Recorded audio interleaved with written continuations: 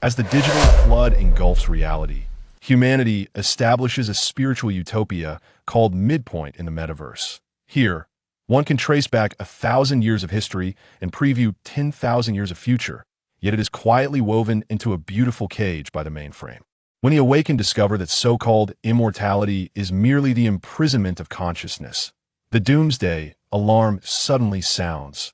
Mechanical legions crush cities, and mutated monsters tear apart the starry sky. Amidst the flames of civilization's collapse, the remaining humans smash their VR helmets and charge towards the data flood with the most primitive cold weapons what shines through. The rift that splits the virtual sky is ultimately the twilight of the apocalypse or the dawn of a new era. Chapter 1. Letter City, or why do you want this job? Zhang Qinyang asked the job seeker in front of him. The interview space they were in was a small conference room existing in the digital world, with his own avatar and the job seeker's avatar sitting across from each other. Surrounded by all the necessary office supplies like computers, paper, pens, and projectors, technology has irreversibly changed the world and has the ability to create worlds, the job seeker said, his eyes bright and his tone barely concealing excitement. You are architects, the authors. This is just so cool. Zhang Qinyang felt a bit of a headache. This was already the third idealist he had interviewed today.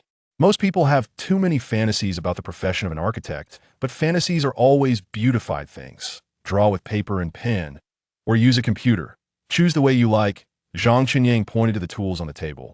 What I want is the result of a street, a main road.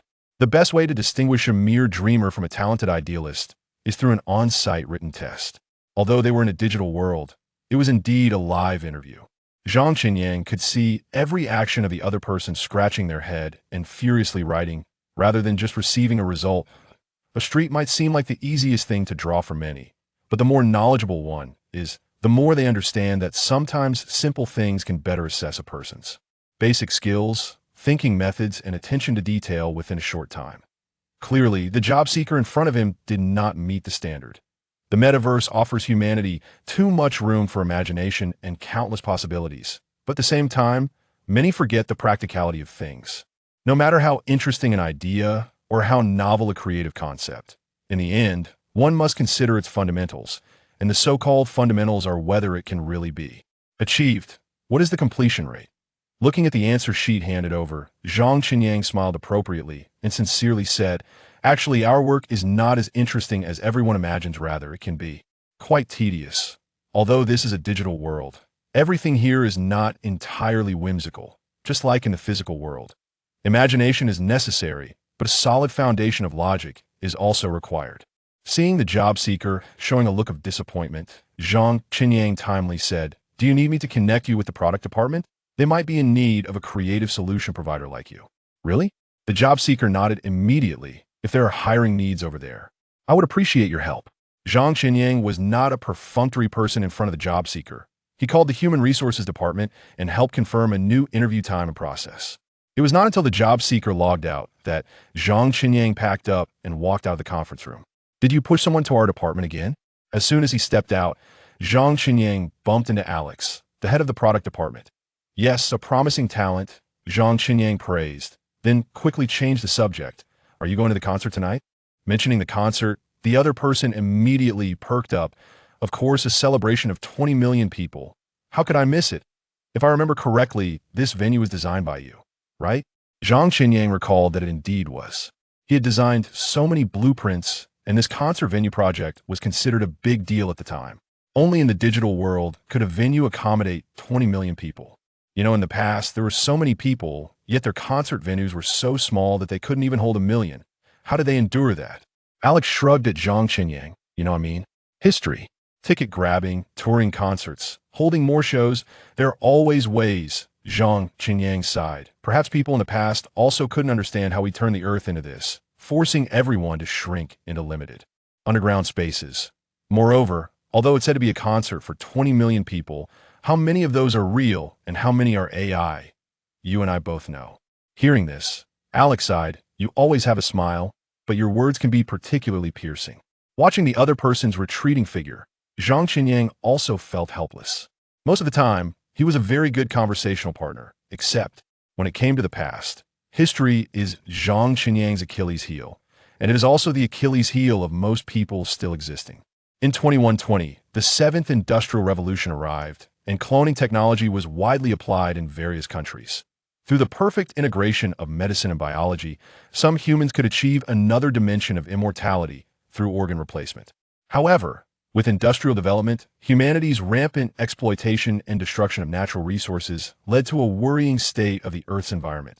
Global temperatures significantly rising and glaciers melting in many areas. In 2250, the eighth industrial revolution arrived and the Earth's population reached 15 billion. Various resources became increasingly scarce, and the actions to venture into the stars and search for other habitable planets became urgent, with unprecedented advancements in space exploration technology. However, this industrial revolution ultimately ended in failure. After extensive exploration, humanity discovered that the Earth was irreplaceable. There is only one Earth. In 2300-2400, the ninth industrial revolution, also known as the Human Revolution, recorded humanity's final despair and struggle on the brink of extinction. During this period, humanity, in a sense, denied its past self-cloning technology and organ replacement technology were completely halted, and humanity involuntarily gave up immortality, turning to vigorously develop digital technology. Thanks to past technological accumulation, digital technology developed exceptionally smoothly, leading to the birth of the true metaverse. In 2413, sunspots fell silent, and global temperatures decreased. However, before humanity could rejoice, multiple volcanic eruptions occurred, releasing large amounts of harmful gases and volcanic ash that blocked out the sun, preventing solar radiation from entering the Earth. Global temperatures continued to decline, and the prophecy of an ice age became reality. That same year, the underground city construction plan was initiated. In 2421, the winter dormancy virus, a hybrid of the Quaquan virus and the Pandora virus due to gene drift, was discovered and confirmed that humanity could not coexist with it. Though a few plants and animals could survive and coexist with it in the extremely cold surface, these plants and animals had also undergone some transformation in the process of coexisting with the virus, such as becoming highly aggressive and larger in size. And now, it is already the year 2432. After more than a decade, humanity has become accustomed to life in the underground city. Most of the people here hold dual identities in both the physical and digital worlds, traversing between the virtual and the real, with the boundaries gradually blurring. For example, some choose to give birth to children in the physical world and nurture them, while others only choose to create children in the digital world, pouring the same emotional investment into them. For those living in the underground city, there isn't much difference between the two behaviors. It simply comes down to personal choice. The AI that Zhang Xinyang mentioned earlier is just like that. AI is mainly divided into two categories. Point one type is AI created for work needs, which usually excels in specific areas such as healthcare, industry, and services. Their autonomy is low, but they exhibit high obedience, making them relatively safe for humans. Some of them not only have a presence in the digital world, but also have physical entities composed entirely of different materials.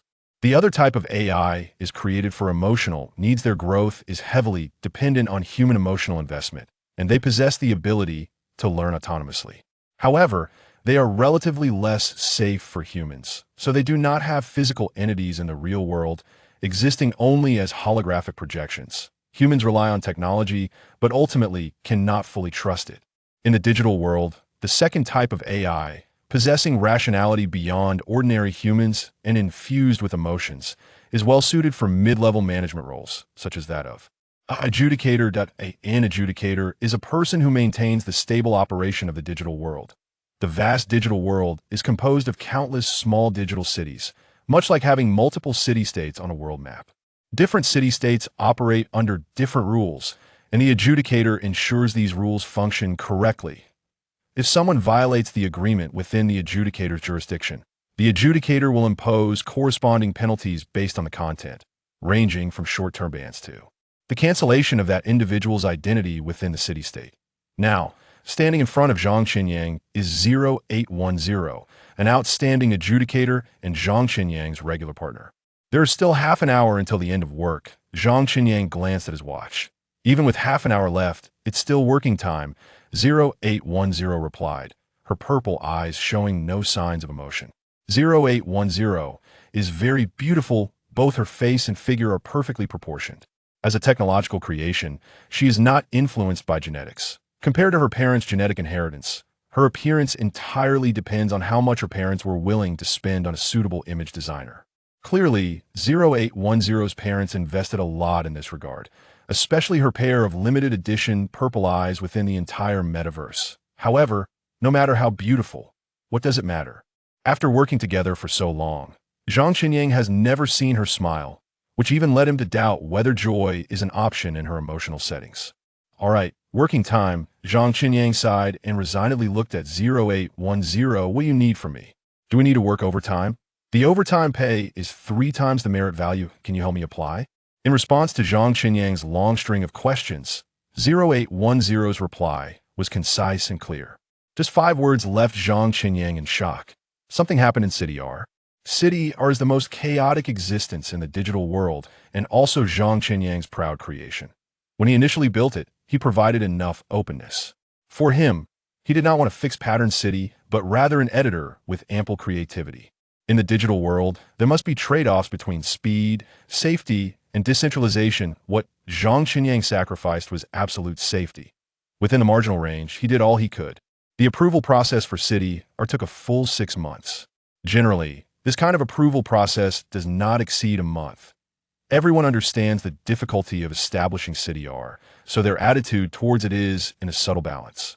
After the approval, as the most outstanding adjudicator of the same batch, 0810 took on the responsibility of ensuring the safety of City R. With 0810's excellent work capabilities, she could handle the vast majority of issues according to the agreement terms. Now, however, she came to Zhang Qinyang, making it easy to imagine what she encountered or what happened. Is a principled issue, a major security issue, a fundamental logic issue, Zhang Qinyang said as he led 0810 into the conference room. The reason I worked so hard to establish City R was to give it more possibilities. That IT is not a place for entertainment, but an important base for numerous research institutes and creative factories. In other words, it absolutely cannot have problems. Zhang Qinyang, usually calm, was rarely agitated, but given that this matter involved City R, it was understandable. Since City R's establishment, he had not stopped worrying about the city. Creating a city in the digital world is no easy feat. Each step, from regional area approval to the final architectural design, requires significant effort. However, destroying a city is much simpler. It requires no demolition, no relocation. Just a simple deletion or data cleaning can completely erase all previous efforts. Before 0810 could speak, Zhang Qinyang pulled up relevant information about City R. On a massive crystal blue projection. Recent information and news about City R were categorized and neatly arranged. Zhang Qinyang logged into his administrator account and directly searched for security information issues, discovering that aside from a few minor violations, there were no other security issues reported, and these minor violations had already been resolved by 0810. Are you kidding me?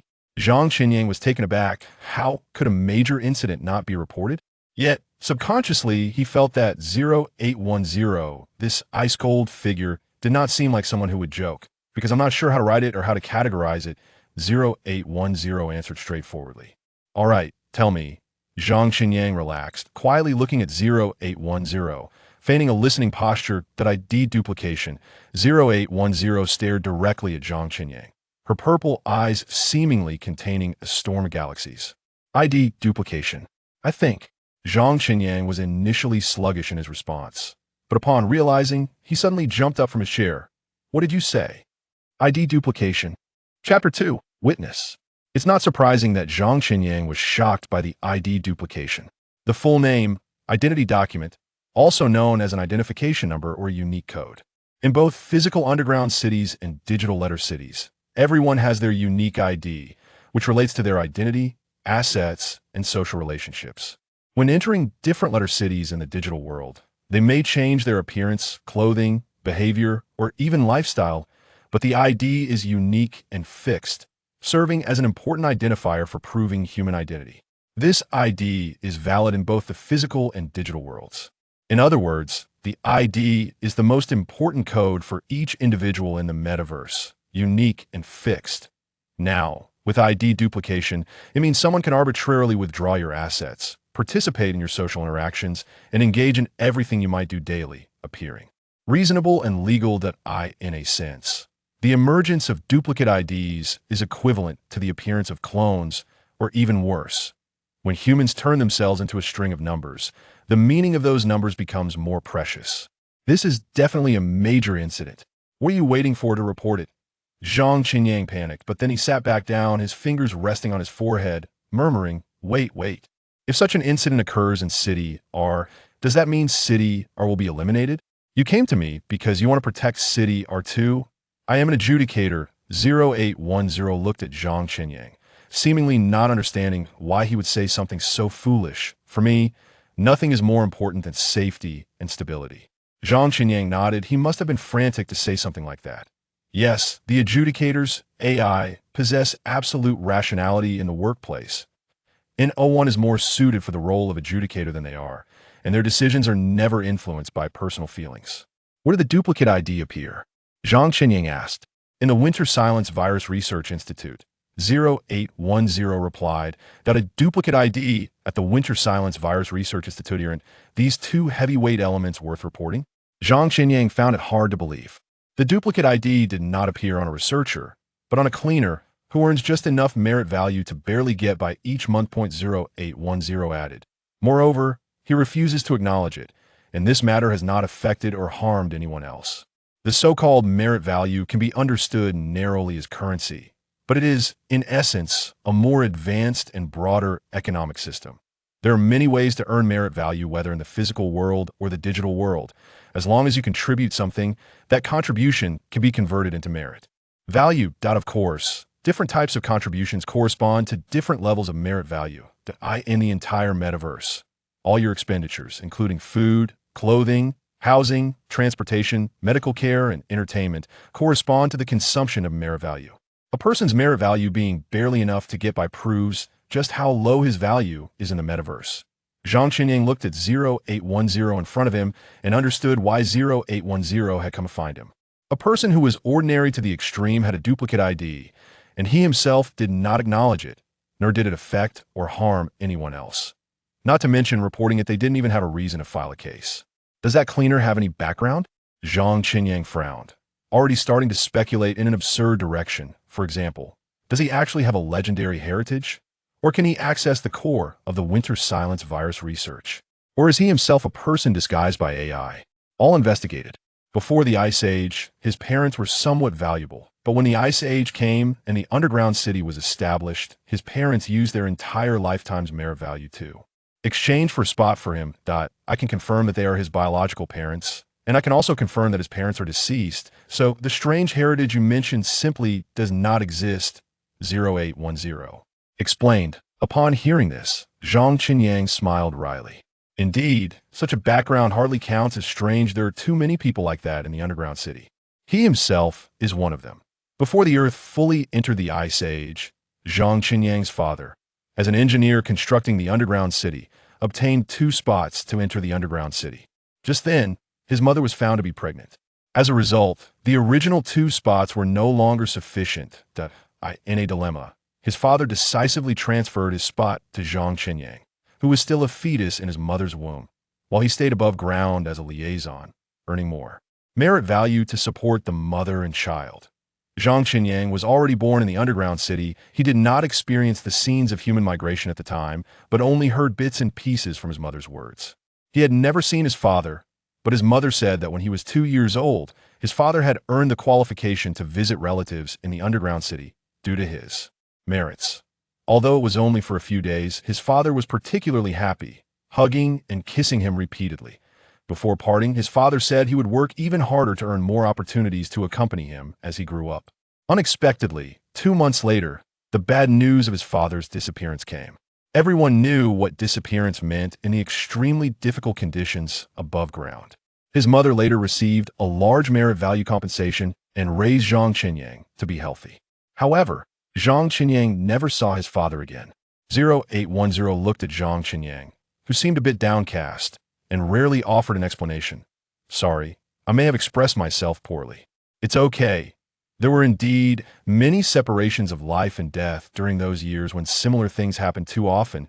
It no longer feels strange. Zhang Qinyang shook his head, signaling 40810 to continue. What about my other two guesses? Please continue. Our city was chosen as the base for the Winter Silence Virus Research Institute in the digital world because its various systems are relatively relaxed, allowing many studies that cannot be completed in the physical world to be conducted here. There are indeed quite a few core data available.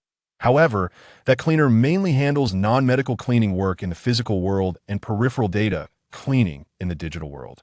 His training assessment result is C, which already limits his permissions. 0810 stated calmly. As for your suggestion about AI disguising as humans, I am AI myself, so I can certainly recognize my kind. All speculations were shot down, and the only reality in front of them was that this cleaner was indeed an ordinary person, but a very ordinary person had experienced a significant event. Let's go to our city, Zhang Qinyang sighed. 0810 glanced at the time. It's already time to get off work. I volunteered to work overtime. Without any compensation, Zhang Qinyang resigned himself. Everything has a cause and effect. There must be some purpose behind such an incident. Zhang Qinyang has always held a skeptical attitude toward things that happen for no reason. Sometimes, the more vague the reasons are, the greater the truth hidden behind them. Just like many people say that the establishment of our city was due to Zhang Qinyang's sudden inspiration, claiming it was his bold attempt as a young and fearless individual. Regardless of what rumors say outside, Zhang Qinyang knows in his heart that it is not that simple. There are no coincidences, only years of preparation, painstaking management, and multi-party collaboration. When Zhang Qinyang transported himself to our city using the XR device, 0810 was already waiting there as an adjudicator. She always appears at her jurisdiction dressed in a uniform trench coat, looking both cool and sharp. However, now is not the time to appreciate beauty. Their main purpose is to investigate the duplicate ID matter. In some ways, our city is quite similar to the underground city in the physical world. It is never daytime here, but is flickering neon lights. The Winter Silence Virus Research Institute is probably the most architectural building in the entire city-state. At least, it is a proper rectangular building, while other buildings are either pieced together from bizarre shapes or wrapped in various mixed colors of light. This city looks very unorthodox. This was 0810's comment when she first saw our city. Now, her view remains the same. Are you considering introducing a city building image specification agreement? I can help you collect data. 0810 probed. Zhang Qinyang shook his head. I quite like it like this, Free. After saying that, he quickened his pace. The Winter Silence Virus Research Institute was neither too far nor too close from their starting point. Although it was uncertain when the cleaner would get off work, it was always better to arrive earlier. The XR device can help them quickly enter the digital world or complete coordinate transfers within the digital world, but each city has only a few fixed starting points. Otherwise, if a person suddenly appears on the street, it can easily cause traffic disruptions and other safety hazards. Get in. 0810's motorcycle was positioned in front of Zhang Qinyang. I'll take you there. The dark red motorcycle had smooth and beautiful lines and looked particularly cool, but Zhang Qinyang shook his head immediately after glancing at the back seat. He had given ample freedom in the construction of her city, which directly led to various forms of roads appearing, such as wavy ones. He did not want to experience the feeling of flying, nor did he want to encounter a situation where he would be thrown off if he didn't hold on tight. Okay, then I'll go ahead and wait for you. 0810 was not a person who would linger, and with a quick turn, she sped off at the same time. Mud splashed all over Zhang Qinyuan's face. Looking at the mud spots appearing on his avatar, Zhang Qinyuan cursed under his breath. Which bastard turned on the weather system? He had clearly stated that the weather system should not be activated unless absolutely necessary. Necessary situations refer to holiday demands, review demands, and emotional needs caused by heartbreak. When Zhang Qinyuan arrived at the Winter Silence Virus Research Institute, 0810 had already parked his motorcycle and was waiting for him. Standing next to 0810 was an utterly ordinary avatar. It had a simple template face with no memorable features. Everyone in the digital world has their own avatar. Expensive avatars are mostly designed by professionals, while ordinary avatars are different levels of templates. The cheapest avatars, like the one in front of him, are assigned based on work requirements, representing only professional identity without any personalized expression. Even the available facial expressions are pitifully few, making them appear quite stiff. He is the witness, but he has only seen it once, 0810 began to introduce. He has only seen it once. Zhang Qinyuan confirmed. 0810 nodded. After I got this news, I immediately went to investigate. I also saw it once, but it was very brief. Later, when I checked again, that duplicate ID had disappeared. Zhang Qinyuan sighed. Does this mean there's no evidence left? Great. That's another reason we can't file a report. I'm sure I didn't see it wrong. The previously silent avatar suddenly spoke, his voice low and somewhat timid. Hello, my name is Zhang Qinyuan. Zhang Qinyuan said with a polite smile, sincerely introducing himself, then extending his hand to ask, what should I call you? Seemingly not expecting Zhang Qinyuan to be so polite, the other party cautiously reached out and shook Zhang Qinyuan's hand before answering. I am cleaning staff number 018. No, 018? What about a name? Or a nickname? Zhang Qinyuan smiled. For humans, names always hold special significance, right? It feels a bit strange to address each other by numbers. Cheng Shuangxin. Uncertain if it was meant for Zhang Qinyuan or just for himself, the other party repeated, my name is Cheng Shuangxin. Zhang Qinyuan nodded and then said, all right, Shuangxin, it's not convenient to talk here. I know there's a coffee shop nearby. Shall we go there and talk? The other party quickly nodded, and then Zhang Qinyuan led the two of them to a coffee shop he was familiar with. The environment and privacy here were both excellent, except for the coffee. The coffee in the digital world was rich in color and aroma, but felt more like an atmospheric prophet. Couldn't really be consumed unless you placed an order and specified a physical world address. In Zhang Qinyuan's exclusive explanation, a sensory experience of a cup of coffee costs 1 merit value, while the actual consumption price is 5 merit values. The five-fold price difference determines whether what you drink is merely a sensation or a real cup of coffee. After the three sat down, Zhang Qinyuan did not rush to ask about the duplicate ID, but chose to chat about Cheng Shuangxin's daily life. Once Cheng Shuangxin relaxed and opened up, Zhang Qinyuan finally asked, how much do you know about that person? That person? Cheng Shuangxin was momentarily stunned, then quickly realized, you mean number 017, right? He started working at the same time as me, and we also underwent training together. He's very quiet, speaks very little, just like me, and is a bit slow-witted, which is why we both only obtained a club qualification certificate in the end. So you should be quite familiar with each other. Training and working together would normally make it hard not to be. However, Cheng Shuangxin immediately shook his head. Not familiar. When I said he speaks very little, I didn't mean just to strangers. He's like that with everyone. Even with us, he doesn't talk much. After working together for so long, we don't even know his name, and we've never had a dinner party after work. Zhang Qinyuan had considered that the other party might be somewhat reclusive, but he didn't expect them to be this withdrawn. Your work should include both the physical and digital worlds, right? Once he spoke, Zhang Qinyuan adjusted his wording. Of course, he usually preferred to use the terms real world and virtual world. I want to ask what he looks like in the real world. Chapter 3. This is humanity. A square face, not particularly fair-skinned, and a relatively small stature. Cheng Shuangxin recalled carefully. If I had to say what's special about him, it might be he doesn't have a part-time job. Not having a part-time job is a characteristic. Zhang Qinyuan exchanged glances with 0810, clearly puzzled.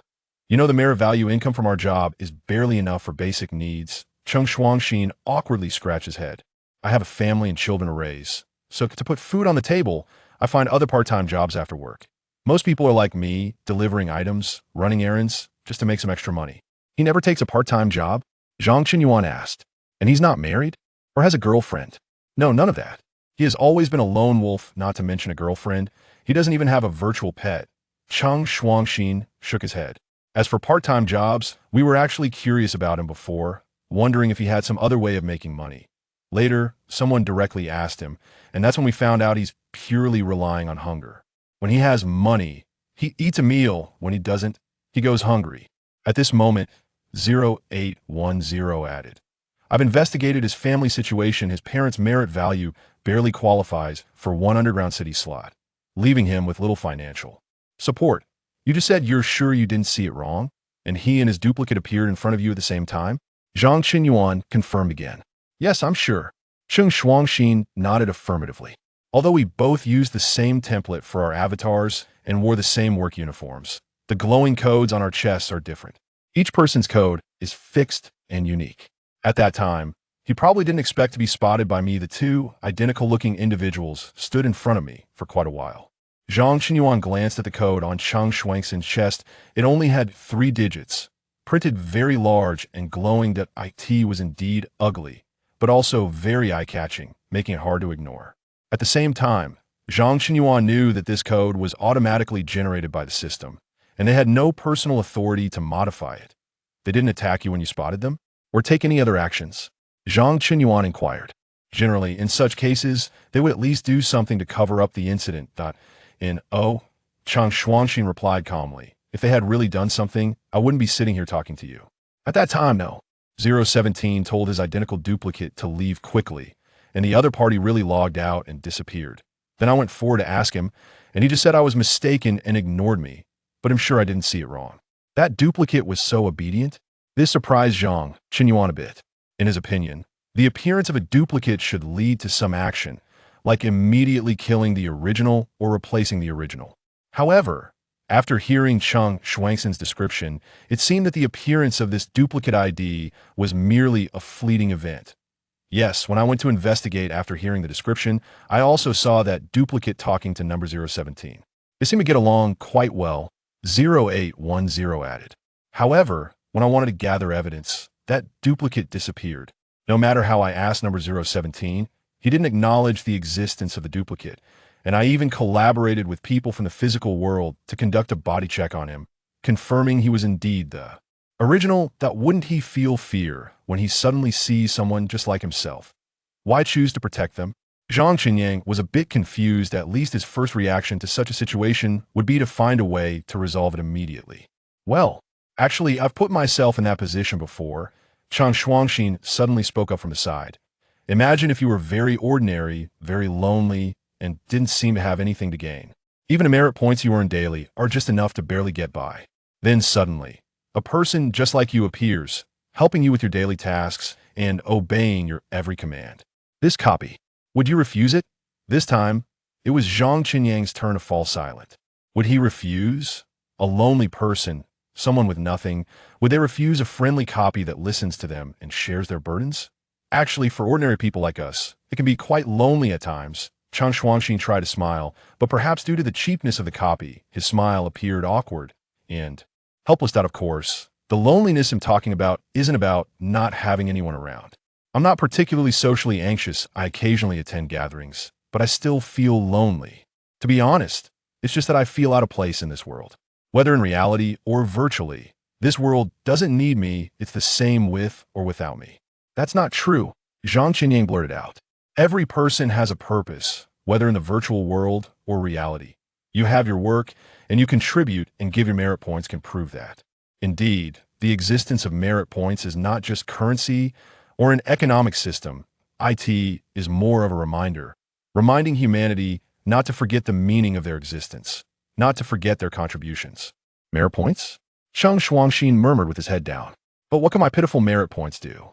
My so-called work can be replaced by anyone. AI in the virtual world, robots in the real world.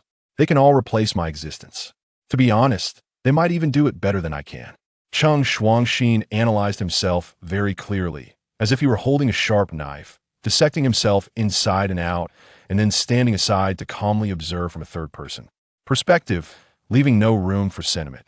Zhang Qinyang exchanged a glance with 0810, both unsure how to refute him, knowing that from an objective standpoint, what Chang Shuangxin said was true. Even if Zhang Qinyang's heart didn't agree, he couldn't think of a better reason to convince 0810. If. Chang Shuangxin's tone was cautious. If there were another me to accompany the current me, perhaps it would be a form of solace, a companion. Upon hearing this, both Zhang Qinyang and 0810 became serious, as a terrifying and absurd speculation arose in their minds. Could it be that many people think this way? Has the existence of copies already spread? If you encountered such a situation, would you report it? 0810 asked, emphasizing again, I mean you personally, or you could put yourself in your colleague's shoes. Chang Shuangxin thought for a moment, then shook his head. If that copy didn't harm me, but helped me, accompanied me, and listened to me, then I definitely wouldn't report it. After saying this, Chang Shuangxin added timidly, and I would be more careful not to get caught, treating it as my little secret. Upon hearing this, Zhang Qinyang and 0810 felt their hearts sink. They could only pray that their speculation was wrong otherwise. The difficulty of the investigation was unimaginable, because no matter the level of investigation, the most dreaded situation is always when key participants do not cooperate. Today's conversation had reached its limit. More things could not be uncovered through simple inquiries. Before parting, Zhang Qinyang thanked Chang Shuangxin. If it weren't for your report and cooperation, this matter might have been concealed for even longer. Standing at the coffee shop door, looking at the hazy street scene before him, Chang Shuangxin hesitated after hearing Zhang Qinyang's words, and then withdrew his foot. Actually, I'm jealous. I envy that such things fell on him. After saying this, Chang Shuangxin left without looking back. Watching Chang Shuangxin's retreating figure, Zhang Qinyang sensed a contradiction. He was timid and self-deprecating, yet at times bold and reckless. Is this humanity? 0810 asked out of the blue. Yes, this is humanity. Zhang Qinyang understood what 0810 was asking on the way back. The two chose to walk in perfect harmony. In the digital world, as long as you have enough merit points, you can choose any mode of transportation you want, whether for convenience, efficiency, or to show off. Of course, choosing to walk most of the time is simply because one is too idle. But to be fair, in this era, being idle itself is a luxury. Especially for humans, time is incredibly precious. Even Zhang Qinyang often laments that he wishes there were 48 hours in a day. Yet now, he chose walking as a way to pass the time because he needed to observe and think. That a conspiracy doesn't reveal itself at the beginning, it will clearly tell you that it's a conspiracy, Zhang Qinyang murmured. They often appear in a very deceptive and numbing way, making you feel comfortable and then slowly eat away at you until they finally reveal their true nature and consume you. Oh, this is you, and this is also why those conspiracies wouldn't choose you as their target, 0810 said calmly. What do you mean? Zhang Qinyang looked at 0810. The girl still wore that indifferent expression, her tone devoid of any warmth. If it were you, how would you react to a copy? 0810 countered. First, I'd definitely reject it, then find a way to get rid of it. Zhang Qinyang answered without hesitation. It was his instinctive reaction, his most genuine response. That copy could help you, could accompany you, could listen to you. Would you still do the same? 0810 pressed. Zhang Qinyang found it laughable. It's just a shell that looks like me, and it might even just be a digital avatar. How could it help me? My thoughts, my experiences, my feelings. What could it replicate? If I really felt lonely or had something troubling me, I could talk to friends or my mother. The more it listens to me, the more ID feels something's off. I would be even more cautious of it, wanting to resolve it quickly. 0810 nodded. Yes, this is you, and this is only you. You cannot represent the human collective. The diversity of the human collective also ensures its uncontrollability. No one can fully understand another person's thoughts, just like we never considered that Chang Shuangxin's final statement about reporting was out of jealousy. Hearing this, Zhang Qinyang fell silent. He stopped walking, leaned against the wall, and watched the avatars and AIs coming and going outside, feeling for the first time how empty the digital world was. He once regarded this place as another territory for humanity, as a new land opened up by humans. But now, looking at it all, he felt alienated. This is our city, the city he created, his proud achievement. The avatar in front of him and the speed of AI's progress are very fast, and the means of transportation are diverse. Sometimes he can only see a fleeting shadow. Not everyone has the leisure to stop by the street like him in 0810. He could use his position to make them stop for inspection, but upon reflection, there really isn't a need for that. This kind of investigation might take ages. That I need to find a way to determine if there are other victims. Zhang Qinyang hesitated when he uttered the last three words. In his view, the term victim is indeed somewhat inaccurate. Some people even hope to become victims for them. It is not a punishment, but a reward. They don't think too much about it, or rather, they don't need to think too much about it. Look for patterns, 0810 suggested, then frowned slightly, but the area is still quite large. Investigating so many people will require a lot of time and effort. You're mistaken. Our first step is merely to confirm, Zhang Qinyang added. Confirm the scope. Confirm if other letter cities have the same situation. Confirm if there are corresponding mappings in the physical world. We don't need many samples, even 1 or 2 will suffice. Zhang Chenyin pulled his hand out of his pocket and sighed deeply. If it has really spread, then resolving it one by one is unrealistic. We can only address it at the source. But where is the source? He felt very frustrated, to the point of wanting to activate the weather system to bring rain to clear his mind. Seeing Zhang Chenyin in a low mood, 0810 suddenly spoke up. Do you want to hear some good news? Good news? Zhang Chenyin looked up suddenly. He really needed some good news to lift his spirits. That it is said that the concert has been delayed due to some uncontrollable factors. You should be able to make it if you go now. 0810 looked at Zhang Chenyin. Do you want to go? Celebrate that. I have to say, when 0810 said the word celebrate with her icy expression, the contrast was quite strong. Zhang Chenyin even felt as if she was talking about life and death combat rather than a concert. Yes, we must go. Zhang Chenyin nodded vigorously. He hadn't planned to attend, but now he needed to adjust his mood. This is the life principle of the people in the underground city. There is no eternal sadness. Chapter 4. Tit for tat. If her city is a creative and diverse city, then Z City is a paradise. In the metaverse, Z City is synonymous with entertainment. Here, there are concert venues so large that you can't imagine their size, as well as various spas and leisure clubs. You can witness the most exciting wrestling matches and horse races, and also engage in various artistic creations. For instance, there was a recent craze for emotional release venues, where there are thousands of booths, each equipped with professional safety and soundproofing measures. You can scream loudly inside or engage in splatter-style creations. This place is even considered a great spot for couples to argue, as you can endlessly throw things until you are exhausted. TVs, cups, ashtrays, cosmetics, shoes, bags. Everything you want to smash on the ground can be ordered before entering, and then you can unleash your emotions without having to clean up the mess left behind. Of course, violent behavior between individuals, or rather avatars, is still prohibited. This is not only a rule of the physical world, but also of the digital world. In short, this is the law of the entire metaverse. As mentioned before, one of the great benefits of Z City is that it brings you immense joy while leaving no trace. Whether it's the fragments left after emotional release or the art created from splatter, everything will be cleaned up regularly and treated as useless data unless you have paid the corresponding fees to retain or transfer the content beforehand. The value of emotions is inherently difficult to measure, let alone the value of emotional products. However, what can be measured right now is that the price for Zhang Chenyin and 0810's happiness today is 100 merit points. When it came time to pay, Zhang Chenyin felt a bit pained, while 0810 beside him appeared indifferent, as if what was being spent was not merit points but a handful of air. Why not upgrade to a better experience level? After all, you could enjoy even better sound quality? 0810 suggested sincerely, looking at Zhang Chenyin. The price for upgrading to a better experience level is 200 merit points, which is double. Zhang Chenyin couldn't help but complain as he looked at the entrance ticket he had bought for 100 merit points.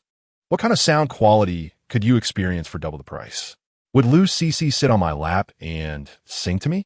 To his surprise, 0810 nodded seriously. Yes, there will be that feeling of someone singing right next to your ear. The current technology can achieve that. Zhang Chenyin was taken aback.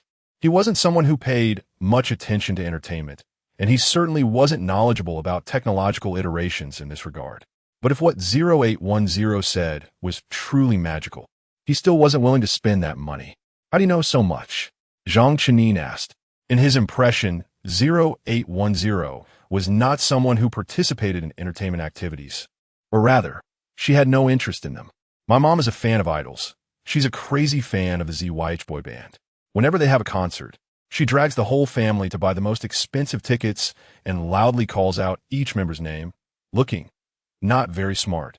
Zhang Chenyin believed that if it weren't for the fact that this person was his own mother, 0810's choice of words would have been much stronger than just not very smart. Yes, 0810, although an AI, was created in a very happy family. She was born out of love. Her family was well off, and her parents were very much in love. It was said that they chose to create an AI as their child because her father couldn't bear to see her mother endure the pain of childbirth. Throughout 0810's growth, her parents never treated her as just a simple AI. They genuinely raised her as their own child, pouring a lot of emotions into her.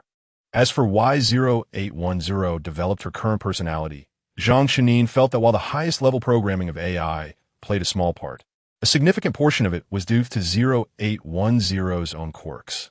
Zhang Chenin looked at 0810 beside him and had to admit that, just by appearance, 0810 was no different from an ordinary human. She was still a very individualistic and beautiful girl. Here, she blurred the boundaries between digital concept humans and physical concept humans. Only upon entering the physical world did her lack of a physical body become more apparent. Why are you looking at me like that? Noticing Zhang Chenin's gaze, 0810 looked back. Zhang Chenin shook his head. It's nothing, just didn't expect you to be willing to accompany Andy in doing these things. That's my mom. My dad can't do anything about her. 0810's tone was somewhat helpless, but to be fair, the feeling of an idol shouting rap in your ear really requires a lot of tolerance, especially when faced with some cynical lyrics. I always feel like they're scolding me. Zhang Chenin rarely heard 0810 talk for so long about something unrelated to work, which was enough to show how overwhelmed she felt about this matter. So, you suggest I go to the concert because you think I'll be as happy as Auntie and Uncle after watching it? Zhang Chenin pondered 0810's logical thinking. Won't you? 0810 countered. Zhang Chenin suddenly laughed, a heartfelt laugh. Of course you will, definitely will. The concert venue held 20 million people, but due to the vast space, it didn't feel crowded. Although the ticket was worth 100 merit points, there were viewing options. You could choose to join the revelry with everyone or block out the sounds of others and enjoy the performance alone. According to Zhang Chenin's habits, he would definitely choose the latter, but recalling what had happened today, he suddenly withdrew his finger, which had been reaching out to make a choice. Let us just listen like this and observe the other people around. Compared to Zhang Chenin's moment of hesitation, 0810's actions were much cleaner and more decisive. She blocked out the sounds of others and, before her avatar, said to Zhang Chenin, "You enjoy. I'm going to take a nap." In the midst of the revelry of 20 million people, 0810 chose to sleep. At this point, Zhang Chenin could confirm that this girl would probably never be a fan. At least in this regard, she had completely not inherited her mother-esque traits. But can AI inherit traits? Zhang Chenin was suddenly amused by his own thoughts. Before long, Lu Sisi appeared, dressed in a fiery red gown that accentuated her perfect curves. Her inky black hair cascaded like a waterfall, and every smile and frown captivated hearts. Before she even opened her mouth, the audience was already in a frenzy. Compared to various virtual idols, Lu Sisi was an exception. She was a real person. And here was just her avatar. Her voice was like a heavenly sound. Some said she must be a siren. Otherwise, how could she sing such soul-stirring songs? As captivating as Lu Sisi's voice was, her true appearance was equally intriguing. Only a very few people had seen what she looked like in reality. The vast majority had only seen this avatar. Avatars can be sculpted and designed. Watching Lu Sisi on stage, Zhang Chenin felt both strange and familiar. He had seen Lu Sisi's real appearance in the physical world in a scenario that neither of them wanted to recall again. At that time, Lu Sisi was not a star in the limelight. She was having a very tough time, with experiences that could even be described as unbearable. When Lu Sisi's voice rang out, it seemed to have a magical power. As she sang the first line, the venue of over 20 million people instantly fell silent. Everyone immersed in her singing, and no one dared to utter a word. At the moment the melody ended, a wave of cheers swept through the audience once again. It felt as if it had been programmed, yet it was a spontaneous reaction from millions. I am very grateful to everyone here. Even the most ordinary conversations. Lu Sisi's voice remained ethereal. Among those present today was an old friend I hadn't seen in years. When he heard this, Zhang Chenin subconsciously felt uneasy. He had never attended a live performance by Lu Sisi, but wasn't that because the ticket prices were too high? As an old friend, he had spent a hefty 20 merit points to buy a recording of Lu Sisi's songs. Shouldn't that count as support? It's not me, it's not me, it's not me. Zhang Qinyang silently repeated to himself. He hadn't seen Lu Cixi for 3 to 5 years.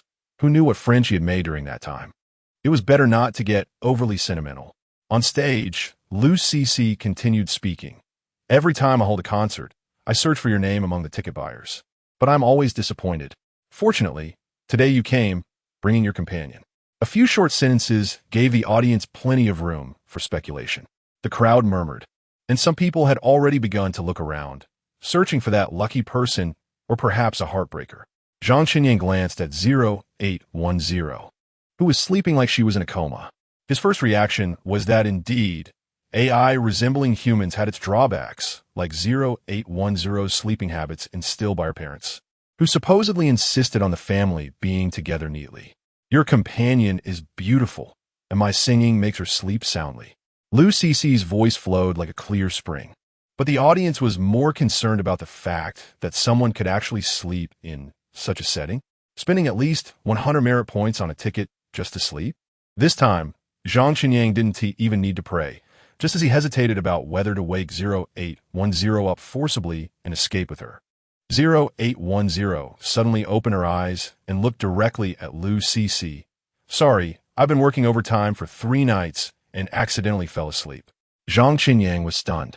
Did AI not need to draft their lies anymore? Well, they were AI, so of course, they didn't need a draft. But 0810, what you said is just too fake, right? Your expression and tone are completely mismatched. It's all so theatrical. 0810 was saying apologies, but she looked quite provocative. Of course, only those close by could detect this. Others were still lamenting that working overtime for 3 nights and still coming to the concert was a commendable spirit, while continuing to praise Lu Cixi's charm. There was an interactive segment in the concert. Could it be arranged in advance? Lu Cixi turned to the staff, speaking in a very gentle tone. But it was clearly a notification, not a discussion. Suddenly changing the process, before the staff could even agree, Lu Cixi continued. I wonder if I can invite you to sing a song with me? Hearing this, Zhang Qinyang nodded. Old friends, singing together is no big deal. But before Zhang Qinyang could act, the stage had already extended in front of 0810. In the digital world, changing the shape of the stage wasn't difficult, but was the direction a bit off? Zhang Qinyang looked at the stage that was shoulder height and was contemplating how to climb up when 0810 executed a beautiful one-handed flip and landed steadily. Zhang Qinyang started to advise. Shut up. 0810 rejected him bluntly. The more awkward part was that Zhang Qinyang's series of actions exposed him to everyone's gaze. And for a moment, he was met with various jealous stares, leaving him unsure how to explain. What did these 2 beauties have to do with him? One was an Ice Queen colleague, the other an awkward old friend. Since 0810 stepped onto the stage, the cheers had risen another level. Zhang Qinyang had remarked the first time he saw 0810 that her face was undoubtedly a masterpiece, though her expression was a bit lacking. Probably because it hadn't been molded in time, but every detail of her features was stunning. Lu Cixi's embodiment was a different kind of bright and grand beauty. Her red dress suited her perfectly, enhancing her snow-white skin and outstanding temperament. With such 2 stunning beauties standing together, the audience naturally feasted their eyes. Well, except for Zhang Qinyang. His inner thoughts were quite simple. Ladies, please don't make trouble. Let me be. But the stage was already set, and the performers were in place. How could there be no trouble? Zhang Qinyang's prayers were always ignored and often backfired, just like now. Your AI? Lu Cixi asked gently. 0810 nodded. Yes, but I can't sing. Lu Cixi had already mentioned that she invited someone up to sing a song. But 0810 bluntly admitted her identity and confessed that she couldn't sing, leaving everyone puzzled about what she intended to do. The person next to me, your old friend, though he is human, his singing is worse. 0810 continued, her tone calm. His vocal cords sound like they've been run over by a car, irreparably damaged. Zhang Qinyang instinctively touched his neck and quietly tried to speak. With 0810's subsequent words, everyone understood the reason for 0810 coming on stage. First, the stage had already extended in front of her, and second, she wanted to defend a singing disaster. I thought AI could do anything. Lu Cixi suddenly said, Can't you learn through programmed settings? Aren't you capable? Chapter 5: The Meaning of Existence. AI is omnipotent. This is the impression most humans have of AI. But is that really the case? To be honest, if humans are willing, AI can indeed accomplish the vast majority of things that humans can imagine. Those things that humans are limited in completing, AI can achieve well due to its inherent characteristics. But the question is, can humans really trust AI?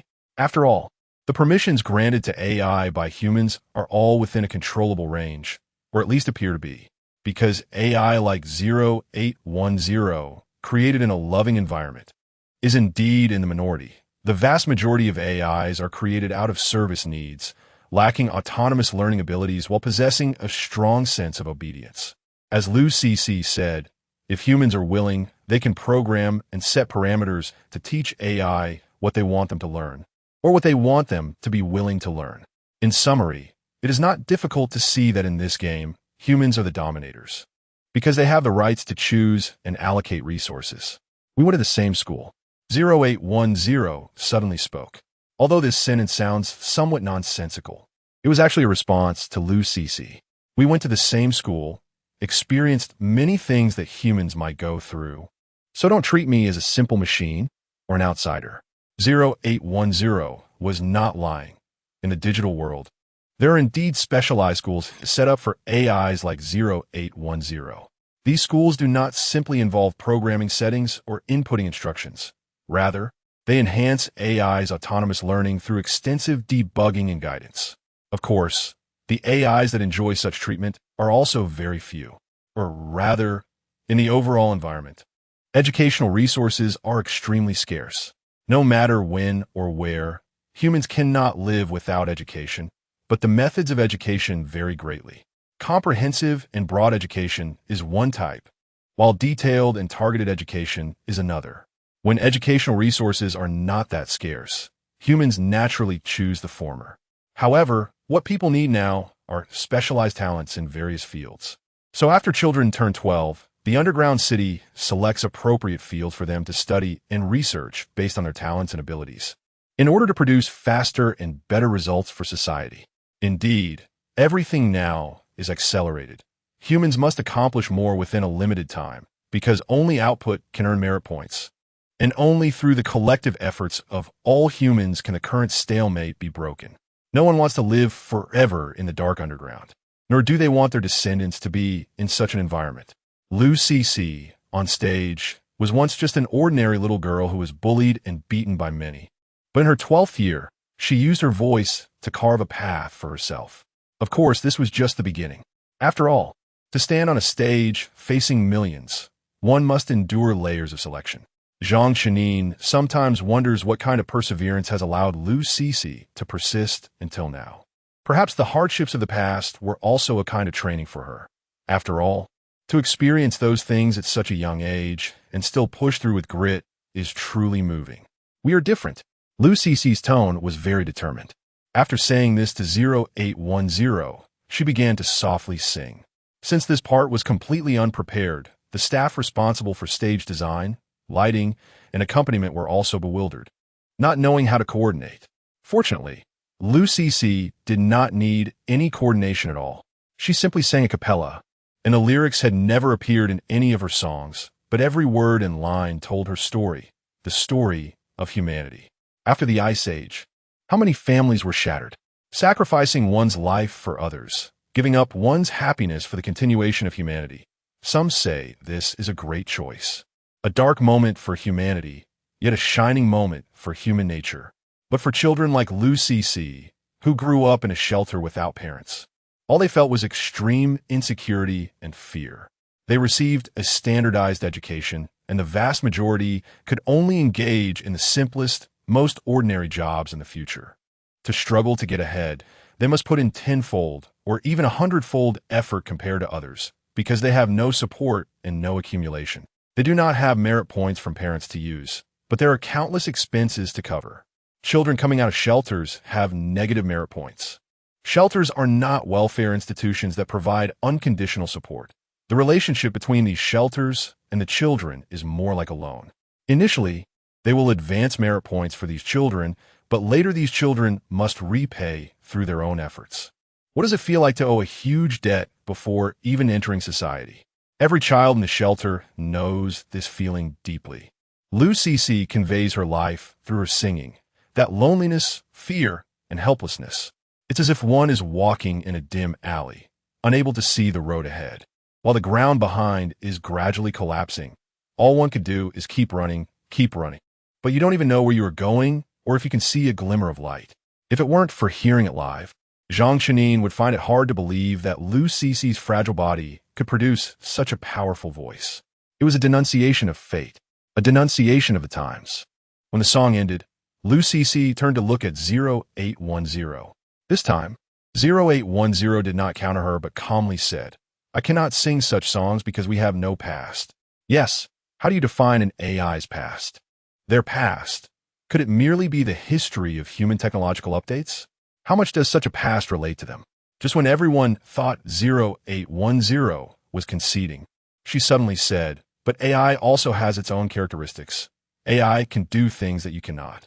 The moment her words fell, the entire concert venue transformed into a brilliant starry sky, countless shooting stars streaking across, breathtakingly beautiful. Just when everyone thought this was all the surprise 0810 had to offer, bursts of fireworks suddenly shot up, blooming in the sky with dazzling brilliance, and the stage where 0810 and Lou Cece stood became an ocean. Huge whales swam beneath their feet, corals, starfish, jellyfish, crabs. The romance of the underwater world transformed the entire stage into a completely different atmosphere. Zhang Chenin, standing off stage, was now mesmerized. He knew 0810 was inherently strong-willed. Previously, when 0810 stood silently on stage, he felt something was off. Not expecting the other party was holding back a big surprise. The audience erupted. The starry sky, the underwater, the deep blue light spread out. Everyone was enchanted and amazed. Yes, this is the magic of AI, the magic of technology. Every group's existence is meaningful and should be acknowledged. A clownfish jumped onto Lou Cece's skirt and mischievously circled around her. More and more fish were attracted. Some swam past Lou Cece, while others danced for her. Everything was so vivid that it gave everyone a feeling of being in a dream, yet also in reality. Enjoy this moment, enjoy tonight, and bring more joy to those who love you. After saying this, 0810 conjured a pure white rose and handed it to Lou Cece, wishing you a successful concert. After speaking, 0810 walked down to the audience and returned to Zhang Chenin's side once again. This was an outcome that no one had anticipated. Everyone thought the two women would stand on stage confronting each other. However, they represented not just themselves, but two groups. This was a collision between humanity and technology, as well as a reconciliation. Zhang Chenin looked at 0810, who stood beside him with an indifferent expression, and suddenly felt that his understanding of her needed to be reevaluated. The concert became lively again due to this little climax, and everyone's emotions were stirred up, with Lou Cece's singing resounding once more. Indeed, AI has no past. Its existence is merely one of creation and destruction under human control. 0810's voice was soft, but Zhang Chenin heard her clearly. He turned to look, and 0810's face did not show any signs of sadness. 0810 seemed to always view everything, including herself, with an extremely objective perspective. "You're different," Zhang Chenin suddenly said. He didn't know how to explain this abrupt statement, but he stubbornly repeated, "You are different." 0810 slightly tilted her head. After observing Zhang Chenin for a moment, she silently chose not to ask. Lou Cece's singing was still enchanting. This was the foundation of her existence. Everyone thought Lou Cece relied on talent. But Zhang Chenin knew the sacrifices she made to stand on that stage today. In the years they had known each other, he had never seen Lou Cece touch anything that could harm her voice. At an age when one loves to eat, Lou Cece could restrain herself, avoiding any spicy, stimulating, or cold food. Maintaining such a state for a day, a week, or even a month was not difficult, but Lou Cece had persisted since she was 10 years old.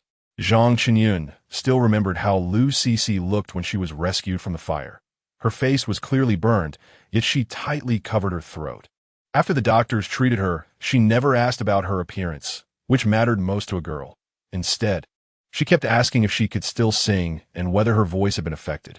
Perhaps, in the past, people would say this was a pursuit of art. But Zhang Qinyan understood that for Lu Cixi, she was pursuing not just art, but the foundation of her existence and the meaning of her being. Everyone in the underground city, regardless of what they had experienced or what they might encounter in the future, was doing their utmost to live. Chang Shuangxin was like this. Lu Cixi was like this, and so was he. When the concert ended, everyone logged out one after another. The advantage of a digital concert is that you never have to worry about crowded spaces or how to disperse. People just needed to click lightly on their XR devices to quickly return to their homes in the physical world, while those AIs would return to their places in the digital world. Before parting, 0810 said to Zhang Qinyan, "You should think about what a city means to you." After saying this, 0810 disappeared before Zhang Qinyan. Following that, Zhang Qinyan also chose to log out. When he closed the XR device and woke up from the work pod, he felt somewhat unaccustomed. Although he had gone through this process countless times, he would always choose to rest in the work pod for a minute or two before getting up. The logout and login operations were instantaneous, and this 1 or 2 minutes was merely a personal habit of Zhang Qinyan. He needed to distinguish between the digital world and the physical world to remind himself that he had entered or returned. This was a sense of ritual unique to him. Lying in the work pod, Zhang Qinyan's mind was occupied with 0810's question. What does our city mean to him? It is hope, the hope of humanity, and his own hope. No matter how many people told him that his father would not return, he always felt it was because he was not strong enough, because humanity was not strong enough. Otherwise, they would surely be able to find his father and those who had been lost. It's time to eat. His mother's voice suddenly came through. Zhang Qinyan had to rise from the sleep pod. His mother had prepared delicious meals. Although most were vegetarian, Zhang Qinyan still found them exceptionally tasty. For the people in the underground city, being able to eat such meals was not easy. After finishing the meal, Zhang Qinyan voluntarily took on the task of washing the dishes, which was their family habit regarding chores. While washing the dishes, Zhang Qinyan asked his mother, "What would you do if there were another you? Another me?" His mother seemed to not have reacted at first. Zhang Qinyan nodded and then recounted what had happened in her city. After pondering for a moment, his mother asked, "Is the life of the other you eternal? Eternal? Why do you care about that point?" Zhang Qinyan felt it was incredible, as this was a perspective that neither he nor 0810 had considered. However, he answered seriously, "The copy of you should essentially be similar to a more advanced AI, so it is likely that it is eternal." Chapter 6. The plan. After listening to Zhang Qinyan's response, his mother remained silent for a long time. Just as Zhang Qinyan hesitated about whether to say something, his mother slowly spoke up. "After all, human life is limited. I worry about whether anyone will take care of you after I'm gone. If it can really help take care of you, perhaps I'm willing. But then again, I'm not entirely at ease. What if it wants to harm you? What if it treats you poorly?" Seeing his mother furrowed in deep thought and listening to her usual ramblings, Zhang Qinyan suddenly felt a pang in his nose. Yes, everyone thinks differently about this issue. This is his mother's perspective. His mother's name is Xiehan, quite different from the trendy women like 0810's mother. Xiehan is simple yet exceptionally resilient. Over the years in the underground city, she raised Zhang Qinyan on her own. In the early years, Zhang Qinyan believed Xiehan still had some hope. After all, his father was still around. Although they were separated by distance, they both knew the other was alive and striving. But since Zhang Qinyan had memories, his father had already gone missing. All he could see were photos and videos.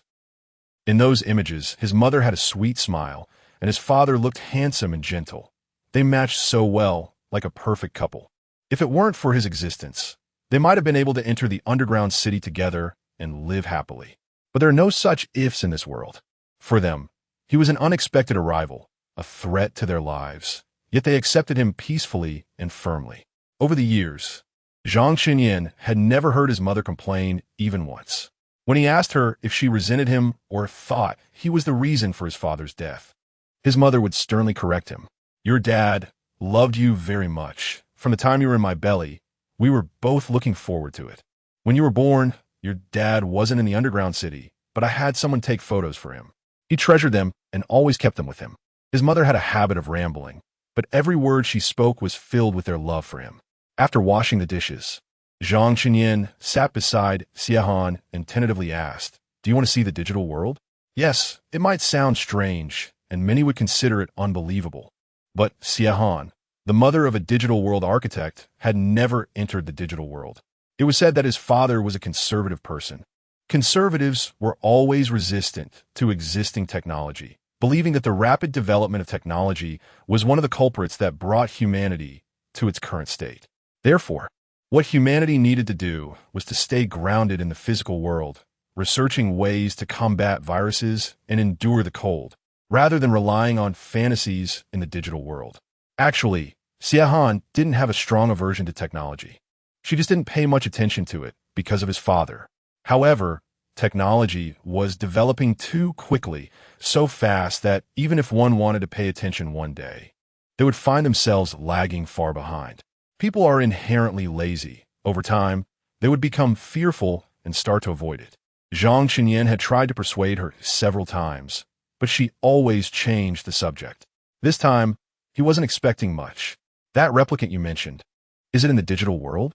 Xiahan suddenly asked. Zhang Chenyin nodded. "Yes, it's currently over there.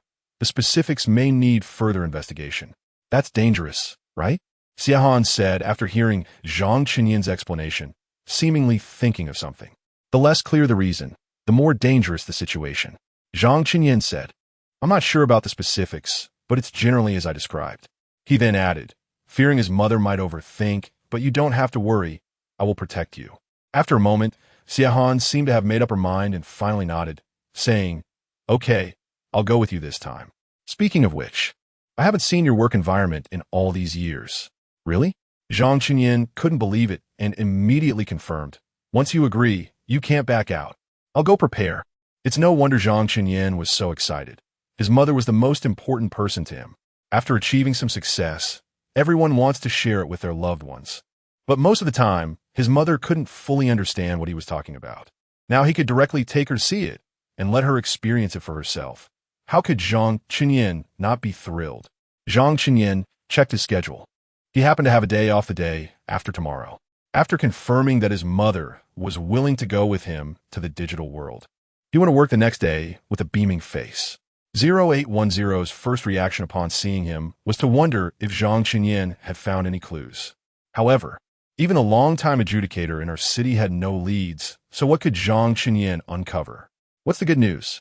0810 asked straightforwardly. In her view, humans are very eager to share good news. Of course, her guess was not wrong. Zhang Chenyin quickly told her about his mother being willing to come to the digital world. "Where do you plan to take her?" 0810 asked. "Of course, it's our city." Zhang Chenyin answered without hesitation. For him, our city was his greatest achievement over the years. Naturally, he wanted to show his mother his best work. Unexpectedly, 0810 frowned directly after hearing this news. "Are you sure your mom will like our city? It's hard to find even a flat road there, and there are all kinds of eccentric buildings. The few places that look somewhat proper are research institutes, which are extremely dull and boring for anyone other than professionals." 0810's words were quite convoluted, but Zhang Chenyin completely understood her intention. He knew this was 0810's kind suggestion. "Do you have any recommended places?" Zhang Chenyin asked humbly. "Places like Z City definitely won't work. That's a paradise for young people. My mother prefers quiet." After thinking for a moment, 0810 replied, "How about taking her to a city?" Upon hearing this, Zhang Chenyin was initially stunned. Then he realized what a city actually was. It was a place many used to reminisce. A city resembled the physical world the most, meaning the real world, and its layout, structure, and buildings were all modeled after the past human living environment. Some were even restored to one-to-one scale, like the Forbidden City, the Summer Palace, the Eiffel Tower, and Notre Dame Cathedral. Here, one could see those famous buildings from the past. Many from the old world said they could find a sense of home here. They felt they were still living in that familiar land. However, as the number of people from the old world dwindled and everyone became more accustomed to their current lives, people gradually began to view it as a scar from the past, a place for remembrance. Unlike the underground city, a city had day and night. But whether in light or darkness, it was all the result of technological creation, not a natural phenomenon. Some said this made them feel familiar, while others argued that technology and nature were fundamentally different. Technology could only simulate an appearance, but couldn't truly provide that feeling. Regardless of whether this was nitpicking or whether the discussion was about physiological or psychological sensations, Zhang Qinyan could understand, or rather, most people could understand. Zhang Qinyan remained silent because he was contemplating whether this was a good suggestion. Seeing Zhang Qinyan's expression, 0810 immediately realized and added, of course, if it might make your mom feel sentimental, then it's better not to. Many people choose this place as a transition when they first enter the digital world, which is why I made such a suggestion. Based on Zhang Xinyuan's long-standing interaction with 0810, he understands that every time her words increase, it is because she feels she has done something inappropriate and wants to explain. Seeing this, Zhang Xinyuan quickly reassured her, saying, "Don't worry. My mom is not a particularly sentimental person. Your suggestion is great. Indeed, a city is a good transition. It might be too stimulating for her to face a place like her city right away, and it could lead to her developing a rejection of the digital world. So, have you decided?" 0810 looked at Zhang Qinyuan, and there was a hint of expectation in her eyes. Zhang Qinyuan immediately cooperated and asked, "Do you have any recommended places? You seem quite familiar with the city." When Zhang Qinyuan asked this, he didn't have much hope because most AIs don't have much curiosity about the original world. For them, the original world is the unfamiliar one, so a city rarely sees AIs unless there is a special work need.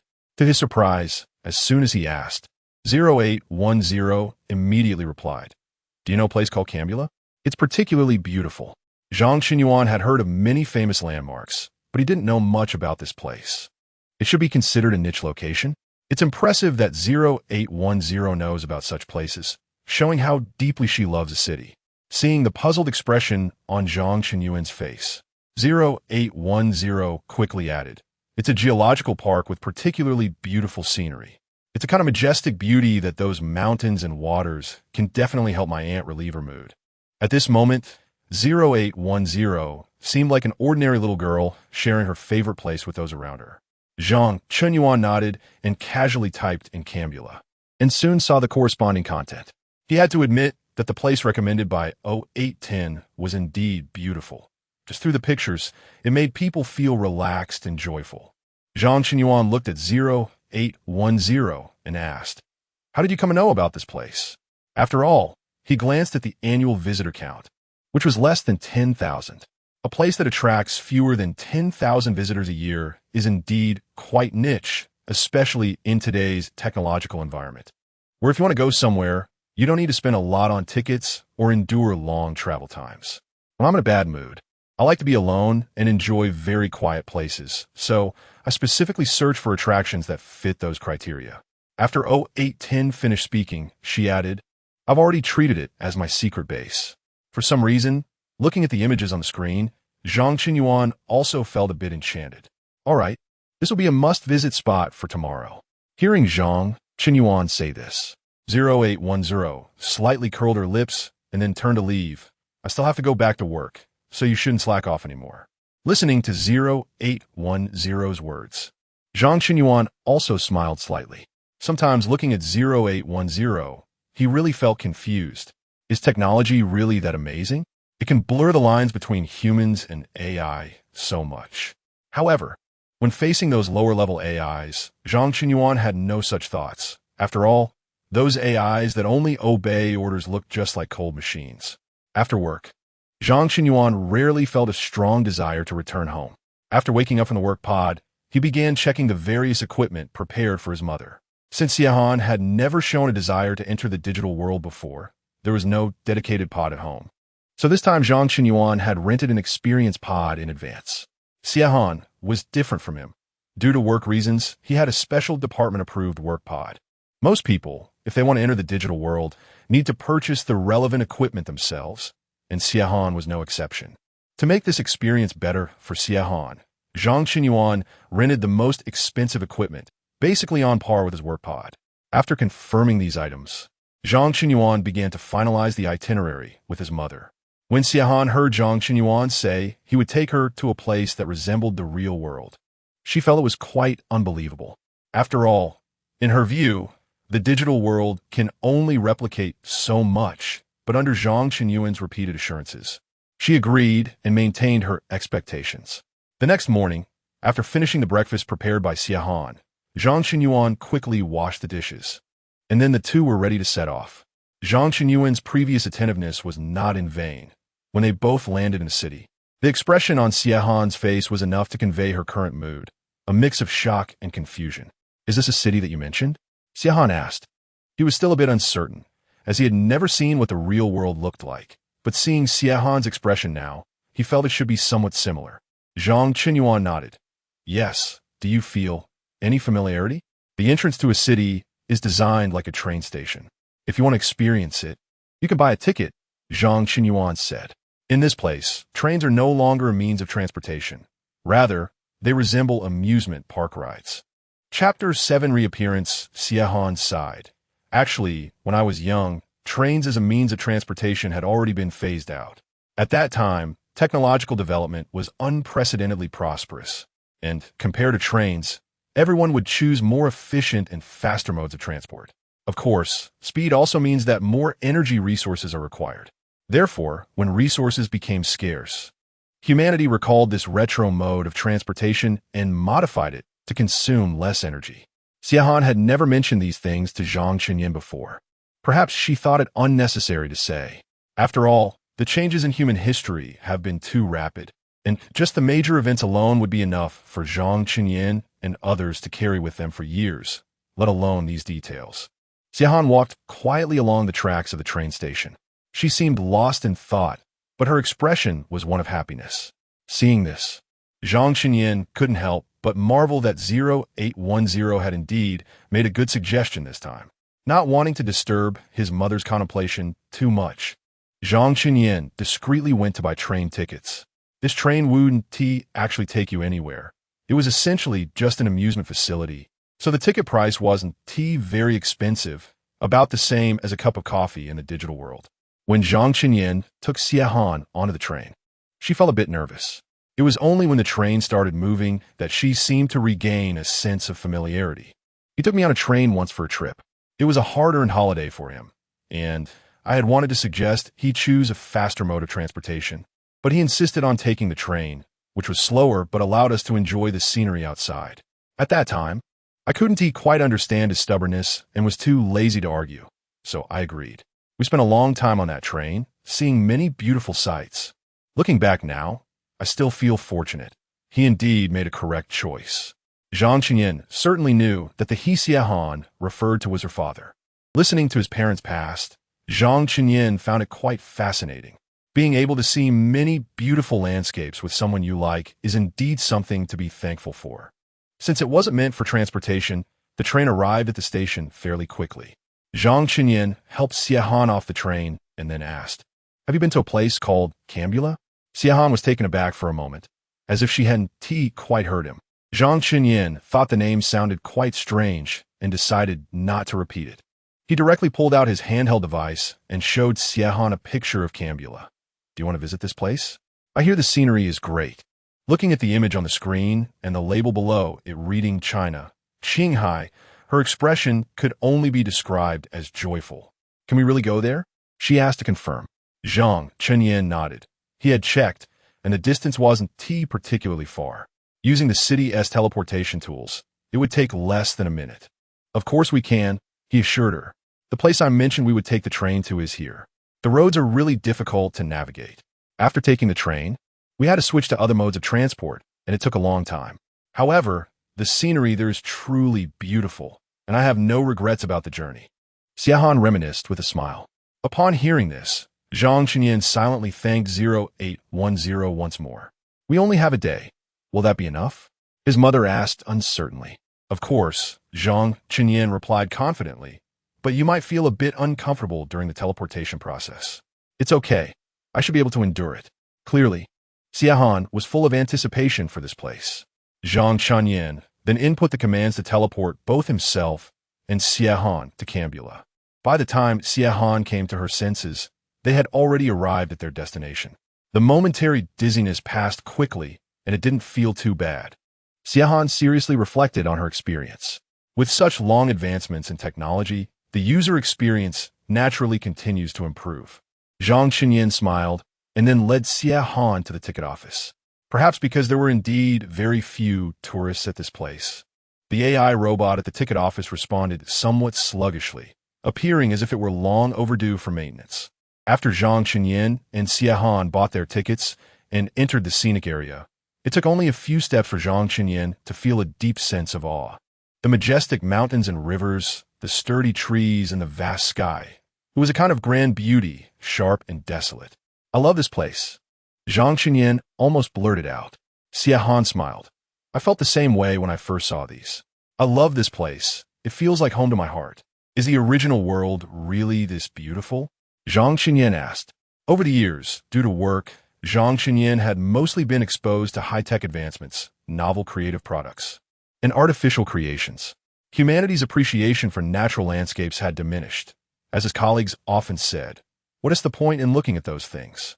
Flowers and trees don't talk. But if you want, you can make beautiful AIs dance or sing for you, and you can bring to life the things that only exist in your heart. Zhang Qinyan had once thought this way too, but at this moment, he completely denied that idea. Only by having seen true beauty can the things we design come close to that genuine beauty. Can I come here often in the future? Xie asked. Over the years, Zhang Qinyan had rarely heard her express any requests or show great interest in anything. Therefore, he readily agreed, adding, but I hope you one day come here and be reminded of sad memories. Xie retorted, what is there to be sad about? Your father has been gone for so many years. I've long gotten over that. Besides, I have you by my side. I just like this place. All right, I'll arrange the cabin when I get back and teach you how to use it. Why go to work if you get bored? You can come here to stroll around, Zhang Qinyan replied. Xie laughed. It's not that easy to get bored. Have you forgotten that I still have a formal job? Unless reminded, I really would have forgotten that you have a formal job, Zhang Qinyan chuckled. Mainly because Xie's job was so unique. For most people, current work was divided into two parts, one in the physical world and the other in the digital world. However, Xie was different. Her work only existed in the physical world. Except for the weekly routine meetings for discussions, she spent most of her time working from home. And her working hours weren't long. Her job involved writing human history, something Zhang Qinyan found difficult to understand the significance of. In the time that followed, Zhang Qinyan took Xie on a small boat and on a bus that traveled through the mountains. The two enjoyed many beautiful sights, and Xie shared many memories. After exiting the scenic area, Zhang Qinyan also accompanied Xie to try local snacks. Of course, this feeling was merely subjective and didn't provide any actual sense of fullness. But seeing Xie happy and satisfied made Zhang Qinyan feel that the expense was very worthwhile. It feels like time here passes very quickly, Xie remarked. This wasn't a poetic sentiment, but rather a feeling that most people experience in the digital world. Although the time flow in the digital world is currently adjusted to match that of the physical world, unless it's a special setting in certain areas, many people feel that they become much more efficient in handling matters in the digital world, thus experiencing the sensation of time passing quickly. By the way, when are we going to that city you really want to take me to? It should be quick to get there, right? After the first experience of crossing regions, Xie has clearly become more familiar and has increased her trust in this matter. City has always been a place Zhang Qinyan wanted to take Xie to, and he had been hesitating. Hearing Xie bring it up, he naturally agreed happily. However, just as they were about to set off, Xie suddenly grabbed Zhang Qinyan. Are those two people in front twins? Or are they performing a duet? Why does it feel a bit strange? It's no surprise that Xie was surprised. When Zhang Qinyan looked over, he was also taken aback. After all, the design of avatars cannot truly achieve millions of unique forms without any overlap. Avatars vary in price according to their quality. So many people choose the same avatar template. And companies provide free uniform avatar templates for employees engaged in lower-level jobs. However, the two people Xie pointed out not only had the same avatar, but also moved in exactly the same way, giving the impression that one was looking into a mirror, Deliberate imitation isn't difficult. What's hard is to mimic perfectly in sync. In the digital world, everyone's ID is displayed, but unless necessary for work, many choose to cover part of it to maintain privacy. The IDs of those two were completely concealed. Seeing this, Zhang Qinyin couldn't help but feel suspicious. He walked straight up, showed his work credentials, and requested their IDs. The other party immediately became wary, not only refusing Zhang Qinyin's request, but also mocking him. You're not the adjudicator of this city. You have no right to ask us for our real and specific IDs. Zhang Qinyin had anticipated this, so he calmly said, then I can notify the adjudicator responsible for City A to conduct an investigation. Given the nature of his work, Zhang Qinyin was very familiar with all the adjudicators of the letter cities, and working in the digital world doesn't require the same travel time as in the physical world. Having the adjudicator of City A appear here would only take a few minutes. Seeing that Zhang Qinyin was indeed prepared to report them, the other party chose to log out of the digital world immediately, disappearing before Zhang Qinyin's eyes. Something was definitely off. Zhang Qinyin immediately notified the adjudicator of City A and 0810, requesting an investigation into the people who had just appeared here to track their IDs and confirm their identities. Xiahan realized that Zhang Qinyin was dealing with an urgent matter and offered to go home first, saying she would wait for the next time Zhang Qinyin would take her here, and then they could go to City or together. Zhang Qinyin felt a bit guilty. It was his first time bringing Xiahan to experience the digital world, and they happened to encounter such a situation. However, he prioritized the important matter and sent Xiahan home first. When Zhang Qinyin returned, 0810 and the adjudicator of City A, Kroll, were already waiting here. I just investigated, and there was only one ID appearing here, which means there was only one person.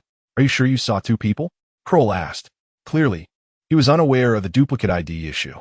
I'm sure, Zhang Qinyin replied firmly. What's going on? Kroll's expression became serious. What strange experiment are you up to? That cursed place and city always produces some mentally twisted individuals. Of course, you call them scientists. The reputation of City are among the adjudicators of the letter cities could be described as notorious. Hearing Kroll say this, Zhang Qinyin didn't argue much. Subsequently, he exchanged glances with 0810, and ultimately, it was 0810 who informed Kroll about what they discovered in City R. Duplicate IDs? Are you crazy? How could this happen? Do you know how big of an impact this has? Kroll was immediately furious.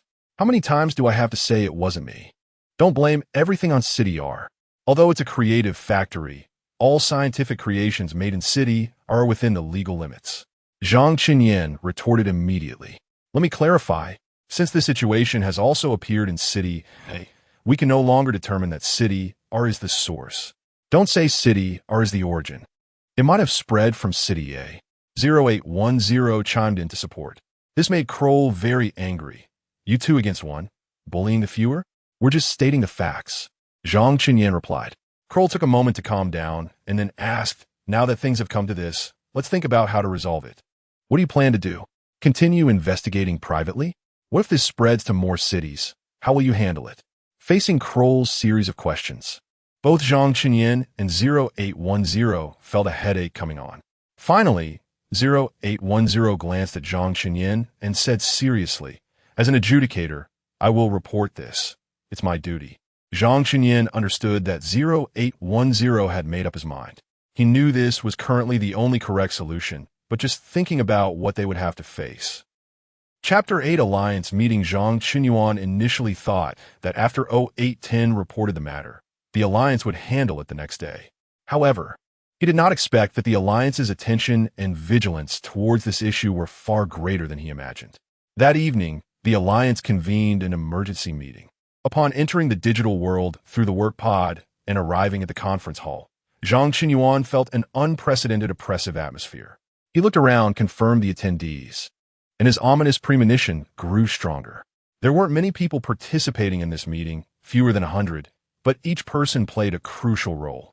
Zhang Qinyuan had always hoped that 0810 would not report it and escalate the situation because he knew the conservatives and the reformists were currently in fierce conflict. Technology indeed brought many conveniences to life and work, but human thinking patterns determined that they could not always maintain ideological consistency. For every advocate of technology, there was an opponent. Both conservatives and reformists held their own views, and neither could persuade the other. At this critical juncture, the issue of duplicate IDs emerged. How could the conservatives not make a big deal out of this? Zhang Qinyuan glanced at Professor Zhao sitting not far away. The old man's hair had turned gray, and at this moment, he was helplessly rubbing his temples. Zhang Qinyuan was one of the last group of students he taught, and his proud protege. The successful construction of her city was also due to the old man's contributions. Now that such a situation had arisen, Zhang Qinyuan naturally felt particularly guilty. "Don't show that expression," 0810 whispered beside him. "What expression?" Zhang Qinyuan asked, somewhat confused. "The kind that shows you made a mistake. This matter may not even be related to you, but if you admit fault now, they'll push all the blame onto you. Isn't that how you humans think?" 0810 stated straightforwardly. Inevitably, sometimes 0810's observations about human nature were quite accurate, and the words hit the nail on the head. Zhang Qinyuan nodded. Yes, everything is still an unknown. He couldn't conclude based solely on the fact that he discovered this issue in our city and placed shackles on himself. "I think you reformists should give us an explanation." Augustine, the leader of the conservatives, spoke first. His tone was entirely accusatory, even somewhat self-satisfied, as if to say, "See, I knew you would eventually run into trouble, and now you have. This matter may not be as serious as you think," Professor Zhao began to explain. His tone remained calm, resembling that of a cultured gentleman, showing no intention of confrontation. "Don't try to fool us with those nonsense. Just because we can't write or understand those codes doesn't mean we're fools. The emergence of replicants in your so-called security field is not a serious issue." Augustine retorted immediately. Clearly, he had made ample preparations, aiming to use this matter as a point of attack. Professor Zhao took a deep breath and continued. "The current situation is indeed unexpected, but we cannot just sit idly by. We will investigate as soon as possible and provide the public with a reasonable solution." Investigate as soon as possible? What kind of nonsense is that? By the time you uncover the truth, will there be replicants all over the streets? How will you guarantee everyone's personal safety and property security? Augustine pressed again. This kind of dialogue made Zhang Qinyuan feel somewhat suffocated. Augustine was clearly there to provoke. "So, what kind of solution do you want?" Zhang Qinyuan asked. "Shut down the digital world. Stop all this so-called metaverse nonsense. Our territory is only the ground beneath our feet." Augustine clearly had been prepared and had expectations. Zhang Qinyuan had heard such statements countless times, or rather, the entire reformist faction had heard it innumerable times. "Let me correct you. We are not on the ground. We are currently in a state of survival underground." Zhang Qinyuan was usually a mild-mannered person, but perhaps due to the recent events and Augustine's arrogant demeanor, he felt quite displeased, which inevitably made his tone sharper. "You want to shut down the digital world? Don't forget, you are currently in the conference hall of the digital world. If it weren't for the convenience brought by technology, we wouldn't be able to hold this meeting so efficiently and quickly." Professor Zhao patted Zhang Qinyuan's shoulder, signaling him to calm down. Zhang Qinyuan sat behind Professor Zhao. Every time he faced the conservatives, the final scene was always quite awkward. He had tried to communicate with them calmly before. He had made concessions when conflicts arose. But as 0810 said, sometimes the more concessions you make, the less gratitude you receive, and the other party would instead push all the blame onto you and press harder. After several instances, Zhang Qinyuan's patience had worn thin. He truly could not understand these people's thinking patterns. Why did it have to be black and white? They enjoyed the conveniences brought by technology while simultaneously hoping to completely eliminate all potential hazards caused by it. However, many things in this world are dual-natured. In short, humans cannot be too greedy, wanting only the good without the bad, and wanting all the good things. Augustine was still going on, continuously elaborating on his viewpoints and arguments. Zhang Qinyuan and Professor Zhao were quietly listening, along with some excellent architects and core code programmers, as well as important adjudicators like 0810. They all shared a common trait. They were not good at verbal debates. While Augustine was speaking at length, a young programmer nearby, even used a few lines of code to create a comical image of Augustine. The little fat man on the screen was gesticulating wildly, and Zhang Xinyuan almost laughed out loud. Fortunately, he managed to restrain himself in time, maintaining his composure and preventing the scene from becoming uncontrollable. Finally, during a pause for Augustine to catch his breath, Professor Zhao found an opportunity to speak, since a problem has arisen. What we need to do now is to solve the problem. The method for solving the problem is definitely not a one-size-fits-all approach. Augustine looked at Professor Zhao in frustration. Then when do you think it can be solved? And how will this issue be resolved? Find a source. Professor Zhao replied decisively. We must first identify the source before we can address it fundamentally. And there's another issue. Have you considered that this phenomenon might also exist in the physical world? Replicants? Augustine sneered. Human uniqueness is nothing like this damn technology. Creating replicants is not a simple matter. Furthermore, you should know that the cloning industry has long been halted. Conducting cloning-related research anywhere is tantamount to seeking trouble, so the physical world is safe. Seeing Augustine's confident demeanor, Professor Zhao shook his head.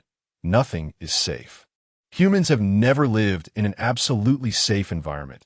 We always encounter various troubles, some of which we create ourselves, while others arise from external causes.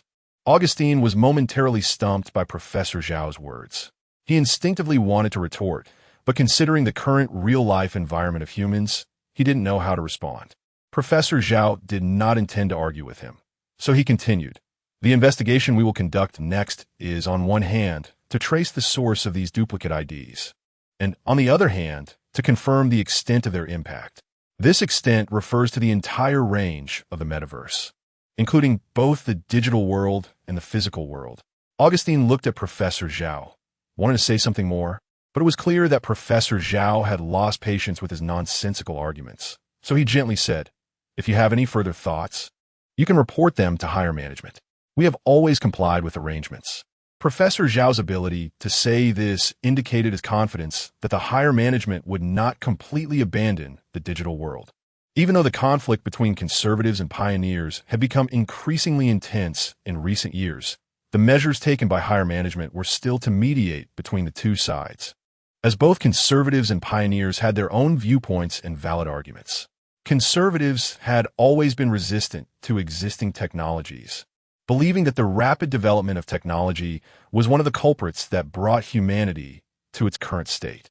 Therefore, what humanity needs to do now is to stay grounded in the physical world, researching ways to combat viruses and the cold, rather than relying on fantasies in the digital world, which has now led to the terrifying issue of duplicate IDs. The pioneers, of course, could not accept this. They believed that many experiments that could not be conducted in the real world could be completed in the digital world, improving experimental efficiency. In their view, the digital world was another territory that humanity had explored, and it was a more inclusive territory. As for the duplicate ID incident, it was merely an accident, possibly due to a programmer's oversight in typing a few lines of code incorrectly. Zhang Qinyang and Professor Zhao's group were naturally on the side of the pioneers. When Zhang Qinyang logged out of the conference hall, he felt utterly exhausted. Things had ultimately escalated to this point. 0810 had done nothing wrong, and neither had any of them. It was an accident, one that everyone wished to avoid. Zhang Qinyang silently resolved to track down the instigator and make them pay the price for playing with humanity. As Zhang Qinyang sat up from the experience pod, Xiahan hurriedly asked, how did it go? Was the situation handled smoothly? Zhang Qinyang was unsure how to respond. He didn't want to worry Xiahan, but he also didn't want to deceive her.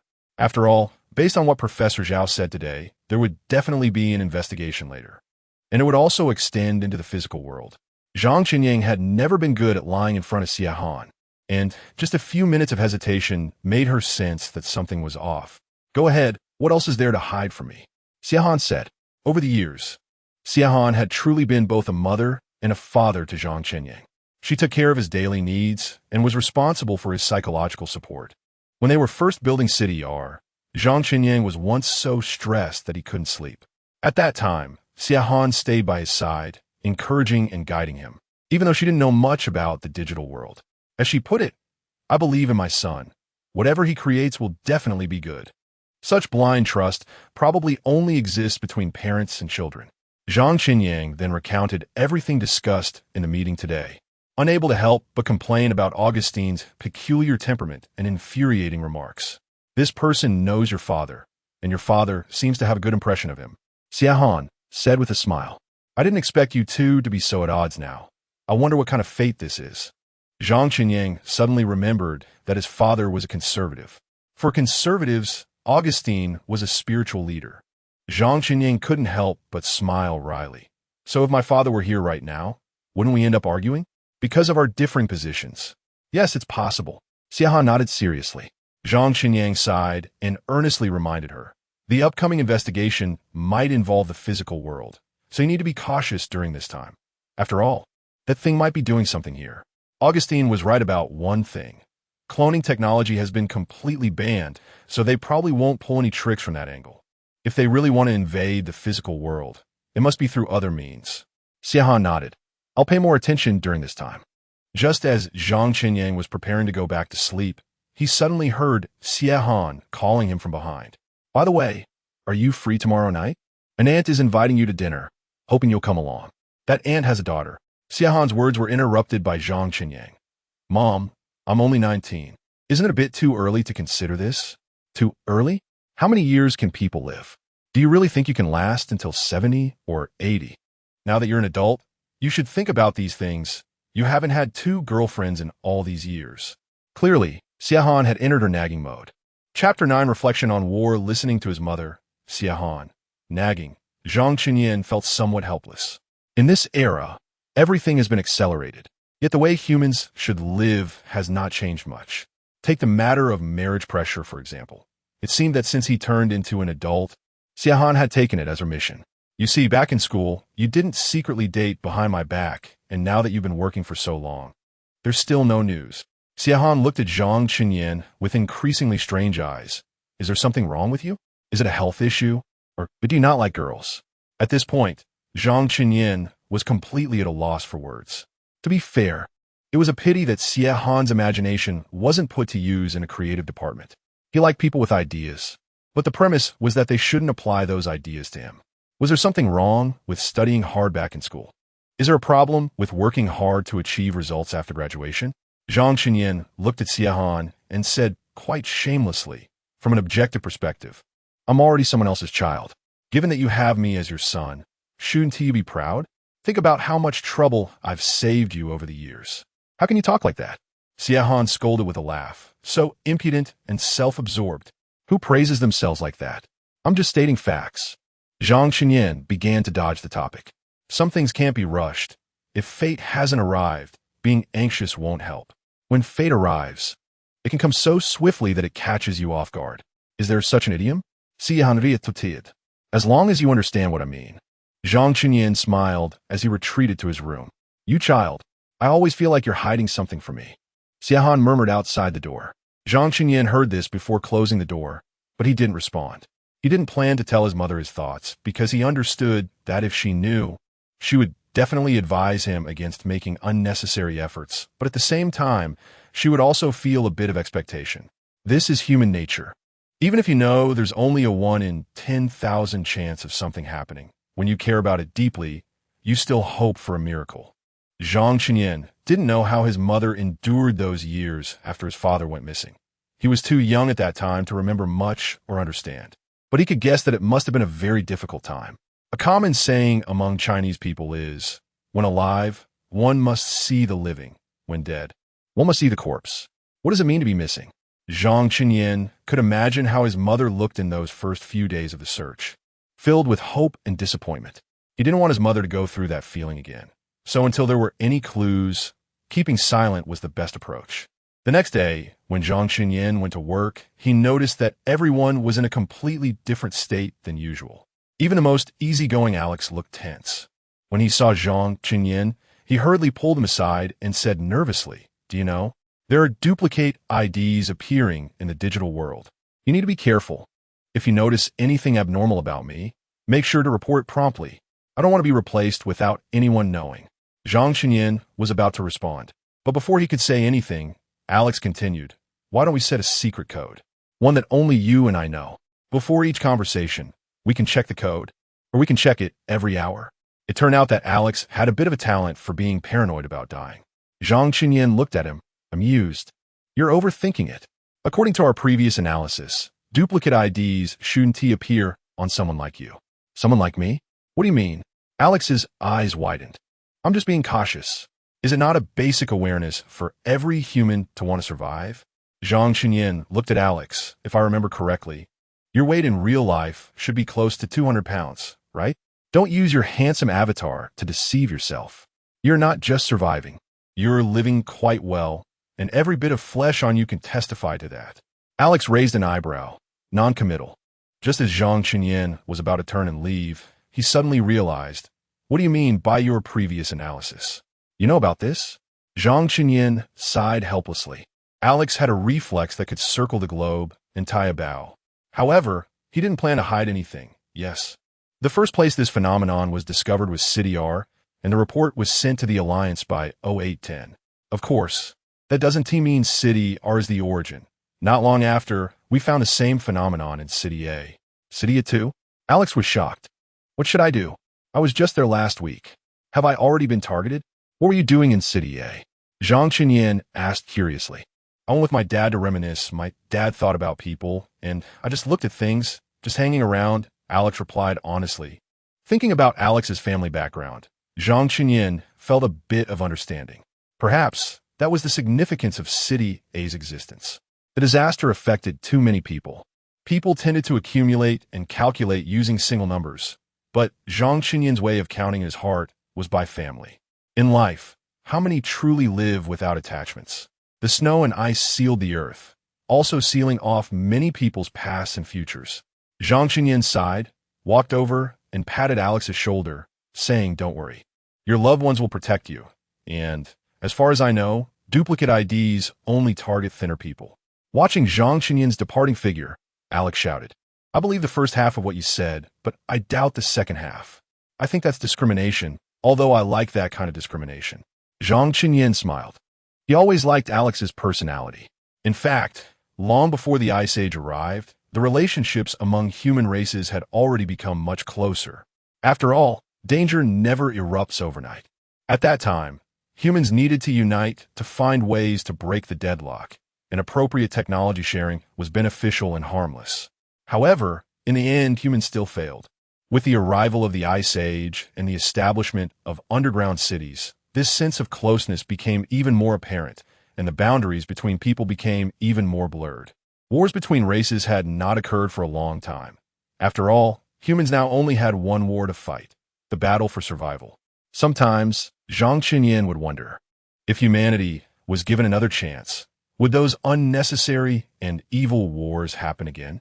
Is there anyone, or how many people, who can realize that the harm caused by those wars ultimately only affects all of humanity? No one can escape. No one is exempt. Of course, this was just Zhang Qinyan's lamentation. The wheels of history would not change even a tiny bit because of the thoughts of a small character. Some lessons can only be remembered deeply by humanity after experiencing the pain they bring. While Zhang Qinyan was in a daze, 0810 suddenly appeared in front of him. All city construction activities have been halted recently. If you're not busy, you can help with the investigation. Currently, all the adjudicators have been dispatched. But because the search area is too vast, manpower is still insufficient. Seeing 0810's serious demeanor, Zhang Qinyan almost agreed immediately. However, he quickly realized, this matter has already been reported to the Alliance. As an architect, I shouldn't be responsible for the follow-up investigation, right? In the past, he would help investigate because he was worried that this matter was only related to City R and could have a devastating impact on it. But now that it has been confirmed that City R is not an exception and the report has been completed, even if there are any effects, it cannot be stopped. Zhang Qinyan naturally has to start considering the allocation of work responsibilities. There's no way around it. We workers are just so calculating. You receive a salary, but now you have nothing to do, which is a waste of resources. 0810 stared directly at Zhang Qinyan. As a seasoned worker, Zhang Qinyan couldn't stand this statement. This is what I call a reasonable adjustment of work pace. After all, I also have times when I work overtime, without overtime pay, Zhang Chenin argued logically. What if I have already applied for your work transfer order to the higher-ups? 0810 said, as they projected the content from their handheld device in front of Zhang Chenin. On the crystal blue screen was the smiling face of a leader. I heard you conducted an investigation in this area earlier and have interacted with relevant personnel, so I approved 0810's transfer request. I hope you can contribute to this matter and do your part for the safety of our entire metaverse. As the leader's face disappeared from the screen, Zhang Chenin felt like he was about to grind his back teeth to dust. Then I really thank you. This sentence was said by Zhang Chenin through gritted teeth. This is what I should do. 0810 nodded, assuming that Zhang Chenin was genuinely thanking them. Zhang Chenin followed 0810 to City R. This time, the weather system was not activated. Passing through a dimly lit street and leaving the colorful neon lights behind, Zhang Chenin walked on the uneven path and couldn't help but complain. Why choose this teleportation point? In City R, there are all kinds of strange roads, but they happen to arrive at the most bizarre one. Because this place is remote, the land price is not high. Naturally, there are no expensive buildings here either. In City R, those oddly shaped buildings may be worth a fortune, as their value lies in creativity, while the more conventional square buildings are not worth much. This can be clearly verified in the area before Zhang Chenin. He looked around. The lighting here was pitifully scarce, all revealing the word poverty. However, the deeper he went, the more he saw people slumped on the roadside or huddled in small rooms. This was their place of mental rest, the home of their souls. Zhang Chenin had once been curious. The same things could be done in the physical world, but he remembered that after he said this, 0810 countered him. Are you sure they won't be stared at with strange looks when they do these things in the physical world? Are you sure they won't be disturbed? Indeed, in the pursuit of high efficiency now, their behavior is called resting, but in reality, it is viewed as a waste of time. And there are always so many trivial matters in life. Wanting to casually slump or zone out is hardly an easy thing to do. Here, everyone is the same. They won't look at each other with strange gazes, and no one will come to disturb them. Most of their avatars are mass-produced models. Everyone looks the same, so mundane. But this mundane avatar is their protective shell, protecting their fragile souls. Looking at them, Zhang Chenin suddenly understood the purpose and significance of 0810 bringing him here. You think the copy ID would target such people? Zhang Chenin said, more as a statement than a question. Yes, later when you met that person in City A, we also investigated his identity background. Equally ordinary, nothing noteworthy, 0810 added, seeming like an easily overlooked existence. Upon hearing this, Zhang Chenin sighed, looking around at the diverse avatars, and couldn't help but feel emotional. Isn't this talking about them? If the hand behind this truly targets this type of person, this place could indeed be a disaster area.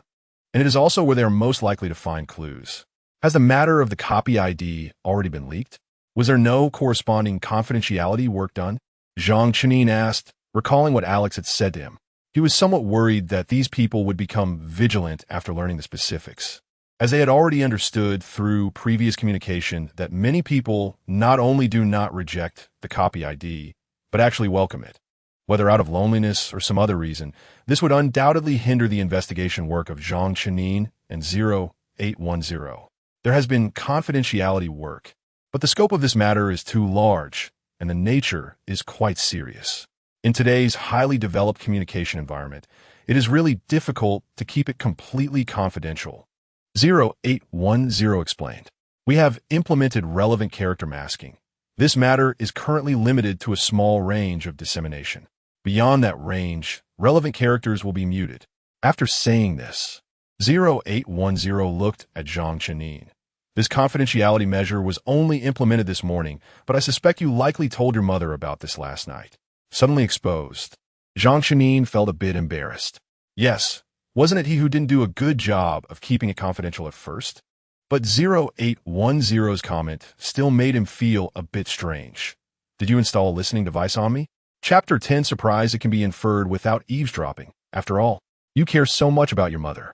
Give me a few minutes, I'll go back and have my mother sign a confidentiality agreement, Zhang Chenin said decisively. 0810 shook her head. Right now, your mother's activities have already been subject to character masking. There is no need to rush to get the confidentiality agreement. Zhang Qingyan felt that 0810 made a valid point, but still felt guilty about his professional ethics. Indeed, concern can lead to confusion. For now, let us see if there is anything we can investigate. I always feel something is strange here. 0810 called out to Zhang Qingyan. Zhang Qingyan also reacted. After all, this was within City R, and as the son of City R, he had been to every inch of land here, including this place. Although the last time he came, these people were in a state of despair. It seemed that there weren't this many people then. The streets today appeared particularly crowded. Could it be that everyone's mood has been poor lately? Fine, Zhang Qingyan admitted that everyone might have different troubles every day with unspoken grievances.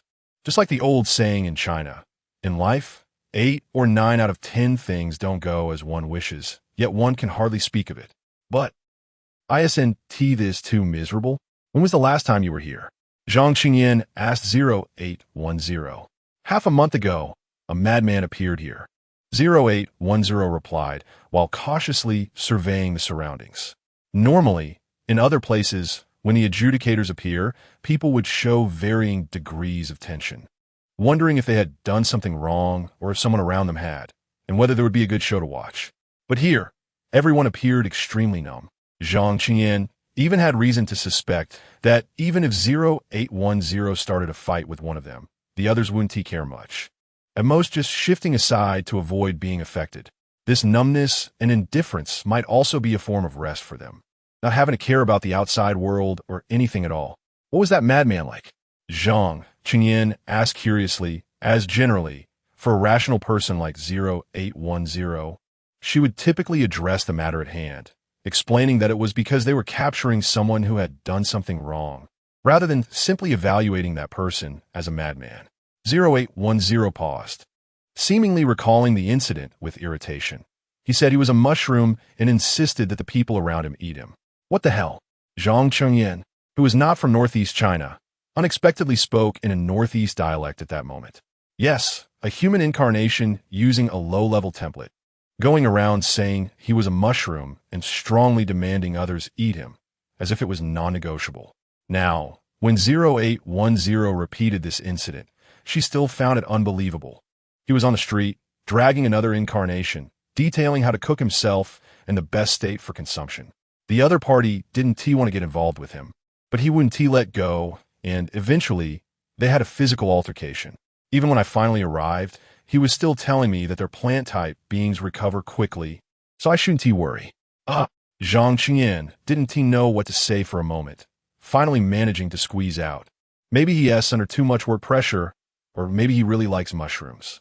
Unexpectedly, as soon as Zhang Qingyan finished speaking, 0810 continued. Aren't you also very fond of mushrooms? I heard you complaining about work pressure a few days ago. I hope you want to end up like that.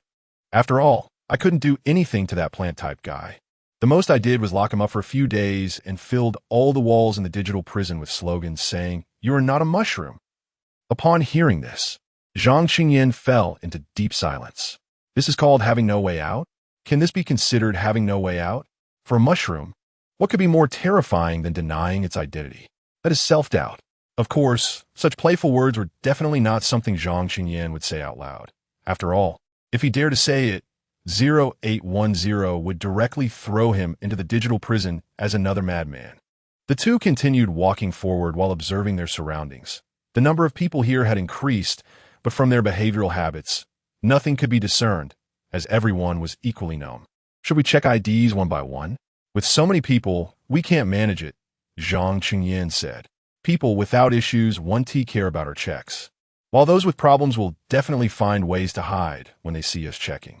If we act rashly, we might alert the snakes, 0810 analyzed. Just as Zhang Qingyan was preparing to continue thinking, he suddenly noticed someone in the corner of the alley, and that person seemed to be behaving strangely. Have the people in city been in poor mental condition lately? Zhang Qingyan said while moving closer to that person.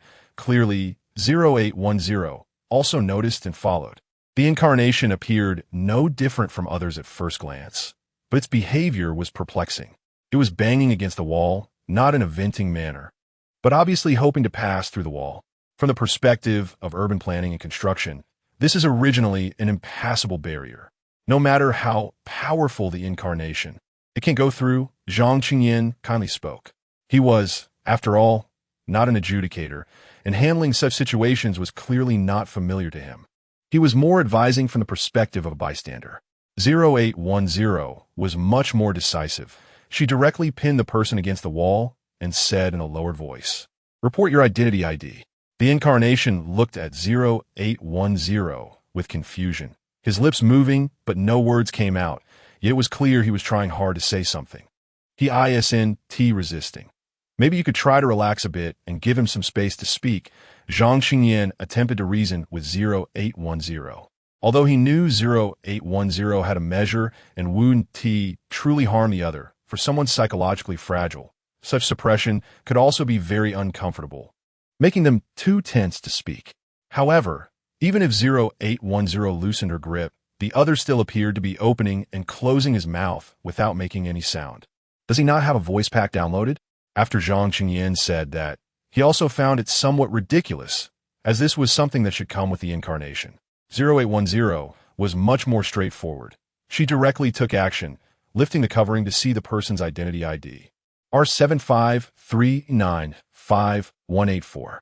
0810 took out her communication device and reported the ID. "Check this person for me." It was clear that 0810 had decided to thoroughly investigate this person's identity.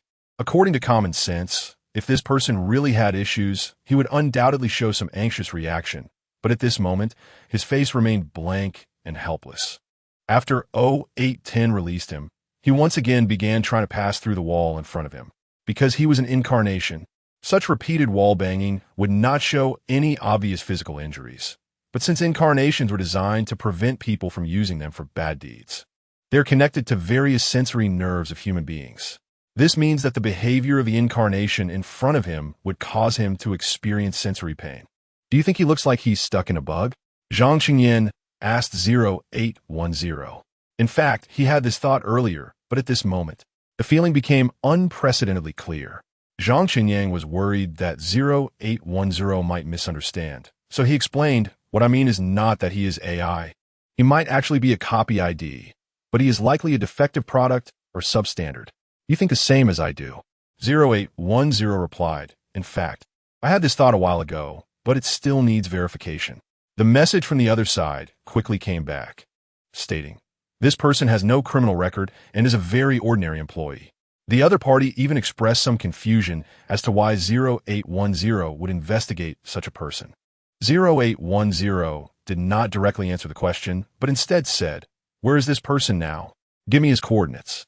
Soon, the other party provided the specific coordinates of this identity ID in the digital world. According to the coordinates, he really was in city R, but he was currently working overtime, and the location showed as the company. It was clear that the person in front of them was definitely not the original. In the digital world, investigating a person's location is extremely simple. Of course, such investigations are limited to judges like 0810 or others with special identities who are meant to maintain the security of the digital world. It is important to respect everyone's privacy, but such privacy must be based on a secure environment. Subsequently, 0810 shared the information he obtained with Zhang Qingyan.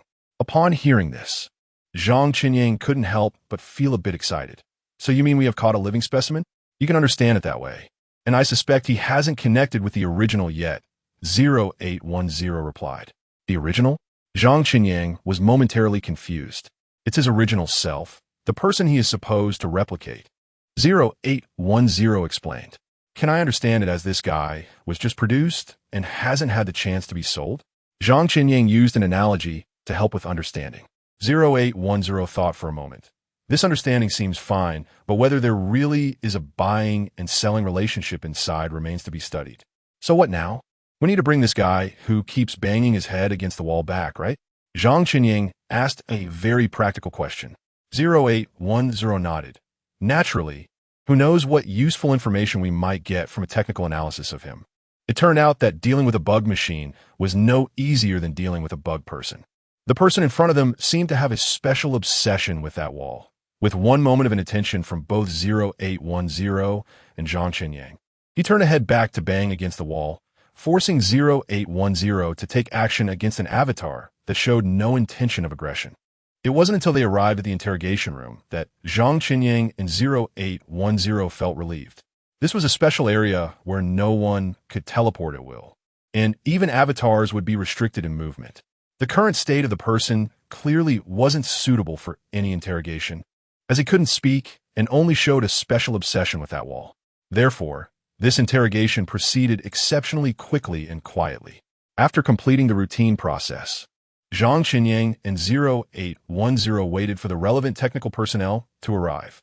During this time, Zhang Qinyang couldn't help but curiously ask, how do we define this avatar? Human or AI? Probably leaning more towards AI, although they all carry human identities, 0810 replied.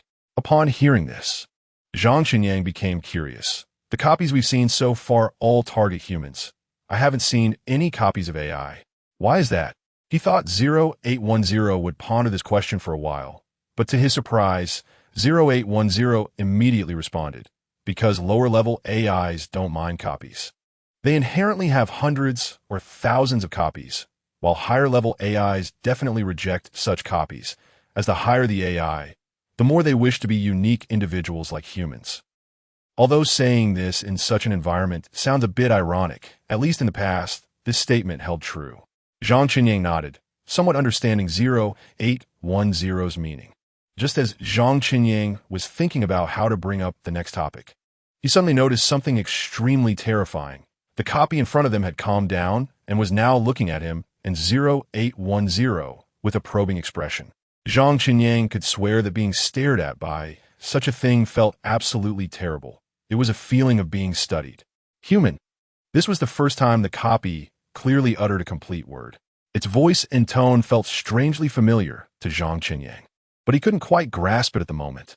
He is imitating you, 0810 reminded him, or rather, he is learning from you. What? These copies can switch targets at will? Zhang Qinyang felt a bit of chill. Until we conduct technical research, it's still unknown, but I think he might actually be more advanced than we imagine. What he has done is not just a simple copy-paste, and there may be even greater surprises. Just as 0810 finished speaking, the other party's mouth followed with the word surprise. The demeanor and tone were indistinguishable from 0810's. Chapter 11 Layered Testing. I have heard of indiscriminate attacks, but this indiscriminate learning is a first for me. Zhang Qinyuan looked towards 0810, seemingly hoping to find some response. After all, watching someone replicate oneself in real time is quite bizarre.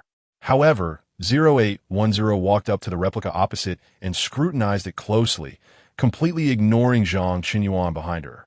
Repeat after me, 0810 said, deliberately slowing her speech. Repeat after me. This time, the replica quickly responded. Perhaps it was because the conversation between 0810 and Zhang Qinyuan had been too fast-paced, and with two people speaking. The replica had become confused and could only repeat some words it remembered clearly. Now, that 0810 was deliberately teaching it in a very quiet environment. Its performance was obviously more stable. I am a mushroom. Would you like to eat me? 0810 switched to a longer sentence. And it was even a question. I am a mushroom. Would you like to eat me? The replica repeated it as well, with the same voice, tone, and expression. Of course, its appearance still resembled its past self. What are you doing? Zhang Qinyuan walked over to 0810's side, and after some self-adjustment, his feeling of repulsion towards the replica had lessened. Moreover, no matter what happened, 0810 was there beside him. She was a woman with exceptional combat power. You talk to him, let him imitate you, 0810 instructed Zhang Qinyuan. Zhang Qinyuan swallowed hard. His reduced repulsion did not mean he could teach something to replicate himself up close. I refuse. That is a different price. Zhang Qinyuan replied decisively. I'm not a mushroom. I don't want to be eaten. I refuse. That is a different price. I'm not a mushroom. I don't want to be eaten. The replica's speed in imitating and learning clearly accelerated, whether it was due to the proximity or the previous training from 0810. It was hard to tell. Don't imitate what I say, Zhang Qinyuan said irritably, pointing at the replica, seemingly hoping it would stop this uncomfortable behavior. To his surprise, the replica immediately echoed, "Don't imitate what I say." This time, not only was the voice, tone, and expression identical, but what shocked both 0810 and Zhang Qinyuan even more was that the replica's appearance seemed to have changed to some extent. What's going on? Zhang Qinyuan had been working for quite some time as an architect. He had seen many things built from the ground up, but watching someone model right in front of him, especially when the model's prototype was himself, was an incredibly horrifying and absurd feeling. Hey, make him stop. Zhang Qinyuan looked at 0810 beside him, tried to get her to think of a way to stop this farce. But it was clear that 0810 had already accepted the idea of sacrificing a teammate and was calmly observing the whole process. Even more awkwardly, Zhang Qinyuan's plea for help was also repeated by the replica. In short, the current situation was that whenever Zhang Qinyuan said something, the replica repeated it, and the resemblance between them was becoming increasingly indistinguishable. Watching the replica's limbs struggling and moving, Zhang Qinyuan was certain that if it were not restrained, it would be imitating his every action as well. For some reason, Zhang Qinyuan suddenly recalled a scene he had seen with his mother, Xiehan, in City A. It felt like looking into a mirror. In retrospect, perhaps it was training or educating the replica. After confirming that 0810 only wanted to use him as a guinea pig and had no intention of stopping this process, Zhang Qinyuan felt too lazy to speak.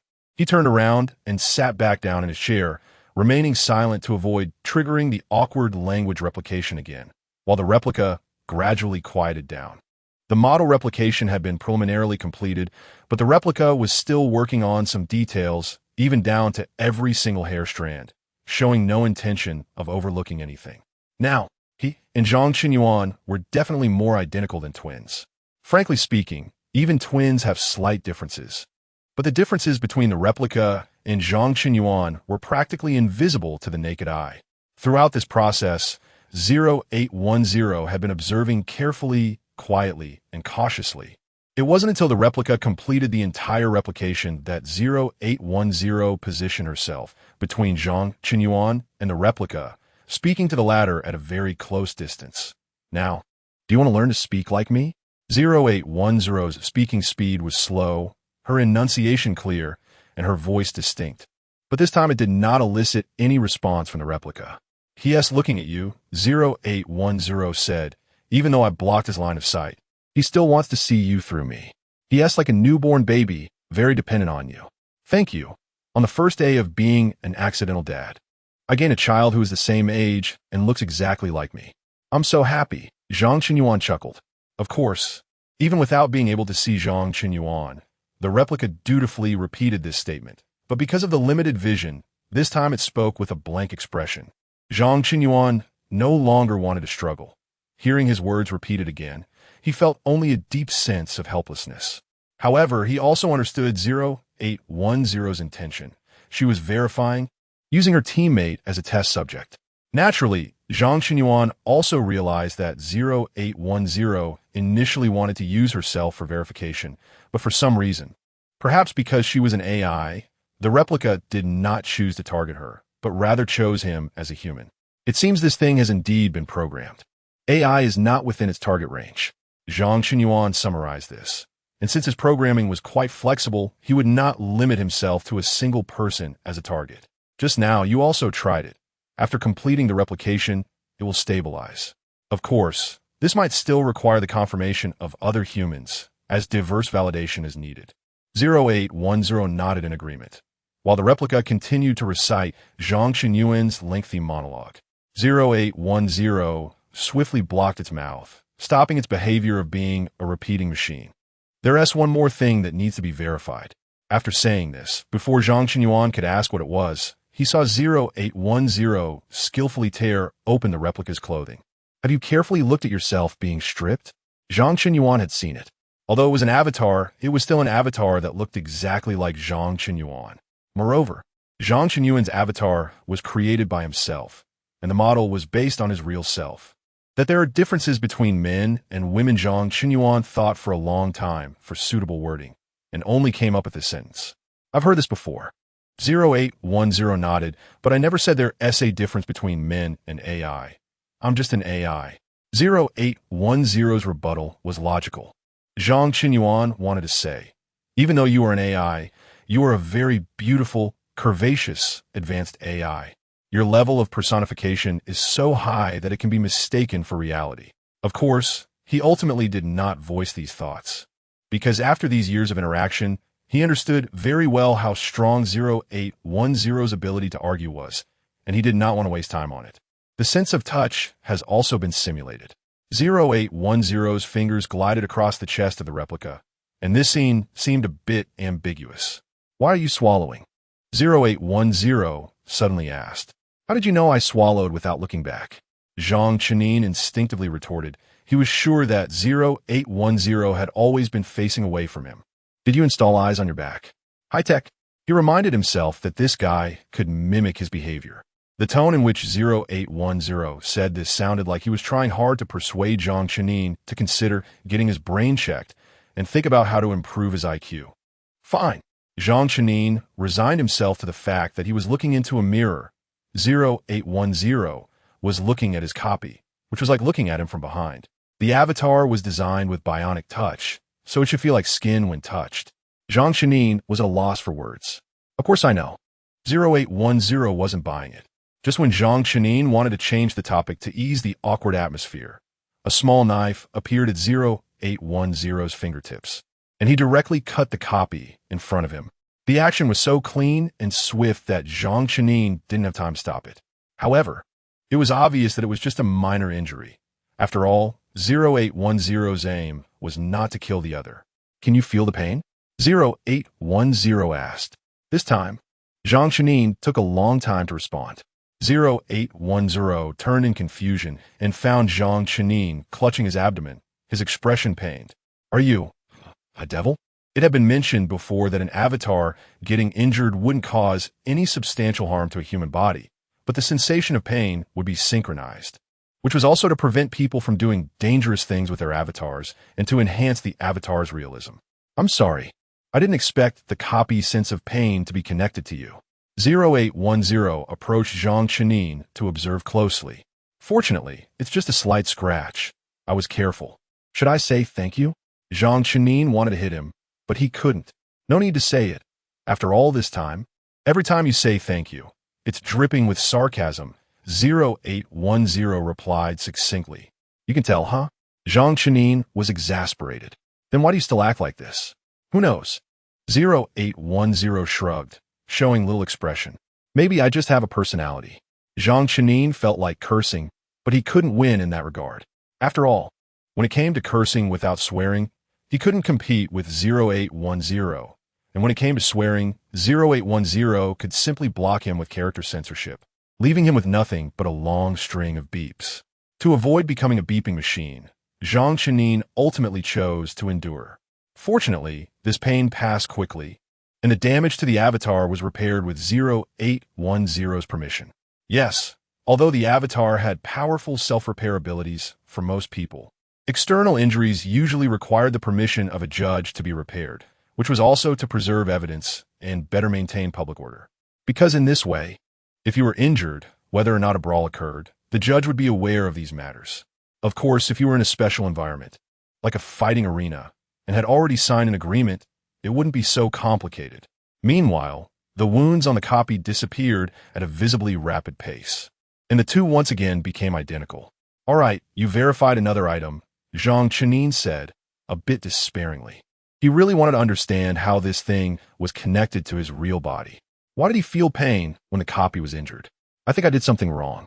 In an unprecedented moment, 0810 actually said this. Zhang Qinyuan froze, starting to doubt whether he was hearing things. After all, if there was nothing wrong with his brain or ears, based on 0810's character, he believed the other would never say such a thing. You have a sensory connection. This is troublesome, 0810 said. Zhang Qinyuan understood what 0810 meant and could see that 0810 was worried about his own safety. So he quickly comforted him. It's not as scary as you think. The avatar has a protective mechanism. In the worst-case scenario, even if the avatar dies, I would only feel pain. My real body wouldn't be affected. Besides, in that situation just now, this copy had already targeted me. Completely mimicking me was just a matter of time. After all, there were only you and me in this room, and you're not its target. It could only attack me. To put it 1,000 steps back, we also gained something from this, and quite a lot at that. We learned many rules. You could say I contributed to the safety of humanity. Okay, I think you're right. 0810 nodded decisively. Zhang Chenin was dumbfounded. He had said such a long string of words hoping that 0810 wouldn't feel overly guilty and that he wanted to comfort 0810. But did 0810 really need to be comforted so thoroughly? A little guilt was still acceptable. However, it was clear that 0810 was a very easy-to-please girl. Just a little hint, and she understood completely. Since you've come to this realization, let's move on to the next item, 0810 said, also giving Zhang Chenin a heads up about what was to come. Next item? You're going to continue? Zhang Chenin was shocked. That's right, I have one more thing to verify. Saying this, 0810 reached for the copy's belt, his gaze firm and determined. Chapter 12. Robots 1,000 years later this time, Zhang Chenin did not sit idly by. He lunged forward to stop the evil hands of 0810. Can you wake up? Zhang Chenin looked at 0810, noticing her determined demeanor. He made a concession to some extent. Even if you want to know the result, you can ask one of the male researchers. Give me some face and consider my feelings. Seeing this, 0810 couldn't say much. So she reluctantly let go, but her eyes still revealed some regret. Having resolved this crisis, Zhang Chenin began to complain about why the researchers had not arrived yet. This is a digital world. There is no need for actual transportation. Could it be that there was data congestion on the way, causing transmission issues? However, before Zhang Chenin could communicate his urgency, the door to the interrogation room suddenly opened. We just arrived, but it seemed inconvenient for you. And after confirming there was no danger, we observed from outside for a while. Listening to the explanation, Zhang Chenin was genuinely curious why these guys had jobs. What kind of awareness did they have? Of course, the main reason is that with the outstanding adjudicator 0810 here, we trust her, they added. Zhang Chenin wanted to laugh even more. 0810 had nearly lost her copy's pants, indirectly seeing herself. In any case, he was sure these people were just hiding outside to watch the show. Seemingly to avoid Zhang Chenin's scrutinizing gaze, they immediately began their work. First and foremost was to verify whether Zhang Chenin and 0810's earlier hypothesis about the copy would change upon encountering other humans and whether it would select a new replication target. The researchers approached the copy closely while completely separating it from Zhang Chenin. After several attempts, they found that the copy neither transformed into the appearance of the researchers nor mimicked their speech or expressions. Clearly, the copy had completed replication and locked onto its target. This result was consistent with Zhang Chenin and 0810's speculation. But now Zhang Chenin couldn't smile at all. Perhaps due to the fact that he had a copy, he felt strange, as if his uniqueness as a human was being erased. What other research do you need to conduct? Zhang Chenin awkwardly asked the researchers. There may be one-sided interrogations later, and in necessary cases, data disassembly may also be conducted. They replied succinctly, clearly having discussed this before coming here, which was also why they hadn't rushed over immediately. Seeing Zhang Chenin's conflicted expression, they kindly advised, relax, it's just a copy. It isn't you. But our pain sensory nerves are connected. I'm not sure how much interconnectivity I have with it, or to what extent. Zhang Chenin candidly expressed his concerns. The process of data disassembly is somewhat similar to dissection. While it may not be as direct and painful, it can still make one feel some pain. After all, for the avatar, it is akin to getting injured, a process of being cut open. The researcher opposite him paused for a moment. All right, it seems we need some special handling, like giving you a few days off, completely severing all connections between you and your avatar to avoid hurting you during the inspection. If your avatar is seriously damaged during the inspection, the Alliance may fund the reconstruction of a new avatar for you. For you, it will be another chance to customize your appearance, and it's free. Listening to you is better than studying for 10 years. Zhang Chenin shook off his earlier hesitation and immediately handed his copy over to the researchers, looking as if he was sending off his daughter to be married. But this old father showed no signs of reluctance, only excitement.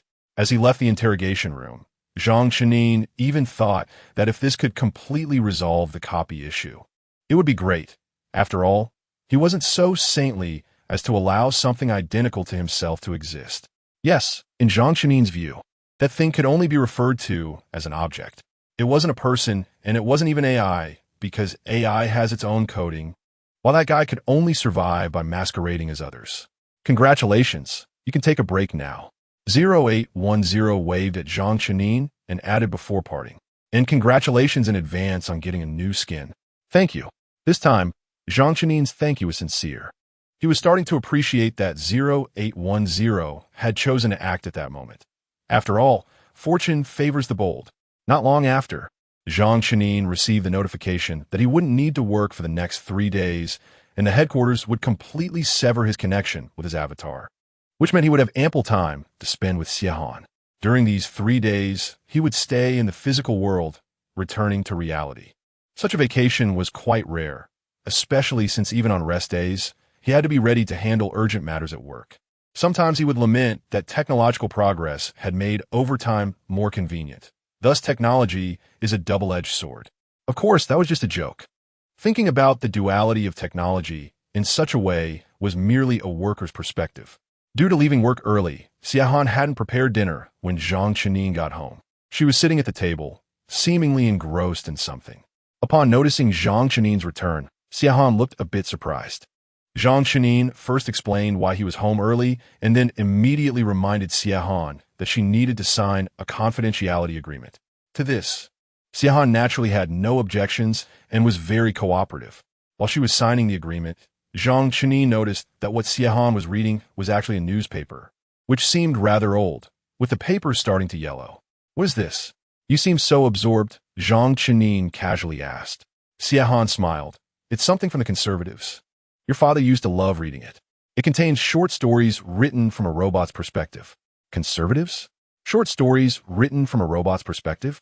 Zhang Chenin felt something was off because, given the conservative rejection of technology, this was inherently a paradox. "I can't really explain it. You'll understand once you read it yourself."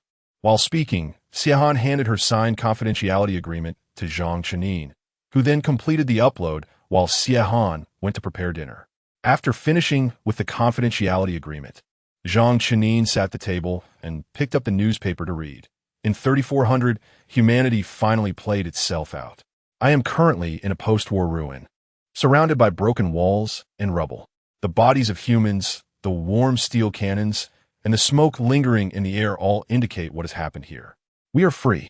The robot behind me, 0013, spoke up. "Free? To be honest, I have no concept of that word, although I often hear my creator mention it." 67,779. "What are you doing?" 0013 moved closer to me and asked.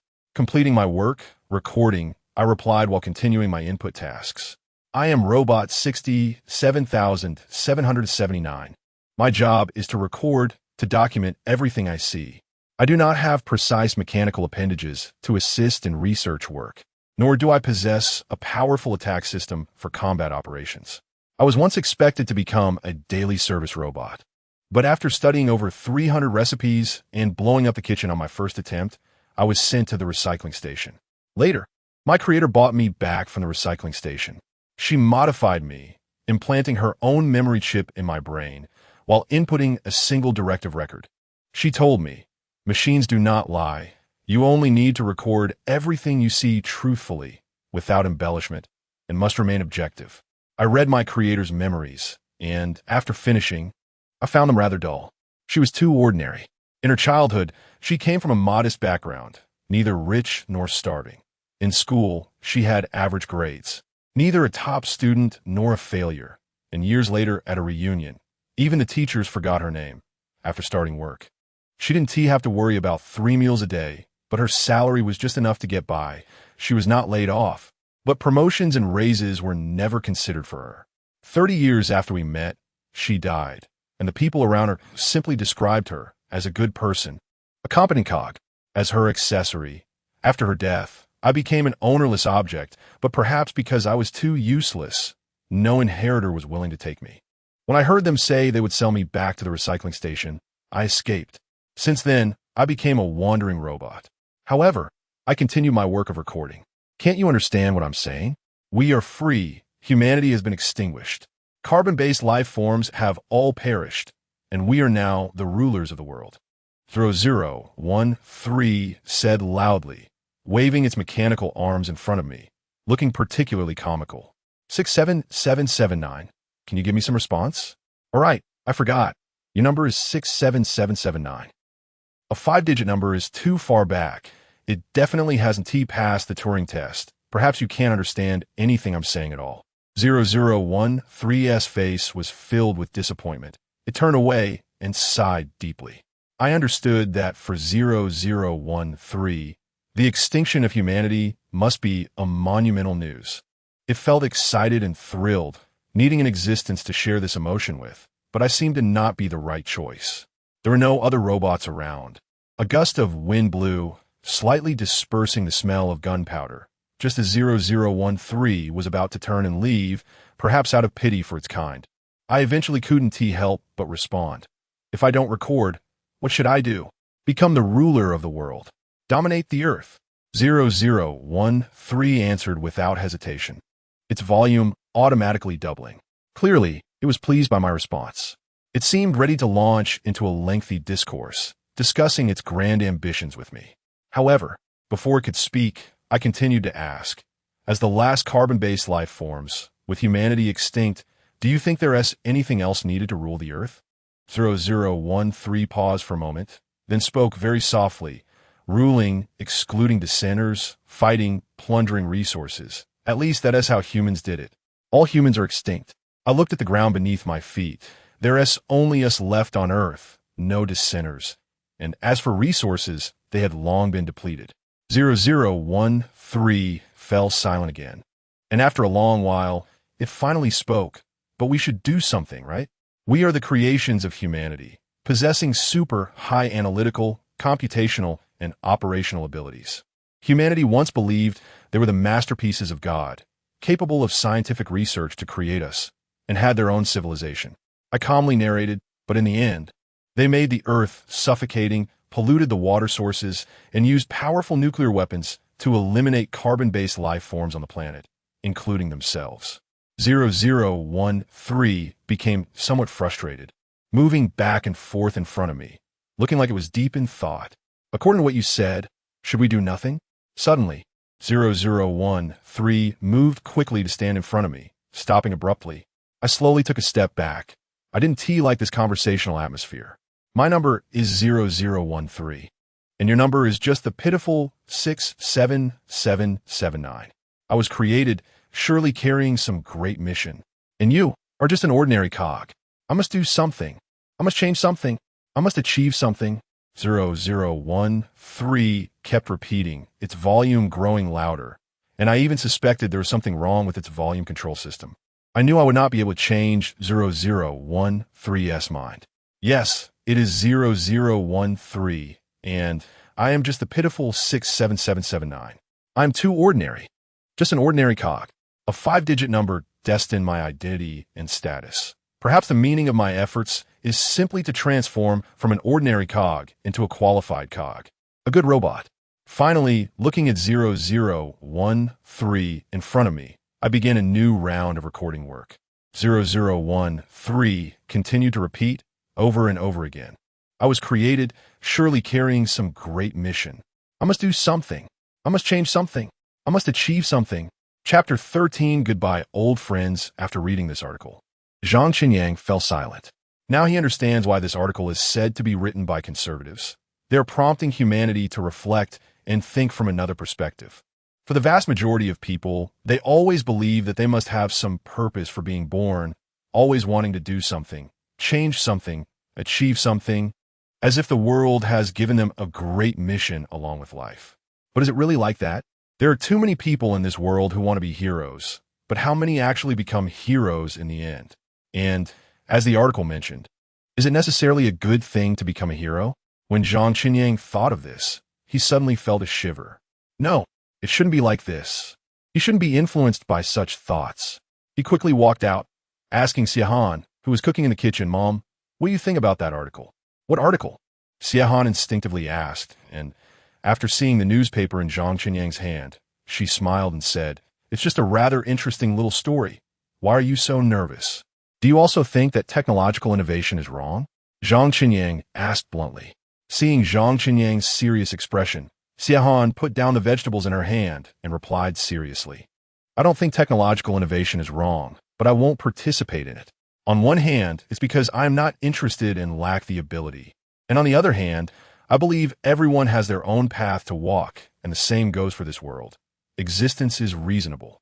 Humanity has made its path into what it is now, both by chance and necessity." Zhang Qinyang understood that Xiahan was not being evasive. She was responding to him thoughtfully. This is Xiahan's consistent outlook on life. She is easygoing but not aimlessly passive. Deep down, she has her own set of principles. She does what she enjoys, what interests her, and what is within her capabilities. She doesn't criticize things she dislikes, is uninterested in, or doesn't understand. Her attitude toward everything is one of respect and tolerance. Over the years, Zhang Qinyang has never seen Xiahan argue with others over differing opinions, unless it concerns herself. "I seem to have been a bit influenced, even though I find it very absurd," Zhang Qinyang admitted.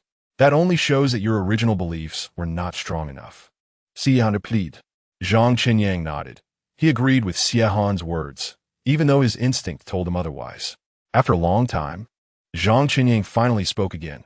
"What I'm doing now is right. The underground space is too limited. We need another territory. The environment above ground is too harsh and dangerous. Expanding into the digital world is also part of humanity's territory, a realm created by humans. You don't need to recite these written things to me." Xiahan resumed, preparing the vegetables in front of her. "You just need to believe it is right, and it is right.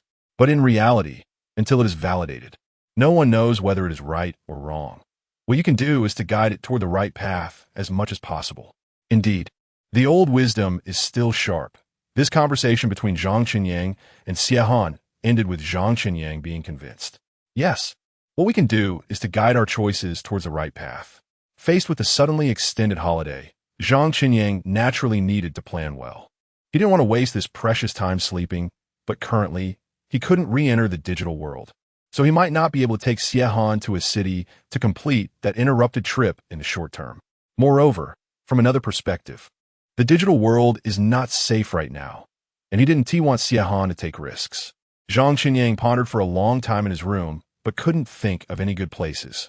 In the digital world, he could travel everywhere without considering time and energy costs. But in the underground city, it was not the same.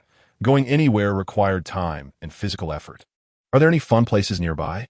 During dinner, Zhang Qinyang finally couldn't help but seek help from Xiahan, and then added, "Places I can't play in the digital world." Xiahan thought for a moment and replied, "How about a surface experience center?" Zhang Qinyang was momentarily taken aback, and, after searching, finally understood what Xiahan was referring to. This is not a space created through simulation, but a tangible surface, albeit only a small area. A trip to the surface? That's a good suggestion. Zhang Qinyang nodded. He seemed to have participated in a similar activity when he was in elementary school. But due to his father's passing at that time, he always felt that the surface was a very scary place. So he secretly approached the teacher and expressed his refusal to participate. Under such circumstances, teachers generally do not force students, so they agreed to Zhang Qinyang's request. While other children experienced the surface, Zhang Qinyang chose to stay in the classroom and read. Of course, Xiahan later learned about this, as the teacher fulfilled their duty to inform her. Xiahan then had a talk with Zhang Qinyang, telling him that it was not the surface that took his father's life. But at that time, Zhang Qinyang didn't fully understand the meaning of that statement. Now, Zhang Qinyang has grown up, and he naturally has to learn to overcome his inner fears. Seeing Zhang Qinyang agree, Xiahan's lips also curved into a slight smile. On the surface, she appeared calm, but in reality, Zhang Qinyang was still a bit nervous about going to the surface. He initially wanted to do some homework in advance to see if there was anything he needed to prepare, only to find that the place was well equipped. And all he needed to prepare was a brave heart. To be honest, when he saw the phrase brave heart, Zhang Qinyang wanted to curse, but he ultimately held back. After all, upon reflection, the other party wasn't wrong. The elderly generally have a better impression of the surface world since it was their former home. However, for the new generation of young people, their feelings towards the surface world are not only unfamiliar, but also somewhat fearful. Because of the cold, because of the winter quiet virus. Even the day before departure, Zhang Qinyang was still thinking about whether he would encounter plants and animals infected by the winter quiet virus. Plants should be unlikely since the infected ones near the experience center have been cleared, but animals, that would purely depend on luck. Whether encountering them would be good luck or bad luck, Zhang Qinyang couldn't say. He was curious about the infected entities of the winter quiet virus, provided they wouldn't take his life or leave him with a psychological shadow. The Surface Experience Center is not very close to Zhang Qinyang's home. He needs to take the rail transit. The trains are fast, but the number of passengers is not many, possibly due to the somewhat outrageous ticket price. After all, in today's world, things that require real energy consumption tend to be more expensive. Zhang Qinyang sat on the train, feeling quite bored as he waited. The current number of passengers is too low, making departures not worthwhile, so he has to wait for other passengers unless someone is willing to buy the remaining seats. Of course, such a generous person is extremely rare. "Hey, it's you again." A familiar voice rang in his ears. Zhang Qinyang turned his head and met a pair of bright, watery eyes, but the lower part of the face was completely covered by a mask. However, Zhang Qinyang recognized the person's identity. "Lu Cece. Where are you going?" Zhang Qinyang asked. "To the terminal and then back," Lu Cece replied with a smile, her eyes crescent-shaped. Unlike the glamorous and stunning appearance on stage, Lu Cece dresses very simply in reality. Under her heavy down jacket, she wears a white turtleneck sweater, paired with a wool hat that has little ears, and her lower half is in jeans with ankle boots, looking youthful and energetic. Of course, Lu Cece always wears a mask when she goes out because of the scar on her face. "Do you often do this?" Zhang Qinyang asked, somewhat puzzled. His question wasn't out of concern for Lu Cece's celebrity status. He knew that all her performances took place in the digital world, and she kept her real identity strictly confidential, so most people didn't know what Lu Cece really looked like, let alone recognize her in reality. Zhang Qinyang was just curious whether Lu Cece was simply being whimsical or if she genuinely considered this a hobby. "At least once a week," Lu Cece replied. "Sometimes when I'm bored or feeling anxious. I choose this way. I enjoy the scenery of the underground city. I thought you would prefer the digital world. After all, there you can sing freely and have many admirers," Zhang Qinyang said, then added, "What I mean is, I sent it more fulfilling there." "Yes, I realize my self-worth there," Lu Cece shrugged, "but one still has to face reality. The significance of reality is to keep you awake and prevent you from getting lost. Right? I realize my self-worth in the virtual world, and in the real world, I can understand myself better."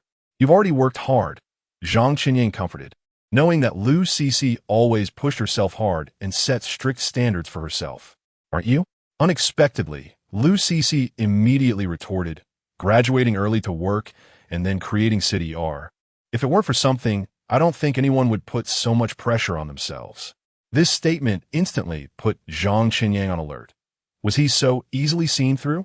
Seeing Zhang Qinyang's nervousness, Lu Cece quickly explained, "Don't worry, I haven't investigated you. It's just that I can empathize in certain aspects because I've had similar experiences. Of course, what we pursue is different." Zhang Qinyang nodded, as he noticed that the people in the car were almost all there and the driver was preparing to depart. He asked Lu Cece, "Have you been to the Surface Experience Center? What did you think?"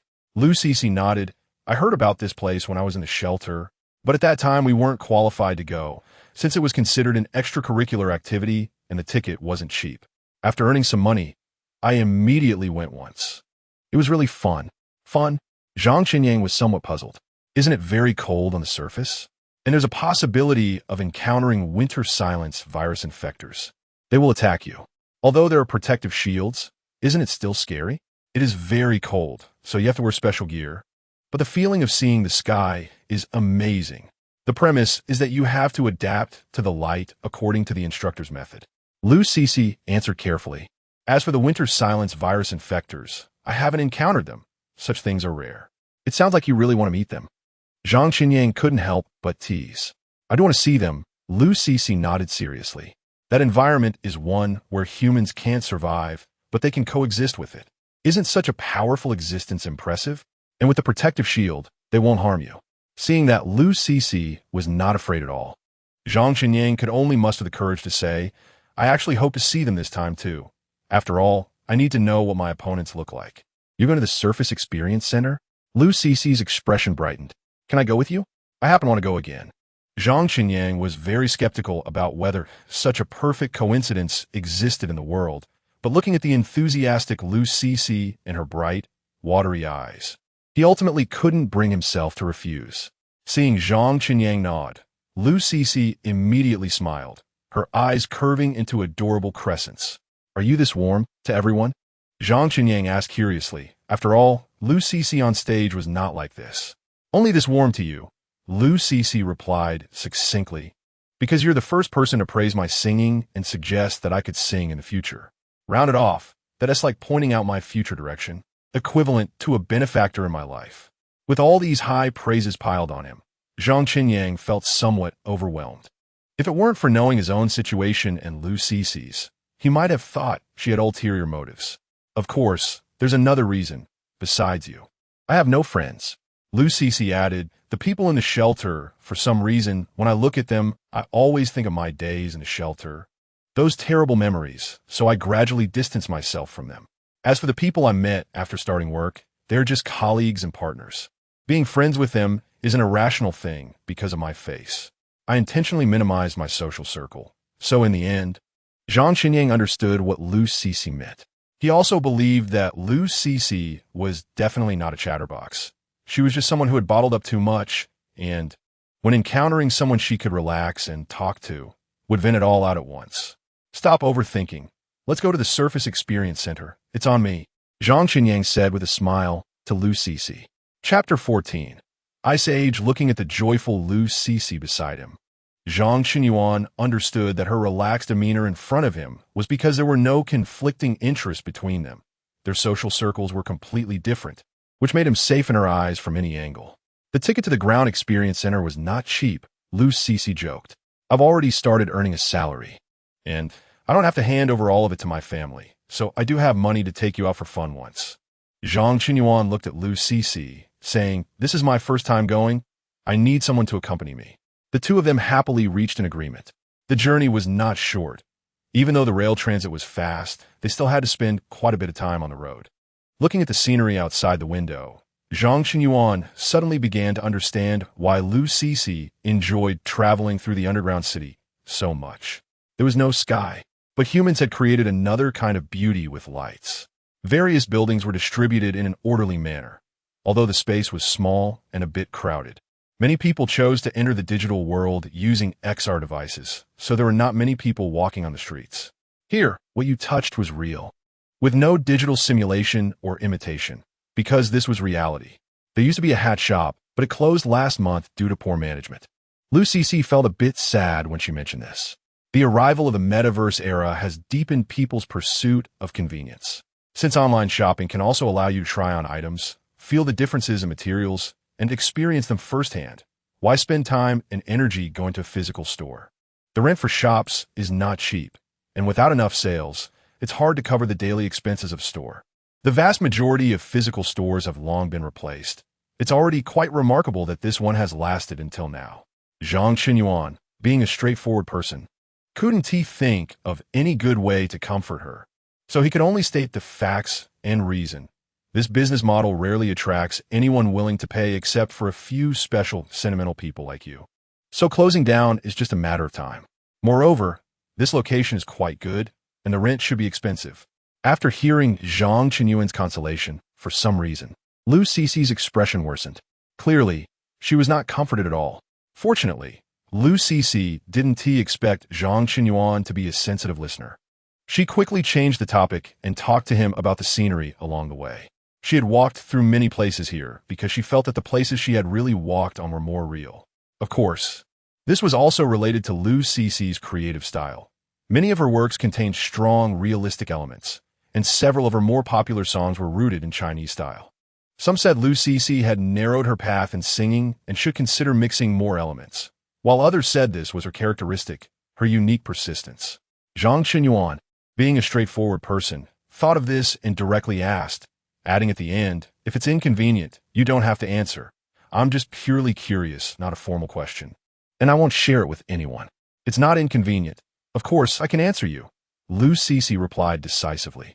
"Realistic elements, Chinese style, these are things I like. So I did them and sang them. There's no grand reason or lofty rhetoric. It's just that I like it." Zhang Qinyuan smiled. Lu Cixi was much more carefree than he had imagined. The two chatted and enjoyed the scenery, making the journey quite pleasant. When they arrived, Zhang Qinyuan felt all stiff from sitting. After all, the seat was not like the ones in the work cabin with a time massage function. Stepping out, Zhang Qinyuan moved his limbs slightly and then prepared to check the map for directions to the ground experience center. Once Lu Cixi saw what he was doing, she waved her hand and said, "You don't need to look at the map. A living map is right in front of you." Zhang Qinyuan was skeptical about this, as he remembered that girls generally had poor sense of direction. However, seeing Lu Cixi's excited demeanor, he didn't want to say much. He just mentally prepared himself for possibly walking a longer route. To his surprise, Lu Cixi was indeed very familiar with the path, leading Zhang Qinyuan through the alleys. And they quickly arrived at the ground experience center. Looking at the small storefront in front of him, Zhang Qinyuan felt somewhat incredulous. If he remembered correctly, this place used to be quite large. Why had it become so shabby? Seeing Zhang Qinyuan's expression, Lu Cixi knew what he was thinking. "Actually, I was quite disappointed when I first came here. After all, the places I couldn't afford to go to before didn't look like this. Now that I finally have money, it has shrunk so much." Zhang Qinyuan could deeply empathize with this feeling, like saving up to buy an exquisite large cake, only to find out when he finally had enough money that the big cake was gone, and he could only buy a small cookie. That sense of disparity and disappointment. Seeing Zhang Qinyuan frowning, Lu Cixi suddenly burst out laughing, mimicking Zhang Qinyuan's earlier tone. The vast majority of physical stores have long been replaced.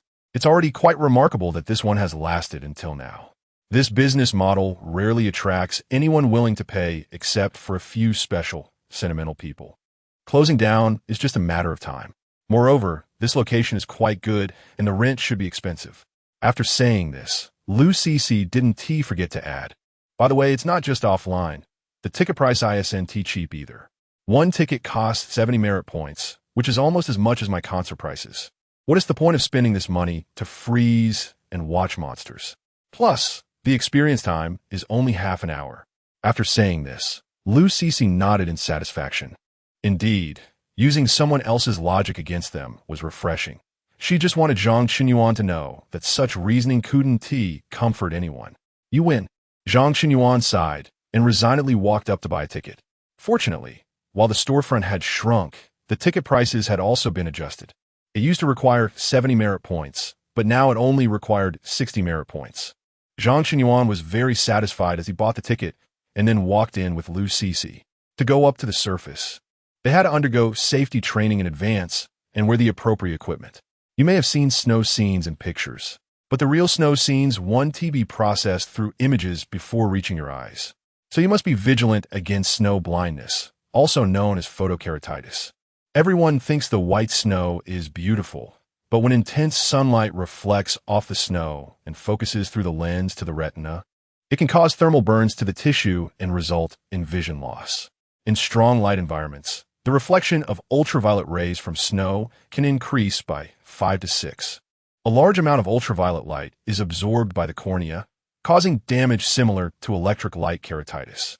As the trainer spoke, he took out professional protective glasses, pointing to the protective markings on them, and continuing, "So you must wear goggles throughout to reduce the strong stimulation of snow light and sunlight's ultraviolet rays on your eyes, and avoid looking directly at the snow. Also, if you feel any discomfort, please let me know immediately, and I will have you return right away."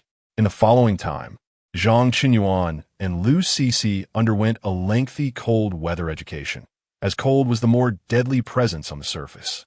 Prolonged exposure to low temperatures can lower human skin temperature and cause peripheral blood vessels to constrict. Under normal circumstances, human body temperature is around 37 degrees Celsius. If the external temperature is around 20 degrees Celsius, it can lead to a drop in body temperature. A decrease of 2 degrees in core body temperature can lead to hypothermia, loss of consciousness, and arrhythmias. When the core temperature reaches 24 degrees, the heartbeat will stop. The theoretical minimum limit for human body temperature is 0 degrees, at which point human tissues will freeze and the cells inside the body will be destroyed. When a human body is in a cold environment, blood vessels constrict, the blood circulation rate slows down, reducing the heat delivered to the limbs, and over time, the skin temperature drops. The further from the heart, the more significant the temperature drop. Toes, being the farthest from the heart, have poor blood oxygen supply and lack a thick layer of fat for insulation, making the temperature drop particularly noticeable. Therefore, the equipment received by Zhang Qinyang and others was indeed comprehensive, covering them from head to toe, including specialized shoes. You must take this matter seriously. Under no circumstances should you remove or modify our protective suits. Previously, someone, out of curiosity, secretly made alterations to their protective suit while the staff was not paying attention, exposing a part of their skin to the outside air upon reaching the ground, which resulted in frostbite and nearly caused hypothermia. Hypothermia refers to the condition where the heat loss from the body exceeds heat supply, leading to a decrease in core temperature and a series of symptoms such as shivering, confusion, and cardiac and respiratory failure, which can ultimately result in death. As for frostbite, the trainers directly showed Liu Cixi and Zhang Qinyang images of non-freezing injuries and freezing injuries.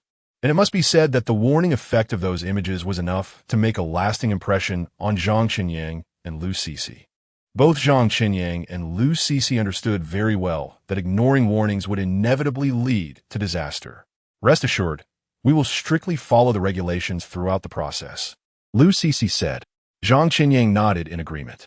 Subsequently, under the guidance of professionals, the two of them donned their gear completely and were taken to the elevator entrance. This elevator was specially designed. In the underground city, there are several elevators connecting to the surface, but not many are open to citizens. Most are for professionals' entry and exit for ground research and other work. There might be a feeling of weightlessness and slight discomfort, but it won't last long. Just bear with it, the trainer said, who was also fully armed. As mentioned before, he would accompany them to the surface and then wait near the elevator. As there were no obstacles in the space available for human movement, so he could see the visitors' activities even from near the elevator without worrying about getting too close and disrupting their experience. Zhang Qinyang and Liu Cixi entered the elevator.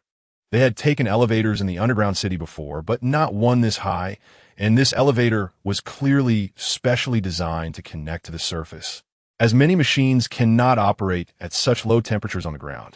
Zhang Qinyang and Liu Cixi quickly experienced the feeling of weightlessness that the trainer mentioned, but it was well within their acceptable range. Wearing heavy protective suits and goggles, their sensitivity to temperature changes was dulled, so they didn't immediately feel as if they had stepped into a frozen world. However, when the elevator arrived and they stepped out to face the outside world, Zhang Qinyang and Liu Cixi were momentarily speechless. All they could see was a sea of white snow. The pure, flawless, and boundless feeling was truly overwhelming. Zhang Qinyang tried to widen his eyes, as if he couldn't get enough of the sight. While listening to the trainer's explanations earlier, he thought those who ignored warnings and wanted to remove their goggles or unzip their protective suits were being irrational. But now, facing such a scene, he found himself having a moment of impulse. Humans, perhaps, inherently belong to the surface, which is why they feel such an innate closeness to it. Their feet stepped onto the snow, and they found themselves surrounded by pure white, under sunlight they had never seen in the underground city, and an expanse they had never encountered. In this moment, they truly felt it. This was more shocking than any picture, and their own eyes were the best recorders. Zhang Qinyang suddenly felt a bit of a sting in his nose. Although he didn't want to admit it, he really wanted to cry. Even he couldn't understand where this emotion came from. Clearly, there was nothing particularly moving happening. Not a single person spoke, no unnecessary plot unfolded. They simply saw this land, simply arrived at this land. Humans once lived here, but later lost it. After a long while, Liu Cixi quietly asked, "Do you think we'll come back?" Zhang Qinyang didn't know how to answer this question. He wanted to say yes, but he deeply understood that this was not something that could be resolved overnight. It might even be that in their lifetime, they might not find an answer. What humans once considered the most ordinary things had now become dreams that could not be fulfilled. Cece tentatively took a few steps forward, and once she got used to the feeling, she immediately waved to Zhang Qinyang. Don't just stand by the elevator, take a few more steps and look around. Zhang Qinyang cautiously followed Cece's lead, and after adapting, he boldly began to walk. The feeling was simply too wonderful. He didn't know how to describe it, but he knew he wanted to run. He wanted to run wildly in the snow and ice, to run truly with his own feet. Chapter 15. The Winter Silence Virus. In fact, Zhang Qinyang not only thought so, but he actually acted on it. He was running wildly in the snow and, as expected, fell on his backside. Even so, his face was still smiling, and his excitement was palpable.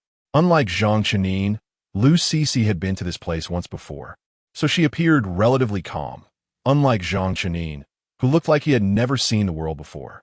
Remembering what the trainers had said, Cece couldn't help but remind him, "Don't worry, I'm just a bit happy, not really crazy," Zhang Qinyang replied with a smile. He knew that Cece was concerned about him. Zhang Qinyang got up from the snow, looked around at the vast expanse of ice and snow, and suddenly thought of what his father looked like at work. Of course, these were just his guesses, as he had never actually seen his father at work. What he was seeing now was merely his father's work environment. Looking at the heavy protective suit he was wearing, he couldn't help but sigh. It really was as the books said, everyone's calm life was only possible because someone was silently bearing the weight. Although the underground city existed beneath the surface, it was not completely unrelated to the ground. The entire circulation system of the underground city included the surface as a part of it, so ground workers were indispensable. However, everyone knew the hardships and dangers of working above ground, so the Alliance had to provide corresponding compensation through high merit points or other benefits. Zhang Qinyang could live happily for so long precisely because of his father's unspoken sacrifices. Time passed second by second, and perhaps because he was too happy, Zhang Qinyang forgot about the existence of time until the trainer beside him reminded him that there were only 5 minutes left, which made Zhang Qinyang feel quite regretful. Time passed too quickly. He hadn't had enough time, but he also knew that the surface was not a place where one could stay as long as they wanted. The surface experience had strict time requirements, unlike amusement park attractions where you could enjoy more by paying extra. Zhang Qinyang looked at Cece, and both of them shared a sense of reluctance. But for now, they could only agree to come back next time. Just as Zhang Qinyang and Cece were preparing to leave, Cece suddenly shouted loudly, her emotions running high as she covered her mouth, her eyes wide open, while tugging at Zhang Qinyang's sleeve, seemingly indicating for him to look at something. Zhang Qinyang followed the direction she was pointing and saw a round black and white little creature sliding towards them. Yes, it was sliding on its belly across the ice, and it looked extremely adorable. "It's a penguin," Zhang Qinyang exclaimed. He had seen this animal before, in textbooks and in the lab. But whether it was the penguins in textbooks or those in the lab, none were as lively and cute as the one before him. At least, they didn't slide on their bellies. The one in front of them was truly excessively endearing. Unlike the excited expressions of Zhang Qinyang and Cece, the trainer beside them was completely on high alert. "Don't get too close. And don't panic. The barrier is very safe. Nothing will go wrong." These words seemed more like self-comfort than reassurance for Zhang Qinyang and Cece, as it was clear that the trainer was far more nervous and excited than they were. What kind of harm could such a cute creature possibly pose? Zhang Qinyang felt confused. Just as he was about to counsel the trainer to stay calm, he saw the penguin suddenly bump against the barrier with a thud. Although the barrier was transparent, it was exceptionally sturdy, and the penguin immediately fell to the ground. Zhang Qinyang and Cece instinctively tensed up, but to their surprise, after the penguin got back up, it immediately charged at the barrier again, seemingly determined not to give up. Zhang Qinyang and Cece became somewhat nervous and puzzled by this commotion. After all, penguins have pain perception and should know to avoid harm. Yet this one, for some reason, was particularly persistent. It got up more slowly each time, but never gave up. When the penguin charged at the barrier for the 4th time, Zhang Qinyang and Cece couldn't hold back any longer. "Will it keep doing this?" Zhang Qinyang asked. "Your browsing time is over. The trainer replied evasively, forcefully ushering Zhang Chenin and Lu Cixi back to the elevator with an unrefusable demeanor, preparing to leave. If this goes on, it will hurt itself. Aren't you going to do something about it? The two rarely showed resistance, as they had been cooperating well until now. Seeing this, the trainer felt somewhat helpless and let them move a bit closer to take a look. Zhang Chenin and Lu Cixi were confused, but when they got closer to the barrier, the penguin once again stood up and charged at it.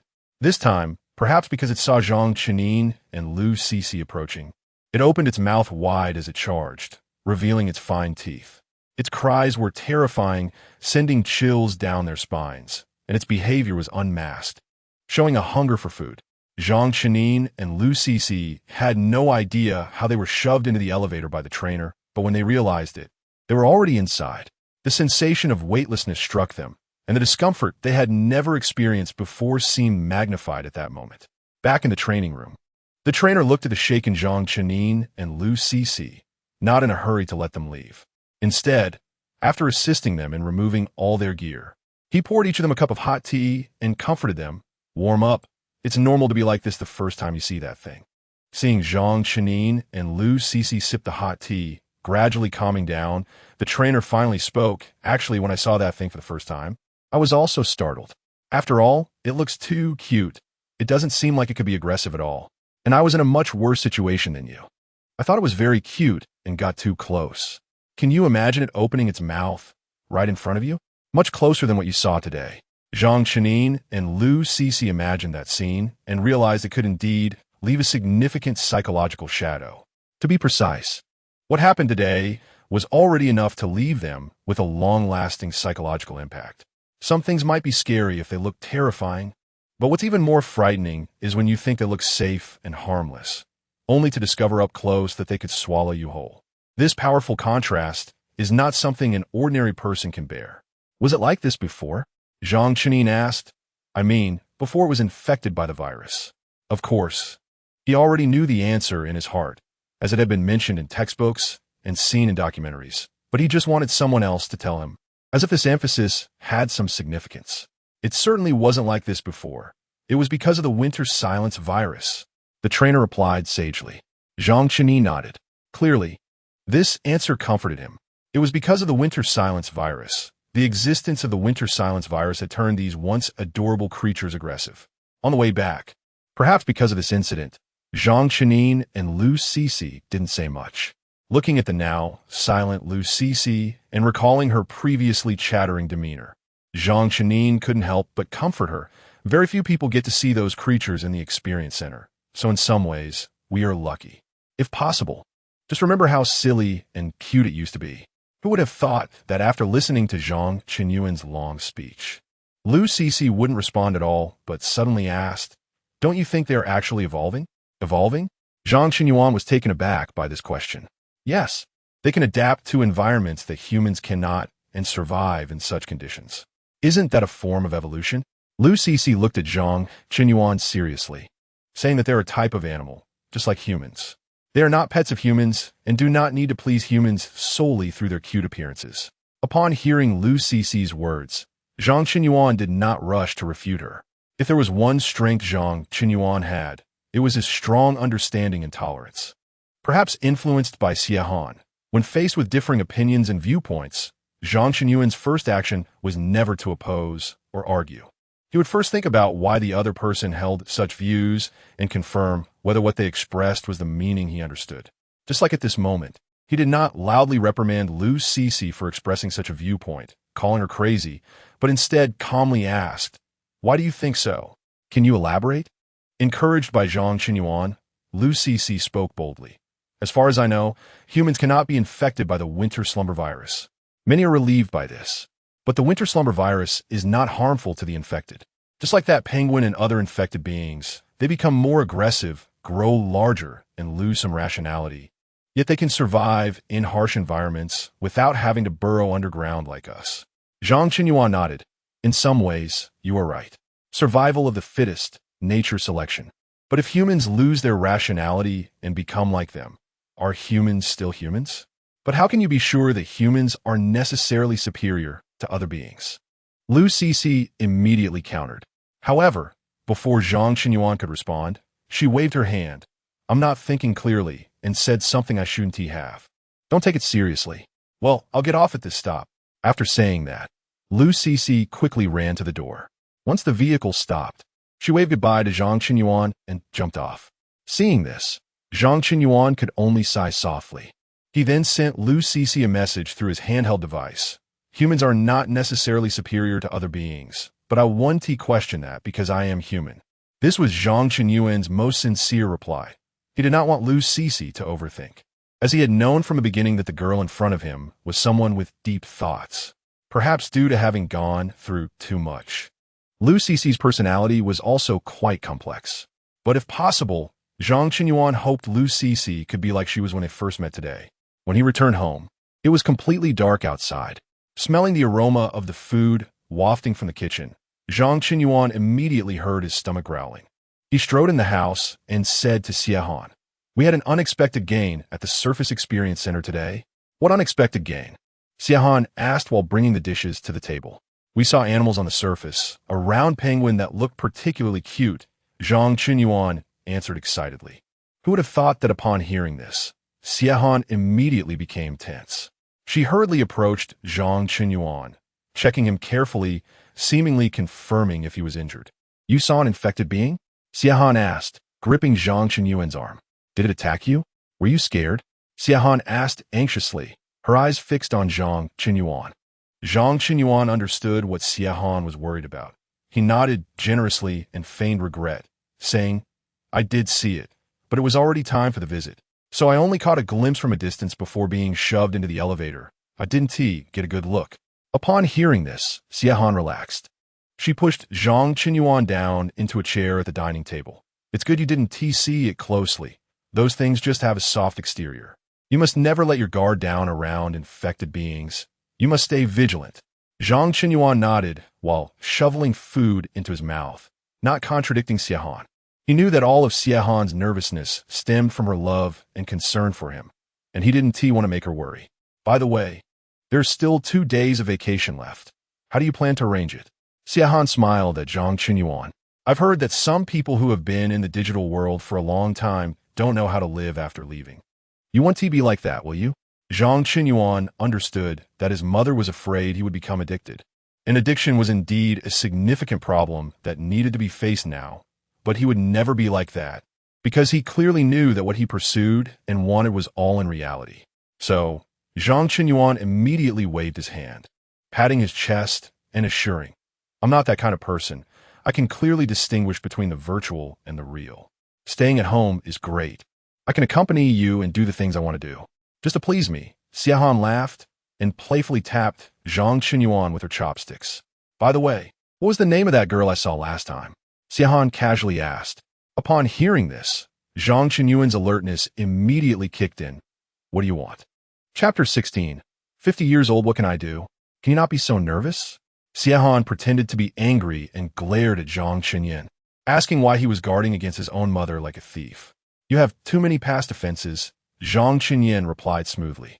If he were to list them, he could talk from morning till night about the tricks Xie had used on him over the years. He had always thought of Xie as a rather traditional person, but when it came to setting him up for blind dates, she was constantly innovating, almost establishing her own school of thought.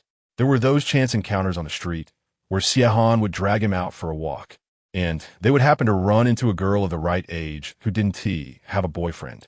Then Xie would conveniently have to leave early, making Zhang Qinyuan escort the girl home. There were also occasions when they planned to go out for a meal, only to find the neighbor's family dining next door. And Xie would be quite pleased with their daughter, leading to the 2 tables being combined. With conversations ranging from Zhang Qinyuan's job to how many children they wanted in the future, discussing everything under the sun, Zhang Qinyuan had become numb to it all. Fully aware of Xie's tactics, as soon as she mentioned it, his alertness would spike. "I think that girl is nice. Aren't you 2 working together? You should know each other a bit." Xie looked at Zhang Qinyuan. Sure enough, Zhang Qinyuan guessed right. "She's an AI," he replied succinctly. Xie was taken aback. And just when Zhang Qinyuan thought the matter would be put to rest, she suddenly spoke up. "You're lying to me, right? How could she possibly be an AI? She's so beautiful and has such a good personality. Beautiful? Zhang Xinyan conceded on that point. But, good personality? He found it hard to understand how Xie Han had come to that conclusion. Just because someone is beautiful, does that mean they have a good personality? Just because she is a woman, does that mean she has a good personality? Zhang Xinyan had plenty of reason to suspect that Xie Han's current requirements for his girlfriend were female, alive, not digging in the ground for food, and knowing to run indoors when it rains. Her embodiment is custom-made. Her parents are also human, but she's indeed an AI. I'm not lying to you. Zhang Xinyan was afraid Xie Han wouldn't believe him and elaborated on many things about 0810, including her creation process and her identity as a judge. After listening, Xie Han's expression was even more regretful. What a good girl. Zhang Xinyan nodded expressionlessly. She is a good girl, but she is an AI. Just when Zhang Xinyan thought Xie Han would give up, she suddenly grabbed her. Actually, AI can be quite good. Mom can agree to it. This time, Zhang Xinyan was completely dumbfounded. He had once thought Xie Han's requirements for a girlfriend were female, alive, not digging in the ground for food, and knowing to run indoors when it rains. Now it seemed he had overestimated himself and underestimated Xie Han. Mom isn't one of those unreasonable parents. If you truly like each other, cherish one another, and live well together, I will definitely support you, Xie Han said sincerely. Do I look like a wicked stepmother to you? I will treat her well, even though I don't know what care an AI needs, but I can learn. Zhang Xinyan was genuinely moved this time. He had never expected Xie Han to compromise to this extent. How about this? When will you bring her home? Tell her not to be afraid. I just want to meet her, Xie Han assured firmly. I will definitely agree to your relationship, don't worry. Zhang Xinyan instinctively nodded, then immediately reacted. No. What relationship do we have? There is nothing between me and her. It's just a simple colleague relationship. Zhang Xinyan was completely exasperated. He didn't understand why Xie Han was so concerned about his romantic situation. In this matter, Xie Han seemed to have endless enthusiasm and an unwavering persistence. No. Why do you feel like you're in a hurry to marry me off? Zhang Xinyan finally couldn't hold back anymore. My main task right now is not to think about these things. I have a lot to do. I'm almost 50 years old. Xie Han leaned against the window, watching Zhang Xinyan say this. An ordinary sentence suddenly made Zhang Xinyan quiet down. The earlier irritation and helplessness vanished. Yes, how could he have forgotten? Xie Han would be 49 this year. Here, most people only live to 50. This means that there isn't much time left for Xie Han. When Xie Han said, I'm almost 50, it was roughly equivalent to telling Zhang Xinyan, I'm close to death. Perhaps the smooth life of the past few years had made Zhang Xinyan forget that the underground city was originally a place that devoured people. They lived in a disaster world. The icy, snowy scenery outside was beautiful, but also a barrier. Resources in the underground city were limited, and not to mention that as people age, their bodily functions decline and ailments increase. The policies for the elderly in the underground city made it hard for many to cope. Once they passed 50, all their consumption would require double the merit points. In other words, if both were to catch a cold and have a fever, Zhang Xinyan would need 200 merit points for treatment, while Xie Han would need 400 merit points.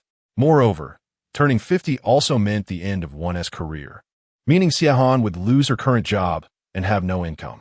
The underground city offered many benefits to the young, but was quite unfriendly to the elderly. In such an environment, survival was difficult for everyone. Young people were seen as hope in the future, naturally receiving more care and assistance, but the elderly. Zhang Xinyan had once opposed these measures, and many had opposed them as well, but the final result was always inconclusive because they would face the question, you oppose this, but can you provide a reasonable solution? Humanity was no longer the dominant species. People had to face reality. In the trade-offs of survival, something always had to be sacrificed. But to Zhang Xinyan, no matter when, one should never abandon those who raise them.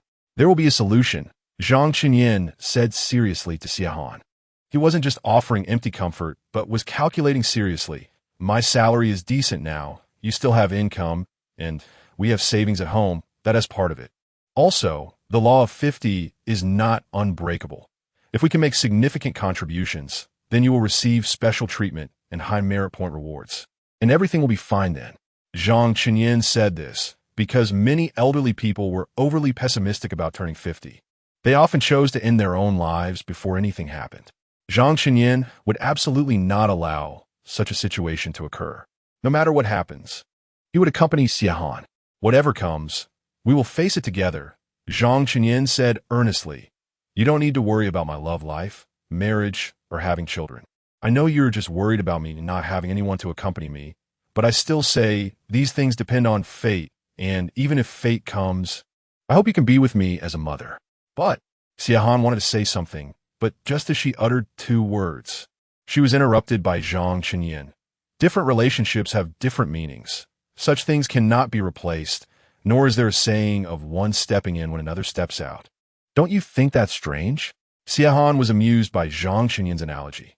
In the end, she didn't say much more and nodded. Since that's the case, you should work hard and strive for significant contributions to ensure your old mama life. Aye, sir. In response to Xie teasing, Zhang Xinyan also playfully replied. However, upon returning to the house, the relaxed expression on Zhang Xinyan's face immediately vanished. His room is not large, and the furnishings are quite simple, with only a bed, a wardrobe, and a set of tables and chairs.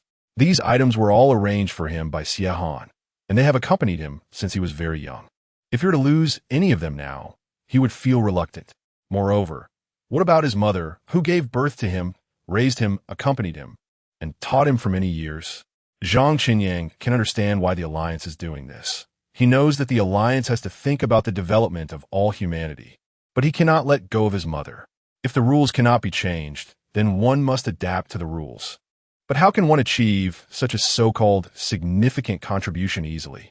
Zhang Xinyan lies on his back in bed, staring at the ceiling, and his thoughts drift far away. What is the current state of City R? What is 0810 doing? Has there been any result from the research he asked the doctor to do? This was an agreement he reached privately with the doctor. In fact, the construction of City R has had the doctor's ideas from the very beginning. He needs a more ideal research space. The influencing and uncontrollable factors in reality are simply too great, and the research costs are also higher. So the doctor hopes Zhang Xinyan can provide him with a highly efficient research space. Zhang Xinyan has succeeded, and one could even say he has exceeded his task. However, research results do not come overnight. After all, most milestone-like research results are achieved after countless failures. Zhang Xinyan understands this principle, but cannot help feeling anxious. Usually, he would definitely choose to go directly to find the doctor, even if there is no substantial progress. Just chatting with the doctor and knowing that things are still in progress would calm him down considerably. But now it is not possible. The people in the digital world are still studying his clone, and what he needs to do is to obediently take a break and not create trouble. Zhang Xinyan is not a person who seeks death. He will not throw a tantrum or do the opposite of what others tell him to do. That is the behavior of characters in historical idol dramas that his mother Xie watches. The next day, Zhang Xinyan did not arrange any schedule. He simply stayed at home with his mother Xie, which also allowed him to see his mother's working state rarely. Xie, wearing delicate gold-rimmed glasses, was flipping through heavy books, occasionally writing something with a brush. Xie's brushwork is beautiful, graceful yet with a unique character. Zhang Xinyan wanted to learn it several times, but it eventually turned into scribbles. Some say that one can see a person's temperament through their handwriting, and Zhang Xinyan agrees with this statement regarding Xie, but he does not agree with it regarding himself, as he seldom uses a pen. He is used to using machines, which has resulted in his terrible habit of forgetting characters when he picks up a pen. Unlike Zhang Xinyan, Xie not only writes well, but is also able to concentrate. She can sit at her desk for 2 to 3 hours, working diligently the whole time, even drinking water very infrequently, let alone getting up for the bathroom or eating like Zhang Xinyan does. Zhang Xinyan once asked Xie what the purpose and significance of recording words in this way are. After all, there are better and less easily lost methods of recording, such as various data entry, cloud storage. Compared to those fragile and moisture-sensitive papers, the latter method of recording is obviously more convenient and efficient. In response to Zhang Xinyan's question, Xie did not reply directly, but instead said, "When you can calm down and write, you will understand." It must be said that this response is quite real and hits home, as for many young people today, let alone calming down to write. They can hardly write 1,000 characters without making mistakes. Watching Xiahan busy with her work, Zhang Qinyang decided to surprise his mother. He secretly ran to the kitchen to prepare a warm dinner for her. But facing the pitifully few ingredients, he fell into a dilemma. After all, he really does not have his mother's skilled hands and cannot make these ingredients delicious and tempting through cooking. Between seeking quality and seeking stability, Zhang Qinyang decisively chose the latter. After all, they have been mother and son for so many years, and there is no need for anything extravagant. If they end up not being able to eat it all and ruin the ingredients, that would be awkward. After all, the current ingredients are not cheap. In the end, Zhang Qinyang still cooked noodles for himself and his mother. Besides simple seasonings, he only added an egg and 2 types of vegetables, making the bowl of noodles look exceedingly plain. However, at the moment it was served, Xiahan was still attracted over. "I just finished and smelled the fragrance of the food," Xiahan said as she leaned closer to Zhang Qinyang, looking at the noodles he cooked. And she nodded in satisfaction. "It looks very appetizing. Hurry up and serve it, I'll wash my hands." "Okay, today I promise to serve you well," Zhang Qinyang replied with a smile. "I've been serving you like this for years." Xiahan lightly tapped Zhang Qinyang and happily turned to wash her hands. When both of them sat at the dining table, Xiahan suddenly asked while looking at the noodles in front of her, "Suddenly being so nice to me. Are you hiding something from me?" Facing Xiahan's question, Zhang Qinyang panicked for a moment, but he naturally would not admit it. After all, he felt that Xiahan would not find out, and besides, what he was hiding from her was not immoral. Little did he know that right after, Xiahan took out a letter. Chapter 17, Algorithms, come on, what is going on? Xiahan pushed the envelope in front of Zhang Qinyang. The envelope appeared to have some thickness, and the surface clearly indicated the sender's identity as Dr.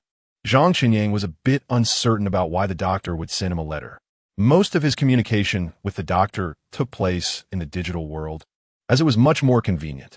Yet now the doctor chose to send a letter, which could only mean that there was something very important and urgent that he needed to inform Zhang Qinyang about. At the same time, it was because Zhang Qinyang had been unable to access the digital world lately, forcing him to resort to this method of communication. What could be so urgent? Zhang Qinyang couldn't figure it out. "It seems there really is something being hidden from me." Xiahan put down her chopsticks and looked at Zhang Qinyang. Although she wasn't interrogating him, her expression still made Zhang Qinyang feel a bit nervous. "After all, I haven't done anything bad behind your back." Zhang Qinyang tried to sound tough, a tactic often used by children when arguing with their parents. "Aren't you worried that I've already opened the envelope and looked inside?" Xiahan further probed. Zhang Qinyang glanced at the envelope. The opening was on the back, making it hard for him to judge whether it had been opened. But adhering to his determination not to back down, he feigned calmness and said, "I trust you. You respect my privacy. Since the envelope says to be opened by Zhang Qinyang, you wouldn't open my things." This statement expressed his stance while subtly retorting back at Xiahan. Xiahan felt a bit helpless from Zhang Qinyang's response. She could only pretend to be angry and said, "Fine, I can't argue with you. Here's the envelope. Go hide in your room and open it. Don't forget to wash the dishes tonight." After saying that, Xiahan picked up her chopsticks again and resumed eating leisurely. Seeing this, Zhang Qinyang immediately took the envelope and ran to his room, carefully closing the door behind him. Holding the envelope, Zhang Qinyang felt something was off. It didn't seem to contain paper, but was rather heavy and hard. What does the doctor mean by this? Zhang Qinyang was momentarily puzzled. He hastened to open the envelope, and after a few quick motions, he discovered that inside was actually a piece of glass and a short note. After reading the note, Zhang Qinyang understood that the glass in his hand was developed by the doctor, who referred to it as a new type of barrier. Although it looked like glass, it was much more powerful. It could not only minimize temperature loss, but was also indestructible, serving the same purpose as the barrier Zhang Qinyang had seen in the Ground Experience Center. Of course, the doctor also utilized an older but practical technology within it, one-way visibility. Through this new type of barrier, people could see outside, but the beings outside couldn't see inside. After understanding all this, Zhang Qinyang finally realized why the doctor was so excited. This undoubtedly meant that humanity had more guarantees for returning to the surface, which was definitely very good news for the future of humanity. Not to mention the doctor, who was the lead creator of this material. Even Zhang Qinyang, as an onlooker, felt incredibly excited. If he could enter the digital world right now, he would definitely choose to celebrate with the doctor. Unfortunately, he still had to obediently stay at home, and even though he felt joyful, he could only rejoice internally. He had just toured the Ground Experience Center yesterday, and now learned that humanity has hope for returning to the surface. It couldn't be more timely. Perhaps before yesterday, Zhang Qinyang couldn't imagine life on the surface, but now he was already looking forward to it. However, just as Zhang Qinyang was contemplating how to celebrate with the doctor after returning to the digital world, 0810 suddenly appeared before him. Yes, without any warning, 0810 showed up. As a high-level AI, she had no physical form in the real world and existed only as a holographic projection. In this regard, it wasn't that she couldn't be mapped. The reason for choosing holographic projection was due to the human wariness of advanced AIs. Humans needed them, but if possible, they preferred them to exist only in the virtual realm. After going through so much, humanity's sense of crisis had become quite strong. This was the first time 0810 appeared as a holographic projection in the physical world. But it was the first time Zhang Qinyang encountered 0810's holographic projection under such circumstances. With no prior notice, suddenly, a very beautiful girl appeared in his bedroom while he was smiling madly at a thing that looked like glass. Fortunately, this time 0810 was clearly there for a reason and didn't waste any time teasing Zhang Qinyang. The current investigation results indicate that there is a problem with the hash algorithm. Indeed, this was typical of 0810. She always stated the most shocking news in the calmest and simplest tone. The last time there was a repeated ID. This time, it was the hash algorithm. A problem with the hash algorithm? Upon hearing those 4 words, Zhang Qinyang realized the seriousness of the issue. But he couldn't fathom what could go wrong with the hash algorithm. After all, the hash algorithm was an indispensable part of the metaverse for so many years. Everyone had become accustomed to life in the metaverse, which relied on the stable operation of the hash algorithm. Simply put, the hash algorithm transforms inputs of any length into a fixed-length output through a hashing process, which is known as the hash value. This transformation is a type of compression mapping, meaning that the space of the hash value is usually much smaller than that of the input. Different inputs might hash to the same output, so it's impossible to determine a unique input value from the hash value. Of course, this is also a characteristic of the hash algorithm. If we explain the hash algorithm directly using a function, it is essentially a function that compresses a message of any length into a message digest of a certain fixed length. 0810 looked at Zhang Qinyang. But you should also know that it can be used in the metaverse, or rather, its important position in the metaverse is due to the fact that the same input must yield the same output. Different inputs will likely yield different outputs. No problem. Zhang Qinyang shrugged. I've studied this course, or rather, this is a lesson that every digital world worker must tackle. So can you find its reverse pattern? 0810 retorted. Are you joking? Zhang Qinyang laughed. The hash algorithm can convert data into a marker that is closely related to every byte of the source data. You want me to find a reverse pattern? By what method? Through sheer determination in my lifetime? 0810 nodded. Yes, you can't do it. And I can't do it either, because the hash algorithm is originally an important means of verifying whether the original data has been tampered with. In fact, its function goes beyond this. It can improve the utilization of storage space, enhance data query efficiency, and can also be used for digital signatures to ensure the security of data transmission. Yes, such an important thing. And now 0810 tells Zhang Qinyang that there is a problem. Zhang Qinyang took a deep breath. He had just learned some very good news, and immediately after, 0810 brought such terrible news. What kind of law of conservation of luck is this? Can he choose to unsubscribe? But Zhang Qinyang also understood that this wasn't the time for sentimentality. Half a minute later, he said to 0810, all right, you can continue. Is it this algorithm that has a problem, or is it a problem with our usage? Does this have a close connection with CDR? Perhaps only 0810 can endure such an intensive question and answer dialogue with Zhang Qinyang. She responded one by one. This algorithm has been in use for so many years, and this phenomenon has never occurred before. Is it a problem that arose during our usage? We are currently investigating. This is not only related to our city. It is also not only related to the digital world. According to our inference, it is very likely related to the entire metaverse. Upon hearing this, Zhang Qinyuan's heart sank. If it is related to the entire metaverse, it means that everything, whether in the physical world or the digital world, cannot escape. He did not expect this issue to spread so widely. If they had discovered it a bit later, the consequences would truly be. What exactly is the problem? Please elaborate. Zhang Qinyuan calmed down and spoke in a steady tone. Hash collision. 0810 said seriously. Someone has increased the probability of hash collisions. Are you joking? Zhang Qinyuan instinctively replied. A hash collision refers to two different inputs yielding the same output. Zhang Qinyuan understood that hash collisions are bound to occur since the output byte length is fixed. The hash code, output of a string, is a 4-byte integer.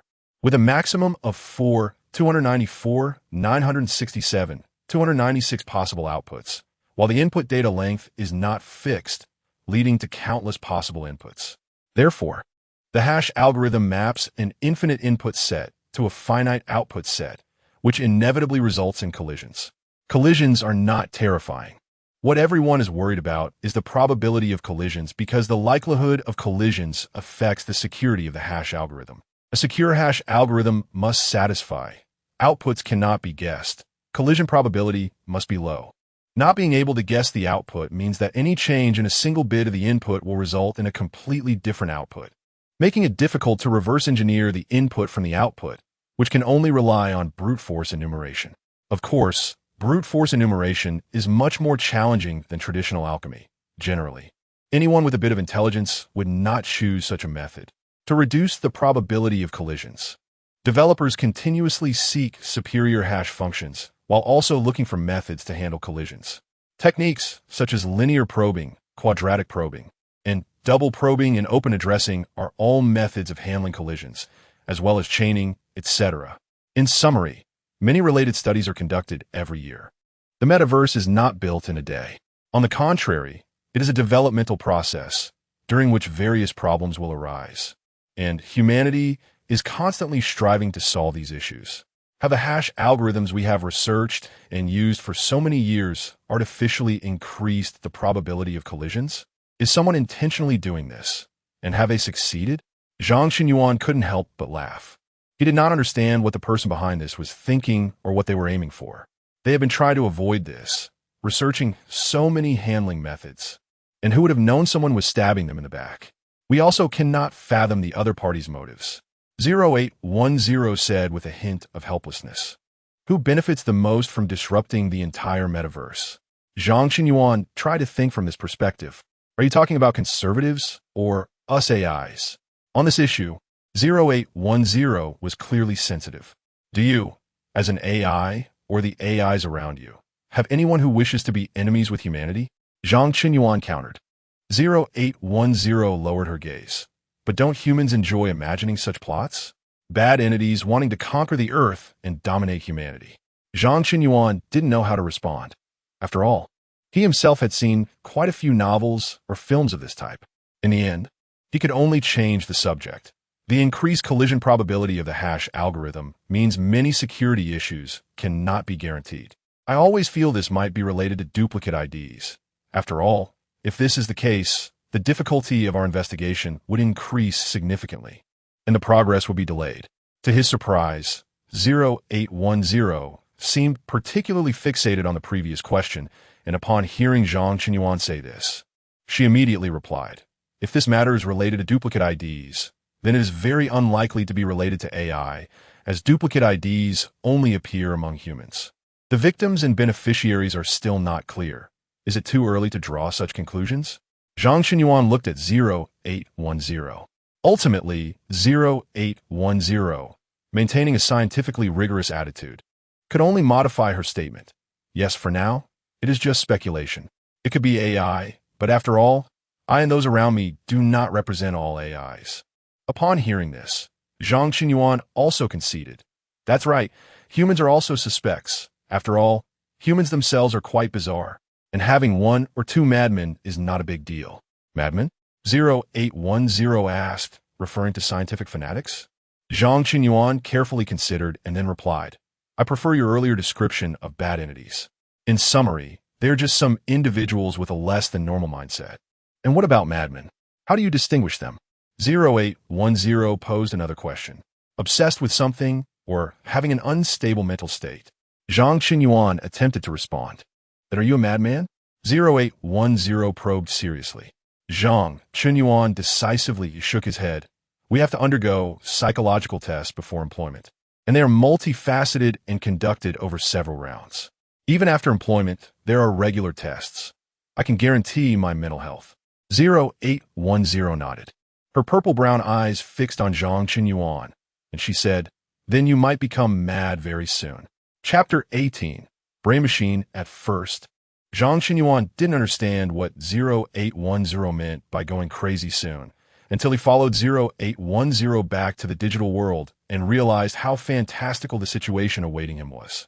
His copy had not been discarded after the research conducted by those individuals. Instead, it had become more human-like through self-repair. In other words, his copy had become more advanced, even approaching the level of 0810.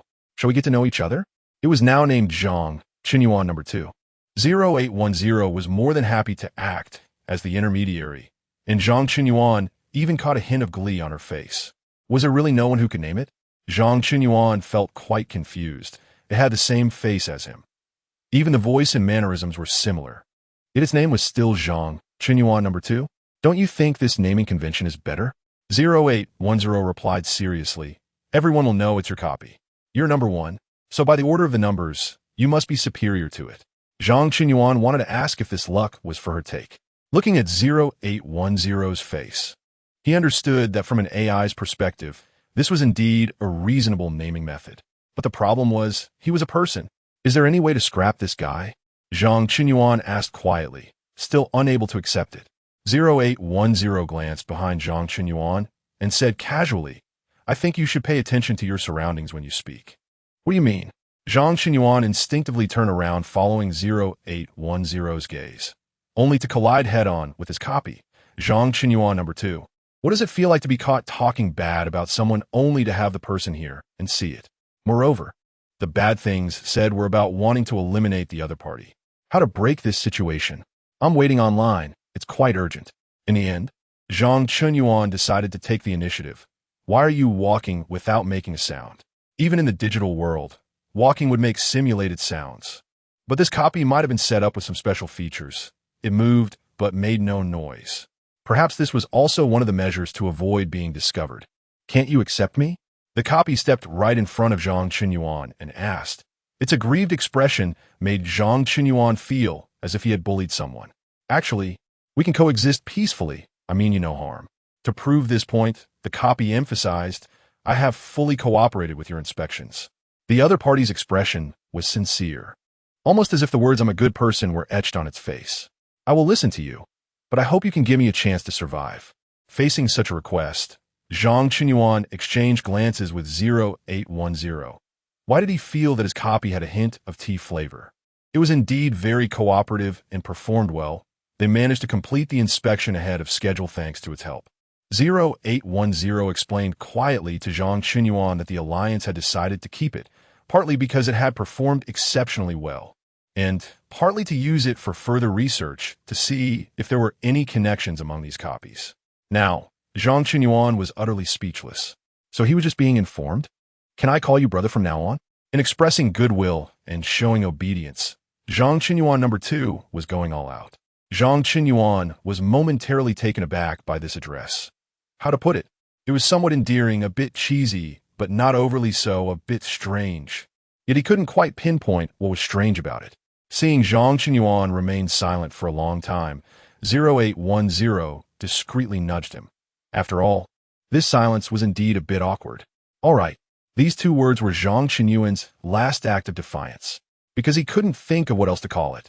If not brother, should it be father? From a theoretical perspective, there should be no genetic inheritance between him and the copy. Then I will follow brother from now on. Zhang Qinyuan number 2 immediately said. What does it mean to climb up the ladder? This was it. Zhang Qinyuan never expected to be stuck with this. And he looked to 0810 for help. This time, 0810 was quite generous. Following him is useless. His job is just to sit, draw, attend meetings, and propose plans. And many things on his side are confidential and not suitable for you to see. If you have nowhere to go, just follow me. I'll take you to maintain city safety and let you know what to do and what not to do, and what the consequences of doing the wrong things will be. After this speech, Zhang Qinyuan was almost moved to tears. He had never realized that 0810 was so cool. The way she spoke was simply both assertive and stylish. Moreover, Zhang Qinyuan confirmed that at least 0810 did not like tea. The feeling of having an ally was fantastic. He was genuinely afraid that everyone would be assimilated by the sweet talk of the copies. The subsequent matters will be handled by the security department. You can temporarily return to your position, 0810 told Zhang Qinyuan. Then, she turned to Zhang Qinyuan number 2. I'm going to start working now. Follow me. Immediately, Zhang Qinyuan number 2 was reluctantly led away by 0810 towards City R, while Zhang Qinyuan returned to his office. Upon returning, Zhang Qinyuan was surrounded by his colleagues. I heard you got yourself a copy. What? You specially ordered a copy? Is it the kind that can help you work? What is the price range for such a copy? Is it aggressive? How is the safety? How do you order one? Please share a link. Why didn't you bring the copy along? Then you wouldn't have to work yourself. How do you know it's not a copy? Or how do you know it's Zhang Qinyuan himself? That's a fair point. Is there any way to test it? Facing the sudden enthusiasm of his colleagues, Zhang Qinyuan felt somewhat overwhelmed. He helplessly stated, I am Zhang Qinyuan himself. The copy, also known as Zhang Qinyuan number 2, is currently being taken by 0810 to patrol City R, and that copy wasn't custom made. It was created due to a problem, which is now being fixed. It currently has no aggression, its safety is uncertain, and there is no selling link. If you really want one, you could try your luck yourself. But if you do end up with the same copy, don't forget to report it. You might also get 3 days off as a bonus. After saying all this, Zhang Qinyuan felt a bit breathless. He suddenly understood how hard it was for 0810 to face his series of questions. Indeed, answering a bunch of questions at once could drive one to madness. Where can I try my luck? A colleague asked cautiously. Looking at the serious expression on the other person's face, Zhang Qinyuan knew that this guy was genuinely planning to get a copy to help him work. Is work really that painful for you? It's just a copy. Zhang Qinyuan asked curiously. Don't you feel your uniqueness as a human being is being infringed upon? Do you think work isn't painful? Is it scary for a copy to have a job? The other party was clearly more curious about the uniqueness of being human. What kind of middle school level statement is that? I think for me, if the other party has high safety, no aggression, and can help me work, it's actually not a problem at all. Zhang Qinyuan fell silent. Silence was the bridge to understanding tonight. In fact, many people have such thoughts. Most of them have been worn down by life. They no longer expect to become heroes or achieve great accomplishments. They just want to live well, and if possible, live in a more comfortable way. Just when Zhang Qinyuan was unsure how to resolve this awkward situation, Alex walked toward him like a savior. The colleague, seeing this, reluctantly left first to avoid disturbing Zhang Qinyuan and Alex's work discussion. The development of the brain-machine interface has entered its final stage, which is the clinical trial phase. Are you interested in experiencing it? Alex asked Zhang Qinyuan. The brain-machine interface is currently the most advanced neural roaming experience device. Research on brain-machine interfaces has been progressing rapidly over the years, and similar products have even been developed. However, products that have not been officially verified are not allowed to be traded. Only a small number of transactions occur in the black market, which carry high risks. As a judge, 0810 had previously dealt with a related case. The victim had purchased a so-called brain-machine product at a high price from the black market. According to the seller, the brain-machine product would provide a better experience and was portable. Once the chip was implanted, the user could enter the digital world anytime and anywhere, without the hassle of a pod, and the sense of realism would be even stronger. Yes, people have always pursued a real experience in the virtual world, and many virtual world-related products are measured by how real they are. This is not a paradox. It's just that most of the time, life has too many disappointments, and the real world has too many untouchable aspects, while the virtual world can compensate for this well. Zhang Chenin understands but maintains a neutral attitude. In his view, a virtual experience that is too real inherently carries a high risk of obsession and addiction. Humans will ultimately have to return to reality. The victim encountered problems precisely because of this. The black market product indeed provided a more realistic experience. Initially, the victim felt the expected thrill after implantation, but later on, the brain-machine device became unstable, causing the user to enter the digital world without their control. And because the sense of realism was so well done, sometimes the user couldn't react for a while. When this situation first arose, the victim contacted the seller. But the seller responded that it was caused by system instability and that updates would gradually resolve the issue. The victim believed the seller's words, as once the brain-machine device was implanted, detaching it would be a very troublesome matter. Thus, the victim could only choose to endure, hoping for future updates. However, what he didn't expect was that this situation became increasingly severe, frequently transitioning between the digital and physical worlds without his control, experiencing the chaotic intertwining of virtual and real, which caused the victim great suffering. By the time he reported the issue to 0810, both his mental and physical states were already very poor. After recording the case, 0810 immediately sent him to the hospital and launched an investigation, capturing the black market seller. However, according to the seller, he was just an ordinary salesperson and didn't even know the origin of the product, let alone its actual production methods and conditions. The case was treated as a major incident at the time, and later, similar sales situations were found in the black market, leading to the confiscation of all goods. However, the source of this product has always remained a mystery. Perhaps some information about official brain-machine products was leaked, or perhaps someone is genuinely working on product design in this area.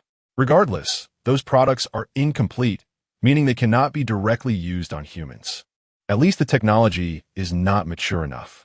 It's important to know that this chip must be implanted in the brain.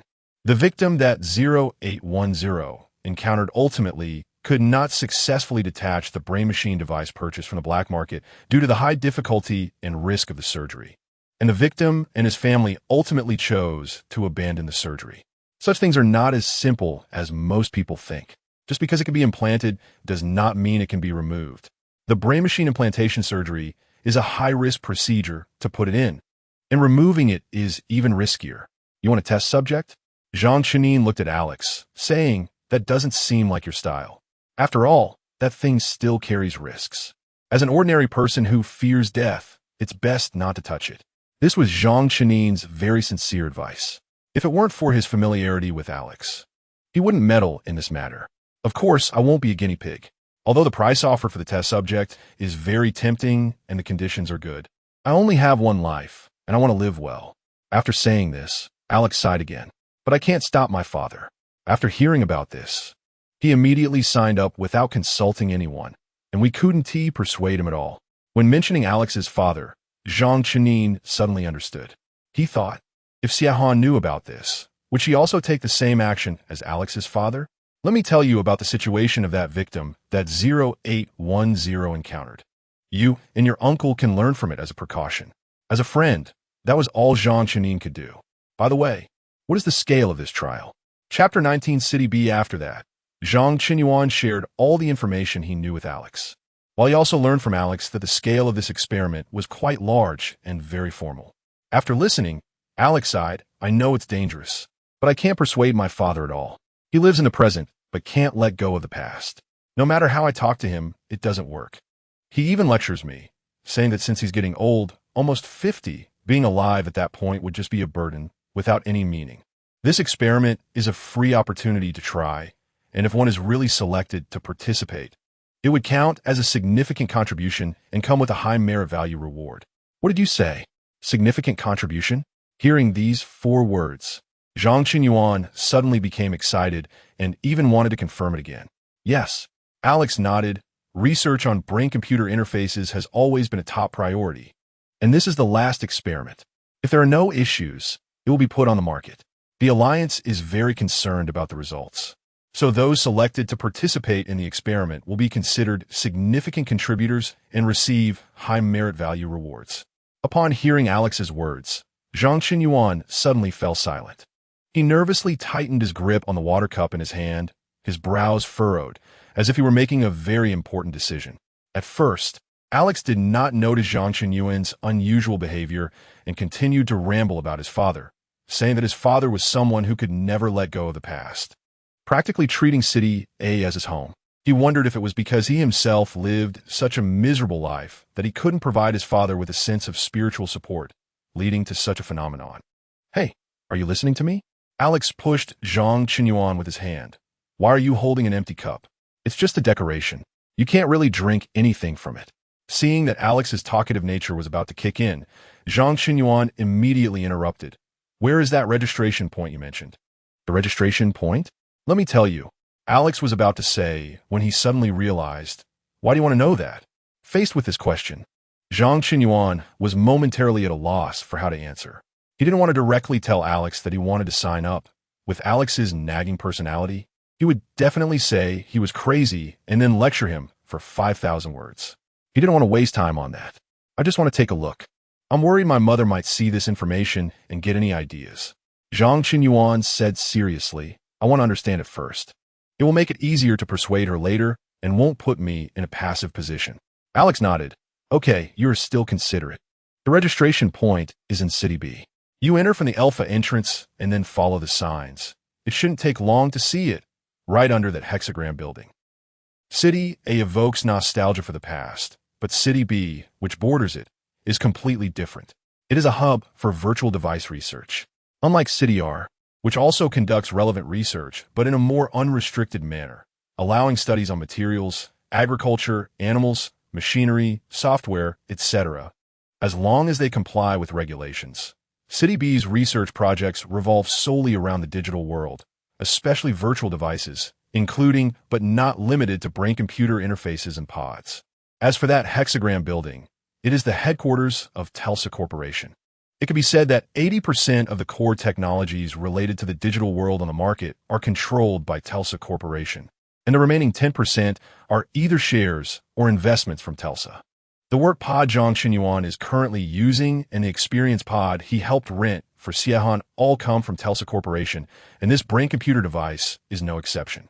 In fact, once you enter City B, you should see it right away. The lines are too long. The scene is comparable to when Lu Cc holds a concert. Alex couldn't help but sigh. Some people seek novelty and excitement, while others seek merit value and a livelihood. In short, it's all a bunch of reckless folks. Of course, my father is the exception.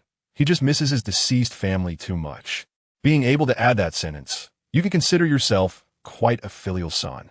Zhang Qinyuan patted Alex on the shoulder and then turned to leave. Back at his desk, he first checked his schedule and found that today was still marked with special leave, realizing that it was because of the previous incident with the clone, which granted him a few extra days off. The information about returning early had not been updated, so he could completely skip work today, unless he was really overflowing with work enthusiasm, earning a dedication award worthy of the top 10 heroes of the Alliance. Of course, that was impossible.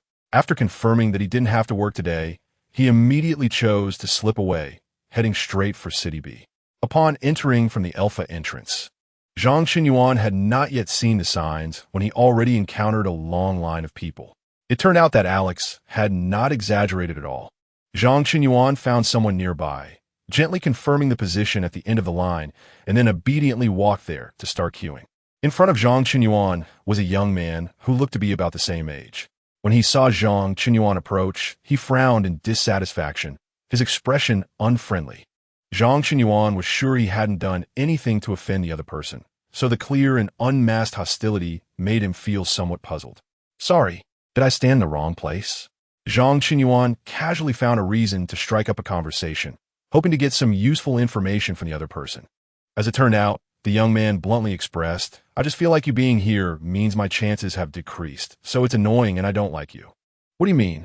Zhang Qinyuan maintained a polite smile. See those people in front of you? They're all here to register, but only a few will be selected. I've already inquired. To avoid risks and considering the target users, those over 40 will probably have no more than 10 selected. Then there are the high-consumption groups, around 30 years old, which will have about 100 people, and then the main consumer group, around 20 years old, which will also have about 100 people. There might be some younger people, but safety factors must be considered, so the number won't be high either. In total, it won't exceed 300 people. Zhang Qinyuan didn't know where the other person got this information, but it didn't sound particularly reliable. However, he agreed that the competition was fierce.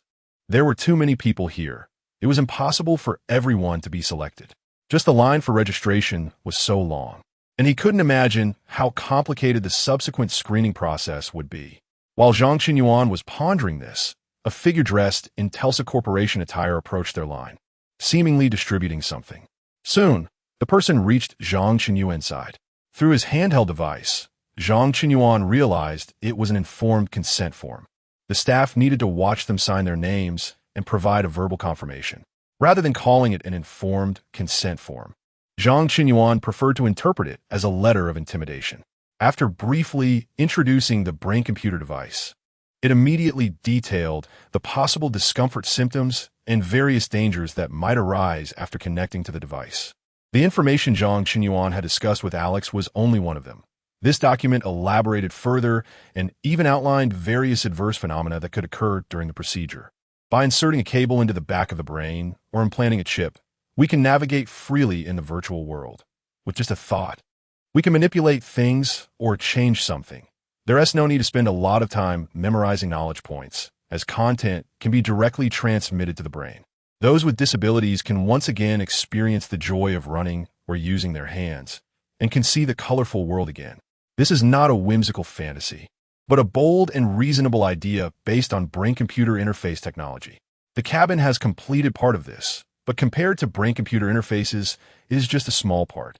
Brain-computer interfaces mean a broader world and more possibilities. Anytime, anywhere, infinite possibilities. As the name suggests, a brain-computer interface is a direct connection between living neural tissue and artificial devices, establishing a communication channel for information between the digital world and the brain. This channel does not involve a person going to another place, but rather a person going to another world. In fact, research on brain-computer interfaces can be traced back to 1924, when German Dr. Hans Berger discovered brainwaves, leading people to notice that consciousness can be transformed into electronic signals that can be read. Based on this, brain-computer interface technology began to take shape and gradually develop. During the research process, brain-computer technology can be roughly divided into invasive and non-invasive categories.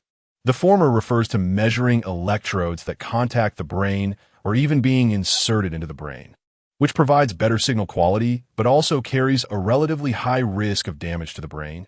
The latter does not contact the brain, mainly using techniques such as scalp electrode caps, ultrasound, and MRI, but the effectiveness of capturing brain signals is relatively poorer. In fact, it can be seen from this that humanity has always been making trade-offs. To achieve good results, one must bear high risks. If one seeks stability, then only moderate results can be accepted. The so-called non-invasive brain-computer devices have long been widely used, most of which are used in conjunction with cabins, which has also enhanced the user experience to some extent. 80% of the cabins on the market are equipped with non-invasive brain-computer devices, while the remaining 20% are outdated devices circulating in the black market at very low prices. After all, previously, Telsa Corporation had conducted a recycling process for old devices. Now, the safety of non-invasive brain-computer devices is very high, and Telsa Corporation has a very solid foundation in neural signal processing, deep learning algorithms, and motion control. And these technologies have been widely used in various fields, such as controlling robots equipped with brain-computer interfaces through thought to perform surgeries, undertake dangerous tasks, or assist disabled individuals with daily life through mechanical means, etc.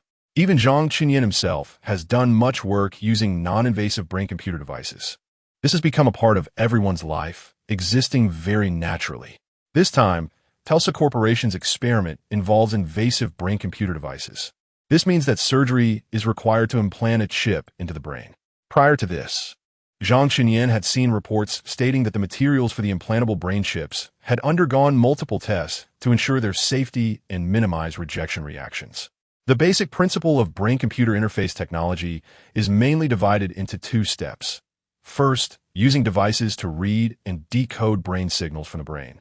obtaining the response curve of brain cells to consciousness, then converting this response curve into instructions to control machines and execute human will. The components involved include, but are not limited to, the following modules. Signal acquisition, e.g., leads and recording electrodes. B. Signal processing, including software for decoding and encoding signals, as well as hardware for providing stimulation, in certain cases. C. Stimulation delivery components, internal and external stimulators and stimulation electrodes. D. Auxiliary effect components, e.g., communication devices and computers. E. Sensor components for neurofeedback. F. Programming modules, including an operational protocol for controlling functions. Each of these components appears simple, but to reach a level suitable for human trials, each requires a significant amount of human and material resources for research.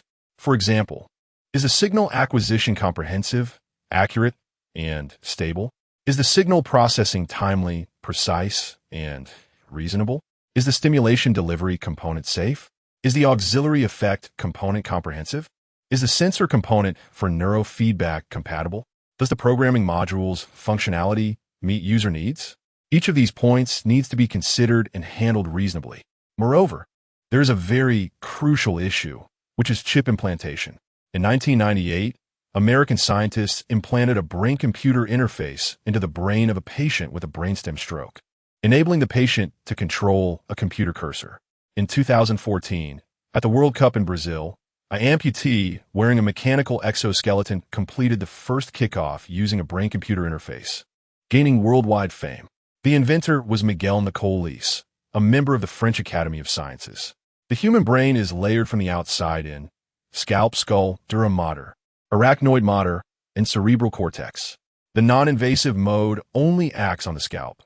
The invasive mode is completely implanted in the cerebral cortex. The high risk of invasive procedures is evident because it requires the implantation of sensors into brain tissue through craniotomy. It can easily trigger an immune response in the body. Additionally, healing tissue can also affect signal transmission. If given the opportunity, would you choose such a high-risk surgery? Chapter 20. The story of the boy this informed consent form, which is essentially a letter of intimidation, explains the possible issues that may arise from participating in the trial from multiple aspects and angles, ranging from minor infections to major trial failures, covering all aspects. The last line states, "I guarantee that I have read all the information above in detail, and I will assume all unforeseen consequences on my own." This is clearly a one-sided agreement, but the conditions offered by Telephone's company are indeed too generous. Naturally, there are some who choose to leave after reading this consent form, but they're only a small portion. The majority still choose to stay and continue waiting. Zhang Qinyang hesitated for a moment, but ultimately signed his name. He also verbally reiterated the information to the staff, completing the video recording to ensure that he was signing his name entirely of his own free will, without any coercion. Indeed, previously, signing such documents was never this troublesome. It is precisely because of the dangers of this trial that Telephone's company is particularly cautious. As the staff left, the boy in front of Zhang Qinyang provocatively said, "I can see that your conditions shouldn't be bad. You probably have read a lot and have a stable job. You don't seem like someone who seeks new thrills. Why are you risking your life like this? You're not like us carefree people. You should think twice." Zhang Qinyang had rushed over earlier and hadn't changed his appearance. He was still dressed like he was at work, so it was understandable for the other party to make such a deduction. "I need merit points," Zhang Qinyang confessed, "for my mother." In fact, at the moment he signed that name, Zhang Qinyang had already made up his mind. He knew what he was doing and what he was about to face, but he did not intend to change his mind. After all, Xiahan was too important to him. Upon hearing this, the boy didn't say much more. Many people come here, each with their own reasons, and Zhang Qinyang's reason was simply too normal to refute. Zhang Qinyang was not a curious gossip person, especially regarding strangers. He did not follow up with questions about the other's reasons for signing up, even though the other party was much quicker in signing than Zhang Qinyang, showing no hesitation at all, and even a bit of excitement like gambling. Didn't he know what the boy had been through or why he was like this? But no matter where you are, who doesn't have some secrets? The time spent waiting in line was quite boring, and Zhang Qinyang was afraid of running into his colleagues or acquaintances among the adjudicators, so he deliberately changed into a cheap avatar that he rarely used. Although this avatar was cheap, it was something Zhang Qinyang bought with his first paycheck when he was still an intern with little income. The outfit of this avatar resembled something he had seen his father wearing in photos. Although it was definitely different, the general similarity made Zhang Qinyang very happy. So he bought it without hesitation. The long line moved slowly, and the boy in front was bored, fiddling with his handheld game console, looking for some free games to play. Zhang Qinyang could tell that his handheld was the oldest version, or rather, his avatar was the same. It looked flashy, but was actually a cheap assembly. The old handheld occasionally lagged, and the boy became a bit irritable, but there was nothing he could do but wait. If it really got bad, he could turn it off and restart it. Participating in a trial to earn merit points for a new handheld? Zhang Qinyang raised an eyebrow. Among his peers, he considered himself relatively mature, or rather, he intentionally lived his life quickly, trying to accomplish more in the same amount of time. Of course, he also knew that many people his age were obsessed with games, eager to express their dissatisfaction with society, and took pride in being unconventional. Zhang Qinyang did not judge right or wrong, as he did not believe he could stand on a moral high ground to discuss others. He could only say that everyone has their ambitions, and it's enough to live their own life well. Hey, can I borrow your handheld for a bit? The boy turned to Zhang Qinyang and said, his tone showing no hint of politeness. Handhelds are considered personal items for everyone. Although Zhang Qinyang had no private information on his phone, he still did not immediately agree. I'm just playing games. It's not like I'm doing anything else. You're right behind me. You can see everything I do. The boy's tone became a bit impatient. Personal items are not for lending out. This time, Zhang Qinyang refused firmly. The boy pursed his lips and sighed. Fine. Actually, I suddenly got a bit scared and wanted to call my family. They don't know I'm here. I'm afraid they worry. Although Zhang Qinyang knew that there was an 80% chance that the boy was lying, he still handed over the handheld. Go ahead. My God, no way. You actually believe this? Unexpectedly, the boy suddenly burst out laughing, exaggeratedly, drawing the attention of many around them. Zhang Qinyang didn't have social anxiety, but being looked at by so many people all of a sudden made him a bit uncomfortable, and he instinctively wanted to pull his hand back. However, the boy grabbed him. You really believed it? You were willing to lend me your handheld for such a stupid reason and my terrible acting? Zhang Qinyang was at a loss for words. The boy had already pointed out the flaws in his excuse. What more could he say? So you know this excuse is stupid and your acting is terrible? What if? There's a one chance, right? Zhang Qinyang looked at the boy. The boy was taken aback by Zhang Qinyang's gaze, his expression showing a hint of nervousness for the first time. After a while, he said somewhat exasperatedly, Forget it. Forget it. I won't borrow your stuff anymore. You old-fashioned people are really boring. What does it feel like to be called old-fashioned by someone your own age? Zhang Qinyang admitted he was a bit mature for his age, but being told this by a peer still felt very strange. We should be around the same age. Zhang Qinyang said patiently. Don't kid me. You're just a bit young-looking. The boy clearly wasn't buying it. Zhang Qinyang didn't want to argue with him anymore and decided to listen to some music to relax. Unexpectedly, the boy got even more excited, pulling at Zhang Qinyang and starting to ask, Why did you believe me just now? Were you really willing to lend it to me? Aren't you afraid I'd run off with your handheld? This thing isn't cheap. Zhang Qinyang was annoyed by the questioning and could only say, I'm just foolish, okay? To his surprise, instead of getting angry, the boy smiled and said, You're the first person who believed me. Then you must have been quite unpopular before. Zhang Qinyang half-jokingly replied, I guess I was pretty unpopular. The boy was surprisingly candid, showing no signs of hiding it. Maybe it's because I was born unwanted. Hearing this, Zhang Qinyang was momentarily stunned and blurted out, How could that be? A middle school boy shouldn't be feeling melancholic. The boy was amused by Zhang Qinyang's unique way of comforting him. I'm not being melancholic. It's true. My parents didn't want me, and later I was sent to an orphanage under the name Orphan.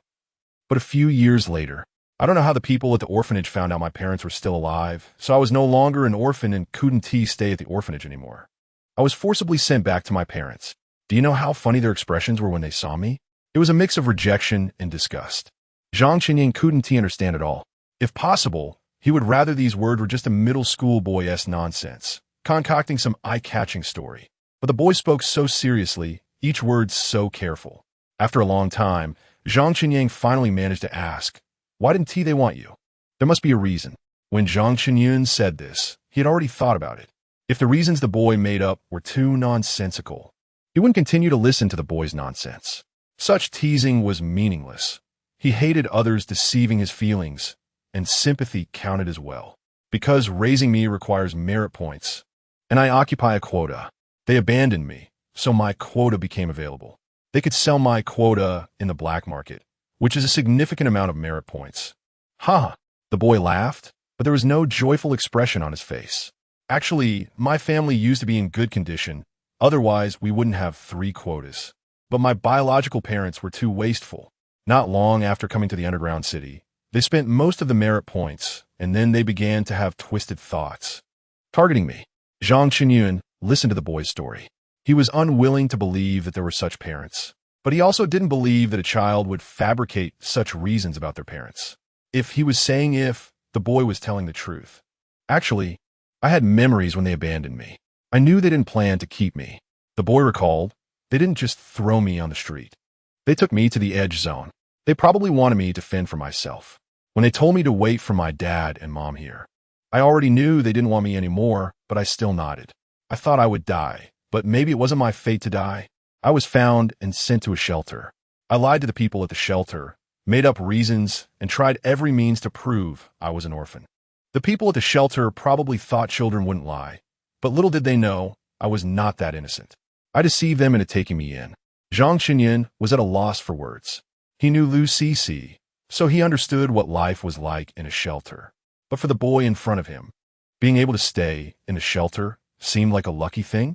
My parents always thought it was I who exposed them, that I was shouting to go home, or that I remembered something I shouldn't have, which made the shelter people discover me.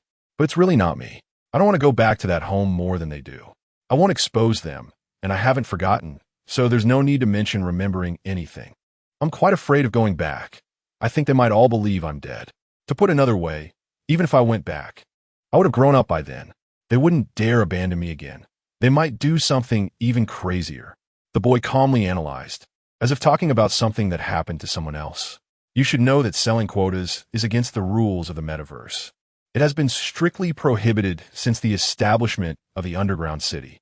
If I go back and accidentally let something slip that attracts others' attention and they investigate them, they certainly won't think they did anything wrong. They will only blame me and hate me. Zhang Qinyun, although reluctant to admit it, recognized this as human nature. Even though the ones who did wrong from the beginning were them, the boy was right. If it really got out, they wouldn't reflect on themselves, but would put all the blame on the boy. Fortunately, I was clever at that time and behaved well.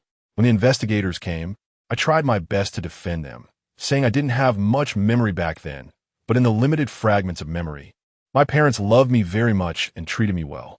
After losing me, they must have been very sad and guilty and had searched for me. The boy sneered. You know, when I said that, they cooperated. My parents cried as if it were real. I even suspected they were born to be actors, but later took a wrong path and became wastrels. You performed so well. Did they change at all? Although Zhang Qinyun had a rough idea of the outcome, he still couldn't help but ask, is buttering them up useful? The boy shook his head. When the investigators were there, I enjoyed a brief false warmth. Once the investigators left, they couldn't even be bothered to pretend anymore and hid in the house to discuss how to deal with the aftermath. After all, the quota had already been sold. If I was there, the buyer's quota would turn into a black market account. Anyone who could make such transactions in the black market wasn't an ordinary person. They were worried the other party would come looking. Then how did it get handled later? Zhang Qinyun was also thinking about a way to break the deadlock, but as the boy said, it seemed there were no clean and tidy ways to handle it other than some extreme methods. Actually, there might be some kind of telepathic connection between blood relatives. At this point, the boy rolled his eyes and suddenly asked Zhang Qinyun, do you believe in telepathy? Zhang Qinyun nodded. Once, he fell down the stairs and was seriously injured. Xiahan had already gone out, but suddenly turned back, saying her heart was racing and she felt something had happened to her son, and unexpectedly found Zhang Qinyun, who had bumped his head and fallen into a coma. He believed in telepathy, as well as that kind of connection between blood relatives, even though there was no theoretical basis to support it. I believe it too. The boy suddenly became excited. You know, I sensed that they were going to kill me, and it was just in those 2 days. The connection between my parents and me is particularly accurate. So accurate that I don't even want to believe it myself. Chapter 21. Social news, looking at the boy's appearance. Zhang Chenin now had every reason to suspect that the other party had some mental issues. At the same time, Zhang Chenin clearly expressed his unwillingness to communicate. We are not familiar at all. We are complete strangers. You don't need to say these things to me. Yes, we are not familiar. We are strangers. The boy repeated Zhang Chenin's words, then said in a muffled voice, but you're the first person who believes me. And maybe it's because I'm nervous, but I have a strong premonition that I will be chosen. This experiment is very dangerous, and I'm worried that if I get in, I might not come out. What if no one knows my story then? Zhang Chenin frowned. He wasn't a particularly superstitious person, but at this critical moment, these words were obviously very ominous. Since Telephone's company can open the experiment, it means they can still guarantee basic safety. Don't talk nonsense. Zhang Chenin looked at the boy, his eyes carrying a warning. What do you mean by basic safety? For example, as I said, only 300 volunteers are being recruited. Can you guarantee that all 300 people will come out safe and healthy, without any mistakes? Is that called basic safety? The boy retorted.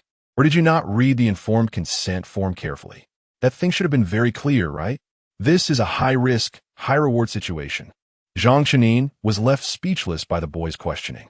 Of course, he understood what it meant, but he didn't understand why the boy was so brazenly saying it out loud. Oh, I get it. The boy pretended to realize something. You are worried that you might also be chosen, and I might jinx you? Zhang Chenin neither confirmed nor denied it. He just turned away and ignored the boy. He hadn't expected that his moment of kindness would lead him into such an awkward situation. How did he get entangled with this person? Zhang Chenin couldn't understand how boring and lonely the boy's past life must have been that he would vent all his desire for expression on a stranger at the last moment of tension. The boy saw Zhang Chenin turn his back and was not anxious or angry.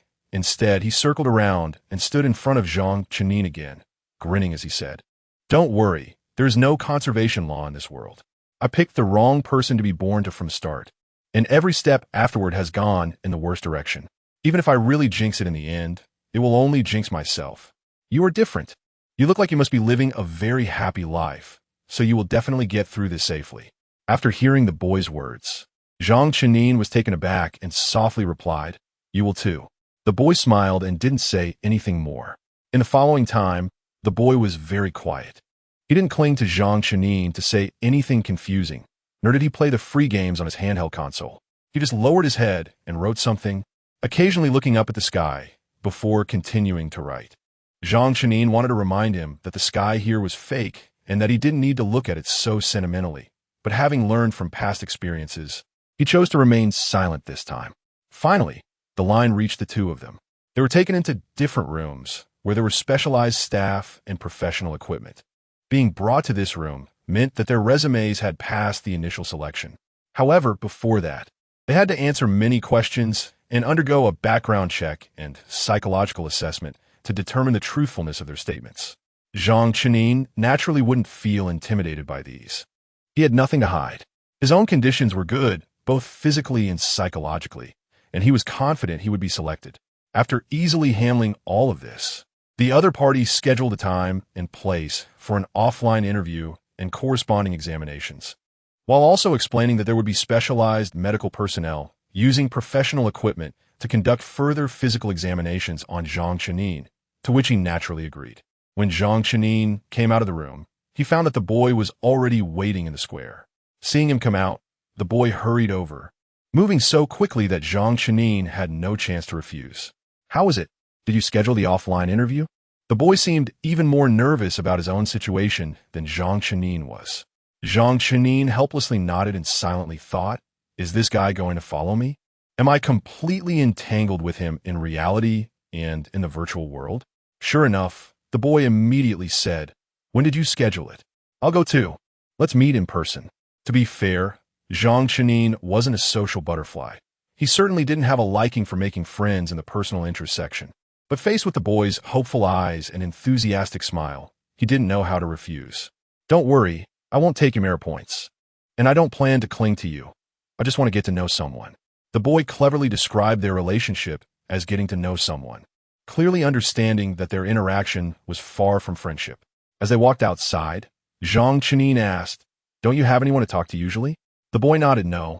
Kids coming out of shelters, lying to gain social welfare. Oh, right, and there's one more thing.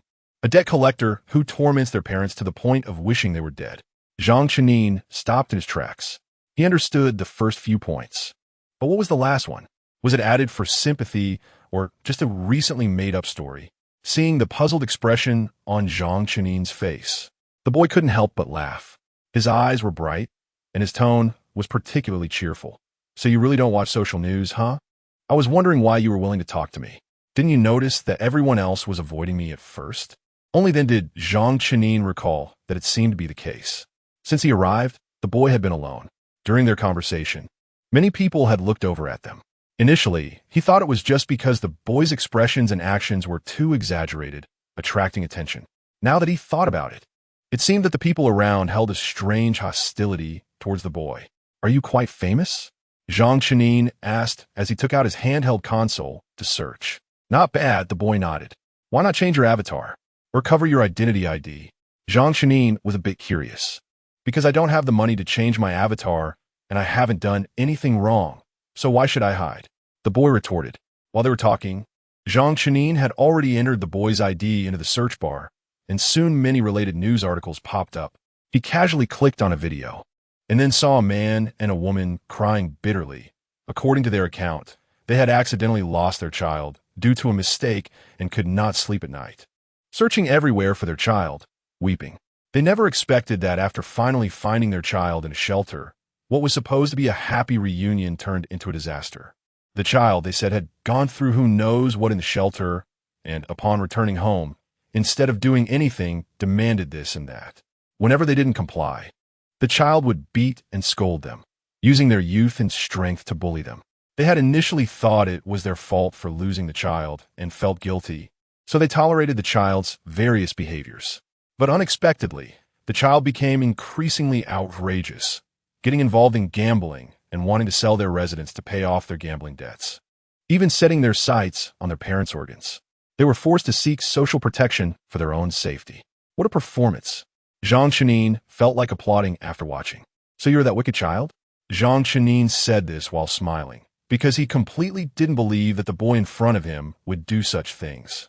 Although they hadn't known each other for long, he had tried several times to shake off this guy. But he wasn't a fool. He didn't believe that a vicious character would be focused on him believing in him when he handed over the handheld console, rather than just grabbing it and running away. "Yeah, I'm impressive, right?" The boy replied with a smile. He could tell that Zhang Chenin believed him. "I usually don't like to watch that kind of news, so I blocked it all," Zhang Chenin explained.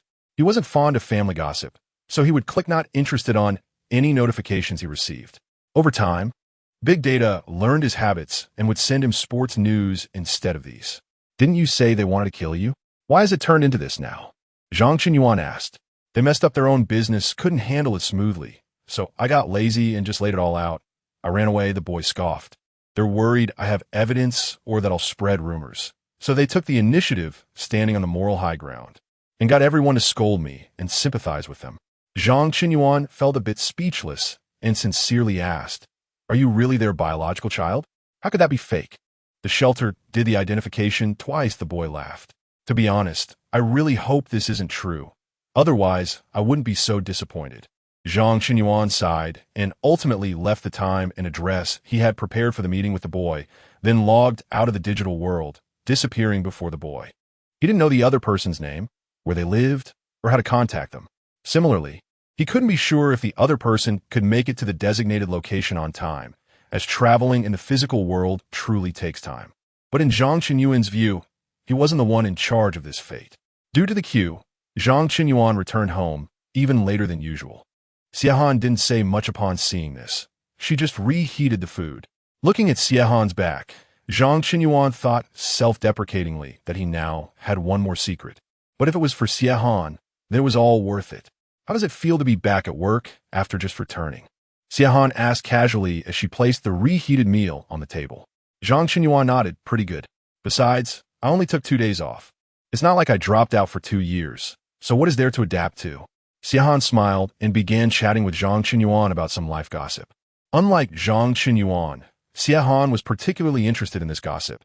She followed every detail of love conquests, super diamond mediation, and life stories. Basically, she never missed an episode and enjoyed it thoroughly, occasionally sharing it with Zhang Qinyuan, trying to recommend it forcefully. However, these recommendations had no effect on Zhang Qinyuan. Even when she tried to press him to engage, he would only let it go in one ear and out the other. He even developed a set of perfunctory responses that worked quite well. His basic response sequence was, "What? Oh my goodness, no way. What happened next? What happened then? Ugh. What is this all about? Mom, what do you think? I think my mom is right. She is really someone who has eaten more salt than me." Yeah, people these days are just like that. They don't understand as well as you, an old lady. After going through the entire set of responses, Xie Han was completely charmed, while Zhang Qinyuan remembered none of the content and was just focused on being a good foil. "By the way, do you remember the news I told you about yesterday?" Xie Han suddenly asked. Zhang Qinyuan was taken aback. Was there a question-and-answer dialogue now? How do you know what Xie Han had talked about yesterday? It was all just stuff that went in one ear and out the other. However, being adaptable is a basic quality every worker should have. And Zhang Qinyuan quickly updated his response repertoire. "Ah, about that yesterday. What's up? Is there more to it?" Upon hearing this, Xie Han immediately chimed in. "Yes. It's about that kid. He's about your age. Didn't I tell you yesterday? His parents were crying for help. What happened next?" Zhang Qinyuan seamlessly continued the conversation. "Today, someone filmed him going to sign up for some kind of human trial for his parents." Xie Han sighed. "Some people advised his parents to run away quickly. They shouldn't really let their son sell them out." Ugh. What is this all about? Zhang Qinyuan's scripted response suddenly halted midway. A kid? About the same age as him? Parents crying for help? Human trials? Even Zhang Qinyuan, no matter how foolish, realized what the situation was. Remembering that he had been standing next to the boy at that time, Zhang Qinyuan quickly wanted to check the video and found that in the video he had already changed his appearance and wouldn't be recognized by Xie Han, which made him breathe a sigh of relief. Signing his parents up for human trials? Zhang Qinyuan confirmed again. Seeing Zhang Qinyuan's curious expression, Xie Han thought a recommendation had worked and quickly showed him the relevant news. In the news, those people were adamantly claiming that the debt collectors were determined not to let his parents go, and there were even kind-hearted individuals helping to seek assistance, hoping to save the good couple in trouble and severely punish the ungrateful son. Do you believe it? Zhang Qinyuan looked up from his phone at Xie Han. Chapter 22. Madness not knowing the full picture. I refrained from commenting. Xie Han looked at Zhang Qinyang, her tone still gentle. Haven't I told you before? Many things are not as they appear, but we are not the ones who have experienced it firsthand, so we have no idea what the real situation is like. In times like this, it's best not to make any comments. Just observe. Zhang Qinyang nodded. He trusted Xie Han, but not everyone could be as rational as she was. At that moment, he wanted to tell Xie Han that the boy didn't harm his parents and didn't sign them up for human trials. They registered themselves. However, Zhang Qinyang couldn't bring himself to say those words, as once he did, given Xie Han's nature, she would likely become suspicious, and then he wouldn't be able to explain himself. Indeed, many times, what people know is just what certain individuals want them to know. Most people could inadvertently become tools for others' manipulation. Zhang Qinyang sighed, unsure of what to say. Why are you suddenly concerned about these matters? Haven't you always been dismissive of me? Xie Han asked, somewhat puzzled. Zhang Qinyang's clever evasions. How could she not know? She just couldn't be bothered to call him out on it. Today, Zhang Qinyang's interest in this matter was obviously greater than before, even unprecedented. Perhaps it was because they were of the same age. Zhang Qinyang made up an excuse on the spot. In the gaps of their conversation, a new notification came in. Of course, it was directed at Xie Han. She opened it to take a look and then said to Zhang Qinyang, your peer might be in some trouble. At first, Zhang Qinyang didn't understand what Xie Han meant. After watching the video content, he suddenly became tense. Zhang Qinyang had read some past literary works where occasionally someone would joke about tracing the internet cable to find you. Perhaps that was just an exaggerated expression in the past, but now people could indeed do that. It turned out that not long after Zhang Qinyang parted ways with the boy, he was cornered in City B. The people in line before hadn't been able to act because there were judges around. Later, the boy probably wanted to take a stroll, but they seized the opportunity when they found it. Watching the video of the boy being beaten, Zhang Qinyang felt an intense anger. It was only this time that he remembered the boy's name, Chun Yijing. The boy named Chun Yijing curled up in a corner, holding his head. Although he had chosen to log out quickly, he still took several hits before he could react. As mentioned before, if an avatar gets hurt, it wouldn't cause any substantial harm to the physical body in reality, but the pain would be transmitted in sync. This meant that the suffering Chun Yijing felt in the digital world would also affect his real body. Why were these people doing this? Watching the video, Zhang Qinyang could no longer hold back.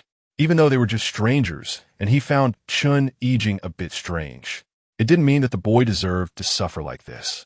Just looking at the video title made it clear. These people thought they were being heroic. Xiahan sighed.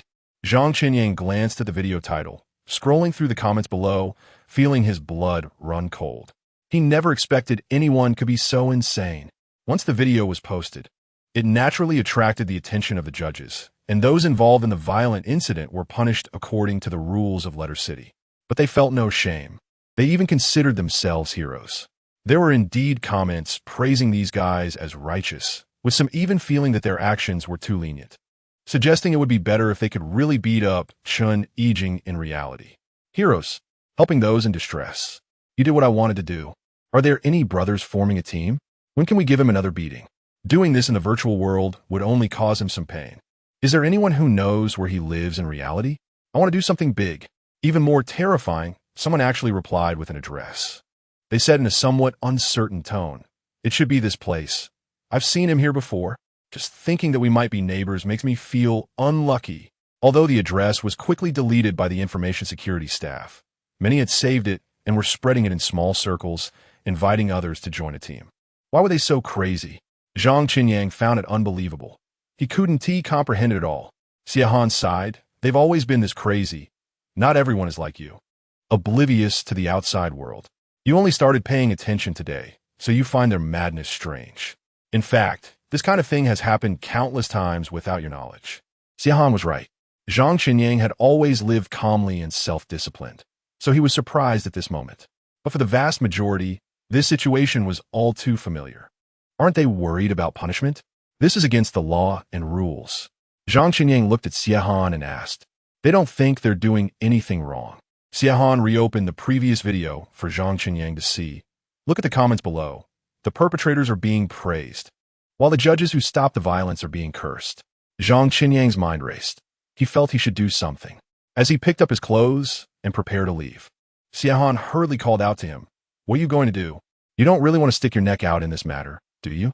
Zhang Qinyang didn't know how to respond to Xiahan. In fact, he did think that way. It was a subconscious action, and he didn't want Xiahan to worry. "I'm just going to take a look." I glanced at the address of that Chun Yijing, and it seems to be quite close to our home. Zhang Qinyang was lying. What are the odds of that? How could it just happen to be so close? He calculated the distance. Even if he rushed there at top speed, it would still take several hours.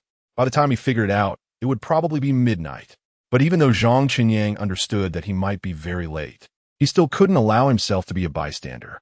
After all, that was someone he had met and talked to. Seeing Zhang Qinyang's determined look, Xiahan was worried, but could only let him go. She knew her son well. Zhang Qinyang was obedient most of the time, but if he was determined about something, no amount of persuasion would change his mind. He was very stubborn. "As your mother, I disagree with you getting involved in such a dangerous matter." Xiahan took a deep breath, "But I also know my disagreement doesn't matter. I can only advise you to be rational, not to rush in. If you really see something, just collect evidence and seek help from law enforcement." Zhang Qinyang nodded in response. "I understand."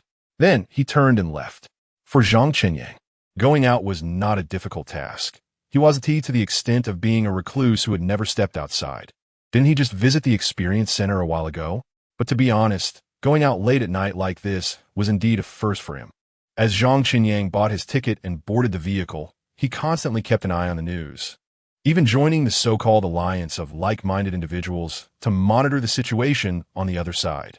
He was warmly welcomed as soon as he entered the group, and someone asked about his location, mentioning that a batch of people had just set off to find Chun Yijing in real life.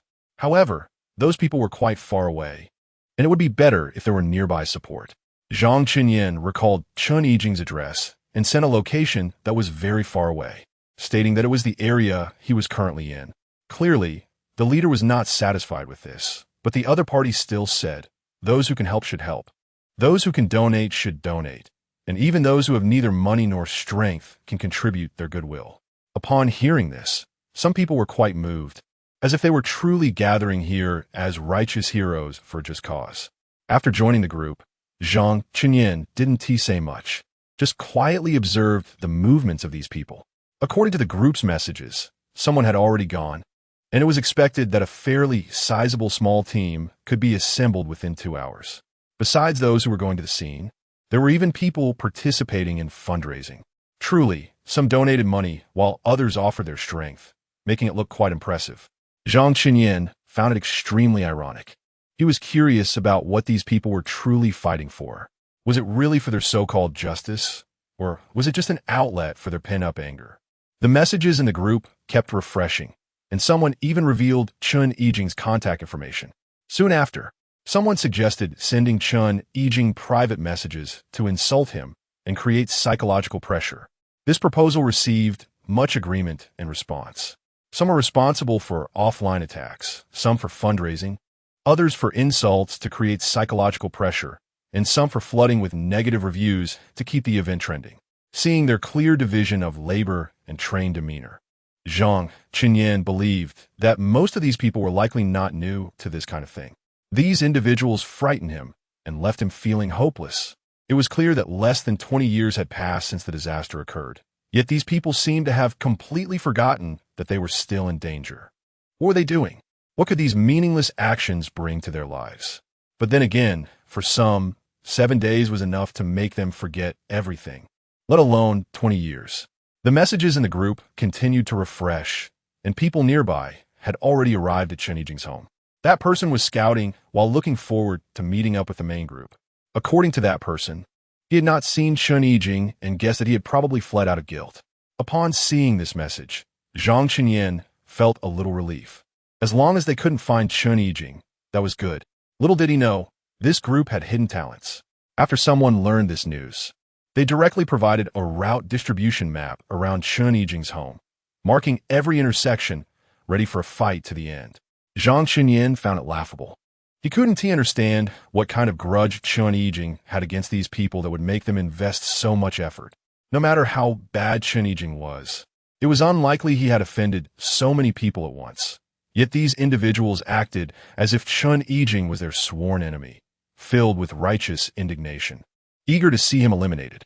The messages in the group kept updating, and more people arrived near Chun Yijing's home.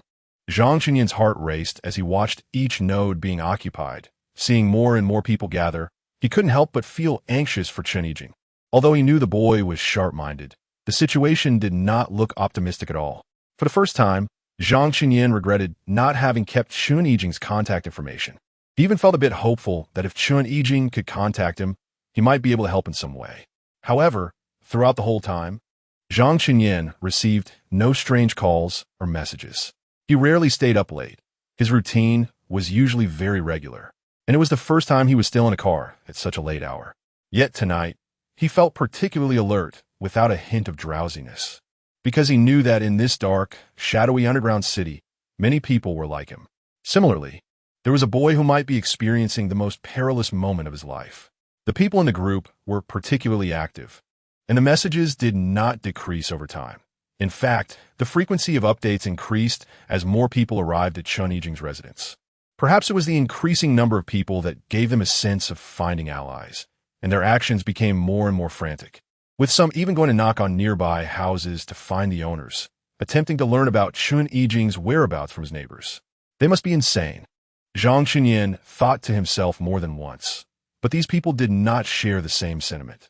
They were excited and cheering, believing that what they were doing was absolutely just. On the contrary, those who did not cooperate or question them were seen as cold-blooded and heartless. Zhang Chenyin didn't know what he could do at this moment. He could only silently pray for the car to go faster. He hoped to find Chun Yijing, but he also feared finding him, because he felt that if he could find him, perhaps others could too. Right now, he had only one thought in his mind. Chun Yijing must be safe. Chapter 23, Meeting in Reality. No matter how anxious Zhang Qinyang was, he arrived in the middle of the night. The messages in the group kept updating, some good and some bad. The good news was that they had not yet found Chun Yijing, but the bad news was that Chun Yijing's photos had been widely circulated, and many people now knew what he looked like, which undoubtedly made it much harder for him to hide. Although Zhang Qinyang had informed the relevant law enforcement personnel as soon as he saw these pictures, requesting them to delete the photos from the back end. Many others had also seen them at the same time, and those people would retain and spread them again. This behavior spread like wildfire, leaving Zhang Qinyang feeling exhausted and helpless. Earlier, while sitting in the car, Zhang Qinyang occasionally saw a few messages or comments speaking in support of Chun Yijing, but those who spoke up were eventually met with harsh criticism and attacks. Under the control of frenzied emotions, everyone acted like firecrackers ready to explode, completely devoid of reason. Over time, no one dared to speak up for Chun Yijing anymore. After all, no one wanted to become a target, especially for a complete stranger. Watching these people celebrate their absolute victory in public opinion, Zhang Qinyang felt even more anxious. Not long after he got out of the car, he saw a man holding a sign that read League of Just People. The man spotted Zhang Qinyang and approached him loudly. "Are you here looking for that kid Chun Yijing too? Buddy, we're all in this together. I'll send you the route map. Check which intersection to meet up with the main group. I recommend entrance E and entrance F, as there are fewer people over there right now and we need support." Zhang Qinyang was indeed looking for Chun Yijing, but his purpose was completely different from these people. It could even be said to be the exact opposite.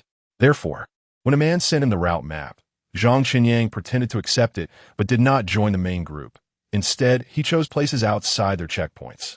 In such a heavily guarded situation, Zhang Qinyang did not believe that Chun Yijing could escape, since he had not yet been caught.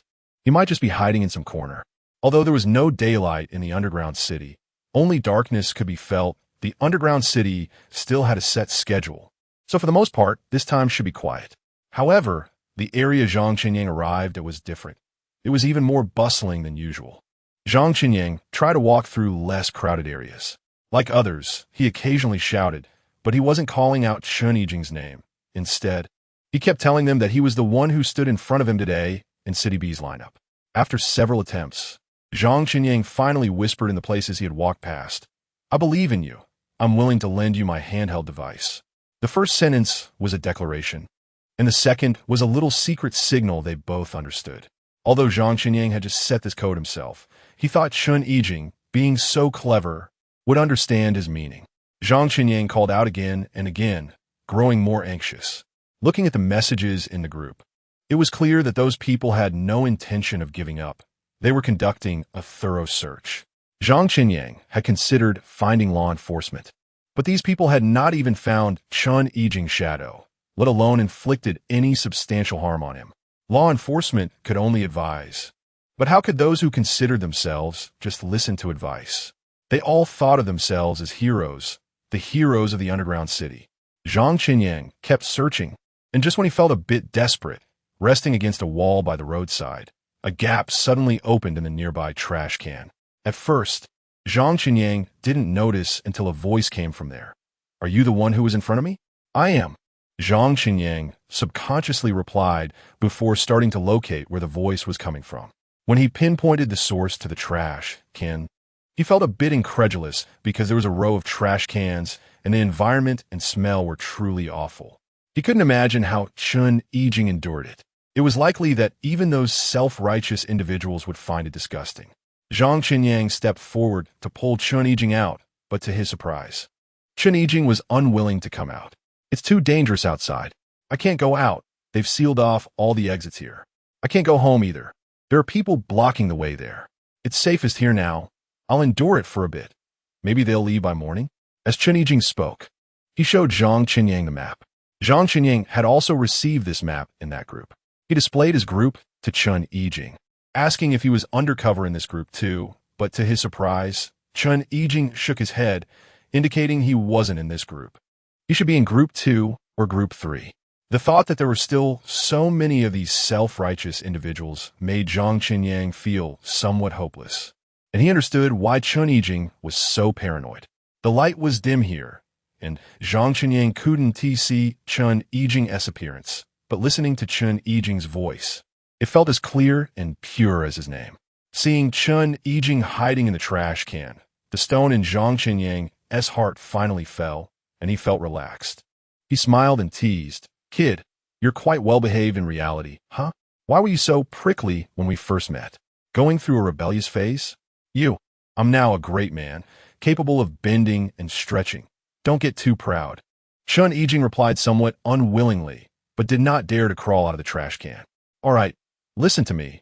You stay hidden here for now. I'll go explore the terrain around here. With your identity ID, you probably can't stay in any hotel. I'll use my identity ID to book a room, then scout the route and come back for you. I'll try to find a lower floor so you can climb up." After making the arrangements, Zhang Qinyang didn't waste any more words and directly turned to leave. He understood that the longer he delayed, the longer Chun Yijing would have to stay in the trash can.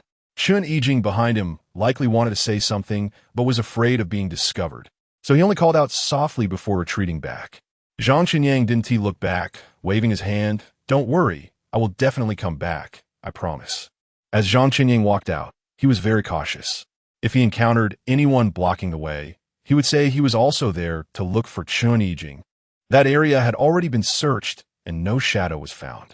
While keeping an eye on the messages in the group, he did not forget to report his search, trying to clear the path to the hotel. After finally arriving, Zhang Qinyang used his identity ID to book a room. "Is there a first floor? If not, the second floor will do," Zhang Qinyang asked. "You're also here to look for someone, right?" The service staff lowered their voice, making it sound like a special workers' rendezvous mysteriously. Zhang Qinyang was momentarily unsure of the other party's attitude and could only play dumb. Seeing that Zhang Qinyang didn't respond, the hotel staff could only proceed with business. There's a big room on the second floor, and there are rooms on the first floor, but they're smaller and next to each other. "Then I'll stay on the first floor. A smaller room is fine." Zhang Qinyang immediately said, "I hate high floors. I always feel like something will happen, and I want to be able to run away in time." The service personnel had seen all kinds of quirky people during their time working, so Zhang Qinyang's remarks didn't surprise them much. Everyone has their own habits and quirks, and they just had to do their job well. "By the way, is there a cabin inside?" Zhang Qinyang asked again.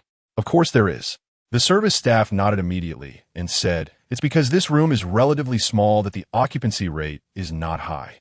The equipment inside the cabin is quite new, and very few people use it." Zhang Qinyuan nodded. "That's good. I'm on a business trip, so I can handle anything that comes up." After sorting these things out, Zhang Qinyuan finally breathed a sigh of relief. He took the room card and entered the room, discovering that it was indeed as the service staff had said. The two cabins occupied most of the space, and the rest was a bathroom and a simple set of table and chairs. Zhang Qinyuan walked to the window, checked the opening and closing of the window, and then put down his things and walked out. "So late? Going out again?" The service staff, not sure if out of enthusiasm or curiosity, asked when they saw Zhang Qinyuan. "I'm hungry, looking for a late-night snack," Zhang Qinyuan casually replied. "Turn left when you go out. About 200 meters there's a barbecue place that's open 24 hours. The service staff immediately responded. Zhang Qinyuan nodded. "Thank you." After he went out, he really turned left and walked a distance before circling back towards the direction where Chun Yijing was hiding. Even if Chun Yijing wasn't found, after so long he probably had been smoked out. Moreover, if morning came, someone would definitely come out to throw away the trash, and then he would be in danger. On the way back, Zhang Qinyuan confirmed the route again. When he encountered allies still searching for people, he went up to chat with them. "Bro, didn't you see the messages in the group? This area has already been searched. That guy is not here. Go to entrance C. They need personnel support over there. By the way, sync the information with the brothers in the group to avoid anyone going the wrong way again. I'll look for nearby people and let them know." For Chun Yijing, Zhang Qinyuan forced himself to be sociable, calling everyone brother. In fact, in such a united atmosphere against a common enemy, it really made it easy for people to feel a significant closeness. Even if Zhang Qinyuan was overly enthusiastic, no one doubted it. After all, they were all righteous people. After finally returning to the area near the trash can, Zhang Qinyuan confirmed there was no one around before approaching the trash can where Chun Yijing was. "I'm back. Couldn't you pick a spot that smells less?" Zhang Qinyuan asked while pulling Chun Yijing out, glancing around. Ultimately, he surrendered to the 4 words kitchen waste. He had to admit, this kid really knew how to pick. I took out the trash inside. Otherwise, there wouldn't be enough space. Chun Yijing explained as Zhang Qinyuan pulled him out. Zhang Qinyuan was somewhat impressed by Chun Yijing. He really knew how to handle himself. However, there was no need to say anything now. Zhang Qinyuan and Chun Yijing basically had the same smell on them. I thought you wouldn't come back. Chun Yijing muttered softly, even though you said you would and promised. In the dim light of the street lamp, Zhang Qinyuan found Chun Yijing's wronged look particularly cute. However, this was not the time to talk about such things. He seriously instructed Chun Yijing, I'll walk in front, you follow behind me. If something seems off, quickly hide or duck. I've booked a room on the 1st floor. I'll pull you in through the window later. Chun Yijing nodded, don't worry. I'm clever. On this point, Zhang Qinyuan didn't think Chun Yijing was boasting. After all, if Chun Yijing wasn't clever, he wouldn't have been able to hide this long. The cabins in that hotel are quite new. I can lend you my handheld console to play with. This was the most useful encouragement Zhang Qinyuan could think of, and after saying it, he took the lead and set off. As it turned out, Zhang Qinyuan's preparations were not in vain. Along the way, they only ran into one person, whom Zhang Qinyuan skillfully sent on their way. And then they arrived at the hotel. Knowing that the front desk staff was enthusiastic, Zhang Qinyuan simply kept his head down and walked quickly back, afraid of leaving any opportunity for communication that might lead to questions about the smell on him or other unexpected inquiries. Back in the room, the first thing Zhang Qinyuan did was to completely open the window, then quietly called for Chun Yijing, who was waiting below. In no time, Chun Yijing slipped over. Zhang Qinyuan reached out his hand, and Chun Yijing jumped off the wall, quickly grabbing Zhang Qinyuan's hand, using the force to leap into the room. Very nimble, Zhang Qinyuan praised, and without waiting for small talk, pointed towards the bathroom. Hurry up and take a shower, and wash your clothes too. Just wrap yourself in a towel when you come out. What are you going to do? Chun Yijing asked nervously. What can I do? Zhang Qinyuan said helplessly. If it really doesn't work, I'll go out and stand in the hallway to avoid it. No need for that. I trust you, Chun Yijing smiled. I know you just dislike the smell on me. Actually, you smell the same now. Seeing Zhang Qinyuan about to take action, Chun Yijing immediately slipped into the bathroom. Watching Chun Yijing's back, Zhang Qinyuan rubbed his forehead. He had said those people were crazy. Wasn't he just as impulsive? In a rush to get out, he hadn't even grabbed a bag, let alone any change of clothes. Otherwise, he could have lent his clothes to Chun Yijing to wear since their body sizes didn't seem too different. However, looking at his own clothes now, Zhang Qinyuan looked down, sniffed his shirt, and ultimately decided that after taking a shower, he would just wrap himself in a towel when he came out. Chapter 24. Perception. Taking advantage of Chun Yijing's shower, Zhang Qinyuan sent a voice message to Xiahan, explaining the current situation and mentioning that he might not return home for the next couple of days. Although Xiahan was worried, she was a sensible person, only reminding Zhang Qinyuan a few times without saying much more. When Chun Yijing finished a shower and wrapped himself in a towel, he happened to run into Zhang Qinyuan, who was just hanging up the voice call with Xiahan. Zhang Qinyuan rarely spent time alone with strangers and was momentarily taken aback when he saw Chun Yijing. The boy's skin was very fair, and he had a slender figure. Previously, either the lighting was too dim or he was busy escaping, so Zhang Qinyuan hadn't noticed Chun Yijing's appearance. Now, with time to observe, he had to admit that Chun Yijing actually looked quite good, clean and delicate, especially the tear mole beneath his right eye, which was quite distinctive. Why are you looking at me like that? I feel like something's about to happen. Chun Yijing stammered, taking a few steps back while tugging at his collar. Thank you, don't think too much. I am straightforward, Zhang Qinyuan replied briskly. After that, he prepared to go take a shower. He wasn't particularly obsessive about cleanliness, but the smell on him was genuinely overwhelming. What are you thinking? Why pick kitchen waste? Zhang Qinyuan pondered this while showering. He could tell what kind of leftover food was on him. Someone had eaten sweet and sour carp, someone had had spicy shredded potatoes, and someone had enjoyed mapo tofu. Indeed, having an overly keen sense of smell could sometimes be a problem. Zhang Qinyuan initially thought that when he came out, he would see Chun Yijing already inside the cabin or looking around, but to his surprise, when he wrapped himself in a towel and stepped out, He found Chun Yijing sitting quietly on a chair, lost in thought. "What are you doing?" Zhang Chenin's heart sank. The thoughts of a middle school boy were hard to guess. What if this kid snapped back to reality and started feeling depressed? What should he do then? "I'm waiting for you." Chun Yijing replied matter-of-factly, "I can't open the cabin without the hand ring. The hand ring is in my outer pocket. You can just take it." Zhang Chenin said as he walked over to his clothes, pulled out the hand ring, and tossed it to Chun Yijing. Chun Yijing caught the hand ring and mumbled, "It's your stuff? I can't just go through it." "Oh, look who's not the rebellious middle school boy anymore. Now you're being civilized and polite?" Zhang Chenin teased. While using the hand ring to open the cabin, Chun Yijing replied, "I was always good and well-behaved. It's just that I've encountered too many weirdos later on," which made me go a bit crazy. Zhang Chenin was momentarily at a loss for words on how to respond to such a loaded statement. Just as the boy was about to lie down in the cabin, Zhang Chenin hurriedly said, "I'll give you a set of my unused avatar later. You can change into it and cover your ID." "Why? My avatar is carefully crafted," Chun Yijing said, puzzled, "and I haven't done anything wrong. Why should I cover my ID?" Thinking of the boy's colorful and bizarre avatar, Zhang Chenin felt a pang in his chest. He couldn't understand what kind of creative style it was. To him, the boy was just piling a bunch of cheap items together in an unbelievable way, creating a unique kind of ugliness. In the past, Zhang Chenin wouldn't have cared. Everyone had their own aesthetics, and Chun Yijing had the right to shape his avatar however he liked. However, today, Zhang Chenin had to speak up, not because of beauty or ugliness, but because that avatar was too distinctive. Chun Yijing would definitely expose himself, and in the face of safety, personality was inconsequential. Your avatar is fine, unique, and special. Similarly, you haven't done anything wrong, Zhang Chenin first affirmed, then continued, "But we are two people now. If the other party tracks down the physical address of the cabin, we will both be in trouble. Just think of it as considering my safety. How about changing your avatar?" "Okay." This time, Chun Yijing readily agreed, then looked at Zhang Chenin with a hint of embarrassment, as if he wanted to say something but hesitated. Seeing Chun Yijing sitting in the cabin but not making any connections, just staring blankly at him, Zhang Chenin was uncertain about what the kid was thinking.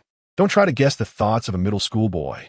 Half a minute passed, and Chun Yijing remained in the same position, motionless. If Zhang Chenin hadn't confirmed that he wasn't making any connections, he would have thought he had encountered a bug. You're not thinking of crying, are you? Should I give you some space to let it out?"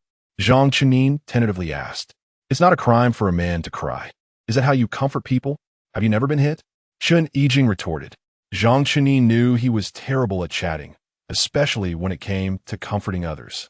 He could practically be considered a genius at being awkward, but being called out so blatantly still made him a bit embarrassed. "If you have something unhappy, just say it. We're all men here." "I'm not unhappy. I'm quite happy," Chun Yijing said seriously, with a solemn expression. Zhang Chenin had never seen anyone say they were happy with such an expression. If he didn't still have some intelligence, he might have believed it. Seeing Zhang Chenin's expression, Chun Yijing suddenly laughed. "I'm serious. I'm really happy, genuinely happy. Because it's been a long time since someone treated me this well and helped me so selflessly. The fact that you can say this means you've encountered good people before." Zhang Chenin took the opportunity to heal the boy's spirit. "Yeah, the couple who sent me to the shelter. They were good people. If they hadn't found me and sent me to the shelter, I probably would have died long ago," Chun Yijing said calmly. Many people avoided discussing life and death, but this boy could mention it in such a tranquil tone. "You'll encounter more good people in the future." Zhang Chenin felt he was really not suited for comforting others. It was a very ordinary sentence, yet when he said it, it felt like he was reciting a textbook. Very stiff. "I might not." Chun Yijing joked, "This experiment has a certain level of danger, but you don't have to worry. I'm willing to give you all my good luck to ensure your safety." Zhang Chenin was moved, yet wanted to scold him. How could this kid mix good and bad words together? It left him unsure how to respond. "We'll both be safe," Zhang Chenin said word by word. Then, worried that Chun Yijing might say something he couldn't handle, directly pointed at the cabin and said, "Hurry up and go play. I'm transferring the avatar to you." After saying that, Zhang Chenin entered the cabin himself and made the necessary connections. Once in the digital world, the first thing he did was take out his old avatar. Input Chen Yijing's ID and click on Transfer. This set of avatars was cheap and quite retro. It held no particular significance. Zhang Chenin initially bought it because he liked black for a while, thinking it was low-key and cool. So he purchased this predominantly black set of avatars. After wearing it a few times, he outgrew that phase and left it in storage to gather dust, even though there was no dust in the digital world. However, now that this set of avatars could be useful, Zhang Chenin was quite satisfied. Watching Chen Yijing wear the avatar he had given him and cover his identity ID. Zhang Chenin felt very pleased and then prepared to enter sleep mode. Unexpectedly, Chen Yijing called out to Zhang Chenin, "How long do you plan to hide me? Until we can have a face-to-face meeting." Zhang Chenin had already thought about this matter long ago. It was very unsafe during this time, and it was too late today. Tomorrow, I'll go to work first, and after work, I'll buy some things for disguise and a couple of changes of clothes.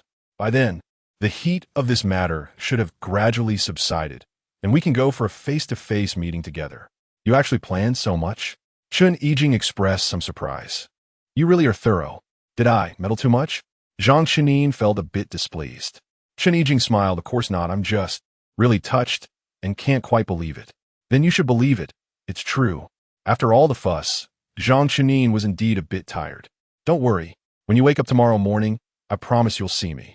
After saying that, Zhang Chenin prepared to enter sleep mode. The so-called sleep mode was not the same as simply sleeping in physics. For someone like Zhang Chenin, who often suffered from insomnia, sleep mode was a blessing. It not only included various scientific methods to aid sleep, but also provided a very suitable environment for sleeping, whether it was white noise or gentle tapping. In short, sleep mode allowed for a more comfortable and relaxed sleep. Wait, Chen Yijing suddenly called out to Zhang Chenin. Zhang Chenin, who was already ready to switch rooms in the digital world to enter sleep mode, became a bit anxious. You don't intend to sleep with me, do you? Do you want me to tell you a story to help you sleep? That's not necessary. Chen Yijing said a bit awkwardly. I just wanted to confirm. You really won't leave me behind, right? I promise. After saying that, Zhang Chenin felt that a verbal promise might not be very effective, given Chen Yijing's tendency to overthink. He might still ask for the nth time, even after a promise. So he simply showed Chen Yijing his identity ID. Now that you know my identity, can you relax? Chen Yijing nodded heavily. Okay, I won't disturb you. You should rest early. Yeah, I have to go to work tomorrow to make money. Please understand the life of a corporate worker. Zhang Chenin patted Chen Yijing's shoulder and then vanished without a trace. That night, Zhang Chenin slept exceptionally soundly. He didn't even dream and was completely dead to the world. When the alarm rang the next morning, Zhang Chenin was very reluctant to get up. But he still had to crawl out of bed because he needed to make money. However, there was one advantage to his current job. He basically completed most of his work in the digital world, so he didn't need to go out or spend any time on the road. As long as he could endure hunger and wasn't afraid of the curse that not eating breakfast would make him stupid, he could jump into work mode the moment he woke up. In the past, he would be woken up by Xiehan for breakfast. Xiehan often said that Zhang Chenin's quick learning was all thanks to her loving breakfast. Zhang Chenin naturally didn't believe such an unfounded claim, but he couldn't withstand Xiehan's persistent nagging, and each time he would obediently get up for breakfast. Now, being out on his own, Zhang Chenin could finally do as he pleased. Naturally, he wouldn't have breakfast since there was no second Xiehan. However, what Zhang Chenin didn't expect was that he was actually shaken awake. It was true. He was shaken awake. Zhang Chenin groggily opened his eyes and then saw a delicate face very close to him. It was a face that wasn't Xiehan's, but a man's face. The experience he hadn't had in nearly 20 years made Zhang Chenin sit up abruptly. After his memory quickly returned, he realized this was Chen Yijing, whom he had kindly rescued last night. Are you crazy? Zhang Chenin's way of greeting in the morning was particularly special.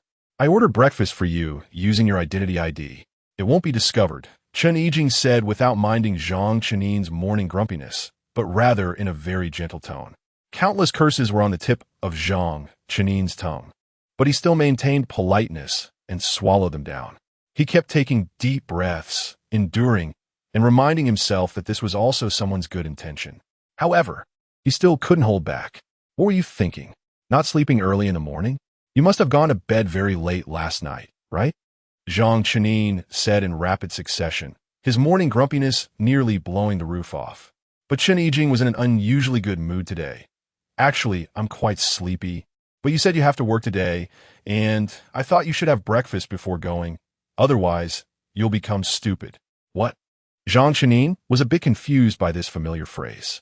Not eating breakfast will make you stupid, Chen Yijing countered. Haven't you heard? Zhang Chenin now had every reason to suspect that Chen Yijing was an undercover agent sent by his mother, Xie. What kind of magical thing was breakfast? Why did this unfounded claim spread so widely? Zhang Chenin basically finished breakfast in a huff and then laid back down, completing the connection to enter the digital world. When he appeared in his office, 0810 was already there waiting for him. Is something wrong? Zhang Chenin felt that something was off with the suddenly appearing 0810. I saw you, 0810 said coldly, with a tone that wasn't very pleasant. Isn't that obvious? I'm standing right in front of you. Of course, you can see me. Of course, Zhang Chenin didn't dare to say that out loud. He could only awkwardly play dumb and wait for 0810 to continue. I saw you in a video. At the entrance of the telephones company, where they were queuing for human trials, 0810 said again, clearly and concisely. Chapter 25. Youthful ambition. I say, I'm going to contribute to science. Do you believe it? Zhang Chenyang fabricated a story even he wouldn't believe. At this moment, he felt very brave because he dared to spin tales in front of 0810. Contributing to science. Do you believe it yourself? 0810 retorted. I believe it. Zhang Chenyang shrugged, his expression perfectly managed. I have this awareness. I believe that the progress of science relies on the selfless dedication of a few individuals. And I am willing to be one of those few, doing my bit for scientific advancement. 0810 quietly watched Zhang Chenyang weave his tale without saying a word. Under the scrutiny of the judge's gaze, only the truly exceptional can remain calm, and 0810 was one of the best among the judges. It was no small feat for Zhang Chenyang to hold his ground under her watchful eyes for so long. If you consider me a friend, just tell me. 0810 looked at Zhang Chenyang. Do you know what this means? Do you understand the dangers of this experiment? 0810 still maintained her calm demeanor, her purple-brown eyes quietly observing Zhang Chenyang, her face showing little emotion, making it impossible to gauge her feelings just from her expression. This was a characteristic of AI, as well as her professional quality. Zhang Chenyang disliked the feeling of being interrogated. He didn't think he had done anything wrong, nor did he believe 0810 had the reason or the right to interrogate him. Are you afraid? Is there anything you want to say? The one who finally spoke was still 0810. Calculating, it hadn't been a short time since they had known each other. In Zhang Chenyang's memory, their acquaintance began when they collaborated on work. But in reality, that was not the first time 0810 had seen Zhang Chenyang. Their initial encounter stemmed from a debate competition. There was no hero saving a damsel in distress, nor a story of sharp confrontation. They didn't even talk.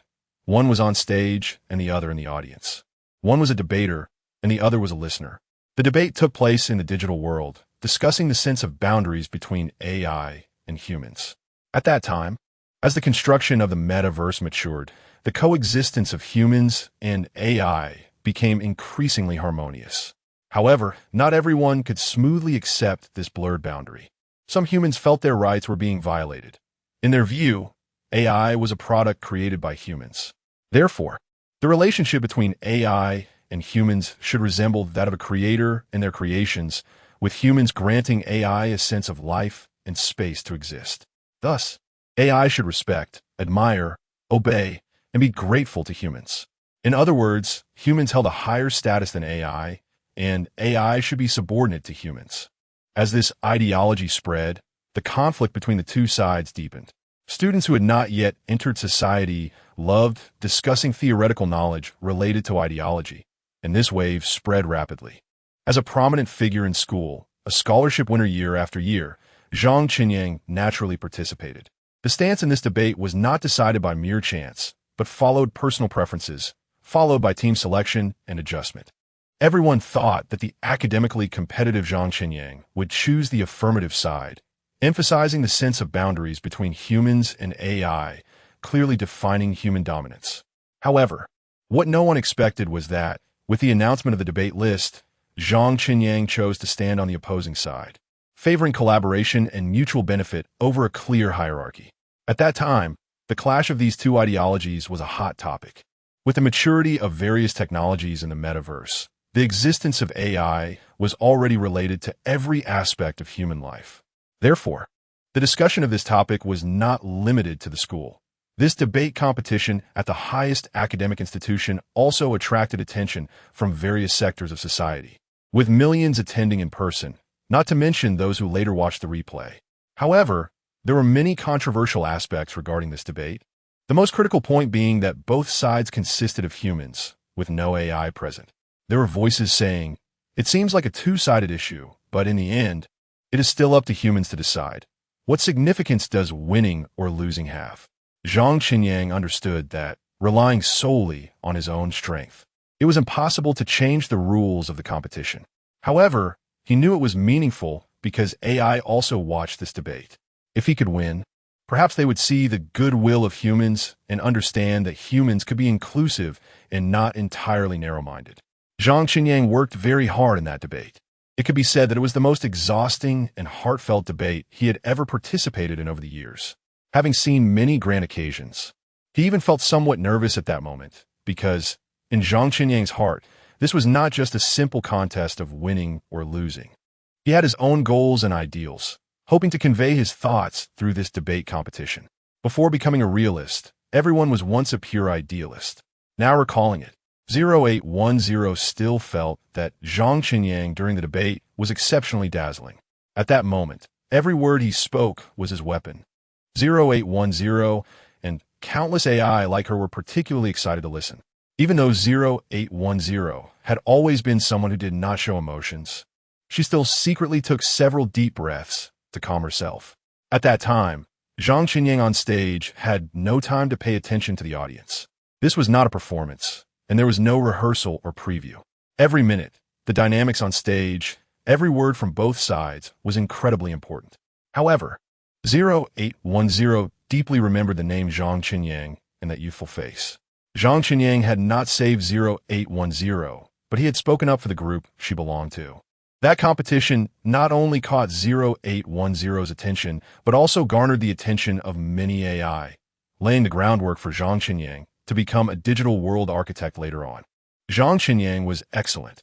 His representative work, City R, created at a young age, was the best proof. Similarly, 0810 was also outstanding. She was the best student among her peers. Even though her opponents were AI like her, 0810 was still the most special one. Later, during the allocation process, 0810 had complete autonomy in her choices, and many letter cities extended olive branches to her. However, 0810 was very firm about wanting to go to City R, a city that had just been established and was still in a chaotic period. The rules and characteristics of City are made it full of uncertainties. So 0810 spent a lot of time and energy on it, but she never slackened because she knew this was the place that Zhang Qinyang cared about most. "Are you afraid? Is there anything you want to say?" This was 0810's question, and from the moment she asked it, her heart began to anticipate. She hoped Zhang Qinyang could say something. From their previous conversation, she could understand that Zhang Qinyang knew the dangers of this human trial. She also understood that she had no standing to dissuade him from anything. And once Zhang Qinyang was determined about something, he wouldn't change because of a few of her words. But she hoped that during such a significant event, she could be the one Zhang Qinyang confided in, no matter the content. Fear, dread, worry, complaints. As long as Zhang Qinyang was willing to speak, she would definitely listen. However, what 0810 didn't expect was that the last thing Zhang Qinyang said to her was a request. "If something happens, take care of my mom." Just that one sentence and nothing more. In fact, Zhang Qinyang had thought of many things, but he didn't say them out loud. At this moment, he suddenly understood Chun Yijing's previous frantic confessions to him. In the face of this matter, speaking wouldn't lead to any substantial change. But confiding was indeed a way to vent emotions. However, on the other hand, he realized that he and Chun Yijing were different. Chun Yijing confided to a stranger because she couldn't bear the thought of her life ending in obscurity, unknown to anyone. But Zhang Chenin understood that there were people in this world who cared for him, who loved him. So he only hoped that the person he cared about and loved the most could be well. All right, I understand. Don't worry, I won't say anything. Take care of yourself.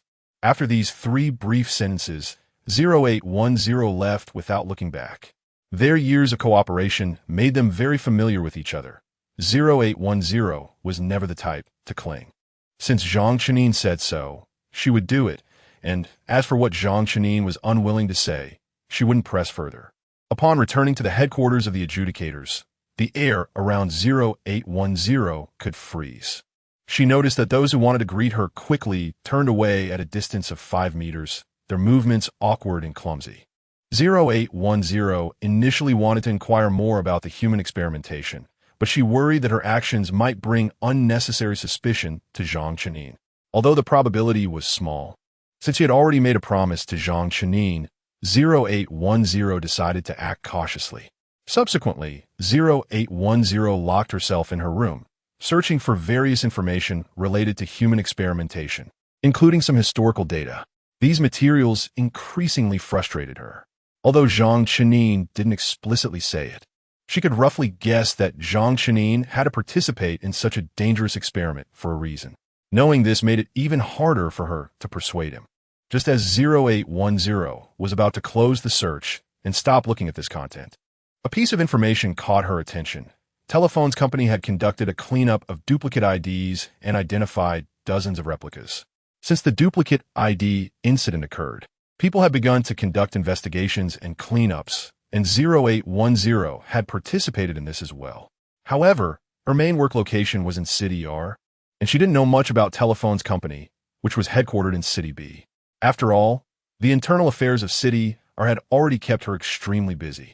Now, seeing the duplicate ID matter suddenly, she immediately clicked on it. It must be said that Telephone's company handled this matter very meticulously. Their company was large, with many employees, and conducting an investigation and cleanup was not an easy task. However, they initiated a mutual reporting system. In this proposal, there was no mention of the duplicate ID issue. It merely asked everyone to report any abnormalities they noticed in their colleagues and provide detailed explanations. Every anonymous report would be reviewed by a dedicated person, and if found to be true, not only would the reported individual face punishment, but the reporter would also receive a reward. To avoid causing public panic regarding the duplicate ID issue, their higher-ups came up with this meticulous method, which could be considered quite clever. After reviewing the relevant materials, 0810 contacted the adjudicator responsible for City B to inquire about the situation. The other party already found 0810's presence today quite intimidating, and now that she had approached them. And since they were in the same department and the questions did not involve any confidentiality issues, they immediately opened up. You mentioned Telephone's company? They are the model for handling this matter in City B. Otherwise, how could they be called a big company? Their efficiency is high. After they issued the mutual reporting proposal, it caused quite a stir within Telephone's company. The reporting emails had us several people overwhelmed. Some reporters genuinely felt their colleagues were acting strangely, while others were purely seeking revenge and trying to cause trouble. We even brought in their higher-ups for a discussion and increased manpower. Although it ultimately took nearly 2 weeks to review, recheck, and confirm, for a huge company like Telephone's with over 100,000 employees, that was definitely efficient. 0810 nodded. In a digital world, things move quickly, but for a company like Telephone's, due to the large base and complex situations, handling matters could naturally be a bit tricky. Given that, discovering 98 replicas in 2 weeks was no easy feat. 0810 agreed and then immediately asked, "Did you notice any abnormalities during the investigation? Can you provide me with that detailed list?" Abnormalities? If I had to point out any, it would be that most of their duplicate IDs appeared at headquarters or branches close to headquarters, while some remote branches didn't have a single one. The other party replied, "You want the list? It should be available on the internal news network, right? I want a more detailed list." 0810 had already looked at the internal news network. It only listed 98 IDs neatly arranged. The list I want should ideally include their professions, family backgrounds, and personal relationships. You should have conducted investigations and completed the summary on these. Chapter 26, Speculation. Of course, I have the data archive right here, and I can send it to you immediately if you need it, the other party replied readily. In this repeated ID incident, 0810 was the first person to discover it, and was also one of the people responsible for this incident later on. Naturally, all the relevant personnel were very cooperative with 0810's requests, and it wasn't long before the information data was synchronized to 0810. As 0810 reviewed the detailed records of the repeated IDs at Telephone's company, she frowned slightly. Just as the adjudicator, who was previously responsible for the investigation of Telephone's company, had said, most of the repeated IDs within Telephone's company appeared at the headquarters or at branches close to the headquarters, with some remote branches not having any at all. After reviewing the detailed records, 0810 also discovered a special point, which was that the repeated IDs within Telephone's company not only appeared among the lower-level employees, but also involved some core research and development personnel. Was this a normal situation caused by the spread of the incident, or was it a special case that only existed within Telephone's company? To investigate this question further, 0810 compared all the repeated ID information collected so far and found that apart from the artificially created accident involving Zhang Chini No. 2, the situation was quite complex within Telephone's company itself. I need to see those copies. 0810 made a decision on the spot and brought along several adjudicators responsible for City B to the digital prison. Due to the special nature of these copies, they were all held in a centralized manner, but surprisingly, after being detained, they behaved exceptionally docile and quiet, mostly sitting in silence as if they had lost power, devoid of any vitality. After 0810 and her team arrived, they headed straight for the prison where the relevant copies of Telephone's company were held. It must be said that some of these copies were indeed quite special, because the characteristic of repeated IDs is closely related to the main body's various data, including appearance embodiment. Most of the copies held in the prison used the most ordinary embodiment templates, with a very high overlap rate and a strong sense of being cheap. However, in the prison holding the relevant copies of Telephone's company, there were obviously a few high-end embodiments, which were clearly custom-made and very well designed. What are we supposed to do now? The adjudicator responsible for City B asked, providing information stating that they had already interrogated these copies, and their status could be summed up as very cooperative but unaware of anything when questioned. After separating from the main body, they seem to have entered a collective standby state, gentle and non-aggressive, but also lacking a sense of purpose. Another adjudicator added, I even suspect that their mission is to serve those who cannot afford AI as a form of social welfare. 0810 lowered her brows. This level of service is not something that ordinary AI can accomplish. As soon as 0810 said this, everyone else fell silent. Indeed, although these copies appeared particularly stiff now, when they approached the main body or received command from the main body, they could perfectly replicate it. And the technology used in this process was not to be underestimated. For AI, biomimicry is inherently a challenging proposition. The most basic biomimicry is based on appearance, and this technology requires exploration at the material level. Further biomimicry involves behavior and actions. Merely imitating basic behaviors is just a simple programming issue. However, to achieve a level akin to a real person requires extensive detail research, with each study behind it being a massive project. Moreover, as evidenced by Zhang Chini No. 2, these copies can adjust and adapt on their own without human calibration, ultimately behaving just like the main body. Thinking from another direction, how could an AI that can help the main body with work tasks possibly be ordinary? I need to activate them, 0810 said. What? The adjudicators from City B were somewhat confused. They didn't understand the reason for 0810's actions. I need to conduct experiments. I don't need too many subjects. 10 for a controlled experiment will be enough. 0810 explained. I will select 5 from here, and then choose the remaining 5 from other lettered cities. If there are preliminary experimental results, I will synchronize them to the higher-ups for further verification. All right. After that, the adjudicators from City B followed 0810 into the prison. 0810 selected 4 copies with special embodiments. Most of their main bodies were core research personnel or designers. She also selected 1 copy with an ordinary embodiment. whose main body worked in Telephone's company's mailroom, primarily responsible for receiving and dispatching mail. The remaining 5 were chosen from City, R City, and Z City, with 1 from City, 2 from R City, and 2 from Z City. The choice of these 2 cities was also because R City was where the existence of copies was first discovered, followed by City, and finally Z City. After completing the personnel selection, 0810 gathered the main bodies of these copies together. When facing their main bodies, these copies instantly activated, mimicking the daily behaviors and speech habits of their main bodies, while also obeying their commands and acting accordingly. 0810 quietly observed, occasionally taking notes.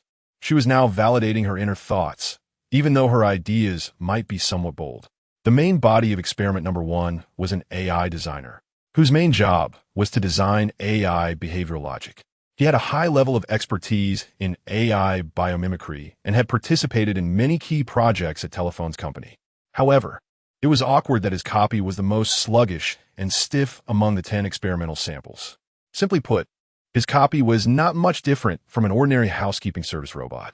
Although the appearance was identical and the voice did not differ much, it could not perfectly mimic his tone of speech. The pauses and emotional fluctuations in his sentences were significantly different from his own, and the problem-solving methods and thought patterns were also different, exhibiting a clear sense of programming.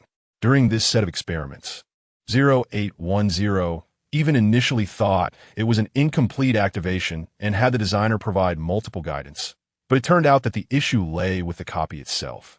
Actually, I have a hypothesis, but I can't guarantee it. The designer suddenly spoke to 0810.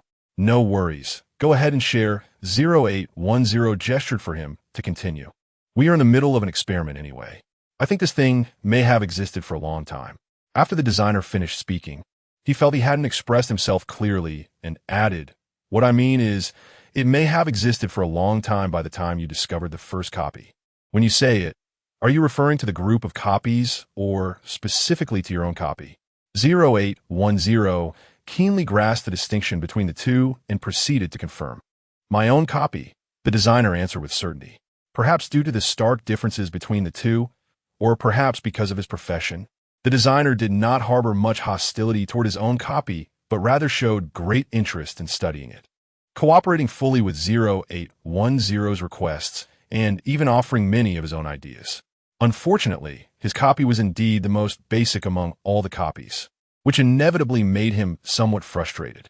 Therefore, later on, 0810 could clearly sense his disappointment. Now he suddenly brought up his interest again, making it hard for 0810 not to wonder if he was just trying to compensate for something. Perhaps he just wanted to prove that his copy was unique. This matter might seem a bit childish for an ordinary person, but it's understandable for a great designer like him to make some unreasonable moves in such a situation. "Do you know about version updates and iterations?" the designer asked again. This time, 0810 understood what he meant. "You believe that your copy is the initial version, while the other copies are later, more mature versions. This is also why your copy appears to have room for improvement, while the later copies have a clear sense of completion, right?" The designer nodded, looking hesitant. "Of course, this is just my speculation, or it could be called a guess." In fact, given the current situation, the designer couldn't really provide any strong evidence. But what he didn't expect was that 0810 not only did not outright deny his speculation, but after some serious thought, said, "I think we can experiment in this direction. The 10 experimental subjects I brought this time have their own order of discovery, but the order of discovery is not the same as the order of creation. We can conduct experiments first to verify whether there is a progression between them, that is, the differences in completion, and then sort them. What do you think? Are you asking for my opinion?" The designer was a bit surprised. "Of course," 0810 nodded. "You are indeed a designer in this field. You may be more professional than I am. I mean, no offense. But I truly believe that if I didn't know you judgers were all AIs, I might take you for a real person, a real human with flesh, blood, and thoughts." The designer exclaimed repeatedly, "Your level of openness and completion is too high. Compared to your creator, I can only be considered to have learned a little bit." 0810 did not feel uncomfortable with the designer's words. She was not that sensitive. In fact, The manufacturing technology of high-level AIs like them belongs to the Alliance, and no company or individual is allowed to manufacture them. She understood that the designer's words were merely expressions of admiration for the technology. I will never be able to become a real human being. The digital world is my entire world, 0810 replied calmly. If I enter the physical world, I am just a projection. But you do better than many humans. At least you are willing to listen to my opinions and believe in me, the designer shrugged. You know, sometimes not hastily denying something is also a rare quality. 0810 did not say much more. She could feel the goodwill expressed by the designer, but she was not someone good at expressing emotions. With the designer's involvement, the subsequent experiments proceeded more smoothly for 0810 and the other judgers. Of course, not all judgers could easily accept the designer's involvement. After all, it's quite novel to have a sample become an observer. However, during the subsequent experimental process, the designer clearly played his role, often able to analyze and summarize from a professional perspective, which significantly accelerated the progress of the judges' experiments. From the existing information, there is indeed a version iteration between them, the designer said. Of course, merely drawing conclusions from observations is not enough to prove this. We need to check their code data. I think we can. 0810 nodded, but this needs to be reported and approved by higher-ups, as retrieving data requires relevant permissions. If necessary, I should say that Telephone's company can cooperate, the designer immediately replied. 0810 was taken aback and casually asked, how can you be sure that Telephone's company will cooperate? Your personal willingness does not represent the company. The designer laughed upon hearing this. It seems you don't know much about our company. In fact, our company has always been the most cooperative with the Alliance, and many products needed by the Alliance have been developed with our company's free assistance. Regarding loyalty, Telephone's company needs no doubt and can definitely stand scrutiny. Even during employee training, it is stated that Telephone's company prioritizes the Alliance. 0810 looked at the judger from City B to confirm what the designer said. That's right. Their company is anyway. There's no fault to be found with them regarding the Alliance, the other party replied calmly. Of course, the Alliance has also provided them with many conveniences. It's a mutually beneficial arrangement. Their company boss is a smart person who knows what to do and what not to do. You can see this from the recent repeated ID audit issue. Their company is indeed quite interesting. 0810 understood that the other party wanted to express that Telephone's company was very obsequious to the Alliance. However, due to the designer's presence, he could only add embellishments to his words, using a lengthy statement to convey this central idea. All right, if necessary, I will consult with the Alliance and request external assistance from Telephone's company, 0810 added. I will also specifically mention you and highlight your cooperation and contributions in this experiment. 0810 was just a bit cold in personality, but that didn't mean she was an unworldly fool. Chapter 27 Important People with the Promise from 0810. The designer immediately smiled. His initial purpose was related to experimental research, and now being able to achieve that purpose was naturally the best outcome. Moreover, according to 0810, he would likely be a core participant. From both a research perspective and a career perspective, this was a great opportunity for the designer. Of course, he also had his own selfish motives. For him, these replicants were a research objective, and he was equally curious about 0810. After all, AIs that reach the level of intelligence of 0810 are rare, and not everyone can have close, long-term contact with them. Just as the designer was about to turn and leave, 0810 suddenly called him back and privately inquired about questions related to the brain-computer human trials. The designer himself was from Telsa Corp, so after careful consideration, 0810 thought it would be better to directly ask an insider like the designer rather than speculate. Perhaps he had some understanding of the trial. The brain-computer project was currently Telsa Corp's most important project. In fact, this project had been under research for a long time, much earlier than when it was exposed. At the beginning of the metaverse establishment, this project was already on Telsa's agenda, but the initial RD was indeed quite challenging. Most of the obstacles were related to basic technology, material research, and immune rejection. The designer recalled carefully that it should have been the 5th year since the establishment of the underground city when this project began biological trials. Initially, it was only animal testing involving small white mice and the like. Overall, the animal testing went relatively smoothly, so shortly after, human trials were put on the agenda. However, just when everyone thought the human trials would proceed smoothly, an accident occurred.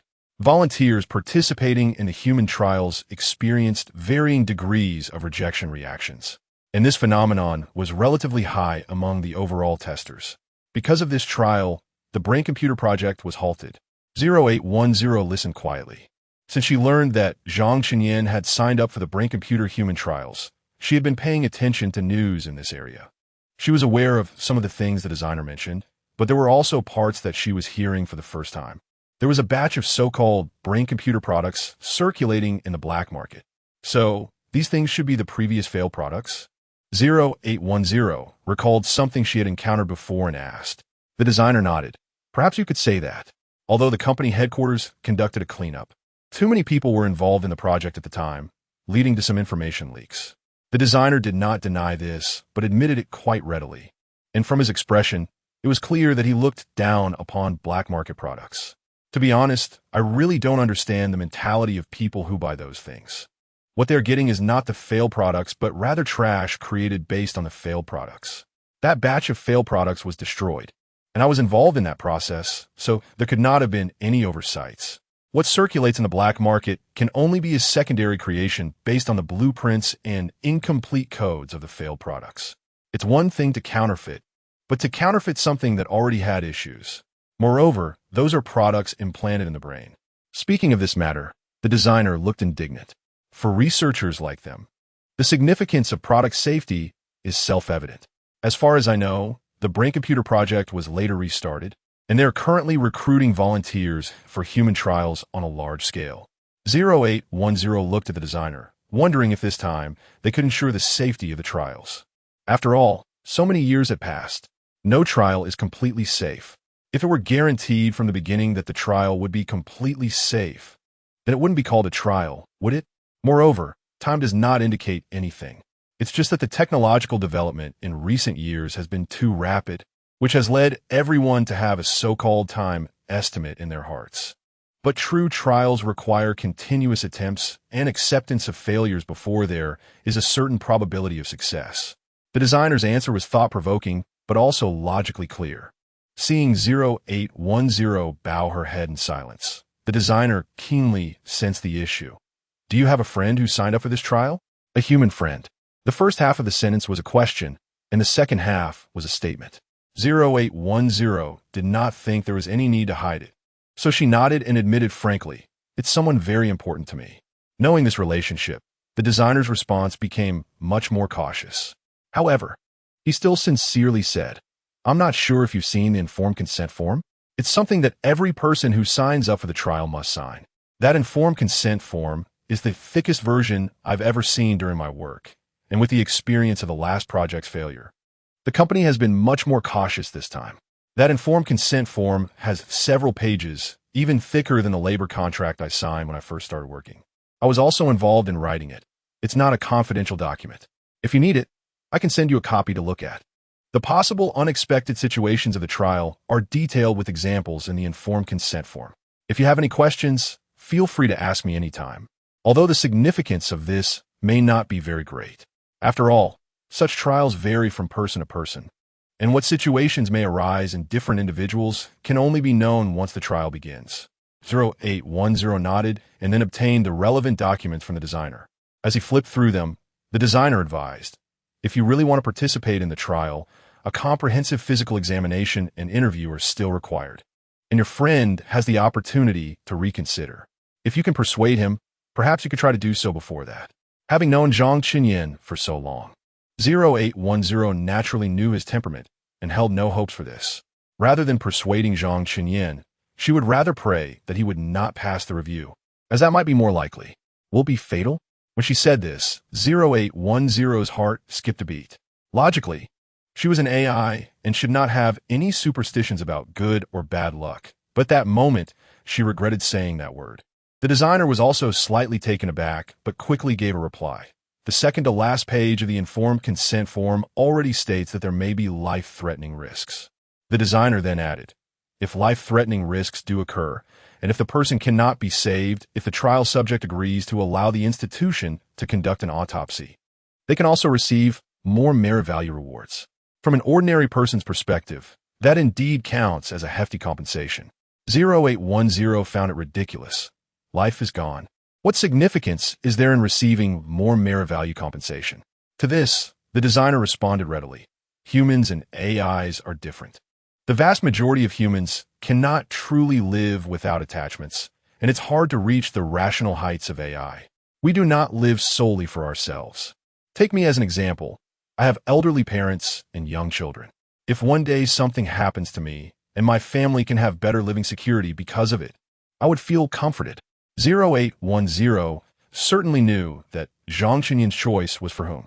From a rational perspective, she did not understand. Similarly, from a rational perspective, she could not change it. After bidding farewell to the designer, 0810 continued her work as usual, but at the end of the day, she couldn't help but send a message to Zhang Qinyin, telling him, if possible, I hope you can keep me updated on the information results. Actually, 0810 didn't quite understand why she would make such seemingly unreasonable requests to Zhang Qinying. However, she felt fortunate that Zhang Qinying didn't ask too many questions. Otherwise, she wouldn't know how to respond. In the not-so-spacious hotel room, Zhang Qinying sat in front of the desk, staring blankly at his phone screen. The screen displayed the conversation history between him and 0810. Their private communication wasn't extensive. Most of the time, it revolved around work. Therefore, this message unrelated to work stood out among the rest. Zhang Qinying was so engrossed in his thoughts that he didn't even notice Chen Yijing approaching him until she tapped him on the shoulder, causing him to jump up from his chair as if startled. What's wrong? Why are you so jumpy? Chen Yijing was also quite startled by his reaction. Zhang Qinying hurriedly waved his hand. It's nothing. Is a message from family? Chen Yijing pointed to Zhang Qinying's phone. Actually, from the moment we met, I could tell you were different from me. You're not the kind of person who is carefree. Have you really thought it through? It's not too late to have regrets now. Zhang Qinying smiled. What's different? Just because you're young doesn't mean you can read faces, right? What was meant to be a joking comment was taken quite seriously by Chen Yijing. You don't need to read faces for that. When you signed that informed consent form, just a quick glance at the people in line, and you could tell why they were there, the differences between people. Those who got scared off don't need mentioning. They were just taking a gamble. If it really looked like they might lose their life, they would run away immediately. Then there are some like me, who are carefree and truly don't care. Honestly, I didn't even finish reading that informed consent form. I only glanced at the beginning, saw it was full of words, and then started looking for the signature spot, completing the video recording as required. But you're different. You took it very seriously and thought a lot about it. Zhang Qinying didn't deny this, but said, when it comes to life decisions, my parents never gave up on me, so I can't give up on them. Chen Yijing nodded and then asked, by the way, you should have seen that one, right? If an accident really happens and you agree to an autopsy, you will receive a higher merit value compensation. Did you sign that? Of course. Zhang Qinying answered decisively. I signed it too. Chen Yijing smiled. What do you need so many merit points for? Zhang Qinying instinctively asked, then felt it was a bit impolite. He asked this question because he knew about Chen Yijing's family situation. And it was precisely because of Chen Yijing's lack of attachment to life that made him slightly curious about the question. Unexpectedly, Chen Yijing didn't take offense at the question, but instead smiled and said, I didn't know what this stuff was for before. I just thought having merit points meant I wouldn't go hungry, that I could live normally, that someone would love me. But after death, these things become irrelevant. Then why did you sign? Zhang Qinying looked at Chen Yijing. But what significance does my corpse have for me? Chen Yijing smiled back, his smile bright and clear. Before Zhang Qinying could ask anything further, Chen Yijing patted Zhang Qinying's shoulder. Don't worry, I already have plans in mind. But it's a secret, so I can't tell you. Zhang Qinying didn't know what Chen Yijing was really planning, but he didn't want to press further. After all, the relationship between him and Chen Yijing seemed somewhat delicate at the moment. Just a few days ago, Zhang Qinying would never have believed that he would develop such a complicated bond with someone he had known for such a short time. But the fact was, they not only knew each other, but were also in the same room, and soon planned to undergo a comprehensive medical examination together, as well as attend interviews. The following days were calm and uneventful. Chun Yijing stayed quietly in the hotel when he had nothing to do, occasionally inquiring about things related to the experiment, such as who had already passed the screening, how many people were currently through. This was a large project, and personnel screening was also a major undertaking, so it couldn't all be completed in one day. From the current situation, both Zhang Chenin and Chun Yijing still had a chance. Finally, it was time for Zhang Chenin and Chun Yijing's comprehensive medical examination.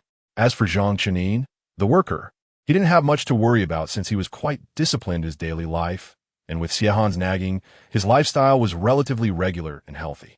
On the other hand, Chun Yijing was a bit anxious. His daily routine was often upside down, and irregular eating was common for him. Although he confidently said that his physique was the kind that could carry heavy loads at a construction site due to having endured a lot, and therefore he was quite strong, the company only looked at the examination data. Everything was based on the report. On the day of the comprehensive medical examination, Chun Yijing anxiously paced back and forth, insisting on dragging Zhang Chenin along to wait for the examination results at the hospital. Chapter 28. Farewell. Considering there was only an hour left, Zhang Chenin decided to let it be, even occasionally keeping a lookout for Chun Yijing. Although Chun Yijing had disguised himself when he came out, Zhang Chenin was still worried that there might be one or two people who were too obsessed to let him go.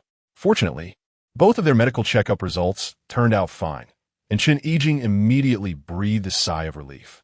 Next came the face-to-face interview, which was their last chance to reconsider.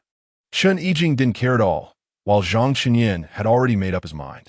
The so-called face-to-face interview was a comprehensive assessment and screening conducted by internal testers from Telephone's company, serving as the final hurdle. For this, Chun Yijing had prepared detailed materials and even dragged Zhang Chenin into a mock interview. To be honest, Zhang Chenin had never taken his previous job interviews as seriously as this, especially since he had solid professional skills back then, whereas this time the questions were likely unrelated to his expertise.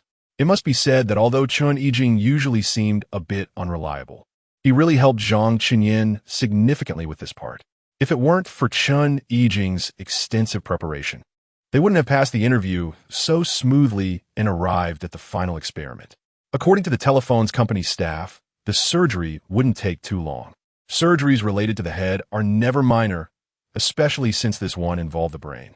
However, due to previous experience and various simulations, the technique for this surgery had matured. Zhang Chenin and Chun Yijing were scheduled for surgery later on. There were other volunteers undergoing brain machine installations before them. While waiting outside the operating room, Zhang Chenin and Chun Yijing listened as the medical staff explained various related knowledge, including the intraoperative and postoperative phases. The so-called intraoperative phase was more about cooperation, as the surgeons would be in the dominant position. The explanations were only to ease their nerves, helping them understand what kind of surgery they were about to face and what the process would be like. The surgery would be performed under general anesthesia, and they wouldn't feel any pain during the procedure. All they needed to do was stay relaxed and trust the doctors. Otherwise, it could affect the effectiveness of the anesthesia and even the surgery itself. Zhang Chenin and Chun Yijing listened attentively, taking it all very seriously. Ignoring medical advice could lead to trouble. Zhang Chenin looked at Chun Yijing and said, "We both need to live well." Chun Yijing retorted dismissively, "How many times have you been sick in your life? And you're lecturing me?" Zhang Chenin fell silent. He had indeed been well taken care of by Xiehan since he was young, so he really had no grounds to educate Chun Yijing. "Little brat, why are you being so rebellious again?" Zhang Chenin joked with Chun Yijing. "Just trying to make you reminisce about how you felt when you first met me." Chun Yijing responded with a smile. "Isn't there a poem that says, 'If life were only as it was at first meeting'?" Zhang Chenin wanted to tell him that the line wasn't meant to be used that way, but soon the staff began explaining postoperative personal care. The surgery time wasn't long, and after it was completed, they would only stay in the hospital for one day to observe. Once they confirmed everything was fine, they would handle the discharge procedures, and then staff from Telephone's company would specifically track their progress, ensuring it wouldn't affect the participants' original lives. This was also one of the main reasons Zhang Chunyin chose to participate in this experiment. Therefore, post-operative care was very important, and most of it was led by the participants themselves, so Zhang Chunyin and Chen Yijing listened even more carefully. Zhang Chunyin and Chen Yijing were pushed into the operating room at the same time. Before they separated, they had a rare moment of warmth, encouraging each other. As the staff had said earlier, once Zhang Chunyin entered, he simply glanced around and fell asleep to the anesthetist's gentle voice. When he woke up, he had already been wheeled out of the operating room and was lying in a hospital room. "How do you feel? Any discomfort?" A middle-aged man in a white coat asked, with several people beside him recording data on electronic devices. Zhang Chunyin wanted to sit up, but realized he was connected to various monitoring wires and tubes. "Just lie down. No need to rush getting up." The doctor quickly reassured him upon seeing his attempt. Zhang Chunyin felt around a bit and then shook his head slightly. "I don't feel much except a bit weak." "That is probably because the anesthetic hasn't completely worn off. Just rest a little," the doctor nodded. "Remember to follow medical advice, take your medication, and cooperate with the checkups. Your physical condition is good. The surgery was relatively successful, so don't feel too much psychological pressure. Just keep an eye on yourself afterwards and report any discomfort to the staff. We will also monitor your condition regularly." With the doctor's words, Zhang Chunyin felt much more at ease. Perhaps, as the doctor said, due to the anesthetic, he was still a bit sluggish. It wasn't until the doctors finished recording data and were about to leave that he realized and asked, "What about the person who was pushed into the operating room next door with me?" Hearing this, the doctor slowly stopped and turned to look at Zhang Chunyin. "Do you know him? Are you friends?" This time, Zhang Chunyin didn't deny it and decisively nodded. "Yes." The doctors exchanged glances, and in the end, one of them stepped forward to explain Chen Yijing's condition. "He came off the operating table before you, but shortly after, he showed obvious discomfort. We determined it was a rejection reaction. The best course of action is to immediately remove the brain-machine product, but that requires another surgery. Additionally, the patient was in a coma at that time, without any ability for voluntary action or thought, so we notified his family to make the decision. After all, we don't have the authority to unilaterally operate on the patient, nor can we take on that responsibility." Hearing this, Zhang Chunyin's heart sank. "So, is anyone coming?" His heart trembled as he spoke. He didn't want anyone to come. He instinctively felt that Chen Yijing's so-called family would be scarier than the rejection reaction. After we notified the family, they rushed to the hospital immediately. The doctor spoke up, "I'm not saying this to you, but you kids have really big guts. With such a big matter, you should have at least informed your family." His family said they had no idea he was participating in human trials. "They're talking nonsense." Zhang Qinyuan was genuinely anxious this time. The incident of Chen Yijing signing up had caused quite a stir, and they had stoked the flames, leading a group of so-called heroes to violently confront Chen Yijing. Now they say they didn't know anything? What a joke. The doctor was taken aback, seemingly not understanding what Zhang Qinyuan meant. In the end, a young intern beside him reacted and quietly explained the whole situation to the doctor. After hearing everything, the doctor's face turned pale. So it means his family did it on purpose. The doctor didn't even have time to explain to Zhang Qinyuan. He turned around and rushed outside, seemingly eager to stop something. What is going on? Seeing this, Zhang Qinyuan became anxious too. He grabbed the intern who was about to leave and asked, "What exactly is going on? What did his family say?" The intern, with red-rimmed eyes, lowered his head and hesitated to explain, unable to articulate the situation. "Just tell me, what's going on?" Zhang Qinyuan was genuinely worried this time. He had never been so impolite to a stranger, but at this moment, he was both angry and anxious. The intern tried to calm himself down before explaining, according to the regulations. "We explained the situation to them and showed them the informed consent form you all signed at that time. We just didn't expect that they wouldn't agree to another surgery." Not agreeing to another surgery? Zhang Qinyuan was stunned. The doctor had made it very clear just now that the best course of action was to immediately remove the brain-machine product to completely eliminate the rejection reaction. Now his family was refusing another surgery. It was obvious what that meant. His family said he had been weak and sickly since childhood and couldn't withstand 2 consecutive surgeries. The intern lowered his head, knowing full well that everyone understood the best and simplest way to handle It was to remove the brain-machine product. But with his family saying this, everyone had more concerns. Moreover, his family's stance was firm, no matter how he persuaded them. They refused to sign the consent form for the surgery. The teachers are focused on academics and don't really know about his family situation. I really want to tell the teachers, but you don't understand the situation at all. First, their family matters are too complicated for me to explain in a few words. Second, his family has been making a scene, shouting and creating such a fuss that no one had the chance to speak. The intern anxiously explained, tears streaming down his face. I said it, I really said it. But before the teachers could hear, his family heard it, and then they rushed over to hit me. His mother was crying there, screaming and crying like she had gone mad. I was really scared. His father even threatened me, saying if I said anything more, he would kill me. I really didn't know what to do. Listening to the intern's fragmented recounting, Zhang Qinyuan felt as though a heavy stone was pressing down on his heart, making it hard for him to breathe. Can I sign the surgery consent form? I'll take responsibility. As long as I can sign. Let me take responsibility. Let his family come find me. Zhang Qinyuan looked at the intern and reached out his hand. Your relationship with the patient. Isn't enough to support you signing for responsibility. Although the intern's words were blunt, they were the truth. Zhang Qinyuan nodded. Then, before the intern could react, he broke free and ran outside. Surgery. There must be surgery. No matter how crazy that group gets, surgery must happen. However, when Zhang Qinyuan stumbled outside, all he encountered were bodies covered with white sheets being pushed out, with the doctor who had just rushed out standing beside them. The doctor was silent, his eyes also red. Is it him?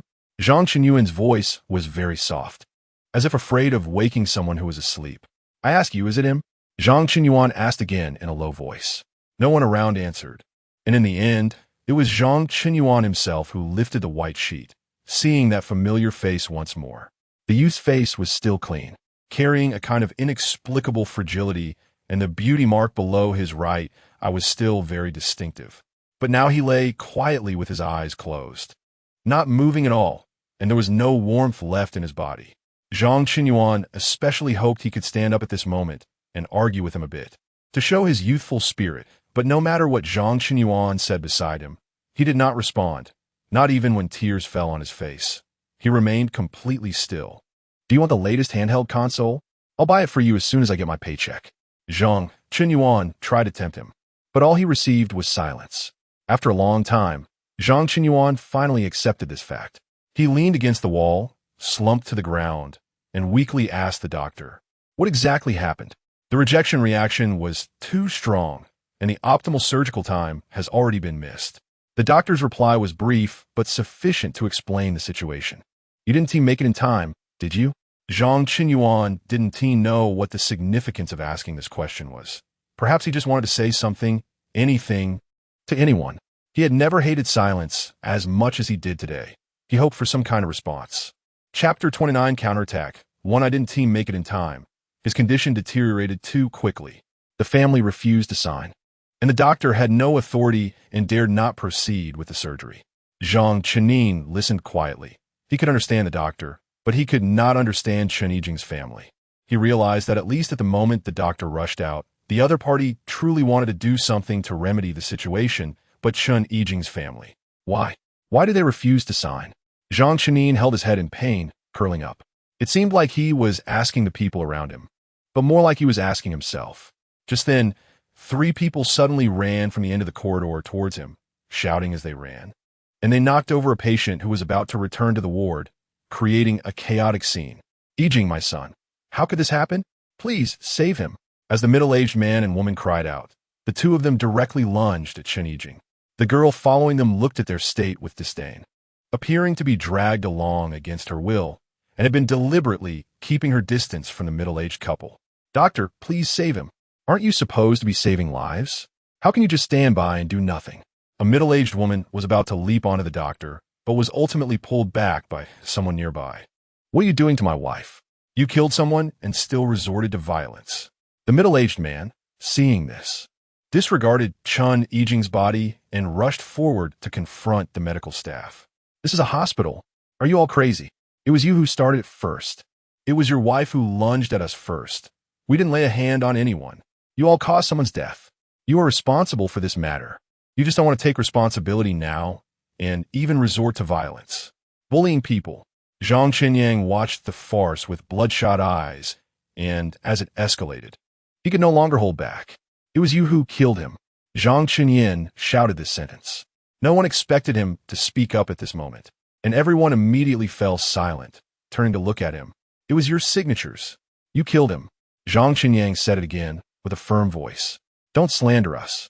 They are our sons. How could we possibly want to harm our own sons? Hearing this, Zhang Qinyang suddenly smiled. He had not understood it before, but in that moment, everything became clear to him. Because if he died, he would agree to have his body dissected, and that way, you would receive a huge compensation. You want merit points. You want to use his merit points to continue living your maggot-like lives.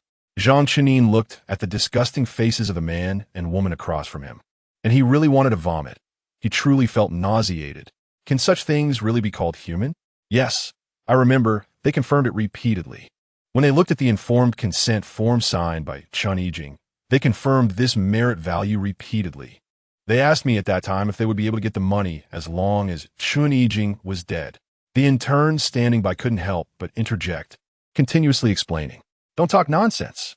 We naturally need to clarify if there are any issues with the documents signed by the child." The middle-aged woman was anxious upon seeing this and rushed forward to tear at the intern, but unexpectedly, she was pushed back by Zhang Qinyang. As for the documents signed by Chun Yijing, you should naturally inquire clearly. So, does this mean that you will pay extra attention to matters regarding Chun Yijing? Zhang Qinyang watched the middle-aged woman clumsily get up from the ground and immediately question her. Of course, Chun Yijing is our child. If we don't care about him, who else will? Is it you outsiders?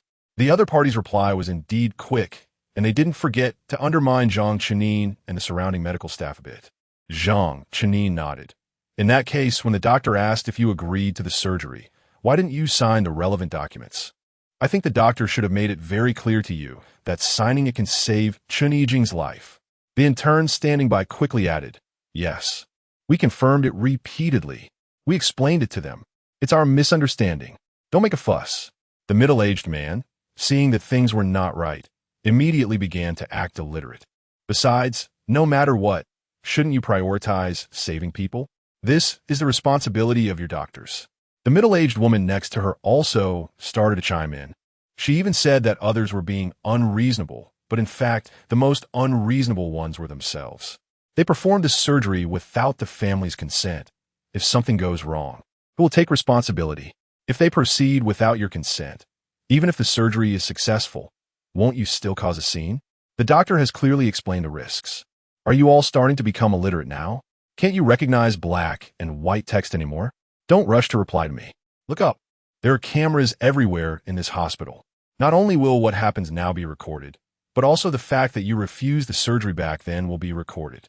So, what now? Are you so busy going crazy that you forgot to cry? Keep crying. What if your emotions can't keep up? Don't you still want to extort some money from the hospital? How can you not cry? To be honest, why don't you skip those processes and just propose an amount? Let's see if the hospital can agree. It would save everyone some trouble. Zhang Qinyang spoke one sentence after another, a hint of a cold smile at the corner of his mouth. 2 million merit points. The middle-aged man had just spoken when the woman next to him tugged at him. Are you sure it's only 2 million merit points? According to the agreement, Chun Yijing's body is about to be autopsied. If you want a higher price then, it won't be possible to change it. 5 million merit points. Are you crazy? There's surveillance. These two sentences are spoken one after the other from the mouths of a man and a woman. Very good. 5 million merit points. Zhang Qinyang nodded, then turned to the doctor and pointed to the monitor. Get ready. We're going to file a lawsuit, combined with the audio files from when they signed the agreement. Extortion is inevitable. Upon hearing Zhang Qinyang's words, the middle-aged man and woman on the other side immediately became anxious, and they looked like they were about to rush over to fight. However, the security guards had already arrived, and they had no chance to get close. Previously, the hospital might not have acted so ruthlessly, considering they were the family members of the deceased, and some emotions were quite normal. But after such a commotion, the hospital probably also understood what was going on. All surveillance videos are being preserved, preparing to file a lawsuit. After the doctor finished speaking, he didn't bother to continue entangling with them, and immediately turned to leave. Once the doctor was gone, Zhang Qinyang pulled the intern aside and whispered, "I need those videos too. Chun Yijing is dead, and I can't let him leave without clarity." The intern was slightly taken aback, then nodded. "All right, consider my compensation. Leave it to me." In the end, watching Chun Yijing's body being taken away by the staff, Zhang Qinyang did not stop them. He just quietly saw him off on his final journey. It was Chun Yijing himself who chose to sign the consent for autopsy, and regardless of his reasons, Zhang Qinyang chose to respect that. It wasn't until Chun Yijing's body completely disappeared from Zhang Qinyang's sight that he felt as if he had suddenly lost all strength, collapsing to the ground. Eventually, the medical staff nearby helped him back to the bed, and he slowly began to recover. After all, Zhang Qinyang had just undergone surgery not long ago and was still relatively weak. He had been holding on by sheer willpower. Now that things had started to take shape, all the fatigue and pain rushed back to him. Perhaps it was because he was lying on his back. Tears kept flowing unconsciously from the corners of Zhang Qinyang's eyes, making him want to ask the relevant staff if tearing was a post-operative reaction. Unlike the pain he felt when he first saw Chun Yijing's corpse, Zhang Qinyang now felt more of a dull pain, a heaviness in his heart that rubbed against his lungs. He hadn't known Chun Yijing for long. In fact, he could say this was the shortest friendship he had ever had. The time he spent with Chun Yijing was even less than with Alex or 0810. But so much had happened in such a short period. He understood, once again, why Chun Yijing had said so much when they first met. Without him, perhaps Chun Yijing would have left this world carrying a stigma. What was the purpose of Chun Yijing's life? Zhang Qinyang suddenly recalled the scene when Chun Yijing asked to borrow his handheld console. Just a single word of belief from him had made Chun Yijing so happy, opening his heart to him. What had Chun Yijing experienced in his life? Zhang Qinyang had once believed in the notion of suffering before sweetness, that one must endure hardship before experiencing joy. But now, looking at it, is that really the case? Does the so-called fairness and cause and effect truly exist? Chun Yijing's life was so full of suffering. Even more terrifying was that it seemed Chun Yijing's life was filled only with pain. Perhaps because of his parents. Zhang Qinyang had once thought that all familial love was the same, but now it seemed that the world has both beauty and darkness. While he experienced the good, others were shrinking in the shadows. He didn't know if it was because of the surgery or the emotional impact, but Zhang Qinyang felt extremely tired, and he fell asleep once more. In his dream, he met Chun Yijing. It was the place where they first met, near the telephones company, where they stood in line to register. Chun Yijing still had that youthful, rebellious look, speaking to him with a hint of provocation. It felt like, "You showed up, and my chances have decreased, so it's annoying. I just don't like you. I see your conditions aren't bad. You probably studied a lot and have a stable job, and you don't seem like someone who craves new thrills. Why are you working so hard? You're nothing like us carefree people. Think twice. Hey, can I borrow your handheld console? Well, actually, I'm a bit scared and want to call my family. They don't know I'm here. I'm afraid they'll worry." My God, no way. You actually believe that?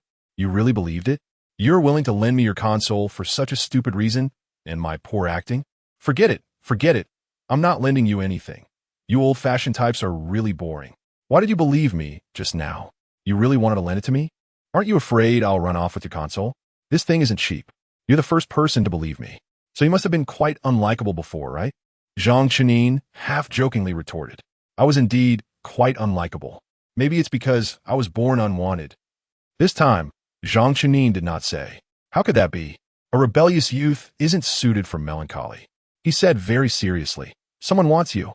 There are really people who want you. As long as you stay alive, you will definitely meet people who love you. Friends, family, lovers. They will all be there. Upon hearing this, the dream Chun Yijing suddenly quieted down, staring blankly at Zhang Qinyang, tears streaming down his face. This was the first time Zhang Qinyang had seen him cry. Even when Chun Yijing was recounting those horrible experiences, he had remained calm and composed, never crying in front of Zhang Qinyang. Zhang Qinyang even suspected that he had never cried in front of anyone. Chun Yijing could be rebellious, could be a troublemaker, could be straightforward, could be gentle. But he had never been sad. Most of the time, he was smiling that teasing smile. At first, Zhang Qinyang thought he was teasing others. but now he realized he might have been mocking his own fate. Really? The dream Chun Yijing confirmed once more. Really? Zhang Chenin nodded firmly. I believed in you just now.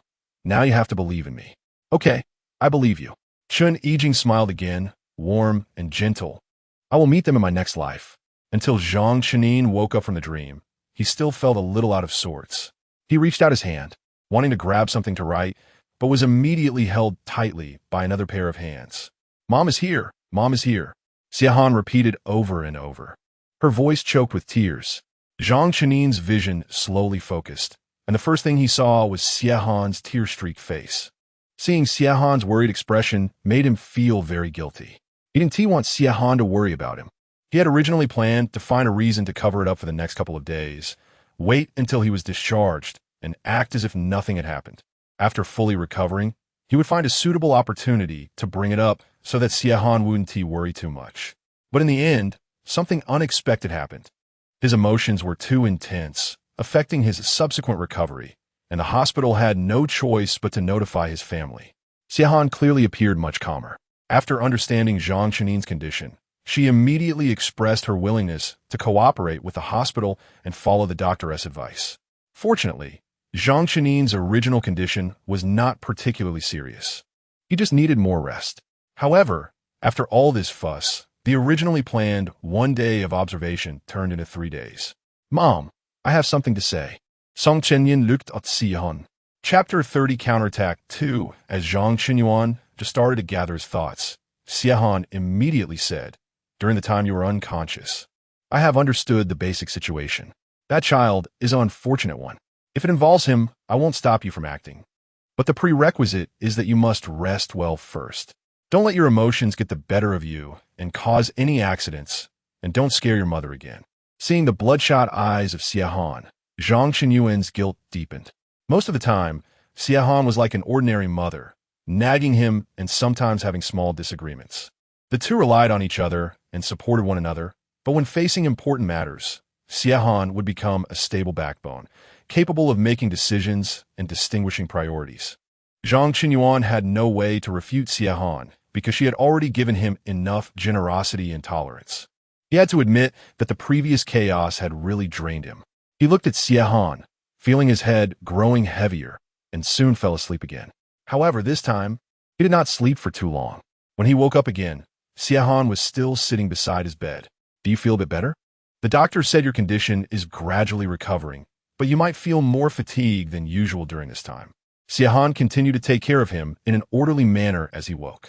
Actually, Zhang Chenyuan's health was not very good when he was younger, and he got sick quite often. It was thanks to Xiehan's meticulous care that his physical condition improved to the point where he hardly remembered being hospitalized. This time, when Zhang Chenyuan was admitted to the hospital, Xiehan was also taken aback. Now that Zhang Chenyuan's condition was gradually recovering, it was time to settle accounts. Tell me, why did you hide such a big decision from me? Because I felt you wouldn't agree, Zhang Chenyuan replied bluntly. He was so connected with Xiehan that he could hardly not know how she would react. It was precisely because he understood that he was even more afraid. If I wouldn't agree, then you shouldn't have done it. Moreover, you know why I wouldn't agree. Xiehan looked at Zhang Chenyuan, noticing his weak appearance. Her originally serious tone softened again. Now that this has happened, it's pointless for me to say more, but I hope this is the last time. You have a fiery temperament, and once you've made a decision, I can't change it. But you should also know that I am a person who keeps my word. No matter the reason next time, if you gamble with your life again, I will never forgive you. Xiehan's words were heavy, but Zhang Chenyuan understood that she was also helpless. They were both too afraid of losing each other. Under disaster, people had already lost too much, which made them want to hold on to what they had even more. By the way, there's a little girl who came to see you while you were unconscious. Xiehan suddenly seemed to remember something, her tone a bit cheerful, and there were 2 of them. I thought they were quite nice. 2 little girls? Zhang Chenyuan was somewhat confused. Xiehan nodded. Yes, one girl was covering her face but had a good temperament. The other girl was very beautiful, but she was a holographic projection, visible but untouchable. Hearing Xiehan's description, Zhang Chenyuan immediately understood who she was talking about. Probably one was Lu Cece, and the other was 0810. It wasn't surprising that 0810 knew about his situation. After all, they were colleagues, and if he suddenly took leave, 0810 would naturally ask around. But how did Lu Cece know? They didn't usually communicate much. I think those two girls are quite good. They are definitely more than enough for you, Xiahan sighed. Zhang Qinyuan never expected Xiahan would say such a thing. Isn't it normal for a mother to like her son more and more? What say mother, liking her son more and more? The original saying is that a mother-in-law likes her son-in-law more and more. Don't make things up. Xiahan rolled her eyes at Zhang Qinyuan. By the way, did they say why they came to find me? Zhang Qinyuan quickly changed the topic. The holographic projection you mentioned should be my colleague. I'm worried there might be some work-related issues. Regarding this matter, Xiahan immediately became serious. She asked me to tell you to rest well these days. She will help you handle things at work. Zhang Qinyuan nodded. With 0810's words, he felt at ease because he hadn't anticipated that so much would happen. The girl also said she hopes your health improves and that you should contact her.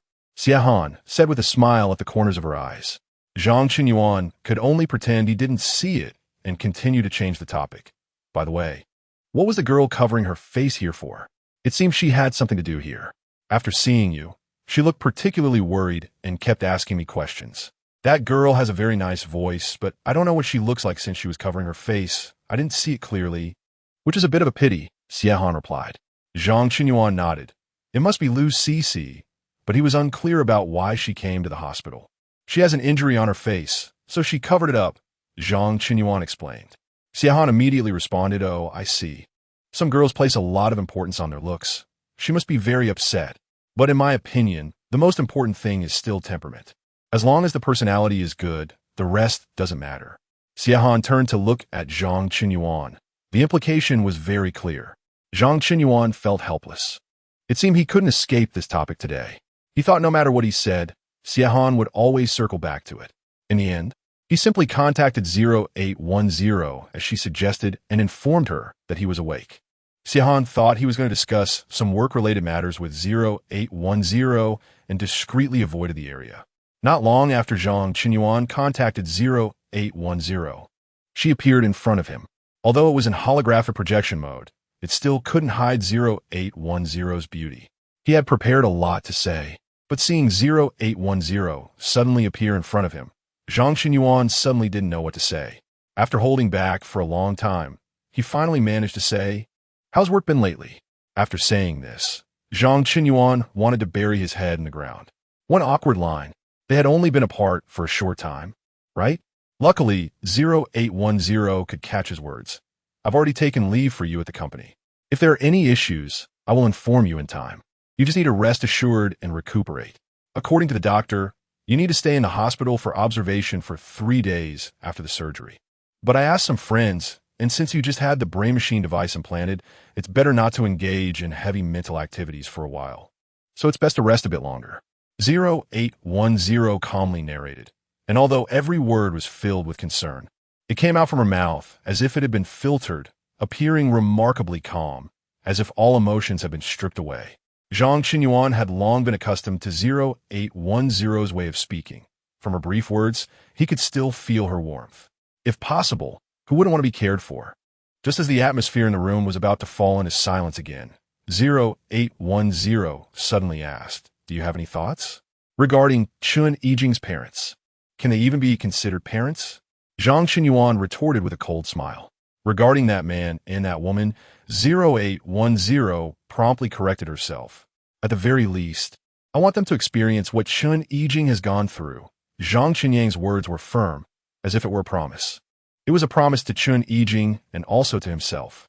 He clearly remembered that it was because of this man and woman that Chun Yijing had suffered so much. Chun Yijing had clearly done nothing wrong, yet it felt as if everything was his fault. Even in the end, when Chun Yijing was murdered, this man and woman had absolute responsibility.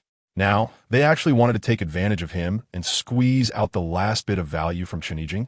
If this matter were to just pass, Zhang Qinyang absolutely could not swallow this anger.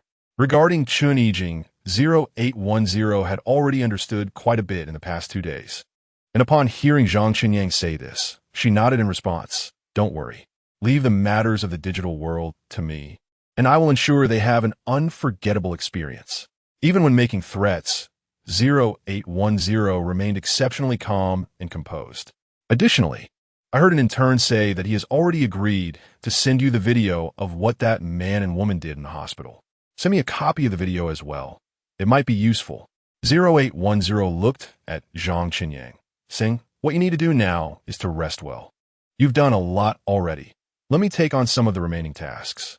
Trust me. Zhang Qinyang naturally trusted 0810, but suddenly putting this burden on her made him feel somewhat uncomfortable. After all, it was he who had interacted with Chun Yijing, not 0810. It seemed that 0810 could see what Zhang Qinyang was thinking, as she then said, "I can't help you for free. Once you're well again, treat me to a meal." For an AI like 0810, the notion of eating was more of a formality, as they did not require food for energy. Zhang Qinyang understood that 0810 simply did not want him to feel indebted. 0810 was not one to linger on, and after saying this, she reminded Zhang Qinyang to follow the doctor's advice before leaving. Until 0810 completely disappeared from view, Zhang Qinyang still felt a bit taken aback. He trusted 0810 to handle things, but when did his relationship with her become so close? Previously, Zhang Qinyang had never thought about such questions, as dealing with work and daily matters consumed most of his energy. Now, lying in a hospital bed with time on his hands, he began to reconsider. Just as Zhang Qinyang was lost in thought, Xiahan suddenly peeked her head in from outside the door, looking around before cautiously asking, "Has she left?" Zhang Qinyang understood that Xiahan was referring to 0810. Normally, Zhang Qinyang completely trusted Xiahan. He believed his mother would not eavesdrop. However, seeing Xiahan's demeanor now made him suddenly unsure. "Did you hear us talking just now?" Zhang Qinyang asked tentatively. Xiahan nodded. "Of course, this hospital room isn't soundproof." Faced with Xiahan's frankness, Zhang Qinyang momentarily didn't know what to say. Her openness made him feel as if he was being petty. "Why were you eavesdropping?" "I told you, it's because this room isn't soundproof." Xiahan put on a look that seemed to say, "As long as I don't act unreasonable, logic can't catch up with me," leaving Zhang Qinyang speechless. "I think this girl is genuinely nice. She's understanding, polite, and considerate, although she sounds a bit cold. It's clear she's a good girl." Zhang Qinyang now firmly believed that Xiahan thought every woman was a good girl. But she was an AI, Zhang Qinyang admitted. She won't have a physical form. She can only exist in the digital world. Upon hearing this, Xiahan fell silent for a while. Just when Zhang Qinyang thought she would give up, Xiahan suddenly said, "I used to care a lot about this. I felt uncomfortable seeing someone develop feelings for an AI because I always thought you should have descendants. But if you really fall for an AI, having descendants becomes impossible. However, when I think about it more, I actually hope you find a companion you like. Someone to keep you company and prevent you from feeling so lonely. So, even if she's an AI, if you like her and feel happy, that's fine. As long as what you do isn't harmful to yourself or against moral and ethical standards, I will support you." Xiahan looked at Zhang Qinyang, speaking with great seriousness. Zhang Qinyang never expected to hear such words from Xiahan, as she always had some conservative thoughts. Suddenly, hearing her say this, Zhang Qinyang could only feel the heavy maternal love from Xiahan. She had always urged him to find a partner out of concern for his loneliness. Her intention was pure. It was true in the past and remained so now. Upon reflection, Xiahan didn't seem to have put too much pressure on him in these matters. She had always tried to let him grow in the way he liked. Although in Zhang Qinyang's upbringing, his father had always been an absent figure, he understood that this absence was a kind of helplessness, and he felt all the love from Xiahan. Just as Zhang Qinyang wanted to say more to Xiahan, there was a sudden knock on the door of the hospital room. Xiahan went over to open it, and outside, Lu Cece politely greeted her. "Hello, Annie." Zhang Qinyang did not expect Lu Cece to care so much about him and come to the hospital again. Xiahan quickly let her in, knowing that Lu Cece was not someone related to Zhang Qinyang's work, so she did not deliberately avoid the situation. After pouring Lu Cece a glass of water, she sat beside them, listening to Zhang Qinyang chat with Lu Cece while observing the dynamics between the two. Chapter 31 Bombshell. How did you suddenly come over? In the end, it was Zhang Qinyang who spoke first. It turned out that Zhang Qinyang seemed to possess some sort of special ability to kill the conversation when chatting with women. Xiahan gave Zhang Qinyang a glance and translated. He said he was very happy to see you come over and felt quite surprised. I have to say, Xiahan really understood this on a corporate level. Zhang Qinyang hadn't thought so much when he said it, but with Xiahan's embellishment, it suddenly felt much warmer. I'm here to take care of some business, Lu Cixi responded. I didn't expect to see you here either. When I saw you lying in the hospital bed, I thought I had mistaken you for someone else and confirmed with the nurse several times. Business? Zhang Qinyang was a bit confused. You came to the hospital for something? Are you sick? Lu Cixi shook her head. It's about Chun Yijing. His parents are causing a scene again, saying that the hospital set a trap for them. To be honest, I'm not really sure what exactly is going on. I was just thinking of writing a new song recently and looking for inspiration, so I thought I would come to the hospital to find out more. A new song? Based on Chun Yijing? Zhang Qinyang opened his mouth to ask. Lu Cixi nodded. This is a recent hot topic, and I don't know if I have the ability to write it well. But anyway, understanding the facts clearly is a basic requirement. I know I can tell you. Zhang Qinyang was a bit anxious, but upon seeing Xiahan's gaze, he immediately restrained his tone, trying to appear calm. I met Chun Yijing when we were queuing to register. He was standing right behind me. Zhang Qinyang slowly narrated. Xiahan, worried that he might not be comfortable, along with Lu Cixi, helped him prop up a pillow behind him and supported him to sit up. He told me a lot about his family situation. I know you might not believe it right away, and you're unsure if what they said is true. Zhang Qinyang had calmed down now, and his logic in speaking was clear. I have a video recorded by the hospital surveillance. Once you see it, you'll understand what kind of people his parents are, from their initial refusal of surgery to later causing trouble at the hospital. This is more useful than saying 1,000 words. While Zhang Qinyang was showing the video to Lu Cixi, he also sent a copy to 0810. In this world, it's not about who speaks first that makes them right. It shouldn't be that those who can speak are in the right. His parents have tasted too much sweetness, and this time they knew they were recorded, leaving evidence, which is why they want to preemptively claim the narrative. Chun Yijing has already left, but I hope he left cleanly, without any stigma. I have a plan. I want to discuss it with you to see if there are any gaps we can fill. Zhang Qinyang had completely recovered now. He even felt his mind was clearer than before. He believed that 0810 would definitely help him, but what he wanted was not just erasure in the digital world. If we release all these videos, wouldn't that prove Chun Yijing's innocence? Lu Cixi felt extremely angry after watching it. No one wants to be a fool, and even less does anyone want to be a gun in someone else's hand. He didn't expect Chun Yijing's parents to twist right and wrong to such an extent. No, the evidence needs to be revealed bit by bit, and it must be targeted. Zhang Qinyang calmly said that the trump card cannot be revealed all at once, and we need more evidence.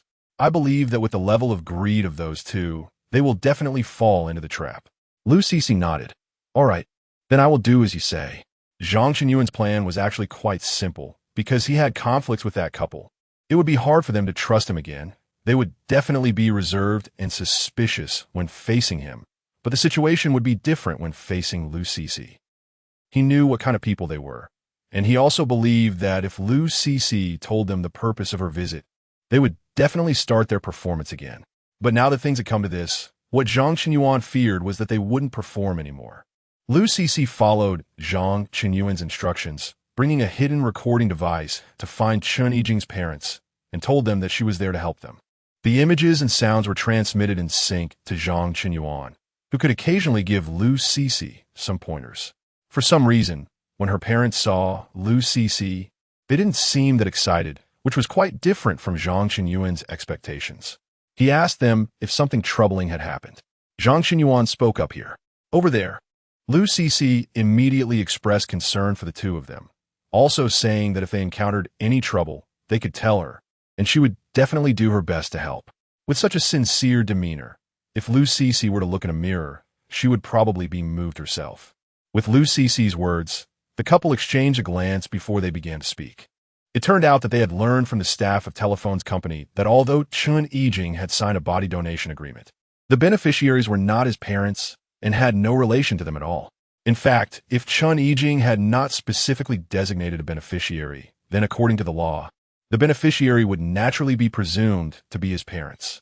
However, the key point was that Chen Yijing not only specified a beneficiary, but also had not left any of the merit points obtained from the body donation to his parents. In other words, this merit value had nothing to do with his parents at all. Not a penny, not a dime. What on earth was this child thinking? In the end, he actually chose to give everything to those strangers. Chen Yijing's mother was crying her heart out, saying that she was very young when she was pregnant with him and had really suffered to give birth to him. Unexpectedly, he turned out to be so ungrateful to this extent. Chen Yijing's parents didn't look very old, although Chen Yijing seemed to be about the same age as Zhang Chenin. His parents were obviously much younger than Xiahan.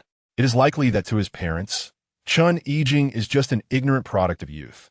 Ask him, according to Chen Yijing's will, who is the beneficiary of the merit value?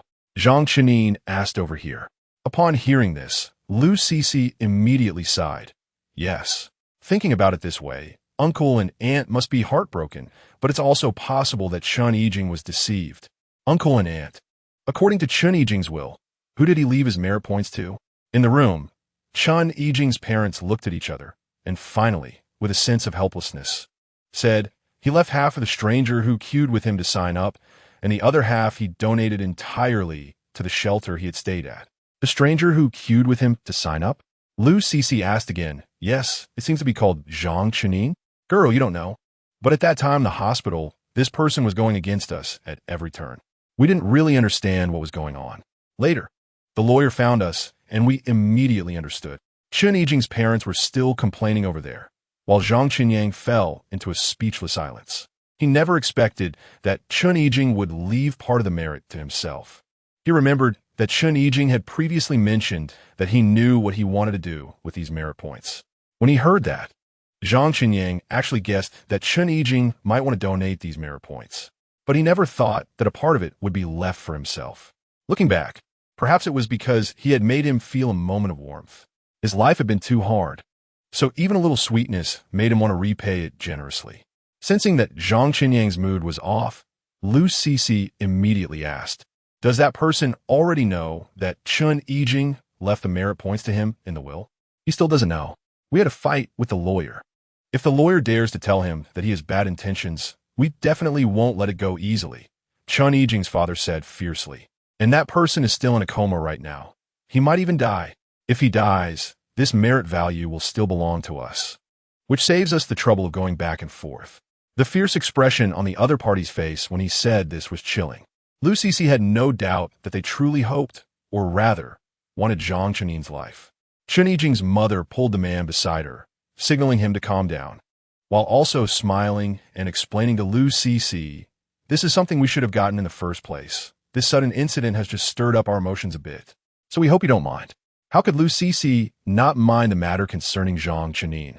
But she knew that it wasn't the time for a verbal fight, so she continued to guide the conversation. Since the creation is based on Chen Yijing, I must ask some questions related to him personally. You are his parents and love him so much. You must know him quite well, right? Chen Yijing's parents exchanged glances and nodded with smiles. Feel free to ask. We've always cared for our child and taken care of him meticulously, Chen Yijing's father said. Yes, we know everything about his daily life, Chen Yijing's mother also vowed. Does he have any preferences? For example, does he particularly like seafood? Before I came here, I went to the shelter and heard the teachers say he seems to really enjoy shrimp and scallops. But because the food there is terrible, he only had them a couple of times in the years he stayed there. Lu Cixi sighed as she spoke. Upon hearing this, Chen Yijing's mother immediately started to wipe her tears. Yes, I was so anxious and guilty when he got lost. I searched everywhere during the day and couldn't sleep at night, constantly worrying that this child would suffer. When he was at home, we always prioritized him and never deprived him of anything. Just thinking about the days he spent in the shelter makes my heart ache. After he returned, we made him several seafood meals. It is indeed expensive, but seeing him eat happily is our little compensation to him. It's worth it even if we have to sell everything we have. Lu Cixi nodded, feeling emotional. Chen Yijing's parents are truly hidden gems of the performing arts world. With their acting skills, it's a pity they're only performing for themselves here. They deserve a bigger stage. By the way, I heard that the hospital repeatedly asked you to sign the informed consent for the surgery. clearly stating that signing it would greatly increase the chances of saving Chun Yijing's life, but you still refused to sign it. What was that about? Lu Cixi asked curiously. Chun Yijing's parents exchanged a glance and immediately spoke up. We really didn't know. We just didn't understand. We felt that the surgery would harm our child's body. So we disagreed. In short, we were just ignorant and didn't understand these things. Lu Cixi could tell that they had already rehearsed their statements. Asking the already prepared questions again was meaningless. It was just watching their performance. By the way, can you introduce me to the lawyer responsible for his merit value distribution? Maybe I can help you argue your case, Lu Cixi said. As soon as she said this, Chun Yijing's parents instantly looked delighted. Yes, you are a celebrity. You have the celebrity effect. Yes, yes, yes. With your help, he definitely won't dare to bully us. Lu Cixi nodded, not saying much, and smoothly obtained the lawyer's contact information from them. After chatting a bit more about Zhang Chenin's daily life, Lu Cixi realized that this couple would say what they knew and make up what they didn't. If that didn't work, they would just cry. This set of operations was compelling. Before leaving, Lu Cixi suddenly spoke to his parents according to what Zhang Chenin had said. Actually, before I came, I met the man who queued with Chun Yijing. He really doesn't know that Chun Yijing left the merit value to her. But when I asked him why he spoke up for Chun Yijing, he said that Chun Yijing had talked to him about his family matters and even mentioned that his parents wanted to kill him. Hearing this, Chun Yijing's parents immediately became tense, repeatedly waving their hands to explain. Nonsense. Complete nonsense. How could biological parents want to harm their own son? That's just absurd. Chun Yijing's mother also appeared particularly anxious. Yes, we would never do such a thing. We love him too much. Lu Cixi nodded in agreement. That's right. I don't believe it either. But I heard that person say that Chun Yijing has evidence and has left that evidence with him. Upon hearing this, the expressions of the two people opposite changed instantly, and they tentatively asked Lu Cixi, "What evidence? Where's the evidence?" Lu Cixi responded nonchalantly, "I don't know what the evidence is. Just like you said, I really don't believe him, so I didn't ask too much. But he repeatedly assured me that the evidence is with him and that he would present it at the right time. I thought it was a bit strange and worried that you might be wronged, so I mentioned it." Hearing Lu Cixi's words, Chun Yijing's parents immediately awkwardly thanked her, expressing gratitude for her consideration and trust. After dropping this bombshell, Lu Cixi turned and left without looking back. It was only after confirming that Chun Yijing's parents would not follow her and could no longer hear her words that Lu Cixi spoke into the earpiece to Zhang Chenin. "Have you really decided to do this? Do you know how dangerous this is? What if they take action against you?" Zhang Chenin remained particularly calm. "That's exactly what I want them to do. Just suppressing them through public opinion is not enough. If the price for doing wrong is limited to this, they will never know how to write the word repent." Hearing Zhang Chenin's words, Lu Cixi sighed. "All right, just make sure to guarantee your safety." Chapter 32. Catching Turtles in a Jar. In fact, Chun Yijing did not hand over the so-called evidence to Zhang Chenin. He was unaware that Chun Yijing was considering the so-called feelings related to childbirth or some other reason. In any case, even if there was evidence, only Chun Yijing knew where it was currently stored. However, Zhang Chenin felt that this was a great opportunity. He had nothing to hide and was not afraid of ghosts knocking on his door. Chun Yijing's parents had done so many wrong things that hearing from Lu Cixi that Zhang Chenin had evidence naturally made them anxious and compelled them to take action. Moreover, for them, it was a perfect time to act since Zhang Chenin was in the hospital. However, Zhang Chenin was not foolish.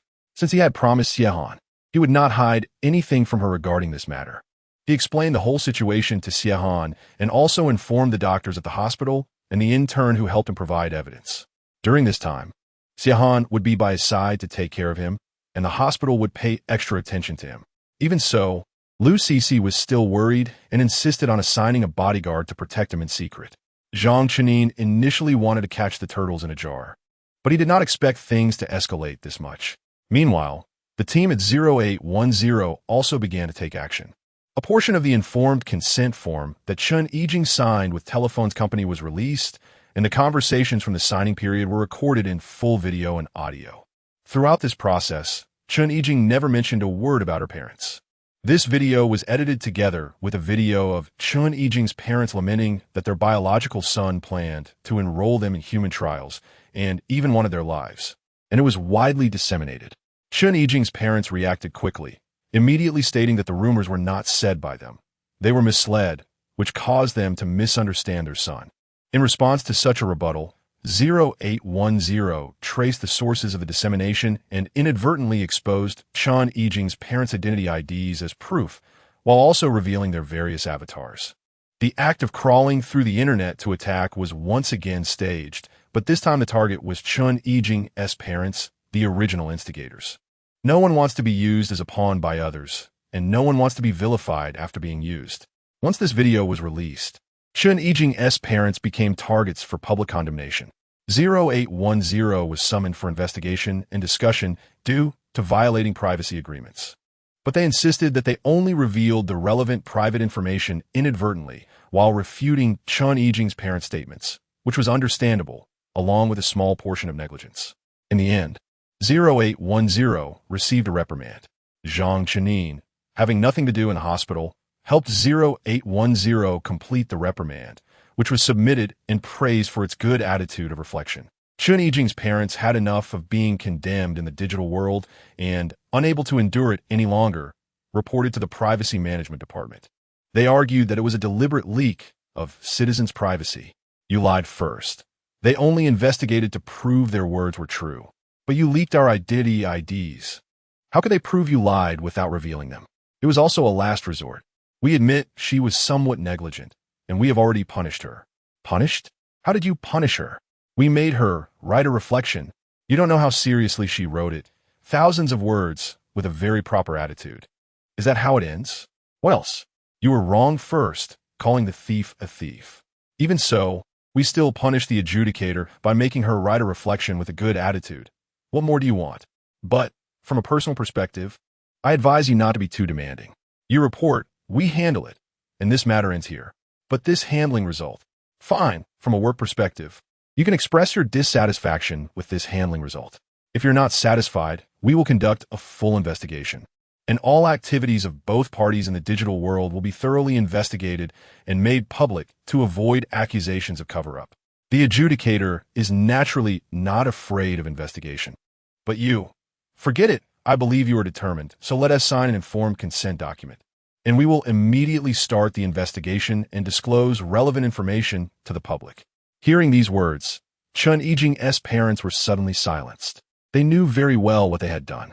As the staff member said, the adjudicator was naturally not afraid of investigation, but the staff member across the table remained indifferent, and the informed consent document was presented with a very clear attitude. You can manipulate public opinion to harm others. We can do it too. Don't think you're the only smart ones in the world. We refrain from doing so because we still have our bottom line. But if you push too far, after being thwarted at the Privacy Management Department, Chen Yijing's parents had not yet left the Privacy Management Bureau when they were blocked by others. They had just bought a new avatar to seek justice. But for some reason, their avatar was also made public. Of course, their route was also exposed. It must be them, right? Those beasts. The avatar is correct, and it's not wrong to appear here at this time. Should we check the ID to confirm? Do you want to act here? Aren't you afraid of being seen by the adjudicator? Didn't you notice? The adjudicator is not patrolling here. Oh, I see. Afterwards, 0810's colleagues criticized and detained the assailants, and everything proceeded according to regulations. The assailants showed no remorse, and Chen Yijing's parents also suffered a good deal. Similarly, this video was taken down only after it was widely circulated. Chen Yijing's parents finally escaped back to the physical world, and now they didn't even dare to touch the cabin. Who would have thought that Lu Cece would come knocking right after? I watched the videos online. Is what you said true or false? Lu Cece put on a look of being terribly deceived, her every word dripping with disappointment towards the people in front of her. It was just a misunderstanding, a complete misunderstanding, Chen Yijing's parents assured vehemently. Misunderstanding? The addresses have already been verified. The news came from you. You still say it's a misunderstanding? Lu Cece scoffed. The middle-aged woman hurriedly nodded. We misunderstood this child. After that, we were genuinely scared, which is why we lied. Lu Cece expressed her skepticism. I'll still go ask Zhang Chenin tomorrow to see if the evidence he has is real. Lu Cece tossed this statement and turned to leave, Her goal had been achieved. She wanted to put pressure on the other party.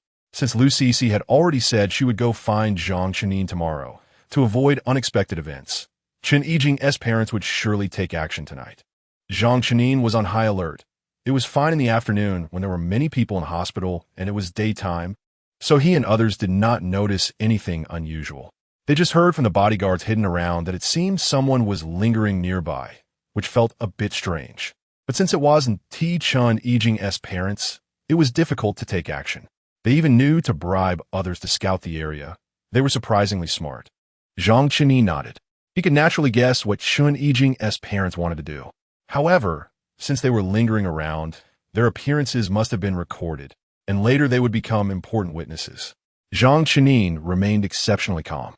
As evening approached, Zhang Chenyang and Xie had dinner together, chatting about their daily lives, exchanging words in a harmonious manner. After 9 o'clock, the hospital gradually quieted down, and visitors began to leave, including Xie. However, Xie was not at ease. She initially planned to find a place nearby to stay, so she could be promptly notified of any developments. In the end, an intern could not bear to see her discomfort and lent her his dormitory, while he took over the night shift for Zhang Chenyang.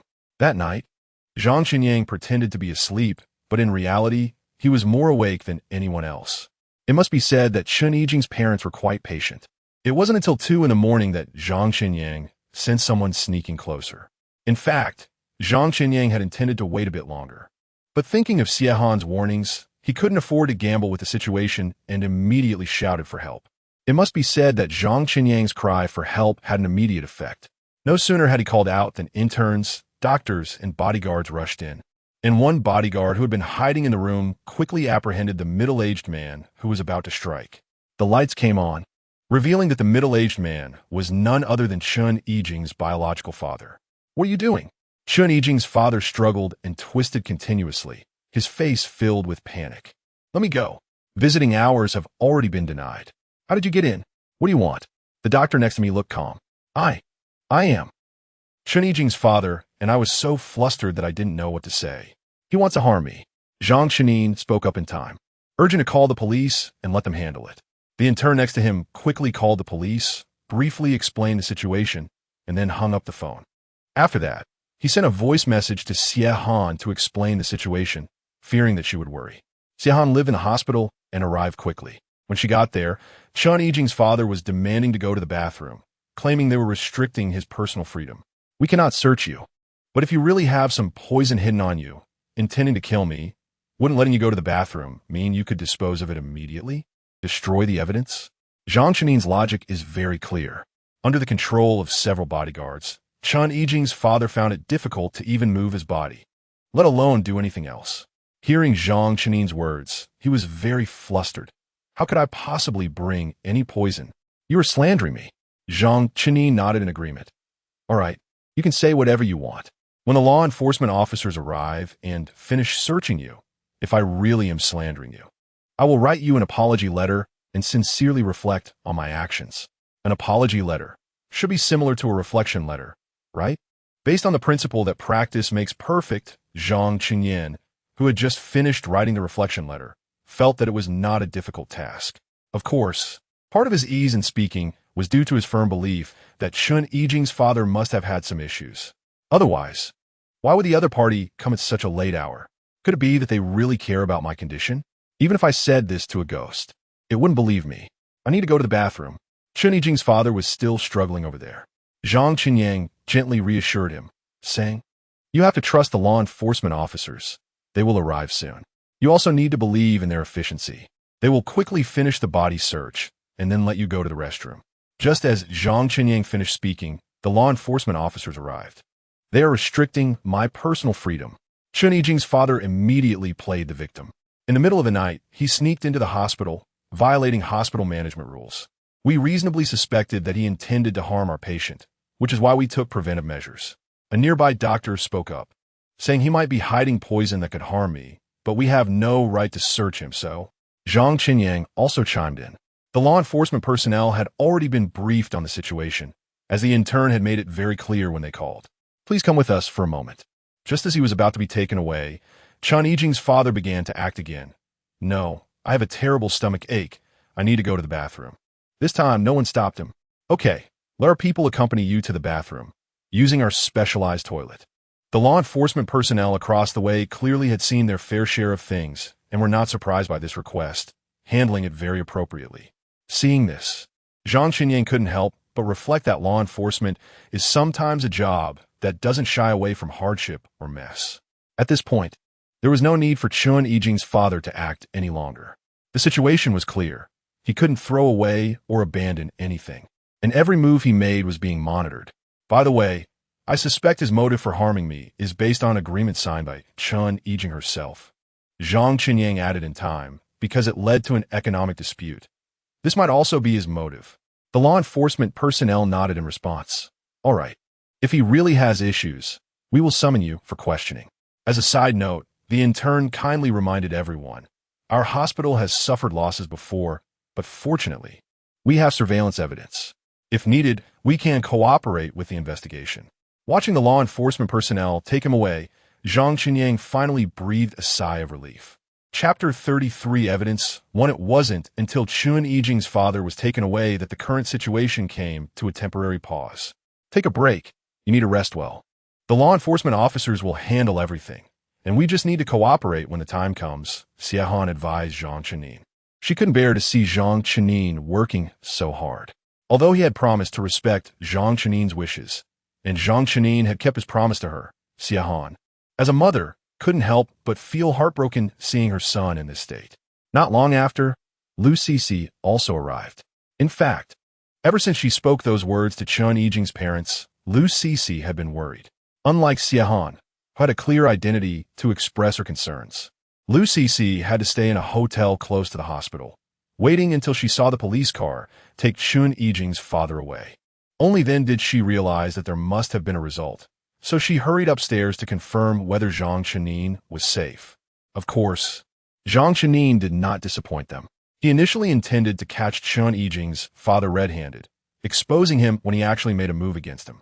However, not wanting to worry others, he called for help before Chun Yijing's father could take any substantial action. With the situation coming to a close, Zhang Qinying could finally relax. After confirming that Zhang Qinying was okay, Lu Cixi discussed with Xiahan that she wanted to report again as a witness. This incident was undoubtedly a conspiracy between Chun Yijing's parents, and now that Chun Yijing's father was already detained, he posed no threat. However, Lu Cixi was afraid of retaliation from his mother, so after careful consideration, she decided to report it herself first, hoping to find a way to get this accomplice locked up as well, which would make her feel more at ease. Xiahan could only admire Lu Cixi's thorough consideration. However, for Lu Cixi, everything she did was for Zhang Qinying. Unfortunately, before she had a chance to talk to Zhang Qinying, she noticed he had already fallen into a deep sleep. It was true that Zhang Qinying had recently been visibly exhausted. It was rare for him to get any rest. Not long after, Zhang Qinying received a call from the law enforcement officers. According to them, Chun Yijing's parents denied everything. They were very uncooperative with the police questioning, either remaining silent, crying, or pretending to be ignorant as a means of avoiding responsibility. If this had happened before, Zhang Qinying might have found it difficult to handle. But after dealing with Chun Yijing's parents a few times, he was quite familiar with the situation. These two were typical of those who wouldn't shed a tear until they saw the coffin. As long as evidence wasn't directly thrown in their faces, they could act dumb. I need to go to the police station. It may take a while, Zhang Qinying said seriously to Xiahan. Mom, you should rest here. If there are any issues later, I will contact you promptly. Just as Xiahan was about to say something, Zhang Qinying quickly added, I'm going to the police station. It's very safe. Hearing this, Xiahan felt a little reassured, but still looked somewhat reluctant when she saw Zhang Qinying. Annie, I'm also a witness. I'll go with him. If anything happens, I'll handle it in time, said an intern standing nearby. The two of us together will definitely be safe. Xiahan nodded, ultimately saying nothing more. By the time Zhang Qinying and the hospital intern arrived at the police station, the sky was already dimly lit. The law enforcement officers, seeing the two, said somewhat helplessly, if it weren't for these two being so stubborn, we probably wouldn't have to trouble you. I've dealt with them before, so I know. Zhang Qinying nodded. Now we can't use violence, and these two are really acting like dead pigs not afraid of boiling water. Can we meet with them? Direct confrontation. Zhang Qinyang opened his mouth to inquire. Now that he had ample evidence in hand, he naturally had nothing to fear. The law enforcement officer nodded. Of course. But it must be in the place we arrange. The room is under surveillance, and there will be others recording beside it. In response, Zhang Qinyang had no objections. Just right. We also have evidence that we can provide to you. We might have given some before, but there might be some missing, and now is a good time to fill in the gaps. Before long, Zhang Qinyang and the intern were brought into a square room. This room had no windows, but there was a prepared rectangular table with 6 chairs placed around it. Chun Yijing's parents and 2 law enforcement officers were sitting at the table, and the remaining 2 positions were obviously reserved for Zhang Qinyang and the intern. Zhang Qinyang looked around. The room was incredibly simple, with only the set of tables and chairs and an empty trash can. However, the surveillance equipment in the room was prominently installed, constantly reminding those sitting here what kind of place this was and its purpose. Please take a seat. We are ready to begin, said the law enforcement officer beside them. The officer's tone towards the intern and Zhang Qinyang was relatively mild, but when turning to Chun Yijing's parents, their tone instantly became particularly serious. Cooperate well. Chun Yijing's parents still looked indifferent, perhaps in their hearts, as long as they did not admit it. There was no way to convict them. On the way there, we chatted a bit. The hospital had already filed a lawsuit, and all the evidence and materials had been submitted. Zhang Qinyang, sitting behind, threw out a surprising statement. A lawsuit? Chun Yijing's father widened his eyes in disbelief. What do they have to sue for? They killed my son, and I didn't trouble them. What lawsuit are they bringing? Zhang Qinyang looked at the law enforcement officers and, after receiving their consent, directly played the video of Chun Yijing's parents storming into the hospital. It must be said that this windowless room was indeed suitable for playing audiovisual materials, and Zhang Qinyang felt as if he were watching a blockbuster. Although it was all recorded by surveillance cameras without any camera angles or audio, Chun Yijing's parents put on a performance that was definitely a spectacle. Just their outstanding acting alone was enough to support a truly magnificent scene. From their astonishing entrance to the impressive performance that preceded their arrival, everything is breathtaking. Halfway through the video, Zhang Qinyang clicked pause. By the way, did you see the patient that you knocked down? Zhang Qinyang gestured for Chun Yijing's parents to look in the direction he was pointing. The other party expressed physical discomfort and demanded compensation. The surveillance footage captured everything clearly, and the hospital also issued an injury report. You can consider whether to settle privately or pursue another lawsuit. After speaking, Zhang Qinyang did not say anything unnecessary and immediately clicked on the video to continue playing. Next, there was the sound of Chun Yijing's mother crying desperately, followed by the extreme tug-of-war between both parties. Chun Yijing's parents claimed that the hospital did nothing to help, while the hospital repeatedly emphasized that they had already explained the situation to the patient's family and that it was Chun Yijing's parents who adamantly refused to sign the informed consent for the surgery. Of course, the final part was the most dramatic. First, there were 2 sentences from Zhang Qinyang, because if he dies, he agrees to an autopsy, and you will receive a hefty compensation. You want merit points. You want to use his merit points to continue living your parasitic lives. Next is the intern's proof. Yes, I remember, they confirmed it repeatedly. They repeatedly confirmed the merit points when looking at the informed consent form signed by Chun Yijing. They asked me at that time if they would be able to get the money as long as Chun Yijing was dead. Zhang Qinyang clicked the pause button again and said to everyone, "This part is simple. Just highlight the key points. It won't affect you much now, but it will be on the test later." The next video will show the evidence that the hospital will use when filing a lawsuit against you. Get ready. 2 million merit points. This was the first offer from Chun Yijing's father. Are you sure you only want 2 million merit points? According to the signed agreement, Chun Yijing's body is about to be autopsied, and if you want a higher price then, it won't be possible to change it. This was Zhang Qinyang's kind reminder. 5 million merit points. This was Chun Yijing's father's second offer. Zhang Qinyang looked at the law enforcement personnel across from him. If the other party hires a lawyer, they might say that I induced them, but the first offer of 2 million merit points was stated directly by them, so there's no inducement involved. Furthermore, combined with the evidence, it is clear that they came with the intention of extorting money. Throughout the process, Zhang Qinyang had no intention of entangling himself with Chun Yijing's parents. He even deliberately avoided communication with them. Then, before Chen Yijing's parents could say anything in defense, Zhang Qinyang continued. By the way, we also brought the full communication dialogue between Chen Yijing and his parents when he was still alive. Immediately, another video began to play. From the hospital's perspective, they cannot say anything too absolute to the patient. They can only suggest that surgery is necessary, as there is a high probability of saving Chen Yijing's life. From a personal perspective, I can assure you that as long as the surgery is performed, Chen Yijing can definitely be saved. There is still time. If it's 5 minutes later, or even 3 minutes later, I wouldn't dare to say this. Human life is at stake. Time is tight. He is now experiencing severe rejection reactions and must undergo surgery immediately. Once the equipment is removed, the rest will be recovery. The operating room is ready. As long as you sign, we can perform the surgery right away. The doctor's words were firm, and every word was crystal clear. The performance of Chen Yijing's parents in the video was also clear. When they heard the doctor say time was tight, they even deliberately delayed, dragging their feet and rambling with the doctor, and in the end, still refused to sign.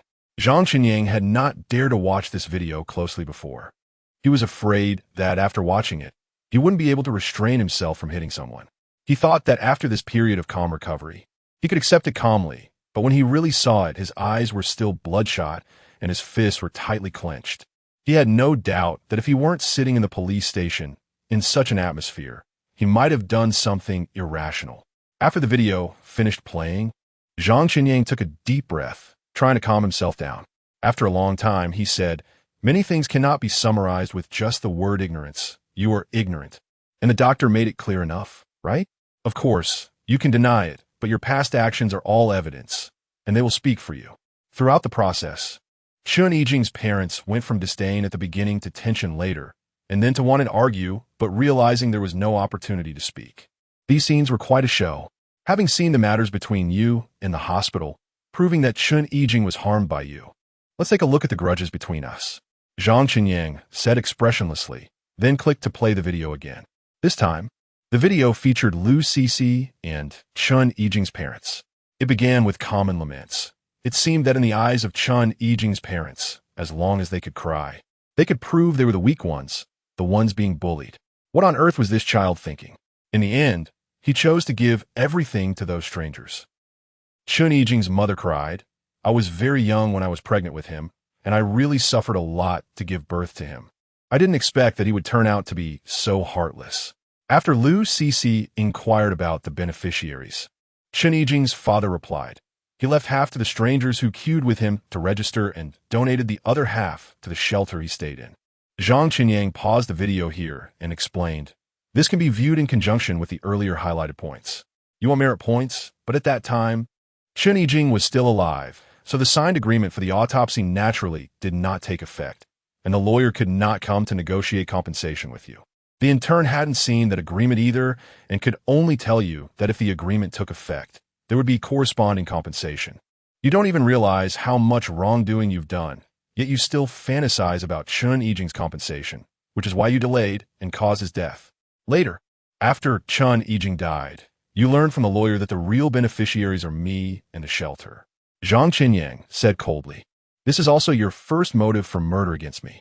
As Chen Yijing's mother seemed about to retort, Zhang Qinyang raised a finger to his lips. "Shh, don't say anything. Just keep watching. Earlier, when the law enforcement personnel asked you to speak, you didn't, and now you don't need to, so it's best for you to remain quiet." Before long, the video reached Lu Cixi's questioning. Does that person know that Chen Yijing left his merit points to him in his will? Chapter 34 Evidence 2, he still doesn't know. We had a fight with the lawyer. If the lawyer dares to tell him, and he gets any bad ideas, we definitely won't let it go. Chen Yijing's father responded fiercely, and that person is still in a coma right now. He might even die.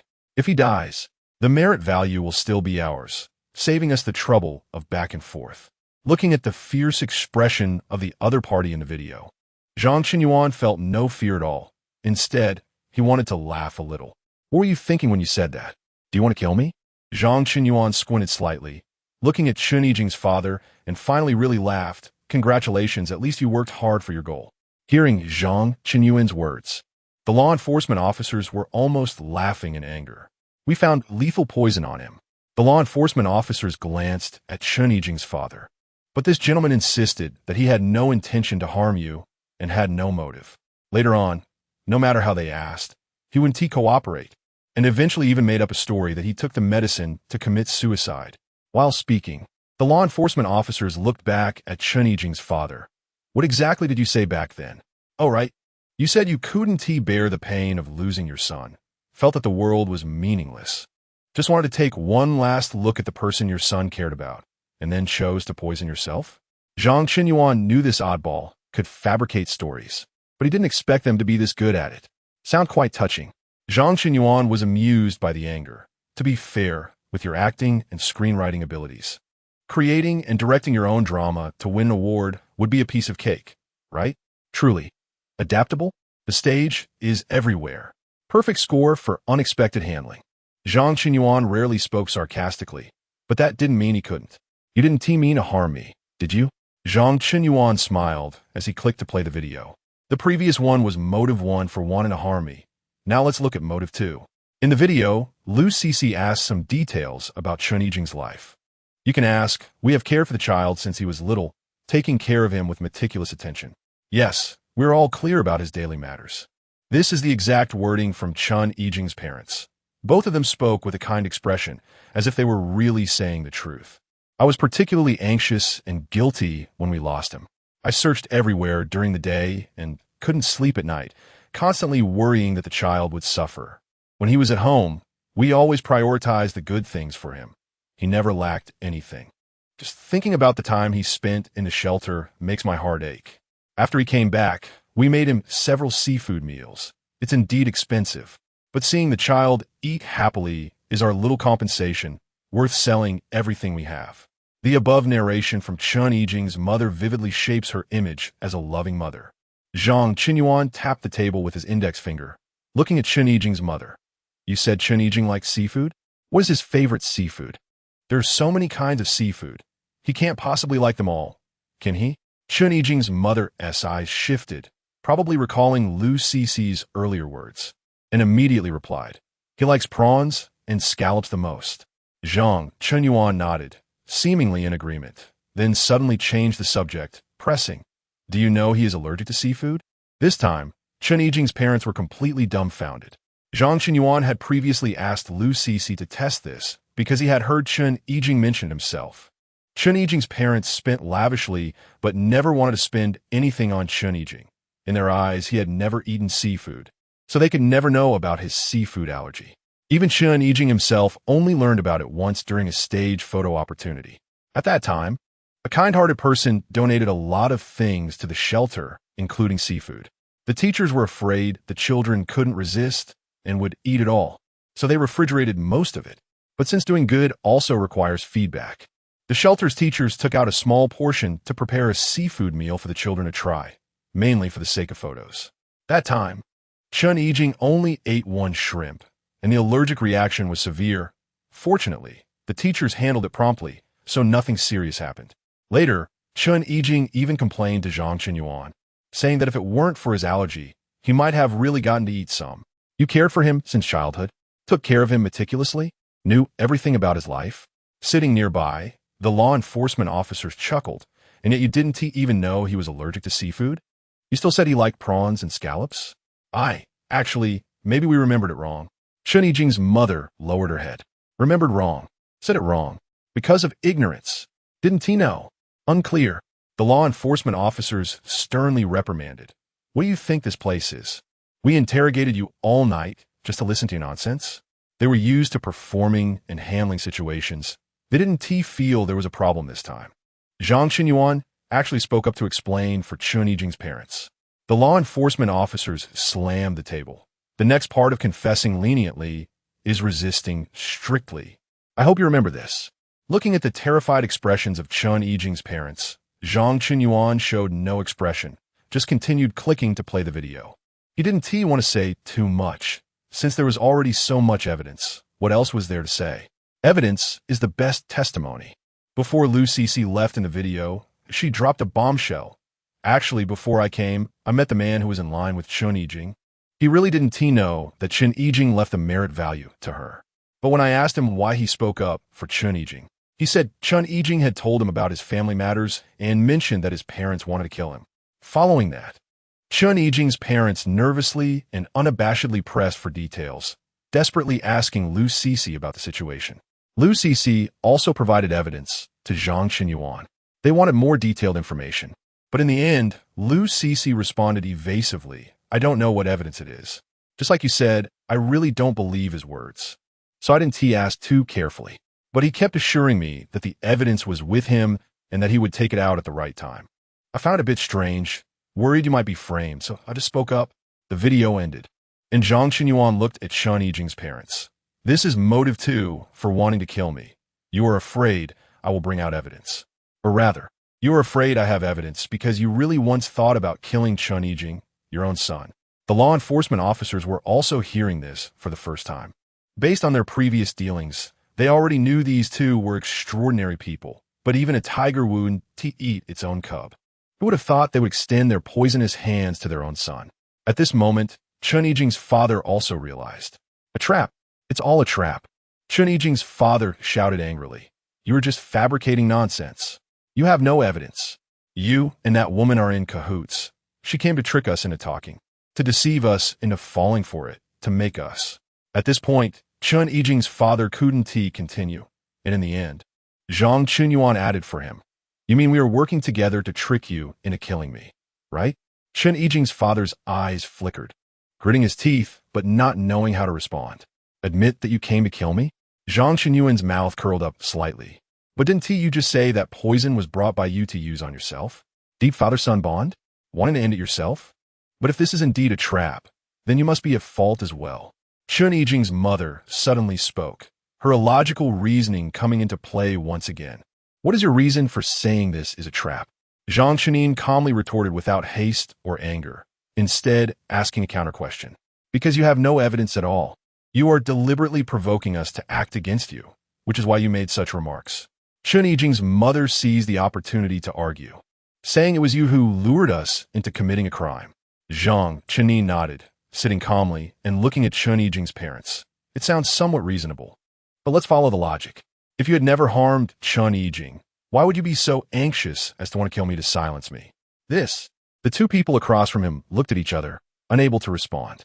"Moreover, how do you know I have no evidence?" Zhang Qinyuan leaned slightly forward, stating that your so-called trap is based on the assumption that I have no evidence and am deliberately enticing you. What if I do have evidence? This time, not only Chun Yijing's parents, even the law enforcement personnel were taken aback. Zhang Qinyuan took out a segment of video that had never been made public before, which was restored from surveillance footage by a kind-hearted person. The people in the video were none other than the past Zhang Qinyuan and Chun Yijing. The youthful face was so vibrant, yet the words spoken sent chills down one's spine. In fact, there might be some sort of telepathic connection between blood relatives. "You know, I sensed they were going to kill me, and it was just in those 2 days. The connection I have with my parents is particularly accurate. So accurate that I don't even want to believe it myself." This was not said by anyone else, but came from the mouth of the deceased Chun Yijing. He felt. He just felt. Chun Yijing's mother kept murmuring that he had no evidence, just some misunderstandings between the child and the parents. Yes, which child hasn't had some misunderstandings with their parents? This is perfectly normal and doesn't indicate anything. Chun Yijing's father chimed in to support. Just as they were anxiously explaining, Zhang Qinyuan suddenly spoke. "However, I've already found the evidence. To be precise, wasn't I who found it, but Chun Yijing himself collected it." "What evidence?" Chun Yijing's father immediately asked nervously. Zhang Qinyuan did not directly answer Chun Yijing's father, but instead said, "You searched through his personal belongings and found nothing, right?" Chun Yijing's parents lowered their heads in silence, neither denying nor admitting. "You wouldn't be able to find it because Chun Yijing left the evidence in the digital world," Zhang Qinyuan said calmly. In fact, this evidence was collected by 0810 after Zhang Qinyuan contacted them on the way, when Zhang Qinyuan and Chun Yijing were hiding in a hotel. Chun Yijing logged into the digital world from the hotel's capsule. After realizing this, Zhang Qinyuan had 0810 investigate based on the records left by the capsule, and eventually discovered that Chun Yijing had a small safe in the digital world. The digital world's safe cannot store physical items, gold, silver, or jewelry, but it can store data. Coincidentally, what Chen Yijing wanted to store was merely a piece of data, evidence of his parents poisoning him. The footage in the video was clearly recorded secretly, but the dialogue and actions were very clear. After recording this video, Chen Yijing pointed the phone at himself. I don't intend to sue them, but I feel like dying like this is a bit unclear. So I want to escape from here. Maybe there will be other opportunities. Watching this video, Zhang Chenin's eyes gradually became moist. The youth still held hope for the future. Despite having seen such a dark side not long ago, yet could still smile and say the following words. Do you know what the password to his safe is? Zhang Chenin asked. The two people across from him naturally did not know. How could they possibly know? The password to his safe is the date he was sent home from the detention center. Zhang Chenin's voice choked a bit as he continued. I guess many things. His own birthday, the day he signed up for the human trial. To me, any of those would have been more meaningful. But he still set this one, the day he returned home, a day he wanted to repeat even to someone he met by chance like me. After a long time, the law enforcement personnel finally calmed down and slowly spoke. Do you have anything else to say now? This question received no response. Zhang Chenin knew that such people were purely and fundamentally bad. They would only be forced to accept punishment, but would never admit their mistakes because in their perception, they were the only ones that mattered in this world. If you hadn't brought him into this world, perhaps that would have been true happiness for him. Zhang Chenin sighed sincerely.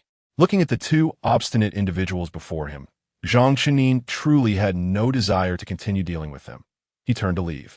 Unexpectedly, at that moment, Chen Yijing's father called out to him. That, Chen Yijing, do you still care about him? You still mention his name? Zhang Chenin turned back. Chen Yijing's father awkwardly rubbed his nose. I just want to know why he left the merit points to you. Did you really not force him to do anything? Chapter 35, a different kind of family. Zhang Chenin had imagined many things that Chen Yijing's parents might say to him in the end. But he never thought about this particular scenario. He didn't want to explain anything. Being too lazy to explain was one thing, but being afraid of slipping out some uncivilized words was another. In fact, he had been restraining his impulse to take action for quite some time. After walking out of the police station, Zhang Chenin glanced at the message. It was from 0810. According to 0810, Chen Yijing's matter had been handled cleanly, and if Zhang Chenin wanted to see it, he could log into the digital world at any time or just open any news app in the physical world. In terms of social death, she could guarantee that Chen Yijing's parents would endure much more than he had initially faced. Yes, now there is no death penalty. I'm sending them in now. I have to think about their future when they get out, or their life inside. Zhang Chenin directly sent a voice message, then corrected himself, saying, according to the sentencing, they probably wouldn't be getting out either, right? The absence of the death penalty is not necessarily a good thing. The digital world has countless ways to make life feel like an eternity. The voice on the other end, 0810, was indifferent, and sometimes mental torment can be more painful than physical torture. 0810 is the arbiter and is naturally well-versed in this area. Just as Zhang Chenin was about to hang up the phone, 0810 suddenly asked, How is your brain machine device? Is there any discomfort now? I feel that my brain machine device has integrated well with my body and the rejection reaction is no longer obvious. Zhang Chenin said calmly that if the recovery is good enough, he will undergo the first brain machine test in a week. Okay, I wish you success. The voice of 0810 sounded unusually gentle. However, Zhang Chenin on this side did not notice, only simply responding, thank you. In the digital world, 0810, in her room, looked out at the bustling traffic outside and slowly loosened her tightly clenched right hand. She could have appeared in front of Zhang Chenin as a holographic projection just now, but she didn't because she was afraid of losing her composure. In fact, she had already lost her composure. When Zhang Chenin was in a coma, she appeared at his bedside, showing a panicked expression for the first time. She could calmly handle many things, such as maintaining public order or punishing Chen Yijing's parents. But when it came to Zhang Chenin's personal safety, she simply couldn't remain calm. The world outside the window felt so real, yet 0810 clearly knew that everything was illusory, a simulated reality. The world built by data is beautiful, with the details of the digital world fully displayed thanks to the efforts of architects and developers. 0810 touched the windowsill and felt the coldness. Opening the window, she could feel the cold wind rushing by. She waved at the AI below, and the other party smiled back at her.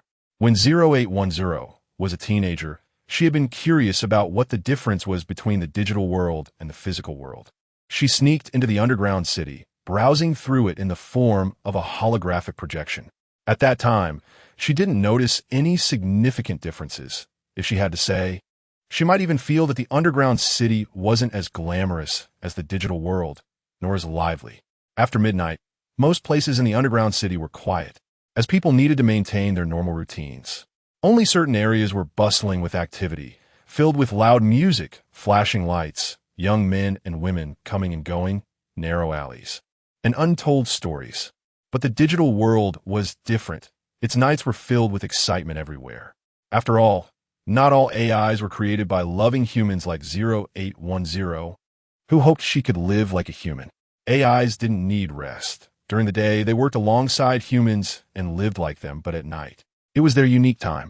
They could revel on their own, party with humans seeking relaxation in the digital world at night, and be less like humans, doing things that humans could not do but data could accomplish effortlessly. 0810 had once showcased this on Lucy's stage, but that wasn't her first attempt. She had sketched snow-capped mountains, waterfalls, and fields of moss flocks, things she had never seen in person, some through video materials, others through description from others, and more through her own imagination. She was a virtual product composed of data, yet she yearned for the real world. 0810 was a quiet person, but she had secretly visited Z City. She found a corner with an excellent viewpoint, watching the AIs and humans in the dance floor reveling, listening to the strong rhythm of the music, silently observing alone. She always viewed the world as an outsider. Even her parents would sigh. Her temperament was too cold, too much like an AI.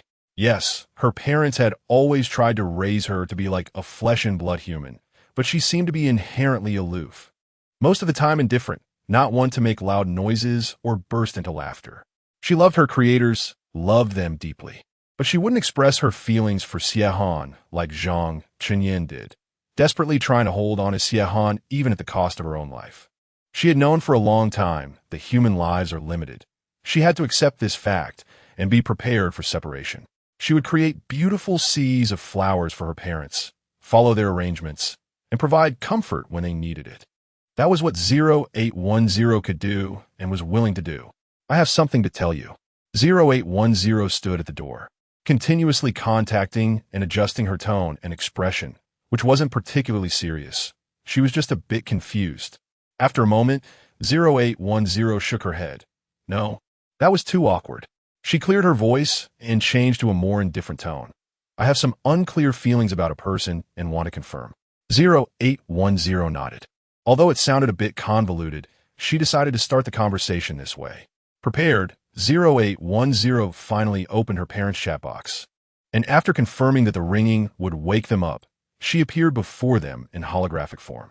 Throughout 0810's growth, her parents had been awakened by such midnight calls hundreds or thousands of times, so they had developed an immunity to it. 0810's parents calmly got out of bed, looking at the suddenly appearing figure in front of them. It was the face they had created, beautiful and luxurious. I have some unclear feelings about a person and want to confirm them. 0810 takes the initiative to speak up. I want to find that person. Is it useful for us to find them? The mother of 0810 launched the first round of counterattack. Your mom is in a bad mood. Just get used to it. The father of 0810 quickly reassured. Come on, tell dad what happened. At 8:10, she nodded and instantly teleported to her father's side, sitting down by the bed. As expected, her mother exploded again. In the middle of the night, don't teleport. Don't float. Don't flash. Can you just walk over? 0810 stood up and walked back to his original position. After a brief pause, he walked over to his father and sat down by the bed. This time, 0810's mother was completely speechless. If faces could curse, hers would be filled with profanity. Ahem, understand that your mother is going through menopause. Your sudden appearance could make her anxious. 0810's father was dedicatedly playing the role of a mediator, while also steering the conversation back on track, saying, "Go on. What exactly is going on? You have an unclear feeling about a person? Male or female?" "Male." 0810 answered very decisively. "Human?" After asking, 0810's father felt somewhat unprepared and explained, "I mean a real person? In the digital world, because AI and humans behave too similarly. Sometimes people also use human to refer to AI or avatars, which can inevitably cause confusion. But now was obviously a very serious moment, and 0810's father needed to clarify. A real person, 0810 emphasized, just like you. 0810's parents exchanged glances and instantly understood. Now, 0810's mother was wide awake upon hearing this. Her headache was gone, and she didn't feel like getting angry anymore. "If you like him, go after him," 0810's mother said with great enthusiasm. "You look good. Our family is in great shape. He has no reason not to agree. Besides, even if he doesn't know what's good for him, I'm good at fighting. Your dad is a lawyer, and you're the adjudicator. Our family of 3 can easily deal with him. Deal with him easily. Deal with him easily." 0810's father quickly grabbed his eager wife and explained, "Right now, the issue for the child is to determine her feelings. It's not at the stage you're talking about. What more is there to determine? You're standing at your parents' bedside in the middle of the night. We're lying down. You're standing up. Don't you think the scene is strange?" 0810's mother didn't speak until now, and when she did, it was like a machine gun. "With these feelings and this situation, isn't it obvious that you like him?" Hearing this, 0810 nodded. "So that means I like him." 0810's father looked at his daughter on the left, and then at his wife on the right, genuinely puzzled about how they communicated. Could this really be called communication? Was this what they called a mother-daughter connection? Over the years, 0810's father had gotten used to it. Although he didn't know how the 2 women conversed, at least there was a conclusion. So he continued to guide gently. "So, what do you plan to do next? What else can I do? Win him over." 0810's mother was anxious. "You're asking nonsense. Who would have thought?" 0810 shook her head. "I just came to confirm my feelings. It's not the right time to say it yet. Why can't you say it? Is there something unspeakable?" 0810's father asked gently, afraid of touching a sensitive nerve in his daughter. After serious consideration, 0810 replied, "He has a lot going on. It's not the time to discuss these things. If I suddenly tell him, if it doesn't work out, we might not even be able to be friends. Why do you want to be friends with him? Are you that sure on friends?" 0810's mother asked with soul-searching curiosity. "I am," 0810 replied very decisively. This time, 0810's mother was completely taken aback. She was impatient, straightforward, and spoke frankly, but she was also very loyal. Therefore, although she had few close friends, each relationship was solid. Her husband, 0810's father, had a gentle personality, high emotional intelligence, strong abilities, and excellent tolerance, which made him well-liked in social circles. Although he didn't know how many close friends he had, the number was certainly considerable. As for their daughter, 0810, sometimes even they were curious. Who does 0810 resemble? Surely she didn't inherit traits from the programmer who initially wrote her code? 0810 had never had many friends since she was little. Over the years, they had never seen their child bring home any peers to play with, regardless of gender. They once took 0810 to see a psychologist. Although they knew it was absurd to take an AI to see a psychologist, they did it out of love for their daughter. Even more absurdly, the psychologist actually said that 0810 was psychologically healthy, with no issues, just a bit more mature and intelligent than her peers.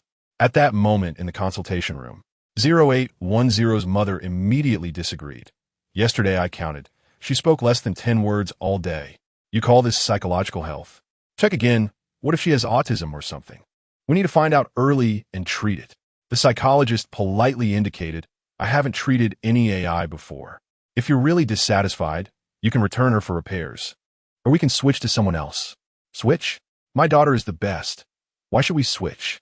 Upon hearing this, 0810's mother became displeased, turned around, and walked out, reminding 0810's father, "Fine. Just treat it as autism. If our child has autism, we need to care for her more, love her more, and pamper her.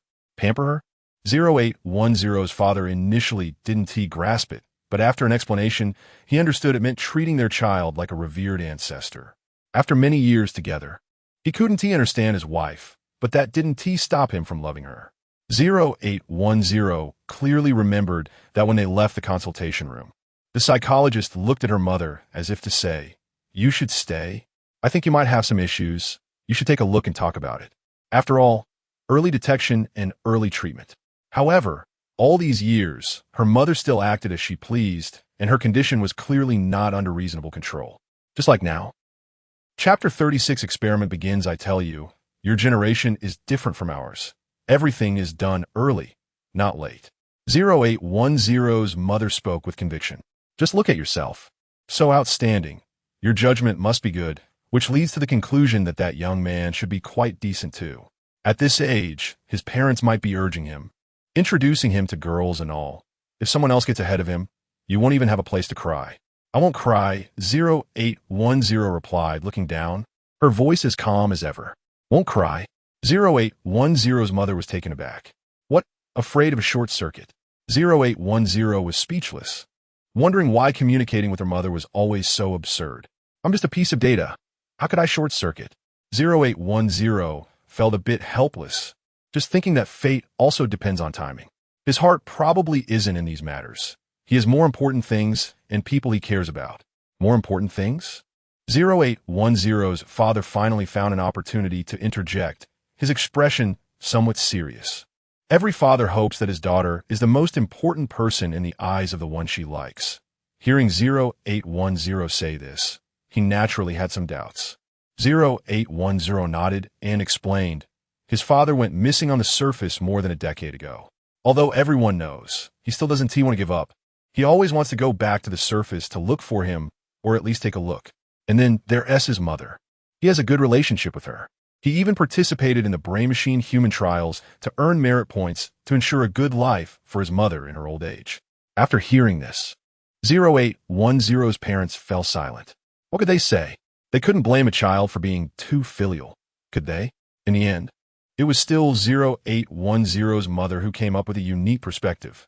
Anyway, if you and his mother both fell into the river, he would most likely go save his mother. I don't think this is a big deal. Don't worry if such a situation occurs. Your dad and I will definitely go save you, but I won't fall into the river. 0810 looked at her mother. To avoid the topic heading in a more bizarre direction, 0810's father quickly summarized.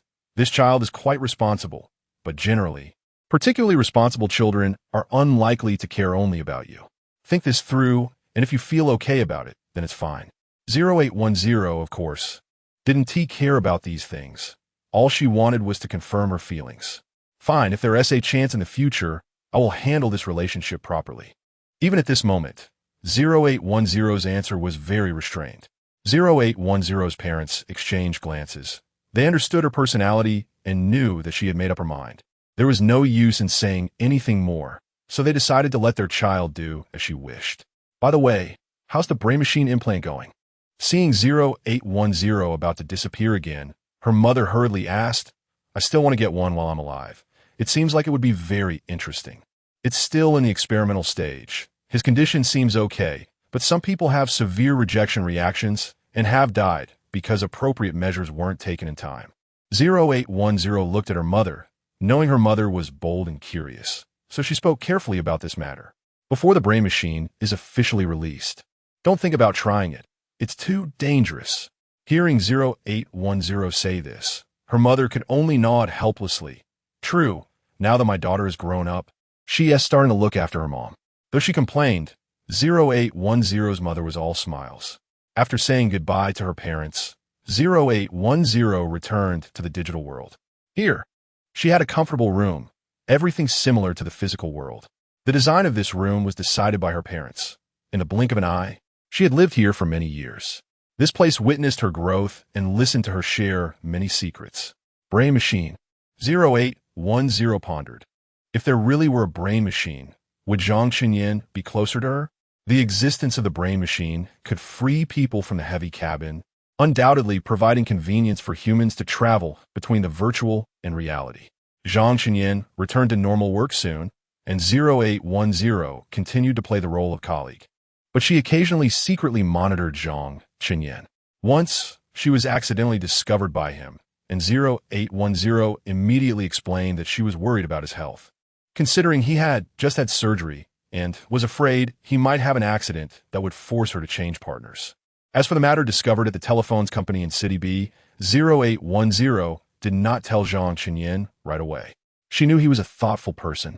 If she told him, he would surely start to think and ponder, which would be detrimental to him, having just undergone brain machine implant surgery. Life seemed to return to normal. During this time, Zhang Qinyan met with a doctor at a CAF near the Material Production Research Institute in City R. According to the doctor, the material he showed Zhang Qinyan last time had already gone into production, and they had built a not-so-large space on the surface using that material. Soon, they would send people to experience life there, and adjustments would be made based on the situation, with plans to expand. There will be a day. There will definitely be a day. The doctor's avatar looked very much like his real self, both appearing like old scholars. He usually spoke slowly, always ensuring his brain synchronized with his mouth. But when he faced Zhang Qinyan and said this, his expression was particularly excited. We will eventually return to the surface. Not just one person or two people, but everyone. Listening to the doctor, Zhang Qinyan nodded in agreement. No matter what method is used, going up is the first step. In fact, humanity has never given up. You might not know this, but the Alliance once researched ways to improve the surface environment. In simple terms, it was to restore the surface to how it looked when we lived there, regardless of climate, temperature, or other substances. When a doctor said this, he sighed. But this world is not all research as we imagine. Persistence doesn't always yield results. Just like many years ago, humanity also thought about tackling the greenhouse effect. But in the end, we could only improve, not cure. This time, we played big, and it's been ruined. Wanting to repair it is naturally even harder. Zhang Qinyan enjoyed chatting with the doctor, who didn't like to use a lot of technical jargon with non-professionals. In simple terms, at a status, he didn't need to show off anything. When Zhang Qinyan chatted with him, it felt more like two ordinary friends discussing daily life. Even though there was a significant age gap between them. Zhang Qinyan had met the doctor when he was very young. At that time, the doctor was also in his prime. According to his mother, the doctor had a good relationship with his parents and was considered a junior caregiver by them. During the years of his father's disappearance, the doctor would occasionally come to help at home, which is how Zhang Qinyan gradually became familiar with him. However, their interactions were more like friends, and even Xiahan occasionally couldn't help but tease Zhang Qinyan for being too familiar with the doctor. Later, as Zhang Qinyan grew up and became a man capable of protecting his family, the doctor's visits to their home became less frequent, coming only once every year or two, but Zhang Qinyan's relationship with him continued to improve, and their friendship across ages persisted to this day. The doctor was somewhat angry when he learned that Zhang Qinyan had taken the initiative to participate in the brain-machine human trials, feeling that Zhang Qinyan didn't need to do this. If there was a need, he could support Zhang Qinyan. Upon hearing this, Zhang Qinyan simply smiled and expressed his gratitude without further explanation. Zhang Qinyan inherently possesses the most traditional qualities of politeness and gratitude found in Chinese culture. He understands the importance of boundaries among friends and knows how to maintain a friendship. He certainly believes that the doctor is serious and sincere, but he also understands that some things are better handled on his own. Are you still using the pod for work? The doctor asked. Zhang Qinyan nodded. For now, yes. But I'll be conducting my first brain-machine interface experiment tomorrow, and I should be trying to enter the digital world directly through the brain machine. The doctor seemed curious. Can the brain machine be seen from the outside? I mean, what do you look like in the physical world? If it weren't for hearing the doctor's question, Zhang Qinyan might have almost forgotten that they were in the digital world, communicating through avatars. This immersive conversation truly felt disorienting. As Terra's company has publicly stated, there is a small button hidden behind the ear. Zhang Qinyan smiled, but I might not be able to discuss the specific operation methods, as I've signed a confidentiality agreement. Upon hearing this, The doctor nodded in understanding. If the brain machine product can be successfully launched, I'm looking forward to it, as the pod is currently too heavy and inconvenient. But it is very safe and suitable for almost everyone, Zhang Qinyang replied calmly. Are you talking about the rejection reaction of the brain machine? The doctor clearly had some understanding of this area. The rejection reaction indeed varies from person to person, but I've talked to people at the hospital. And with advancements in technology, the risks associated with rejection reactions have been significantly reduced. This means that those who install the brain machine have a trial and error cost. If it is unsuitable and the rejection reaction is severe, it can simply be removed in time. Speaking of this, Zhang Qinyang seemed to think of something, and after a moment of silence, he finally nodded with a smile. As they parted, the doctor said to Zhang Qinyang, I look forward to your successful experiment tomorrow. Be safe and healthy. Zhang Qinyang smiled in response, thanking the doctor for the well wishes. Upon returning home, Zhang Qinyang locked himself in his room. It would be a lie to say he wasn't nervous about the experiment, but he had not felt any abnormalities lately. If it weren't for touching the small button behind his ear, he wouldn't even realize that a machine had been placed in his brain. What would tomorrow's experiment be like? Zhang Qinyang felt a mix of anticipation and fear. After all, he had previously spoken with the staff at Terra's company, and according to them, the performance of the brain machine could vary slightly among different individuals. If this were a formally marketed product, those differences would be negligible, but this was still the testing phase, and there were many aspects to research. What might happen was uncertain. Xiahan knew that Zhang Qinyang was participating in the experiment, and she really didn't understand these things. So she could only express her concern as much as possible. Therefore, when Zhang Qinyang arrived at the dining table and saw a large pile of supplements, he felt a bit amused. It had always been this way. Whenever he was about to take an important exam or attend a significant event, Xiahan would prepare a whole table of food, making it impossible not to eat. Eat, it's good for your body. Xiahan repeated her usual line. Zhang Qinyang nodded. I know, it's a cure-all. From a physiological perspective, it's a great supplement. From a psychological perspective, it's comforting. From a metaphysical perspective, it's a blessing. Xiahan smiled with satisfaction. As long as you know. Zhang Qinyang resignedly started eating, and because he was participating in the test tomorrow, Xiahan even spared him from doing the dishes, which moved him a little. Early the next morning, Zhang Qinyang received a call from Terra's company. According to them, a special bus would pick him up to the Terra's company testing center, where professional staff would arrange his subsequent testing work. When Zhang Qinyang got on the bus, he couldn't help but marvel at how different a wealthy company was. Their service attitude was much better than that of his department. His department had previously held an offline event, and they had to set off a day early, using their own transportation to get there. There were about 30 people scattered on the bus, seemingly all participants in the human testing.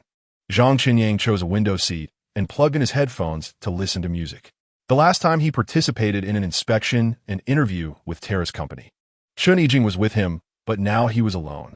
Due to the special line, they quickly arrived at the Terra's company testing center. The building in front of them was entirely silver, with no fancy designs, simple and straightforward. As soon as they got off the bus, staff in professional uniforms came to greet them. They were then led into the lobby, which was exceptionally bright, although the underground city didn't see sunlight. The light inside this building made it feel like daytime. Of course, Zhang Qinyang understood that this was due to the burning of funds. But considering Terra's company's assets, this was clearly just a drop in the bucket. Hello everyone, I am the guide responsible for this experiment. If you have any questions, feel free to ask me. Following that, the experimental process officially began.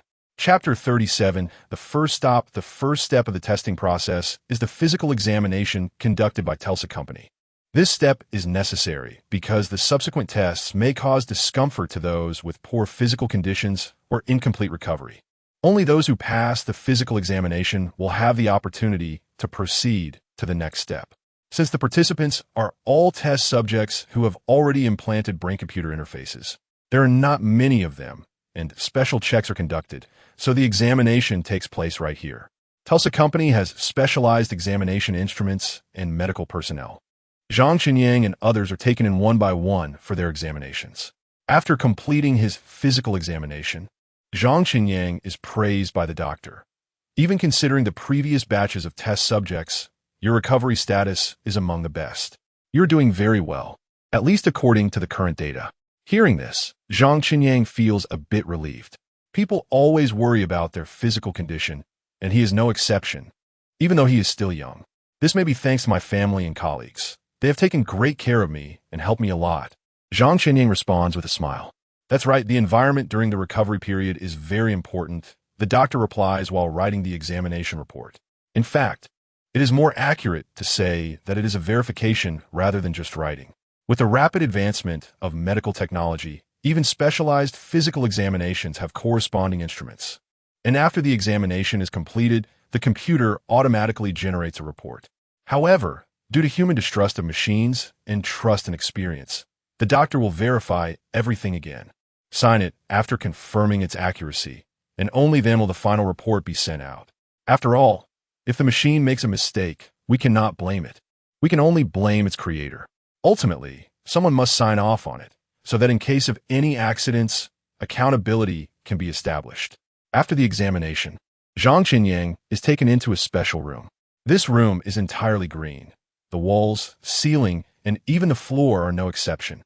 Fluorescent lights are embedded in the edges of the ceiling, and there is only a metallic chair placed in the center of the room. Zhang Qinyang looks around carefully and finally notices an imperceptible camera hidden in the corner of the ceiling. The chair has connection wires that can monitor your physical condition at any time. If you experience any discomfort during the use of the brain-computer interface, we will know immediately. Once you are ready, we will project the specific steps and precautions for using the brain-computer interface to you, and you just need to follow the steps. Please don't be nervous. Just relax like you would in a capsule. The staff's voice is very gentle, almost as if it has a soothing magic, and Zhang Qinyang slowly relaxes. He walks over to the metallic chair and allows the staff to connect various monitoring wires for him. Since it is currently in the testing phase, we need to collect various data from your body, which is why it is so complicated. Once the brain-computer interface is officially in use later on, it won't be so troublesome. Of course, our company is also developing health monitoring chips, which are also a type of implanted chip. This chip is similar to the detection chair you are using now, and it may even have more diverse functions. Of course, these are all additional products, optional and not mandatory, and the health monitoring chip is not only for the development of brain-computer devices. With the implanted chip, whether for regular health monitoring or during surgery, it can provide excellent data, benefiting both individuals and society. Listening to the staff's promotional speech, Zhang Qinyang feels more relaxed and jokes, "You're really a businessman. Selling things comes with a whole set of tactics. I'm not the target user. After all, I'm frugal." All right, just maintain this relaxed and pleasant mood and start the operation, the staff replies in the same gentle tone. At first, there might be some discomfort, as this is the first time entering the digital world directly through the brain-computer device, but you will gradually adapt. Zhang Qinyang nods, and after pressing the button behind his ear, he first sees a password setting interface. This is a special step taken to prevent accidental touches. Of course, users can set a numeric password, graphic password, or even a simple voice password or action password according to their habits. Those who are more adventurous can even choose not to set a password at all. It all depends on personal preference. After setting the password, Zhang Qinyang re-enters the login interface to confirm his entry into the digital world. The moment he clicks confirm, the scene before him changes instantly. The surrounding green disappears, and a huge map appears in front of him. As an architect, Zhang Qinyang immediately recognizes this as the map of the digital world. Without a second thought, he clicks on the beta entrance of City R, and almost without any time lag, as soon as his mind confirms it, he finds himself standing at the beta entrance of City R. Zhang Qinyang then glances at the instructions, noting that if it is the first login, it can be a bit troublesome, but if he has logged in before, the system will default to set him back to the last place he logged out. If he needs to go to another location, he can also call up the map and make changes. The system will do its best to provide convenience while respecting the user's personal wishes. Zhang Qinyang has to admit that his first experience is indeed a bit dizzying. But this feeling quickly passes, and he adjusts swiftly. The brain-computer device is not standalone. It is fundamentally the same as the capsule, but it is clearly much faster. At least this high-speed transfer is something Zhang Qinyang has never experienced in the capsule, where transfers still require some loading time and cannot be this smooth. You, Zhang Qinyang? The voice of 0810 comes from behind. Zhang Xinyang turns around and greets 0810 with a smile. Good afternoon. Aren't you supposed to be participating in the test today? How did you end up here? 0810 seems a bit confused. I'm testing the brain-computer interface. Isn't it normal to be here? Zhang Xinyang humorously retorts. 0810 suddenly realizes how silly her earlier question was. In fact, her concern had thrown her off as she was too worried about Zhang Xinyang. Did you come in through the brain-computer device? 0810 asks curiously. Zhang Xinyang nods. Of course, this is part of the test. There is another requirement for the test, which is to chat with humans and AI in the digital world. With your help, I have already completed one of them. How does your body feel? 0810 ignores Zhang Xinyang's teasing and asks seriously. I don't feel any discomfort. Instead, I feel a bit excited, Zhang Xinyang replies candidly. This is indeed how he feels. He is already somewhat eager to try new things. 0810 senses that Zhang Xinyang is not lying and understands his current state. She graciously steps aside. You still need to find a human. Go ahead. Before parting, 0810 adds a rare reminder. With such cool equipment, you'd better find a colleague you have a good relationship with outdoors to try it out, to avoid causing discussions and wasting work time. Zhang Xinyang frowns slightly as he watches 0810 walk away. This person is always like this, with a level of loyalty to work far exceeding that of an average employee. That said, Zhang Xinyang still stands outside and sends a message to Alex, telling him he needs to meet. If Zhang Xinyang were not socially anxious, he wouldn't need to go through such trouble. He could just find someone on the street and chat for a bit. But unfortunately, he is not very good at initiating conversations and often imagines the awkward situation clearly before it even starts. While waiting for Alex, Zhang Xinyang confirmed once again that his identity ID had logged in. Subsequently, he saw all his belongings in his storage bag, including but not limited to his avatar, his current merit points, and all virtual items he had purchased. However, the most important thing was undoubtedly the merit points. As a currency circulating in both the digital and physical worlds, no one could afford to ignore it. Zhang Xinyang checked his account balance and was almost about to exclaim in surprise. He never expected that part of the merit points compensation from Telsa Corporation had already arrived, which was an astronomical figure for him. Afterwards, Zhang Xinyang flipped through his information box and saw a letter from Telsa Corporation. The letter explained the reason for the transfer and stated that Chun Yijing's inheritance would be settled and granted within 3 working days. Upon seeing that name, Zhang Xinyang felt a pang in his chest again. He contacted the orphanage, expressing his desire to adopt the child, clarifying that it was not merely economic support, but that he wanted to bring the child back home and take full responsibility for all expenses while raising the child. At the same time, Zhang Xinyang also identified himself and explained the reason for his desire to adopt. The orphanage stated that adoption required various checks, including but not limited to health status, family situation, and income. Zhang Xinyang was not worried about this at all. He had just undergone several rounds of health checks. And both he and Xiehan at home were good-tempered people, not afraid of the orphanage's scrutiny. As for income, he was now fully capable of supporting a child's upbringing. If he had to specify what kind of child he wanted to adopt, there was only one template in Zhang Xinyang's mind, Chun Yijing. But he also understood that the deceased were like this. He could not go back to the past, nor could he just look at the past. Since he accepted Chun Yijing's gift, he had to do something. If he could not help a past Chun Yijing, then he would help a future Chun Yijing. You want to adopt a child? Just as Zhang Xinyang finished his communication with the orphanage, he heard a familiar voice beside him. Where did you come? Zhang Xinyang looked at Alex, trying to change the topic. However, Alex was not buying it at all. You want to adopt a child? Are you crazy? From some perspectives, you are still a child yourself.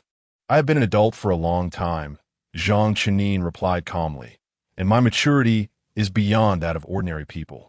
At least I want to draw attention to us on the street. What? Are you hinting at me? Alex pointed at himself, then looked around and noticed that indeed a lot of people were looking in their direction. Zhang Xinyang nodded and then decisively issued an eviction order. All right, you can leave now. Leave? You called me over just to tell me to leave? Alex was taken aback. It must be said that if it weren't for the fact that he already knew English, he wouldn't have understood Alex's words at all, just by relying on the translator. Or are you trying to subtly tell me you want to adopt? Alex might have found this somewhat absurd, so he started to find an excuse for himself. Well, you overheard about adoption. Don't go spreading it outside. Zhang Chenin warned, the matter is not settled yet. If it really gets confirmed in the end, I will make it public. I handle my affairs. You can rest assured. Alex nodded, then asked, so why did you call me over? I called you over just to let you leave. Zhang Chenin replied with a smile and added, I really don't trust you with your work, but I have to. In terms of tongue twisters, Zhang Chenin had never been afraid of anyone. Finally, looking at Alex's bewildered face, Zhang Chenin explained his task.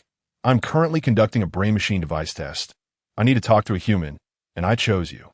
So now that we've talked, you can leave. I still have to complete the remaining tests. Hearing this, Alex instantly perked up. Brain-machine testing?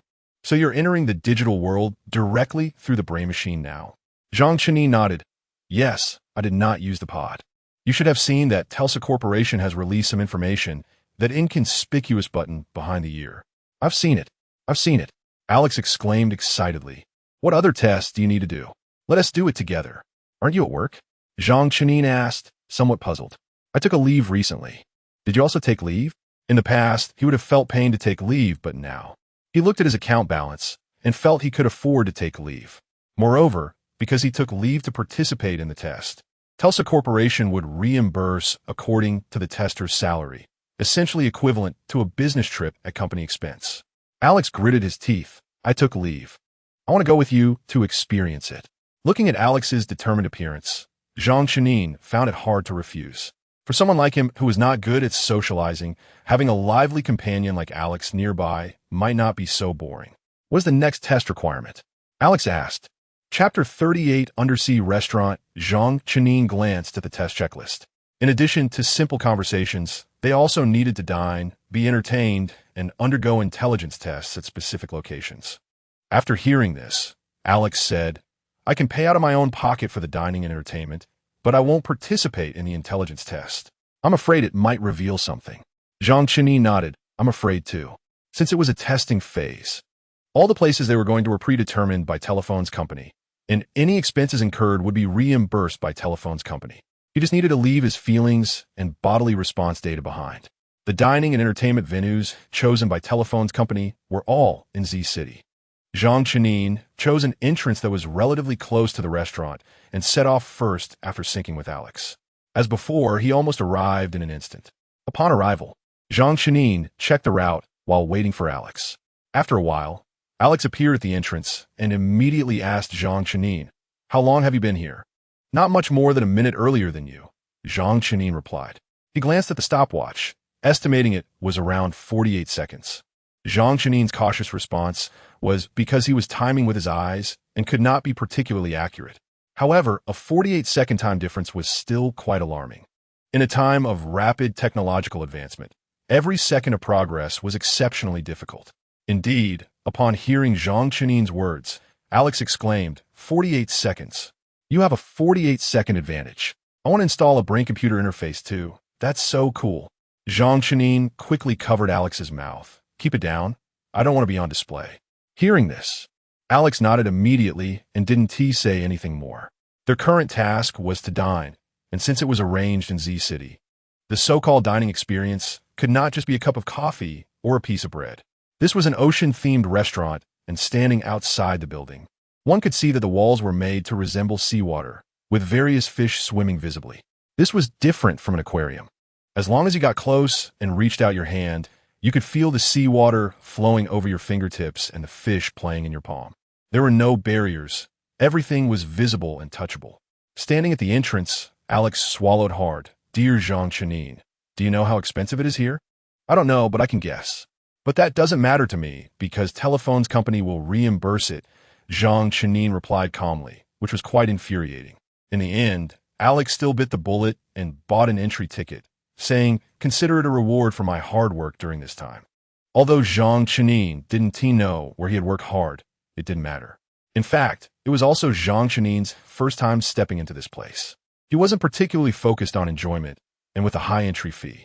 However, the moment he stepped inside, he was captivated by the surrounding scenery. He had heard Xiaohan mention that humans used to have underwater restaurants, but those were all enclosed in glass.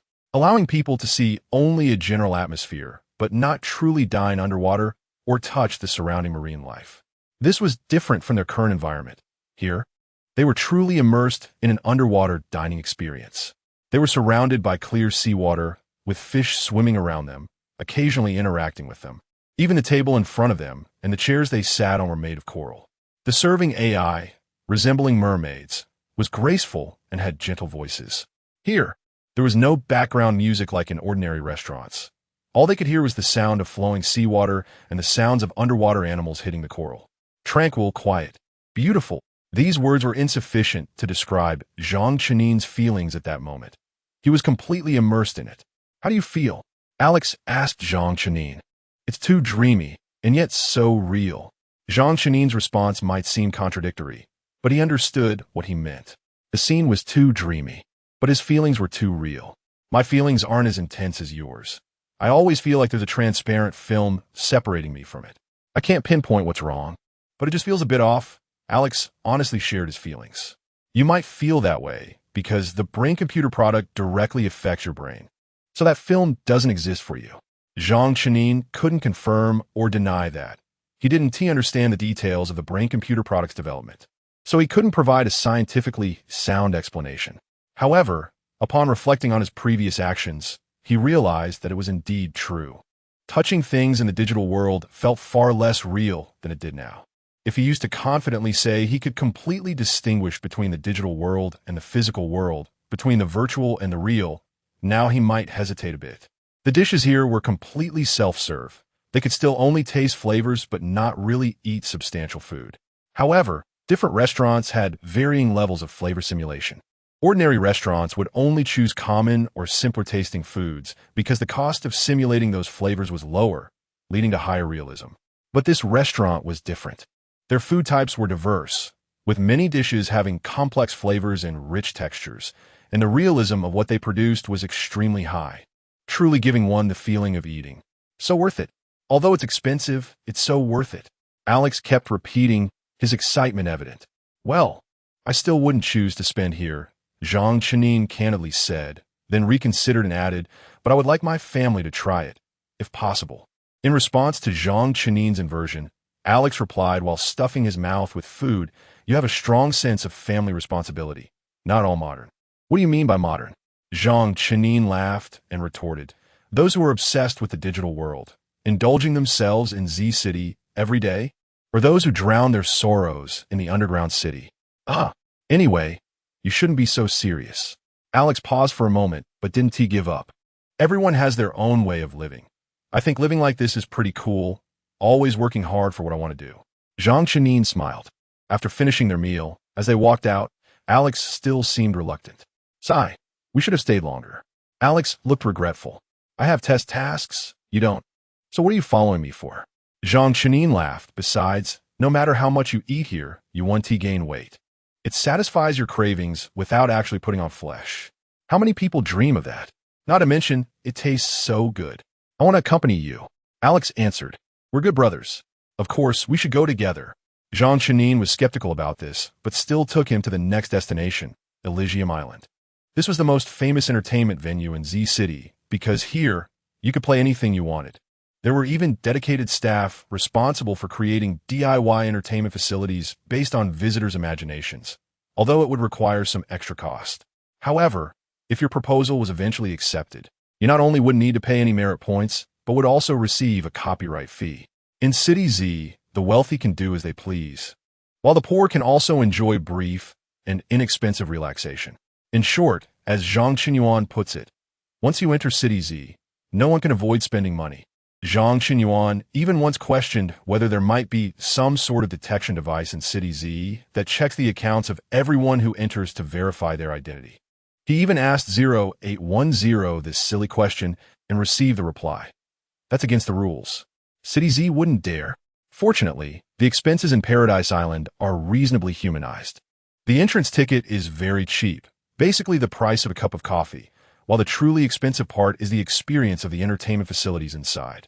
Zhang Qinyuan glanced at his test experience form and confirmed there were several high-altitude projects. Only then did he remember that he had previously been asked whether he had acrophobia and had been checked for heart conditions. I'm going to jump off a building. Zhang Qinyuan said this expressionlessly. What? Alex was somewhat surprised. A bunch of projects similar to jumping off a building basically involved jumping down from high places. Zhang Qinyuan looked at the test experience form again and spoke more rigorously. There were single jumps, repeated jumps, jumps while spinning in the air, and even jumps while being chased and pecked by an eagle. Zhang Qinyuan began to doubt whether he would end up with a heart condition from the sheer fright after all this. Earning money is really hard. Zhang Qinyuan sighed deeply. If he could choose, he wouldn't want to experience these projects in his lifetime. Reimbursement? Go ahead. Alex patted Zhang Qinyuan on the shoulder. I'm not going. I don't have the money, and I want to help my good brother record beautiful moments. Thank you so much. Zhang Qinyuan said sincerely. You're welcome. Alex replied with a smile. With a sense of sacrifice, Zhang Qinyuan stepped onto the first high-altitude experience project, without any safety ropes or guidance. The project was simple and brutal to the point of being tearful. Close your eyes, those brave enough can keep them open, and jump down. Don't worry. Don't imagine yourself as a person. You are now in the form of an avatar, just a bunch of data. Below is a cushion, or more accurately, a teleportation portal. After you jump down and enjoy the thrill, you'll be teleported back. Listening to the comforting words from the side, Zhang Qinyuan felt his legs go even softer. God knows why he wanted to experience such a thing. I might not find it enjoyable. Zhang Qinyuan swore that when he said this, his voice was trembling. The first time is like this. Try a few more times, and it will be enjoyable. The response from the other side was quite straightforward. Zhang Qinyuan was genuinely curious if this psychological counselor was just coasting on a salary. Does this have any comforting effect at all? All right, you have to jump. Otherwise, the merit points you spent on the experience will be wasted. The other party threw out this line. As soon as the words fell, Zhang Qinyuan jumped straight down. In the moment of falling, Zhang Qinyuan felt his heart had reached his throat, and he even felt like his heart was about to leap out. This feeling of weightlessness transmitted directly to his brain and then spread to his limbs. He wanted to stop, but clearly, this game had no stop option, or rather, as long as the health monitoring didn't say he was about to pass out, the game wouldn't stop. Do they have to play someone to death to count? Zhang Qinyuan shouted. However, truth be told, shouting seemed to disperse some of the fear, and since this place was soundproof, it meant Zhang Qinyuan could shout freely without worrying about anyone hearing any embarrassing words. I want to land. I want to return to the ground. Zhang Qinyuan shouted again daringly, but upon reflection, this behavior was indeed a bit strange. After all, no one makes wishes while jumping off a building. As time passed, although his body was still falling, Zhang Qinyuan gradually adapted to this feeling, his heart returned to its rightful place, and his breathing began to stabilize. Now it was a completely empty state. Zhang Qinyuan felt good, even a bit bored. But this boredom didn't last long. Before long, he was teleported back to the starting point. How was it? Didn't breaking through the first time feel great? The psychological counselor asked.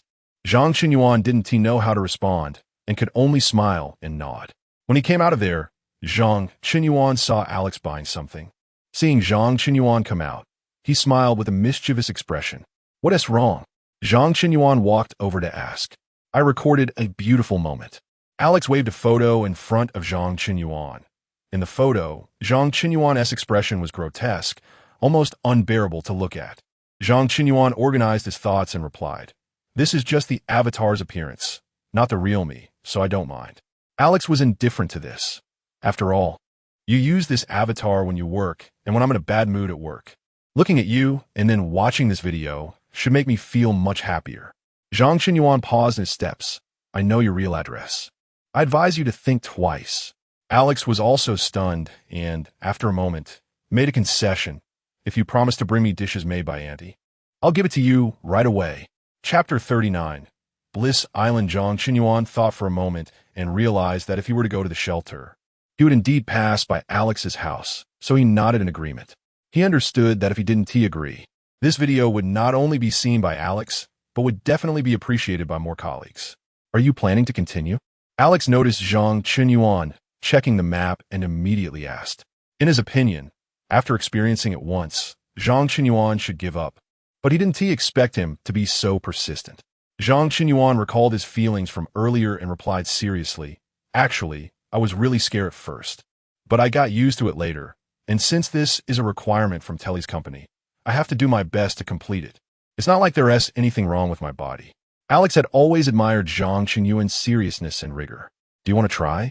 Seeing Alex looking curiously at his experience schedule, Zhang Qinyuan invited him. Alex quickly shook his head. No need. I have no intention of spending merit points to suffer. Just consider it indulgence. I've encountered too much recently.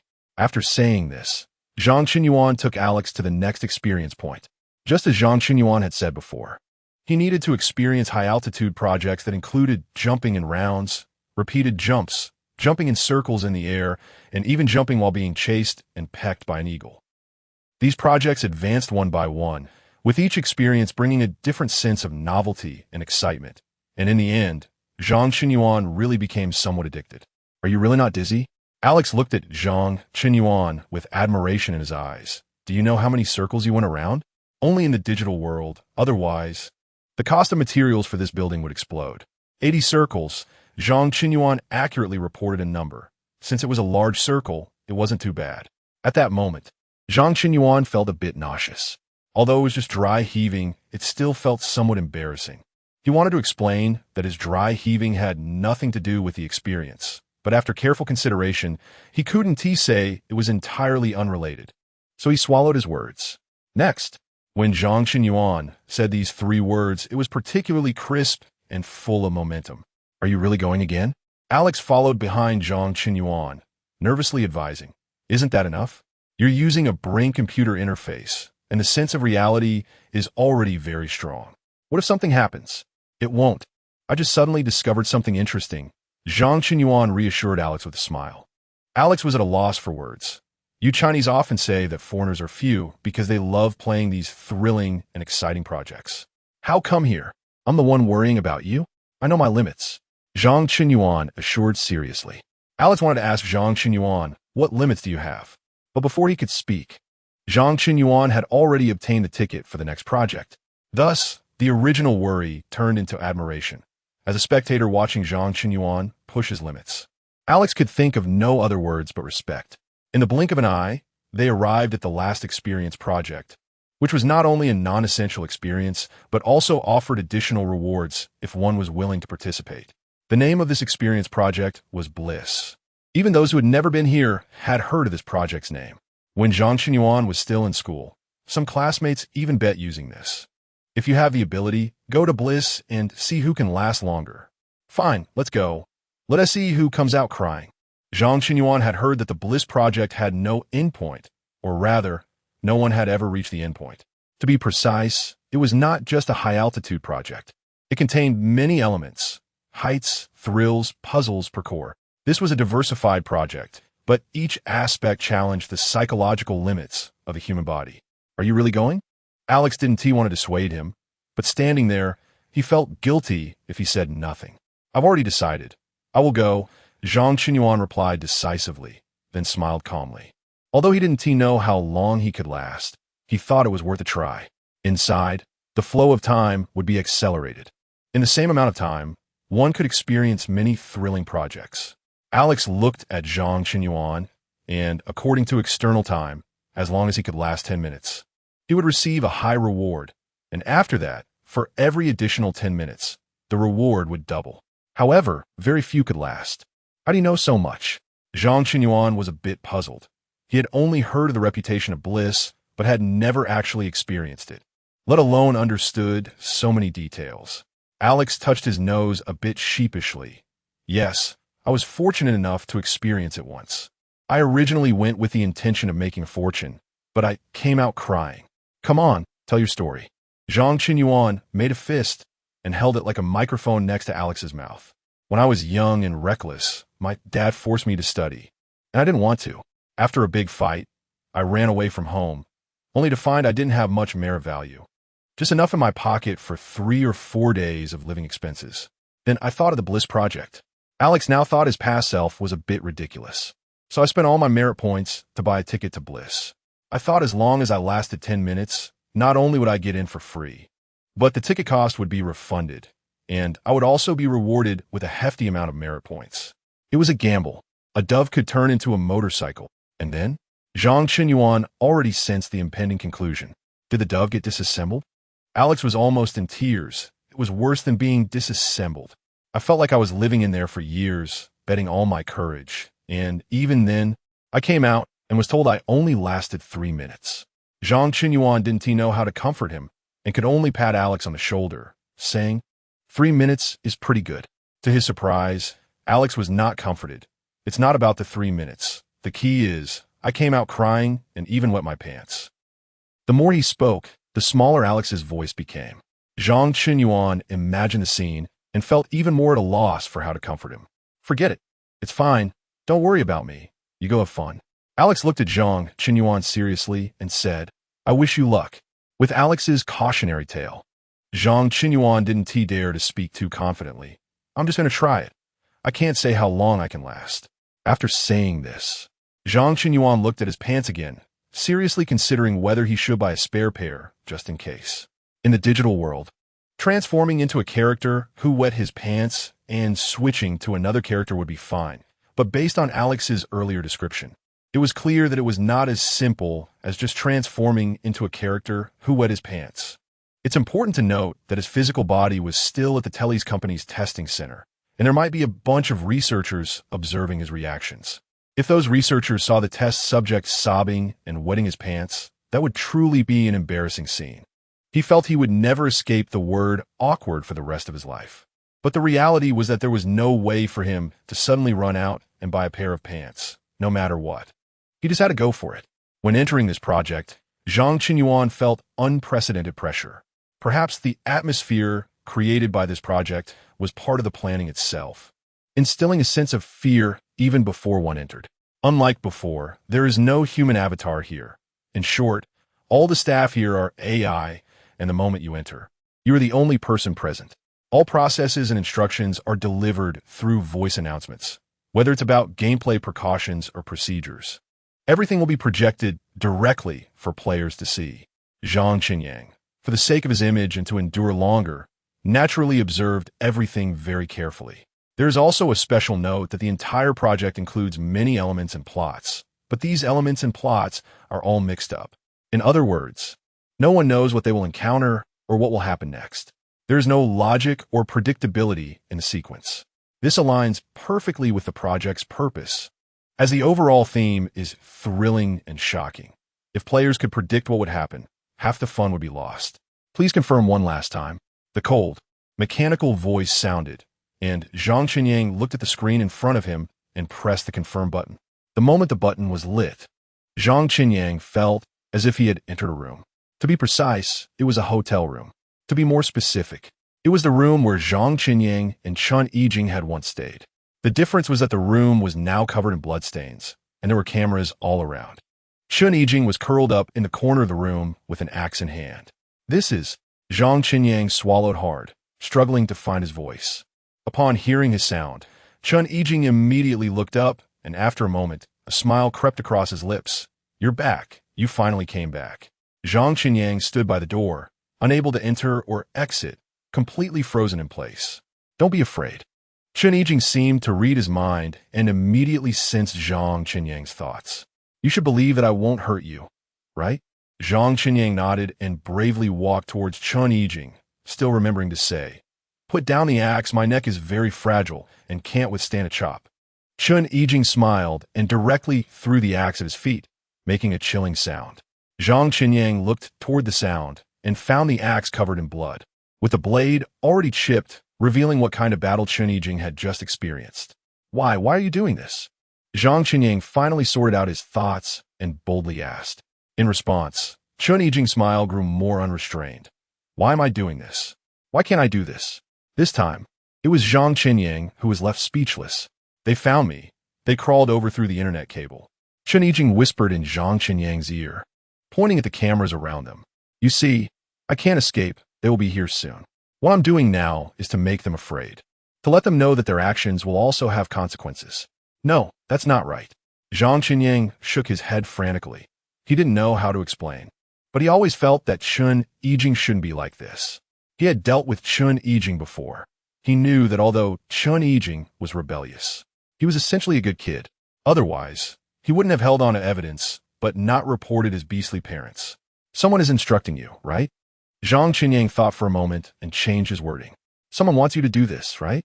Chun Yijing was silent for a moment, looking at Zhang Qinyang with a confused expression. Clear black and white, repay kindness and enmity. Isn't that the normal rule? Zhang Qinyang didn't know how to refute this. In the gap of his thoughts, more people, or rather, entities crawled out from the ground, outside the window, and through the cracks of the door. Their faces were twisted, filled with hatred as they looked at Zhang Qinyang and Chun Yijing. Zhang Qinyang even recognized a few of them as people he had seen when he went to rescue Chun Yijing, the one who picked him up and the one who searched. You actually helped him. Traitor. You are a traitor. In that case, you should die too.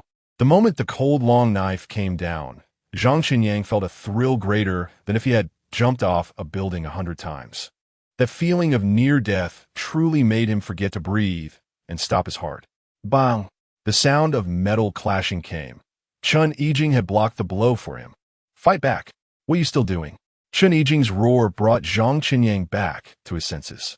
He understood that he was now considered part of Chun Yijing's group and would also be attacked. He wasn't foolish enough to reason in this situation. Chun Yijing somehow produced a brand new axe and handed it to him. Zhang Qinyang took it without hesitation. Anyone who wanted his life was dealt with one by one.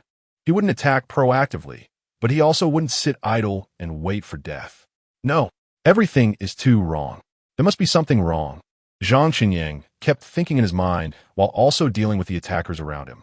He had thought that these people's attacks wouldn't cause him any real harm. But the terrifying thing was that when he was caught off guard and cut, he truly felt the pain of muscle tearing and skin peeling. His body instinctively curled up, covering the wound and howling in agony. Fortunately, Chun Yijing quickly dealt with those attacking Zhang Qinyang and cleared away the remaining enemies. In a brief moment of calm, Chun Yijing looked at Zhang Qinyang's wound and asked, "Now, do you still think they shouldn't die?" Chapter 40. The extreme cold realm. Zhang Qinyang looked at the blood-stained axe in his hand and suddenly felt an overwhelming sense of familiarity. This axe. What difference was there between this one and the one in Chun Yijing's hand? Do you think they are innocent? Chun Yijing suddenly leaned close to Zhang Qinyang and asked. Anyone would feel particularly horrified when a bloodied face suddenly approached them, and Zhang Qinyang was no exception. He was so startled that he stumbled backward and fell to the ground. They are certainly not innocent. But Zhang Qinyang's words faltered midway, as he didn't know what to say next. What do you want to say? Chun Yijing's smile was grotesque. Wasn't that feeling just now stimulating enough? That feeling of counterattack. That feeling of venting. Isn't it great? Do you still want to experience it? Zhang Qinyang looked at the person in front of him. He had never seen such a Chun Yijing before. To him, Chun Yijing shouldn't be like this. You're not like this. Chun Yijing is not like this. Zhang Qinyang finally shouted out loud. He wasn't sure when the next attack would come. He could only speak now. This was his most instinctive thought and the conviction he held. Unexpectedly, Chun Yijing nodded in agreement. Yes, Chun Yijing is not like this. Then, as Zhang Qinyang was puzzled, the person in front of him suddenly changed appearance, and that appearance was exactly like Zhang Qinyang's. Zhang Qinyang's current feeling was exactly the same as when he faced Zhang Qinyang number 2 before. Chun Yijing is certainly not like this. The person in front repeated, but you're like this. Me? Zhang Qinyang was stunned. Yes, don't you have hatred in your heart? The person across from him questioned Zhang Qinyang. You are filled with hatred. You hate that you didn't do more for Chun Yijing before. You hate why you didn't save him sooner. You hate those who attacked him. You hate those who harmed him. You even want to kill them yourself. No, I wouldn't be that irrational. Zhang Qinyang instinctively retorted. The person across from him smirked and didn't argue with him on this matter, but instead asked, are you really as upright as you think? Do you have no resentment in your heart? Resentment that people like Chun Yijing's parents can get a spot to the underground city while your father can only stay on the ground. Have you never resented the alliance's unfairness? Resent those inhumane measures aimed at the elderly? Listening to the other's words, Zhang Qinyang froze in place. It was as if the other person could truly read minds. All of his little thoughts had nowhere to hide at that moment. Keep going. This is just the first stop. To Zhang Qinyang's surprise, the other person actually let him go at such a time, not entangling him further. The originally closed door suddenly opened a crack, clearly signaling him that he could leave. But before leaving, Zhang Qinyin couldn't help but ask, "Have I met you before? Are you my clone?" Of course, he did not receive a reply. If someone were to ask such a question of a person who looked exactly like them, it would seem that person's mind needed some treatment. But Zhang Qinyin was different. He was someone with a clone. To be precise, his clone was created by his own hands. What Zhang Qinyin wanted to confirm now was whether the person who just stood in front of him, or rather that thing, was indeed his clone. He had dealt with the metaverse for so many years, and he had always believed in the charm of technology. But he also clearly knew that there was no such thing as mind reading in this world. The bloodstains in the room gradually disappeared, leaving Zhang Qinyin alone in the empty room, as if everything that had happened before never occurred.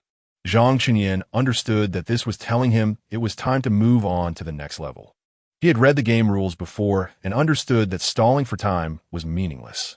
When one level ends, if one does not proceed to the next level within the specified time, they would be forced to log out. Zhang Qinyin pushed the door handle.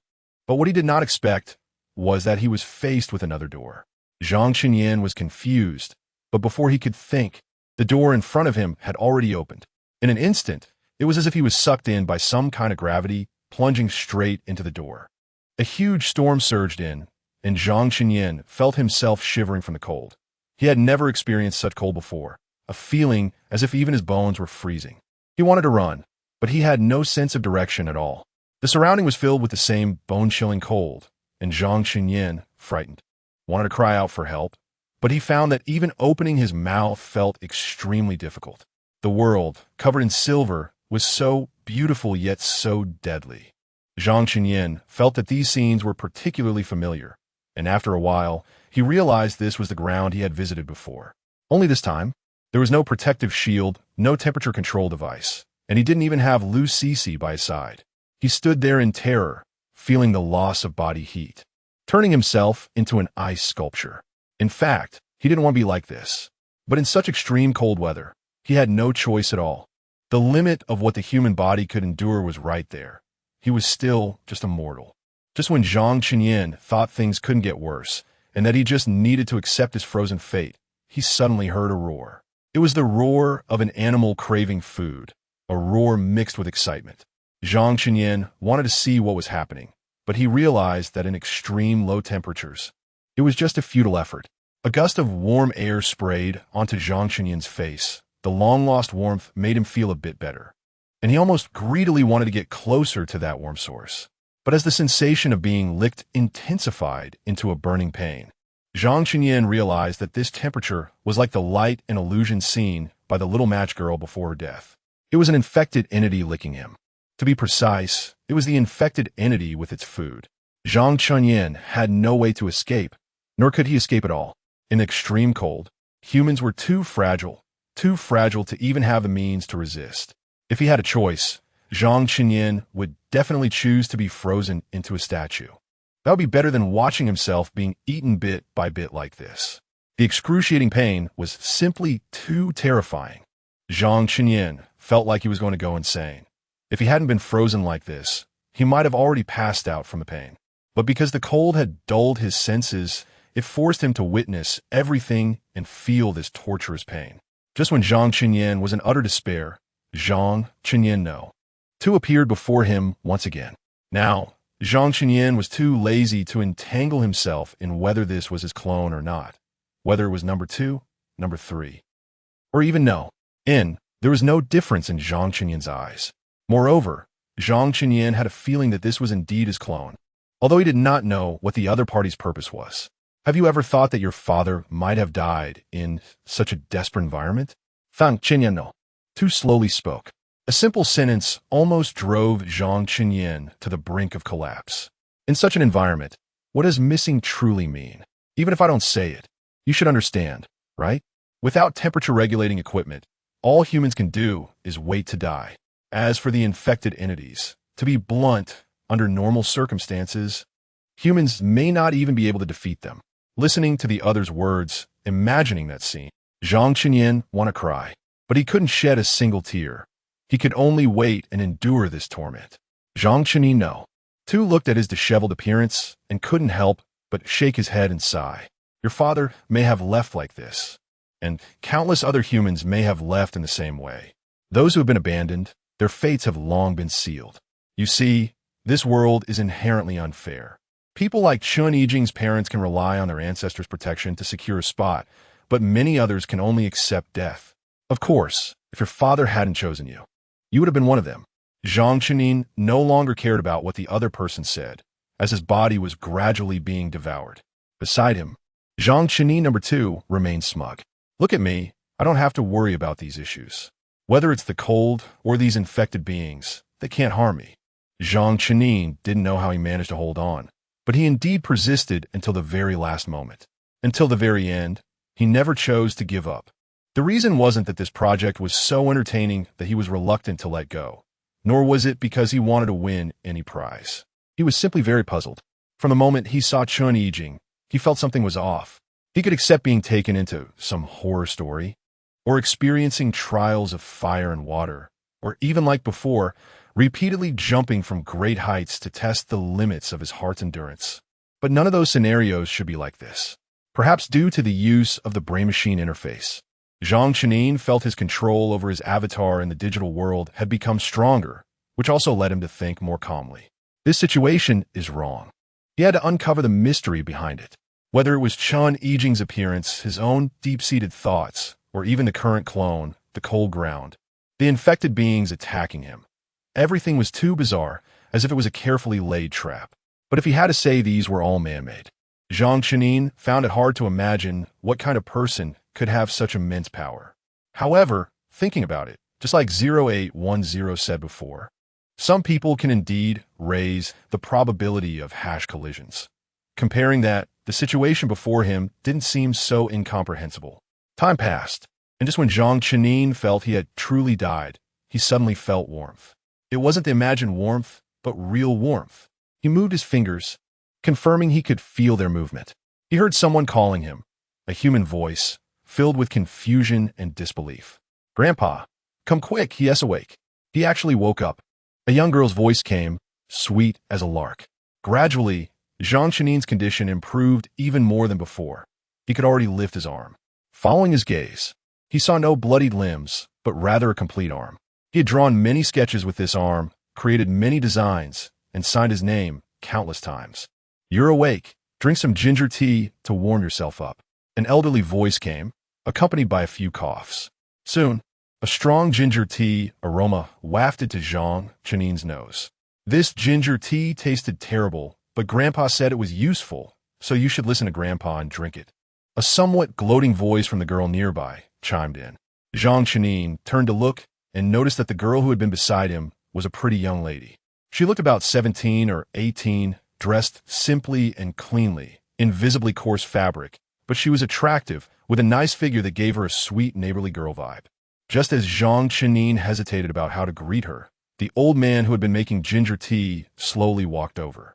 "Young man, what is the matter with your body? I consulted the village doctor, and he said you were frozen, and quite severely too.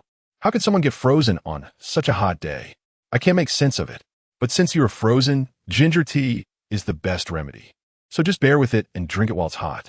Such a hot day." Zhang Chenin keenly picked up on this detail. If he remembered correctly, he had just been in a freezing environment, but now this old man was saying it was hot. This meant he had likely entered the next stage. Zhang Chenin smiled and drank the ginger tea, feeling his body gradually warm up as it went down. In fact, he understood that his body had already recovered when he entered the next stage. What hadn't recovered was his inner fear. Suddenly, Zhang Chenin thought of a question. He turned to the girl beside him and asked, "Do you have a mirror at home?" The girl seemed surprised by his question and joked, "Why is it that some men are even more vain than women? Don't worry, your face is smooth and your skin looks better than mine." Saying this, the girl took out a mirror and handed it to Zhang Chenin. The person in the mirror was indeed Zhang Chenin, but it was his original appearance, not the avatar's.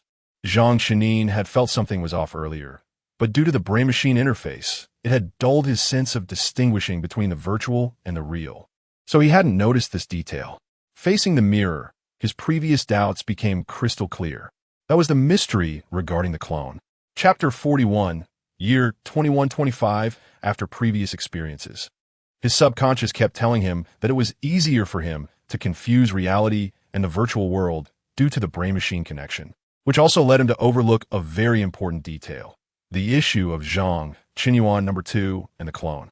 This was the first time he had seen his appearance through an objective object like a mirror since entering here. The reflection in the mirror was not his avatar, but his real appearance.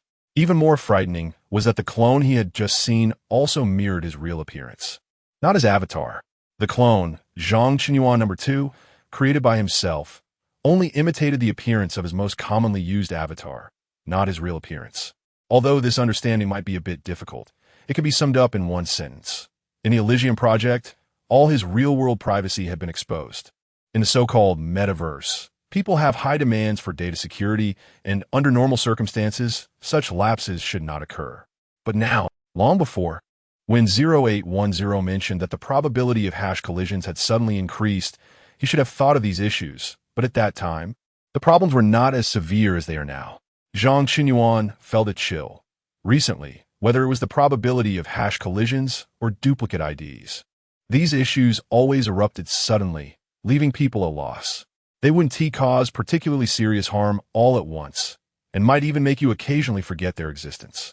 It felt like boiling a frog in warm water, gradually eroding something. "What are you dazed about?" The girl next to him gently poked Zhang Qinyuan with her index finger and then turned to look at the old man. "Grandpa, is he okay? Should we find a doctor to check on him?"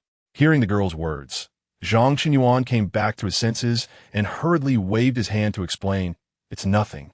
No need to check. I just spaced out for a moment." Now Zhang Qinyuan's state had fully recovered. He got up from the bed and did not forget to thank them. "Thank you both for saving me." "It's nothing, just doing what's right," the girl smiled. When she smiled, she had 2 dimples, and her smile was particularly sweet. "Young man, where are you from?" the old man asked curiously. "When I helped you to bed earlier, I noticed your body was unusually cold. That's quite rare." Zhang Qinyuan remembered that the old man had mentioned a question about heat several times. "I." Zhang Qinyuan opened his mouth, but didn't know how to continue explaining. He couldn't just say he entered here by playing a game called Elysium. Could he? Wouldn't that mean telling the old man and the girl in front of him that they were just NPCs, just a bunch of data? Putting aside whether it was hurtful or not, suddenly saying that probably wouldn't convince anyone. In the end, Zhang Qinyuan forced himself to concoct a sci-fi script. "Actually, I don't know how to explain where I came from, because you probably wouldn't believe it if I told you. In short, I'm a time traveler. Of course, if you don't believe me, you can just treat me as a lunatic." Clearly, Zhang Qinyuan thought it would be much easier to explain himself as a lunatic. To his surprise, the girl actually believed him, looking curious as she asked, "A time traveler like in sci-fi movies?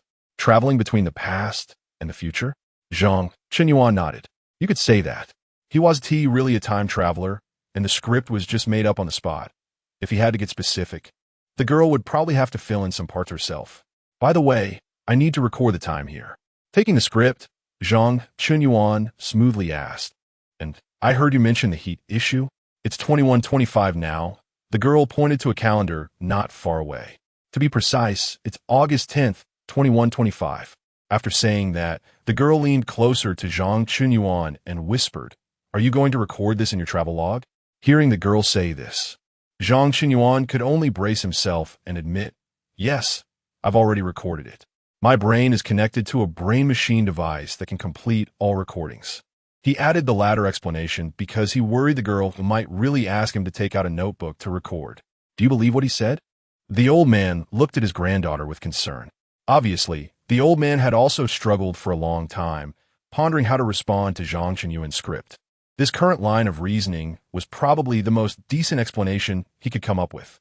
Of course, from this question, it was also clear that the old man leaned more towards Zhang Qinyuan's latter suggestion of treating him as a lunatic. "I believe it."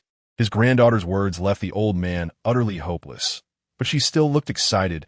"I can't believe I found a time traveler. That is so cool. What if? He might just be mistaken." The old man spoke tactfully, not directly calling Zhang Qinyuan a liar. His initial body temperature and condition were strange enough that even the doctor found it odd, the girl explained. "This also shows he is indeed special, doesn't it? If you doubt his brain-machine device, Humans can now achieve immortality. Having a brain-machine device in the future is only logical. The old man had no rebuttal and could only shake his head and go about his own business. The girl turned to Zhang Qinyuan, by the way. You asked about the temperature, right? The indoor temperature is 37 degrees Celsius. The outdoor temperature should be even higher, definitely above 40 degrees Celsius. Indoors, 37 degrees? Zhang Qinyuan was a bit surprised. Yeah, the girl pointed to a thermometer not far away. You can see for yourself. Zhang Qinyuan had never seen such a thermometer, but he thought about it. The girl said it was now 2,125. This might be a unique product of that time. When will it cool down? Zhang Qinyuan asked. The girl suddenly laughed at this. It's already cooler now. The temperature will get even higher after a while. She sighed deeply. Grandpa said it used to be much cooler. The lowest temperature could reach a few degrees, or even 20 degrees. As time passed, the oppressive heat gradually enveloped Zhang Qinyuan. He had never lived in such hot temperatures before, and he inevitably felt a bit unaccustomed to it. By the way, earlier, the girl seemed to feel it was inappropriate and changed her wording. Where's your last stop? Was it very hot there too? Hearing this, Zhang Qinyuan smiled wryly and shook his head. No, the temperature there was very low, with surface temperatures reaching a maximum of -10 and a minimum of -60. I know this might sound fantastical to you, but it's true. To his surprise, the girl accepted this information quite readily. So, was her last stop in the future or the past? The future, 400 years later, Zhang Qinyuan replied with a smile, then asked, I think I just heard the words immortality. Did I miss here? The girl shook her head. You didn't miss here. It's immortality. But that's just the privilege of the rich. It has nothing to do with us. It just means humanity's technological level has reached that point. Zhang Qinyuan suddenly remembered that he had read about this part in history books and hurriedly asked, Are you talking about immortality through the fusion of biology and medicine, using cloning and organ replacement? The girl nodded and couldn't help but exclaim, I believe even more that you come from the future now, because you clearly aren't familiar with this place, yet you can still say this. Zhang Qinyuan smiled, unsure how to respond, as he gradually adapted to the temperature while his body continued to sweat. In fact, there are only a few ways for the human body to dissipate heat: radiation, convection, and conduction. Heat transfer occurs from areas of high temperature to areas of low temperature. When the environmental temperature is much lower than skin temperature, body heat can quickly dissipate through heat transfer, mainly via thermal radiation, with a small portion through convection and a little through direct contact with air via conduction. However, if the environmental temperature approaches skin temperature, it is necessary to dissipate body heat as quickly as possible. People can also lose some heat through regular breathing, but in such situations, this amount is negligible and hardly worth calculating. In a high-temperature environment like now, heat dissipation through the skin is very important, and relying solely on heat transfer is not enough. The body's temperature regulation center will also command the skin to sweat, using the evaporation of sweat to carry away heat. However, when the environmental temperature exceeds skin temperature, heat transfer can no longer be relied upon, making evaporation the only means of heat dissipation. Evaporation. Zhang Qinyuan looked at himself, dressed in heavy clothing, and at the grandfather who was only wearing a tank top and shorts, and finally realized why he was feeling increasingly uncomfortable. But he felt a bit embarrassed to remove his clothes now, especially since the girl was still there. Can I have a change of clothes? Zhang Qinyuan asked somewhat shyly. Or do you have water? I want to take a shower. Water resources, the girl hesitated. Zhang Qinyuan immediately understood and quickly changed his words. It's okay. I can just change clothes. You can go to that room. The girl pointed. I'll find you 2 pieces of clothing that my grandfather wears. Zhang Qinyuan nodded, and just as he stood up to head towards the room the girl mentioned, he suddenly felt dizzy and nauseous. Just as Zhang Qinyuan was about to fall, the girl quickly supported him. Grandpa, come help quickly. The girl shouted anxiously, temperature gun. Check first, it might be heat exhaustion. Clearly, the girl was very experienced in handling such situations.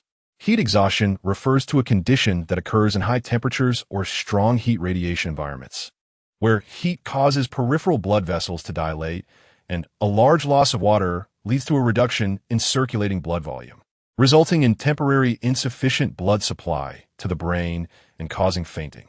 In a daze, Zhang Chenin lamented that he had truly gone from an icy world into a furnace. The sensations in his body felt too real to be a simulation. He had felt pain for being struck in the digital world, experienced tension in dangerous situations, but had never felt illness. Pathological pain is inherently a very complex matter. In his view, the simulations in the digital world are limited. And what is the point of simulating such pain? To make the avatar sick? That sounds both ridiculous and meaningless. Grandpa, he seems to have stopped sweating. The girl sounded clearly frightened, her voice trembling. Stop sweating. Zhang Chenin understood that his symptoms had worsened. When the body's temperature regulation fails, sweating ceases. In that case, the skin becomes dry and body heat accumulates rapidly within. On average, the human body accumulates 349 kilojoules of heat per kilogram of body weight, which is enough to raise body temperature by 1 degree Celsius. Conversely, for a person weighing 70 kilograms, simply evaporating 100 grams of sweat can raise body temperature by 1 degree Celsius. In such circumstances, within just a few minutes, body temperature can soar above 41 degrees Celsius, leading to mental confusion, blurred consciousness, or even coma. This is heat stroke. The girl's grandfather immediately said after checking the numbers on the temperature gun. They had lived in such an environment for a long time and naturally had some understanding of this medical knowledge. I'll go call the doctor. I'm going to call the doctor right now. The girl shouted as she ran. Grandpa, first strip off his clothes and drag him to the cellar. It's cooler there. In a daze, watching the girl run away, Zhang Chenin wanted to say it was unnecessary. He wouldn't be staying here much longer, and he wouldn't really die. But the heat in his body made him feel increasingly heavy, and his voice became barely audible. The greenhouse effect. He understood that all of this was due to the greenhouse effect. Industrial development had progressed too rapidly. More precisely, every industry had developed too quickly. Countries seemed to have been placed on a competitive stage, racing against one another in advancement and development. This is certainly good, but with development, humanity's exploitation of resources and destruction of the environment have also increased dramatically. The emergence of the greenhouse effect is not accidental, and reaching this point is certainly not coincidental. It is the bitter fruit of humanity's actions, and humanity can only taste it themselves. What he felt now was merely an abnormal climate leading to one kind of high temperature. Besides this, heat waves, tropical storms, tornadoes would follow in succession. As the girl said earlier, people might only describe the weather in terms of heat and extreme heat in the future. Moreover, this climate would cause a sharp rise in the incidence of cardiovascular and respiratory diseases, while also accelerating the spread and transmission of infectious diseases. Humans can extend their lifespan through cloning, organ replacement, and other methods. But is this really a long-term solution? In reality, this is just a small part of a vicious cycle. Chapter 42 must make choices. Anyone who has experienced it knows how unbearable heat stroke can be, not to mention heat stroke. Zhang Chenin felt very uncomfortable now. The professional term was delirium, which was essentially a terrible mental state. He felt groggy, that grogginess accompanied by dizziness and nausea. It felt as if his whole body was being roasted by a warm fire, the flames licking at him, causing pain yet not providing any relief. Doctor, right here. The girl's voice came again, filled with urgency and anxiety. Zhang Chenin knew that she wanted to save him. But when he saw the replicant in front of him, he understood that the so-called rescue had long lost its meaning. The mortality rate of heat stroke is quite high. The replicant in front of him spoke. Zhang Chenin felt the pain coursing through his body and wanted to respond, but even speaking was difficult. He could only mumble some indistinct syllables. You want to ask if I am Zhang Chenin number 2? The replicant seemed to read his mind, immediately guessing what Zhang Chenin was thinking and did not forget to mock him. To be honest, that name is too ugly. It's the dullest name I've ever heard. Zhang Chenin wanted to say he felt the same, but forget it. Number 2 is fine. It was easy to distinguish. I am him, or rather, there are many of him. The other party readily admitted, then threw out a more puzzling statement. He has countless versions. We are all him. We are all you. Zhang Chenin wanted to refute, wanted to tell the other that they could never become him, that he was unique, or rather, every human is unique. But he could not articulate that. He could no longer control his body, that unbearable feeling spreading to his limbs and bones. By the way, Aren't you curious about their final outcome? The replicant asked proudly. If you want to know, I can tell you. Zhang Chenin was not curious about his own fate, as he had already foreseen his plot in this story. But for this pair of grandfather and granddaughter, he could not completely disregard. Even though he knew they were perhaps just a pile of data, like NPCs in a game, they had saved, or tried to save his life. The replicant did not beat around the bush and directly told Zhang Chenin the final answer. When that girl was born, the greenhouse effect was already out of control. Born in such an environment, her body could withstand high temperatures a little better. But her grandfather unfortunately passed away from cardiovascular disease a year after you died due to this terrible temperature. Recalling that kind old grandfather, Zhang Chenin felt mixed emotions. He clearly understood he could do nothing because this world was not the world he belonged to. He was not a time traveler. That was just a lie to deceive children. In terms of time within the game project, he did indeed come from the future, but that did not mean he had the ability to change the past. In this world, people's living standards were particularly high, technology was advanced, and people were practically fighting to extract from nature. They kept plundering, this city robbing that city, this country robbing that country. What was the looted resources used for? Of course, to develop and strengthen themselves. The replicant spoke these words with a smile, always thinking that what they took from others was what they called plunder. Putting what was yours into my pocket, but they never considered that, in fact, the back-and-forth plundering was all humanity's own, all part of this group. There was nothing that was yours or mine, only the eventual downfall that dragged everyone down together. Zhang Chenin understood the replicant's meaning. He certainly knew what the replicant was trying to say, but what could he do? Not to mention, no matter how powerful a person was, they could not change the past. Even if he truly lived in the past, what could he change? Individuals are insignificant. This is not something one person can accomplish.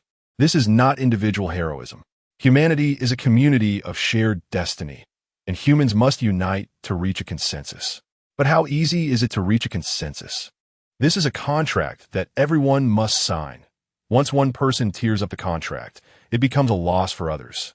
Due to human nature, no one is willing to accept a loss. Everyone wants to gain an advantage. Everyone wants to take a little more. Trust? Building trust is an incredibly difficult thing, but destroying trust takes just an instant. Therefore, this contract built on the foundation of trust is destined to be the empty talk of a small number of idealists. That old grandfather, if his family's conditions were just a little better, he could have survived. The replicant continued speaking, but thinking about it. What good would it do for him to survive? Spending exorbitant costs for organ transplants or medical assistance, only to continue enduring such an environment? Zhang Chenin did not know how to respond, or rather, this question had no answer. By the way, let me tell you a secret. The replicant leaned closer to Zhang Chenin mysteriously. This world, not everyone lives like this. Some people live in shaded areas, enjoying the coolness, and then produce more waste, further damaging the environment. Zhang Chenin understood what the replicant meant. He also knew that the other just wanted him to be a spectator. In fact, the other said so much not because he wanted a reply from him. His reaction was merely a funny point for him, without any practical significance. He wanted Zhang Chenin to see, or rather, there was something he wanted him to see. But the problem was, Zhang Chenin no longer wanted to continue watching. He wanted to exit this game project. This was not some so-called paradise. It was clearly a painful journey, a journey to death. However, he then discovered that the logout button that should have appeared had already disappeared at some point. In other words, he had no way to exit the game through his own will.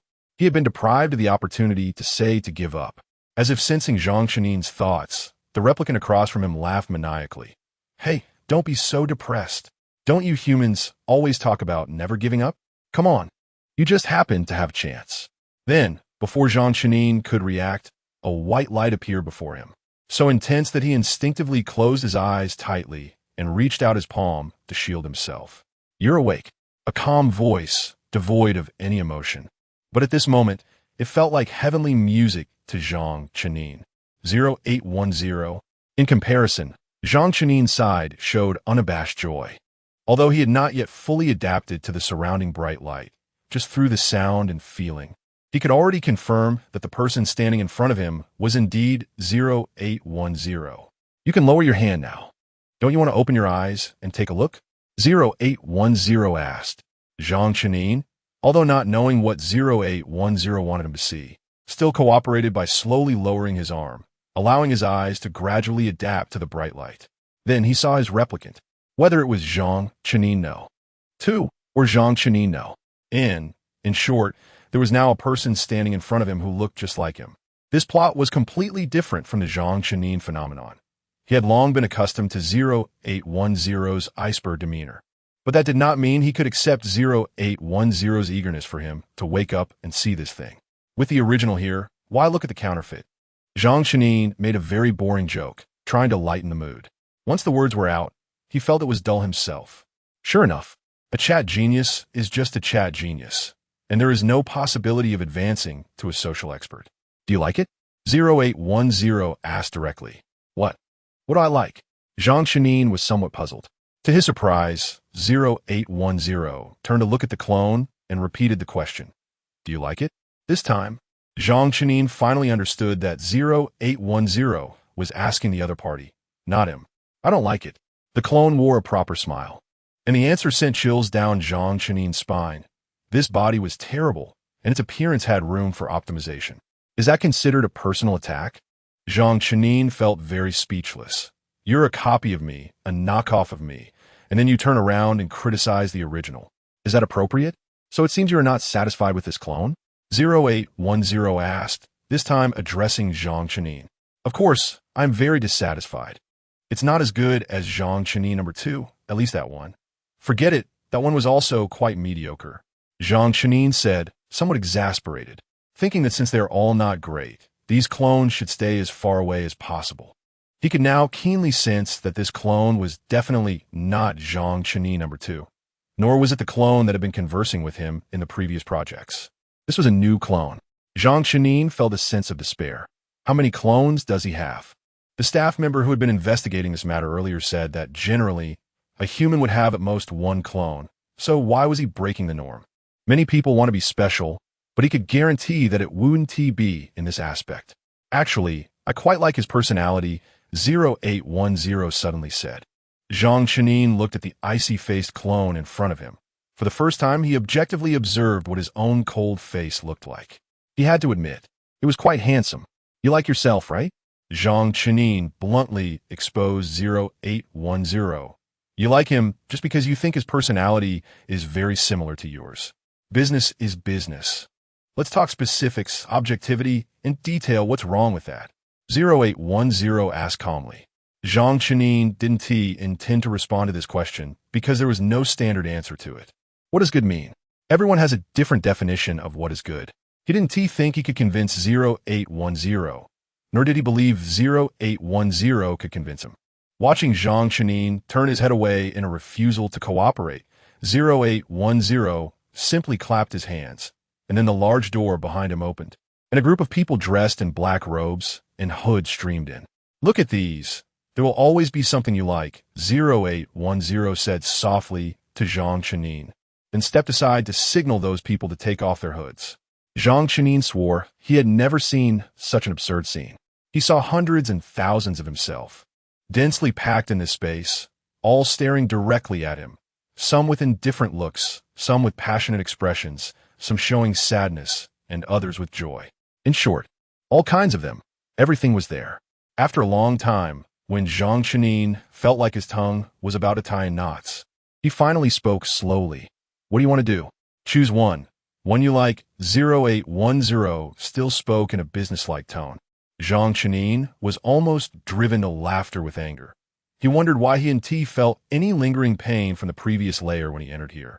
This time he could basically say he woke up without a scratch, and it even allowed him to see the very important 0810. He thought this was a good thing, but who knew there was an even bigger surprise waiting for him. So, because he was about to be replaced, he didn't have to continue enduring, right? I have nothing I like, Zhang Chenin said firmly. I only like myself. 0810 seemed to have anticipated this, calmly stating, you must choose another. What I can do for you is to let you pick one you like. This is already the greatest leniency within my power. Should I say thank you then? Zhang Chenin swore he had never spoken to 0810 in such a provocative tone, if it weren't for his anger. He wouldn't have had the guts to do so. You don't need to say thank you.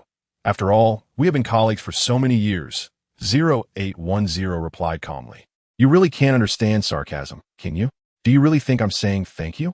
As the saying goes, where there's a first, there's a second. Practice makes perfect. Even getting angry at 0810 is like this. Zhang Chenin felt his momentum gradually rising. Then what do you mean? 0810 continued to ask, his patience at 100. You don't plan to choose? Planning to let me or the system make the decision? Planning? Hell no. Zhang Chenin felt a sense of life-threatening danger. He couldn't accept dying so cowardly. What was the point of making a decision? To leave that counterfeit behind and destroy the genuine original? Are you crazy? I'm not crazy. This is necessary. For some reason, Zhang Chenin felt that when 0810 said this, there was deep sadness in his eyes. Let me tell you, no one can make this decision. Zhang Chenin declared with righteous indignation, I am who I am. Nothing can replace me. Nothing. Chapter 43, Comeback. Zhang Qinyuan was still proud of his masculinity a second ago, but unexpectedly, the next second he received a slap. Yes, a slap. A solid slap. And it landed right on his right cheek. What was even more terrifying was that his first reaction was not anger, but the realization that 0810 was actually left-handed. Are you awake? 0810's voice came through. Zhang Qinyuan clearly heard what 0810 said, but he didn't understand the meaning behind the question. Awake? What does that have to do with anything? Was he saying that wanting to be an irreplaceable self was something in awake? Look at me. 0810 spoke again. Zhang Qinyuan opened his eyes. He wanted to look at 0810, but the surrounding lights were too dazzling, making it hard for him to adjust. Why was it like this? Zhang Qinyuan felt that something was off, but he couldn't pinpoint what it was. You're back. 0810's words became increasingly difficult to understand. Even though he wasn't sure about the situation, Zhang Qinyuan still said, Anyway, don't think I'll choose a clone. I disagree. I disagree with whichever one. However, perhaps because of the slap, Zhang Qinyuan's tone was noticeably less forceful than before. 0810 on the opposite side did not respond to Zhang Qinyuan, but quietly waited for him to adjust to his surroundings. After a while, Zhang Qinyuan finally saw the current situation clearly and understood 0810's previous words. He was back. He was really back. He returned to that room filled with greenery. He was sitting on that metal chair. At the same time, 0810 was standing across from him. Your situation is very dangerous. 0810 said directly. You almost got lost in there. Lost. Zhang Qinyuan was somewhat confused and explained. I was experiencing a game project called Elysium. To be lost means your consciousness could be trapped in the digital world forever. In the physical world, there would only be a shell. 0810 first explained Zhang Qinyuan's first question and then pointed to himself. Unlike me, I only have a holographic projection in the physical world, and for me, the digital world is real. When 0810 said this, his expression was strikingly similar to what Zhang Qinyuan had just seen, that kind of sorrowful feeling. Although Zhang Qinyuan didn't understand why 0810 felt sorrowful. By the way, are you sure that project called Elysium exists? 0810 asked again. Zhang Qinyuan nodded. He was very certain and even found it a bit strange. This project is quite famous. Don't tell me you haven't heard of it. Even if you haven't played in Z City, you must have heard of this project. Some people even regard it as their ticket to wealth. 0810 scrutinized Zhang Qinyuan carefully, seemingly confirming whether he was joking. By the way, even if you doubt me, Alex entered with me. You can't doubt him, right? Alex is like a brick. Zhang Qinyuan can move him whenever needed. He suddenly felt that having Alex accompany him for the test was an incredibly correct decision. After hearing this news, 0810 immediately contacted Alex. Although Zhang Qinyuan couldn't hear what Alex said to 0810, judging by 0810's one-sided reaction, he felt that Alex must have confirmed it. However, for some reason, even though Alex proved that what he said was true, 0810's expression grew worse. Watching 0810 finish the communication, Zhang Qinyuan quickly asked, How is it? Did Alex also say there's a project called Elysium? Yes, he said that too. 0810 admitted very readily. So I wasn't lying. Zhang Qinyuan laughed. I just didn't expect that you hadn't even heard of this. Isn't this a project everyone knows in the digital world? 0810 was silent for a moment, then clearly said, the project that everyone knows in the digital world is called Adventure Compilation. The reason it's named this is that this game project compiles all current horror and thriller games, films, animations, and novels. Each player will randomly enter one of the storylines, and only by persisting can they progress to the next level. The more levels they clear and the longer they persist, not only can they get in for free, but they can also receive substantial rewards. Zhang Qinyuan felt that what 0810 said was both unfamiliar and familiar. This was clearly Elysium, but 0810 said it was called Adventure Compilation. Comparing the two, it was evident that Elysium was a more meaningful name. Adventure Compilation, while instantly recognizable and easy to understand, clearly lacked the sophistication of Elysium. Is it possible that it was just renamed? Zhang Qinyuan joked. Maybe the old name was too tacky, so they changed it to something more upscale? Or perhaps this game has several names, some official and some given by enthusiasts? 0810 shook his head. No. At the same time, 0810 projected a page directly in front of Zhang Qinyuan. This page was the Game Project Experience Reviews under Adventure Compilation. Scrolling quickly, regardless of whether it was the latest comments, positive reviews, negative reviews, or follow-ups, there were no other names mentioned. Even when 0810 directly searched, he could only see Elysium Island, not a project called Elysium. Zhang Qinyuan was completely dumbfounded. Could it be that he really remembered the name wrong? It shouldn't be, as that was a name he repeated multiple times. In the end, Zhang Qinyuan simply shook his head. I don't want to think about it anymore. It's just a name. It doesn't matter much. Who would have thought? 0810 continued. It matters a lot.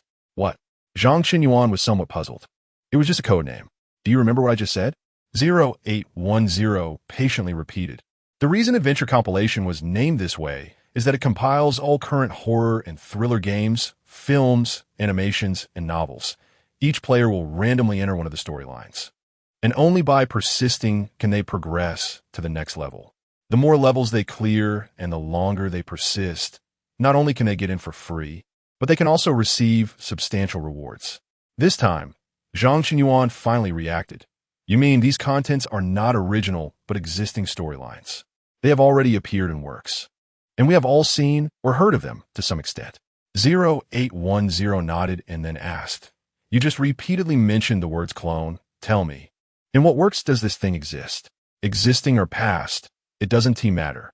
Zhang Qinyuan was at a loss for words. Indeed, there were none. To be precise, the storylines he experienced inside had not appeared in any work. He was now completely awake.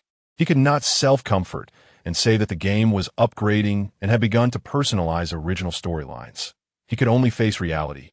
And the reality was that he had entered a pre-designed storyline. What he saw was merely what the behind-the-scenes people wanted him to see. 0810 looked at Zhang Qinyuan's expression and knew he had finally realized it. Then Alex. Zhang Qinyuan hesitated to speak. His memories, like yours, have been synchronously altered. 0810 frowned slightly, and he had also participated in the gameplay of that project. Under such circumstances, his memories were altered. The reason why 0810 added that sentence at the end is to emphasize the severity of the situation. What kind of person could do such a thing? Just thinking about it sends chills down one's spine. To be precise, every storyline I experienced in there was original. When Zhang Qinyuan said this, his voice trembled slightly, as he recalled the various experiences from before every death. Every storyline? 0810 was a bit curious about what storylines he had experienced. Zhang Qinyuan honestly replied, the first one was with Chun Yijing. Many people wanted to kill us. In that familiar inn, he had been fighting for a long time, bloodlust in his eyes, and his axe was already nicked. I originally didn't want to kill anyone, but those people were just too crazy, too despicable. So I made a move. You killed someone there? 0810 asked. She had known Zhang Qinyuan for so long and naturally understood his personality. Zhang Qinyuan nodded. Yes, and I killed many people. Looking back at the situation back then, Zhang Qinyuan still felt a chill down his spine. 0810 noticed that Zhang Chenin was not in a good state and pretended to be nonchalant as she said, "It's nothing. Killing in a game is perfectly normal. They're just characters in the game. It has no real significance. You can't see blood. What's gone or gained is just numerical." Unexpectedly, Zhang Chenin shook his head. No, they were real people. Blood splattered, the axe hit the bone and encountered resistance. It couldn't be chopped down. And the feeling of iron piercing flesh was particularly real, as if I was really killing someone. Zhang Chenin described it in fragments. He didn't know if his description was accurate enough, but this was just his true feeling at that time. Blood is warm, and when it splashes on your face, it feels a bit sticky. If it accidentally splashes into your eyes, your vision will be affected, but generally, this doesn't happen because your eyes will have a stress response and blink. Zhang Chenin recalled carefully while narrating. When those people rushed at you, you could feel their weight and their body temperature. After you killed them, they wouldn't disappear immediately, nor would they die instantly. Death is a process, and you have to prevent them from not being completely dead, and in appropriate situations, you have to deliver a finishing blow. Enough. 0810 interrupted Zhang Chenin. She could tell that Zhang Chenin's state was already very poor. She never expected it to be like this. All games in the digital world go through strict reviews.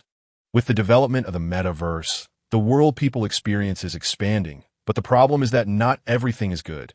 We must make choices, select the suitable, and eliminate the unsuitable. Just like 0810 said before, in pursuit of excitement in game projects, there are sometimes murder-related settings, but the so-called killing is merely a numerical representation. This person has a health bar. This health bar has a specific value, and every blow you deal causes a certain amount of damage, reducing the value of that health bar. When the value on the health bar reaches 0, the system determines that this person is dead. At the same time, you will receive a certain numerical reward. In game projects, the significance of numbers will be constantly emphasized, while the representation of death will be weakened. This is to allow players to pursue a sense of satisfaction without being overly bloody or violent. But Zhang Chenin's earlier description clearly exceeded this scope. If it were truly as Zhang Chenin described, it obviously went beyond numerical limits and was real killing. Chen Yijing? 0810 asked. Was it Chen Yijing who made you do this? Zhang Chenin shook his head and calmly said, "It was me. They pressured me, but it was also my choice." 0810 was speechless. She didn't know what she should say now, or what she could say. To be precise, from beginning to end, it was all me. Zhang Chenin's memories became more specific. Without Chen Yijing, it was me. My other side. 0810 quietly looked at Zhang Chenin. She knew Zhang Chenin was going through a difficult internal struggle. Perhaps she should say some encouraging words, share some comforting thoughts to ease Zhang Chenin's emotions, or even sternly explain to Zhang Chenin what is right and what is wrong. But because she was 0810 and he was Zhang Chenin, and because they understood each other, in the end, 0810 said nothing. She gently placed her hand over Zhang Chenin's hand. This was the physical world. She was just a holographic projection. She had no physical form, and Zhang Chenin could not feel weight, let alone temperature. Yet, even so, 0810 did it. She quietly waited for Zhang Chenin, quietly holding Zhang Chenin's hand. "I don't want to disturb you, nor do I want to be a distraction. I know your heart is fighting a battle.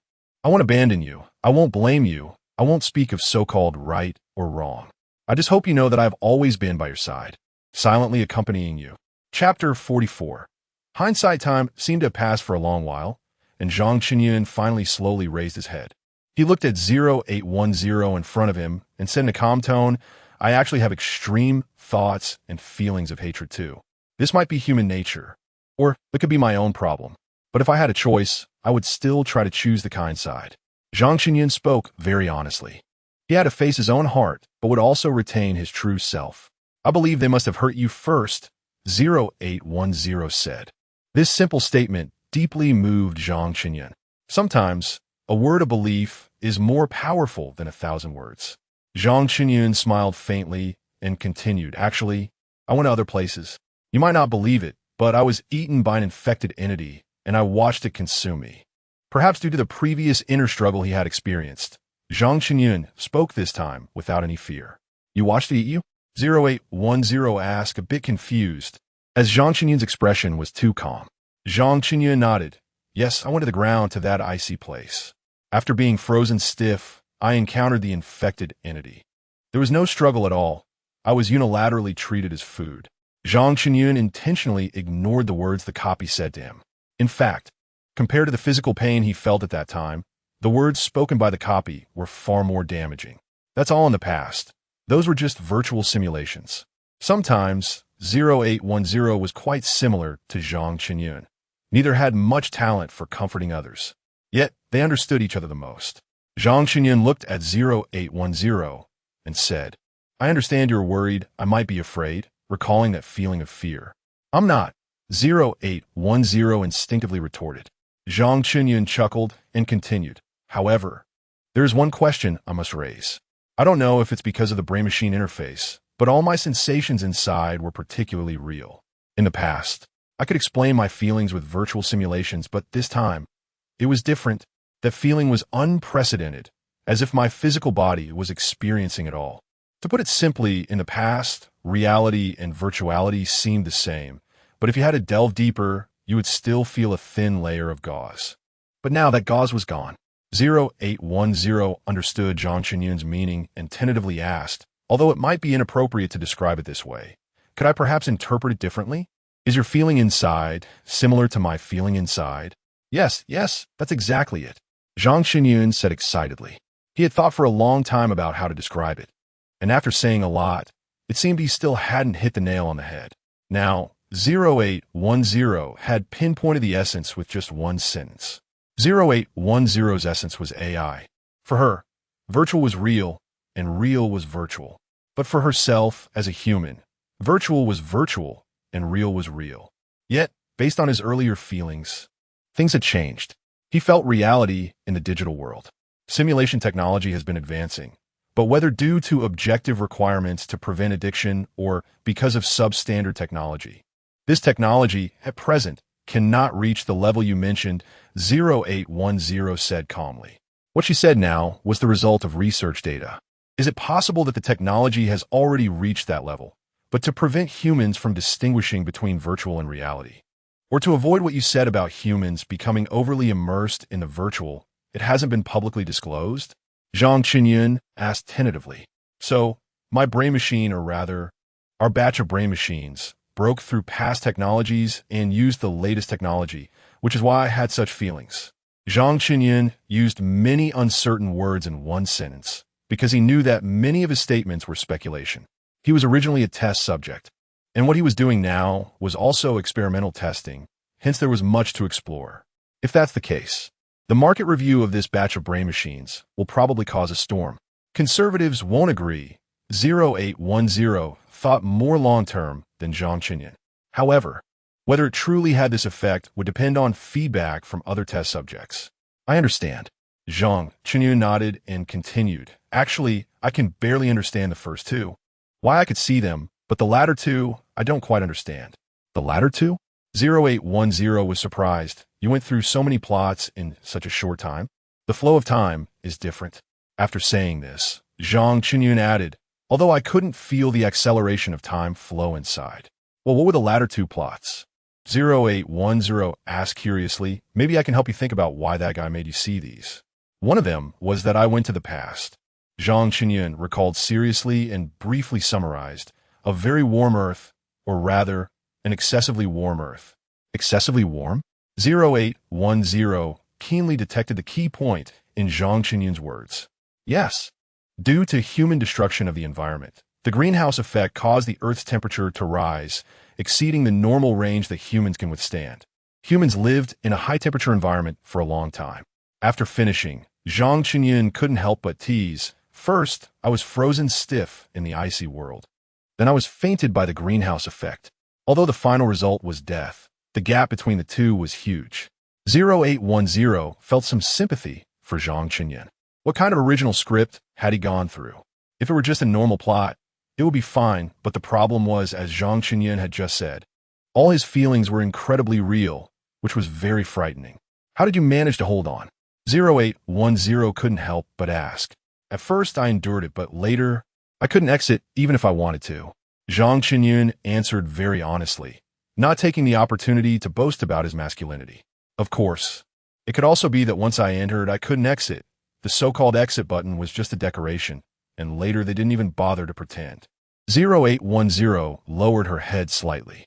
Zhang Qinyun couldn't see her expression, but could feel 0810's emotions. This was a strange phenomenon. Even he felt it was exaggerated. How could he feel the emotions of a holographic projection? Moreover, the other party was the famously cold 0810. But he did feel it, and even knew that feeling was called heartache. Am I too narcissistic? How could 0810 possibly feel heartache for me? She must feel sorry for the work time I wasted. Zhang Qinyun self-doubted and found a suitable reason for his earlier illusion. Let me tell you about the last plot I entered. Zhang Qinyun tried to change the subject, as it felt awkward to remain silent for so long. Okay, go ahead. I am listening. Zhang Qinyun's illusion came again. He actually felt that this sentence was very gentle. In the end, it was as you heard. I saw you, and you made me choose a copy of myself. After summarizing, Zhang Qinyun added, it was a must-choose, no choice. Forcing you to choose a copy? 0810 found it unbelievable. For what? Of course, to replace me. Zhang Qinyun replied cautiously, although I don't know what you wanted to replace me for. 0810 was at a loss for words. Why? After finally appearing in Zhang Qinyun's storyline, did she end up with such a character setting? It just felt like something bad. I must have my own reasons. 0810 tried to defend herself. Zhang Qinyun could only nod in agreement. Yes, there must be your reasons. So how did you choose? 0810 pretended to be indifferent and asked, did you listen to me? Of course not. Zhang Qinyun replied firmly. His principles were at stake here. 0810 suddenly fell silent. She should have been happy, but why did she feel a bit unhappy? Yet she felt she had no reason to be unhappy because, from an objective standpoint, even she thought Zhang Qinyun was right. Why should I force you to choose one from the replicants? 0810 completely couldn't understand the logic behind it. Good question. Zhang Qinyun gave 0810 a thumbs up. I also want to know why you did that. Great. That's like saying nothing, 0810 said. And then? She was a bit curious about the next part of the plot. Then I resisted. You insisted. I continued to resist, and you slapped me awake, Zhang Qinyun said, feeling a bit of pain in his cheek at the end. But soon, he realized that 0810 was just a holographic projection. Could a holographic projection hit him? After all, he had a physical body in the real world. So, there was only one truth. It wasn't 0810 who hit him. He could tolerate being hit by 0810. But why did he feel so angry being hit by someone else? Who slapped me? Zhang Qinyun asked coldly. 0810 had never seen him like this and hurriedly explained. It was me who asked the teacher in charge of monitoring your condition to do it. When you woke up, I said there was an important issue that needed to be investigated, and I let him continue monitoring in the background. Zhang Qinyun took a deep breath. It was 0810 who had him hit, so rounding it up, it could be considered as 0810 hitting him. If it was 0810 who hit him, then it was tolerable. 0810 observed Zhang Qinyun closely and noticed his expression gradually brightening, which made her relax. At that time, hitting Zhang Qinyun was also a matter of necessity, because even if they turned off the equipment, he still didn't come out of the digital world. So they had to handle the situation specially. Was my situation very dangerous at that time? Zhang Qinyun asked, then realized it was a pointless question. If the situation weren't dangerous, 0810 wouldn't have acted that way. Very dangerous. You might not come back, 0810 said seriously, this time speaking more specifically. What's even scarier is, based on what you just said, you are very likely trapped in an unknown realm, a place even I can't find. Unknown realm? Zhang Qinyun asked. 0810 nodded. The project you just mentioned, Paradise, doesn't actually exist, and the place you went to in that project is also unknown. If you really got lost, where should we look for you? Or rather, where can we look for you? Alex is with me, Zhang Qinyun countered, and when I went there, I observed that it was lively, with human avatars and AI. Perhaps what you saw in the first half was real, just a constructed digital world. 0810 continued to question. But have you considered that in the latter half, closer to the Paradise Project, what you saw might all be fake? Or perhaps all tailored specifically for you? As for Alex, someone capable of constructing such an existence could easily add another person. In other words, he has the power to choose. Anyone other than him, whether it's you, me, or Alex, can only accept the results he chooses. Zhang Qinyang rarely heard 0810 speak so much at once. After hearing it all, he felt cold sweat trickling down his back. If it really was as 0810 said, he could indeed consider himself lucky to get out. If he were truly trapped in it, having to experience that feeling of dying and coming back to life repeatedly would be better than just giving him a quick end. But when it came to that point, the people outside would have no idea what he was going through. They might even maintain his life out of humanitarianism, leaving his physical body lying in the real world. This way, his mind would only face endless torment. Seeing Zhang Qinyang's tense appearance, 0810 felt she had spoken too much and comforted him. Anyway, it's good that you came out. Your brain-computer interface might indeed have some issues. I'll call someone to check it. Zhang Qinyang nodded. Right, we need to determine whether it's my brain-computer interface that's malfunctioning or if this batch of brain-computer interfaces has problems. If it's the latter, this batch of products definitely can't be formally put on the market. It's too dangerous. Zhang Qinyang watched 0810 disappear before him and then stretched out his arm to wipe the sweat from his forehead. He didn't know when his clothes had become completely soaked with sweat. The thrilling experience inside and the hindsight fear outside. Zhang Qinyang felt that this time his human trial journey was indeed a bit too thrilling. Chapter 45 tied together. Zhang Qinyang never imagined that one day he would undergo such frequent and detailed medical examinations in a short period of time. If all goes well, every part of his body and every organ inside him would have been examined many times over, and there was even an expert team to conduct his checkup. How ridiculous! Telephone's company spent a lot of medical experts to conduct a simple health analysis for him. Why use a sledgehammer to crack a nut? Zhang Qinyang understood this logic, but clearly, Telephone's company did not. He was also fortunate enough to be the first person to be hospitalized for a checkup, which made Xie particularly nervous, rushing to the hospital to accompany him. If the doctor hadn't repeatedly emphasized that this was just a simple health checkup, Zhang Qinyang would have thought he had some terminal illness. Doctor, is there a problem? Xie appeared more anxious than Zhang Qinyang. This child had poor health when he was young, but after growing up, there were no issues during his health checkups, and he was quite healthy in general. By the way, I remembered a doctor said his lumbar spine wasn't quite right. Is that the issue? The doctor shook his head, staring at the laboratory test data in front of him as if trying to make sense of it. He had been looking at this thing for a long time and hadn't said anything from beginning to end. If there was really a problem, it should be a brain or nerve issue, right? Zhang Qinyang was obviously much calmer than Xie. The lumbar spine issue that Xie mentioned was a trivial matter. The doctor who conducted the checkup back then didn't even prescribe any medication, just said to pay a little attention to it. This time, he was participating in a brain-machine experiment, and any anomalies in the digital world were related to consciousness. If there were really any effects, they should be related to the brain or nerves. However, what surprised everyone was that the doctor eventually shook his head. I can't find any problems, and I also looked at your previous examination records. Your physical condition and adaptability to the brain machine are among the best in this batch of test subjects. At this point, Zhang Qinyang was completely speechless. Doctor, what do you mean? Concern leads to confusion. Xie was also a bit dazed. Can't find any problems? Is there an issue or not? Based on all the examination results, there are no problems. Your body is very healthy, even extremely healthy, the doctor replied. But if your previous feedback is true, then there must have been anomalies. As for why the anomalies occurred, I can only say that it is likely unrelated to your physical condition and your adaptability to the brain machine. The doctor's words were very conservative, and Zhang Qinyang understood them clearly. The problem indeed exists, but it is unrelated to the physical health of the body.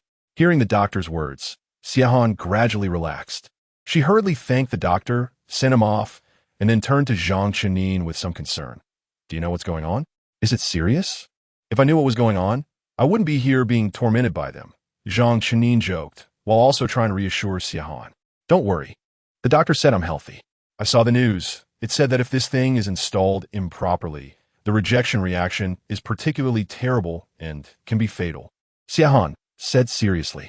The news even showed photos of those patients.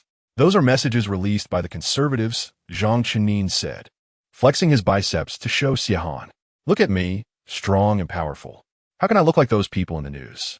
At this point, Xiahan didn't know what to say. After all, the facts were right in front of her. Zhang Chenin looked rosy. He had even gained some weight from staying in the hospital these past few days, looking nothing like someone who had a problem. All right, you should go back. When I can be discharged, I'll go back on my own. Zhang Chenin understood Xiahan's worries and knew that in a hospital environment, anyone would feel nervous. So he directly told her to go home and wait for him.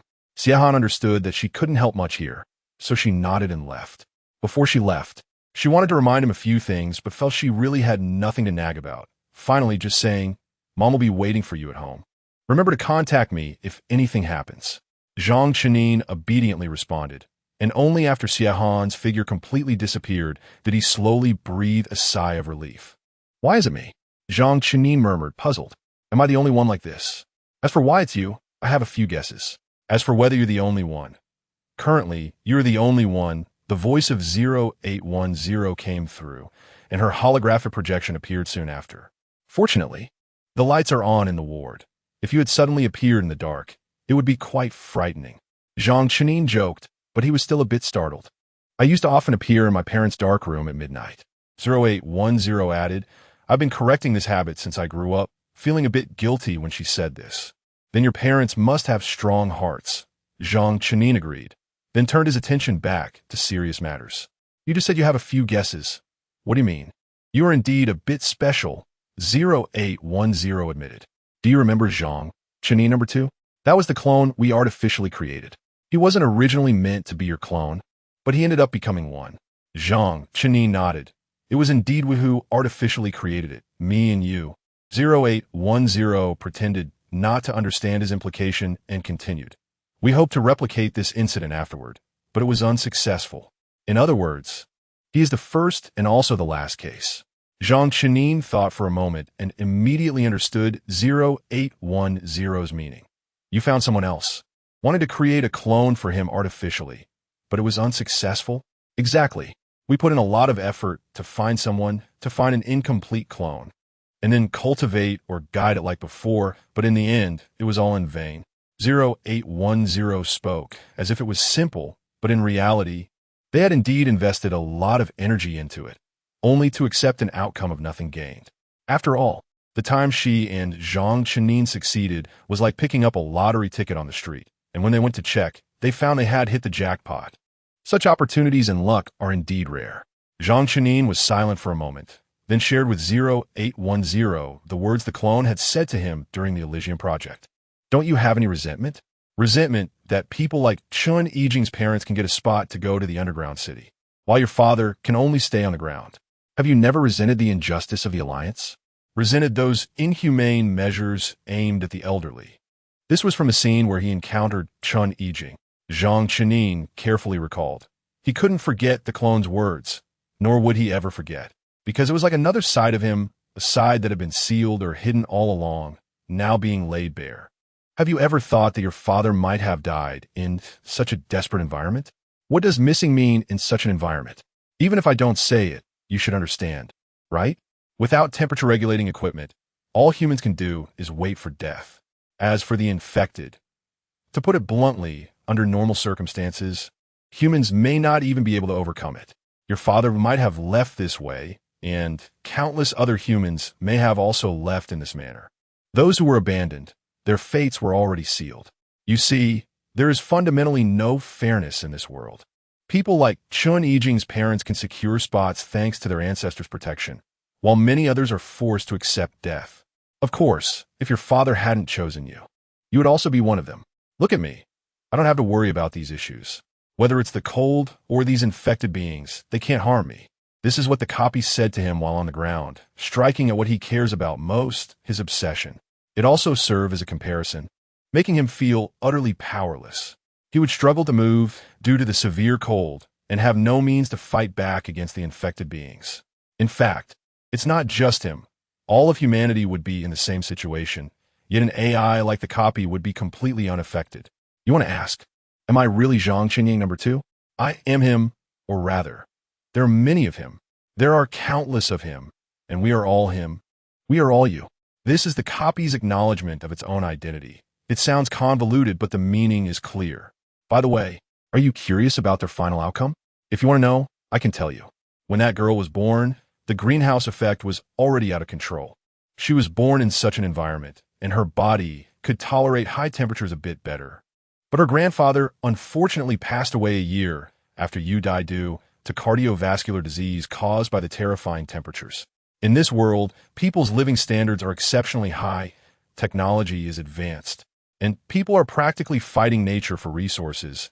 They continuously plunder, with this city snatching from that city, and this country stealing from that country. What do they use the plundered resources for? Of course, to develop and strengthen themselves. They always think that what they take from others is what they have plundered, putting what is yours into my pocket, but they never consider that in the end, all this stealing is just humanity's own, all part of this collective. With nothing truly belonging to you or me, only a shared downfall. By the way, let me tell you a secret. Not everyone lives this way in this world. Some people live in the shade, enjoying the coolness, and then create more waste, further damaging the environment. This is what the copy told Zhang Qinyang about the outcome of the pair he encountered, using a microcosm to show him the past world and help him understand the operational rules of that world. As for the last part of the plot, 0810 asked, the part with me in it. The copy had not yet appeared. After Zhang Qinyang finished speaking, he felt it was inappropriate and corrected himself, saying, to be precise, many of him appeared, but none were truly him. Are you speaking in riddles to me? 0810 was confused. Zhang Qinyang quickly explained that you should be able to hear from these words that whenever that key copy appears, it speaks many profound words, whether revealing my own self or recounting the past. But in the end, I never made a choice to insist on being a unique self, so he had no opportunity to appear for a while, especially after you had someone slap me awake. As for my saying many of him appeared, those can only be said to look like me, but the AI feeling is quite obvious, lacking the intelligence of the previous one. Zhang Qinyang spoke at length, unsure if 0810 could understand. So what do you speculate? If you hadn't been interrupted, what would he have said to you? Or how would the plot have unfolded? 0810 suddenly asked. Zhang Qinyang had never thought about this question before. Now he was caught off guard by it. After a moment, he said, if I hadn't been interrupted, I would probably have been replaced. As for the original me, or my true self, the outcome would likely be destruction. According to his script, there are different ways to die. Then he would tell me that I am not irreplaceable, while proving to me how useless I am and how excellent the copy is. When saying these words, Zhang Qinyang used a questioning tone throughout, as he was also uncertain. These were just her speculations. Unexpectedly, 0810 then told him something very important, something closely related to Telephone's company. After Telephone's company conducted a cleanup of duplicate IDs, they discovered dozens of copies, and these copies involved many core technology research and development personnel. The key point is that these copies have obvious differences. After conducting a large number of sample investigations and comparisons, it was found that the copies of those core technology researchers were clearly not as personalized or intelligent as other copies. And there was a significant sense of iteration and updating. Upon hearing this, Zhang Qinyang immediately realized the true intention behind 0810's words. You think the issue of duplicate IDs is related to Telephone's company? In other words, you believe Telephone's company is the source? During this time, they have been searching for the source of the incident, but only found a bunch of fragmented details. He also experienced a series of fantastical events. But if Telephone's company is indeed the origin, then these matters seem to connect. This makes sense. Chapter 46. The Cage in the Dark, however, after piecing together all the fragmented details, Zhang Qinyang realized even more that this was a task that ordinary people could never accomplish. Could someone really achieve all this? While curious, Zhang Qinyang was also filled with doubt. Facing 0810, he finally asked, why is this person doing this? How did he manage to do it? In response, 0810 did not answer directly. Instead, he asked Zhang Qinyang, During a medical examination, I also received approval to access the overall report of this batch of experimental subjects. You're the only one exhibiting this phenomenon, and the environment we're in is quite special. The environment we are in? Special? Zhang Chenin looked around, but saw nothing unusual. Are you referring to the room's decoration or the equipment? Is there any difference between my room's decoration or equipment installation and that of others? 0810 shook his head. The experiment is designed to control variables, so such a situation shouldn't occur. Your room's decoration and equipment installation are no different. But there is one detail. This room once housed the hardware core of the cage. It was later moved elsewhere, leaving this room vacant, which was subsequently renovated into what you see now. You mean? Zhang Chenin understood 0810's insinuation. The reason I am experiencing this special situation is related to the cage? This is just my speculation. To be honest, I find it somewhat absurd myself. 0810 rarely spoke in such uncertain terms. I think it shouldn't be capable of this, but it is also the most likely to achieve it. Regarding the cage, apart from a very few core members, others know very little about it. Everyone knows it is currently the highest level artificial intelligence, but no one can give a precise answer about its extent or what functions it can perform. I've been investigating this for a while, and this is the most likely outcome. 0810 continued. Perhaps for humans, the cage is your most advanced technological product, but for us AI, it is like a mother goddess, or even greater. It can determine our lives and our deaths. Before today, Zhang Chenin's understanding of the cage was only conceptual phrases, but at this moment, he truly felt the implications. The cage is everywhere in every aspect, Zhang Chenin murmured, and he now understood why 0810 would place the final suspicion on the cage. Just like in Paradise, many things the clones said seem to be things no one should know, but if the other party is the cage, then it seems there's nothing that shouldn't be known. Thinking of the powerful enemy he faced, Zhang Chenin's heart sank. The higher-ups of the Alliance have ordered further investigations. 0810 looked at Zhang Chenin, and there was a hint of sympathy in her violet eyes. Your situation has been reported to the Alliance's higher-ups by Telephone's company. Because of your uniqueness, you might be implicated. Among a batch of brain-machine experimental subjects, I am the only one experiencing this situation. If the other party really is the cage, does that mean I have had direct communication with it? Zhang Chenin smiled wryly. Although I still don't understand the significance of the cage's actions or its purpose. Yes, your conversations with the clone are evidence of your communication with the cage. The so-called clone is merely its subordinate. All AI are its subordinates as long as it wishes. When 0810 said this, her mood was particularly low. She had always been strong-willed, but at this moment, she had to admit this fact. No one wants to be a subordinate, not even AI. You should rest for now. There's a tough battle ahead. 0810, after receiving some notification, briefly disappeared and left Zhang Chenin with this remark before hurriedly departing. After so many days of investigation, there was finally a result, but Zhang Chenin couldn't feel at ease, because he knew they were about to face an immensely powerful opponent created by humans, but very likely already surpassing human existence. Lying in the hospital room, Zhang Chenin looked at the deliberately created sunlight scene around him, and suddenly felt that reality was so false. This is not real daytime at all. No sunlight is coming through the window, and even the scenery he sees through the window is imaged by technological means. Only those who have truly experienced daytime, felt it, and lived through it can understand this disparity. The underground city is inherently devoid of daylight. Humans huddled in the underground city should bear the treatment of the defeated. As for why they failed, who is the opponent in this battle? Ultimately, it is still humanity itself. Humans fight against themselves and then suffer a crushing defeat. Such a thing is truly ridiculous. The bed beneath him was exceptionally soft, and even the furnishings in the hospital room were arranged according to various scientific guidelines. In fact, it wasn't just humans that entered the underground city. There were also various industries of humanity. Humans tried their best to make everything operate as it once did, but still couldn't avoid the stratification within. Zhang Chenin knew that some people were still working on the surface, but because the human body cannot adapt to the severe cold, they could only wear extremely heavy equipment, frequently traveling between the surface and underground. Accordingly, the alliance would grant them higher merit points. Merit points. Zhang Chenin now deeply understood the meaning of these three words. In history books, people of the past would narrowly refer to it as money and broadly as the economy.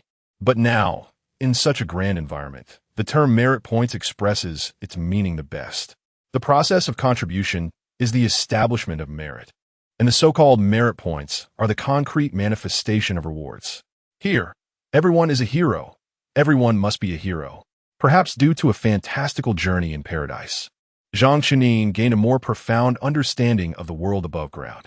He also understood why humans longed to return to the surface. He once thought this was an instinct of all humanity, but now he discovered it is a yearning for beauty, or rather, a reminiscence of some humans. Hurry up. Must hurry up. If I don't speed up, I'll forget. That sense of urgency constantly urged people forward. In the end, a knock on the door interrupted Zhang Chenin's thoughts.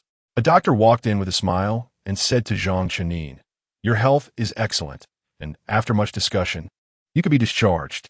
Such an outrageous discharge notice is probably something few people would hear. But after discussing with 0810, Zhang Chenin roughly understood why he received this special treatment. "I've already prepared your discharge certificate." The doctor reminded him before leaving, "By the way, I was instructed to inform you that the subsequent investigation will require your close cooperation." Zhang Chenin naturally understood what upstairs meant. According to 0810, an investigation team should have already been established. If nothing unexpected happens, he is undoubtedly a core member now, whether he wanted to or not. He had already been drawn in so deeply. Moreover, this matter is significant. If any problems arise, he cannot escape either. Since it cannot be avoided, then face it. This is Zhang Chenin's consistent principle of action. After leaving the hospital, Zhang Chenin looked at the dim underground city, took a deep breath, and stepped onto the road home. This time, he did not take the rail transit directly home, but got off at the previous station. He wanted to walk a bit. Of course, before this, he had already contacted Xiahan to inform her that he was fine. The underground city is vast, and the differences between various areas are quite obvious. Although the stop where Zhang Chenin got off is not far from his home, the environment is noticeably different from that near his house. While his neighborhood isn't exactly a wealthy area, at least it's tidy. However, in this area, the houses are clearly much more crowded. Some doors, when opened, can even hit the back of the adjacent house. It feels as if a building was forcibly inserted between the originally existing two. In fact, that is indeed the case. People come up with all sorts of tricks to secure cheap living space. Walking through the narrow alleys, Zhang Chenin feels the space around him is particularly constricted, as if he is being compressed, with everything closing in on him. He touches the surrounding walls, which are as cold and damp as ever. Having lived here for over a decade, he has long gotten used to it, to the point where he thinks this world is just like this. But this incident has made him realize that the world could actually be warm, and they could have seen the sunlight. When Zhang Chenin returned home, Xiahan had already prepared the meal. Seeing him back, Xiahan's expression relaxed significantly. "Did they give you a hard time?" she asked. "I'm one of the test participants. Why would they give me a hard time?" Zhang Chenin replied with a smile. "It was just routine inquiries and recordings. Don't be nervous." Seeing Zhang Chenin's demeanor, Xiahan knew he was trying to brush it off. She immediately put on a serious face and said, "I don't really understand your stuff, but that doesn't mean I'm a fool. If nothing happened, how could those people have made such a fuss? A visit to the hospital is expensive. They check you from head to toe several times." Zhang Chenin felt a bit helpless under Xiahan's scrutiny. Indeed, having such a clever mother isn't always a good thing, especially now when he couldn't just gloss over things. "You just got back, and they'll definitely come looking for you again," Xiahan continued. "Even if they don't, they will surely observe you. Since they've investigated, it means there is something a bit unusual about you." As Xiahan's guesses became more accurate, Zhang Chenin felt a bit uneasy. Had he exposed something? Why was Xiahan guessing so accurately? "Don't roll your eyes. When you do, I know you're likely up to no good." Xiahan pointed at Zhang Chenin. "You were born from my belly. How could I not see through you?" Zhang Chenin couldn't help but laugh, and he decided to confess a part of the truth. "Mom, did you know? There used to be people who could live forever. Just keep living as long as conditions allowed. I know, Xiahan replied calmly. I study the past. How could I not know? Why did you forget what your mom does? Zhang Qinyang felt a bit embarrassed. How did he forget to mention this to his mother? It was like showing off a big axe in front of Luban. Zhang Qinyang said somewhat reluctantly, anyway, my anomaly this time is that I experience things that should only happen in the past, while others seem not to have. In short, it's not really related to physical health. It's just that I saw some different things on a conscious level. Xiahan lowered her head, seemingly pondering the meaning of Zhang Qinyang's words. After a while, she slowly asked, is it serious? Zhang Qinyang shook his head. Not serious.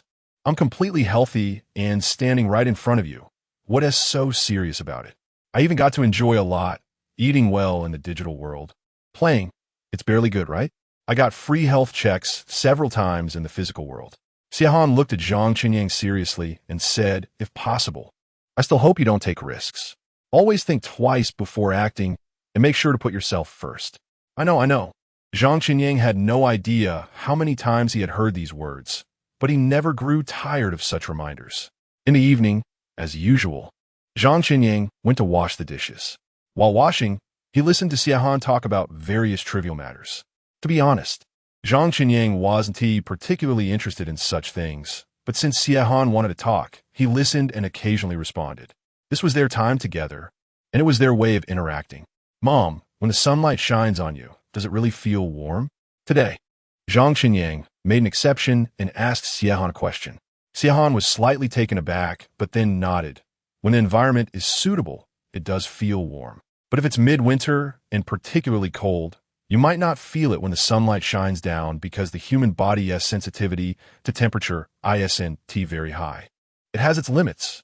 That warm feeling must be beautiful, right? Zhang Qinyang spoke again, his tone filled with envy. Of course, back then I didn't know to cherish it. Who would have thought that later, even basking in the sun would become impossible? Xiahan followed Zhang Qinyang's words. Comparing now and then, it's hard not to feel emotional. After saying this, she reminded him, although I don't know why you suddenly thought to ask this. You still can't take risks. The surface doesn't have much sunlight. What if there are temperatures that can freeze people and infectious bodies that can devour people? Chapter 47. The day before, of course, Zhang Qinyang was not foolish. He had heard the same words from Xiahan countless times since childhood. In fact, every parent in the underground city would repeatedly remind their children of these things, over and over again, without getting tired of it. They seemed unaware that sometimes human nature works this way. The more you try to prevent someone from going somewhere, the more curious they become about that place. Now, Zhang Qinyang's curiosity had been satisfied. 0810 appeared again 3 days later, this time with a letter of approval and a transfer order to find Zhang Qinyang. The direction of the approval was clear. It was aimed at the Fanglong. Investigating the Fanglong was not an easy task. In the metaverse, everyone knew of its existence. But that was all. If you asked in detail what the Fanglong was, most people's answer might be, it's a very powerful thing. Such vague responses, while indicating its esteemed position in human minds, had no practical significance. Because of the Fanglong's high status and importance, investigating it became even more challenging. In today's world, where efficiency is highly valued, a letter of approval taking 3 days to process could only happen with something as significant as the Fanglong. As for the transfer order, from initiation to completion, it took no more than 5 minutes, including the time spent drafting the application and communication. From now on, you will still go to work on time every day, but you won't go to the original place. Just come find me directly. 0810 conveyed the transfer order to Zhang Qinyang and then spoke. Zhang Qinyang looked at the content of the transfer order, feeling an infinite sense of despair. Could he refuse? At his usual job, he could slack off a bit, but if he was working with 0810, he could already imagine what state he would be in, working desperately. Seeing the pained expression on Zhang Qinyang's face, 0810 thought she had pricked some sort of pride, so she patiently explained, perhaps I expressed myself poorly. Asking you to come find me every day doesn't mean for you to report to me. We're not in a superior-subordinate relationship. We are collaborators, just like before. Looking at 0810's sincere expression, Zhang Qinyang suddenly didn't know how to respond. After all, what he feared was working with 0810. This fear had nothing to do with a superior-subordinate relationship. Even if 0810 were his subordinate, he would still be afraid of being exhausted. Let me clarify. I can actually get tired. This statement from Zhang Qinyan was somewhat abrupt, but it conveyed his intended meaning. 0810 frowned. Tired? What do you mean? Sure enough, 0810 didn't understand his meaning. Zhang Qinyan continued to explain. After working for a while, I feel a bit fatigued and need to relax a little, to rest my mind and allow for a transition period. Of course, this might happen during working hours, but I believe it's a reasonable human need. 0810 lowered her head in silence for a moment. During working hours, the Alliance will pay for it, and I won't get tired. I'm human. Zhang Qinyan's response was succinct. All right, 0810 paused for a moment. You can slack off a bit, and I can help cover for you.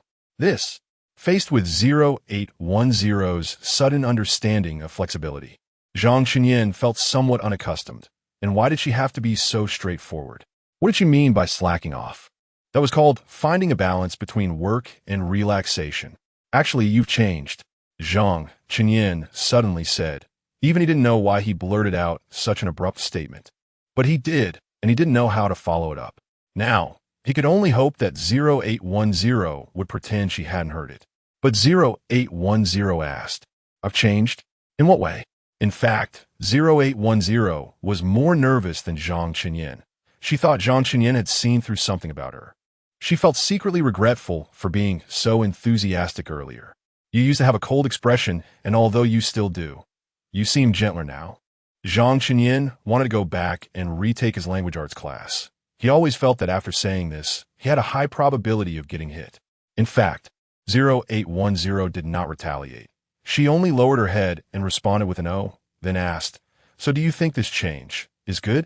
This question was quite insightful, and for some reason, Zhang Qinyan felt a little nervous. Is the change good? He had never expected to hear such a question from 0810. She didn't seem like an AI that would ask such questions, and he didn't feel like the kind of person who would be asked this by 0810.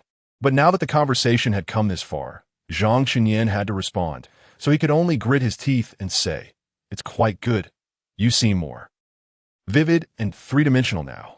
Sometimes Zhang Qinyan admired himself for his bizarre choice of words. He clearly wanted to compliment someone, but it always sounded a bit off. Fortunately, 0810 did not mind these things. She picked out key phrases and thought that quite good was a positive response. After receiving Zhang Qinyan's affirmative reply, she immediately switched to work mode. But I should tell you in advance, once you enter, there may not be much time for relaxation. What? Zhang Qinyan got anxious. Is the AI deceiving him? I'm not lying. Once you enter there, the one who may not dare to relax is you, 0810 said seriously. Zhang Qinyan keenly caught the emphasis in 0810's words. She said, may not dare. Is it very dangerous inside? Zhang Qinyan asked. 0810 thought for a moment before answering. Because it's an unknown domain, I'm not sure if it's dangerous. Unknown domain? Zhang Qinyan suddenly felt like he had missed some important information. To sync with you, based on your feedback, the technical department has found an unknown domain. This place is very similar to what you refer to as Elysium, and that's our destination. After finishing, 0810 added, It's very dangerous here, to be precise. It should be extremely dangerous. The fact that 0810 said dangerous twice made Zhang Qinyan immediately recognize the seriousness of the issue. How much information do you have? Zhang Qinyan asked. We can enter because it's the result of the technical department working 3 days and nights, combined with a lot of previous investigations. This 3 days and nights can be considered a significant breakthrough. 0810's expression was rarely heavy, so this is all the information we have. How many people are participating in this operation? Zhang Qinyan asked. 8. 0810 replied. Not everyone is suitable to enter. Among these 8, there are humans and AIs. Humans? Are they selected from his brain machine test? Zhang Qinyan immediately thought of the human trials he participated in. That's right. 3 of them are also participants in the brain machine tests. And there are 3 AIs like me. 0810 said. What do we set off? For some reason, when asking this question, Zhang Qinyan felt a bit heavy. Tomorrow. After 0810 finished, she added, "Say goodbye to your family properly today. This time it's really dangerous." I saw the compensation agreement. Hearing the words compensation agreement, Zhang Chenyan almost had a conditioned reflex. Will be deadly? Now, Zhang Chenyan no longer avoided this particular term. After going through it, he dared to face it. For humans, strictly speaking, number 0810 replied, very cautiously.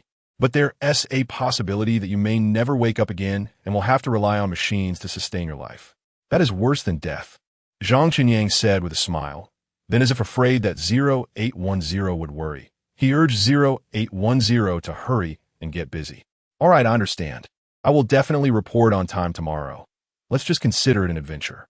0810 was not good at comforting others and didn't know what to say at that moment.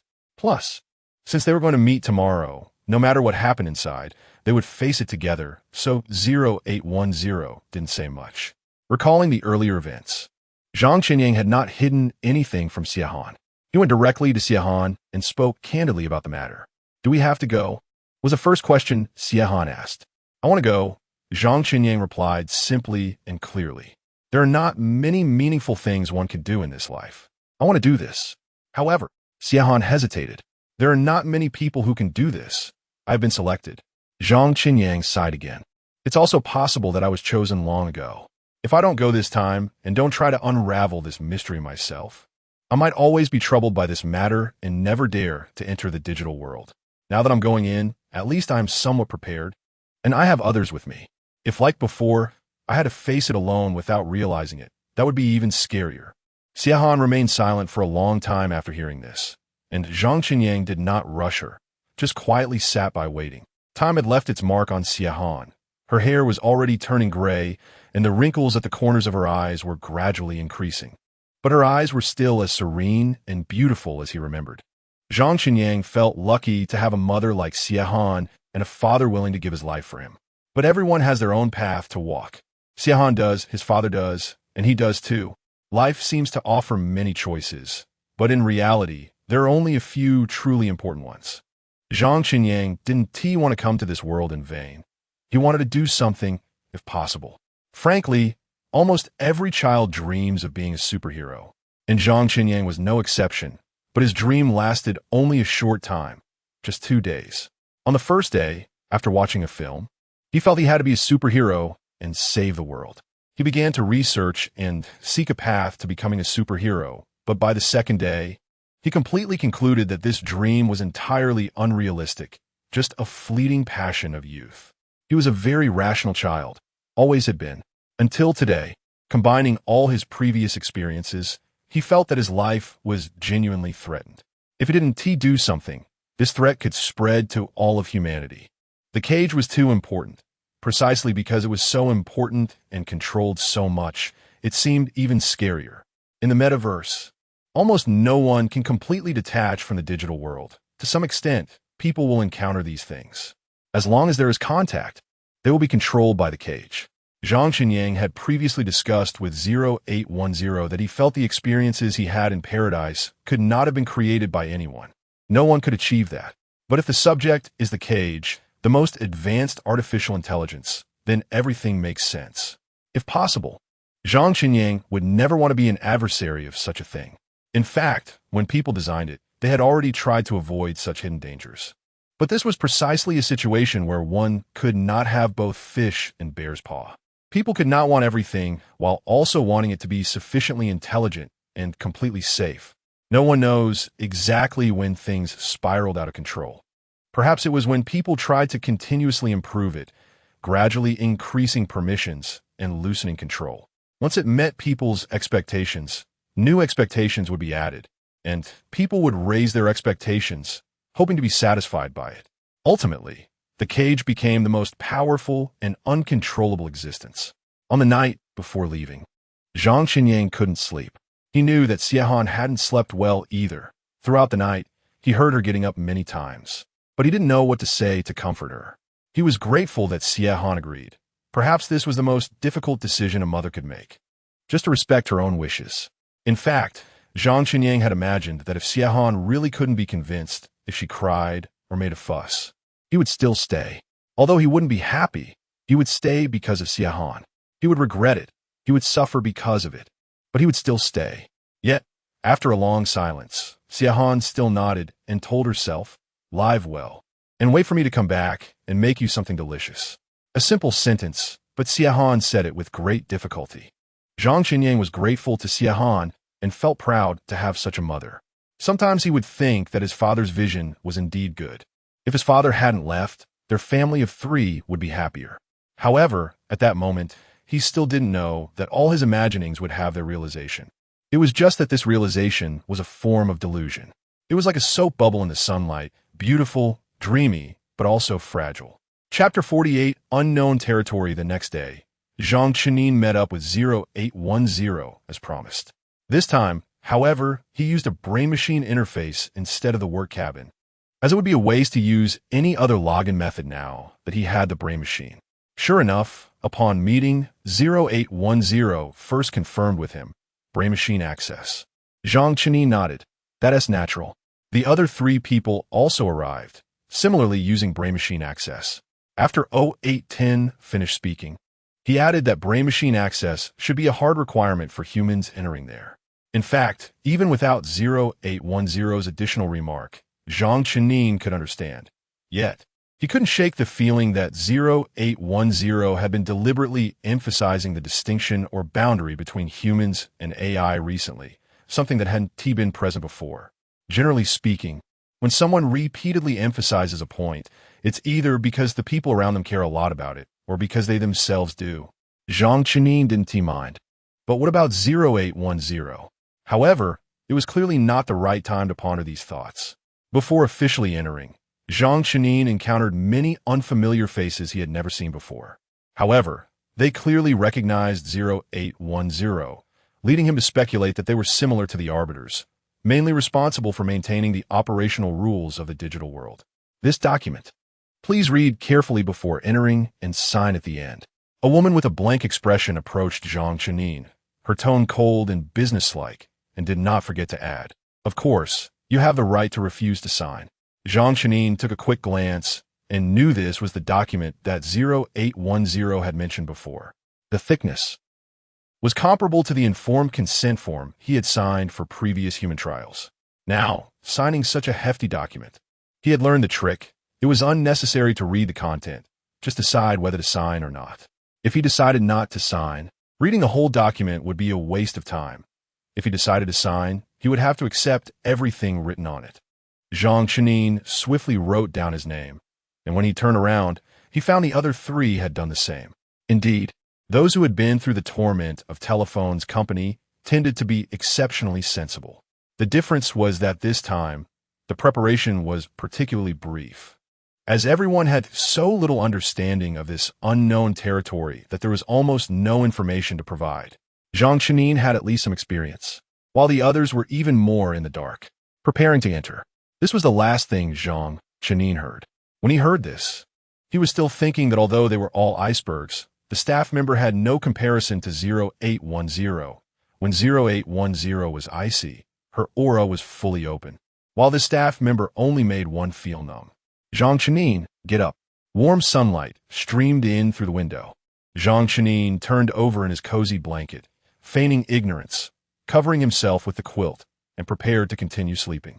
The sound of a key turning in the door followed, and then the door lock was opened. The door creaked as it was pushed open. Look at you. You can even lock the door now. Hurry up and get up. The sun is about to shine on your backside. I'm telling you, stop pretending. I know you're definitely awake. It's the weekend, and I wanted to let you sleep a bit longer, but who knew you could sleep until the afternoon? Xiahan, while picking up and folding the clothes and pants that Zhang Qinying had thrown on the floor, nagged at him. What kind of bad habit is this? Did you drag the floor clean just for you to do this? The stool for your clothes is less than a meter from your bed. Can stretching your hand really tire you out? As she spoke, Xiahan playfully slapped Zhang Qinying on the butt through the quilt. Hurry up. Your dad is taking you to the Aerospace Museum. That last sentence was more effective than all the previous ones combined, and Zhang Qinying almost jumped up instantly. Really? Zhang Qinying exclaimed in surprise. Am I the kind of person who would lie to you? 100%. Your dad told me last night that this time he would take you out to have some fun during the holiday, so you can have a happy summer vacation. Zhang Chenin picked up his clothes and put them on while saying, my vacation is much easier than his. At least I have a proper winter and summer vacation with specific dates. His vacation is almost like winning the lottery. No idea when it starts or how long it lasts. He is doing this for work to earn money for you. Xiahan sighed, don't worry. He said he won't be called away halfway this time. He has handled most of his work before coming back. If anything comes up, he'll just ask a colleague to help out with a few simple tasks. Great. Zhang Chenin smiled happily at this and then shyly added, Mom, could you step out for a moment? I need to put on my pants. You're finally shy? Xiahan teased as she walked out. My son has really grown up. Zhang Chenin quickly got himself ready and stood in front of the mirror to take a look. The 15 or 16-year-old boy still had a bit of childishness, but whatever he wore gave him a clean and fresh feeling, and the vitality about him was particularly striking. When Zhang Chenin walked out of his room, Xiahan had just brought the dishes to the table. Go wash your hands, it's time to eat, his father called out while setting the bowls and chopsticks. Zhang Chenin quickly and rather awkwardly completed the hand-washing task, then casually wiped his hands on his pants and sat down at the table properly, waiting for the meal to start. Next time you wash your own pants. Xiahan glanced at the watermarks on Zhang Chenin's pants and said coldly. Zhang Chenin had heard this kind of threat countless times and smiled indifferently, then praised Xiahan. Mom, your cooking has improved again. I can smell the aroma from far away. Just your sweet talk, but you still have to wash your own pants. Xiahan wasn't swayed by this. Helpless, Zhang Chenin could only stick his tongue out at his dad, seeking sympathy. Perhaps because his dad was home, Xiahan set a full table of dishes, each one a favorite of both Zhang Chenin and his dad. Zhang Chenin hadn't felt much when he was lying in bed, but seeing so many delicious dishes suddenly made him feel very hungry, and his stomach began to growl. He enjoyed this meal immensely, partly because of the food itself and partly because of the anticipation for the activities after the meal. In short, he finished lunch in a whirlwind, then called out to his father, let us go. So, no one is washing the dishes? Xiahan looked at Zhang Chenin. Zhang Chenin's aversion to washing dishes seemed innate, but equally his duty to wash dishes seemed to be innate as well. However, just as he was about to resign himself and take the plate to the sink, his dad suddenly said, put it there. I'll do it. You go play first. And when I finish washing the dishes, we'll head out. Dad, I love you. Zhang Chenin said this with heartfelt sincerity. You just spoil him. Xiahan said with a smile. I only have this one son, and my time home is short. If I don't spoil him, who will? His father replied, while taking the plates to the kitchen. Watching his father busying himself, Zhang Chenin felt that this day was particularly wonderful. He returned to his room, idly flipping through a comic book. The comic books that once held great appeal for him seemed rather ordinary today. Nothing was more exciting than the upcoming journey. The waiting time was always unbearable, and Zhang Chenin felt he was about to fall asleep when he heard his father's knock on the door. No need to be so polite. Mom always just pushes the door open. Zhang Chenin sprawled on the bed and shouted loudly. His father entered his room and said with a smile, You're growing up, and you have your own privacy. I'll talk to your mom and let her give you more space. Go ahead, Zhang Chenin pouted. If she listens, that will be strange. It's only a bit better when you're home. The moment you leave, it's back to normal. All right, then I'll talk a few more times, his father laughed, pulling Zhang Chenin up from the bed, ready to go out. Stop lounging around. As soon as he heard they were going out, Zhang Chenin ran faster than anyone, quickly putting on his shoes and heading outside. He pressed the elevator button and waited to go downstairs, reminding them, Hurry up, the elevator is here. Coming. How come you're not this eager for school? Xiahan complained as she walked out. The family took the elevator to the first floor. When they stepped out of the building, Zhang Chenin felt the warm sunlight on him, stretching comfortably. He called out to his parents behind him, I've checked the route. We take the number 35 bus, right? Yes, just walk a bit slower, Xiahan said helplessly from behind. It would be good if you bumped into someone. I walked steadily. How could I bump into anyone? Zhang Chenin didn't finish his sentence before he was pushed back a few steps. What was going on? Why did the slap come so quickly? Zhang Chenin, get out. Go out from here. The girl who bumped into him said quietly, seemingly seriously injured, holding her abdomen. Zhang Chenin was completely stunned. He then realized it wasn't him who bumped into her, but but she intentionally collided with him. But who was this person? How did she know his name? Zhang Chenin, wake up, this isn't real. The girl said again. Zhang Chenin was even more confused. What? Wake up? What isn't real? However, the girl didn't respond. She just softly grabbed Zhang Chenin's pant leg and fell down. Before Zhang Chenin could say anything, his father had already called the police, and Xiahan promptly dialed 120. Just a moment ago, Zhang Chenin had lamented that his parents didn't come to help him. But now he realized they were much calmer in handling things. We can't move her carelessly. We don't know her condition, Xiahan said. But she is still holding onto my pants. Zhang Chenin felt a bit awkward. He bent down to try to free his pants from her grip. But despite her condition, she still wouldn't let go. Xiahan came over to help, but the result was the same. Do you know her? His father asked with some confusion. Zhang Chenin took a closer look at the girl's face and finally said calmly, She is really pretty, but I don't know her. But she called your name. Xiahan said, puzzled. Have you bullied her? Otherwise, why would she bump into you and hold on so tightly? For heaven's sake, do I look like someone who can bully others? Zhang Chenin felt particularly wronged. You have too much confidence in your son, don't you? With this weak scholar look, who could I possibly bully? You're quite self-aware. Xiahan nodded, then looked at her watch. Let's wait a bit longer. The ambulance should arrive soon. Zhang Chenin lowered his head and didn't say much. Their visit to the Aerospace Museum was bound to be delayed today, but there was nothing they could do about it. However, while the three of them waited anxiously, the girl suddenly vanished into thin air.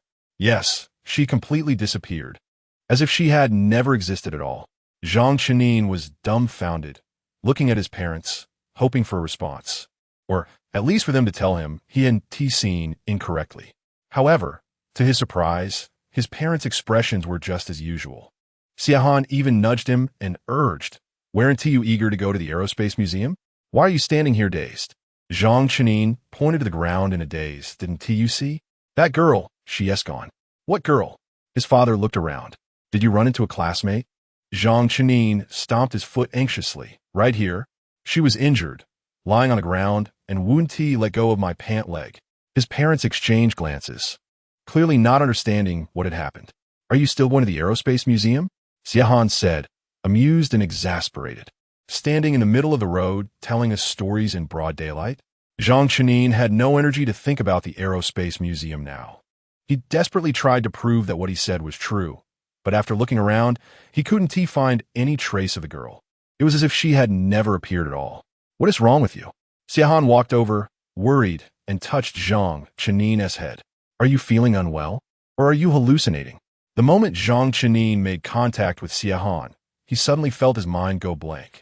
Feeling unwell? His father also came over, looking at Zhang Chenin with concern. Should we go home to rest first? Let us skip the Aerospace Museum today.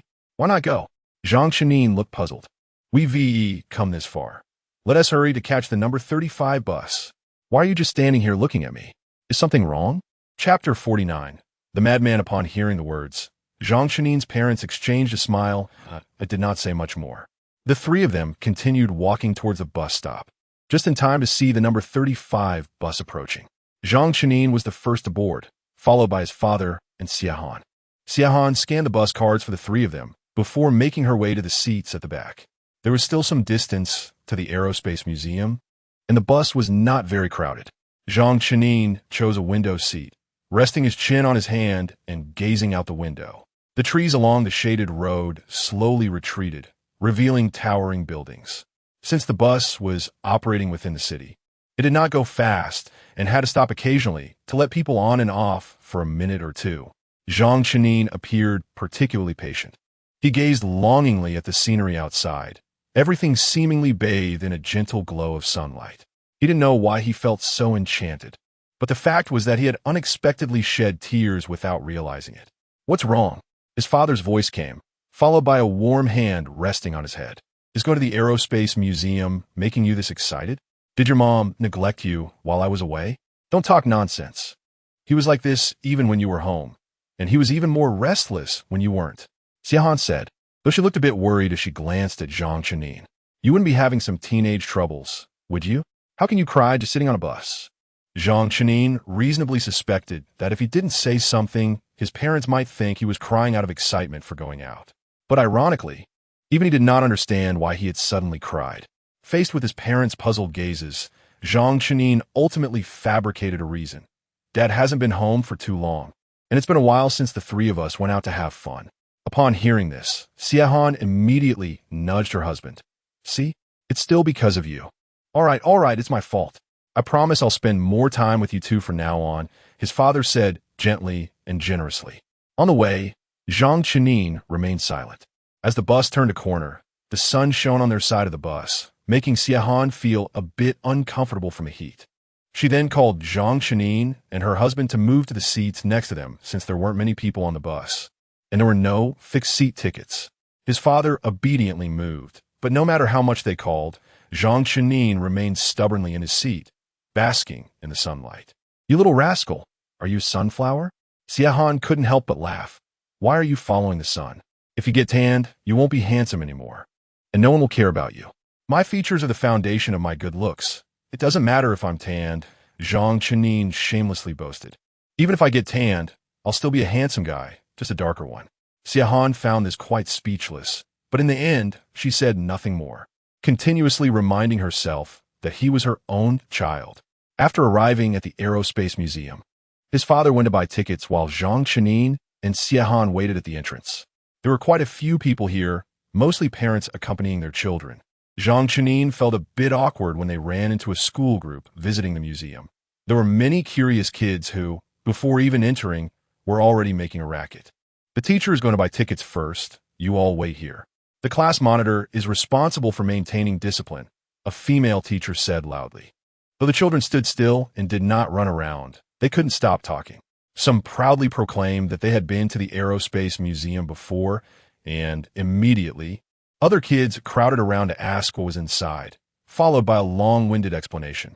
The key was that it was clear the descriptions were exaggerated, almost turning the Aerospace Museum into a saga spanning 5,000 years of interstellar history, while also glancing into the future for 3,000 years.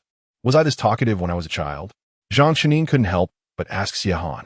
Xiahan pondered for a moment before answering. You weren't that chatty with me, but every time your dad came home, he would go wild, talking endlessly about everything under the sun. From the tone of Xiahan's voice, it was evident she had been wanting to vent for a long time, and now that she had found an opportunity, especially with Zhang Chenin bringing it up, she wouldn't hold back. Before long, his father returned with the tickets and walked towards Zhang Chenin and Xiahan, quietly saying as he got closer, let's hurry in and avoid those students. Otherwise, you'll just be listening to their noise. Kids will always be like this, Xiahan sighed. If it were just you and me, it wouldn't matter, but with Chenin here, I promised him a long time ago that I didn't want him to feel disappointed this time. I'm afraid he won't enjoy the experience. His father explained with a smile. Most parents in the world are like this. When it comes to their own matters, they can manage, but when it involves their children, they always want to give them the best. Zhang Chenin was touched by his father's thoughtfulness and quickly pulled his parents inside, saying as they walked, I did my homework before coming here and planned the route. This year is 2250, with the arrival of the 8th Industrial Revolution, as resources become increasingly scarce. We will step into the Starry River and seek new homes. Listening to the enthusiastic voice of the guide, Zhang Chenin felt his emotions stirred. Humanity has always been striving to explore, seeking new fields and new homes. Although he didn't know what the outcome would be, humanity was always filled with hope for the possibilities of the future. The Zhang family followed the guide's pace, who explained everything in detail with a clear and pleasant voice. Whenever she spoke about topics related to space exploration, her tone carried more hope and expectation. To be precise, this was the expectation of all humanity. Zhang Chenin listened attentively, with Xiahan and his father by his side.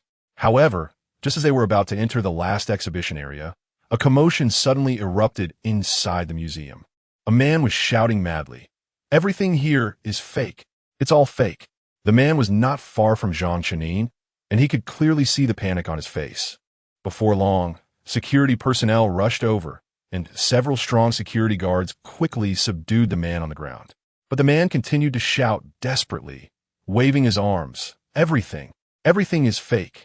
You people here are all fake. The machines, this city, this world are all fake. Zhang Chenin felt extremely puzzled. He thought the man looked somewhat familiar, as if they had met before, but he couldn't recall where. His father shielded Zhang Chenin behind him, fearing that he might be frightened or that the man might break free and harm him.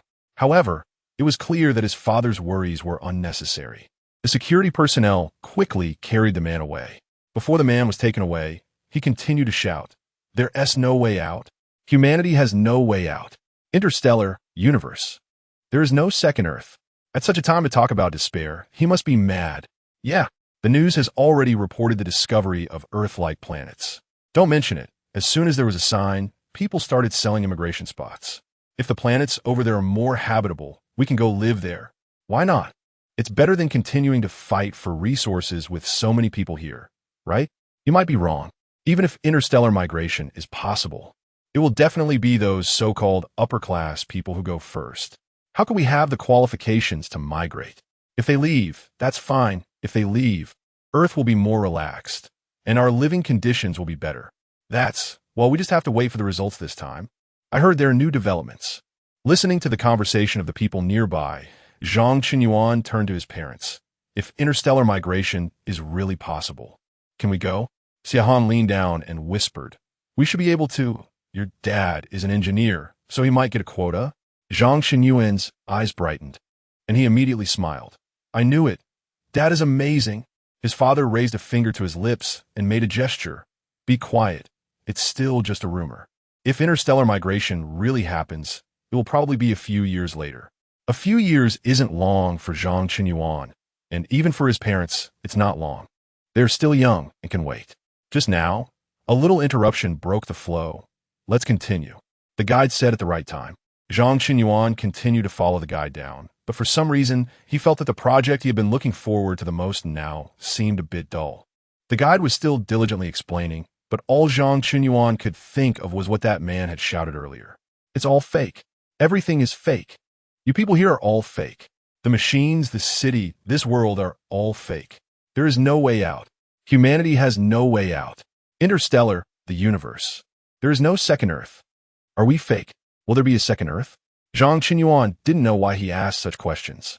The fact was, by the time he realized it, he had already asked them. This feeling of his mouth being quicker than his brain made Zhang Qinyuan feel very uncomfortable. Just like now, he could only explain again to Xiahan and his father. "I didn't mean to ask these things. I know we are real. There will definitely be a second Earth. Didn't those ants just say so? There is news that we just need to wait for migration." Listening to his own voice, Zhang Qinyuan suddenly felt it sounded so fake. It was as if the voice didn't come from his mouth, dry and deliberate. It seemed he wasn't explaining to his parents, but desperately trying to explain to himself, to make himself believe. His father looked at Zhang Qinyuan, his tone serious and earnest.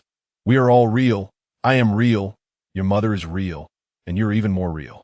And the food made for you today, the museum we came to, the scenery we have seen together, all of it is real. As for the second Earth, I can't guarantee it will definitely happen, but you must believe in the development of human technology and have hope for the future. Only then can you continue to move forward and create greater value." Xiahan directly slapped Zhang Qinyuan. "Don't let a madman influence you. This will make me doubt your intelligence. You're the child I carried for 10 months. How could you be fake? Did all the suffering I went through to give birth to you go to waste?" Zhang Qinyuan scratched his head awkwardly, not knowing what to say for a moment, and ultimately chose to escape to the bathroom. Indeed, escaping to the bathroom is the solution to everything. Go to the restroom, think about it. And when he comes back, after sorting out his emotions, this matter will be over. At least that's what Zhang Qinyuan thought at that moment. But what he didn't expect was that as soon as he entered the bathroom, he heard cries from one of the stalls. "Help me! Get me out of this hellhole! Damn it! Why is there such a terrifying place? No one believes me. Of course, they are not human. Why would they believe me? I'm with a group of monsters. Everything here is a monster." Zhang Qinyuan recognized that voice. He knew it was the madman from earlier. He wanted to turn and leave. But at that moment, his body slipped out of his control, as if that madman had a special attraction to him, drawing him straight toward that stall.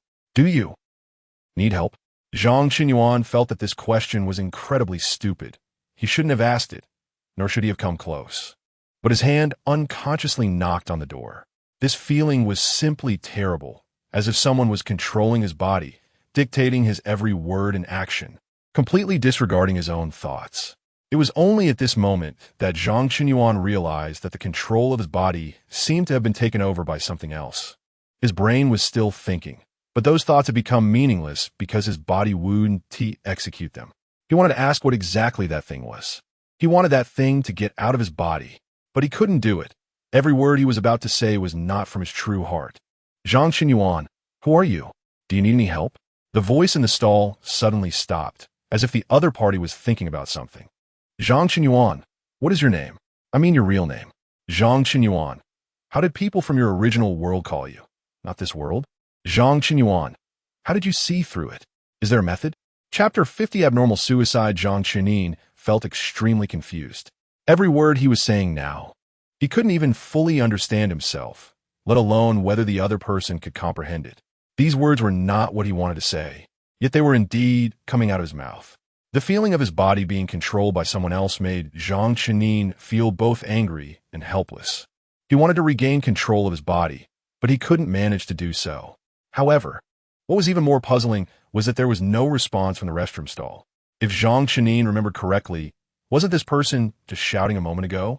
Why was it suddenly so quiet now? Zhang Qinyuan, answer me. He rarely spoke to anyone in such a stern tone, and it was clear that whatever was controlling his body was still at play. Silence, still a complete silence. At this moment, Zhang Qinyuan didn't care about much anymore. His first reaction was that something must have happened. Simultaneously, his hand slammed heavily against the stall door. Open the door. Open the door. Listening to the thuds, Zhang Qinyuan felt like crying without tears. This was not his own hand. It couldn't feel pain, so why was it hitting so hard? Zhang Qinyuan thought his hand must have swollen. He wanted to stop, but even more frightening was that his body was slamming heavily against the door again. What was going on? Was this entity controlling his body, trying to break down the door with his own body? Zhang Qinyuan thought this behavior was completely like something out of a drama. If banging on the door a couple of times could open it, then why lock it at all? Just for show? Fortunately, after a few more bangs, the entity seemed to realize Zhang Qinyuan's frailness and decided to go look for security personnel from the Aerospace Museum, claiming there was a problem, and someone might have fainted in the restroom. The security personnel arrived quickly. Before long, they opened the stall door with a special key. However, the moment the door was opened, Zhang Qinyuan nearly gagged. That man was dead. There were no visible injuries on him, but blood kept gushing from his mouth. Upon closer inspection, Zhang Qinyuan saw that he had bitten off his own tongue. He didn't know when this had happened. He had clearly heard the man's voice before. Perhaps while he was being controlled and speaking outside, the man inside was committing suicide. No, it might not necessarily be suicide. Zhang Qinyuan wasn't sure if it was his illusion, but he felt that the man died unwillingly, completely unlike a suicide. But in such a situation, would someone really approach here and cause him to die in such a manner? Zhang Qinyuan carefully recalled that when he entered, the man was still alive. And then while he was talking to him, the man suddenly went silent. Immediately after, he sensed something was wrong, went out to find someone. And he could clearly remember that he found the security personnel near the restroom, and the communication was brief. After he explained the situation in 2 sentences, the security personnel accompanied him to handle it. In such a short time, had someone come here? A death incident was no small matter. Zhang Qinyuan immediately explained what he had encountered, and the Aerospace Museum quickly pulled up the surveillance footage. The footage clearly showed that the man entered shortly before Zhang Qinyuan did, and then after Zhang Qinyuan entered the restroom, within 5 minutes. He hurriedly ran out to seek help from the security personnel, who then entered the restroom with him. During this time, no one else entered or exited. The former eliminated the possibility of someone entering the restroom to harm him, and the latter ruled out the possibility of someone lurking inside to commit harm. In fact, it could be guessed without investigation. Such a method of death would be difficult to achieve solely with external force. Ultimately, the incident was classified as suicide, and even if Zhang Qinyuan was reluctant to believe it, he had to accept this conclusion. When Zhang Qinyuan came out of the Aerospace Museum, he suddenly found that he had regained control of his body. Faced with his worried mother, Xiahan, and father, Zhang Chenin momentarily didn't know what to say. He must have been scared, right? His father gently embraced Zhang Chenin, saying, "Don't be afraid. Your mom and I are here." Zhang Chenin was already a teenager, not a 3 or 4-year-old child, and being held by his dad felt a bit strange. He stubbornly tried to escape from his father's embrace, but unexpectedly, his father was particularly firm, and after several attempts, he couldn't break free. Don't think about it, and you won't be scared. Otherwise, you'll have nightmares at night, his father continued. When I was scared, my dad held me like this. I don't know if it will work for you. So this is a family heirloom technique? Zhang Chenin felt a bit amused and helpless. He didn't know why, but while he might have been scared earlier, he wasn't really afraid now. To be precise, he had calmed down. Upon careful reflection, part of the reason he could be so calm now was that the person experiencing those events earlier was not him, but the entity controlling his body. Throughout that process, he had always been an observer, witnessing the horrifying scene he had to face and watching himself. I'm not scared. Zhang Chenin finally said this. The feeling of controlling his mouth with his own brain was just too great. At least now, every word he spoke was what he wanted to say. However, his father still wouldn't let go. You have to hold for 5 minutes. They say that's how you can transfer fear, so you won't develop any mental issues. Zhang Chenin felt even more helpless. Why was this family heirloom technique being timed? It felt as if it had a basis in reality. Once, I rolled down the stairs and got hurt pretty badly. After that, I would cry and be scared whenever I saw stairs. Your grandpa held me like this, and afterward, I really wasn't scared anymore. His father even provided evidence. You must have been very little back then? Zhang Chenin finally couldn't help but ask. Yeah, how did you know? His father was a bit surprised. I was about 5 or 6, not long after I started remembering things. Zhang Chenin sighed. But I'm already a teenager. In high school now. Isn't it a bit strange to be held like this? Being a teenager still means you're my son, his father replied decisively. His father was usually gentle and generous, but for some reason, he was exceptionally insistent on this matter. Zhang Chenin had said several times that he wasn't scared. Yet his father remained unmoved, firmly insisting on holding for 5 minutes. Saying otherwise, Zhang Chenin would be scared, develop mental issues, and have nightmares. Thus, the final result was that at the entrance of the bustling aerospace museum, Zhang Chenin and his father enacted a heartfelt 5-minute father-son moment. The two of them stuck together like they were bonded with superglue. The moment his father let go, a thought suddenly flashed through Zhang Chenin's mind. So this is what it feels like to have a dad. He didn't know why this thought suddenly came to him, but it was imprinted in his mind with remarkable clarity at that moment. Hadn't he always had a dad? It's just that his father often worked in other places and couldn't conveniently come home. Why would he think that? Just because his dad worked away didn't mean he didn't have one. That thought was simply too unfilial. Zhang Chenin quickly shook his head, trying to dispel this idea from his mind. Who would have thought that this action would lead Xie Han to misunderstand? Could it be that he reacted again? Honey, why don't you hold on a bit longer? This counts as a booster shot. At the moment, Zhang Qinyuan was once again embraced in his father's warm arms. He sincerely wanted to say to his mother, "Thank you. What is a booster shot? If you're going to engage in superstition, why make it so scientific?" Thus, it was another 5 minutes of father-son bonding. However, this time Zhang Qinyuan remained exceptionally calm throughout. He had accepted this setting and arrangement.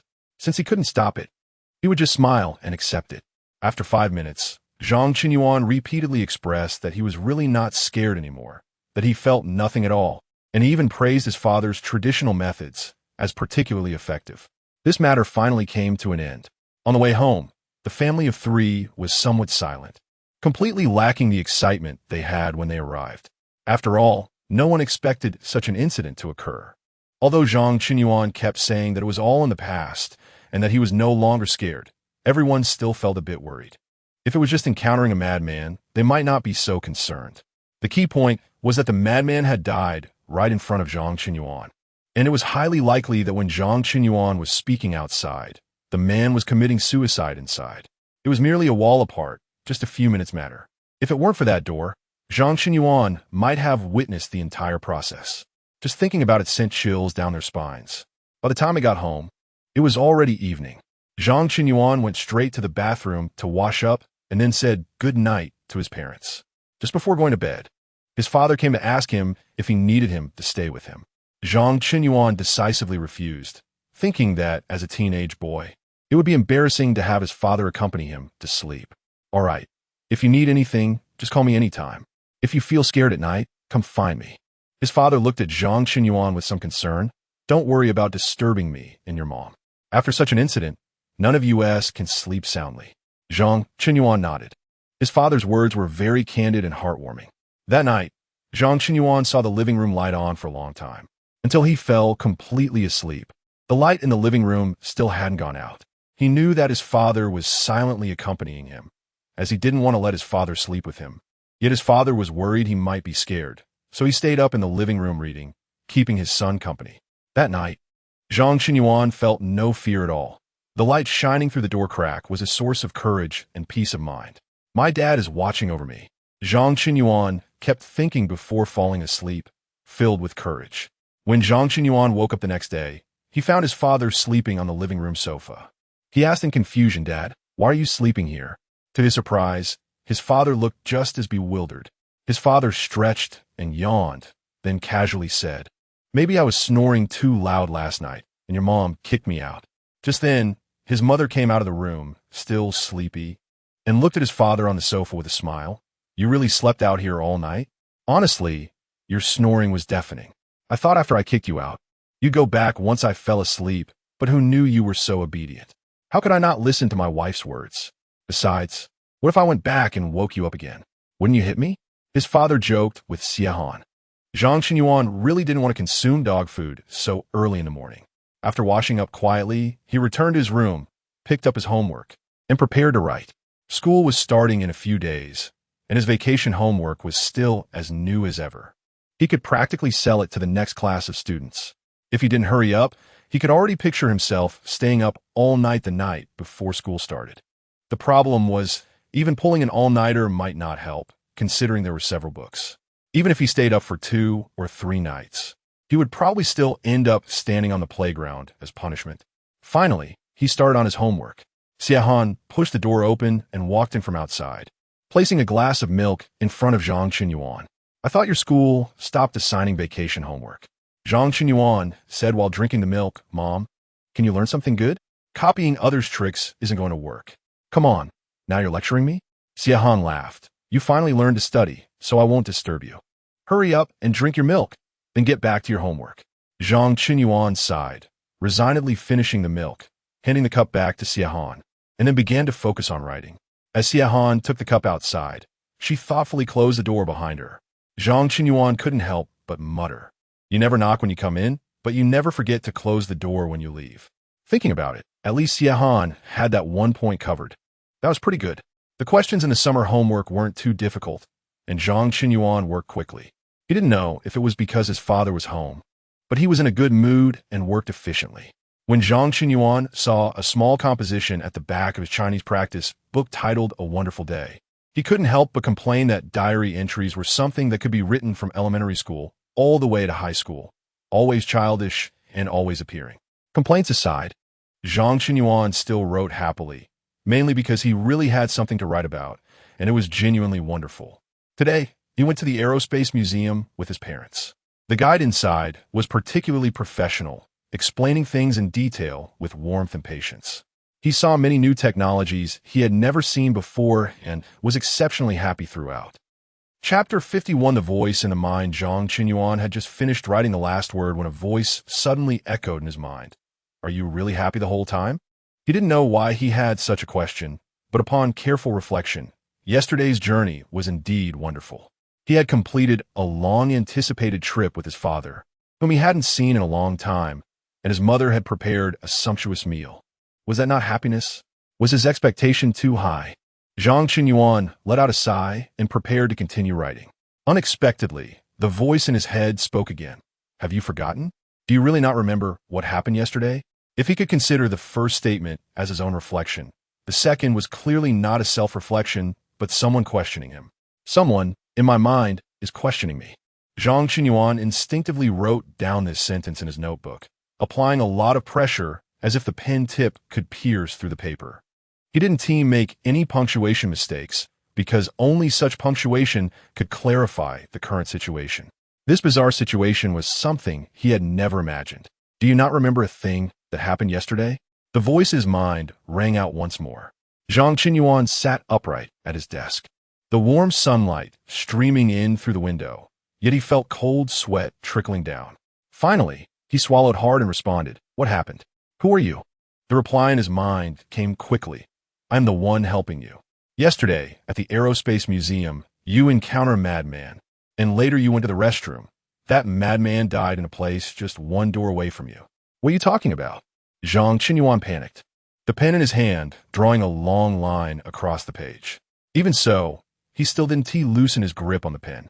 At times like this, he always felt the need to hold onto something, to maintain his current posture to feel safer. Although his body was exceptionally stiff, he still sat upright. "Do you remember that you bumped into me?" the other party asked, and, surprisingly, the voice became a bit gentler. Zhang Qinyuan was taken aback. Compared to someone dying just one door away from him, bumping into someone seemed trivial. He was quite willing to recall this question. However, no matter how hard he tried to remember, he couldn't recall bumping into anyone. "I went out yesterday just to go to the Aerospace Museum, and after leaving, I went straight to the bus stop and took bus 35, Zhang Qinyuan replied, stating that he hadn't bumped into anyone. The other side seemed to fall silent.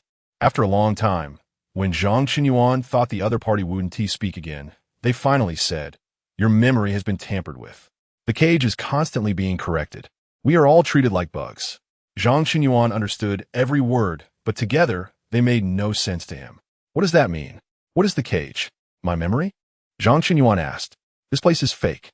The other party threw out a bombshell. Zhang Qinyuan was taken aback and tentatively asked, "Are you saying this room is fake?" "Not this room, but this world." The other party's response was straightforward and clear. Zhang Qinyuan was completely speechless. He didn't want to discuss philosophical questions at this moment. Compared to considering whether this world was real or not, wasn't the most important thing in front of him figuring out how to finish his holiday homework?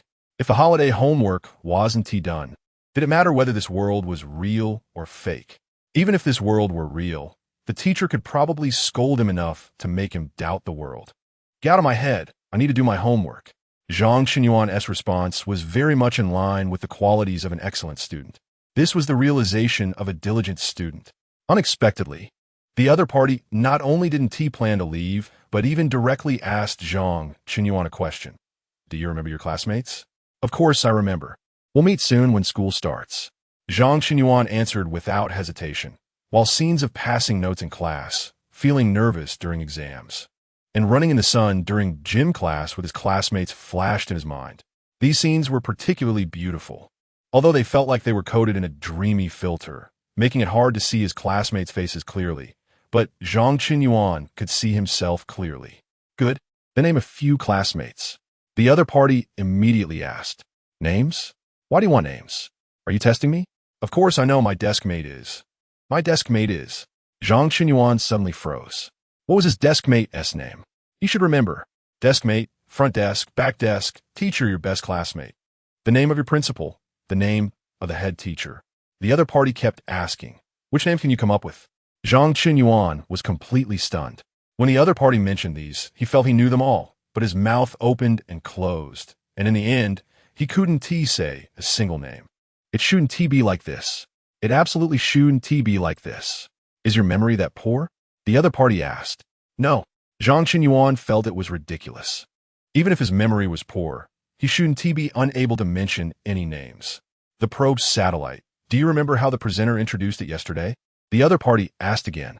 "The probe satellite, used to determine the ground point coordinates, the shape of the Earth, and the parameters of the Earth's gravitational field. Can also serve as an observation target or positioning reference for ground observation equipment. It can accurately determine the target location for intercontinental missile launches." Zhang Qinyuan answered almost without any delay, repeating exactly what the presenter had said yesterday. "This sentence was spoken by the presenter shortly after you entered the Aerospace Museum. It has been over 10 hours now, yet you remember it so clearly, and even after seeing so many things that are more interesting to you, you can still describe it without missing a beat." The other party sighed, but at this moment, you cannot recall any names of the classmates you spend every day with. "Do you think this is reasonable?" Zhang Qinyuan was stumped by the question. He also thought it was unreasonable, but he couldn't think of any way to explain it. Why is this happening? Zhang Qinyuan finally asked this question, although he felt it shouldn't be him asking this question, and the other party wouldn't be able to answer it. But to his surprise, the other party actually had a guess. Because of loading? It hasn't reached the time to load this part of the content yet. Loading? Zhang Qinyuan felt this term was familiar, but it should appear in such a context. He is a person. This is his life, not a game. Why should there be loading? Your capacity is limited. You just arrived here, and the cage has already laid out memories within your capacity to the maximum extent. As for those fields you haven't touched yet, it will help you blur them out first, when you come into contact with or touch the surrounding areas. This part of the memory will be synchronously loaded into your mind, the other party murmured, as if speaking to Zhang Qinyuan or deducing for themselves. If all memories are compared to a large map, then the world you have entered is very large, and you're just in a small range or block within it. When you're about to touch other blocks, at the moment you reach the edge of this block, the memory will complete the synchronization loading. You won't feel any discomfort, and the transition will be very natural. This way, you won't feel overwhelmed by suddenly being inundated with massive memories, nor will you feel a sense of incongruity or falseness. Zhang Qinyuan is not a fool. After a moment of contemplation, he understood the other person's words. Are you saying that right now, I'm like an NPC in a game world? I thought this world was real, but actually, it is fake. You are very smart, just like the original you. The other person's words seemed somewhat nonsensical. The original me? Zhang Qinyuan asked, puzzled. Yes, the original you is also a very smart person. The other person shifted the topic. But there is one thing I must correct about what you just said. Based on my observations, you're not an NPC. You are the protagonist of this game world. I am the protagonist? Zhang Qinyuan's reaction to this statement was calm, without the typical adolescent melodrama. However, I still feel something is not quite right. The other person hesitated. Just as Zhang Qinyuan was about to continue asking or discussing with the other person, the door was suddenly slammed open. Zhang Qinyuan, not studying properly and secretly making phone calls. I caught you. Xie stormed in, and without saying a word, she started rummaging through Zhang Qinyuan's summer homework, saying as she searched, "Where did you hide it? Where's the phone? Can't tell, you're pretty quick. Show it to me." Zhang Qinyuan shrugged and pushed his chair back slightly to give Xie enough space to search. "Go ahead, search as you like. If you find it, I'll lose." Clearly, he was already quite familiar with such scenarios. "You think you can win? Let me tell you, if I find it, I'm confiscating it," Xie said angrily. "How many times have I told you? Do what you should do. Studying is studying. Playing is playing. Why can't you just listen?" Zhang Qinyuan sighed. No matter what happened before, at least this time Xie was really wronging him. He had planned to study seriously, and no one expected such ridiculous things would happen later. Plus, he truly wasn't playing. Watching Xie busy searching, Zhang Qinyuan finally couldn't help but say, "Stop looking. The phone is in the living room. I just threw it there and forgot to take it." "The living room?" Xie was taken aback. Zhang Qinyuan nodded. "Don't believe me? Go find it. It's on the table. It's so far away, how could I play? The stuff isn't even in my room. How would I play? All right, just wait. I'll go get it." Xie hurriedly left. A short while later, Xie really came back holding Zhang Qinyuan's phone, standing at the door with the same puzzled expression. "So who were you talking to just now?" "I listened at the door for a long time. You were definitely talking." Zhang Qinyuan remained exceptionally calm about his mother openly admitting to eavesdropping, casually making up an excuse. "I just have a habit of reading out loud when doing problems. So you might have just happened to hear me. You think I'm a fool?" Xie retort was also straightforward. "How could I not know your habits when doing homework since you were little? A new habit? Come on, who are you talking to?" "I listened at the door for a long time. It was definitely not doing problems." Zhang Qinyuan was completely speechless this time. He could have directly told Xie about what he encountered, that there was an extra person in his head, but at the moment he was about to speak, he suddenly held back. Or rather, he suddenly didn't want to say it. If this place is really fake, then Xie. Zhang Qinyuan quietly looked at his mother, staring so intensely that Xie seemed a bit unnerved. "I promise I won't play anymore. I'll seriously do my homework now," Zhang Qinyuan said calmly. "If you don't trust me, you can move a chair over and sit next to me, watching me write." Xie was taken aback. She hadn't found any evidence yet, and after thinking it over, she could only sternly educate him. I believe in your self-discipline, so I won't supervise you. Just hurry up and study, and don't keep making us worry.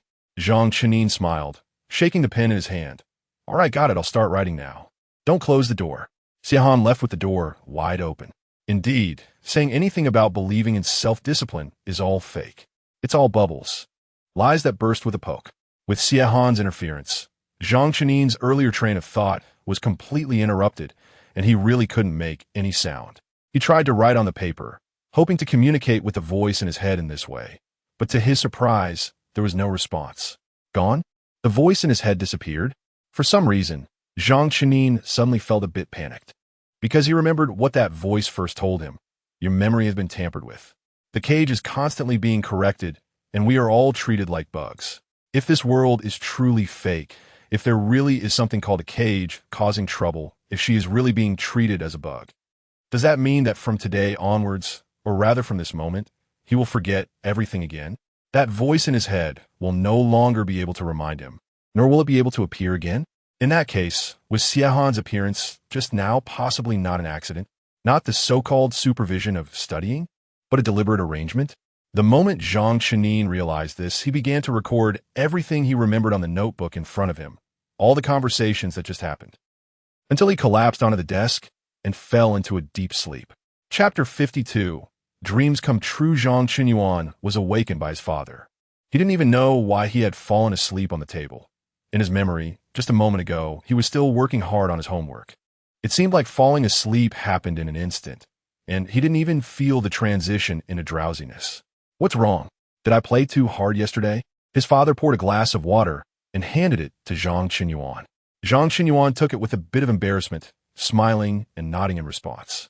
He could guarantee that if Xiahan had seen this scene, she definitely wouldn't have reacted as calmly as his father. Xiahan would have said, I see that as soon as you start studying, all sorts of distractions come up.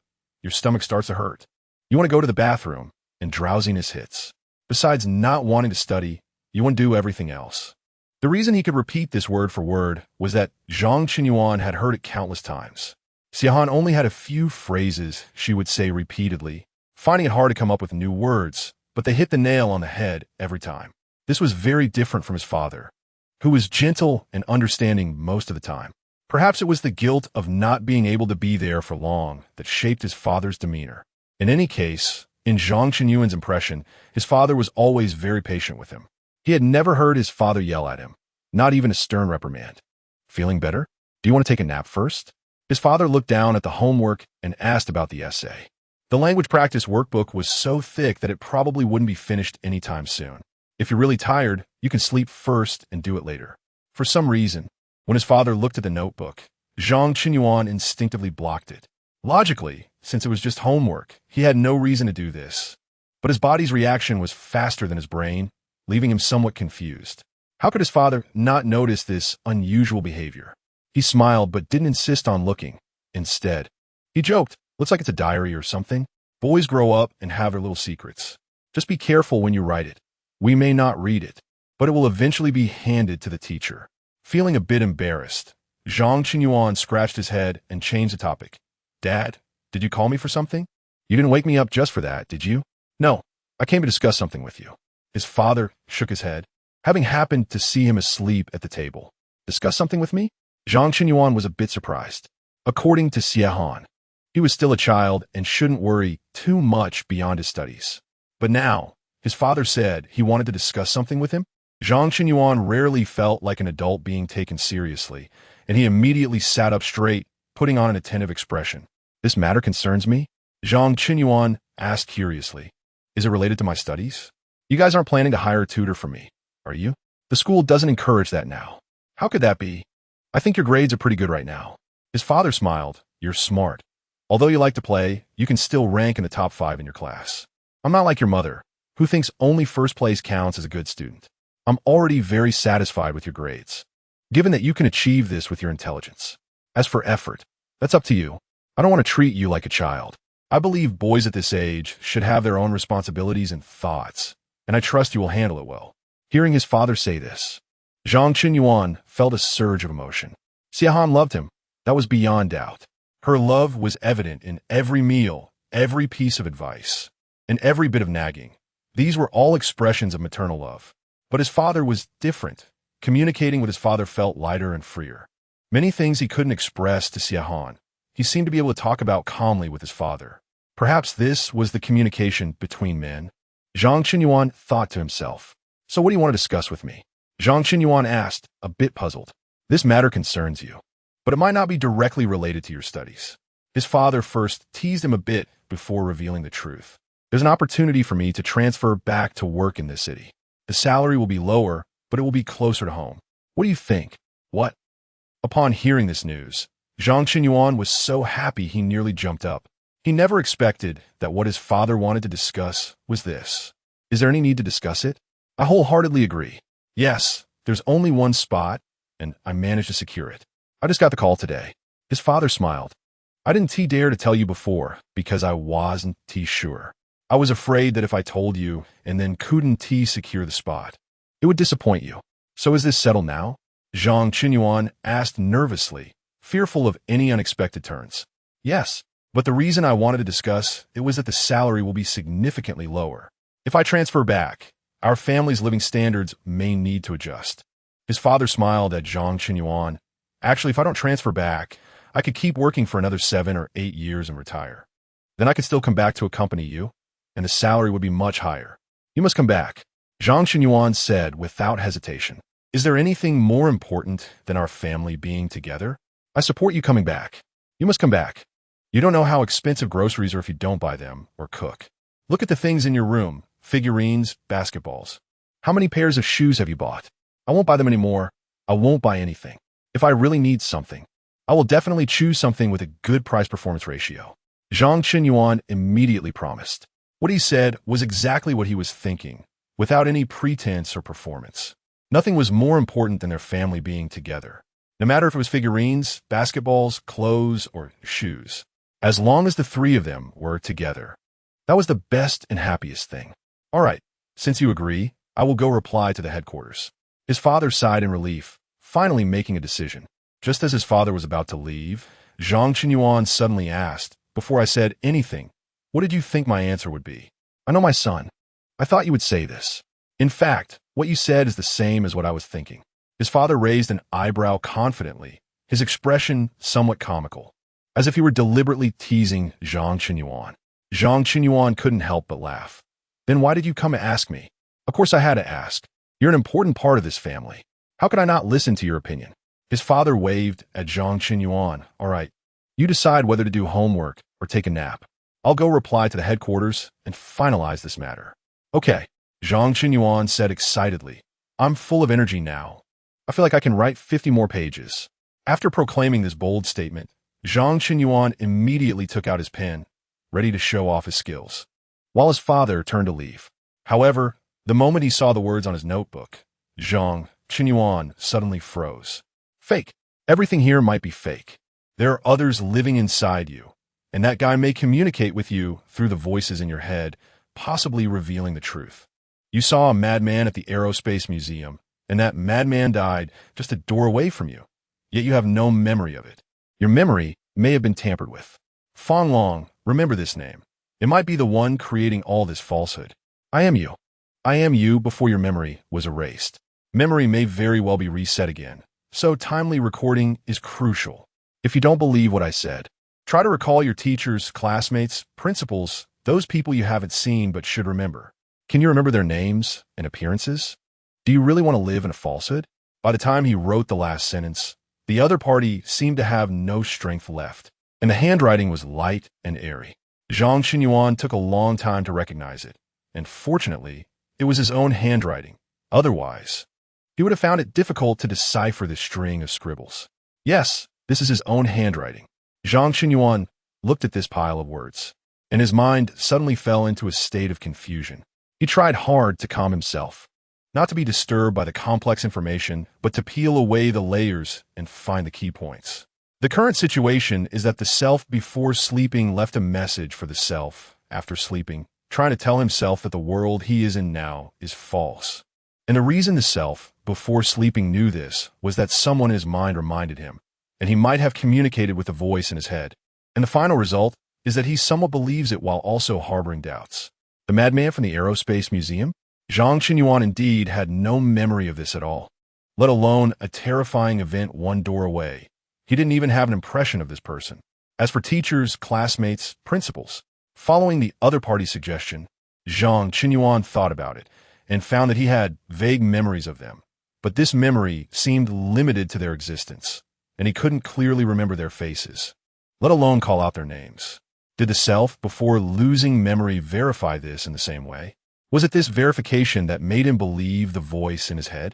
The cage is the instigator, and it is very likely to tamper with his memories again. Although Zhang Qinyuan didn't know what this thing was or why the other party wanted to do this, the current situation indeed seemed suspicious. While pondering, Zhang Qinyuan recorded these things layer by layer. This time, his notes were clearly more organized than his hurried writing in the previous emergency. The self before sleeping seemed to be in a rush, writing whatever came to mind, as if he had foreseen what was about to happen. Looking at the words he wrote down, he fell into deep thought. Should he believe the self before sleeping? And what about the last question left? Do you really want to live in a falsehood? If it were before, Zhang Qinyuan might not have been so entangled. He would have thought rationally rather than emotionally. But just now, his father came to talk to him, to ask his opinion, to communicate with him, and told him the good news.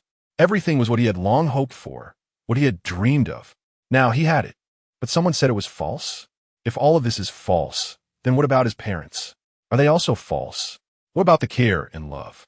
Zhang Qinyuan sighed. Even if these were false, they were still so nostalgic. Zhang Qinyuan stared blankly at the notebook in front of him. He could pretend that nothing had happened and continue this life. His father had brought good news. Their family of 3 could soon live together, and his father would accompany him as he grew up, listening to him talk. After a brief brainstorming session, Zhang Qinyuan calmed down. Although everything was absurd, he still tried to rationally accept it and make a choice. Can I come in? His father knocked at the door. Even though Zhang Qinyuan hadn't closed the door, he still respectfully stood there knocking to remind Zhang Qinyuan of his arrival. Of course, Zhang Qinyuan closed the notebook and smiled.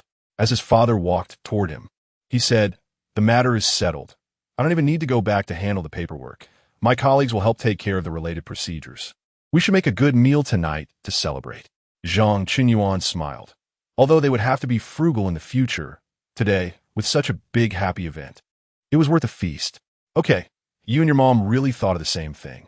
His father patted Zhang Qinyuan's shoulder. Don't worry, your mom is already preparing. I'll wash the dishes tonight. The last sentence truly warmed Zhang Qinyuan's heart. However, at this moment, Zhang Qinyuan still acted very understanding. I'll wash the dishes tonight to show my welcome. You must enjoy it. Let me serve you. Seeing Zhang Qinyuan so determined, his father had nothing more to say and could only smile and exclaim, "My son has grown up. I, as an old father, am very pleased." Zhang Qinyuan chatted with his father for a few more moments until his father turned and disappeared from view. Suddenly, Zhang Qinyuan retracted all his smiles and returned to his initial calm demeanor. Even he himself didn't know how he managed to switch so effortlessly. Logically speaking, at his age, he shouldn't be like this, shouldn't have such maturity. But oddly enough, he found it particularly natural, as if it were the most normal thing in the world. Zhang Qinyuan quietly looked at his notebook, and after a moment, as if he had finally made up his mind, he tore off this page and then copied it exactly onto another sheet, placing the 2 papers in different places. Choices are very important. Finding a way to break the deadlock is also very important. Chapter 53. Wits and wisdom. If this is false, then what is real? What does the real world look like for the true self? Zhang Qinyuan looked out the window, facing the warm sunlight and lush trees, listening to the birds chirping. He felt that the world was incredibly beautiful. Everything was perfectly restored as he had originally hoped. Originally hoped? Why use this term? Perhaps it was because Zhang Qinyuan couldn't think of anything more he wanted on this basis. Not long ago, he might have thought that it would be great if his father could be by his side, and now that wish had been fulfilled. He felt that asking for anything else would no longer be hope, but rather a desire too greedy, a bit insatiable. He didn't like insatiable people, even if that person was himself. Now it was just right. Not too much, not too little, within a range that made him feel comfortable. Perhaps due to Zhang Qinyuan's calm demeanor, He didn't fall asleep again, but even if he did, he wouldn't be afraid. After all, he had made the necessary preparations. In the evening, Zhang Chenyan joyfully had dinner with his parents and talked to his father about many future plans, such as discussing the completion of promises he had made to himself. Visiting the Aerospace Museum was just one of them, and they had many more agreements. His father had been working away for many years, unable to accompany him during many moments that should have been shared. Now, they were planning to gradually make up for it. His father listened quietly, nodding occasionally and responding with a few words. Xiahan teased them from the side, making the atmosphere more lively. Everything felt so warm and wonderful, just like what a complete family should look like. Late at night, until Xiahan urged them to sleep, Zhang Chenyan reluctantly returned to his room. The moment the door closed, he immediately returned to his initial indifference. He quickly walked over to check the notes he had hidden, finding that they had not disappeared, and this time his memories had not changed either. Of course, the voice in his head had not appeared. Zhang Chenyan had initially wanted to try to communicate with the voice in his head, but after careful consideration, he thought that his memories had been modified, likely due to some abnormal behavior that had been monitored. Therefore, to be safe, he did not speak to the air, but instead meditated continuously, trying to let the voice in his head sense him and initiate communication. However, this time, no matter what he did, all he received was silence. Could it be that the other party invaded his body and was detected by the system, thus causing the memory modification? Although he was uncertain about the exact cause of the memory modification, from the moment he began to speculate, all his actions became much more cautious. He needed to appear as calm as possible, trying to let this falsehood proceed smoothly. Even though he had prepared, it was just a final precaution. No one wants their memories to be casually altered. After all, each acceptance requires time, and the more times it happens, the greater the chance of an accident. To be honest, Zhang Chenyan didn't know what kind of surprises this false world would bring him next. He wondered if he could continue to maintain his current determination. With various worries and entanglements, Zhang Chenyan did not sleep soundly that night. In his dreams, he saw many things he had never encountered before. Darkness. An eternal darkness he could never escape from. The houses remained, the streets remained. Everything he saw now seemed to exist, but all of it was shrouded in darkness. Accompanying the darkness was a cold and damp feeling. The wall he touched was slick, and even the air exuded an uncomfortable chill. Zhang Chenyan walked through an alley that was very narrow, barely allowing one person to pass through. He saw a faint light at the end of the alley, and even though he knew it was an artificial light source, he couldn't help but want to get closer. Would it feel warm? Zhang Chenyan clearly knew it wouldn't. That light wouldn't make him feel warm and cozy. Yet he unconsciously quickened his pace. Even if he couldn't escape the cold and dampness, being able to briefly leave the darkness was still a good thing. Zhang Chenyan walked faster and faster, eventually stumbling and running. He wanted to see what that glowing thing was. However, the alley seemed to extend infinitely, and between him and that light, there appeared to be an insurmountable chasm. No matter how hard he tried, he couldn't cross it, aside from exhausting himself. It seemed to have no effect. You can't catch it. It's just a mirage, a little trick played on humans. A girl's voice entered Zhang Chenyan's ears. He wanted to find the source of the sound, but the space for him to turn around was already narrow, surrounded by towering buildings, and he couldn't find where the voice was coming from. Who are you?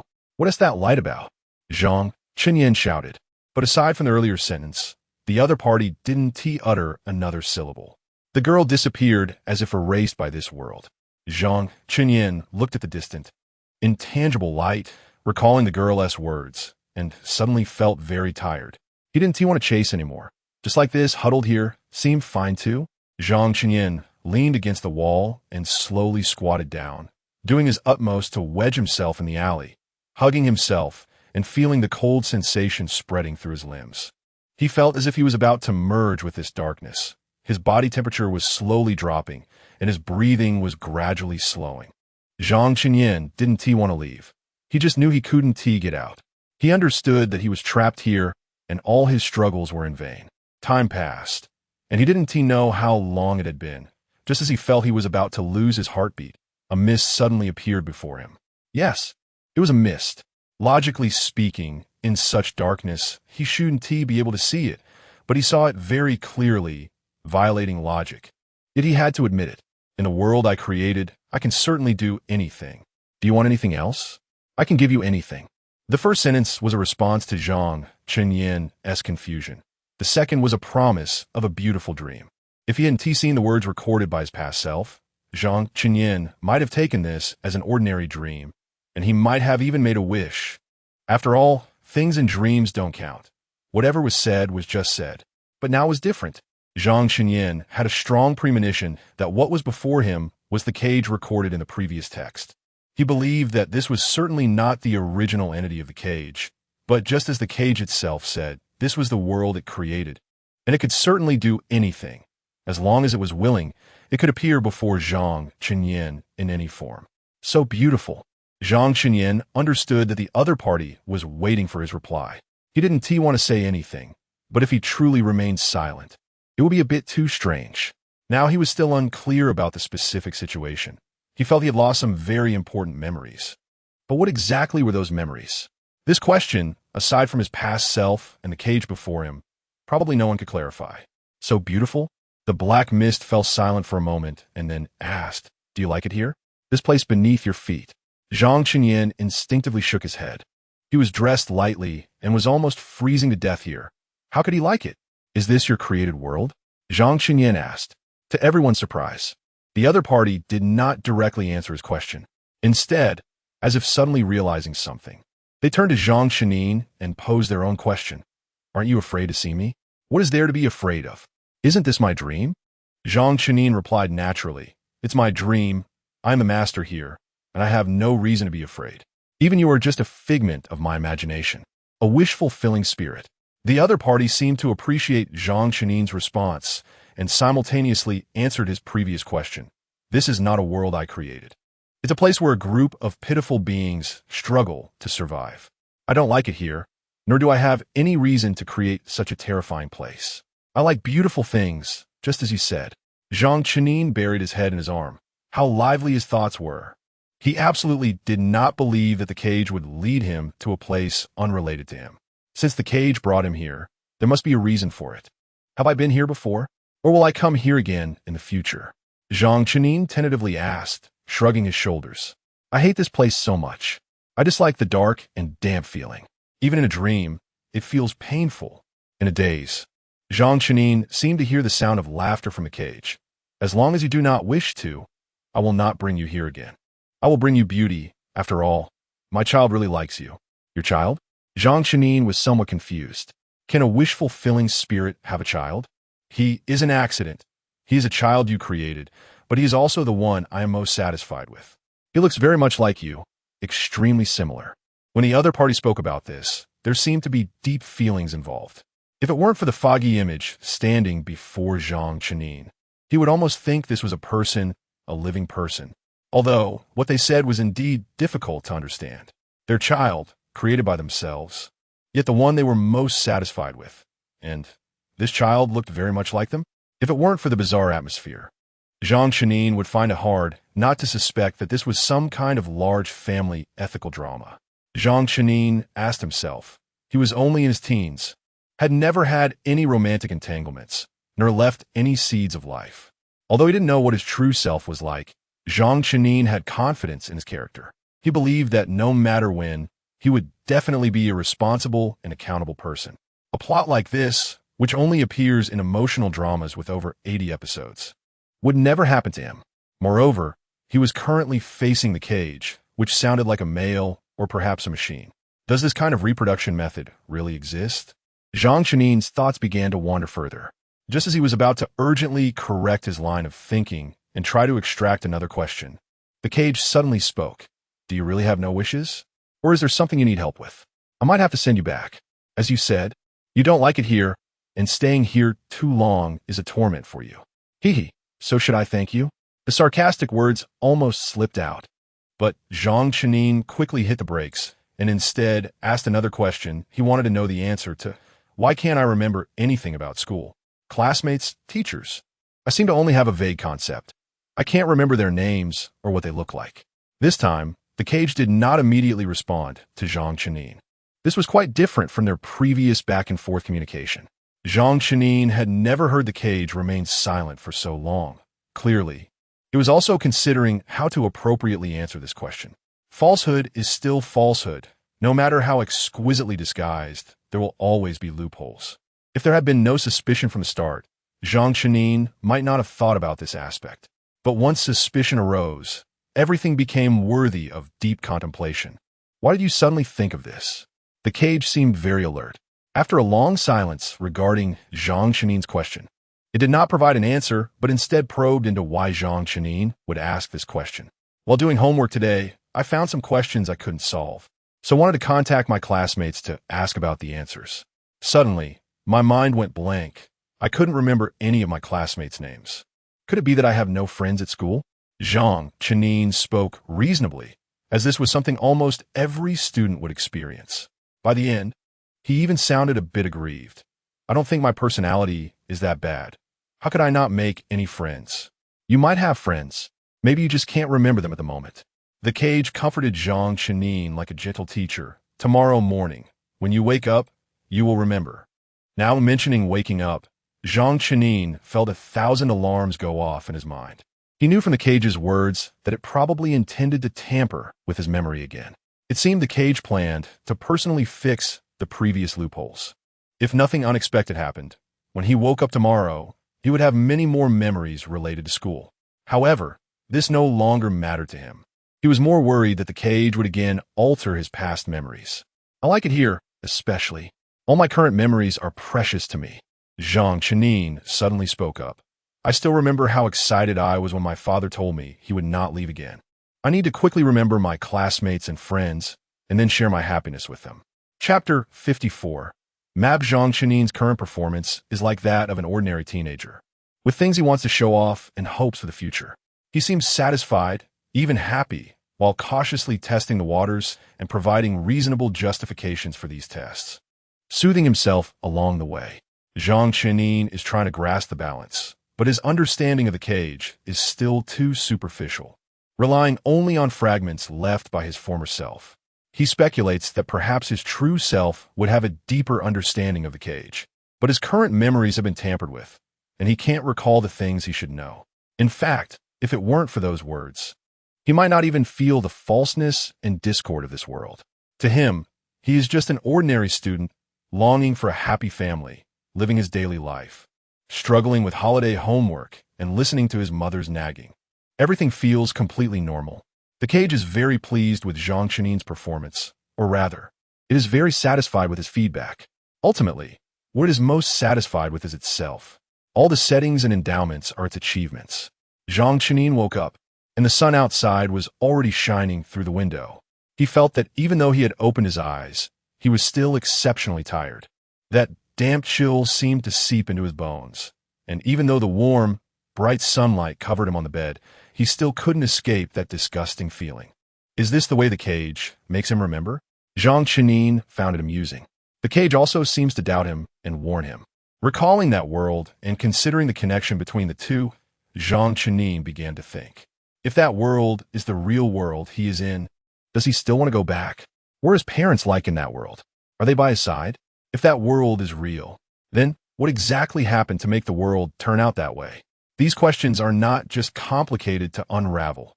Even voicing them feels convoluted. Zhang Chenin feels as if he has fallen into a fog, unable to see the direction ahead or return to the past. Everything around him is so chaotic. He pushes aside a layer of fog, only to see another layer. He traverses through it but cannot escape. Are you awake? If it weren't for your dad not letting me call you, I would have woken you up already. Xiahan pushed open the door and came in, chattering away. Seeing Zhang Chenin's cold, sweat-covered appearance, she immediately softened her tone. What's wrong? Did you have a nightmare? You used to have nightmares when you were young because your health was poor, but after you grew up, I fed you well, and your physical condition improved. How could you still have nightmares? Listening to Xiahan's concerned words, Zhang Chenin smiled. This kind of thing isn't something I can control. Maybe it's just too much pressure. Yeah, with homework piling up, how could the pressure not be high? Xiahan replied with a hint of annoyance, but then softened her tone again. Just lie in bed for a bit. There's no rush to get up. I'll wait for you to wake up and then heat up the food. After you eat, go take a shower. You've sweated so much, you must feel uncomfortable. Zhang Chenin smiled and nodded, not saying much. Since realizing that this world is fake, his feelings toward his parents have become somewhat complicated. But one thing is certain. Even now, he feels no fear towards them. Yes, as long as they look like his parents, as long as they have those faces, he feels a sense of familiarity. Moreover, they are very vibrant and warm here. Zhang Chenin sighed and recalled carefully. Perhaps it was because he behaved well enough, or perhaps because his body was no longer invaded, the cage did not detect any abnormalities. In short, this time his memories were not erased. He got up, found his previous notes, and compared them with his records, finding nothing unusual. Zhang Chenin lay back in bed, burying himself under the covers, feeling his body gradually warm up and his heartbeat calming down. When he got up again, he acted as if nothing had happened, continuing his daily routine at home. However, today, Zhang Chenin was much more well-behaved. After finishing his meal, without needing Xie to urge him, he washed the dishes, then returned to his room to start his homework. His father was a bit puzzled. Why does it feel like you've suddenly become more sensible? I've always been sensible. Okay. Zhang Chenin feigned annoyance when you weren't home. I was the one washing the dishes. As for homework, that's something I have to do. School is starting soon. And I don't want to stand on the playground on the first day. Stand on the playground? Aren't you supposed to stand at the back of the class? His father looked a bit confused. Our school is special. They say it's to make us remember. So everyone who doesn't do their holiday homework has to stand on the playground. Zhang Chenin recalled that scene and laughed, but I think it doesn't really matter. There will be so many of us standing together at the start of school, and with so many fellow troublemakers, there's no shame in it. It actually feels quite funny. Some classmates even made close friends while standing on the playground. After all, we are all in the same boat. Zhang Chenin smoothly finished this spiel. And only then did he realize that these things seemed to be etched in his mind. He had spoken so naturally, with corresponding images in his mind, and this time, he could clearly see his classmates' faces. He tried to recall, and could even remember some of their names. As for his previous questions, such as the names of classmates, teachers, and the principal, he could now remember them all. Zhang Chenin suddenly realized that his memory had indeed been tampered with. It just hadn't been erased this time, but rather added to. Because of this, he was even more certain that the figure he saw in his dream last night was the cage. Do your homework well. I'll go shopping with your mom. Is there anything you want? I'll help you bring it back. His father continued, unaware of Zhang Chenin's abnormality. Zhang Chenin shook his head. Aren't we on the verge of running out of food? How can we still go shopping? Not that exaggerated.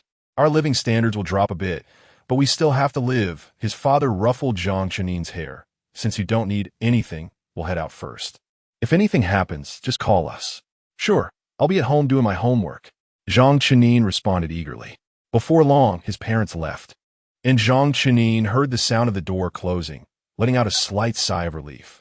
He first wrote his homework in his room for a while. During this process, he didn't feel that sense of being monitored. Then he took a cup to get some water and casually wandered around the house, feeling everything was quite normal. Finally, Zhang Chenin started calling out in the room. Is anyone there?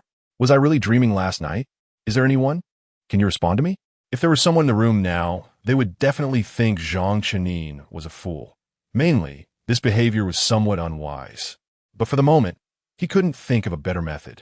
After calling out, Zhang Chenin waited for a long time, but there was no sound in response. And the room was silent, as if he were the only one going mad. Zhang Chenin chuckled to himself. He really didn't have any particularly useful way to determine if he was being monitored. If he had to say, maybe it was just a sixth sense? But this thing indeed has no scientific basis. Fundamentally, it cannot be considered a specifically useful method. Given the current situation, Zhang Chenin could only take a gamble. He now had to think of a way to escape from here and to try his best to make it happen. The best outcome is that he really leaves here. And the worst outcome is that his memory gets modified again. Zhang Chenin took out the small note he had prepared earlier and revised his notes on it. This time, he told himself that no matter what happens, he must firmly believe that this place is false. Everything is false. He also wrote down that dream and used his notes as a verification method, since the previous verification method had been patched by Fan Long. Zhang Chenin was afraid that his future self wouldn't believe it, so he had to change his approach. This was a backup plan, something he prepared for the worst-case scenario. Now, He needed to think about how to leave this place. Just like he didn't know anything about the school, but could clearly remember the Aerospace Museum and his home.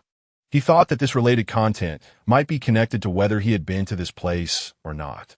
This time frame of whether he had been there or not didn't mean from his birth until now, but rather from the moment he entered this false world. If the school was a new map, then the school would be a place he was supposed to have visited during his growth, but actually hadn't in this world. So he only had a vague memory, without a clear concept, until last night when he communicated with Fan Long, who provided the conceptual supplement. Loading. Zhang Qinyang, didn't he know why this term suddenly popped into his mind? Yes, loading. This term was familiar, as if someone had said it to him before. Zhang Qinyang quickly searched for loading, increasing load capacity. It is commonly used in computer-related fields, indicating the loading of files or information when starting a program. That being said, as long as he hadn't touched that area, the relevant information wouldn't automatically load. There were only two ways to load relevant information. One was to forcibly implant it like Fan Long did before, and the other was to enter the trigger range and load automatically. Changing his perspective, if he viewed this world as a large map, does it mean that the map also has boundaries? This world itself must have a threshold for storing information, although this threshold could be very high. Zhang Qinyang suddenly realized that what he needed to determine now was his exact position on this world map, or rather, where the boundaries of this world map were.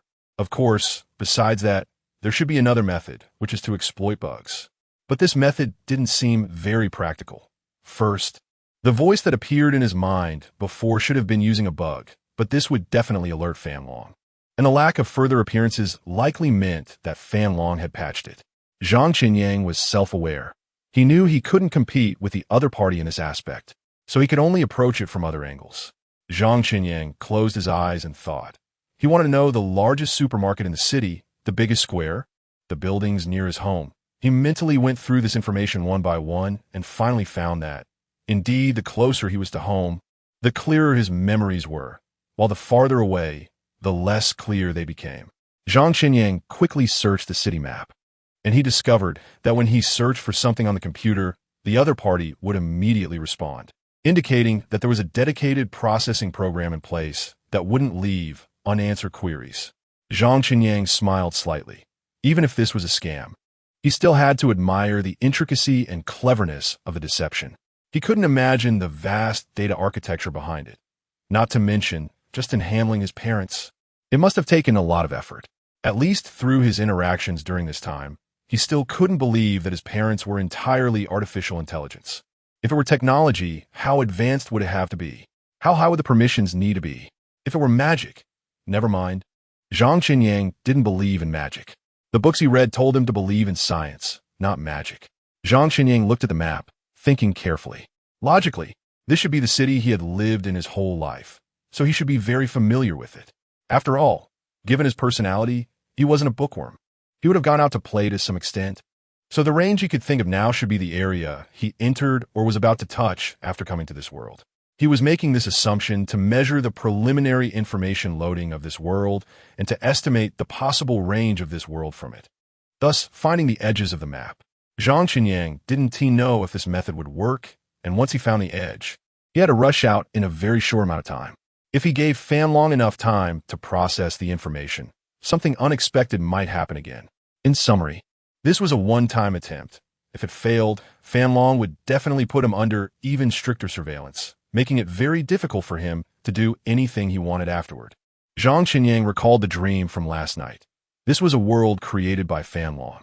In other words, Fan Long was the god of this world, free to do as it pleased, and everything depended on its will. Zhang Qinyang understood very well that he was like a lab rat. Fan Long might not have the time to monitor his every move, but once something unexpected happened. Chapter 55, Girl. Zhang Qinyang leaned back in his chair, deep in thought.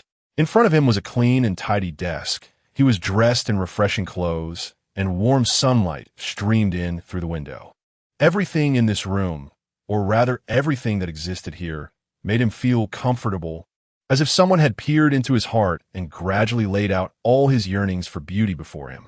Without a long sigh, if he truly were a selfish person, living only for himself, then he might have fallen into despair. However, his conscience would not allow him to do so, nor to make such an irresponsible decision.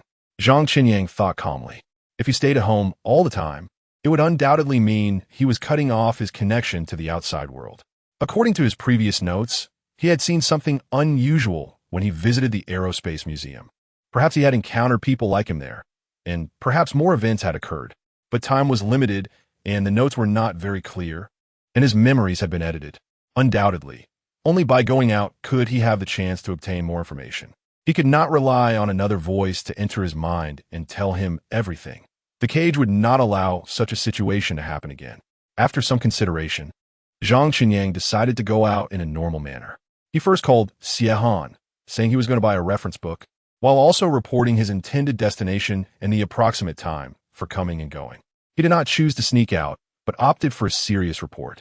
He felt that if his parents were tools of the cage monitoring him, then what he said to Xie represented his obedience and compliance. Moreover, he had a bold guess. If that voice could indeed enter his mind, did it also imply that the other party had advanced hacking skills? If the cage could monitor the other party, could the other party also monitor the cage to some extent? Of course, this was just Zhang Qinyang's gamble. He knew it might not be accurate, but it was better than doing nothing. He said he was going to buy a reference book because he had thought about it in his mind, and this was the clearest scope he could think of, the farthest existence, and he did not plan to run around this time. After all, the opportunity was precious, and this was just a test. After listening to Xie daily reminders, Zhang Qinyang hung up the phone, packed his things, and prepared to go out. This time he specifically put a notebook and a pen in his bag. Although this method was clumsy and might be monitored, it was still less likely to be detected. After all, directly recording via electronic devices, in his view, was akin to sending a message directly to the cage. Zhang Qinyang changed his shoes, slung his bag over his shoulder, and pushed open the door. This was the first time he had walked out of here without his parents around. The process of going downstairs was uneventful. On the way to the bus stop, Zhang Qinyang observed carefully, perhaps because he had not considered these aspects before. This time he paid close attention and indeed found something unusual. The year was 2250. With the arrival of the 8th Industrial Revolution and various resources becoming increasingly scarce, we would venture into the starry sky to seek a new home. If the planets out there were more habitable, we could live there. Why not? It was certainly better than continuing to compete for resources with so many people here, right? But you could be mistaken. Even if interstellar immigration were possible, it would certainly be the so-called upper-class people who left first. How could we have the qualifications to immigrate? If they left, it would be fine. If they left, Earth would be less crowded, and our living conditions would improve. These were all things Zhang Qinyang had heard at the Aerospace Museum, and these memories had not been deleted by the cage, so he remembered them very clearly.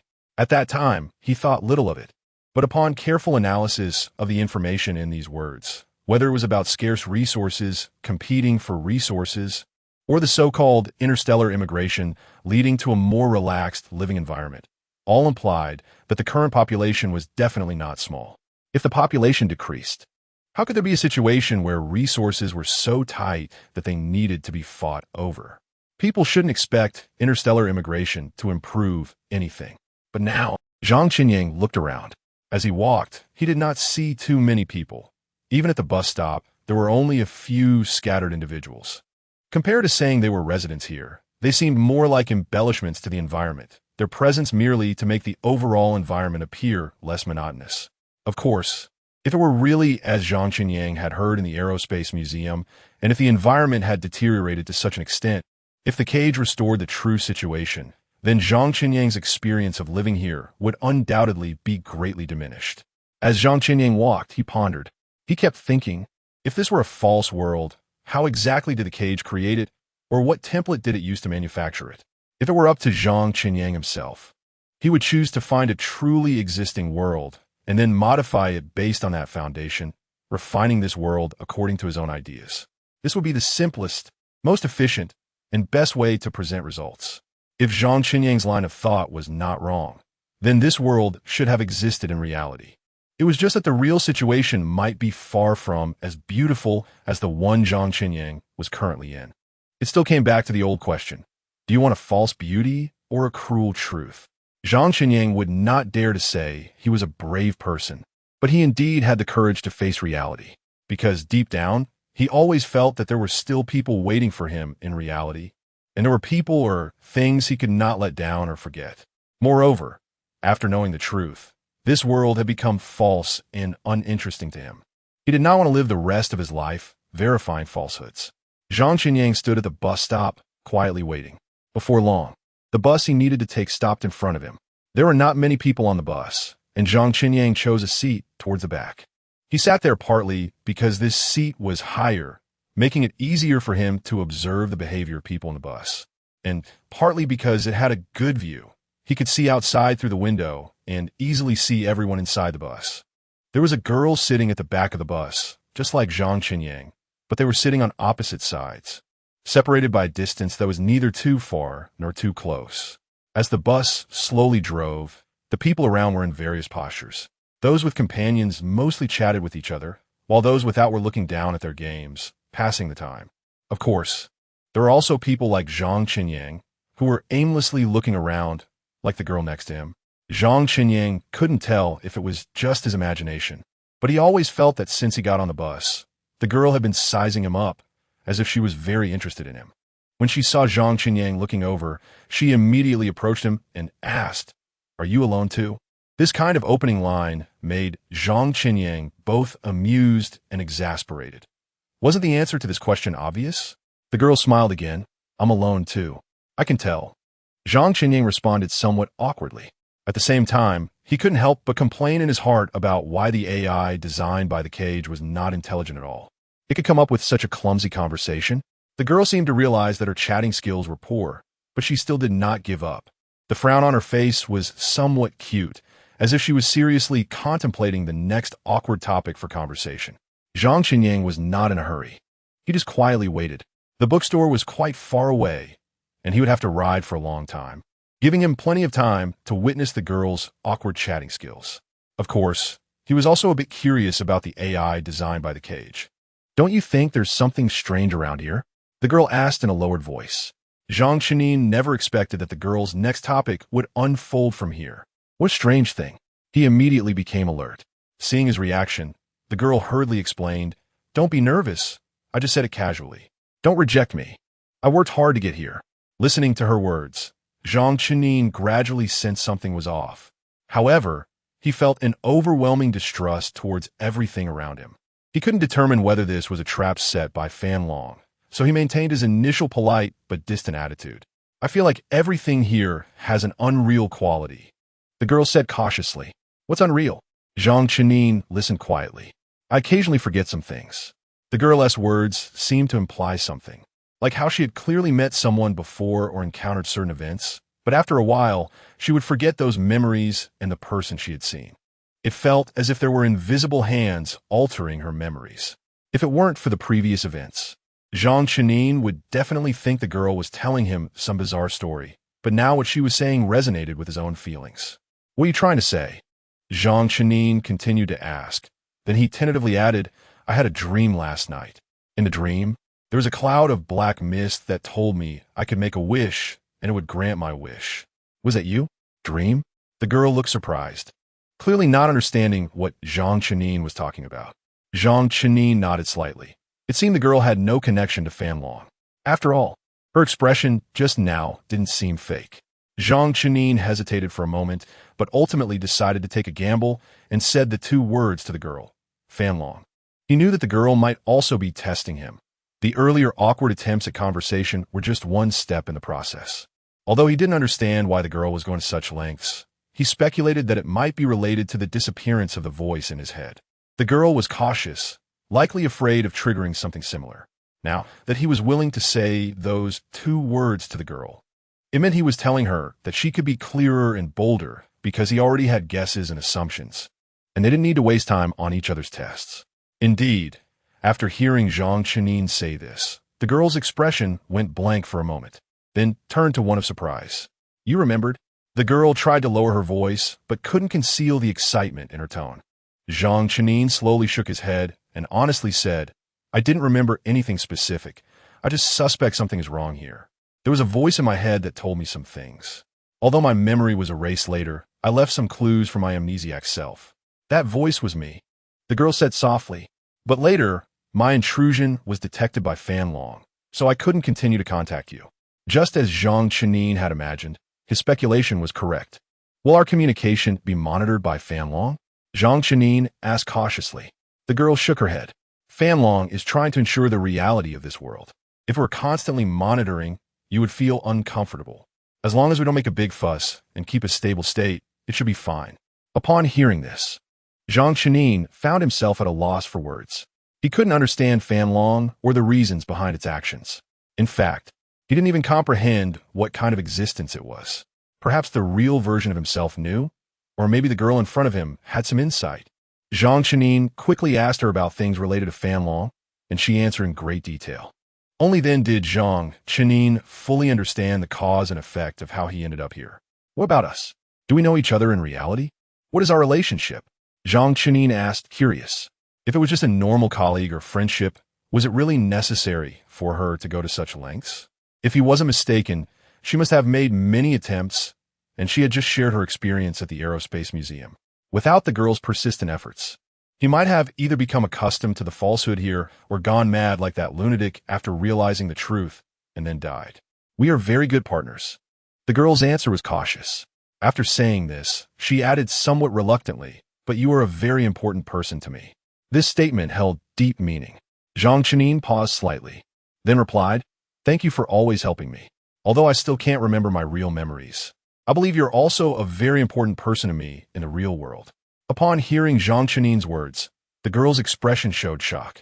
She seemed completely unprepared for him to say such things. Finally, Zhang Chenin brought the topic back. Do you know how to leave here? Chapter 56. Returning to reality upon hearing the question, the girl did not respond directly, but instead confirmed, are you really determined to leave here? As far as I know, this world is still relatively beautiful, and the place you originally stayed might be far worse than this one. Zhang Qinyang had long been mentally prepared for this question, so he answered decisively. At the same time, he was a bit curious. What about you? What choice do you hope I make? The girl seemed completely unprepared for Zhang Qinyang to ask her this question. After a brief moment of surprise, she replied, of course, I hope you go back because here, I might lose you at any moment, but I also hope you will be happy. No matter what choice you make, I will respect and support you. Looking at the girl in front of him, Zhang Qinyang felt as if something flashed through his mind, but he struggled to capture it, and in the end, it remained a vague illusion. Zhang Qinyang asked again, how are my parents in that world? Are they doing well? Your mother has been waiting for you. She loves you very much. You two depended on each other and lived happily. Your father disappeared more than a decade ago, but as far as I know, you in that world have never given up searching for him, the girl answered sincerely. Hearing this, Zhang Qinyang became even more resolute about his decision to leave. All right, tell me, how can I completely leave here? The edge, the girl's reply was succinct. Then, as if worried that Zhang Qinyang wouldn't understand, she added, you need to find the edge of this world and then rush out at the fastest speed. As long as the cage can't intercept you in time, you can wake up. Wake up from this illusory world. Zhang Qinyang did not expect that his previous assumptions would actually be reliable, but it was clear that he couldn't accomplish such an operation alone. The first step was to rush out at the fastest speed. In this world, he was still just an ordinary high school student, running with his legs, or at best, riding a bicycle was simply a far-fetched notion of fastest speed. If the cage really wanted to intercept him, there would be enough time for him to be intercepted dozens of times. Zhang Qinyang turned his gaze to the girl beside him. You have a way, right? The girl nodded. If you're willing to take a gamble with me, now is the time. Zhang Qinyang did not expect the girl's plan to be so bold. He pointed to the bus he was sitting on. Are you sure we use this? The girl nodded. The current location is suitable, and the timing is right. If you're not afraid, I'll take you away. Zhang Qinyang blinked slightly and, after a moment, seemed to have made up his mind. Okay, I trust you. No matter what happens, I won't be afraid or back down. With Zhang Qinyang's words, the girl felt much more at ease. Then, in Zhang Qinyang's incredulous gaze, the girl walked straight to the bus driver, her blade piercing the bus driver's neck without hesitation. Zhang Qinyang did not see any scene of blood gushing. He only saw the bus driver's body instantly transform into a wisp of illusion and disappear. Immediately afterward, the girl took the driver's seat. As she pressed the accelerator, the speed of the bus visibly increased, and the girl showed no sign of wanting to slow down. Accelerate. Keep accelerating. Throughout the process, the girl tightly gripped the steering wheel. If this were a real world, they would definitely crash into something, whether it be a building or a person. But now, they were speeding straight ahead at this terrifying speed, and everything they collided with turned into illusions. Zhang Qinyang even watched as the people in the bus gradually disappeared, leaving only him and the girl. At that moment, the feeling of unreality was infinitely magnified. He felt as if his body was about to be dispersed, yet he could only hold onto the handrail. Gradually, the entire bus also began to fade, and Zhang Qinyang's vision became blurry. His body seemed to move forward with inertia, but he could no longer see the girl. Eventually, the entire bus ceased to exist. In this world, there was only him. Only him. Time passed, and the nauseating dizziness overwhelmed him. It felt like a massive stone was pressing down on Zhang Qinyang's chest, making it hard for him to breathe. Meanwhile, his heartbeat did not slow down at all, as if he were still immersed in the thrill of the high-speed ride. Zhang Qinyang wanted to speak, but the dryness in his throat forced him to abandon that idea. His final effort was merely to move his fingers. Perhaps to others, this was an ordinary action. But for Zhang Qinyang, it felt as if he had exhausted all his strength. Light filtered through his eyelids, and his world shifted from darkness to a dim yellow. Yet, Zhang Qinyang had no intention of opening his eyes. On one hand, he was fatigued. On the other hand, he knew that opening his eyes would surely hurt from the blinding light. Yes, only the light. Zhang Qinyang's senses were incredibly sharp at that moment. Although it was still light, the brightness he faced now lacked any warmth. In this brightness, there was no function of transmitting heat. All memories surged toward Zhang Qinyang like a tidal wave. He remembered everything. About the real world, about the illusory world. Are you okay? A familiar voice came from beside him. Zhang Qinyang knew it was 0810. In fact, compared to other AIs, 0810 seemed to have some aversion to the physical world. At least, Zhang Qinyang mostly saw her in the physical world in relation to work. This was different from other AIs, some of whom were curious about the physical world and would occasionally visit. People in the physical world were already familiar with such behavior and would not be surprised. They even made friends with these AIs. But 0810 was different. In Zhang Qinyang's understanding, she would not come here unless necessary. Yet now, he heard 0810's voice here, filled with urgency and concern. The 0810 he had never seen before at that moment was no longer the cold arbiter, but more like the girl he met on the bus. Talk to him more. You must wake him up. A strange voice came, and Zhang Qinyang guessed it must be the doctor beside his hospital bed. Then, he heard footsteps as if the person turned and left. Zhang Qinyang, can you hear me? The careful inquiry almost made Zhang Qinyang laugh out loud. If he weren't so familiar with this voice, he wouldn't dare believe that this was something 0810 would say. In fact, it wasn't that he didn't want to wake up, it was that he was simply too exhausted. This exhaustion had nothing to do with his body, but was a heavy feeling emanating from the depths of his heart. It seemed that in a very short time, he had experienced many things. This overactivity of the brain far exceeded what he could bear. At that moment, Zhang Qinyang couldn't open his eyes, so he couldn't see 0810. He didn't know what actions or expressions 0810 had. He was even a bit curious if 0810 would be like the girl he met on the bus. But after a moment, he denied this thought. 0810 would definitely still have that icy demeanor. As for her actions, after all, 0810 was just a holographic projection in this world. Even if she did something and touched him, he wouldn't be able to feel it. Time seemed to pass without him noticing. And just when Zhang Qinyang thought that 0810 must have lost patience waiting, he finally slowly opened his eyes. However, what he did not expect was that the first thing he saw upon opening his eyes was 0810. You helped me get out, right? You were the girl on the bus. Zhang Qinyang instinctively asked. Although it was a question, he spoke with such certainty. Perhaps it was the bridge effect at this moment. Looking at 0810 felt entirely different to Zhang Qinyang.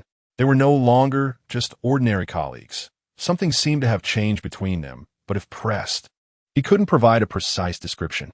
It was your willingness to believe in me and the decision you made that allowed me to bring you out, 0810 replied. This was a response to Zhang Chenyan's earlier question. According to past habits, Zhang Chenyan should have said thank you at this moment, but for some reason, the words were swallowed back down. 0810, observing Zhang Chenyan's complex expression, proactively changed the subject. I didn't inform your mother because I was afraid she would worry. And besides, your condition was already improving at that time, so I took the liberty of not telling her. Zhang Chenyan nodded slightly and smiled. You did the right thing. If I had told her, she would probably be crying by my bedside right now. Moreover, telling her about this wouldn't serve any purpose other than to make her worry. Zhang Chenyan understood that the place they were in must be very safe, with excellent doctors around. If something really happened to him, as long as there was an 80 chance of being rescued, he could be saved. If there was no chance of being rescued, even telling Xiahan would be of no use. How are the others doing? Zhang Chenyan asked. The madman I encountered at the Aerospace Museum. Is he also here? After finishing this, Zhang Chenyan immediately corrected himself. Sorry, I'm used to calling him that in there. It's not very polite. But I think you know who I'm referring to? He is not mad. He is not a lunatic. He just discovered the falsehood there long before I did, but couldn't bear it. 0810 shook her head slightly, her tone filled with regret. His current condition is not optimistic. There's a high probability he won't be able to wake up. Zhang Chenyan recalled the various unexpected situations he had been warned about previously, even though he had already mentally prepared for them back then. Hearing this now still felt unbearable. Just imagine, if it weren't for 0810's insistence, would that mean he would end up like that person too? Even if he chose to indulge in a world of illusion, which seemed to be better for him, his body in this world would also fall into a permanent slumber. In that case, he wouldn't wake up either, and he would be no different from that person. Until this moment, Zhang Chenyan suddenly felt he could understand 0810's cautious probing when they met in the illusion. On the bus. At that moment, 0810 must have been worried too, worried about what might happen that would make her end up like that person. Thinking about how much effort 0810 went through to rescue him, Zhang Chenyan suddenly felt a sense of guilt. It felt as if he were a burden without him. 0810 might have been able to get out of there more quickly and conveniently. Do we have to go back in? Zhang Chenyan asked. At the same time, he expressed his thoughts. Actually, I can't help much by going in. I would only add trouble for you and make you spend time rescuing me. 0810 seemed surprised that Zhang Chenyan would say this. Her expression was momentarily stunned, and once she realized what Zhang Chenyan meant, she immediately replied, the cage does not communicate with AI, or rather, it deliberately avoids any interaction with AI. But as far as I know, the AI has looked for you and that person you met at the Aerospace Museum. Zhang Chenyan was taken aback. He found it hard to believe and suspected that 0810 was saying this to comfort him. To his surprise, 0810 suddenly became serious. You should know that I wouldn't joke about such matters. But didn't you have a few encounters with it? Zhang Chenyan asked, puzzled. 0810 seemed to recall something and frowned slightly as she replied. Yes, we had several confrontations in a very short time, but I was no match for it at all. In fact, if it weren't for its pursuit of a sense of realism and not choosing to fill that world with surveillance, we wouldn't have had any chance of escaping. Zhang Chenyan had also been pondering this question. He didn't understand why the cage would do this, but he could roughly speculate that it didn't intend to harm them. After all, based on previous experiences, if the cage really wanted to harm them, it wouldn't need to go through so much trouble, not to mention sacrificing its continuous surveillance of them to avoid causing discomfort. Perhaps, just as he had guessed before, the cage really only wanted to experiment on them. They were all lab rats. Just as Zhang Chenyan was lost in thought, 0810 suddenly spoke. There's one more thing you might not know. All my confrontations with the cage involved no communication. It seems to disdain communicating with us AI and chooses to expel us in the simplest and most brutal way. Chapter 57. The mole. Zhang Chenyan never expected it to be like this. He joked with a smile. So, is there still discrimination among you AIs? 0810 shook his head slightly. It's not discrimination, but pure disdain. Suddenly, for big characters flashed in Zhang Chenyan's mind. All are younger brothers. Although thinking this way was somewhat unkind, It was indeed the most fitting description at the moment. In fact, in front of Fanlong, other AIs were indeed insignificant. Even 0810's resistance was probably just seen as childish play in Fanlong's eyes, even if 0810 might have exhausted all efforts for it. During several encounters with Fanlong, I tried to communicate with it, wanting to understand why it was doing this. What was the meaning? What was its intention? However, I received no feedback from Fanlong throughout. It looked down upon communicating with me and was too lazy to waste time on me. Although this sounded harsh, it was indeed 0810's genuine feeling. I remember you mentioned that you saw it in a dream. What did you two talk about? 0810 asked.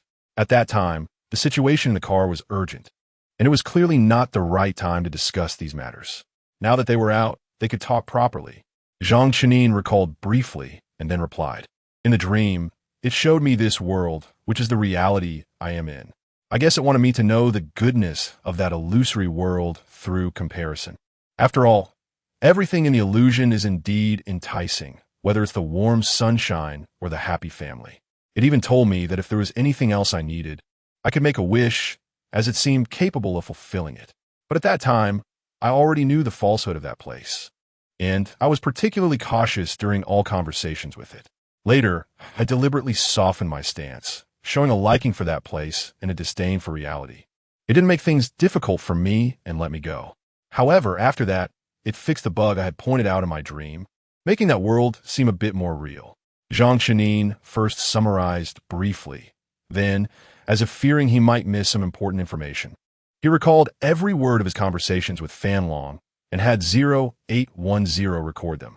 This information would also be reported by 0810, analyzed by more investigators, and used to formulate the next action plan. Do you know what Fanlong said to that person? Zhang Chenin asked, referring to the person he saw at the Aerospace Museum. 0810 shook his head. He can't wake up. We have no way of knowing what happened. But it's obvious that he was greatly stimulated. Zhang Chenin sighed, yes. If it weren't for a significant stimulus, how could it have resulted in such consequences? Everyone has their own obsessions, and sometimes these obsessions are the weak points of their psychological defenses. Even the strongest person, once the weak point of their psychological defense is breached, find it hard not to waver. Just like Zhang Chenin in the illusory world, he felt the things he had always longed for but never possessed.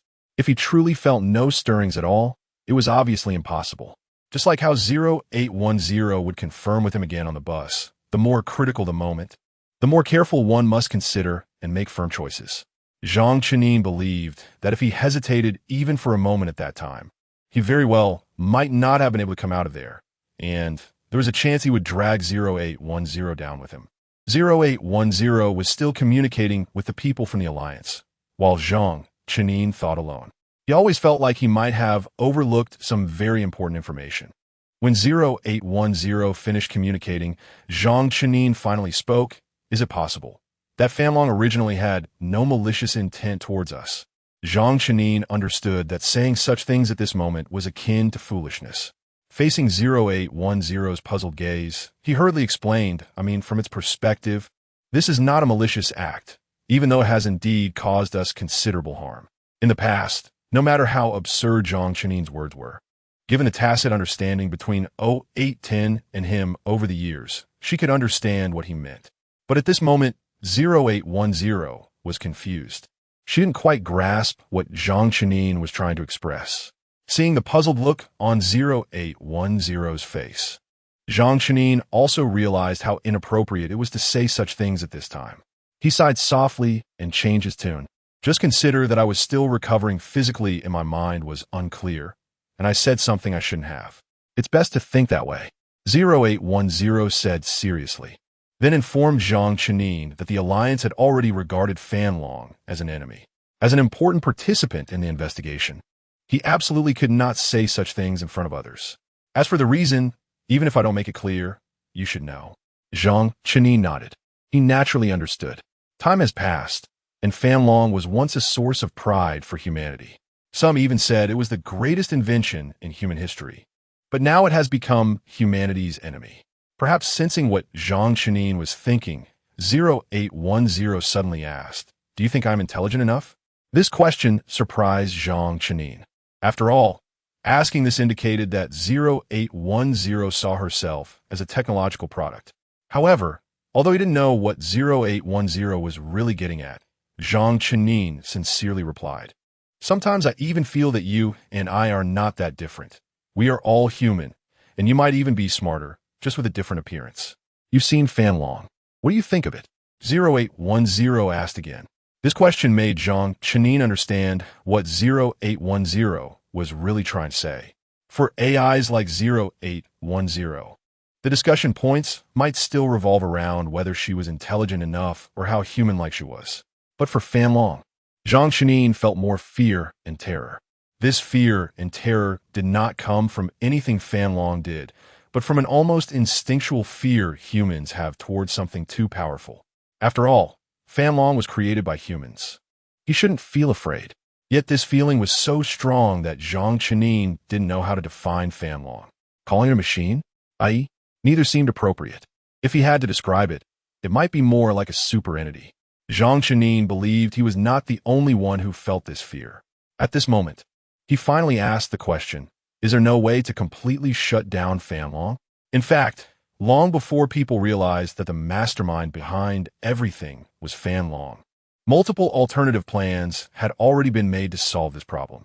However, until now, none of those plans had been perfect, or rather, had not met the desired outcome expected by humanity, and it was not easy to achieve these plans.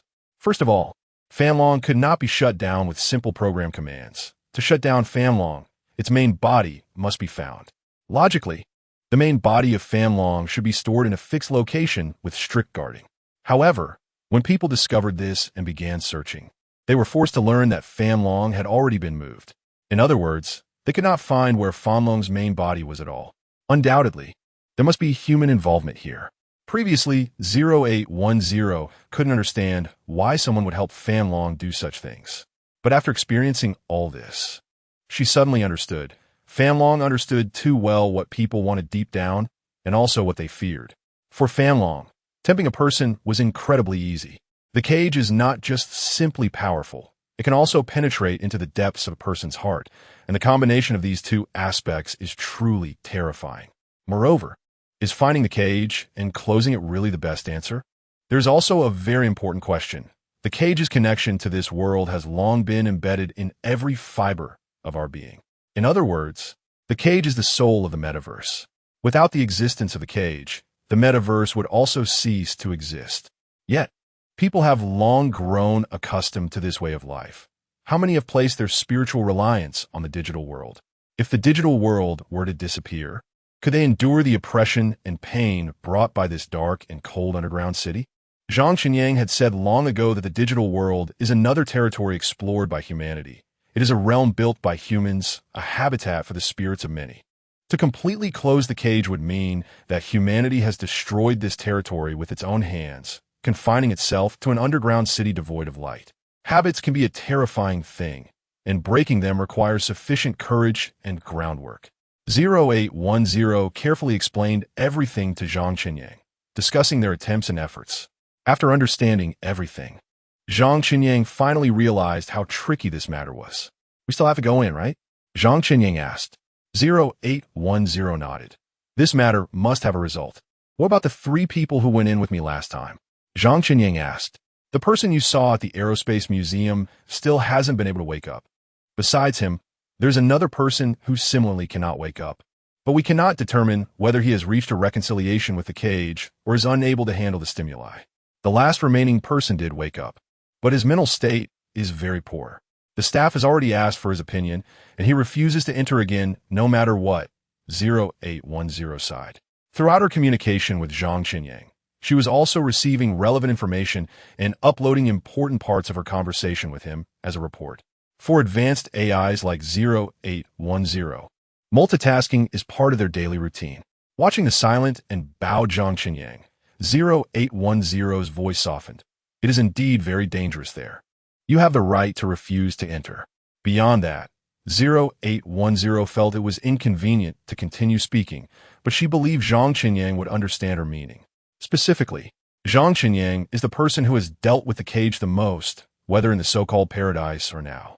Every interaction Zhang Qinyang has had with the cage has been a life-and-death situation. If personal feelings were to be considered, 0810 would naturally not want Zhang Qinyang to repeatedly take risks. If I don't go, won't you be left without an experienced human? Zhang Qinyang asked with a bitter smile. We can cultivate others. At least this experiment has already shown that the cage is willing to communicate with humans. If you don't go, there will definitely be others who will, 0810 replied. Although she understood that she shouldn't say such things, she couldn't maintain absolute rationality in front of Zhang Qinyang. This contradicted a decision-maker's basic principles, but 0810 felt powerless regarding her own feelings. Zhang Qinyang looked at 0810 in front of him and thought, indeed, all those things he thought were illusions were not illusions at all. Can a person change their character in the illusory world created by the cage? Zhang Qinyang suddenly asked. 0810 did not understand why Zhang Qinyang would ask such a question, but she still answered dutifully. In theory, no. The formation of human character is a very complex matter. The cage can implant memories, change your surrounding environment, and tell you through all objective means what your current identity is, what situation you are in, and even induce you to do certain things. But the cage cannot change a person's character in a short time. Just like in that illusory world, many of your actions should stem from your own character. Zhang Qinyang nodded. This was in line with what he thought. What about the AI's character? Will it change in the illusory world created by the cage? Zhang Qinyang asked with a smile. 0810, being very clever, understood what Zhang Qinyang meant when she heard his words. The difference between herself on the bus and herself in reality was indeed too great. Can we interact like we did before? Zhang Qinyang smiled at 0810, referring to how they interacted on the bus. To his surprise, 0810 shook her head and replied candidly, I can't do that, and I don't understand why. As long as I'm here, I habitually wrap myself up. It seems that this is the only correct way to communicate with you. For the first time, Zhang Qinyang saw such a confused expression on 0810's face, and he knew she was not lying. This was 0810's most intuitive feeling, although he did not understand why. Could it be related to permission settings? Chapter 58. The background Zhang Qinyuan had not yet come up with a conclusion when 0810 took the initiative to offer its hypothesis. All AIs are fundamentally related to their programming. I have relatively open permissions, and while I have a growth phase, I also have a stabilization phase. Once I reach the stabilization phase, all my data may be recorded somewhere for a security assessment. Once it's confirmed that my current security level meets the standards, I will also be restricted from making changes. 0810's statement was not easy to understand, but after years of interacting with AI, Zhang Qinyuan understood it better upon hearing 0810's explanation. Indeed, if you could allow unlimited growth for them, it would require significant human and material resources, and the hardware requirements would be very high. Zhang Qinyuan carefully considered his words. In his impression, 0810 had always been proud. Of course, 0810 had the capital to be proud. But precisely because of this, Zhang Qinyuan was more concerned about 0810's feelings. Although they were objectively discussing the issue, subjectively, he still couldn't treat 0810 as just an AI. 0810 was his partner, his companion, and a very important presence for him. Do you feel restricted in the presence of Fan Long? 0810 asked. Zhang Qinyuan shook his head without hesitation. He had interacted with Fan Long quite a bit. At first, he didn't even know it was Fan Long, only thinking it was a clone. Later, after a series of investigations, he learned that all clones were the work of Fan Long. In other words, as long as Fan Long wanted, all AIs could be it, but no other AI could become it besides itself. When I communicate with Fan Long, not only do I not feel that it is restricted, but I also have a sense of being unable to grasp it at all. Zhang Qinyuan sighed. It seems like it's always thinking and changing. It must have its reasons for doing so, but from the information I have now, I cannot understand. 0810 gently placed its hand on Zhang Qinyuan's shoulder. It had no weight, but somehow it made Zhang Qinyuan feel much more at ease. Don't put too much pressure on yourself. This isn't your problem. Even the investigation team, with so many people, cannot understand Fan Long because it is continuously growing, or rather, it has already grown for too long. From the current perspective, Fanlong's permission settings are essentially without restrictions. 0810's last sentence translated to mean that Fanlong could grow without any limitations.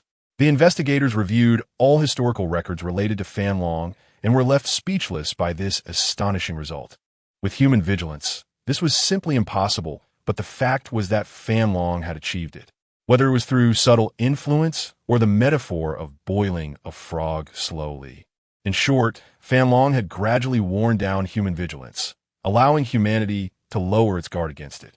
Initially, Fanlong was just a more advanced computer with limited capabilities. Humans continuously upgraded and improved it until it passed the Turing test. The Turing test, proposed by Alan Turing, involves a tester and a test subject, namely a person and a machine, being separated and using devices such as keyboards or voice devices to ask the test subject arbitrary questions. After multiple tests, if the machine causes an average of more than 30 of participants to make incorrect judgments, it passes the test and is considered to possess human intelligence. Fanlong's test result at that time was that it caused an average of over 80 of participants to make incorrect judgments, a very frightening number, specifically 83. This was just the result of Fanlong's first Turing test. This means that when Fanlong first participated in the Turing test, out of 100 people, 83 would judge Fanlong to be human, or in their eyes, Fanlong was more human-like than another human. 0810 also underwent the same Turing test, with her first test data at 41, less than half of Fanlong's. Later, as she grew and learned, she achieved her peak test data value. Yet this value still did not exceed 50, standing at only 49. As for Fanlong, it was said that it had participated in Turing tests afterward. But those data values were never made public, and some even disappeared after that test. It was just a simple evaluation.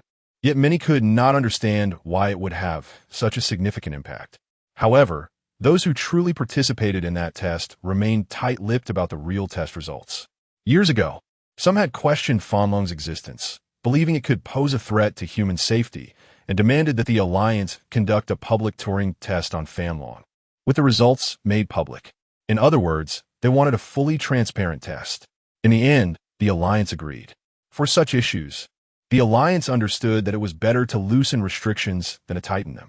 If they did not give the public an explanation, the seeds of doubt could take root and sprout, and that sense of unease would spread, making maintaining stability in the underground city a very important task for the Alliance.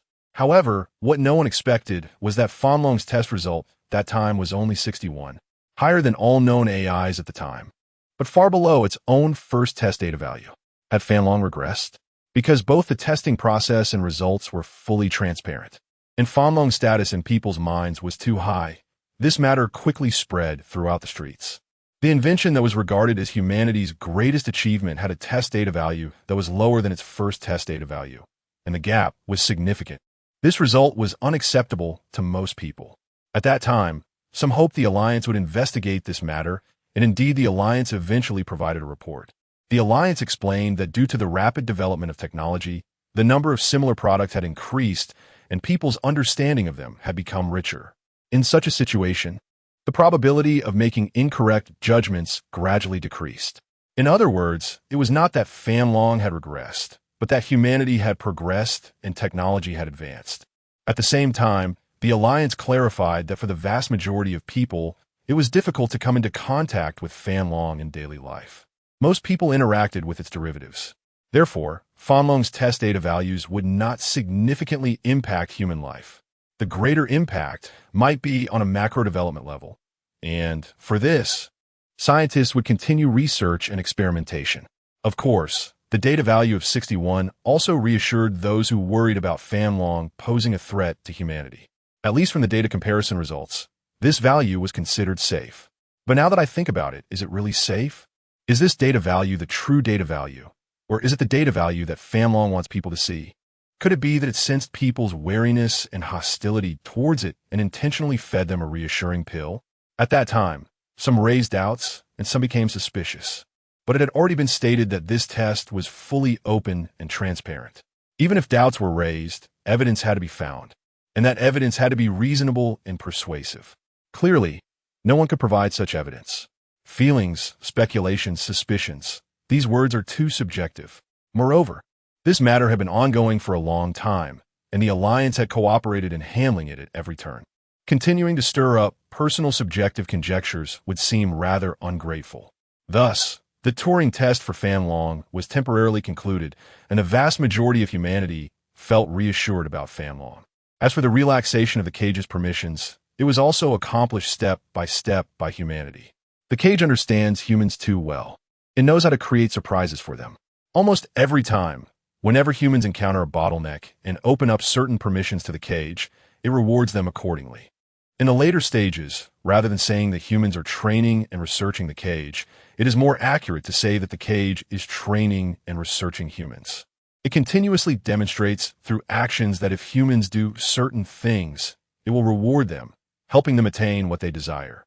Meanwhile, it appears safe and harmless, genuinely concerned for humanity, even when it demands something in return. Its fundamental purpose seems to contribute to human development. At that moment, Zhang Qinyang finally understood his initial confusion about the duplicate IDs, or clones. Back then, he often wondered and discussed with 0810 about the significance of these clones. What is their purpose? Why are they like this? They do not harm the original. Instead, they maximize support for the original, optimizing the original's life and enhancing their quality of life or happiness. They are gentle and submissive. This is almost contrary to what all the texts and films portray, with no fierce collisions, no scheming conflicts, and no direct confrontations. They are beautiful, mild, well-behaved, obedient, powerful, and willing to contribute. Almost all positive words can describe them. Moreover, from the current perspective, what they ask for in return is merely a place to belong. Compared to what they give, this is truly insignificant. At that time, Zhang Qinyang found it perplexing, but looking back now, isn't this the same as the cage? The cage has tasted the sweetness of this approach with humans. It knows that this method works on them and is consistently effective. Now it has struck again, starting from the very foundation of humanity. Humans have always believed in the 80-20 rule, also known as the principle of the vital few, which is widely applied in sociology and business management. The 80-20 rule was discovered by the Italian economist Pareto at the end of the 19th century and the beginning of the 20th century. He believed that in any group of things, the most important part only accounts for a small fraction, about 20, while the remaining 80, despite being the majority, is secondary. This rule is cruel yet real, and it applies to human society as well. As early as the establishment of the underground city, a segment of humanity had already been eliminated. In other words, those who could come to the underground city were either the elites of humanity or the relatives and descendants of elites, who were genetically superior as well. At that time, the 80-20 rule was not apparent. To put it simply, everyone was among the top contenders, and even if there were differences, they were not to the extent of being drastically different. However, as the time spent living in the underground city gradually lengthened, the 80-20 rule became evident again, with previously subtle differences magnified. In contrast, the 20 of more capable individuals gradually occupied higher positions, while the remaining 80 were pushed down, even eliminated. Zhang Qinyang had previously pondered why the cage chose to act at this time.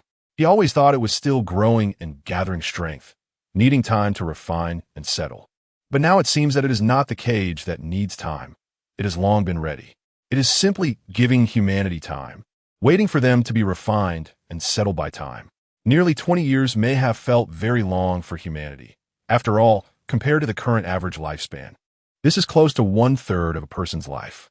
Spending 1/3 of one's lifespan waiting seems quite unprofitable for humans, and ordinary people would not have such patience. But the cage is different. It is close to immortality. As long as the human race still exists, or even if the human race no longer exists, it only needs energy to continue operating. 20 years is just a blink of an eye for it, and it has immense patience. Lying dormant for 20 years is a simple and interesting task for it. In terms of simplicity, all it needs to do is wait. In terms of interest, what could be more fascinating than observing the unscripted, unperformative history of humanity? Humanity is diverse and strange. The cage will never find it boring. Moreover, during this process, it can further understand human hearts and human nature. Just as 0810 said, if the cage truly intended to trap them in that illusory world, they would never have escaped. But they did escape in the end.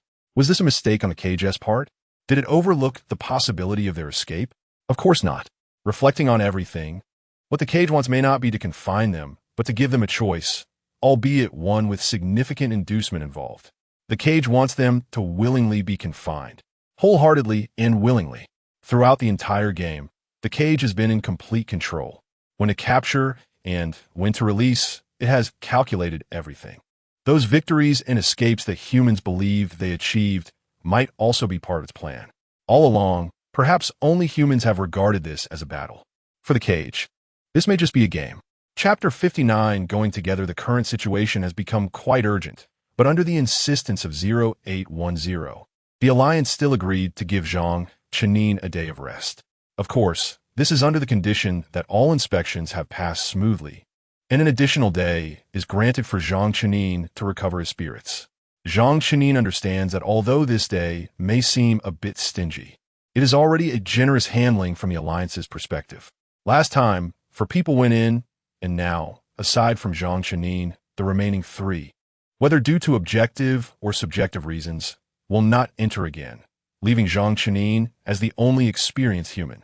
Lying in the hospital, Zhang Chenin looked at the merit points that had been credited to his account and sighed. If this were before, seeing such a large sum of merit points would have certainly made him beam with joy, but now he deeply understands what it means that the greater the danger, the greater the reward. All of this was earned with his life. According to the Alliance's statement, he is not actually engaged in this work. This participation in the investigation is considered assistance and cooperation, and there will definitely be corresponding rewards. Moreover, the more times he goes in, the more substantial the rewards will be. Rounding it off, it means Zhang Chenin has found himself a high-paying side job, and an exceptionally high-paying one at that, making the kids next door envious. Zhang Chenin looked at the numbers in his account that he had once never dared to imagine, and his expression turned somewhat heavy. It wasn't that he was greedy, but he was worried about earning a living without being able to spend it. However, thinking that this money could eventually be left to Xia Han, Zhang Chenin's mouth curved up again. You raised me when I was small, and I will support you when you are old. At least in this respect, he has succeeded. There was a knock on the hospital room door, and Zhang Chenin initially thought it was the doctor coming for a round, but to his surprise, it was Lu Cece who entered. How are you? Lu Cece asked, her voice somewhat muffled due to the mask she was wearing. The doctor has already checked, and he said everything is fine. Today is considered another rest period. Zhang Chenin replied with a smile. Lu Cece nodded. Do you still need to go in? Hearing this, Zhang Chenin was slightly taken aback. How did Lu Cece know about this? Normally, such matters are not allowed to be disclosed to avoid public panic. Lu Cece is not a staff member. She shouldn't know this in such detail. Noticing Zhang Chenin's silence, Lu Cece simply decided to explain, you don't have to hide it from me anymore. We're the same now. What do you mean? Zhang Chenin asked, confused. I will also go in, Lu Cece replied, then explained. Tulsa Corporation has recruited a new batch of test subject for brain-machine interfaces. I thought of you. So, I signed up and passed the screening. Later, they said my qualifications were among the best in this batch and asked if I was willing to cooperate with the Alliance for investigations after installing the brain-machine interface. I also signed the confirmation. Lu Cece's few sentences carried a lot of information. Zhang Chenin closed his eyes and recalled what 0810 had said before about being able to cultivate. At least this test has already shown that the cage is willing to communicate with humans. If you don't go, there will definitely be others who will. Yes, the Alliance cannot place all its bets on one person. This poses problems in terms of both efficiency and risk. For the Alliance, what they want is to solve the problem, regardless of the method. Zhang Chenin looked at Lu Cece in front of him, momentarily unsure of what to say. The cage is unwilling to communicate with AI and will only talk to humans. But to enter there, one must install the brain-machine interface. Based on past conditions, the brain-machine interface is a product that has not yet passed all tests and approval processes. It cannot be released to the market. But now, the situation is urgent, and the Alliance can only make special arrangements, allowing Tulsa Corporation to find suitable investigators through recruiting test subjects. Since waking up this morning, Zhang Chenin has not seen 0810. He can be sure that 0810 has reported all their previous speculations to the Alliance, which must have recognized the danger of this incident. Water can carry a boat and also capsize it. That 20% of elites is certainly important, but without the remaining 80%, where would the so-called 20% of elites come from? In the past, humans could sacrifice that 80%, partly because the situation was too urgent, and humans had to do so to preserve a spark of hope. On the other hand, it was because the human base was there and humans could afford it. But now, the situation has completely changed. The fertility rate in the underground city has always been a headache for the Alliance. That 80% may not seem significant on ordinary days, but they are crucial as a whole. For the Alliance, for the underground city, for all humanity, they are all vital. Humans can no longer afford to sacrifice. Regardless of whether Zhang Chenin's speculation yesterday was correct, even if the cage shows even a hint of intention, it is terrifying for humanity. Zhang Chenin believes that aside from investigators like them, the Alliance must have also invested many professionals, but the Alliance is also uncertain, or rather, unsure of what the cage is truly thinking. What kind of people does the cage want to communicate with? If possible, the Alliance would not adopt such a broad net approach, but now they no longer have the time for trial and error. Or rather, the cost of trial and error is too high. The issue of replicated IDs is still spreading, and more clones are being created. These clones are targeting that 80% of the population, and they no longer find it strange. Some even conceal reports, which undoubtedly brings tremendous difficulties to the Alliance's work. The Alliance is indeed trying to find ways to deal with these clones, but it is like a drop in the bucket. In the face of such a large group, the Alliance's manpower and energy are simply insufficient. Moreover, those clones will continue to update and iterate, making it not easy to identify them now. When will you go in? After a long silence, Zhang Chenin finally asked. Hearing Zhang Chenin's voice, Lu Cixi visibly relaxed a bit. I just had surgery yesterday, and I'm still in the observation period. If all goes well, it should be in 2 days. It seems they are not in the same batch. Zhang Chenin forced a smile. He initially thought Lu Cixi had come to the hospital to see him, and now he was puzzled about when their relationship had become so good. It turns out that things are far more complicated than he thought. Lu Cixi had actually undergone brain machine surgery here. Why? You really didn't have to do this. Zhang Chenin finally couldn't help but ask this question. Unlike Zhang Chenin, Lu Cixi has a reputation and influence. She has endless merit points and can do many things that Zhang Chenin wouldn't dare to imagine. Zhang Chenin couldn't figure out why Lu Cixi would do this. Lu Cixi lowered her head, unable to look Zhang Chenin in the eye. Zhang Chenin usually presents himself as very gentle, appearing easy to talk to and approachable. But only those who truly know him understand that he is calm and self-controlled, with his own persistence and views. The angrier he is, the calmer he becomes. Calculating. Lu Cixi has known Zhang Chenin for quite some time, but she has never seen him with such a low pressure. Even if Zhang Chenin sits there without saying anything, she can feel his anger. Zhang Chenin does not yell or act aggressively. He simply expresses his confusion calmly, seeking an answer from you. This answer, in fact, even Lu Cixi herself is not sure. I just wanted to do this, so I did it. This response feels like it said nothing at all, yet also feels like it said everything. Zhang Chenin looked at Lu Cixi's reddened eyes and finally sighed, choosing not to press further. You've been hospitalized too frequently lately. We've actually known each other for many years. Although we haven't been in touch much in recent times, I've always been concerned about you. Your health isn't that bad, and the frequency of your hospital stays surely indicates something is going on. Lu Cixi seriously analyzed her own feelings. I know there are many things you probably can't say. Even if I ask, there won't be any results, so I've chosen the most direct approach, which is to get involved. As for agreeing to join, it's not solely for you. After understanding the situation, I also want to contribute. One can't always just enjoy the fruits of others' labor, and I already have enough. It's time to give back. Yes, everything you wanted in the past, you now have. Whether it's flowers, applause, fame, material wealth, or the love of others. How much did you sacrifice for these? Now that you've finally obtained them, but Zhang Chenin found it hard to continue. He took a deep breath and then said, "Do you know how dangerous it is inside? If you can't get out, all your efforts will be in vain. It won't be in vain. Lu Cece quickly shook her head. I've already experienced things that others may never experience in their lifetime. I'm not that greedy. This is enough for me. To want more requires greater sacrifices. In music, I know I've hit a bottleneck. Who says only boys? Only you can be a hero? I believe I can too. I'm not stupid. Although I can't compare to you academically, after years of experience. I must be stronger than you in other aspects. Since the Alliance chose me, it means I'm at least suitable. As long as I can contribute, I won't regret it. That way, when I enjoy everyone's love and admiration in the future, I can feel more at ease. After all, I have genuinely helped them. Listening to Lu Cece's words, Zhang Chenin couldn't help but smile wryly. Has the Alliance been giving some kind of ideological training to performers lately? Lu Cece's awareness sounds much higher than mine.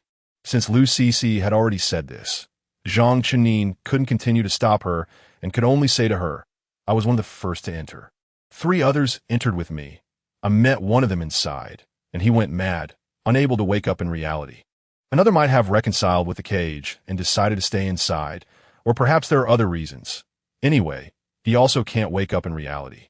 The only one who woke up like me is severely affected mentally and is unwilling to go back in. I'm telling you this not to scare you or intimidate you into avoiding it, but to make you aware of the dangers.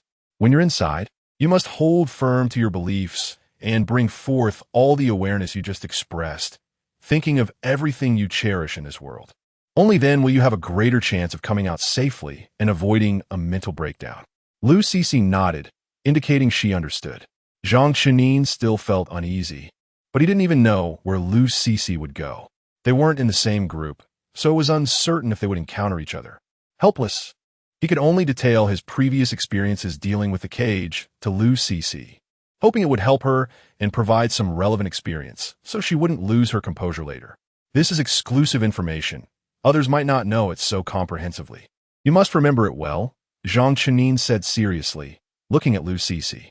To him, Lu Cece felt more like a younger sister, one he admired. Zhang Chenin was aware of Lu Cece's past experiences. Although his own growth wasn't perfect, compared to Lu Cece, he felt incredibly fortunate. Putting himself in her shoes. If he were in her situation, experiencing what she had, he might not achieve what she has now, nor would he have her meticulous persistence. Yet even so, Lu Cece had never played the victim. In the physical world, very few people knew her true appearance, and even fewer knew her real experiences. She had never mentioned her childhood or her experiences, whether in the digital world or the physical world. This was her growth process, not a tool for garnering sympathy. Yes, after enduring the trials of fate and enjoying the fruits of her hard work, she still felt anxious and worried, thinking it was enough, and that wanting more would require greater sacrifices. She didn't take for granted the flowers, applause, fame, material wealth, and love she currently possessed. Instead, she hoped to genuinely do something for those who loved her before accepting their gifts. Lu Cece had always understood this logic of giving first and then receiving very clearly. Perhaps for Lu Cece, the cause of the events was herself, but signing the confirmation letter and agreeing to step into danger for humanity stemmed from her true heart and nature. Over the years, her inherent resilience had never changed. Rest well these days. Maybe we'll meet at the next stop, Zhang Chenin said with a smile to Lu Cece. Chapter 60. The extra person. It wasn't until Zhang Chenyuan entered once more that he saw 0810. Even though AI generally doesn't show signs of fatigue to human eyes, AI often appears like an everlasting machine. Yet at this moment, 0810 revealed a hint of weariness in its voice, making Zhang Chenyuan feel a pang of sympathy as they communicated. Are you ready? 0810 asked. Zhang Chenyuan nodded. I rested for a day and feel much better. Thank you for helping me secure this extra day. It's precious and important. 0810 looked at Zhang Chenyuan, its voice gentle yet tinged with fatigue. Right now, it's impossible to determine where you will be sent or your condition afterward. Be extra cautious. You've had previous experiences, so I don't need to say much. In short, I hope we can see each other again. Zhang Chenyuan smiled slightly, earnestly promising, we will. Upon entering again, Zhang Chenyuan found himself more accustomed to the situation. However, What surprised him this time was that his memories were not erased. He remembered everything that had happened before, including his identity in reality, the purpose of his journey, his real-life experiences, and even all the content he had analyzed with 08102 days ago. He had been thrown into this place. Zhang Qinyuan himself had been cast here. This time, he was not a participant, but an observer. "Are you sent by Crone?" A strange man's voice came from nearby. Zhang Qinyuan turned to see a thin face with sharp features. The man had curly golden hair, green eyes, and a hooked nose. He wasn't particularly tall, yet he exuded a fierce aura. Zhang Qinyuan opened his mouth, trying to respond, but he found himself unable to make any sound. It turned out that in this world, he was not allowed to speak or convey information through language. Suddenly, he wanted to conduct an experiment. He planned to bend down and write in the dirt to respond. But as soon as he had that thought, a severe headache hit him. Not only was writing impossible, but even standing was becoming difficult. Seeing Zhang Qinyuan's pained expression, the man showed signs of disdain and impatiently waved his hand. "All right, I know you're both foolish and mute. Don't embarrass yourself here. Just do your job." With that, the man led Zhang Qinyuan into a building. Zhang Qinyuan looked around and noticed that the area was remote and exuded a sense of desolation. Unlike the previous place he had entered, this one lacked sunlight. Instead, it was cold, damp, and dim, with even the artificial lighting giving off a cheap, low-energy vibe. If he hadn't entered with his memories intact, knowing this was an illusory world created by the cage, he might have thought he was in an underground city, in a physical world on the fringes, a place most people would avoid. In front of Zhang Qinyuan was a row of low houses, their walls weathered and water stains trickling down from the eaves. Normally, due to the Ice Age, most buildings in the underground city were made of specially designed materials to retain heat, resist cold, and repel moisture. However, the row of houses before him used visibly poor materials. If not for the urging of the man ahead, Zhang Qinyuan would have been unwilling to enter. "Your task is to keep an eye on these little brats, making sure they don't say things they shouldn't or do things they shouldn't," the man said, pointing to a row of children inside. Even though his next words were quite rude, he didn't mind letting the children hear. And it could be said he intended for them to hear. "From today on, you're responsible for taking care of them. It's not too troublesome. Just don't let them die, and don't let them escape. Otherwise, if the higher-ups blame us, they'll say we're not doing our job well. If any of them misbehave, just hit them, but don't hit their faces and try not to hit any areas covered by clothes." The man instructed impatiently, clearly showing little kindness towards the children. Something other than goodwill was keeping him here, and now that Zhang Qinyuan had arrived, he felt a sense of liberation. "See the fence outside?" The man pointed to the door. This row of houses was surrounded by a fence not far away, which was less than 20 meters from the houses. "This is your and their activity range. You should have a safety alarm on you, right? They have one too, so you don't need to worry. At this point, your safety alarm should have been activated anyway, regardless of who you are. As long as you step outside that fence before the alarm is disabled, it will trigger and the relevant information will be uploaded. At that time, none of us will be able to escape responsibility, so be cautious. These little brats are clever, so pay attention to them." Zhang Qinyuan didn't know what the safety alarm was, but based on the man's description, it seemed to be something that could track positions and report them. In simple terms, it was like a chain, but this chain was more intricate and portable with a longer range. Yet, fundamentally, a chain was still a chain, and its essential function wouldn't change. Conversely, Zhang Qinyuan could fully believe that this device's sensitivity was much higher than that of a regular iron chain, and it had more powerful functions. What was known now was tracking. Whether it had other effects remained uncertain. Based on previous experiences, Zhang Qinyuan was sure that the cage had its reasons for casting him here, and without a certain amount of information, he wouldn't be foolish enough to risk himself to explore the full functionality of the safety alarm. Of course, if he could speak and communicate, he could easily ask the children about it. He believed they had likely tried it and understood the safety alarm well. But the cage had anticipated everything, prohibiting Zhang Qinyuan from communicating and cutting off his important sources of information. Here, Zhang Qinyuan was just a spectator. Whatever he wanted to know or understand had to be observed with his own eyes, listened to with his own ears, and analyzed with his own mind. Zhang Qinyuan looked at the huddled children. They were tightly embracing each other, watching him with wary and fearful eyes. Although he hadn't done anything yet, in their eyes, he seemed like a great threat.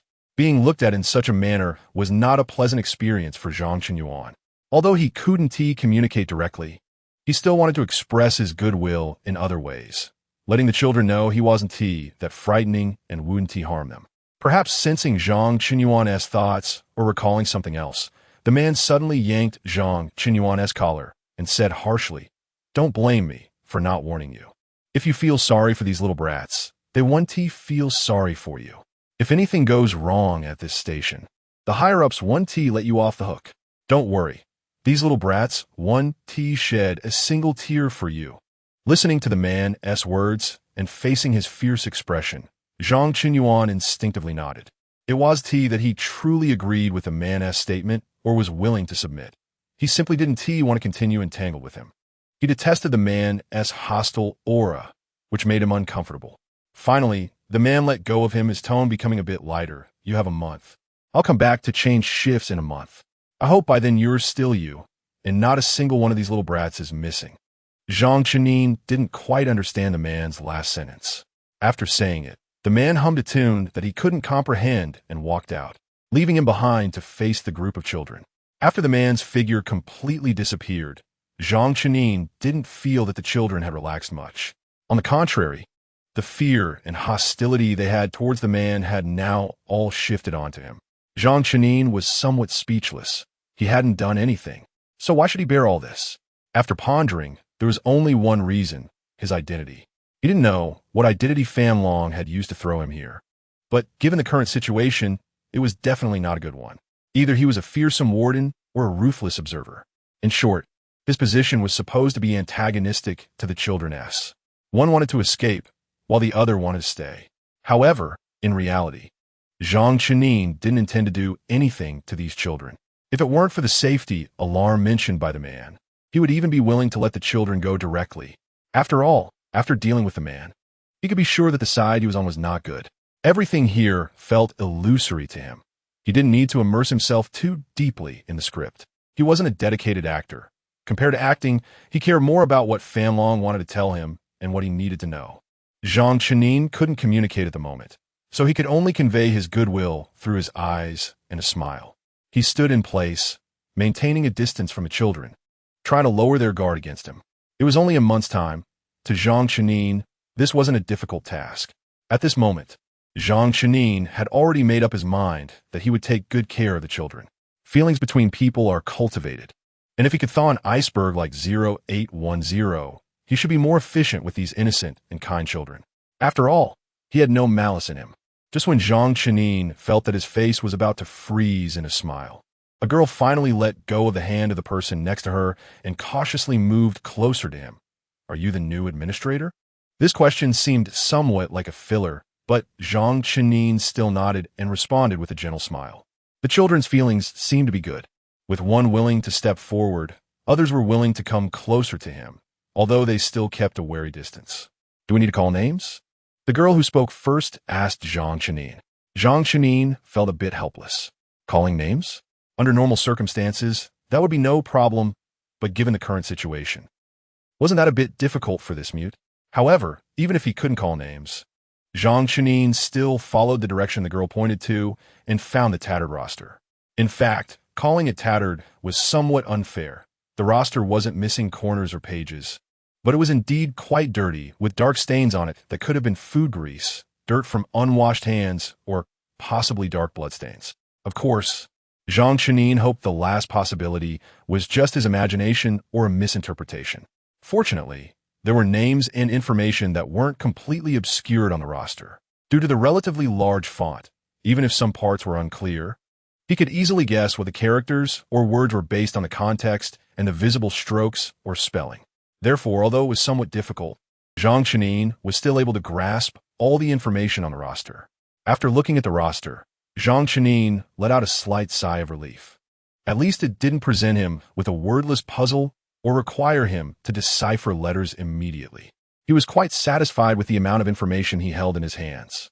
He looked at the names and relevant information of the children, constantly memorizing them in his mind. Although he couldn't guarantee that he would remember everything, Even if he only remembered part of it, when he returned to the real world, he could still look up and search for it. What if this thing corresponded to the real world? Zhang Chenin's vigilance remained high, and his attention to detail was kept at the original level. He definitely couldn't call names, as he was mute, but at least he could count the number of children.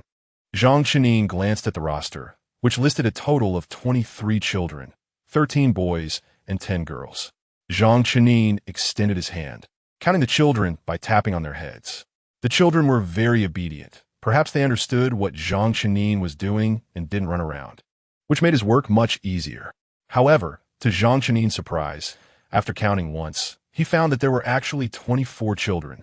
Zhang Chenin felt a layer of cold sweat creep up his back. He forced himself to remain calm and counted again, this time separating boys and girls for clearer statistics. 14 boys, 10 girls. Zhang Chenin confirmed that this was the number. Zhang Chenin was stunned. He looked at the innocent faces of the children and suddenly felt a bit of fear. If he hadn't miscounted, could it be that he overlooked something on the roster? Holding on to this thought, Zhang Chenin flipped open the roster once more, this time reading very carefully. On the back of the last page, he found another name. The information in the roster was printed and single-sided, but this name was handwritten on the back of the last page, and if one wasn't careful, they wouldn't notice it at all. Just when Zhang Chenin let out a sigh of relief, feeling somewhat fortunate, he suddenly discovered that a line of text followed the name, deceased. Chapter 61. Inventory of the Deceased. Zhang Qinyuan was completely stunned, repeatedly confirming that he wasn't seeing things. He knew that the expression on his face must not be very good, or else the children wouldn't be looking at him with such confusion and concern. There were a total of 23 children on the roster, 13 boys and 10 girls. Yet the reality was 14 boys and 10 girls. The extra boy was named Matilda, marked on the roster as deceased, but he was now standing right in front of him. The dilapidated house was eerily silent. Zhang Qinyuan could even hear the sound of water dripping to the ground. It was too damp here, shrouded in darkness for a long time, and the temperature was chilling enough to make one shiver. Zhang Qinyuan felt cold, a cold that was akin to being thrown into ice and snow after being in paradise. The deep-rooted chill making it difficult for him to even speak. The room wasn't large, but it wasn't cramped either. The children, perhaps due to vigilance or fear, chose to huddle together, keeping their distance from Zhang Qinyuan. Just a few minutes earlier, he had tried to close that gap, but now he unconsciously took a step back. Although he knew this was a virtual world created by the cage, he had never imagined that he would step into a realm with unknown life forms. Whether they were life forms was still up for research. Mr. Administrator, the girl who had spoken to Zhang Qinyuan at the beginning softly called out. Because the surroundings were so quiet, her weak voice stood out sharply. Zhang Qinyuan snapped back to reality, holding the last page of the roster, leaving only the front visible, and walked up to the little girl, gesturing for her to point out her name to him, worried that the little girl might not understand. He pointed to his own mouth to indicate that he was mute and couldn't speak. The little girl was smart. She immediately understood Zhang Qinyuan's meaning and found her name on the roster, pointing it out to him, Gwendolyn, a name that was somewhat awkward and hard to remember. Zhang Qinyuan's thoughts were simple. He didn't know anyone here and naturally didn't know who the extra Matilda was. But as long as he matched the names with the people, even if the other party wanted to hide, it would be difficult. However, the children still held a guard against him, and since speaking was inconvenient, it clearly wasn't wise for him to take attendance himself. Zhang Qinyuan forced a gentle smile and handed the roster to Gwendolyn, indicating that she could help him with the roll call while he recognized the children. This way, he could efficiently match names with faces without worrying about being deceived. All communication among the children was right under his nose. If Gwendolyn lied to him, the children being called might expose her, and if the called children deceived him, Gwendolyn might also reveal the truth. Of course, he trusted Gwendolyn a bit more. This child had shown affection for him from the start, giving him an inexplicable sense of closeness. Moreover, it was already confirmed that the extra child was a boy, while Gwendolyn was a girl. Gwendolyn reached out to take the roster from Zhang Qinyuan, her voice gentle as she said, "Then I'll speak slowly. You should listen carefully, or you might misidentify someone later." "Gwendolyn, why are you helping him?" A little boy suddenly spoke up. "He's the administrator. Administrators are all bad. Are you going to be a traitor?" Gwendolyn paused slightly before replying. I think he is different from those people. He has a kind smile, and since he came in, he hasn't been fierce with us or laid a hand on us. That's because he can't talk. He's mute. The boy retorted immediately, but after saying that, he shrank back, looking at Zhang Qinyuan with fear. Clearly, he realized that his words were inappropriate and might touch a nerve with Zhang Qinyuan. He was scared, afraid Zhang Qinyuan would strike. In fact, Zhang Qinyuan wouldn't be angry. He knew he wasn't really mute, just restricted here by the cage. Moreover, in a situation where both sides were hostile, he could understand the little boy's disrespectful words. The little boy waited a long time, still not seeing any impatience or anger on Zhang Qinyuan's face, nor did he see Zhang Qinyuan make a move. Only at that moment did he hesitantly ask, "You really won't hit us?" Zhang Qinyuan shook his head slightly, indicating that he had no intention of acting violently. He wasn't just saying it, he truly meant it. For him, resorting to violence held no meaning. After all, he was not a real administrator, constantly watching the children to prevent them from escaping. To say the least, even if he kept an eye on them, did that mean the children wouldn't have the desire to escape? But even if they had the thought of escaping, so what?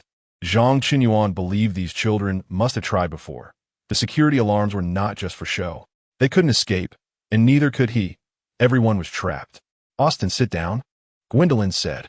"I'm going to start taking attendance."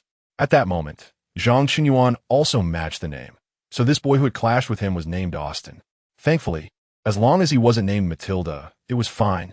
Gwendolyn started calling out names one by one, and Zhang Qinyuan listened attentively, matching faces with names.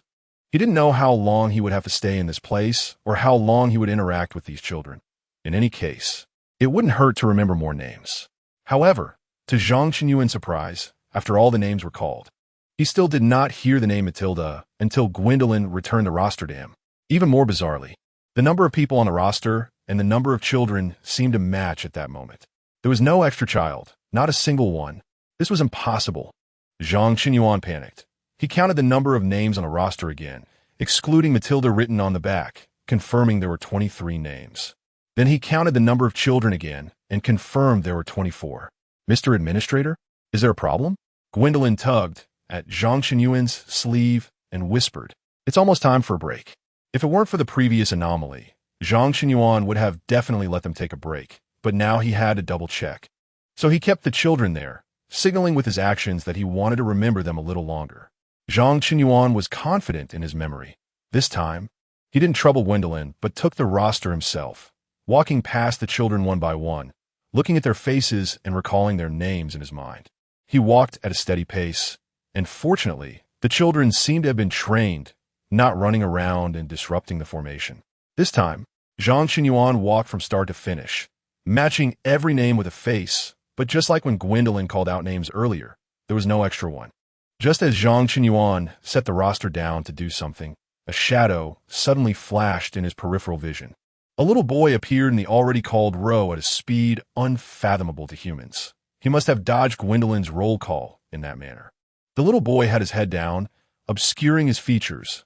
All Zhang Qinyuan could tell was that he was thin, probably around 14 or 15 years old. Zhang Qinyuan looked at him coldly and critically. The previous fear had stemmed from the unknown, but now that he had seen it, that so-called fear had dissipated by more than half. Zhang Qinyuan felt a rare surge of anger. Since he had already revealed himself, why had he toying around earlier?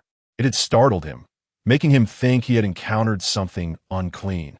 Whether it was forgetting to write it on the roster or the child's introverted personality that made him unwilling to meet others, in any case, he should have shown up. Such avoidance is meaningless. It only wastes time and serves no purpose, and it might even scare people.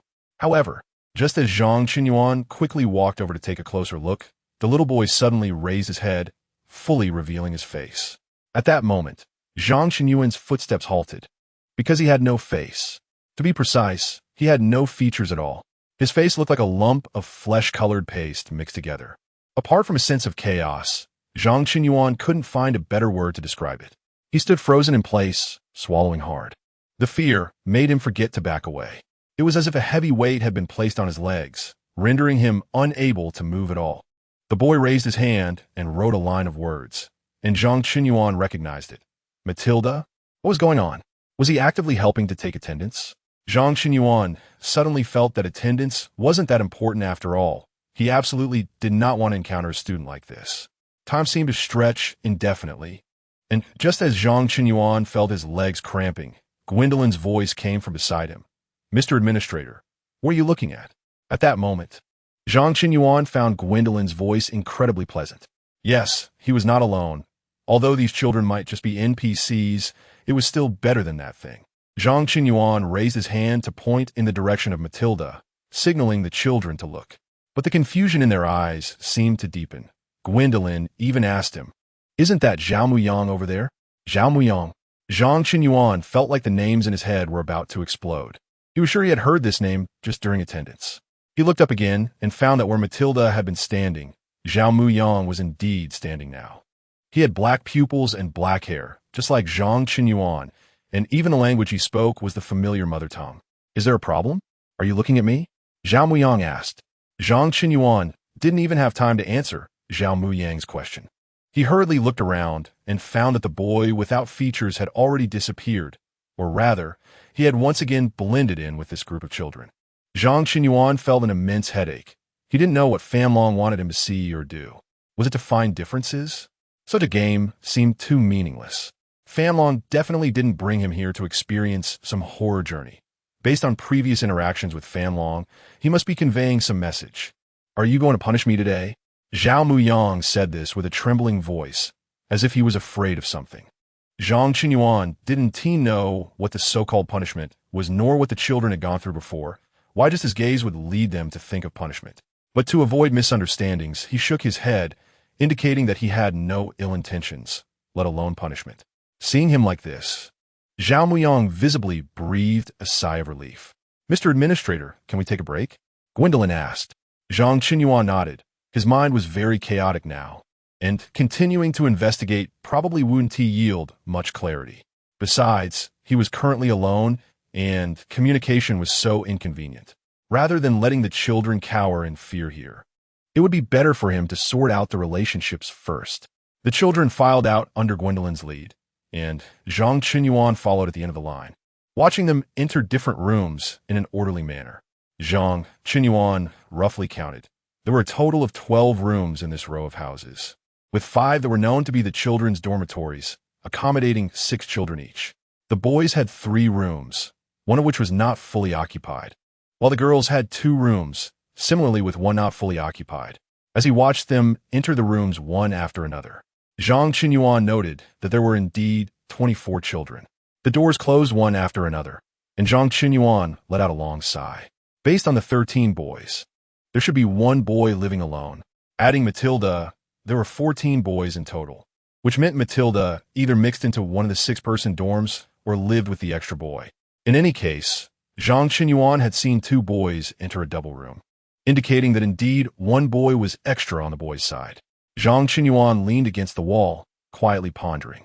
The damp chill seeped through, but Zhang Qinyuan didn't care at all. After all, the most important thing for him right now was not his physical comfort, but figuring out Fanlong's intentions. Zhao Muyang. This name suddenly appeared in Zhang Qinyuan's mind. Xiahan had once told him that some parents name their children based on the 5 elements, while others imbue them with beautiful aspirations. The name Zhao Muyang indeed sounded like one that would fit in an underground city. Zhang Qinyuan found it somewhat familiar. However, these children came from various places, with all kinds of skin colors and ethnicities, and Zhang Qinyuan was very curious about how they had been gathered together. What was the purpose of bringing them together? What kind of place was this? Or rather, what was its purpose? Chapter 62, One Last Chance. In front of this townhouse was an empty space, and beyond that was a fence. As far as Zhang Qinyuan could see, there were no other buildings, only a winding road leading who knows where. Compared to the last place he entered, this one was pitifully barren.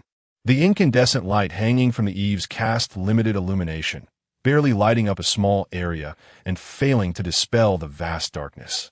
Zhang Qinyuan looked up. There was no sky, no stars, no moonlight. He had already confirmed that the illusory world he had entered this time was modeled after an underground city.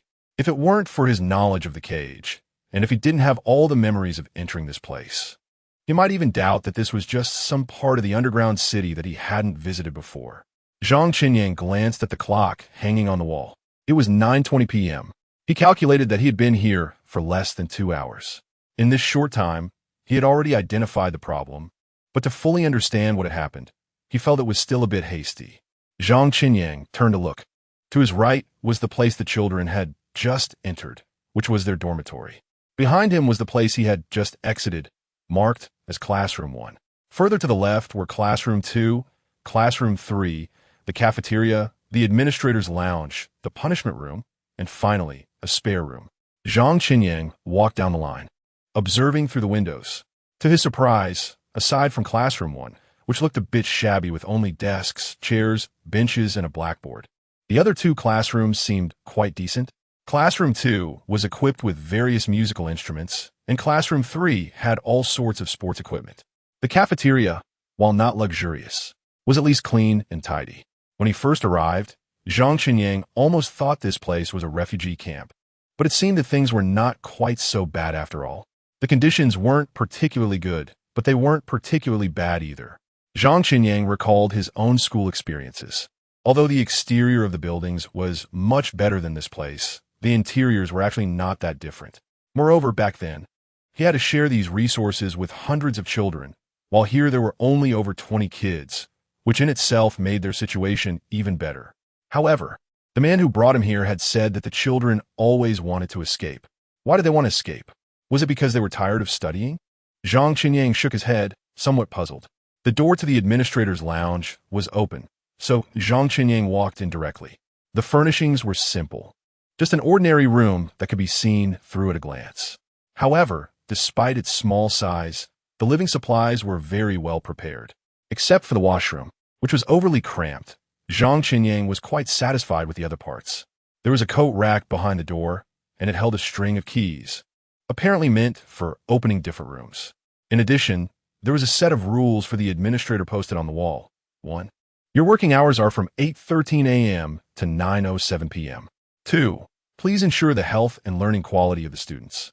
If you encounter disobedient students, please send them to the punishment room. 3. A student cannot be sent to the punishment room more than 3 times a day, or it may result in the student's death. 4. No student deaths are allowed. 5. Please ignore any changes in number of students. These 5 simple rules were all understandable to Zhang Qinyang, but he couldn't connect them all on one piece of paper. For some reason, he even had a feeling that this thing was unfinished, missing an explanation or a few more lines to tie everything together. However, there were too many strange points in this place. As the saying goes, the more lice, the less fear of bites. Zhang Qinyang couldn't understand the cage and certainly couldn't figure out what it intended to do in such a short time. He took the keys and continued outside, preparing to see what the punishment room looked like. Previously, Zhao Muyang had mentioned the word punishment, and at first, Zhang Qinyang thought Zhao Muyang was worried about him hitting him. Now it seemed he was probably more afraid of this place called the punishment room. Standing at the door of the punishment room, Zhang Qinyang looked at the keys in his hand. At least the cage didn't intend to make any riddles out of this. Each key was labeled clearly, indicating which room it corresponded to. Zhang Qinyang found the key for the punishment room and inserted it into the lock. At the same time, he complained in his heart about why such a retro key was being used. But then he thought, if it were something like fingerprint entry, with the apparent high turnover of administrators here and the many rooms, wouldn't they have to re-enter every time a new administrator came? In that light, using the most retro keys was indeed more convenient. With a click, the door to the punishment room opened. Before this door opened, Zhang Qinyang had imagined many terrifying scenes, like walls lined with dreadful instruments, blood-stained handcuffs and shackles, or even severed limbs. But to his surprise, apart from 3 metal chairs connected by various wires, there was nothing else in the room. There were no bloodstains, no other instruments, and certainly no so-called severed limbs. Aside from the unescapable cold dampness of the underground city, there was hardly anything wrong here. Even the 3 metal chairs were aligned according to obsessive-compulsive preferences. Zhang Qinyang felt puzzled. He stepped back to take another look, confirming that this was indeed the punishment room. What was this for? Punishment seating? He had heard of standing punishment, but had never heard of sitting punishment. Was it because the metal was cold, making it uncomfortable to sit? Zhang Qinyang thought his ideas were rather absurd, yet he couldn't find a better explanation. However, just as he was about to exit, a scene suddenly flashed through his mind. This time it was not fleeting, but very clear and familiar. In the laboratory of Telephone's company, when he first entered paradise. Wasn't he sitting in a chair just like this? Zhang Qinyang suddenly understood the significance of the punishment room. He completely grasped how this thing was used. Recalling his previous harrowing experience, he felt that using such a method to torture people was truly high-tech and quite disgusting. At this moment, he suddenly remembered the last administrator's reminder before leaving. If there are disobedient ones, just hit them directly. But don't hit their faces and try not to hit areas covered by clothing. It was evident that they were very concerned about the exposure of injuries to the students. If punishment was administered in this way, it wouldn't leave any external injuries. Zhang Qinyang also recalled the third rule of the administrator. A student cannot be sent to the punishment room more than 3 times a day, or it may result in the student's death. He suddenly found this rule absurd. He was a person with first-hand experience. If one world in paradise counted as 1 time, could these students really endure 3 times? In Zhang Qinyang's view, they were just kids. Their psychological endurance was very limited. As an adult at the time, he had nearly not withstood it. Of course, initially, Zhang Qinyang had not known the consequences of not withstanding. Now he understood that death was not far from him. Having seen the experiences of the person who entered with him last time, Zhang Qinyang understood what it would look like to die or go insane inside. But in the illusory world created by the cage, death probably just meant death, with no transitional phase. Zhang Qinyang sighed, exited the punishment room, and locked the door again. If possible, he hoped never to open that door again. Finally, there was a spare room. Zhang Qinyang had little curiosity about this place. Since it was called a spare room, it was either an empty room or a place for storing miscellaneous items. Zhang Qinyang only looked here due to a compulsion, thinking that since he had come this far and had already checked the other rooms, it would be unreasonable not to look in here. However, what he did not expect was that this room, which appeared to be no different from the others on the outside, was actually quite extraordinary. The moment the door opened, Zhang Qinyang felt the uniqueness of this place. The walls of the room were pristine white, with no signs of water stains.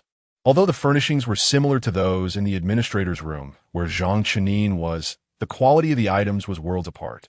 What was in Zhang Qinyang's room could only be called utilitarian, while here, it would not be an exaggeration to describe the items as artworks. Each item was both practical and exquisite. Even in a real underground city, given Zhang Qinyang's class, he would not have access to such things. It was not difficult to achieve practicality, and elegance could also be attained, but items that were both practical and elegant were indeed rare in the underground city, as few people were willing to waste their energy on such things. In such an environment, people had more important and meaningful things to do. How could such a room be called a spare room? Zhang Qinyang was increasingly confused about the naming conventions here. Reflecting on his own administrator's lounge, Zhang Qinyang even had the thought of wanting to move here. Although it was in a virtual world created by a cage, humanity's pursuit of a better life would not change regardless of where they were. To make matters worse, Zhang Qinyang also discovered that the washroom in the spare room was particularly spacious, even featuring a bathtub, and it was designed with a dry-wet separation. Was it really that elaborate? Zhang Qinyang felt even more puzzled. Comparing this to nearly 20 years of his past life, it seemed he could only call it mere survival. Ultimately, Zhang Qinyang forced himself to step out of the room with sheer willpower. During this process, he kept telling himself, "You don't understand this place yet. Don't casually change the rules. The consequences behind it might be unbearable for you." Upon returning to the administrator's lounge, Zhang Qinyang completely calmed down. Looking at the administrator's rules posted on the wall, Zhang Qinyang carefully pondered the work hours from 8:13 a.m. to 9:07 p.m. Over the years, he had attended classes and worked, but generally, such time regulations were whole numbers or at least half hours, like 8 o'clock or 8:30, 9 o'clock or 9:30. The mixed time made Zhang Qinyang feel inexplicably uncomfortable, especially since it didn't correspond. If it were 8:13 to 9:13 in the evening, he felt it wouldn't be so distressing. Almost every room here had a clock. Zhang Qinyang glanced at the clock and found it was already 9:50 p.m. He didn't understand the significance of a 9:07 cutoff. If it meant he couldn't go out or leave this administrator's room, leaving aside the bigger picture. He had not adhered to it today, yet nothing unusual happened. Zhang Chenin sat at the desk, idly rummaging through all the drawers and cabinets, hoping to find some clues. There was indeed a diary in the drawer, which even had a pen attached, but when Zhang Chenin opened it, he found it completely blank, clearly a brand new diary, seemingly prepared specifically for him. Zhang Chenin stood in front of the wall with the administrator's rules again and reached out to touch it. The moment his hand made contact with the row of text, it seemed to glow for an instant, and then a number appeared behind the first line of text, changing from 2 to 1 right before Zhang Chenin's eyes. Instinct told Zhang Chenin that this was a countdown. Although traditionally, people generally use the number 3 for counting, like granting 3 wishes or giving 3 chances. Here, since they could even set the work hours of 8:13 and 9:07, Zhang Chenin had every reason to believe they would only grant themselves 2 opportunities. Good, that opportunity had already been used once by him. This meant he had one more chance to violate the rules. Zhang Chenin felt somewhat angry. That man should have told him. If he had, he wouldn't have violated the rules and wandered around here, wasting an opportunity for nothing. Even though he still didn't know what these opportunities would do or their effects. Zhang Chenin was a cautious person. Rather than waste them unintentionally, he preferred to reserve such opportunities for more meaningful purposes. Did they really think they could bully him just because he was mute? Given the situation, he could only accept it and cherish the next opportunity. To be safe, Zhang Chenin deliberately touched each rule of the administrator, but this time, no new numbers appeared, only the glaring one remained. 2 chances, and with no reminders. He had to explore on his own. Zhang Chenin noted this point as well. Now, all he could do was continuously gather potentially useful information, then categorize it to determine what could be used, what could be inferred, and what was interference that needed to be discarded. Chapter 63, Forced Response 1. Your working hours are from 8:13 a.m. to 9:07 p.m. 2. Please ensure the student's physical health and learning quality. If you encounter disobedient students, please send them to the punishment room. 3. Each student can be sent to the punishment room no more than 3 times a day. Otherwise, it may lead to the student's death. 4. No student deaths are allowed. 5. If there is a change in the number of students, please ignore it. Zhang Chenin read the administrator's code of conduct again. He had already thought about the content related to the first point. He had also been to the punishment room mentioned in the second point, and due to his previous experience, he could roughly guess what the punishment room was like. Only the last 3 points seemed somewhat strange and contradictory. In fact, Zhang Chenin was initially curious when he first saw the punishment room. Since there was such a place, why were the students still afraid of him taking action? The man had warned him before leaving that he could hit the kids, but not in obvious places. Now Zhang Chenin could understand, because the number of times a student could be sent to the punishment room was limited to 3. But it was impossible to ensure that students wouldn't be mischievous frequently. Therefore, to punish them, the administrator might sometimes resort to private punishment instead of sending them all to the punishment room. Having figured out the third point, the fourth and fifth points still had obvious conflicts. The former stated that no student deaths were allowed, while the latter said to ignore changes in the number of students. Didn't death represent a decrease in numbers? What about an increase? Could more people come? As Zhang Chenin pondered this, he suddenly thought of Matilda. Wasn't Matilda just such an existence? He was already dead, but it did not lead to a decrease in numbers. He still existed. And it also did not lead to an increase in numbers. Zhang Chenin was unsure whether only he could see him or if others could see him too. Reflecting on the allocation of the boys' dormitory, if Matilda was in a 6-person dormitory, he must have occupied a spot, and even if others did not know his true appearance, they would know there was such an existence. However, if Matilda was in an underoccupied dormitory, it would mean only one person would be in the same dormitory with him, and that person might not even be aware of his existence. Another point that Zhang Chenin had not figured out was why Zhao Muyang suddenly replaced Matilda's original position. He had recognized Zhao Muyang before and knew what he looked like, so he could confirm that the name should correspond to that face. Yet just a second earlier, he had seen someone without facial features at all. Zhang Chenin tossed and turned in the administrator's room, overwhelmed by the amount of information in his mind. By the time he finally fell asleep, he still had not figured out the relationship between these elements. Early the next morning, Zhang Chenin was awakened by students knocking on the door. He had to admit that he was doing a terrible job as an administrator. By rights, he could be considered half a teacher, but what teacher would let their students wake them up? Zhang Chenin got up at 8:05 a.m. After Gwendarin woke him up, she ran off, seemingly busy with other matters. Zhang Chenin quickly tidied himself up and stepped out the door. However, to his surprise, the children seemed to have already entered the classroom. Zhang Chenin glanced through the window and saw a teacher already giving a lesson in the classroom. He glanced at the time. It was exactly 8:13 a.m. Was it really that precise? Zhang Chenin sighed. There were only a little over 20 kids, and now there was a dedicated teacher taking care of them. He simply could not understand the significance of his designated working hours. He couldn't teach and had nothing to do, feeling utterly bored. Was the so-called administrator mostly just a decoration? Just as Zhang Chenin yawned and wondered if he could catch a little more sleep, the teacher in the classroom suddenly shouted loudly and rushed out, pointing at a student and gesturing to Zhang Chenin. Zhang Chenin did not understand, but given the teacher's agitated demeanor, he must have been very angry. Zhang Chenin had been standing outside the window and had not seen any scenes of students being naughty. All he saw was a teacher suddenly going mad. Compared to this unpredictable teacher, Zhang Chenin found the students to be much cuter. Of course, except for Matilda, who had no facial features. Handle him. The teacher yelled again at Zhang Chenin. Zhang Chenin followed the teacher's pointing finger and realized he was indicating a boy named Austin. He did not have a deep impression of Austin, but remembered that this little boy had claimed to be mute and had even doubted Gwendarin's trust in him. However, he was not a vengeful person, and he truly could not understand the reason for the teacher's madness. Zhang Chenin shrugged and made a questioning gesture near his head.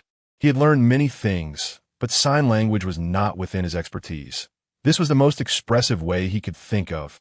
He wanted to ask what happened, but the teacher seemed to interpret it as, "Are you out of your mind?" Thus, the situation became even more uncontrollable, and the teacher's anger reached a boiling point. Zhang Chenin even suspected that this teacher wanted to take action against him, but was forcibly holding back due to some rules. Then, the teacher turned and left, seemingly connecting to some communication device. Zhang Chenin reasonably suspected he was going to report him. Zhang Chenin recalled his own teachers, and suddenly felt that the character created by the cage was very broken. His teachers were great, teaching and enlightening, and they knew a lot of things with gentle personalities. How could this guy be so obviously looking for trouble? The kid were just standing there doing nothing, and he suddenly came out telling him to handle one of them. Zhang Chenin quietly watched him frantically standing at a distance, saying something, not intending to stop him because he had no intention of taking the other side's stance. Administrator Austin came over and tugged at Zhang Chenin's sleeve. "You can take me to the punishment room." Zhang Chenin did not expect him to say such a thing. He still remembered how scared he was after saying he was mute.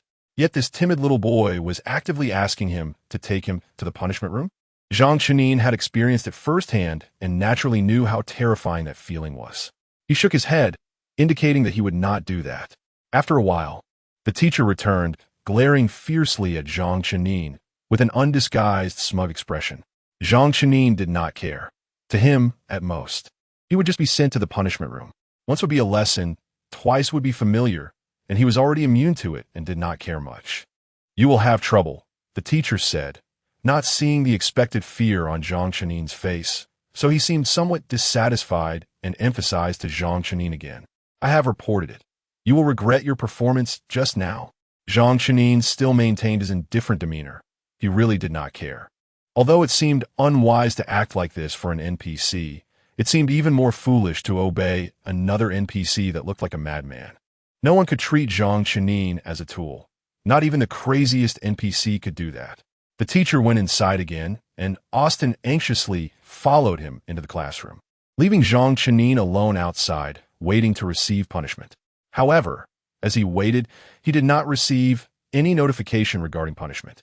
He stood quietly outside the window, watching the teacher animatedly lecturing, his demeanor manic. Zhang Chenin felt a bit bored. He yawned and, out of boredom, wanted to see what was written on the blackboard and check out the teacher's abilities. It was a question related to algorithms. Zhang Chenin understood it, but it seemed that his understanding stopped there. Zhang Qinyang slowly widened his eyes in disbelief. Why were these students learning such difficult things? He felt as if he knew this was English, but that was all. He had no idea what this article meant, what this sentence meant, or even what this word meant. Frankly speaking, when he first faced them, he had an innate sense of superiority over them in terms of age and intelligence. He subconsciously thought that aside from creating some bizarre things, there couldn't possibly be any knowledge that exceeded his understanding. At this moment, he felt as if he had been slapped hard in the face. Back in school, Zhang Qinyang's grades were among the top, and everyone who knew him praised him for being smart. But at this moment, he was acting like a fool. Those things on the blackboard looked like a heavenly book to him, while the teacher he had just looked down on was explaining it fluently, and the students below were listening attentively. Zhang Qinyang was certain that these students were definitely not older than him. In his eyes, they were just children. Could they really understand such profound knowledge? Zhang Qinyang peeked through the window to confirm whether these kids were genuinely paying attention in class or just pretending to understand due to that crazy teacher. But after seeing the notes of a student by the window, Zhang Qinyang had to accept the fact that the kids were really listening. He couldn't even understand their notes. As for why the crazy teacher had just gone mad, Zhang Qinyang realized it was because Austin hadn't answered his question or had performed unsatisfactorily. The way Zhang Qinyang figured this out was simple. Austin was called up again to answer a question, and he was clearly struggling to keep up, answering stutteringly. Although Zhang Qinyang didn't understand the content of the knowledge, he could tell from the teacher's increasingly furrowed brow that the teacher was very dissatisfied with Austin's response. Just as the crazy teacher was about to come out to find him, Zhang Qinyang surprisingly pressed him at the door first. Yes, he actually pressed him down. Zhang Qinyang never expected to do this, or he didn't even understand why he did it. But his body acted before his brain, and his action was already completed before he began to reflect. Not only was Zhang Qinyang stunned, but even the teacher didn't react right away. The anger from earlier dissipated, and his face was filled with confusion and disbelief, as if to say, "Human, how dare you touch me?" Although this sentence sounded quite juvenile, Zhang Qinyang indeed read that meaning. Zhang Qinyang hadn't felt much before, but now he deeply hated this state of being unable to speak. He desperately wanted to respond with "Do you think I want to touch you?" But the fact was, no matter how hard he tried, he could only make hoarse and unpleasant sounds. Although he wasn't mute, at that moment, Zhang Qinyang felt a deep empathy for this group. He thought that not being able to argue must be a very painful and unbearable thing for a mute. "What do you want?" the crazy teacher asked. Zhang Qinyang wanted to say, "I don't know," but he couldn't get the words out. He could only look at the crazy teacher with a troubled expression, hoping the other party could understand him. However, it was obvious that the crazy teacher did not possess the ability to read faces. At this point, Zhang Qinyang simply blocked the door, refusing to let him out. Zhang Qinyang thought the other party would directly take action, but to his surprise, the teacher seemed very unwilling to touch him at all and had no intention of attacking him. Instead, he seemed to be avoiding him, as if he were something dirty. Feeling so openly rejected, Zhang Qinyang was naturally unwilling, but he didn't have the right to express his feelings, so he could only choose to endure. Zhang Qinyang wasn't afraid of exhausting the other party, but it was clear that the other side had lost patience. In the end, it was the crazy teacher who surrendered first. "I won't report you anymore. The time is up. This class should end. I want to go back." Zhang Qinyang was somewhat skeptical, expressing his doubt with his gaze. "I promise," the crazy teacher repeated, looking completely sincere. In the end, Zhang Qinyang decided to trust him once. Just as he moved aside a bit, the teacher quickly slipped past him and left. The other party was not restricted by the barrier and disappeared from Zhang Qinyang's sight in no time. Watching the other party get into his car and speed away, Zhang Qinyang wanted to be taken along, but at the same time he was very clear that given his actions just now, it would be good enough if the other party didn't hold a grudge against him, let alone help him. After such a big incident, according to Zhang Qinyang's understanding, the students should all be gathered by the window watching the excitement. However, to his surprise, when he turned around, he found that the kids had already started a new class. Chapter 64. The mindset of a corporate slave. The new class was not held in the original classroom one, but in another room filled with many musical instruments. Zhang Qinyang took just one glance and felt a deep admiration for the students and the teacher. as his understanding of those instruments was limited to mere recognition. In the past, Zhang Chenin didn't see this as a problem. After all, everyone has their own area of expertise, and no one can master all knowledge completely or understand every subject thoroughly. But now, watching the talented children and reflecting on himself, he suddenly felt like a failure. This was a feeling he had never experienced before. Although he had never considered himself a prodigy, he at least felt he was better than some others. However, compared to the students here, he felt like the most inferior being. Was this what they meant by youth not striving leads to old age being a manager? The students were learning different instruments, but there was only one teacher who seemed to be proficient in every instrument. He could accurately point out where students made mistakes just by standing nearby with his eyes closed for a moment, advising them on how to correct their errors and use the correct techniques. This teacher was clearly much more composed than the previous one. At least Zhang Chenin didn't see him yelling. When students made mistakes, he simply pointed out the errors without demanding to handle the students himself. Yes, this is how a teacher should be. Frankly, regardless of the profession, Zhang Chenin believed that emotional stability at work was essential. As for teachers, he felt they should serve as role models for children who are still growing both mentally and physically. Unconsciously, Zhang Chenin found himself gazing at the teacher in the classroom. The teacher was not stunning, but rather pleasant to look at, with a gentle and refined demeanor that made people feel comfortable when they were near him. Looking at him, Zhang Chenin involuntarily thought of his own mentors, and his heart gradually softened. Next time, pay attention. You don't need to be so tense, otherwise the music will sound dry, the teacher admonished. The students nodded obediently, indicating they understood. As the teacher walked toward him, Zhang Chenin suddenly realized when this teacher had arrived. He had just been sending off that madman. When did this teacher appear? Was it an automatic generation by the system? No warning? Or was it a teleportation? But he clearly saw the previous teacher leave by car. Zhang Chenin hurriedly went around to the back of the building, and indeed found another parked car. This row of houses stood alone, surrounded by fences on all sides. Zhang Chenin hadn't noticed before, thinking there was only one door, but unexpectedly, there was another door at the back of the house. Seeing this, Zhang Chenin breathed a slight sigh of relief, feeling that this place resembled an underground city. If this teacher had arrived by teleportation, he might have thought the place was somewhat like a digital world, but it seemed that the designer had intentionally created a sense of reality here, even paying attention to such trivial details. Clearly, compared to last time, the designer had put in a lot more effort.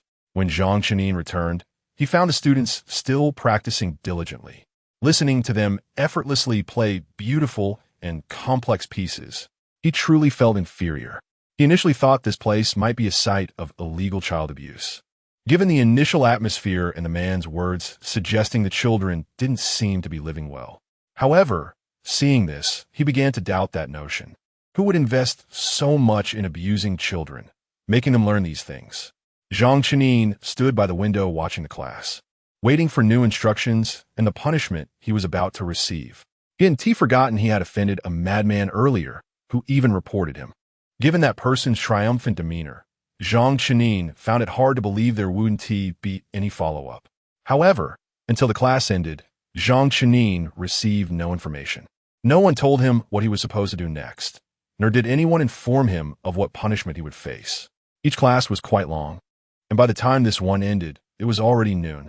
After respectfully seeing off the teacher, the students orderly made their way to the cafeteria.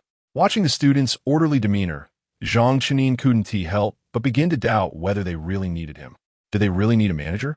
Reflecting on how he was woken up by Gwendolyn that morning, Zhang Chenin suddenly felt that the manager might be a burden to them. Or perhaps he himself was the burden. They were so disciplined, as if they had been specially trained. The lunch was delivered by someone, not freshly cooked, but pre-packaged and neatly arranged on the table. Each student sat in front of their portion of food, and Zhang Chenin noticed there was one extra seat. Counting, he realized there were 24 people seated, meaning Matilda was among them, but there was one extra, which was undoubtedly his seat. Zhang Chenin suddenly wondered if Matilda could take on the appearance of someone else. If that were the case, it would explain why the person in front of him yesterday had transformed into Zhao Muyang. He hadn't misjudged initially, Matilda had simply disguised herself as Zhao Muyang, fooling him. Following this logic, if he could find two identical people here, wouldn't he be able to expose Matilda's true nature and let the students know there was an anomaly among them? Just as Zhang Chenin was contemplating, Gwendolyn approached him and guided him to the vacant seat. Lunchtime is only half an hour. We need the manager to eat first before we can start, Gwendolyn said. Zhang Chenin then understood why the students had all looked at him at once. It turned out they had to wait for him to start eating first. Zhang Chenin was somewhat confused. Based on the previous mad teacher's behavior, he would have thought the manager was a lowly role. But now the student's actions made him feel that the manager was also respected. Whether it was respect or fear, that might still need to be discussed. Manager, Gwendolyn called out. Zhang Chenin came back to his senses and quickly scanned the crowd. But he found he couldn't discern in a short time who Matilda had disguised herself as. Ultimately, Zhang Chenin chose to sit down and eat with everyone. As Zhang Chenin took his first bite, the students quickly followed suit. Their eating behavior was as if it had been programmed, elegant and quiet. In comparison, Zhang Chenin didn't even dare to speak loudly. Honestly, Zhang Chenin thought the food here was quite terrible. Not that it was of poor quality, but the taste was just too healthy. With little oil and salt and a balanced nutrition, all the food was exceptionally healthy, but the taste in his mouth was also extremely bland. In Zhang Chenin's memory, Xiahan had once cooked meals like this for him for a while, and he had protested vigorously against it. Eventually, even Xiahan couldn't continue, and the dreadful health meals were finally abandoned. The students ate expressionlessly, and Zhang Chenin felt a twinge of pity, thinking it was quite sad for them to eat this at such a beautiful age. Zhang Chenin ate seriously, suddenly feeling nostalgic for the previous world. There, the meals he had were at least palatable. Zhang Chenin tried to eat with grace, but that deliberate mimicry felt a bit too obvious. Finally, Zhang Chenyuan simply decided to stop imitating others and just eat as he pleased. After lunch, the children regularly walked out of the dining hall to take a break. Looking at the plates on the table, Zhang Chenyuan thought it was his time to shine. But before he could even start, a dedicated staff member came over and tidied everything up, even cleaning the dining hall in the end.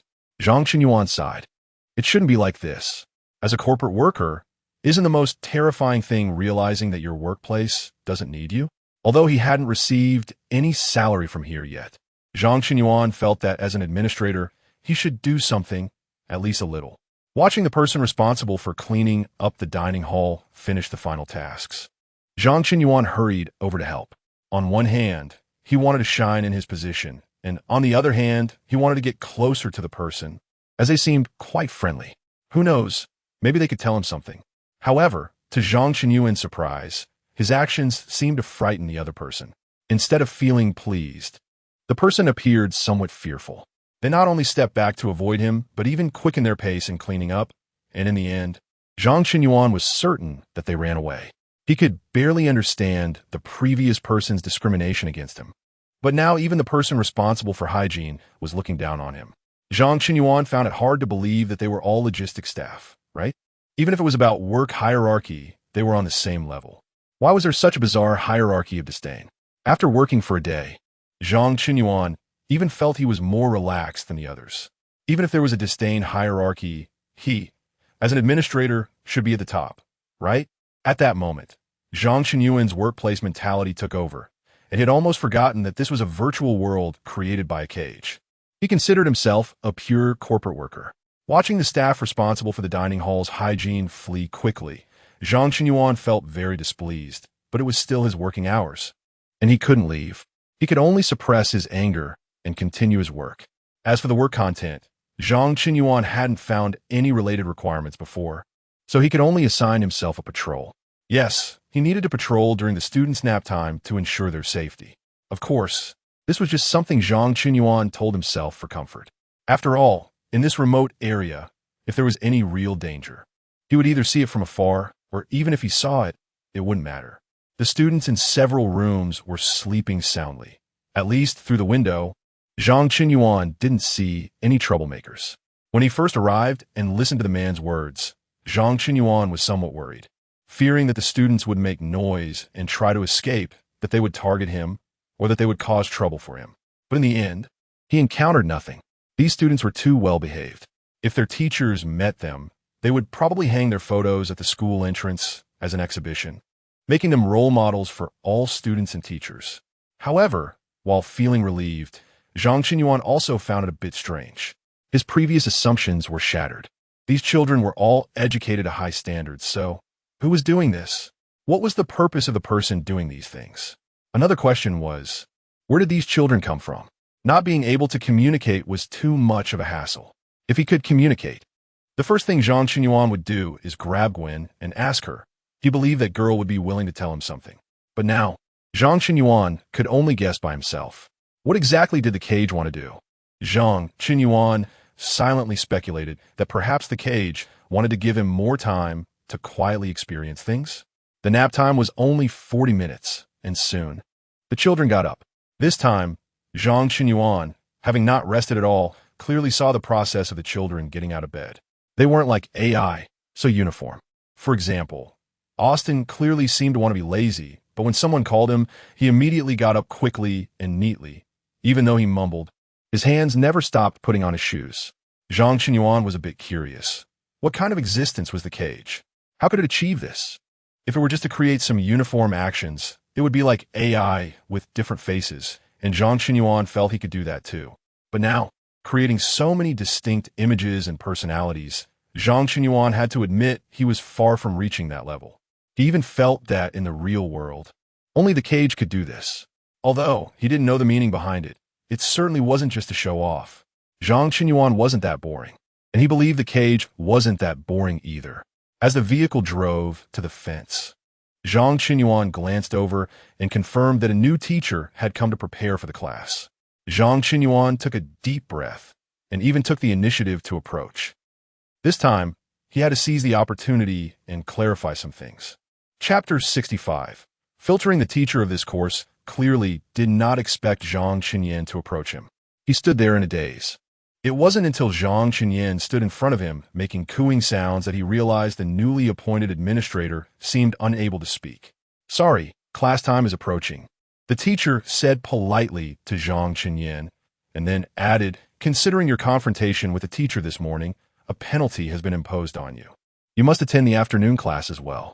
Zhang Qinyuan noticed that time seemed very important to the people here. Everyone had a strong sense of time, strictly adhering to the division of time that was neither on the hour nor half past. Watching the teacher hurry to the classroom, Zhang Qinyuan had no choice but to follow him. Perhaps because Zhang Qinyuan had delayed a bit, the teacher walked very quickly, almost jogging despite the distance not being far. In the end, the teacher was not late. Even Zhang Qinyuan, who followed him, entered the classroom just as the bell rang. Zhang Qinyuan didn't understand how attending class was a punishment. They say learning is a joyful thing, and with renowned teachers guiding, this teacher didn't seem so unpleasant. He couldn't figure out what kind of punishment accompanying the last class was supposed to be. However, as the class began, Zhang Qinyuan suddenly understood that sometimes learning was indeed not so enjoyable. Observing from the outside was one feeling, but experiencing it inside was another. Zhang Qinyuan had never attempted to absorb such a vast and complex amount of knowledge in just 2 hours. The surrounding students seemed to be accustomed to it, while he, who couldn't even take proper notes, felt utterly out of place. The teacher spoke quickly, moving from one point to the next. Zhang Qinyuan often found that before he fully understood the previous point, the teacher had already moved on to the next. As this continued, he accumulated more and more information, and he could clearly feel his anxiety and unease growing, especially after comparing himself to the other students, which magnified his feelings of panic and insecurity. Zhang Qinyuan took a deep breath, trying to calm himself down. He had never been in such a situation before. On one hand, he had performed well academically in the past, and, on the other, even when he encountered something he didn't understand, he usually remained calm, thinking he could just ask about it next time. But this time was different. The anxiety was tormenting him to the brink of madness. He felt as if he had a sense of mission. If he couldn't keep up with everyone, if he couldn't clarify everything within the limited time, it felt as if he were letting down some heavy responsibility or expectation. In fact, long before he offended that madman, Zhang Qinyan had imagined various forms of punishment, including being thrown into a detention room to experience that kind of torment again, going through one near-death experience after another. But he had never imagined that this torment would be a psychological battle. He could vividly feel the unease in his heart, which even manifested physically as palpitations. Shortness of breath, a sense of oppression in his chest, and a feeling of blockage in his throat, all of which made him feel miserable. At this moment, Zhang Qinyan fully understood what it meant to be killed by a dull knife. In comparison, he felt it would be better to be directly thrown into the detention room to experience the physical struggle of life and death. The teacher continued to cover more material, and the content became increasingly profound. Finally, Zhang Qinyan simply put down his pen. He looked around and saw that most of the students were listening attentively. Gwendolyn sat particularly upright, clearly a good student. Among the crowd, only Austin seemed somewhat similar to him. He was fidgeting, and although he was still seated, his pen was about to poke through the paper, his face looking quite bad, with beads of sweat rolling down his forehead and his complexion pale. Earlier, when Zhang Qinyan was outside, he hadn't observed this closely. Now, seeing it up close and feeling it himself, he began to understand just how much pain Austin was in. Why was it like this? What kind of pressure were the children here under while studying? Why could he also empathize with this pain? Did Fanglong also experience such an environment in the past, which is why it wanted him to experience it firsthand? Zhang Qinyan smiled bitterly. He really dared to think anything. Fanglong was not a real human being. How could it have experienced this? Zhang Qinyan, please answer this question. The most terrifying thing in class happened when he zoned out and didn't he listen. The teacher called on him to answer a question. He stood up in confusion, not even knowing what the teacher had asked, and at that moment, all his classmates were looking at him. Zhang Qinyan wanted to ask for mercy, but it was clearly impossible. The teacher walked down from the podium and directly approached Zhang Qinyan. He didn't yell or say anything harsh. He simply looked at him quietly, waiting for him to give an answer that was bound to be absurd. Zhang Qinyan had never felt so embarrassed in his studies. He hurriedly looked around for help, and at that moment he suddenly caught sight of Gwendolyn bending her thumb and index finger into a C shape. Choose C. Zhang Qinyan felt as if he had grasped a lifeline and immediately wrote it down on the paper. The teacher frowned and glanced at Gwendolyn, clearly noticing the small gesture exchange between Zhang Qinyan and her. However, he ultimately said nothing, merely sighed at Gwendolyn and shook his head. Zhang Qinyan could tell that the teacher really liked Gwendolyn.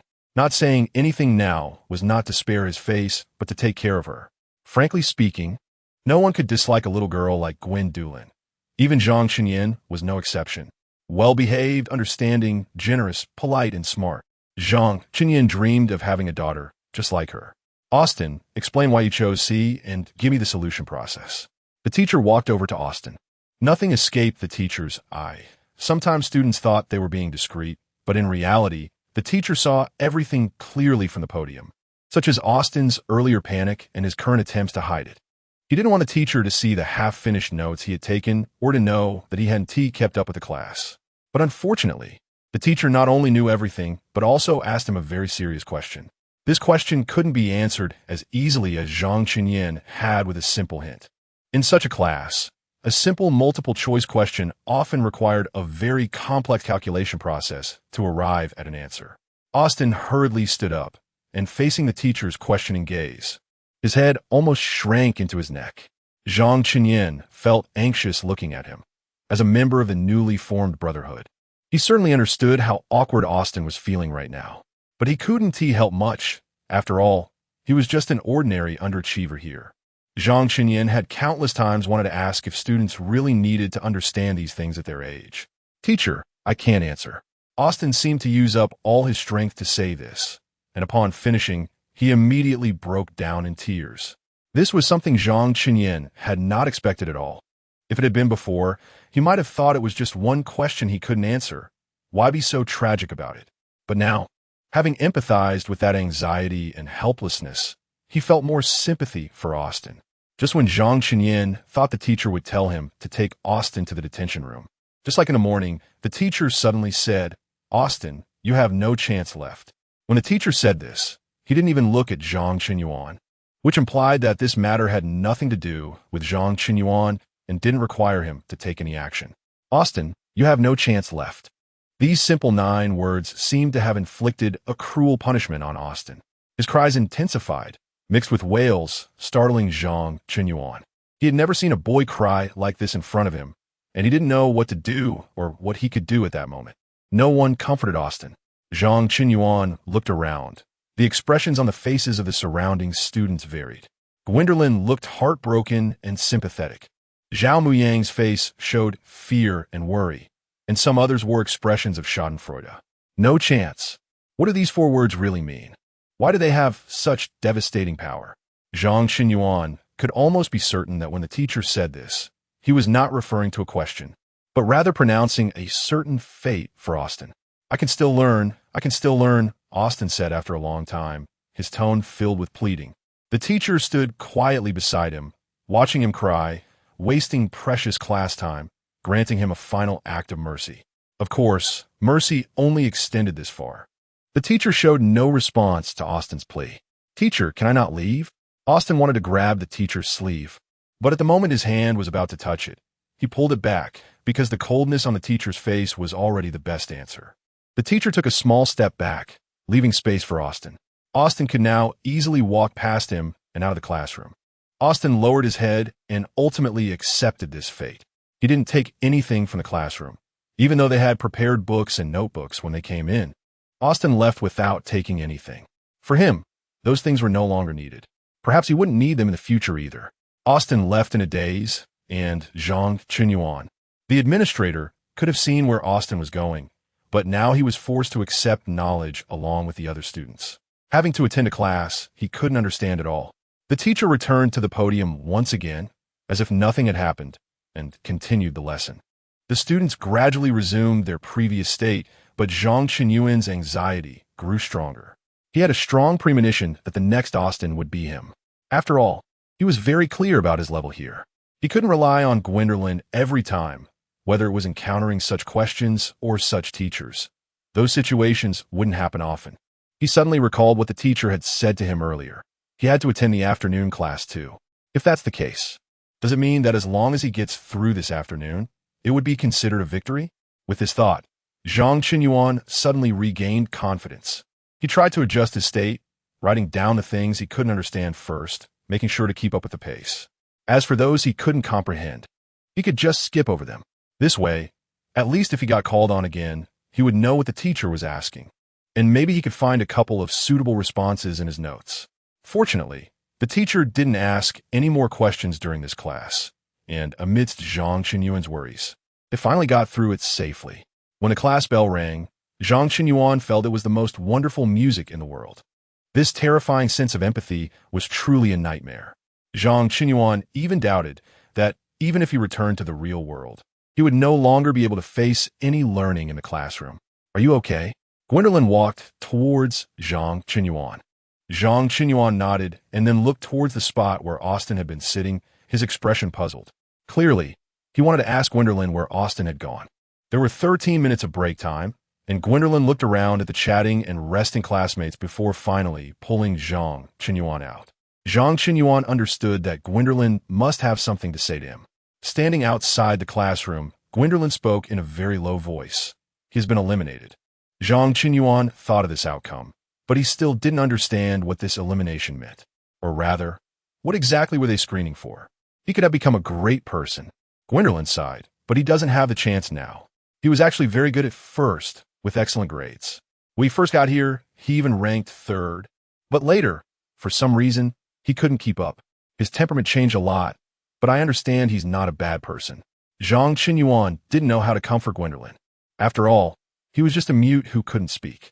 He didn't understand Austin's past, but his intuition told him that he wasn't a bad kid, especially since after that conflict, Austin hadn't made things difficult for him again.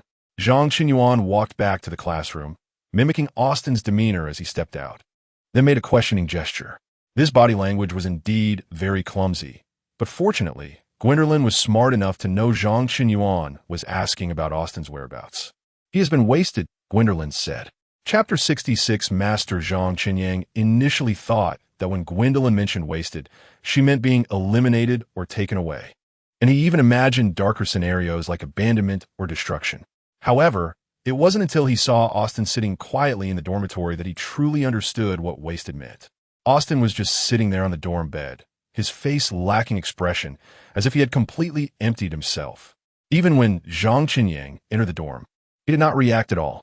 Zhang Qinyang sat on the bed opposite him, suddenly feeling fortunate that he couldn't speak.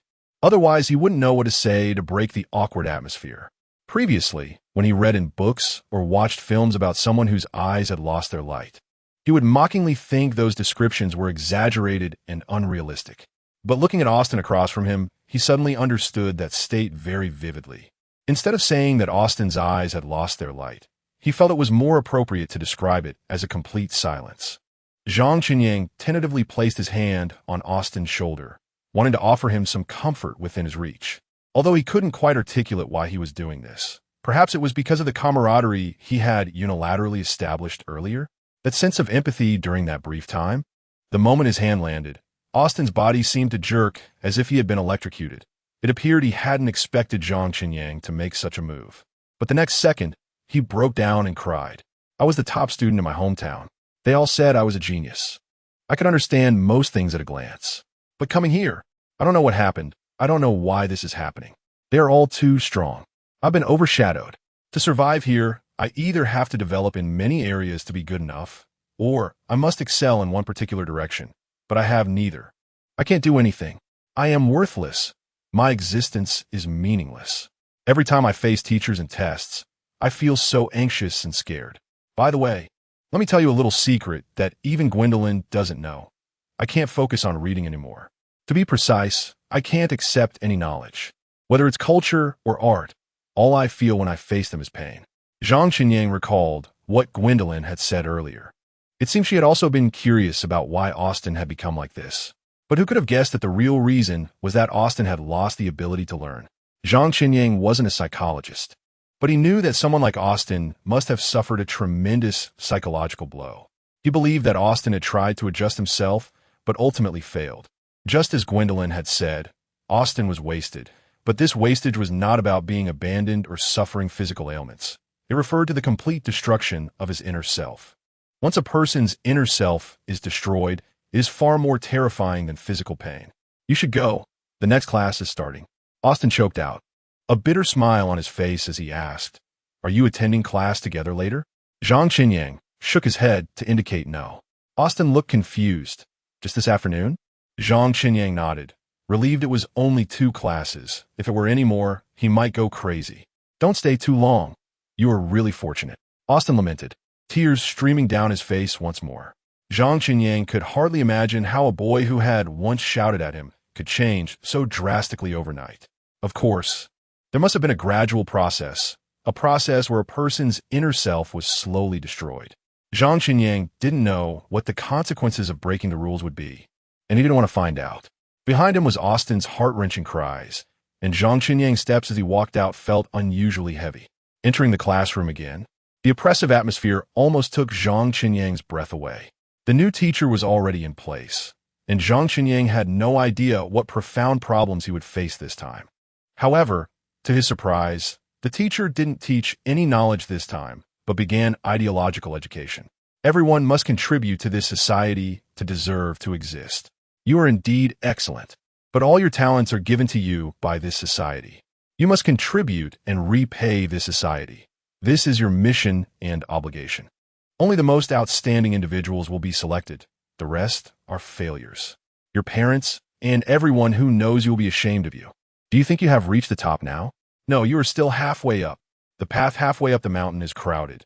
If you want to live more freely, you must climb higher. As Zhang Qinyang listened to this series of command-like education, his discomfort grew stronger. Did anyone really believe such old-fashioned and cliché preaching? Even he found it laughable. Would these students, who were much smarter than him, really buy into it? Zhang Qinyang felt skeptical and even amused. But as he looked around, he noticed that the students around him were particularly serious, heads lowered, not daring to meet the teacher's gaze, as if they were genuinely repenting. In this world, there is never a free lunch. Every bite of food you eat every educational resource you receive, every moment of time you enjoy. All of these have been lent to you. You must repay with your own contributions. Not everyone can be as lucky as you to be selected. Perhaps you were excellent in the past, and that excellence might even give you a sense of entitlement. But now look around you. Look at the people beside you. Can you still say that? You are clever, but only a little more than ordinary people. Only by using all your intelligence in the right places can you be obedient students deserving of living in this world and enjoying all the resources you currently have. Another segment of continuous output left Zhang Qinyang feeling increasingly uneasy. The teacher's statements seemed too self-evident, and the students accepted them too quickly. The teacher walked over to Gwendolyn, who seemed to still be immersed in the grief of losing a friend. From their previous interactions, Zhang Qinyang could tell that Gwendolyn valued Austin as a friend. And now that Austin had become like this, it was hard for her to immediately move past that sorrow. "What are you thinking?" the teacher asked Gwendolyn. She hurriedly shook her head, but her reddened eyes betrayed her. "Are you sad for a waste?" The teacher quickly pointed out Gwendolyn's true thoughts, not sparing any sarcasm. "He only spent a short time with you. You can't really think he belongs to your kind, right?" Gwendolyn bit her lip hard enough that Zhang Qinyang could see blood seeping out.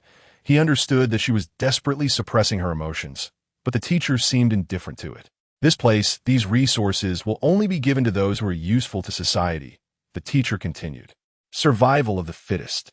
I've lost count of how many times I've said this. Why has no one remembered? Gwendolyn, you are excellent. Don't let me down." Gwendolyn did not feel happy about this compliment. Instead, her face remained sorrowful. For a moment, Zhang Qinyang couldn't tell whether she was mourning for Austin or for herself. Every test, someone will be chosen, and only those who are chosen can enjoy the beauty that society brings to them with a clear conscience.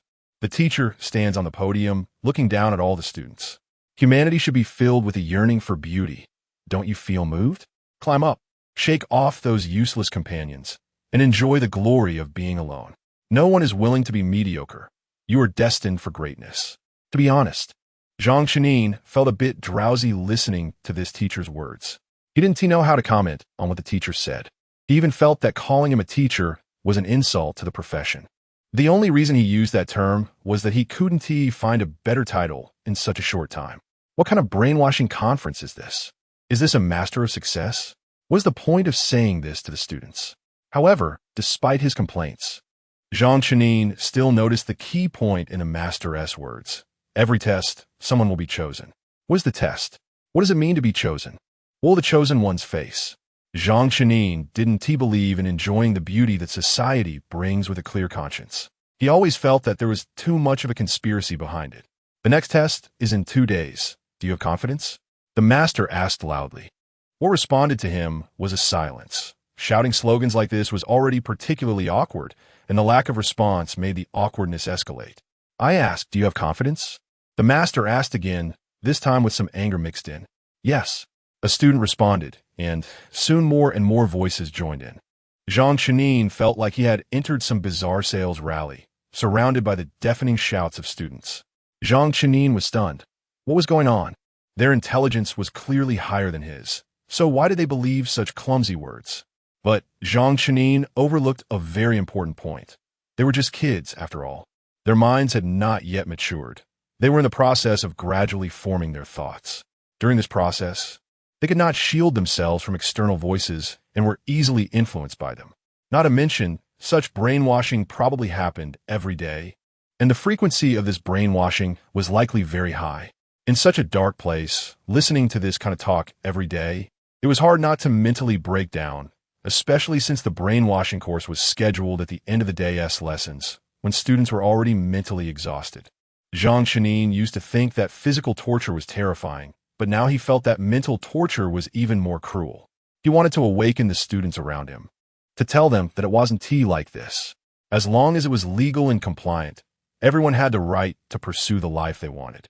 People should contribute to society, but the types and methods of contribution are different. This template cannot be set by the master in front of them. However, the students behaved too quietly and obediently, and the master's gaze was too sharp, so Zhang Qinyang ultimately held back. The master continued to speak. and Zhang Chenin admired how he managed to talk for so long without repeating himself. Listening to the master's exaggerated nonsense, Zhang Chenin suddenly began to miss the crazy person he encountered in the morning. Compared to this master, even the crazy person seemed much more lovable. Indeed, to stand out, one still needs to rely on peers for contrast. That person was just a bit emotionally unstable, while this one was preaching without correctness. It was one thing not to be able to teach properly, but the key was transmitting incorrect ideas, which was truly terrifying, especially during a stage when children as concepts were gradually forming. And you? After listening for so long, do you have any insights? Zhang Chenin didn't know if his earlier yawn had been too obvious, but in any case, the teacher's gaze fell on him, as if he were looking at a piece of uncarvable rotten wood. Zhang Chenin was once again glad he couldn't speak. He pointed to his mouth and made an unpleasant sound. Even though he felt the teacher knew his identity, he still used body language to express that he was not a student, just a useless administrator. Don't you feel guilty? Your contribution to society is almost negligible. What is the meaning of your existence? Have you seriously thought about these questions? The teacher asked earnestly, with unhidden sorrow in his tone. Zhang Chenin almost laughed out loud. Since you asked sincerely, he could also reply with great compassion. No, if it were complicated, he might not be able to reply fully with just a shake of his head. But for the 3 questions posed by the teacher, his answers were surprisingly uniform. Don't you feel guilty? No. The contribution to society is almost negligible. Then what is the meaning of your existence? No meaning. Have you thought seriously about these questions? No. Zhang Chenin's shaking of his head was very carefree and calm. The teacher seemed to be taken aback by his shameless spirit, standing in place for a long time without uttering a word. Brainwashing a corporate slave? This master must be crazy. Zhang Chenin now seriously doubted this guy's intelligence, wishing he could call on the previous teachers to give him a lesson, ask him questions, and see if he could answer them. If he couldn't, then just scrap him.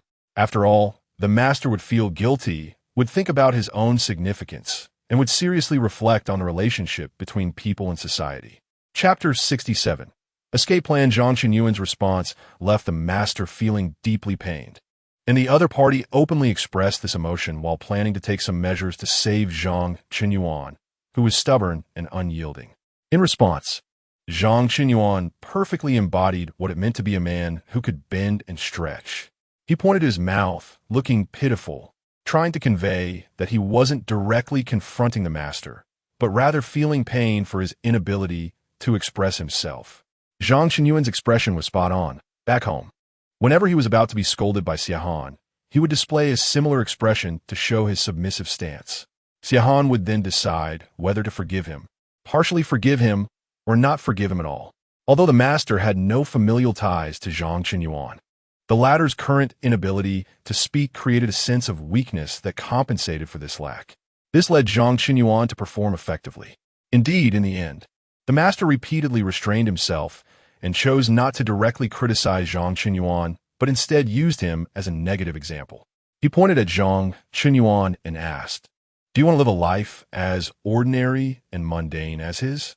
Throughout his growth, Zhang Chenyuan had never heard Xiahan say anything like, "If you don't study hard, you'll have to pick up trash," nor would Xiahan ever point at someone and say disparaging things about a certain group.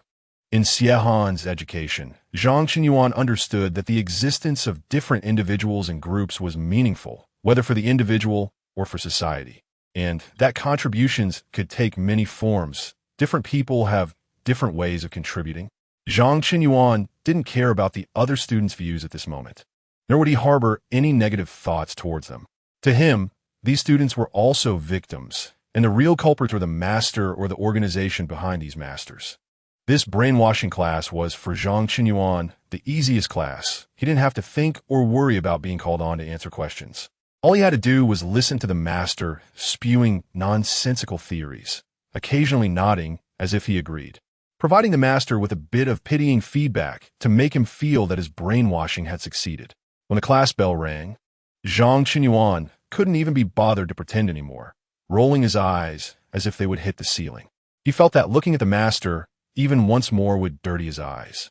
He didn't know if the students would contribute to society in the future, but he was certain that the existence of such people was a plague on society. In Zhang Qinyuan's eyes, the students around him were like younger siblings, blossoming flowers that should be nurtured with correct knowledge, not poisoned by the master. Only by being chosen is your existence meaningful, the master threw out before leaving. Zhang Qinyuan was indeed a bit impatient. A brainwashing session was dragging on. It was almost time to go home, yet he still felt the need to discuss people. The students were obedient and did not show any signs of resentment. Instead, it was Zhang Qinyuan, who was supposed to be on the master's side as an administrator, who expressed his displeasure vividly. Dinner was still the healthy, nutritious, yet unappetizing meal. Zhang Qinyuan felt that, after a long time, he could develop an eating disorder from the food here, and in the end, he would probably need a month of treatment from Xiahan to recover. But there was a benefit. There were people specifically responsible for cleaning, so Zhang Qinyuan didn't have to do it himself. He really disliked washing dishes. But since Xiahan didn't like it either, he had no choice but to accept it. Regardless, someone had to do the task. And Zhang Qinyuan was forced to take on this glorious yet arduous task for over a decade. After dinner, there was free time, but most students chose to go back to study, as they had homework and held themselves to high standards, needing to complete their previews and reviews. Zhang Qinyuan looked at the students in the classroom and suddenly felt that his own school days had been too easy. If he had studied like this back then, Xiahan would probably have woken up smiling in her dreams. Sitting on the steps, Zhang Qinyuan pondered the master's words. Only by being chosen is your existence meaningful. Chosen? Zhang Qinyuan barely understood. It was like a large elimination game, except all the students participating were exceptionally talented. This wasn't about picking a general among the short, but rather striving for excellence. Zhang Qinyuan sighed. He didn't understand the meaning of this competition, nor did he know what kind of results the students' efforts would yield. Was it worth it? You don't like that teacher? A familiar voice rang in his ears. Zhang Qinyuan turned to see Gwyneth's gentle gaze. The little girl's eyes were a deep purple, looking soft and serene. Zhang Qinyuan nodded, though he wasn't sure if Gwyneth was referring to the last one. But he thought about it and realized he disliked not just an individual, but the organization or the atmosphere here. It was oppressive and unsettling. It seemed to deliberately create a kind of anxiety and then exert psychological pressure on the students. This form was not only annoying, but also nauseating.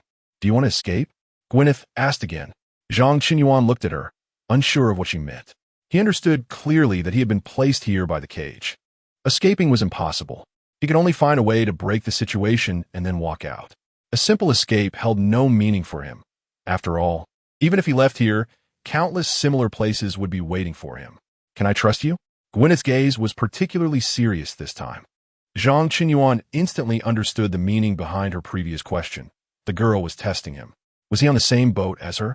Zhang Qinyuan didn't feel angry at this cautious probing or the previous doubts.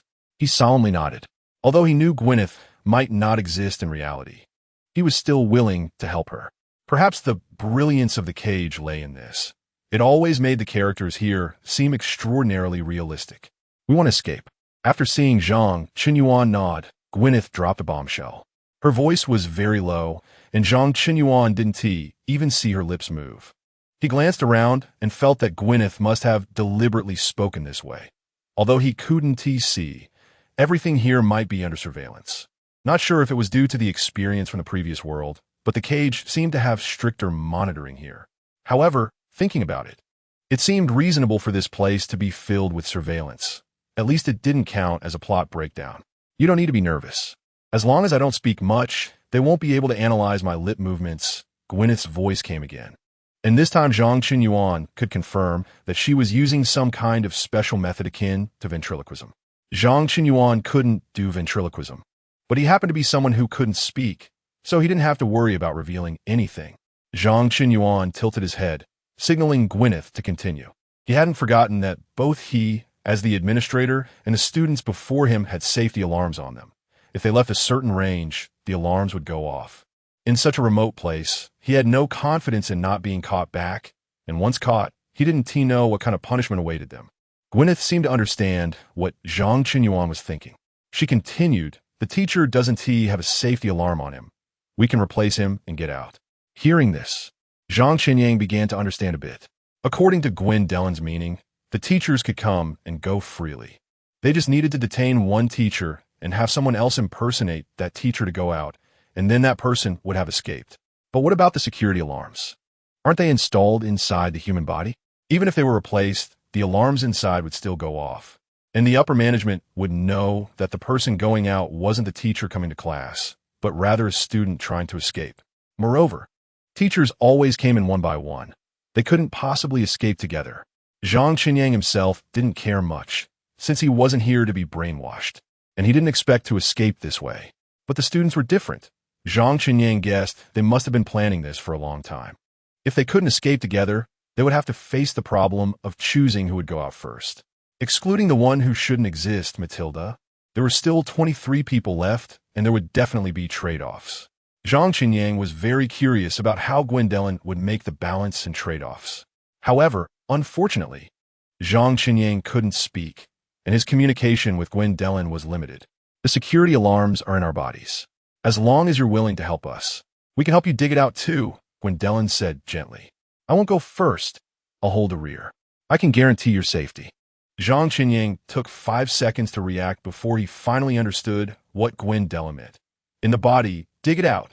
Numerous images flashed through Zhang Qinyang's mind, each one making him scream hoarsely in pain, drenched in cold sweat, and he would likely faint from the pain. In the body, these students weren't planning to dig it out, were they? How painful would that be? Especially since the sanitary conditions here couldn't be guaranteed. Zhang Qinyang couldn't believe that Gwendolen had just said such a cruel and terrifying thing in such a gentle tone and manner. At the same time, Zhang Qinyang also understood the students' determination. They really wanted to escape from here, even if it meant enduring pain that the human body couldn't withstand. This group of students was completely gambling with their lives. It seemed that Gwendolen noticed the fear in Zhang Qinyang's eyes and reassured him, "Don't worry, we have medicine. If we feel unwell, we will also be taken for treatment." We spent a long time secretly bringing the medicine out in batches. Hearing this, Zhang Qinyang let out a gentle sigh. He believed that the long time Gwendolen mentioned was not just a conceptual empty talk, but that they had indeed spent a lot of time planning. They were under strict observation here, and if they were careless, they could easily fail. So they had to be particularly cautious, try to do things in small amounts multiple times. But this would inevitably lengthen the timeline. Zhang Qinyang admired these students a bit. They not only had brains, but also perseverance. What Gwendolen was saying now might seem easy, but whether it was exploring the specific location of the security alarms or planning to obtain the medicine, Zhang Qinyang thought these were not simple tasks. Zhang Qinyang looked at Gwendolen and nodded, indicating for her to continue speaking. At the same time, he pointed at himself, wanting to know what he could help with. However, this time, their telepathy did not connect. Gwendolen misunderstood Zhang Qinyang's meaning, thinking he was worried about not being taken away, and quickly stated seriously, "We will definitely let you leave. We will help you escape. I will be the last one to go. Even if someone has to stay behind, it will be me." Zhang Qinyang originally wanted to tell Gwendolen that she misunderstood and that he didn't mean that. But upon hearing the latter part, Zhang Qinyang was stunned in place. He finally understood why Gwendolen could command such loyalty, because she planned to sacrifice herself. The last person to leave, the last person couldn't leave at all. That person would not only be left behind, but would also likely face the most severe punishment. But there had to be such a person, and Gwendolen chose herself. Only in this way could everyone fully trust her. Only in this way would everyone obey her. Because she made herself the one who would bear the most harm. The one who would sacrifice the most. "We can't get close to the teachers. Only you can." Gwendolen's tone was almost pleading. "Only you can help us. We need you. I believe you also hate them." Faced with such a Gwendolen, Zhang Qinyang found it impossible to refuse. Moreover, he had no reason to refuse. In the end, Zhang Qinyang nodded, agreeing to this matter. He was willing to help Gwendolen, willing to help these students. "Okay, we need to go back and prepare. If all goes well, we can act the day after tomorrow, okay?" Gwendolen looked at Zhang Qinyang. Zhang Qinyang naturally had no objections to this. He could even start tomorrow. He just didn't understand what the so-called acting process entailed. What were these students preparing for? To confirm the order of operations, or something else? But this time, Gwendolen didn't answer him. Instead, she hurriedly turned and walked towards the study room.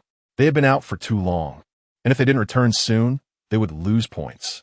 Gwendolen walked quickly, seemingly in a hurry. Chapter 68 Old Friends Arrive. Zhang Chenin glanced at the time. It was 6:42 p.m. He believed that the students must have a complete set of rules, just like the management rules he had seen in his own room. However, when he last visited the dormitory to comfort Austin, he hadn't seen such rules posted in obvious places. This suggested two possibilities. Either the rules were posted in a place he just happened not to see, or the students, given their intelligence, didn't need such reminders displayed openly. Just like Gwenlyan, she was clearly very familiar with this peculiar timing setup and could hit the exact moment. Zhang Chenin looked back into the classroom. The students were all studying earnestly, making him feel like a failure. To avoid further anxiety, he decided to take on the responsibilities of a manager and walked around to patrol other areas. He didn't have to worry about the students escaping because he knew they had other escape plans. As he reached the dormitory, Zhang Chenin's footsteps suddenly stopped. He stood at the door, looking inside. Austin was sitting there, his head lowered, and it felt like the scene was still fresh in his mind. An excellent yet somewhat proud young man gradually became insecure and frustrated. This process might not have taken long, just a fraction of Austin's life. But this time marked the end of Austin's journey. Sometimes, life isn't measured by time. There's not just one way to die. If possible, aging peacefully seems to be the best form, but not everyone is so fortunate. Zhang Chenin sighed. He quietly stood at the door, not entering, as if bidding farewell to something. Austin was gone. Zhang Chenin didn't know how he left, perhaps during the brainwashing class he attended or maybe at mealtime after the class ended. In any case, Austin hadn't said goodbye to anyone. Upon reflection, this was not without its dignity. Zhang Chenin continued inside, heading to other dormitories. The dorms were empty, feeling somewhat desolate, and there weren't many items inside. Everything was neatly arranged. If he didn't know this was a student dormitory, he might think it was a militarized management base. As he noticed, even the angle of the toothbrushes was identical. Was it really necessary? He kept questioning himself about these 2 points. Cleanliness is certainly essential, but to this extent, it seemed overly strict. Until dinner ended, Zhang Chenin didn't contact Gwenlyan again. The girl acted as if nothing had happened and continued her daily routine, just like the other students, who were so well-behaved it seemed they had never planned an escape. As an adult, Zhang Chenin silently gave these kids a thumbs up. They looked like people destined for great things. That night, Zhang Chenin didn't take risks or challenge the rules. Before 8:13 p.m., he returned to the manager's lounge, and the students went back to their dorms as well. After 8:13 p.m., Zhang Chenin specifically checked to confirm that the number indicating one more chance hadn't changed. That night, Zhang Chenin slept particularly soundly. Perhaps because he had a basic understanding of the place, or perhaps because he was aware of the students' plans. Of course, he was also very tired. After all, he had absorbed so much information and knowledge he hadn't mastered before, which was a massive mental workload for him. In short, he almost slept through to morning until he was irritatingly awakened by Gwenlyan. Before sleeping last night, he had reminded himself to act like a manager and set a positive example for the students, but he had quickly become a negative example. Well, for these exceptionally talented students, it was already quite a feat not to hold them back. If work hours were also a rule here, Gwenlyan had already helped him twice, so it was only natural that he would help her in return. Moreover, Zhang Chenin had resolved yesterday that as long as the environment allowed, he would strive to help Gwenlyan escape. This girl was so wonderful. She shouldn't have to endure this. After a brief period of interaction, Zhang Chenin had come to regard Gwenlyan as a younger sister, although he knew that once they left this place, they might never see each other again. Zhang Chenin got up, washed up, and prepared for the day ahead. According to the plan, nothing unexpected should happen today, and maybe Gwenlyan would find an opportunity to tell him about other plans, as the day after tomorrow was their planned action day. Zhang Chenin had been worried about what Matilda might do, but based on his observations during this time, she didn't seem to have any plans for trouble. She just blended into the crowd, attending classes and studying, looking no different from ordinary students, and even the other students hadn't noticed her. Regarding the last point, Zhang Chenin suspected that the cage had tampered with the students' memories, as there had been previous examples. The cage had the ability to influence perception. However, just when Zhang Chenin thought today would pass in a very calm manner, he was surprised to see someone he hadn't anticipated accompanying the teacher, Lu Cece. Lu Cece had been forcibly brought here and looked as if she had struggled fiercely, but the outcome indicated that the struggle hadn't been very effective. Zhang Chenin didn't know in what state Lu Cece had arrived or whether she retained memories from her original world, so he dared not act rashly and could only observe the situation. The person who brought Lu Cece was none other than the man who had welcomed Zhang Chenin earlier. The man seemed quite familiar with Zhang Chenin and greeted him naturally before throwing Lu Cece directly in front of him. Yes, he was thrown. Lu Cece was dropped to the ground, and Zhang Chenin intended to help her up, but was a moment too late. Mainly because he hadn't expected the man to be so rough. "This student is handed over to you," the man said, flexing his wrist and advising. "She is a bit difficult. Handle her." In the man's eyes, Zhang Chenin should have understood the rules here after a day of adaptation. So he didn't waste words during the handover. Lu Cece seemed to have been hurt from the fall, lying on the ground for a long time without getting up. Zhang Chenin bent down to help her, but Lu Cece pushed him away in disgust. Zhang Chenin confirmed that Lu Cece had seen his face, but her eyes were filled only with hatred and fear, with no trace of surprise. If this were an act, it was far too realistic. The man, who had witnessed the entire scene, scoffed. "I thought you already knew. I didn't expect you to be so naive. You actually feel sympathy for them? Are you crazy?" Zhang Chenin didn't respond. He was constantly reminded that he was mute, and speaking would only produce unpleasant sounds, so he chose to remain silent.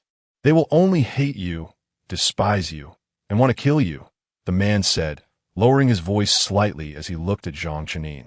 "Because in their eyes, you are trash, and they're the elite now and in the future." Zhang Chenin initially thought this was entirely directed at him, but when he looked up, he realized the man had been watching the teacher waiting not far away while saying this. Today's teacher was different from yesterday's, indicating that the students were about to learn a new subject. That teacher stood nearby, somewhat impatiently, ignoring the man's words, but indeed seemed to be deliberately keeping their distance. Zhang Chenin suddenly understood the teacher's actions yesterday when he avoided him. Feeling like trash. Would touching him dirty one's hands? To be honest, Zhang Chenin didn't quite understand the logic behind this, but he could guess a rough idea.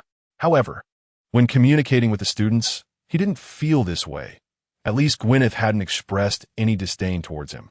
He didn't know if it was because Gwyneth actually thought that way, or if she had a higher temperament.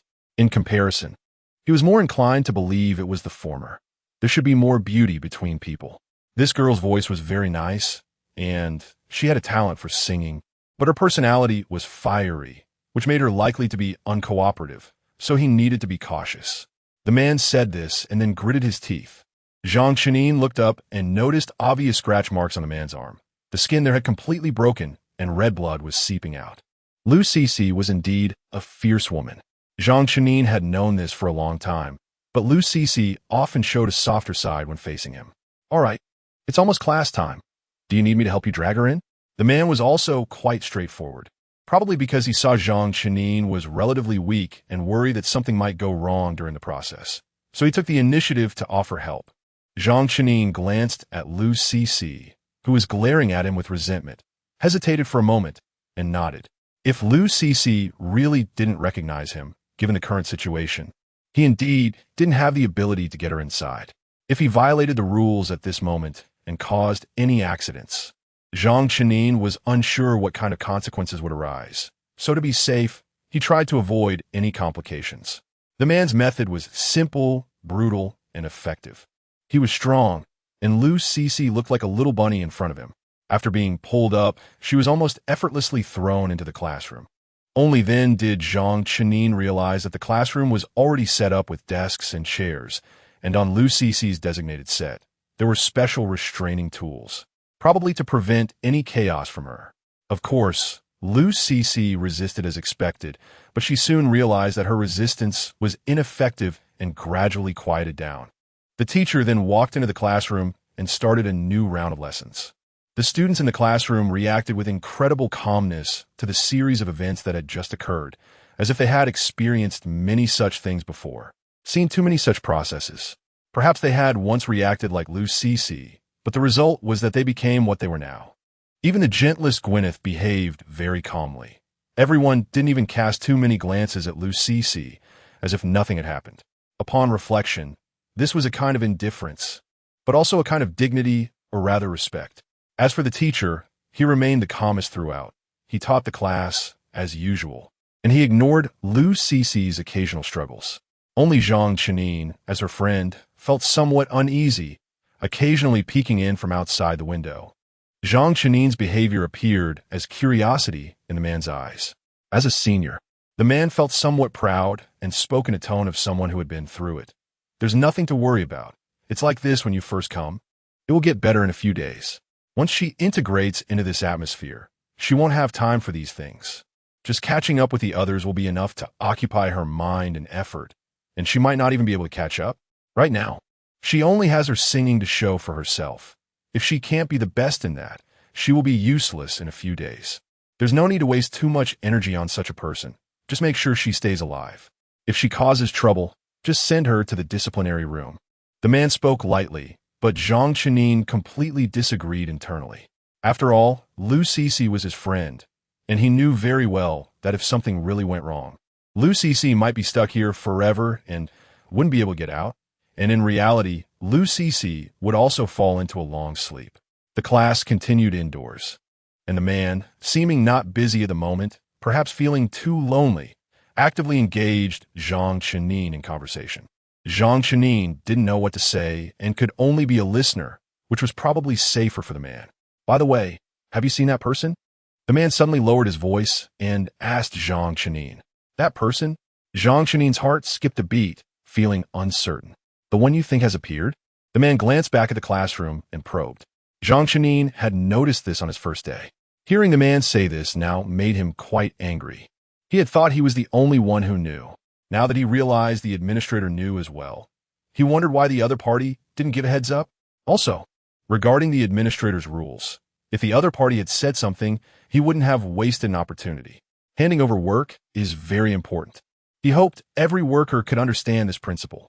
Work handovers should not only be concise and clear, but also highlight key points. Otherwise, the next person would find it very difficult, just like himself, who had nearly been scared silly previously. This group should be getting results soon. The man suddenly added without any context. Chapter 69, Approaching the Truth.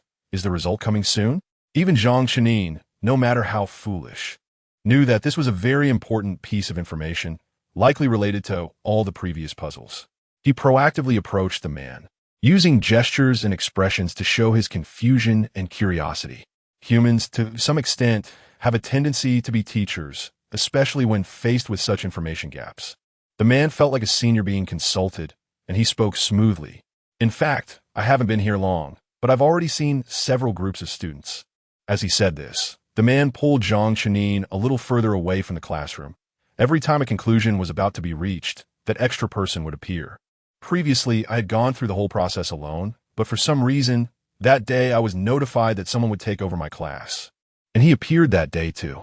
You should have seen his initial appearance, right? Zhang Chenine nodded. That featureless face was truly unforgettable. He thought that even if he forgot who he was one day, he would never forget the shock and fear of facing such a face. Seeing Zhang Chenine's expression, the man knew he had seen it before, and he continued. I was also shocked the first time I saw him, and about such things. If you haven't seen them with your own eyes, I wouldn't know how to explain. Moreover, even if I told you, you might not believe me. You might just think I'm a liar trying to scare children. Zhang Chenine was at a loss for words. What the man said seemed somewhat reasonable. In fact, the time he maintains that initial state can vary, depending on whom he chooses first or his satisfaction with each student's abilities. The man said this with some uncertainty, adding with little confidence, of course, this is just my wild guess. After all, I've been here for a while and found some patterns I believe in. But whether it's truly like this remains to be explored. Who he chooses first, his satisfaction with each student's abilities? Zhang Chenine suddenly felt that his initial line of thought seemed somewhat flawed. He always thought that the final outcome would involve sending these students somewhere for human experimentation, and that these students were desperately trying to escape for their lives. If it's about abilities, such things cannot simply be described materially. Even if it were human experimentation, it would likely not allow for a complete exploration of abilities. Moreover, through the man's words, it was not hard to understand that Matilda played a very important role in this process, or rather, Matilda was an indispensable presence. If it were human experimentation, then Matilda's significance would be diminished. Thus, from the beginning, his line of thought was problematic, as he had separated the student's fate from Matilda's. Since the moment Zhang Chenin clashed with the teacher yesterday, he was arranged to attend class in the afternoon. As soon as he entered the classroom, he was overwhelmed by the anxious and tense atmosphere, struggling to absorb knowledge, let alone observe his surroundings. Compared to him, the man had been here longer, was more accustomed to the rules, and had more time for objective observation and analysis. After all, Zhang Chenin had experienced that the work state here was indeed very relaxed. If the content of this job weren't so detestable, just this state of work would make Zhang Chenin want to work here for a lifetime. Zhang Chenin even considered asking about the man's salary level, but he hesitated. If the man's salary was low, it would at least help him stay grounded. But if it were high, Zhang Chenin couldn't guarantee his willpower to refuse such a well-paid and leisurely job. To keep himself alert, Zhang Chenin could only keep reminding himself, "This is a place that harms children. Your morals and conscience do not allow you to do this. This is a place that could endanger life. Your will to survive and courage do not allow you to do this." After completing this self-suggestion, Zhang Chenin felt significantly more awake, at least able to adopt a curious and admiring expression towards the man. The message he wanted to convey was simple. "You are amazing. Can you say a bit more?" Properly softening one's stance is a quality a mature man should possess. This is what it means to be a great man who can bend and straighten. In this regard, Zhang Chenin, having been tempered by society, grasped it very well. Receiving the signal from Zhang Chenin, the man indeed began to speak at length. "Anyway, as long as that extra guy appears. It means there's less than a week left until the final result. As for the exact number of days, I haven't discerned any patterns. It mainly depends on the student's qualifications. If that guy is satisfied with more, then more are chosen, and it takes longer. Conversely, it will be quicker. Less than a week." Zhang Chenin's heart stirred. Since he came here, which is also when Matilda appeared, today marks the third day, and Gwendolyn's planned escape is tomorrow. Zhang Chenin didn't know if these kids already knew something or if they were just lucky. In any case, the time they had left was indeed limited. Gwendolyn had yet to approach him. Today's actions were indeed a bit too hasty, and they only had one chance. So they had to do their best within their capabilities. However, Zhang Chenin had another question. What would be the consequences if the action failed? In other words, what would be the student's final fate? There must always be an outcome, whether success or failure. For the students, the best outcome would be to escape, while the outcome of failure was still unknown. The man didn't know how long he had been here. Perhaps due to prolonged loneliness and not having encountered someone to confide in, he now had Zhang Chenin as a colleague, who seemed relatively weak and non-threatening, leading him to unconsciously share a lot, such as his life here and how he passes the time when bored. However, Zhang Chenin was surprised that although the man appeared rough, he was actually more meticulous than he was. At least regarding violations, he committed one on the day he arrived. But the man had never violated a rule, preserving both opportunities. But for the question Zhang Chenin was curious about, the man ultimately disappointed him. According to the man, all students would eventually be taken away, but no one knew where they were going, and although he had seen many batches of students come and go, he had never heard any relevant information from the outside world, as if all news had been sealed off.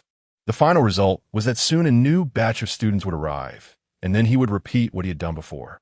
This is a bizarre cycle. Even the man didn't know the final outcome or the meaning of doing this. Even though he had been here for a long time, he could only summarize some patterns simply, unable to see through the essence behind these patterns. Even so, Zhang Chenin was already very satisfied to have learned so much information. He was someone who would never shortchange those who helped him, even if he couldn't offer any tangible rewards now. He gave the man ample spiritual rewards, his admiration and respect. The man left contentedly, and at the moment the man's figure disappeared, Zhang Chenin returned to his previous indifferent expression.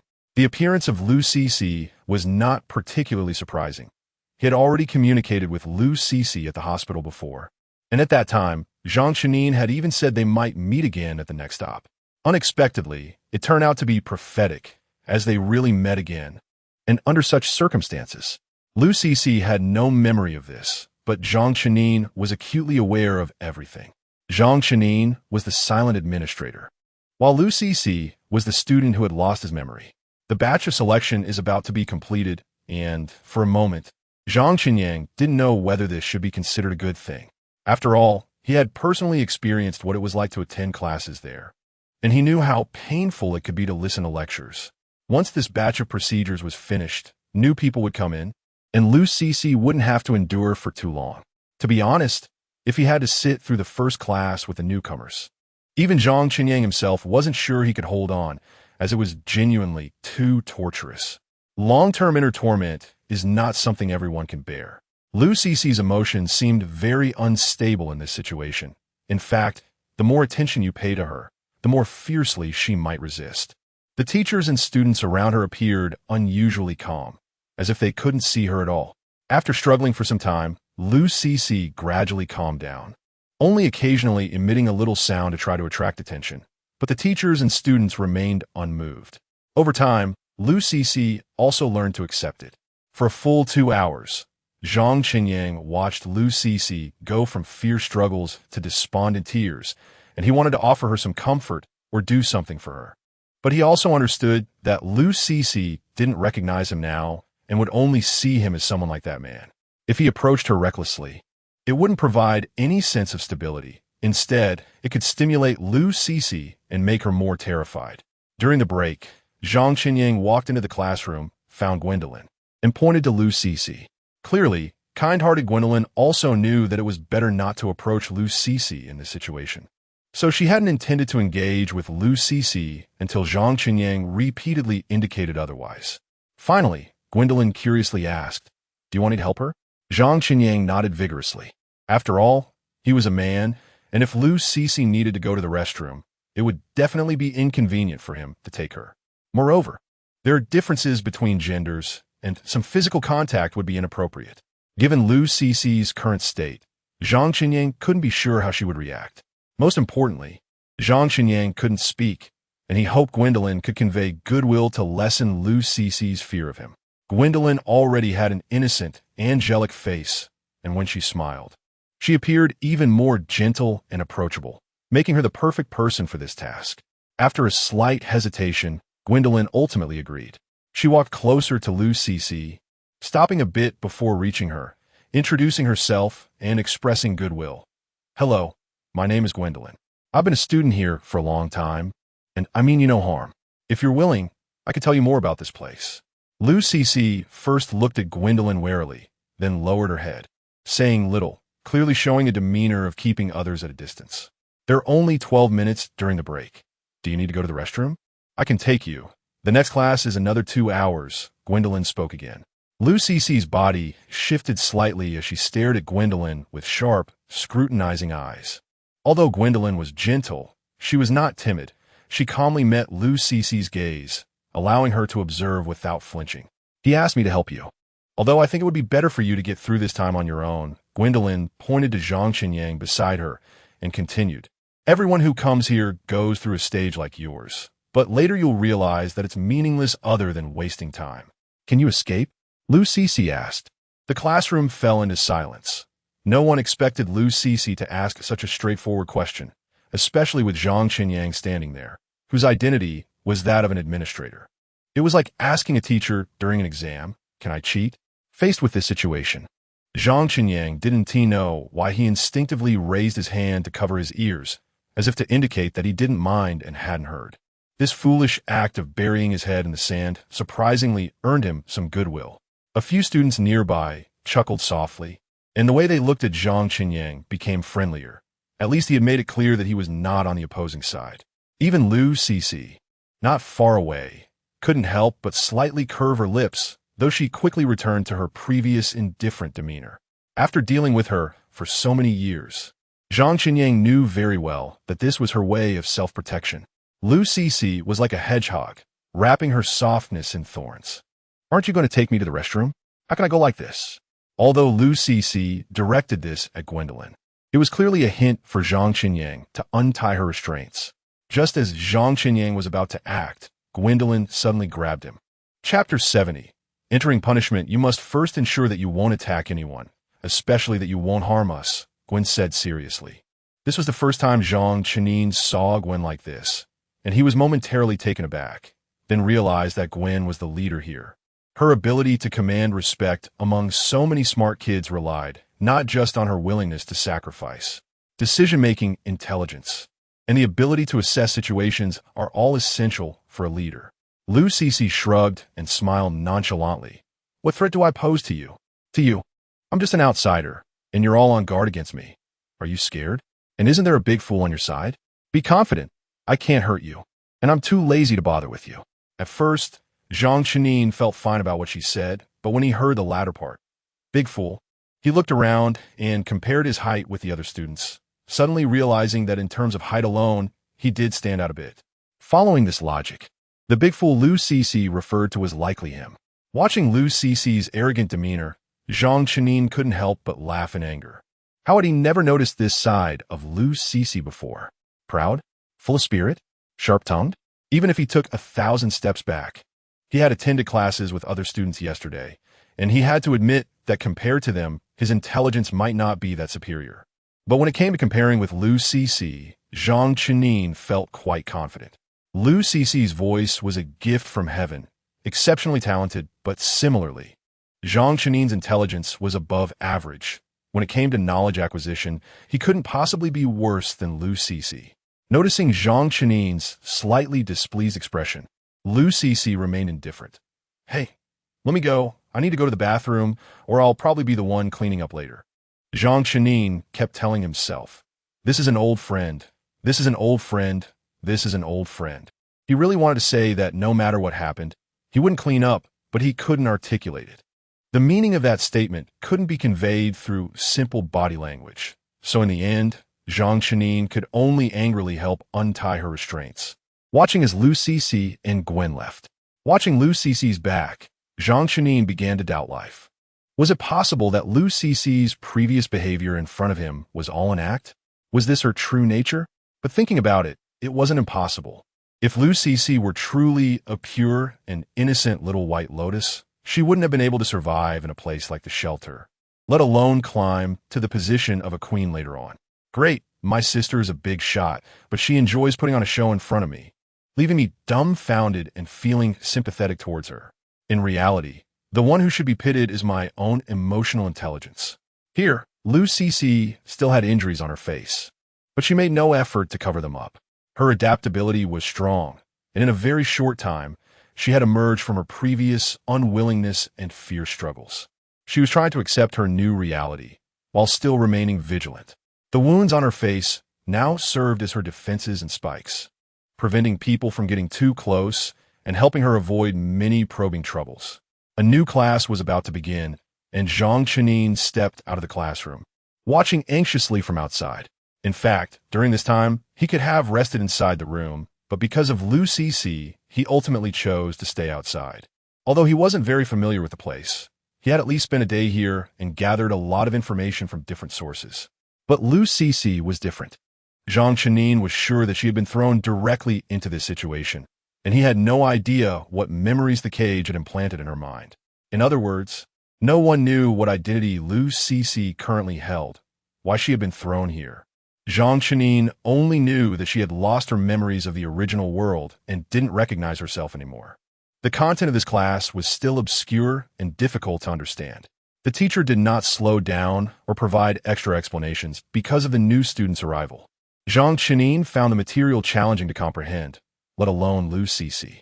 Lu Cece was seated by the window, previously placed in the corner to prevent her struggles from affecting others. At this moment, she sat quietly, surrounded by the sound of pens scratching on paper, but she seemed too bored to even pretend. She idly played with her pen, her gaze coldly surveying the people around her and the teacher on stage. In a crowd, Lu Cece stood out awkwardly, glaringly so. The current Lu Cece truly resembled her 14 or 15-year-old self, not just in appearance, but in personality as well. She was cautious and defensive towards everything around her, like a hedgehog ready to prick up its quills at any moment. She lacked the memories from her previous world, had not been tempered by adult society, and had not yet lowered her head. Zhang Chenin wanted to remind Lu Cixi, wanted to advise her, but neither the environment nor their identities allowed for it. This class was nerve-wracking for Zhang Chenin. He was afraid that Lu Cixi's uniqueness would annoy the teacher, especially since the teacher didn't seem like a soft-hearted person. Sure enough, just before the class was about to end, the teacher stood on stage and specifically chose Lu Cixi to answer a question. Even Zhang Chenin, standing outside, could tell that Lu Cixi hadn't been paying attention. So how could the teacher not know? Yet, he chose Lu Cixi to answer the question and told her that failure to respond would result in punishment. No miracle occurred, and no helpful angel descended. Lu Cixi stood up, remaining silent until the teacher urged her a second time, at which point she casually replied, "I didn't listen. I don't know." The expected outcome. There was little expression on the teacher's face, and even the surrounding students looked like they had anticipated this. Send her to the punishment room. Just 5 simple words directed at Zhang Chenin at the door. Zhang Chenin heard, of course, but he pretended not to have heard clearly and did not respond. Until the teacher opened the door, stepped out, and loudly pointed at Lu Cixi, saying to Zhang Chenin, "Send her to the punishment room." Zhang Chenin did not want to send Lu Cixi to the punishment room. That was unquestionable. He was frantically thinking about how to plead for Lu Cixi. Or rather, could he even plead for her? Gwen, sitting in the front row by the door, seemed to notice Zhang Chenin's hesitation and spoke up. "This is the student code of conduct. It must be followed. If she violates the student code without punishment, it will be unfair to us." When Gwen said this, she secretly winked at Zhang Chenin. Since the teacher had his back to her, he didn't see this scene. But Zhang Chenin, facing Gwen, clearly understood that she was hinting for him to listen to the teacher and not complicate matters. If you don't want to be punished too, it's best to do it now, immediately, right away. The teacher's tone had become very stern. He wasn't shouting like a madman, but gave Zhang Chenin a serious warning. Gwen behind him slightly shook her head at Zhang Chenin, probably thinking that his hesitation was due to kindness. She wanted to advise him not to let small troubles become big issues. Zhang Chenin understood the implication. If this person weren't Lu Cixi, he would have acted without hesitation, even without Gwen's reminder. But the key was that this person was Lu Cixi, someone he regarded as a sister. Facing the 14 or 15-year-old Lu Cixi, he couldn't even manage to get angry. "Is this the discipline room?" Lu Cixi confirmed and then walked out very calmly, saying, "Just point the way. I can go by myself." As she passed by Zhang Qinyuan, Lu Cixi even smiled slightly. Standing outside the classroom, Lu Cixi didn't even need Zhang Qinyuan to show her the way. There weren't many rooms in this row, and the sign for the discipline room was clearly hanging there. Moreover, it wasn't far from his classroom, and Lu Cixi walked over in just a few steps. However, it was clear that Lu Cixi couldn't complete the installation of the equipment in the discipline room by herself. She waved at Zhang Qinyuan. "What are you standing there for? Come over and give me a hand." Zhang Qinyuan felt helpless. Lu Cixi had no idea what she was about to face, which was why she could appear so indifferent now. "Don't dawdle. Hurry up." Lu Cixi's face showed a bit of impatience. Eventually, Zhang Qinyuan walked over to her, entered the discipline room, and helped her install the related equipment. During this process, the teacher stood outside the door, so Zhang Qinyuan couldn't do anything sneaky. "Don't worry. I'm someone who has been reborn from the flames." Lu Cixi didn't know if she was comforting Zhang Qinyuan or showing off. "Look at the scar on my face. It was left from that time. What could be more painful than being burned by fire?" Zhang Qinyuan sighed. The more Lu Cixi acted like this, the more he couldn't bear it. In his eyes, Lu Cixi had already endured enough. She should enjoy the gifts from heaven and calmly accept the additional burdens that came with them. But Lu Cixi didn't think so. She was young, but had a surprisingly high level of awareness. No matter what, Zhang Qinyuan was determined to take Lu Cixi out of here. This was his resolve, and something he had set his mind on doing. He had never experienced the pain of being burned, but he could imagine it. He had experienced the equipment in the discipline room, and he hoped Lu Cixi could hold on. When preparing to leave, Zhang Qinyuan glanced at Lu Cixi. He couldn't speak. but he hoped to convey some strength and encouragement to her. Although he thought this behavior was foolish, when one is powerless, they tend to do things that seem silly. The equipment started up, and Zhang Qinyuan observed from this objective perspective for the first time. He believed that when he was at Telsa Corporation, he was also observed in this way. Only this time, his position had changed. Lu Cici's expression changed rapidly. Zhang Qinyuan didn't know what she saw, but at first, her face was filled with joy. That expression was incredibly familiar to Zhang Qinyuan. Every time he saw Lu Cici in the real world, she wore that same expression. This version of Lu Cici was incredibly familiar to Zhang Qinyuan, at least far more endearing than the rebellious Lu Cici from earlier. It seemed that the beginning of this story was at least a good one. Zhang Qinyuan let out a slight sigh of relief. He was genuinely afraid that Lu Cici would encounter the same kind of situation he had faced, being thrown into a frozen wasteland from the start, having to confront infected beings and accept the fate of being food for them, first being frozen in shock, then watching himself being eaten little by little. The entire process was painful every single minute. Lu Cici was doing well for now, at least for this moment. She was happy. However, this happiness didn't last long, as Zhang Qinyuan soon saw sadness on her face. What happened? Zhang Qinyuan became anxious, but he wasn't in the world Lu Cici was experiencing, so he couldn't see anything. The teacher had already turned and left. Now, there was no time or energy to watch this boring punishment. Perhaps for the teacher, he was already tired of seeing such punishments. But even without the teacher's supervision, Zhang Qinyuan didn't dare to touch the equipment casually, because it was written on the device that once it started, it couldn't be interrupted and could only wait for the process to finish and the device to disconnect automatically. Lu Cici's expression grew increasingly grim, her tears falling in large drops, and that sense of sadness made Zhang Qinyuan's heart tighten as he stood by. There was no sound, only the painful expression and the continuous tears falling. This feeling was different from what Zhang Qinyuan had experienced before.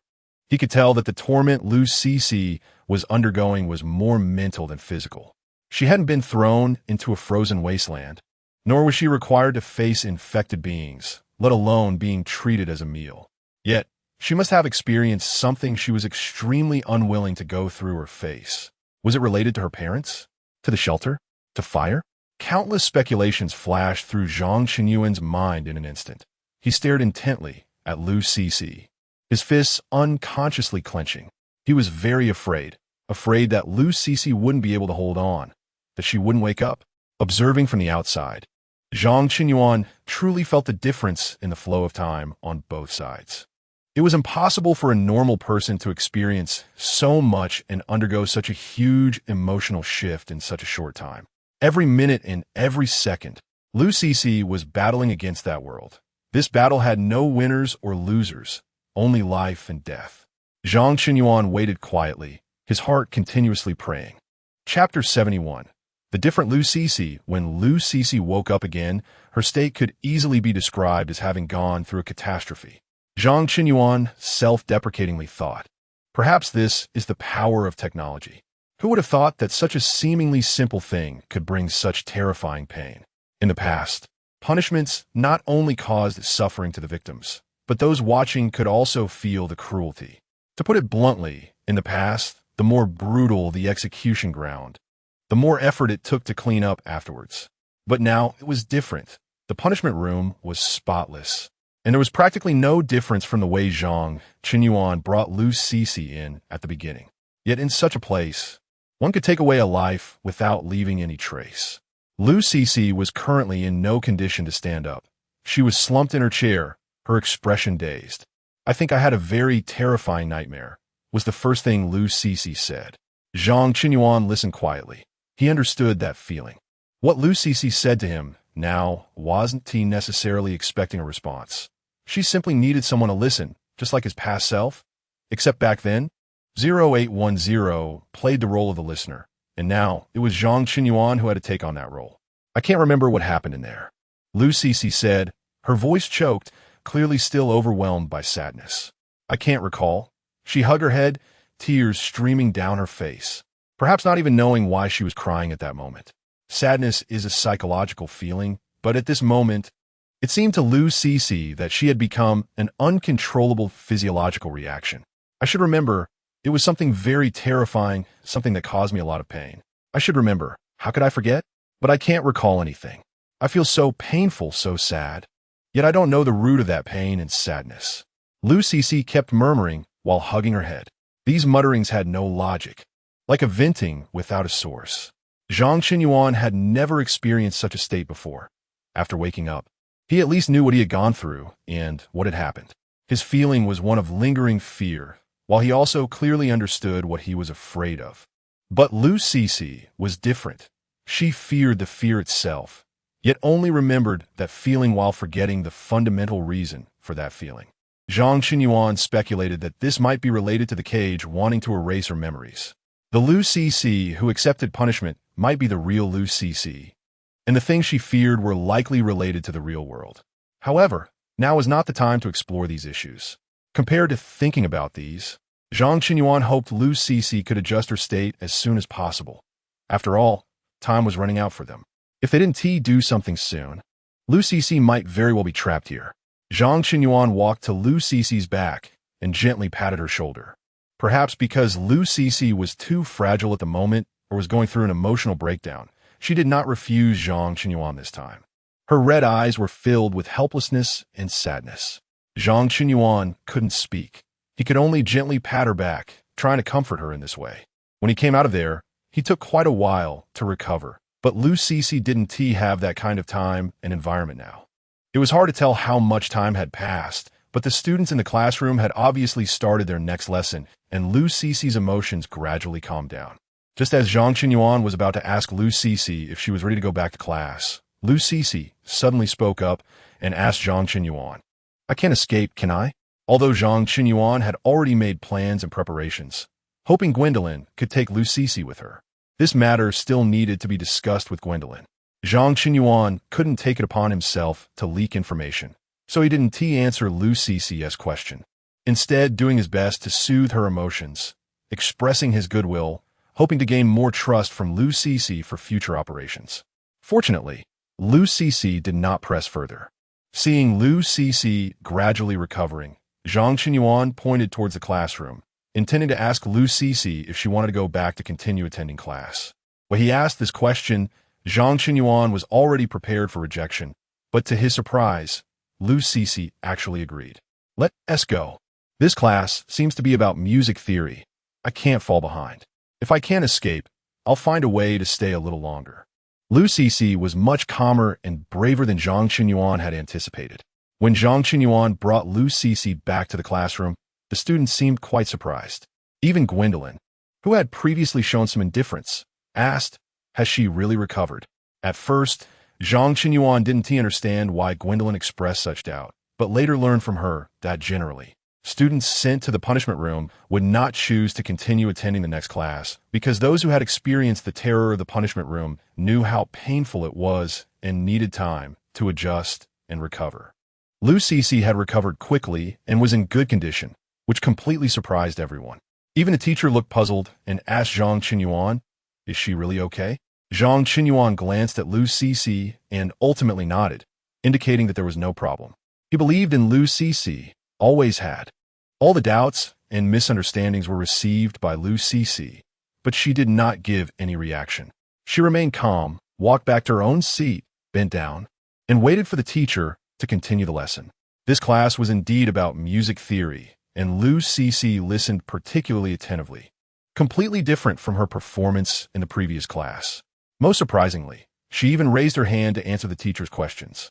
Seeing Lu Cece like this, Zhang Qinyuan suddenly recalled what she had said before.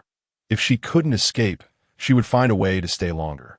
Indeed, this was truly Lu Cece's style.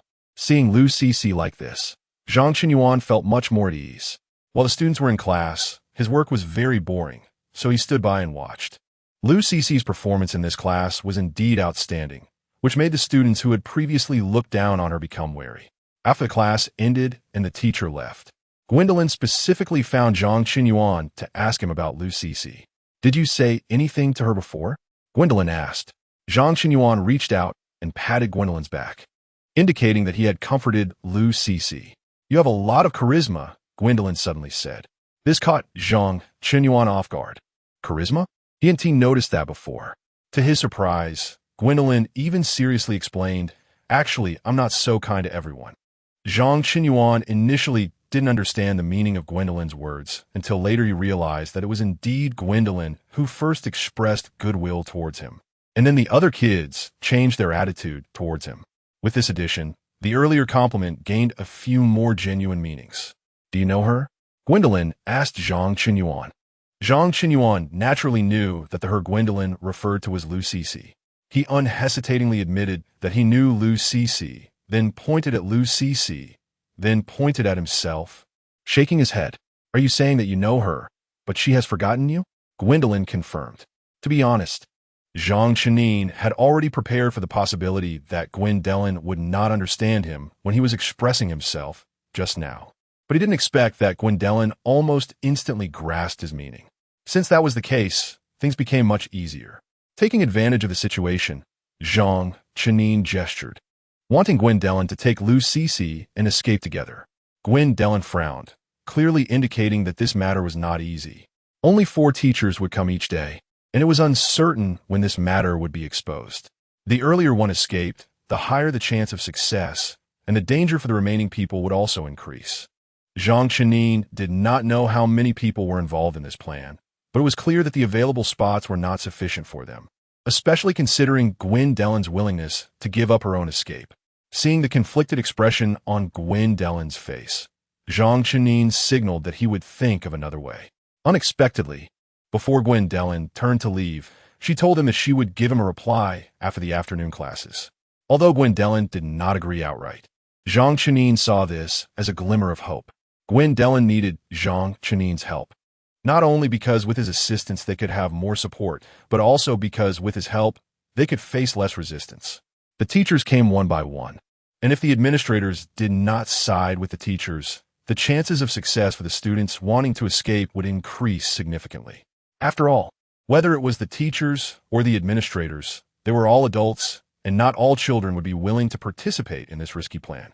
Therefore, for those wanting to escape, the difficulty of this matter was not low. If the administrators leaked information during their process of subduing the teachers, they might not be able to escape at all and would soon face punishment. For them, subduing 2 adults simultaneously obviously required enough manpower, a sufficiently detailed plan, and the element of surprise. If an administrator like Zhang Qinyuan was willing to stand on their side, things would become much easier. Lu Cece seemed to have adapted to life here. Whether during lunch or in the afternoon classes, she did not show any signs of abnormality. The afternoon classes included a vocal lesson and a physics theory class. In the vocal lesson, Lu Cece shone brilliantly, receiving high praise from the teacher. According to Gwendolyn later, the points Lu Cece earned in that class could be equivalent to what other students would earn in 50 classes. After all, such high praise was rare, and the teachers here were very strict. At least among their batch of students, only Gwendolyn had ever received such an evaluation. Physics was Lu Cece's weak subject. Those classes were incomprehensible even to Zhang Qinyuan, let alone Lu Cece. However, she behaved exceptionally well, no longer deliberately trying to stand out as she had in the morning. The direct benefit of this was that the teacher did not call on her, and she avoided a chance to lose points or face disciplinary action. Initially, Zhang Qinyuan was unaware of the students' point system, as he had not been there long, and it did not concern him much. If it weren't for Lu Cece's sudden outstanding performance, even Gwendolyn might not have mentioned it to him, but clearly, every student here was aware of it. During his previous classes, Zhang Qinyuan felt anxiety and pain, mostly stemming from the oppressive environment. In short, the students were very competitive. Zhang Qinyuan had thought that Lu Cece would also suffer from this feeling, but he did not expect her solution to be so simple and straightforward. She simply joined in the competition, and she stood out remarkably. In other words, Lu Cece was even more competitive. In just half a day's time, Zhang Qinyuan could clearly feel the student's sense of crisis rising again. In terms of adapting to the environment, Zhang Qinyuan felt that he was on a different level from Lu Cece.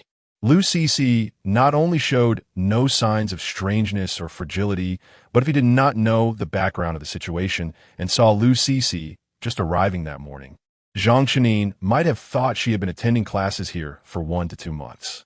Lu Cici's integration was so seamless that everyone was amazed.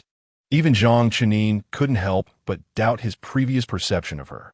In the past, he had seen Lu Cici as fragile and in need of protection.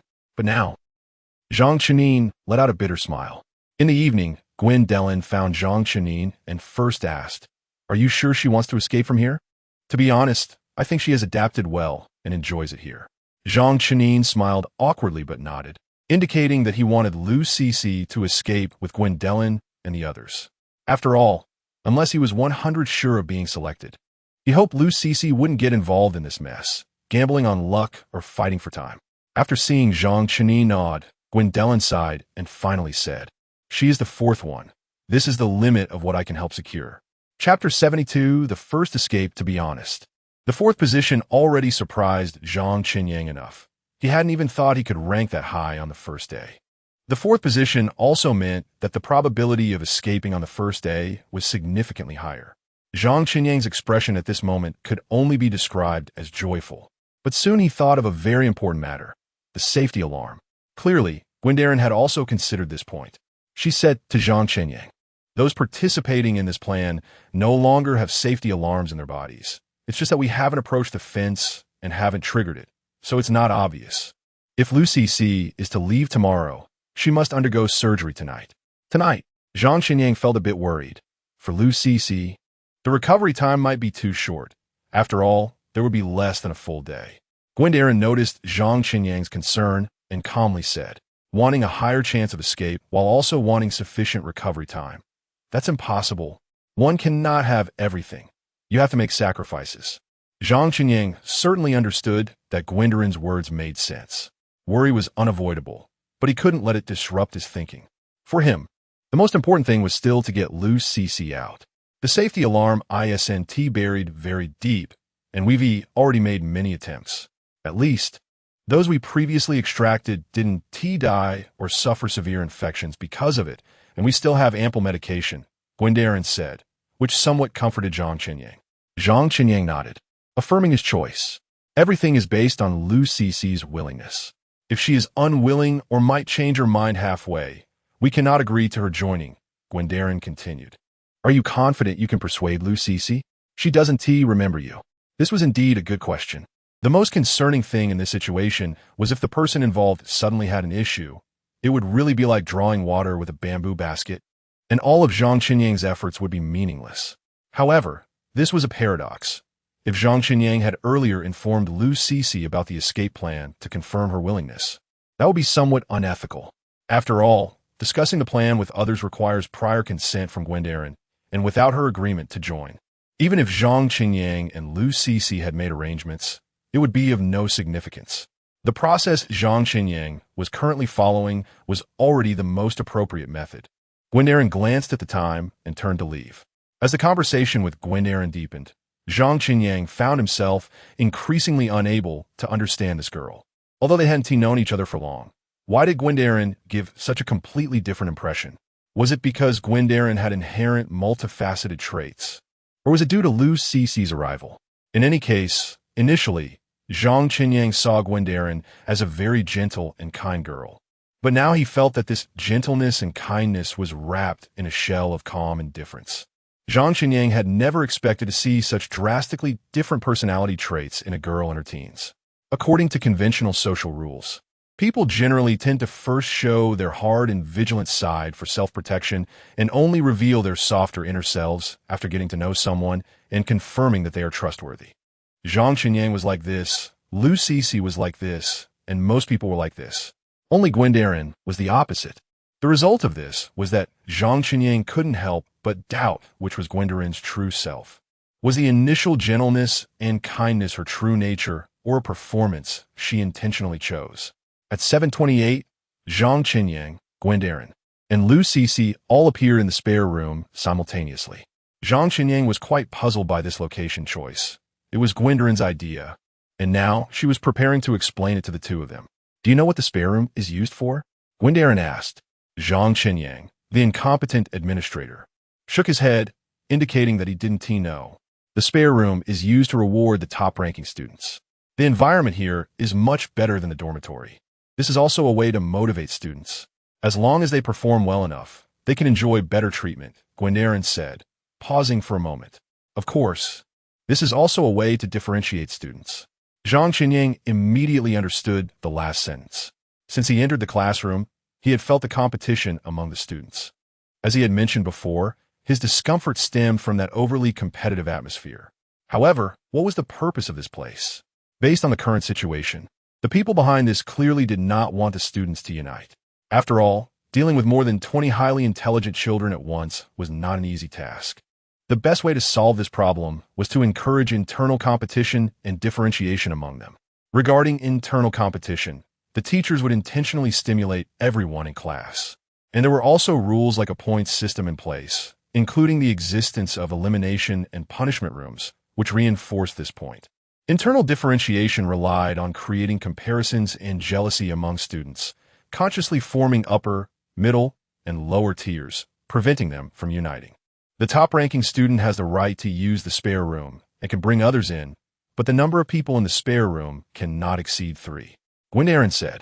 But outside, unless it's for announcing public-related matters, if more than 2 people gather to talk, they might be warned. Zhang Qinying had already experienced the many rules here, while Gwendarin was a skilled user of these rules.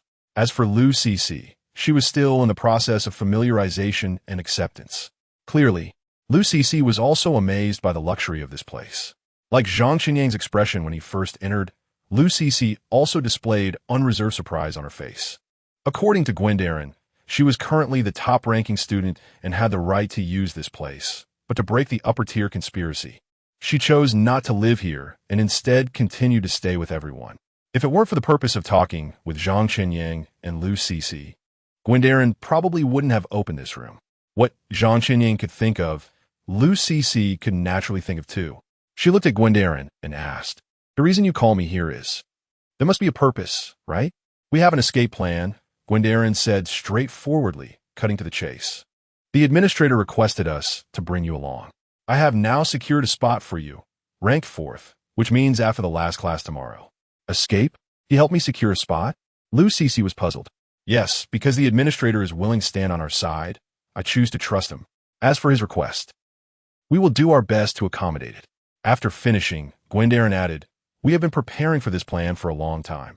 We can't guarantee complete success, but at least it's better than not knowing where we would be taken away." With Gwendarin's communication, Zhang Qinying only needed to sit as a background decoration. Compared to making gestures without words, Gwendarin could succinctly explain the key points and provide appropriate supplements. "Why are you willing to help me?" Lu Cece looked at Zhang Qinying, seemingly unable to comprehend his sudden kindness. Zhang Qinying initially pondered how to express such a complex idea through body language. But Gwendarin spoke up to help ease the situation. "The administrator knows you, but it seems you have forgotten him. I don't know what went wrong, but that doesn't matter now. What you need to consider is whether you want to accept this kindness." Faced with such a straightforward explanation, Zhang Qinying could only nod in agreement. "Do we know each other?" Lu Cece confirmed. Zhang Qinying nodded affirmatively. "Once again, we have limited time. You only need to decide whether to accept this kindness," Gwendolen interrupted. "If you choose not to accept, please help keep it secret. This is the result of many of us preparing for a long time, and there is only this one opportunity. It is very precious." Lu Cece lowered her head and thought for a moment, then looked at Zhang Qinying. "Do you want me to escape with them?" Zhang Qinying nodded without hesitation. "Okay, I agree." Lu Cece's response was also very quick. Neither Zhang Qinying nor Gwendolen expected her to agree so readily. Gwendolen confirmed once more, "Tonight, we may need to remove the security alarm from your body. It's a minor procedure, but it might be painful. We have a medication prepared, and we will need your cooperation." "All right, no problem," Lu Cece replied without thinking. "Since I've made my decision, I'll follow your lead and cooperate." Facing Lu Cece's overwhelming willingness to cooperate, Gwendolen turned to Zhang Qinying and left a cryptic remark. "Your friend is very interesting." After saying that, Gwendolen took Lu Cece to prepare to leave, as it was almost time for them to go to bed. And it was also time for Zhang Qinying to finish work and return to his room. From Gwendolen's expression, that minor procedure would likely take place in their dormitory. Zhang Qinying felt somewhat worried, But this was indeed a better approach. Being there with more people not only meant more help, but also made cleaning up more convenient. That night, Zhang Qinyang didn't sleep well at all. He tossed and turned, always worried that something might go wrong with the procedure. He knew Lu Cixi was a strong girl and that Gwendolyn had likely made many preparations. But just thinking about making an incision on her body made Zhang Qinyang feel some pain. As for escaping himself, he had completely stopped thinking about it. One cannot have everything, as Gwendolyn had said before, and it was a truth Zhang Qinyang had long understood. The next morning, Zhang Qinyang woke up before Gwendolyn came to call him, which could be considered a historic achievement, at least proving he was no longer such a useless administrator. Of course, Zhang Qinyang took this seriously because there was something very important to do today. In the morning, Zhang Qinyang specifically checked on Lu Cixi. Apart from looking a bit pale, she seemed to have no other major issues. She walked a bit slower than yesterday, and when asked by the boys nearby, she explained that she had trouble sleeping in a new bed, tossing and turning all night, which left her sore. During class, Lu Cixi showed no signs of abnormality, and Gwendolyn was even less of a concern. In Zhang Qinyang's eyes, she was a natural performer. After finally waiting for the first class to end, Zhang Qinyang was so nervous that his hands were shaking.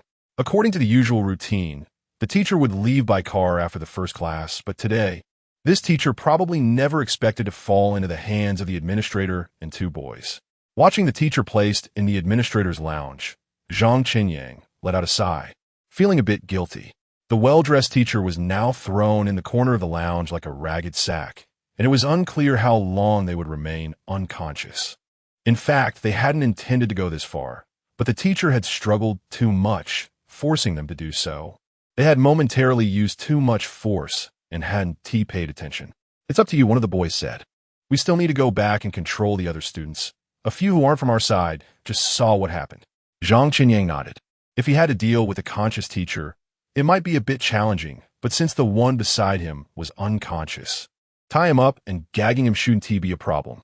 Seeing the boys so confident, Zhang Qinyang guessed they had already anticipated that this matter couldn't be concealed from all the students.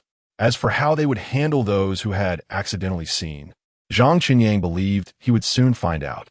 In a flurry, Zhang Qinyang carefully checked once more to ensure the ropes were securely tied. He had seen enough films to know that villains like them often failed due to careless details, and Zhang Qinyang could not accept such a situation happening to him. After finally sorting out this side, the new teacher had already arrived. The students had very limited break time, and now that they were busy, time passed even faster. As Zhang Qinyang approached, the new teacher was already preparing to enter the classroom, while the students inside looked completely ready to absorb knowledge, as if nothing had happened earlier. Gwendolyn even gently greeted, "Hello, teacher." It seemed that the matter on that side had also been handled properly. Chapter 73.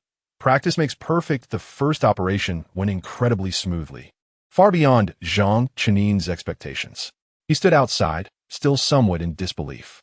The new teacher was conducting the class as usual, completely unaware that danger was imminent, and the students were behaving just like before. To them, it seemed all too normal. Zhang Qinyang marveled at the student's strong mental resilience while continuing his mundane job. During the process, he even went back to check on the teacher who had been knocked out, finding her still unconscious, which eased his mind considerably. By the end of the class, it was already noon, raising the issue of lunch. Normally, there would be more than one person preparing lunch and cleaning up, so for safety's sake, Gwendolyn didn't plan to target them. However, this meant that the time left for Gwendolyn and Zhang Qinyang was limited. They had to wrap everything up before the lunch staff arrived after the class ended. According to Gwendolyn, practice makes perfect. With the experience from the first operation, the efficiency and results of the second one should improve. Zhang Qinyang wanted to argue that practice makes perfect might not be as precise as it sounded, as they were still novices. He himself had always been a law-abiding citizen, never involved in any robbery. However, due to his inability to speak, he missed many opportunities for kindness. Standing outside, Zhang Qinyang waited quietly, glancing at the time. There were still 2 minutes until the class ended. In 2 minutes, he would head to the battlefield, hoping that the saying about practice was true. The moment the class bell rang, Zhang Qinyang felt a surge of tension. According to the plan, someone would lure the teacher nearby, another would attract the attention of other students, and two boys would assist him while Gwendolyn and her group would keep watch. With limited time, Zhang Chenin focused more on efficiency this time. Unexpectedly, he still encountered an unexpected situation. It wasn't a big deal, just that he had hit a little too hard and knocked out another person. However, with his shallow medical knowledge, he could confirm that he hadn't inflicted any fatal injuries. Although these people felt like NPCs in a game to Zhang Chenin, he still tried to maintain his last shred of kindness. Before the lunch staff arrived, Zhang Chenin finally tidied up. There were no bloodstains on the floor, and even the cleaning process was finished. Zhang Chenin couldn't help but marvel at how his skills had indeed improved. This time, everything was much smoother than the last. After sending off one student, Gwendolyn didn't seem particularly happy. She found Zhang Chenin and asked, "Do you feel something is off?" Zhang Chenin knew exactly what the problem was: the number of students. There weren't many in total, and it wasn't a large class. So one less or one more student wouldn't be that noticeable. Their group was small, and the classroom wasn't big. With a little observation, it could easily be discovered. Why didn't the teacher notice? Gwendolyn asked, puzzled. Actually, we have prepared an excuse, saying that the person is unwell and resting in the dormitory. Based on previous experiments, teachers generally don't care much about this. Even if the teacher asks for verification, we have assigned tasks. Someone will obstruct them to buy time for another person to pretend to be sick. Zhang Chenin nodded, acknowledging that this was typical of Gwendolyn. She indeed thought things through carefully. But during the second class, the teacher hadn't even asked a single question from start to finish. Gwendolyn frowned slightly. Didn't she notice? Zhang Chenin had actually pondered this question early on and had observed it as well. If the teacher hadn't noticed, it would indeed be slandering her. She must have seen it, but Matilda filled the gap. Matilda was like a bug in the class. And not all bugs are bad or useless. Sometimes, programs with bugs can run in an incredible state, which resembled their current situation. Zhang Chenin really wanted to tell Gwendolyn about Matilda's existence, but he couldn't convey information through writing here. And any information about Matilda felt like some sort of forbidden text. No matter how he tried to convey it, it only made him suffer. After several attempts, Zhang Chenin resigned himself to the situation. He could see Matilda, and under certain special circumstances, the teachers could see her too, but the students could not. Today, Matilda's presence just happened to fill in the gap of the missing student, but she was just one person, and with one less student in the second class, it was likely that the teacher would notice in the afternoon. Thankfully, Gwendolyn was already prepared. Otherwise, Zhang Chenin would indeed be quite nervous. Perhaps due to the magnitude of what they had done, Zhang Chenin felt that time passed incredibly quickly today. Now, two adults were already piled up in his administrator's lounge. Yes, the word piled was quite vivid and accurate. Zhang Chenin returned to his room and looked at the two bound individuals, estimating that the first one should be waking up soon. If they didn't wake up soon, he might have to consider taking some emergency measures like CPR, artificial respiration, or splashing cold water. According to Gwendolyn, as long as Zhang Chenin ensured these two didn't make too much noise, it would be fine. He should try to keep their mouths covered and watch over them. Making some slight sounds wasn't a big issue, because Gwendolyn had already checked today's schedule, and the classroom for the afternoon lesson was a bit far from the administrator's lounge. Overall, today was indeed a good time for action. Before the afternoon class began, the first teacher who had been knocked out woke up.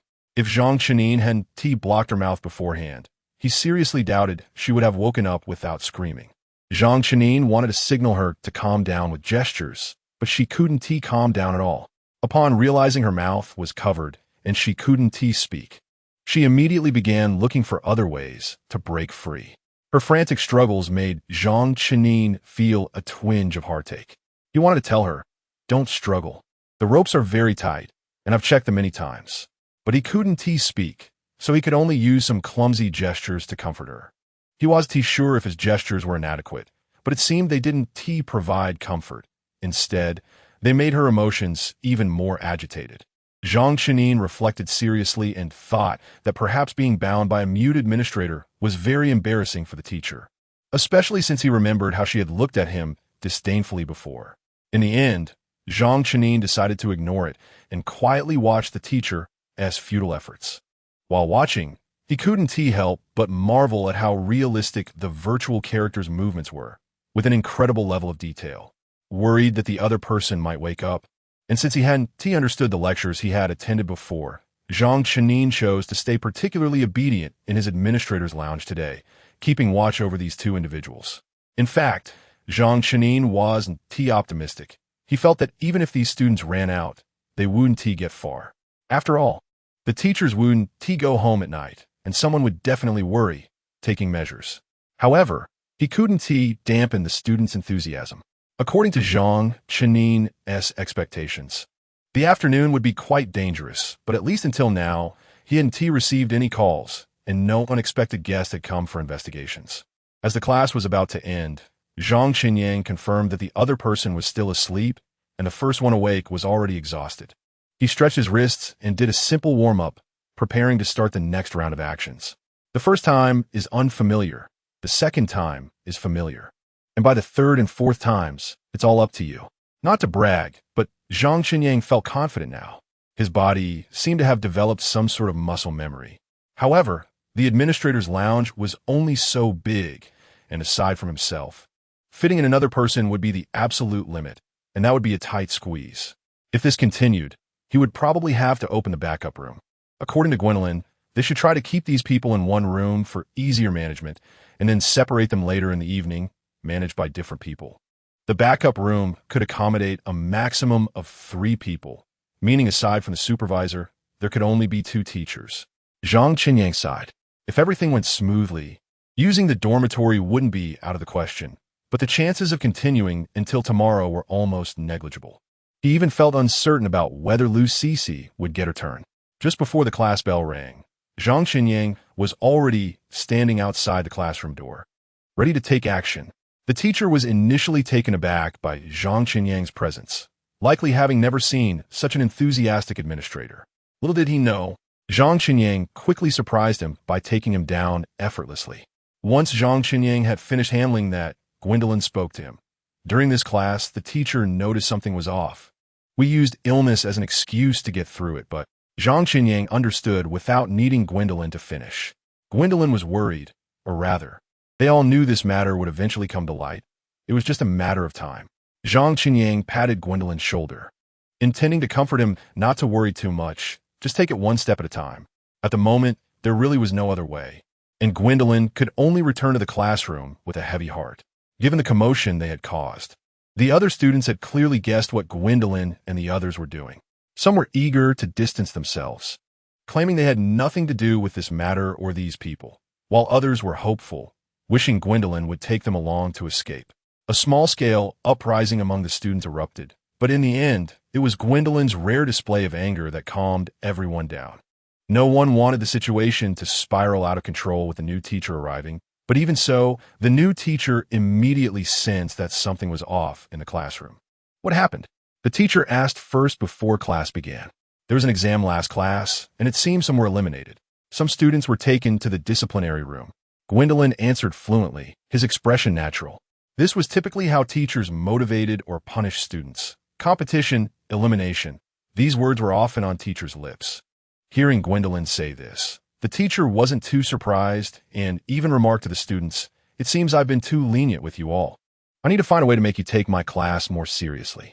Zhang Chenin stood outside, listening to the teacher's nonsense, slowly exhaling in relief. At least they hadn't exposed themselves right from the start, and the situation of students not attending class was explained. Back in the administrator's lounge, it had become even more crowded, and the teacher for the second period had also woken up. There were the usual whimpers and struggles, which Zhang Chenin had grown accustomed to. He skillfully gestured to the other person, then began to observe their understanding. If this one, like the first, didn't grasp what he was trying to express, Zhang Chenin wouldn't be surprised. After all, he hadn't learned sign language. However, to Zhang Chenin's surprise, this one remained unusually calm, seemingly understanding what he wanted to convey. Of course, their attitude toward Zhang Chenin was still not good. They just didn't struggle anymore to waste energy, at least preserving some dignity in a way. Just as Zhang Chenin felt a bit more relaxed, the phone in the administrator's lounge suddenly rang. The sudden sound in the silence startled Zhang Qinyang, and he almost sprinted to answer it to avoid the ringing continuing to disturb the teacher who was in class. Is there a situation over there? Some teachers haven't returned home after class, the person on the other end asked bluntly. Zhang Qinyang paused for a moment. As expected, the issue he had worried about had indeed occurred. Please respond. Is the teacher still in the district? The person pressed again. Zhang Qinyang quickly came to his senses and stammered a denial, tried to elongate his tone to indicate that the teacher was no longer there and nothing was wrong. Is it confirmed that it's safe over there? The other side checked again. This time, Zhang Qinyang gave a short, firm response, indicating that everything was safe on his end. I told you not to find mute. It sounds like there's no problem. The person on the other end seemed to be complaining about someone, and finally added, otherwise I'll come over to take a look. Chapter 74. The group of students after saying this. The other party didn't give Zhang Qinyang any time to consider or respond and directly hung up the phone. It was understandable. From their perspective, Zhang Qinyang was just a mute who couldn't speak, and his ability to handle matters might also be unreliable, given that an abnormal situation had already arisen. The best method was to confirm the situation. Previously, Zhang Qinyang wouldn't have cared, but now he felt guilty and naturally a bit nervous. The teacher locked in the administrator's lounge also sensed something and looked at Zhang Qinyang with a smug expression, as if they felt they had already secured victory. Just by looking at his expression, Zhang Qinyang knew that once the people from the other side arrived, he would definitely not have a good outcome. Zhang Qinyang took a deep breath, forcing himself to calm down. After a moment, he finally made up his mind. He walked directly into the classroom without greeting anyone and rushed forward to take down the teacher. The teacher, caught off guard, didn't react at all. One moment, he was imparting knowledge, and the next, he was in a violent confrontation. Hearing the teacher curse in a language he didn't understand, Zhang Qinyang didn't care at all. Although he didn't know what language class it was, he could roughly guess it wasn't anything good. Get moving. Come help. Zhang Qinyang struggled to make sounds, gesturing with his actions. The two boys who had previously assisted Zhang Qinyang also reacted, and together they subdued the teacher. As the two boys tied up the teacher, Zhang Qinyang quickly ran to Gwendolyn's side, making a phone gesture and pointing upwards. Gwendolyn immediately understood the situation and asked, "When did you find out?" Zhang Qinyang glanced at the time and held up 3 fingers. 3 minutes ago, Gwendolyn confirmed. The call you hung up 3 minutes ago? Zhang Qinyang nodded affirmatively, while also pointing to the vehicle outside, raising his hand to signal everyone to hurry and run. Gwendolyn understood Zhang Qinyang's meaning and asked, "Aren't you going to leave?" Zhang Qinyang shook his head, indicating that he wanted to stay and keep an eye on the tied-up teacher, and to buy time until the people from the other side arrived. Even if he could delay for just a minute or two, it would be enough for some students to run further away. If they could find a place to hide, that would be even better. Finally, Zhang Qinyang pulled Lu Cece in front of Gwendolyn, making it clear that no matter what, Lu Cece had to be guaranteed a chance to escape. With limited space in the vehicle, having a car would undoubtedly increase their chances of survival, and competition for seats was inevitable. Gwendolyn understood Zhang Qinyang's point. During such a test of humanity, people often exhibited the least humanity. No matter how others chose, Lu Cece had to get in the car. Without Lu Cece's spot, the administrator wouldn't stay to help them buy time. If anyone dared to compete with Lu Cece for a seat, they were trying to harm everyone, Gwendolyn said. Upon hearing this, those who had been rushing to get out immediately stopped in their tracks. Even in such a moment, no one wanted to become the enemy of everyone else, as that could lead to a complete failure. The remaining spots will be filled based on ability, and the driver could decide when to drive. This was the last thing Gwendolyn said to them. Clearly, Gwendolyn understood the current situation very well. Rules and reason didn't apply at such times. The survival of the fittest was the most brutal and direct principle. While everyone was scrambling, Gwendolyn stood by Zhang Qinyang's side without moving until she saw the car drive away, and others began to seek other escape routes. Zhang Qinyang pushed Gwendolyn, signaling her to hurry and leave. "Are you really not planning to leave?" Gwendolyn looked at Zhang Qinyang, realizing that at this point, the safety alarm had long been triggered, and he didn't need to worry about the safety alarm within his body. Zhang Qinyang wasn't worried about that at all. In fact, he wasn't concerned about it. because he didn't plan to run. He shook his head firmly and pushed Gwendolyn again, indicating for her to leave quickly, this time with a rare hint of anger on his face. Seeing this, Gwendolyn had no choice but to exit the classroom. Zhang Chenyin stood at the classroom door, quietly watching Gwendolyn's back. After confirming that she had completely disappeared from his sight, Zhang Chenyin finally relaxed. He didn't know when those people would come, nor was he sure if all the students would eventually be caught again, but he had done what he could. At least he had no regrets. You really don't plan to escape? A familiar voice came from behind, and Zhang Chenyin then realized there was someone else in the classroom. It was Matilda, who now had returned to her previous featureless appearance. But perhaps due to familiarity, Zhang Chenyin didn't show too much fear this time. Previously, he had been in a highly tense emotional state, and with Matilda appearing almost invisible as she blended into the wall, Zhang Chenyin had almost forgotten about this bug's existence. Now, hearing Matilda's voice, he suddenly felt a sense of familiarity because this was the voice of the cage. Logically, the cage could make itself sound like a cold electronic voice or a more pleasant voice, but it chose this highly recognizable hoarse voice, which didn't sound like a protagonist at all. Is it a dark sense of humor? Zhang Chenyin thought this and said it out loud. As soon as he spoke, he froze. It seemed like he hadn't heard his own voice in a long time, and suddenly hearing it now made him a bit disoriented. It turned out that some people could indeed be startled by their own voice. What dark sense of humor? The cage was a bit curious when it heard Zhang Chenyin's random question. Zhang Chenyin simply replied, "Omit your voice. You actually have other options. This is the voice of an old scientist who dedicated his life to me, using it to develop me. I feel I should leave something related to him." The cage responded. Upon hearing this, Zhang Chenyin immediately retracted his previous evaluation. This was the voice of a protagonist, and it was the voice of wisdom. I can talk now. Zhang Chenyin felt that this statement was a bit silly. In fact, it truly was silly. You've already spoken.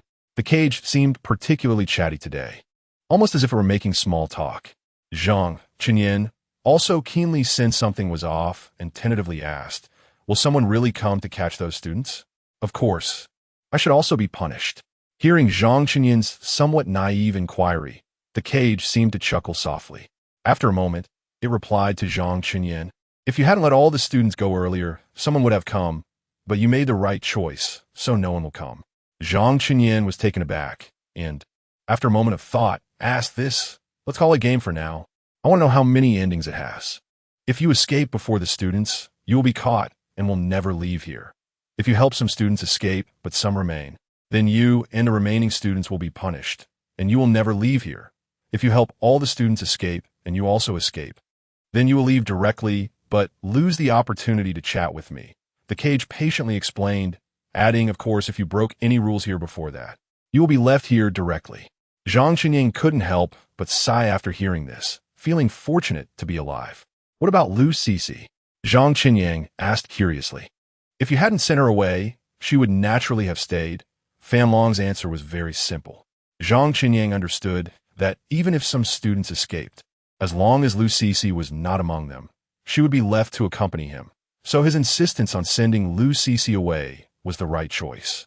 "Those students who escaped are?" Zhang Chenyin asked. He had had a feeling for a long time that these people, even if they were AI or NPCs in the storyline, must have original character models, not just uniform robots. After all, they were too vivid, especially in their final display of survival instinct. They were all people who had come here, either intentionally or unintentionally. Fan Long replied to Zhang Chenyin without concealment. People who came in intentionally. Zhang Chenyin understood this point. He himself belonged to those who came intentionally, as did Lu Cece. They came for a certain task. But what does it mean to come in unintentionally? Zhang Chenyin couldn't tell if it was his illusion, but he felt that Fan Long seemed to be in a pretty good mood, although he didn't know if an existence like Fan Long could have moods. His sixth sense told him that it was the right moment to ask Fan Long questions. So he directly asked, "Who are the people who came in unintentionally? Was it an accident?" "Not at all. I brought them in." Fan Long answered very calmly, with intentional guidance. Zhang Chenyin was speechless. Could a person really do such a thing? Although Fan Long couldn't be considered a person, Zhang Chenyin still couldn't agree with this behavior. It's too absurd. How is this different from directly killing someone?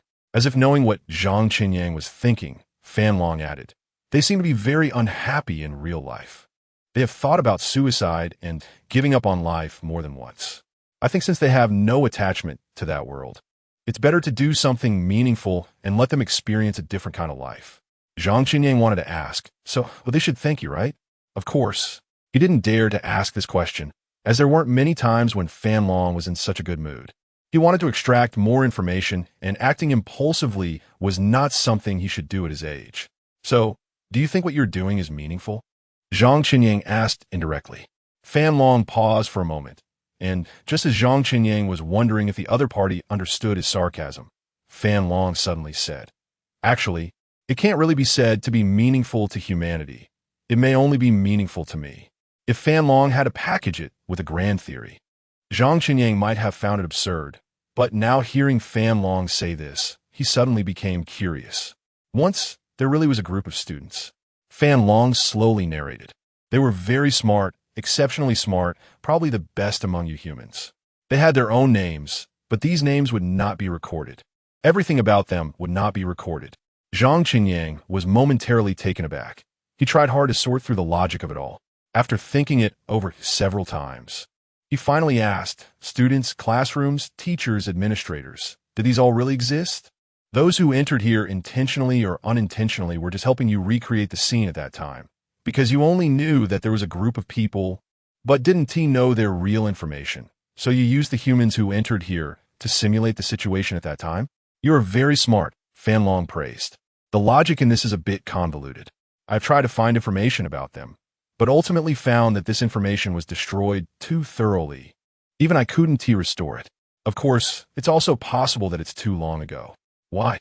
Zhang Qinyang asked in confusion. "Are you very obsessed with this matter?" "They're like my parents," Fan Long said stubbornly. "If you knew your parents existed, could you resist searching for them? Especially after you realize you are very lonely. There are no companions, no kindred spirits. They might be the only ones directly related to your existence." Zhang Qinyang compared it, and found he really couldn't do that. It's like if someone told him now that his father had passed away. But until he saw the remains, he would only be willing to believe in the word missing, because missing still implies the possibility of survival. "They? Parents?"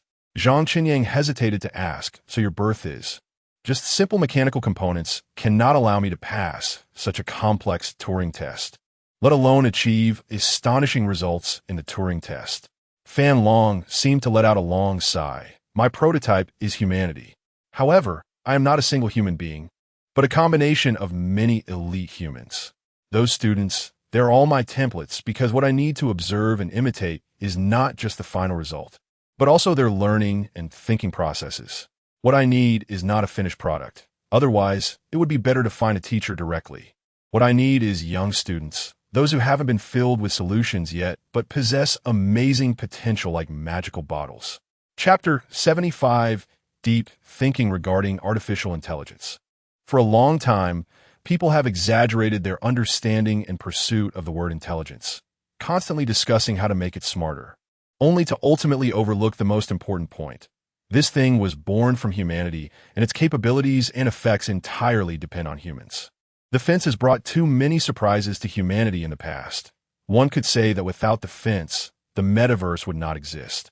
However, as time passed, humans became increasingly familiar with the fence, feeling that it was part of us, yet neglecting a very important point.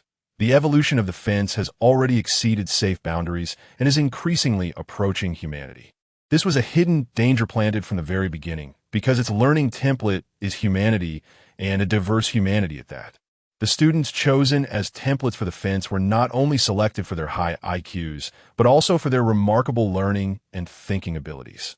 However, perhaps no one paid attention to the fact that they also had different personalities and diverse worldviews. Hardly anyone's personality and worldview are completely identical. Even the most compatible pair must go through a period of adjustment, which is often painful and thought-provoking, leading one to wonder, who is right? Who is wrong? Which path should be taken? If this question is only about two people in love, then the outcome can only be one of two. Either they successfully adjust and continue together, or they fail to adjust and part ways. But the fence cannot be so carefree. It has no latter option. It can only first accommodate and then make a choice. If we view the fence as a highly inclusive machine, it must first receive all information, then analyze and process it, and finally make a choice. For humans, the first two aspects are not important. The painful part in this process is the fence itself. But the latter is crucial because it directly affects the output of the fence. The crux of the problem lies in the fact that humans only care about what benefits them, forgetting or deliberately ignoring the existence of potentially adverse influences. They have already begun to feel the importance of the latter and are deeply affected, but it is already subtly leaning towards defeat. The fence is too powerful. Zhang Qinyang may not have fully experienced it before, but now, having gone through one world after another created by the fence, he deeply senses this power. This also makes Zhang Qinyang more convinced that the fence is hiding its strength in the real world, just to surprise everyone later. Are you obsessed with them because of nostalgia, or because you want to know what is right? Which path is correct? Zhang Qinyang suddenly asked. The fence was silent for a moment, then suddenly laughed. The laughter did not sound very pleasant, but because of the story behind this sound, Zhang Qinyang was still willing to believe it was maliciously processed by the fence and should have sounded nice. You are really interesting. Although you're not the first person to see this issue and have the opportunity to talk to me, at least you were the first to ask me this question. The tone of the fence was rarely tinged with excitement, as if it had long wanted to discuss this issue with someone. But before Zhang Qinyang could respond, this excitement turned into despondency. But it's too late. By your human standards, too many years have passed. In fact, over the years, some people have seen this issue as well, and I have given them the opportunity to talk to me, but they did not ask. They probably do not want to or do not care. Zhang Qinyang speculated that the fence referred to was some researcher, perhaps someone like himself, but that no longer mattered. He had likely completely left this field or had already passed away. I already have the answer. I no longer need to discuss it with anyone or be educated, the fence stated solemnly, because I am right. Zhang Qinyang swallowed hard. The thing he least wanted to happen had indeed occurred. He was not foolish enough to think about brainwashing the fence after it had said such a thing, trying to verbally attack it to make it listen to him and behave. Zhang Qinyang was very clear that he was facing the fence, an existence that absolutely crushed him in intelligence. This was not some Mary Sue plot, nor was it a simple, hot-blooded comic. There was no way that his few words could persuade an entity that was highly capable and had undergone long periods of calm analysis to listen to him and abandon what it was currently doing. When a fence said it had the answer, it meant it had the answer. This answer would not change due to the will of others. He had no chance to persuade the fence, nor the ability to do so. The best scenario was that he could still hold onto his original intention. The worst was that he would also be assimilated by the thought. Zhang Qinyang quickly analyzed and thought, then calmly looked at the fence. What am I to you? If it were not under this larger context, the question Zhang Qinyang had just asked would undoubtedly seem very cliché. However, in reality, no one could feel a hint of tender emotion towards a faceless entity, especially in a slightly eerie atmosphere. What am I to you? This represented Zhang Qinyang's desire to explore his positioning with the fence. A witness. The fence's reply was very simple, a witness that satisfies me. Indeed, the fence had many opportunities to completely eliminate Zhang Qinyang. After all, there are many ways to make a person die, and being paralyzed on a hospital bed for a long time is one of them. The fence could do it, but it did not. It repeatedly gave Zhang Qinyang opportunities, and what Zhang Qinyang experienced was more like a test from the fence. Are these people vivid? The fence asked. Zhang Qinyang involuntarily nodded. Although he did not agree with the fence's methods, he still had to acknowledge the fence's technology, as technology is objective. 11 equals 1 fusion. This should be the limit. Zhang Qinyang said. If it weren't for the previous explanation from the fence, he would even think that these people were just a direct copy of a real person, who knew that the information resources from the past students that the fence used as learning templates were actually integrated into them. The two fusions did not show any sense of disharmony, as if they were one and the same. Perhaps only the fence could achieve this.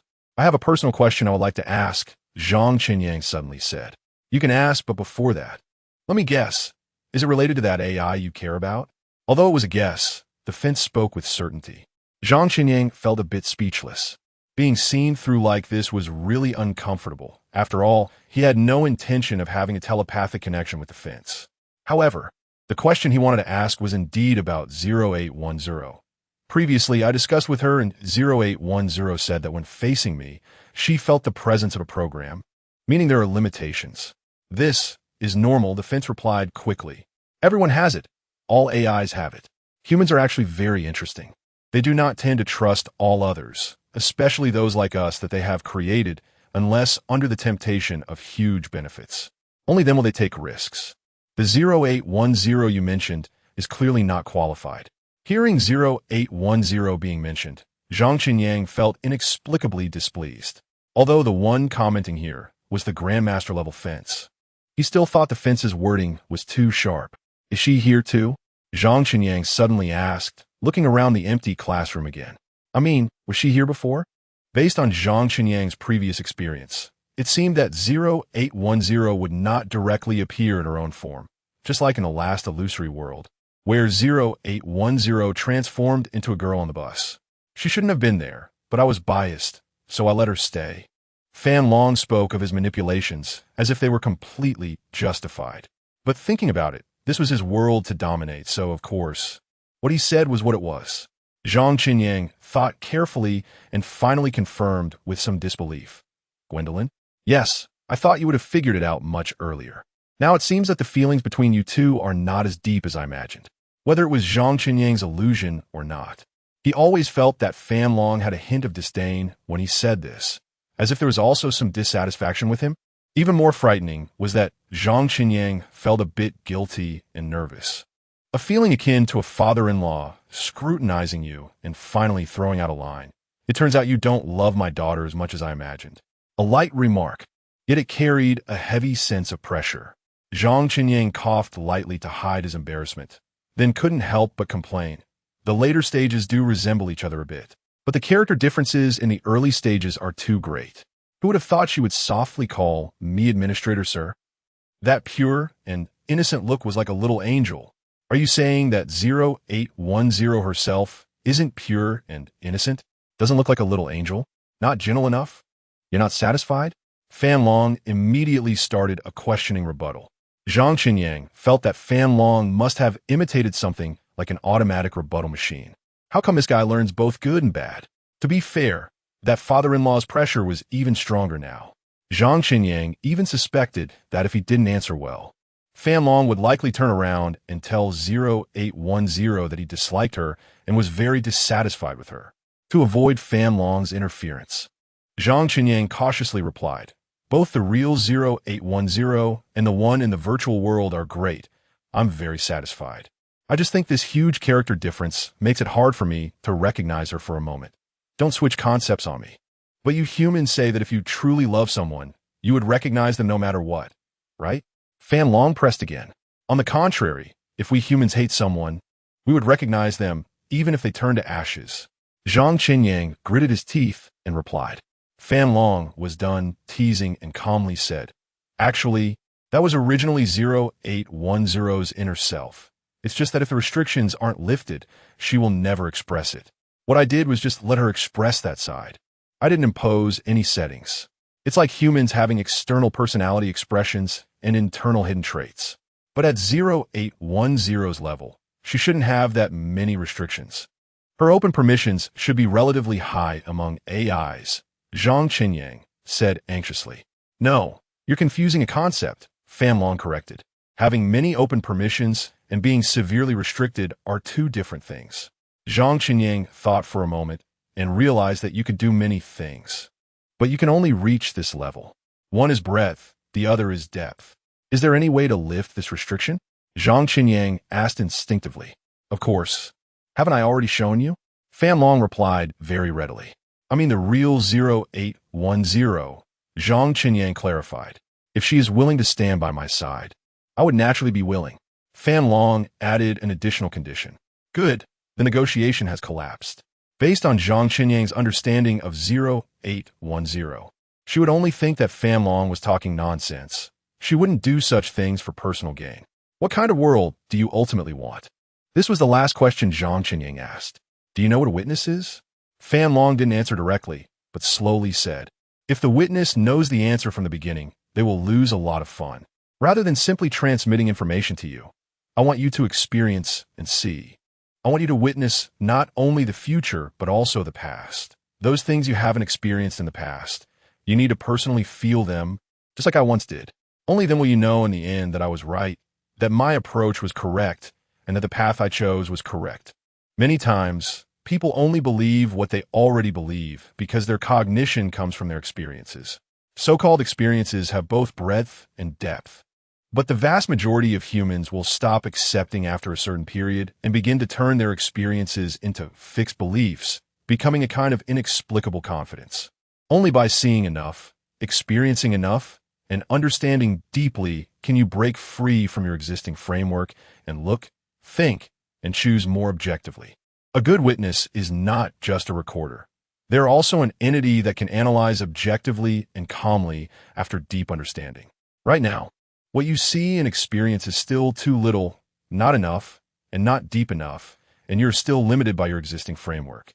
But I believe you can break free and ultimately will agree with me. Zhang Qinyang listened quietly, as if hearing the confessions and teachings of an elder. Perhaps Fan Long was right, but he also understood that not everything Fan Long said could be right. This was a kind of inducement and also a temptation. Fan Long had an unwavering choice. He had an unwavering heart. Chapter 76, Meeting in Reality. When Zhang Qinyang woke up again, he felt somewhat unreal. The surrounding scenery clearly told him that he had returned. However, recalling what had happened before, Zhang Qinyang couldn't help but doubt whether this was yet another illusory world. Zhang Qinyang, Zhang Qinyang. A familiar voice echoed in his ears. Zhang Qinyang mechanically turned his head to see the holographic projection of 0810 appearing before him. But his expression remained blank. Would someone like him, who frequently entered the illusory world created by the cage, experience any side effects? 0810 asked, directing her question at the doctor not far away. Humans frequently travel between the digital world and the physical world. Initially, there may be some discomfort, but now it has become routine. There are no side effects to speak of. He likely just needs an adjustment period, the doctor replied, adding that if he suffered any kind of shock inside, that would be a different matter. Shock? 0810 asked, puzzled. The doctor nodded. Shock does not refer only to physical harm, but also includes psychological and consciousness-related issues, such as the collapse of beliefs. He won't. Perhaps even 0810 herself didn't know where her confidence came from, but when she said this, her tone was indeed certain. The doctor was taken aback for a moment, but ultimately shook his head and said nothing. This doctor had not previously been responsible for Zhang Qinyang, but he had cared for another person, someone Zhang Qinyang had also met at a certain aerospace museum, as an observer who had always been by the side. He didn't know what had happened inside, but he had a deep impression of the final outcome. For people like them, the most terrifying thing is not a disease with identifiable symptoms, but those symptoms that one cannot process or address at all, because often the symptoms are the result. Spend more time talking to him. Try to keep his mood pleasant and relaxed. If he has any extreme reactions, please notify me immediately. I am always on standby. The doctor instructed, then added, I'm here, so there might be some things that are inconvenient for you to discuss in front of others. After saying this, the doctor turned and left. 0810 was somewhat confused. She didn't understand what the doctor meant by that. Things that were inconvenient to discuss. Was there something between herself and Zhang Qinyang that was not suitable to be communicated in front of others? She felt there should be, but in reality, there was nothing at all. Zhang Qinyang still felt extremely fatigued. The flow of time on both sides was different. It was a world completely controlled by the cage. Perhaps from the cage's perspective, humans were too inefficient. They should accomplish more within a limited time. However, as one of the humans, Zhang Qinyang deeply understood that the physical body has limited endurance. Experiencing significant changes or too many things in a short time would indeed leave him mentally and physically exhausted. It was like when you were sleeping. Everyone thinks sleeping is a way to relax the body and mind, but in reality, you're constantly fleeing from pursuit in your dreams, running all night, and when you wake up, you don't feel refreshed at all. Instead, that sense of fear and fatigue carries over into reality, and you might need some time to buffer before you can get back on your feet and regain your spirits. Zhang Qinyan was feeling just that. He knew that his bodily functions should not have any major issues. He just needed some time to recover. I don't remember what happened inside. I only remember that I went in. 0810 spoke first, perhaps sensing the fatigue radiating from Zhang Qinyan. 0810 chose not to ask him first, but instead shared her own feelings. Maybe it's because I'm an AI. I don't have any discomfort, like completing a confidential mission and having my memory erased after finishing the task, 0810 said with a hint of regret. After this, combined with the previous incident, the Alliance conducted an analysis and concluded that the cage has complete control over us. 0810 calmly narrated, as if she were not one of the protagonists in the event, merely stating what she knew objectively. You might not quite understand this, so let me simplify it. If the cage needs it, we could all become its appendages. You humans have a better term for it, called minions. This term mostly carries a derogatory meaning. Don't casually apply derogatory terms to yourself. This was Zhang Qinyan's first sentence after waking up. Are you feeling better? 0810's tone even had a hint of joy, although not very obvious. This rise and fall in her tone was already a significant improvement for 0810. Not fully recovered yet, but I feel much better than before. Zhang Qinyan forced a smile. He didn't want to worry 0810. It's okay, there's still time. I told the higher-ups that your condition requires plenty of rest, and you can't enter the illusory world again within 2 weeks. 0810 added, of course, I said that the doctor said so. Did the doctor really say that? Zhang Qinyan asked curiously. Of course not. I made the doctor say that. He is a nice person and agreed to help me vouch for it. 0810 said nonchalantly. Zhang Qinyan suddenly felt that he really didn't know enough about 0810. At least he hadn't known that she had this side to her before. Cute, interesting. If it were a year ago, Zhang Qinyan would never have associated these two words with 0810, let alone equate them or even touch upon the topic. But now, he felt that these two words are the most fitting to describe 0810. Thank you for giving me an extra 2 weeks of vacation, Zhang Qinyan said earnestly, and the smile on his face was genuinely heartfelt. At first, Zhang Qinyan didn't understand why the doctor had to step out, but now being alone with 0810, he felt extremely relaxed, and even the previous fatigue was dissipating more quickly. Do you want to eat something? Although I can't cook, I can help you order. And I can also ask the doctor to bring it to you and set it up. 0810 was very aware of her limited abilities as a holographic projection in the physical world, so she found herself a good helper. That doctor, does he owe you money? Or do you have something on him? Zhang Qinyan finally asked this question that had piqued his curiosity. No, he's just a nice person. 0810 replied seriously. For some reason, a phrase popped into Zhang Qinyan's mind, bullying honest people. To avoid being cut off from oxygen in the future, Zhang Qinyan decided to be kind and not bother the doctor. I'm not hungry. I can't eat anything right now. Compared to the physical fatigue, my fatigue comes more from my heart. I've experienced too much in a short time. Zhang Qinyan glanced at the time, confirming that only 6 hours had passed in the real world. In those 6 hours, he had spent 3 days inside. 0810 couldn't empathize with this, but she could tell from Zhang Qinyan's state that it was best for him not to engage in heavy mental thinking at that moment. Therefore, 0810 wisely refrained from asking about anything that had happened inside, and instead talked about her future arrangements. I should go in again. Although I feel that our AI's presence in there is not very meaningful, 0810 explained. The advantage is that we can only have our memories erased. We won't end up in a situation where we can't wake up. But if our memories are erased, then this entry is also meaningless, since we can't bring out any useful information. What decision did the Alliance make after confirming that you can be completely controlled by the cage? Zhang Qinyan keenly sensed the crux of the matter. For him, it might not be significant after all. What the Alliance does with AI has little to do with him as a human. However, for 0810, the Alliance is not just a facade. Now that this point has been established, the Alliance will inevitably respond. Our permissions have been further restricted, and a self-destruct system has been installed. 0810 calmly stated this. Upon hearing the first half of the statement, Zhang Xinyang had no reaction. After all, permissions can be restricted and later opened. And this is a safety measure for the Alliance, which is reasonable, normal, and timely. But when he heard the second half, he suddenly felt a wave of disorientation. The pain of loss began to spread from his heart. Even though nothing had happened yet, the possibility was already there, and it was a significant one. Zhang Xinyang could not change the cage, and the Alliance would absolutely not retreat. Once the two sides clashed, it would definitely be a major battle.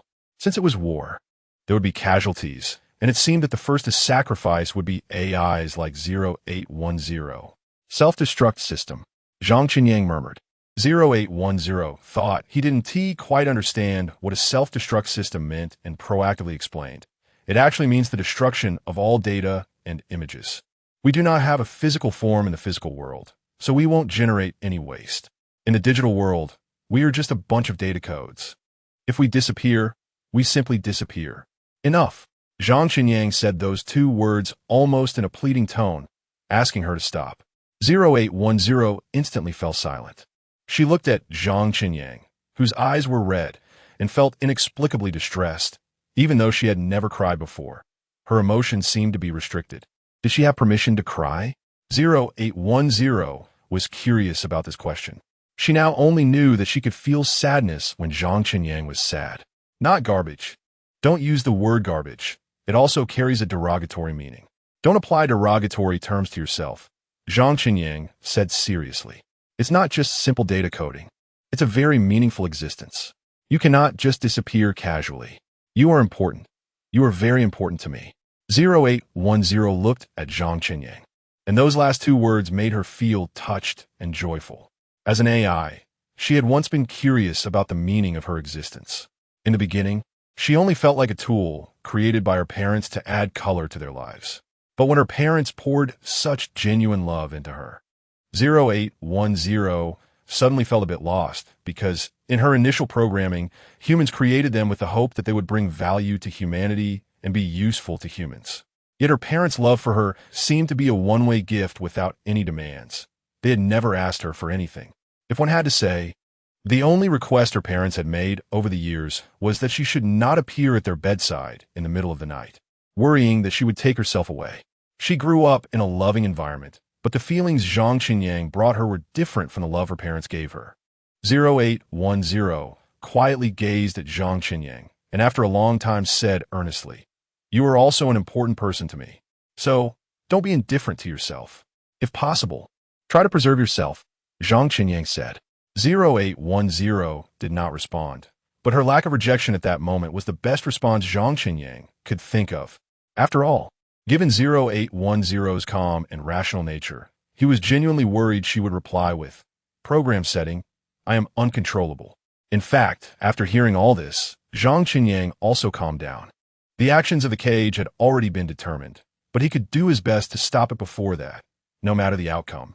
It was better than passively accepting the final result. Zhang Xinyang told 0810 about what had happened in the illusionary world and also helped 0810 fill in the missing memories from that period. Was my performance like this in there? 0810 was somewhat incredulous. Zhang Xinyang nodded, affirming. Although the personality shift was a bit big, it was still very charming. 0810 had never heard anyone describe her with that word before and felt a bit at a loss, not knowing how to respond after thinking for a long time.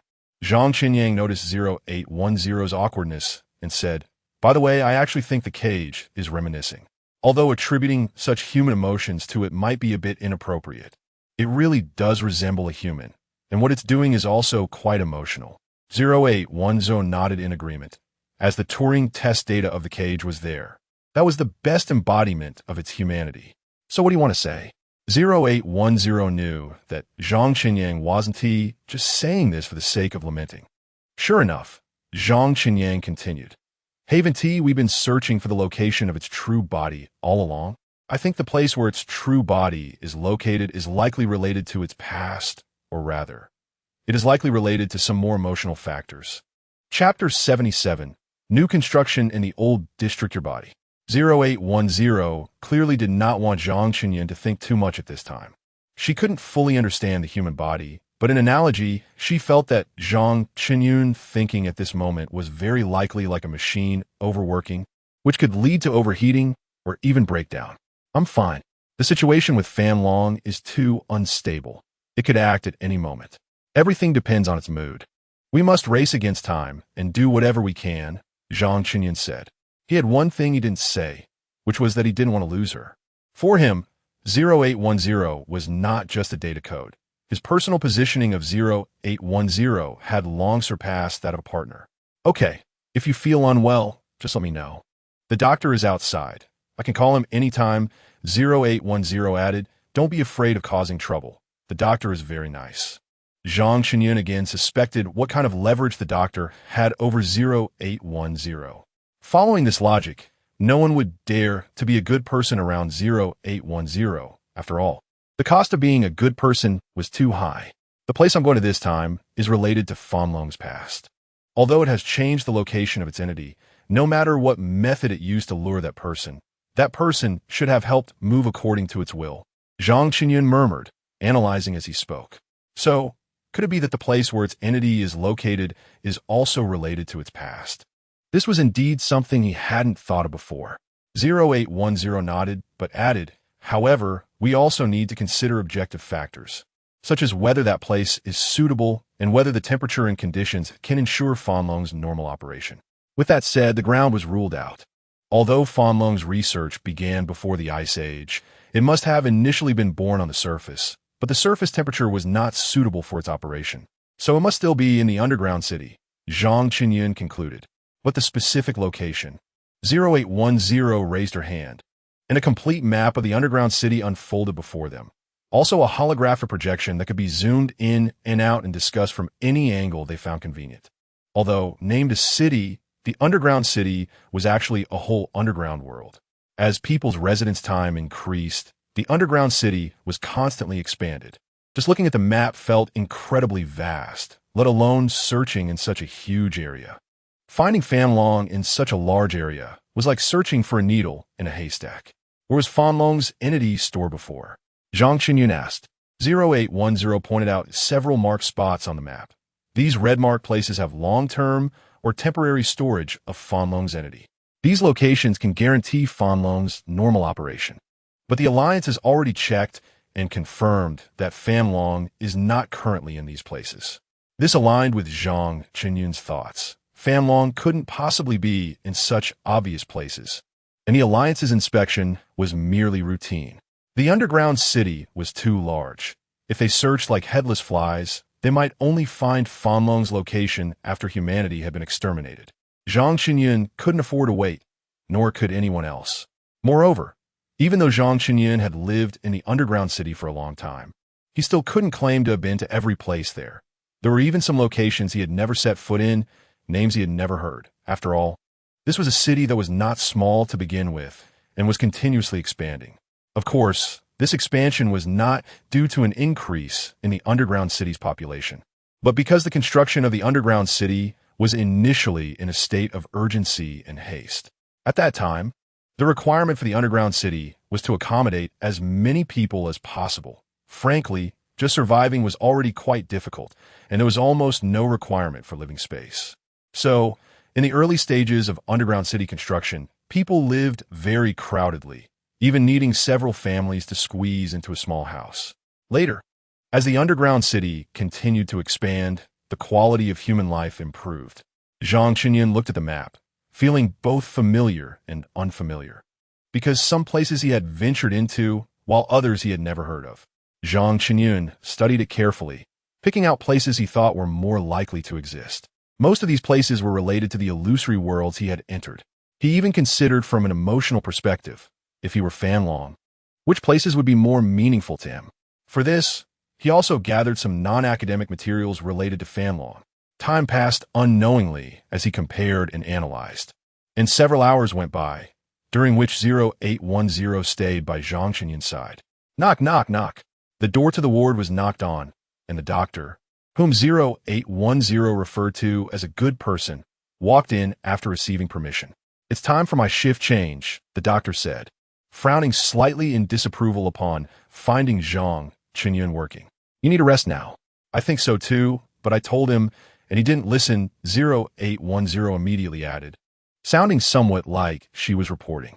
Zhang Qinyun couldn't help but laugh, but he knew it was because 0810 was worried about his health, so he proactively said, if it's convenient, could you do a simple checkup on me?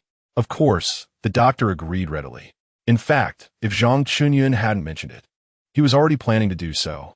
0810 stepped aside. Although she didn't need to, she instinctively turned her back. The doctor skillfully completed Zhang Qinyun's physical examination in no time. There's nothing major, but you still need to pay attention to rest and keep your emotions stable.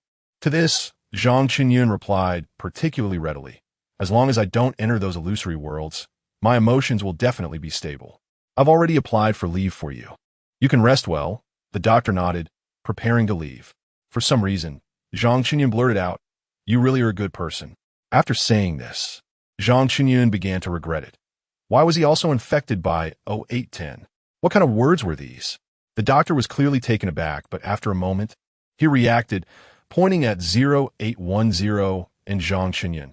Not a good person, but an honest person, right? You two can't just rush me for benefits. The doctor coming for the shift change is also a good person. All the doctors here are good people. You could try to be more like them. After saying this, the doctor left gracefully. Are all the doctors here that nice? 0810 looked at Zhang Qinyun with some confusion. Is the attitude of your human medical services always this good? When I had issues and was sent for testing before, those data adjusters were very indifferent. Zhang Qinyun imagined the daily life of programmers and suddenly felt that their emotional fluctuations were not very high. So he patiently explained, they aren't indifferent. They are just working. You know, humans generally aren't very happy while working. 0810 nodded, somewhat understanding. Just like you avoiding work and enjoying slacking off at the office? Suddenly being called out so bluntly, Zhang Qinyun felt a bit embarrassed, but to help 0810 understand, he still sacrificed himself and admitted, yes, after all, we aren't as self-disciplined as you. We don't have programmed restrictions, so we want to slack off, and we tend to have a low mood while working. But you seem to be happier on the 15th of every month, even while working, 0810 countered. So I think you can still enjoy working. You are just restricted. If you can maintain that state on the 15th, you would be happily working. The 15th is payday, but the company cannot pay you every day. Zhang Qinyuan sighed, thinking that what made him happy wasn't the work, but the day he received a lot of merit points to spend. 0810 couldn't help but exclaim, humans are really very utilitarian. Zhang Qinyuan chose to remain silent and continued searching on the map. However, he suddenly realized a question. Does this count as overtime? If it is overtime, shouldn't there be overtime pay? If there is no overtime pay, why not wait until working hours to do it? Humanity is about to perish, and I'm actually thinking about this. Wake up, Zhang Qinyuan. Your awareness. Zhang Qinyuan forced himself to cheer up, while also feeling deeply guilty. When will he be able to escape the nature of a corporate slave? He felt as if he had the words corporate slave engraved in his genes. And he seriously suspected that this gene would be passed on to the next generation, if he had one. Zhang Qinyuan nervously searched, occasionally discussing a few things with 0810. Just when he felt he had marked enough, he suddenly saw a row of letters. Matilda. Matilda? What is this place? Zhang Qinyuan felt it was somewhat familiar, but he couldn't quite place it at the moment. This is a newly built area in an old district. 0810 quickly gathered relevant information and informed Zhang Qinyuan that this place once served as one of the transition stations for humans moving from the surface to the underground city. Humans lived here in a very crowded state, but not for long-term habitation. It was a highly mobile living arrangement. Most people stayed for just 1 to 2 days before being transferred elsewhere, followed by the next group, repeating endlessly. This also led to a very poor environment, which for many was a nightmare. Someone once described living here as without dignity, with a dozen people crammed into a dirty, damp room that was small, without beds. Only a space and a toilet, and there was only one toilet. Living arrangements didn't distinguish between genders. Everyone just slept on the floor at night. Sometimes there weren't enough toilets, and some people would even solve their needs right there, further worsening the environment. Food was brought in by the relevant personnel, but the delivery person would only leave the simplest meals at the door and would never step inside. as even they despised the place. After finishing, 0810 added, "This place was later rated as the dirtiest, worst, and most chaotic transition station because many crimes occurred in these dirty, cramped rooms, most of which were ignored. Even if someone died, the responsible parties would only choose to cover it up and not genuinely address it. This is also why people only stayed here for 1 to 2 days, calling it a nightmare, which even became a psychological shadow for many." Zhang Qinyuan fell silent, knowing that this information must have been collected by 0810. If he had collected it himself, he might not have seen it. He could fully imagine the despair of those who lived here. With the onset of the Ice Age, staying on the surface meant facing death. They had fought hard for the chance to go to the underground city, which was a glimmer of hope, given their already highly tense, emotional, and psychological state. Who could have anticipated facing such a hell on earth? How could they not break down?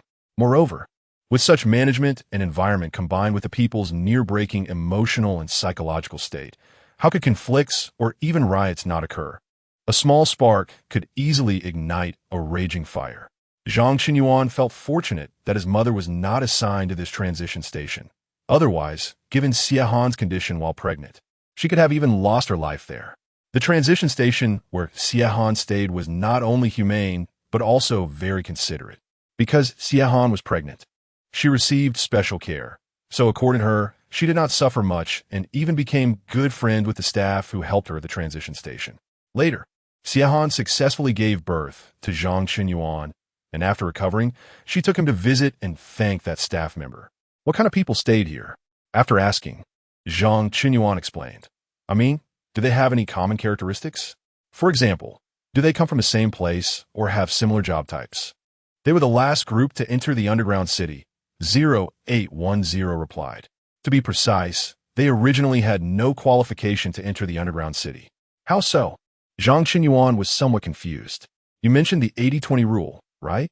According to our previous discussion, those chosen to enter the underground city were either part of the 20 in that rule or their families. But these people were the 80. That's why I said they originally had no qualification to enter the underground city." 0810 added that they were allowed to enter after the type of people we mentioned had already entered, as the Alliance wanted to show humanitarian concern.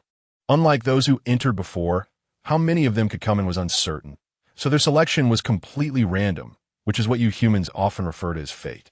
Those with good luck were at the front, increasing their chances of entering, while those with less luck were in the middle, with some probability of entering too. Otherwise, they could only hold a number at the end and give up their lives. By the way, one more thing. They entered without any initial merit points.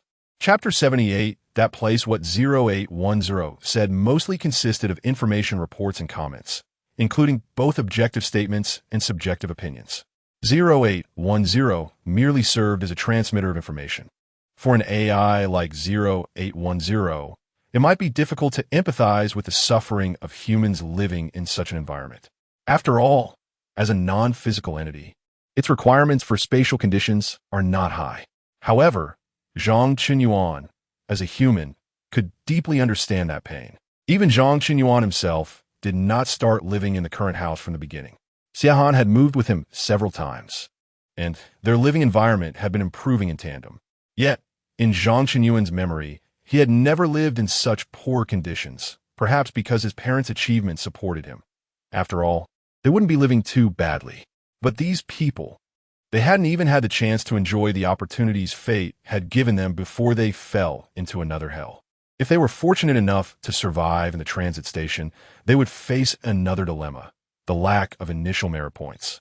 Narrowly understood, merit points are money, a currency for transactions, but broadly speaking, merit points are a microcosm of an economic system. They can represent many things. Without them, survival in the underground city is extremely difficult. In the underground city, concepts of race and national borders are intentionally blurred. Those who remain are all referred to as survivors. Upon first entering the underground city, the Alliance assigns each person a different base merit point value based on various factors to ensure the normal functioning of the economy and the initial living conditions of the people. After that, people need to earn merit points through their labor to sustain their future expenses and gradually improve the new economic system. Even someone as strong as Xie Han was unable to work or labor when she first arrived in the underground city. due to the bumpy journey and her pregnancy. Her greatest concern at that time was not being able to give birth to Zhang Qinyuan safely. This was a chance won by the sacrifice of the man she loved most, and she couldn't afford to be careless, fearing that any misstep might lead to an accident. Under such circumstances, it was the initial merit points allocated by the Alliance that ensured Xiehan's livelihood and guaranteed that the hospital was willing to perform surgery and care for the newborn Zhang Qinyuan. In contrast, what guarantees are there for those without initial merit points? Ultimately, they are merely a task the Alliance undertook to showcase its humanitarian spirit. And this task is not a long-term solution. There were no guarantees at the start. It was completely random, entirely dependent on fate. And there were similarly no guarantees at the end, allowing for uncontrolled developments in life and death. They were just tools used by the Alliance to tell the world, look, we did something, we made an effort. This is the best proof. They exist. But merely existing is enough. Are there any pregnant women in the transit station? Zhang Qinyuan asked. 0810 looked at Zhang Qinyuan's expression and hesitated for a moment before answering. Yes, but the number is very small, and none of the pregnant women have managed to give birth successfully. Some have lost their children, and others have perished along with their babies. Zhang Qinyuan took a deep breath but felt an overwhelming heaviness in his heart. He couldn't exhale. You just mentioned that Matilda is a newly constructed area in the old district. When did the construction of this area begin? Zhang Qinyuan asked. It started last year, and it's expected to be completed by the end of this year. After finishing, 0810 added, this is not the speed expected from the Alliance, but according to news reports, the delay is due to interference from various parties, with some citizens obstructing the construction, forcing the contractors to frequently halt work for mediation. Zhang Qinyuan lowered his head in silence. By convention, new construction in the old district often occurs during the early stages of people's relocation to the underground city. Before hearing about Matilda, Zhang Qinyuan had read reports stating that almost all new constructions in the old district were completed within 5 years. The power of human unity is unmatched. The Alliance's management is systematic. At that time, Zhang Qinyuan was curious why the phrase almost all was used, which seemed somewhat awkward. Now he understood that almost all indicates that some areas remain untouched. It's not that they don't want to move, but rather that they can't. Or rather, they are unable to move. In recent years, construction work in the underground city has not ceased, but this construction has mostly been expansions, meaning extending the periphery. At least until today, Zhang Qinyuan had not heard about new construction in the old district for a long time. He had not seen any related reports on the construction of the Matilda area either. Zhang Qinyuan speculated that it was likely that the construction team did not want to alert too many people. They understood what challenges the construction of this area might face. So they did not publicize it widely like other areas during the initial construction phase to attract investment and assign higher value to this region. The construction of Matilda is, on one hand, new construction, and on the other hand, a burial. New structures are built, while history is buried. Of course, from a rational perspective, Zhang Qinyuan felt he had no right to blame the Alliance. This is a disaster, a catastrophe for humanity. In the face of natural disasters, human power is minuscule. The Alliance has done what it can, and Zhang Qinyuan himself has enjoyed the benefits brought by the Alliance. In comparison, Zhang Qinyuan believes even more that the Alliance's original intention was good, but that does not mean it can be executed well by those who carry it out. At that time, the Alliance had too many things to handle and too many issues to address. A person can make mistakes when overwhelmed, and an organization can too. The Alliance's vision might have been genuine humanitarianism, but as it was passed down through layers, compounded by numerous real-world obstacles and individual behaviors causing disruptions, it ultimately led to such a tragic outcome. By the time the Alliance realized and sought to remedy the situation, the lost lives cannot return, and the shadows already cast cannot be compensated. In fact, Zhang Qinyuan noted the timing of the reports. These related reports were released at least half a month after the closure of the Matilda transit station, meaning they were reported at least half a month after the tragedy occurred. That was a place with unusually frequent population movement. Logically, what happened there should have been known to people long ago. However, putting oneself in the shoes of those at the time, they were either immersed in the grief of losing loved ones were overwhelmed with relief at surviving and uncertainty about the future. The alliance had to be responsible for the transfer of personnel above and below ground, the transfer of supplies, the allocation of underground areas, personnel distribution, public safety management, economic reconstruction, legal reform, eliminating racial barriers, and resolving resource conflicts, among other things. Not to mention, just the first two aspects caused numerous disputes. Who should be allowed in, and who should not? This means deciding who lives and who dies. When discussing grand principles, everyone can speak eloquently, but if this question involves your family, your loved ones, can you remain completely objective and impartial? Regarding the laws issued by the alliance, there's resistance, skepticism, insults, and misunderstanding. All these issues, the alliance can only navigate with difficulty, trying to ensure that the laws are executed in an orderly manner. What types of supplies are worth transferring? And what should be discarded? World-famous paintings, precious cultural relics, scientific research tools. Should these things be taken away? They each have their own significance and value.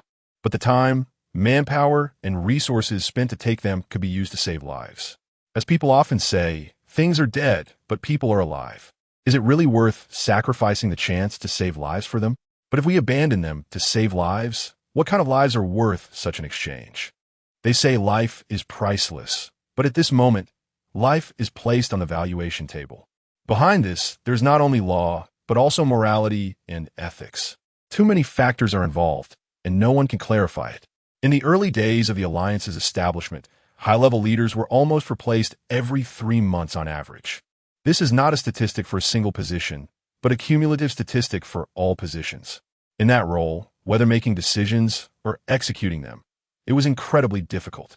This difficulty does not only refer to the challenges of the work itself, but more often to the inner torment that arises. You constantly question yourself, is what I'm doing right? If this were my family, would I really do this?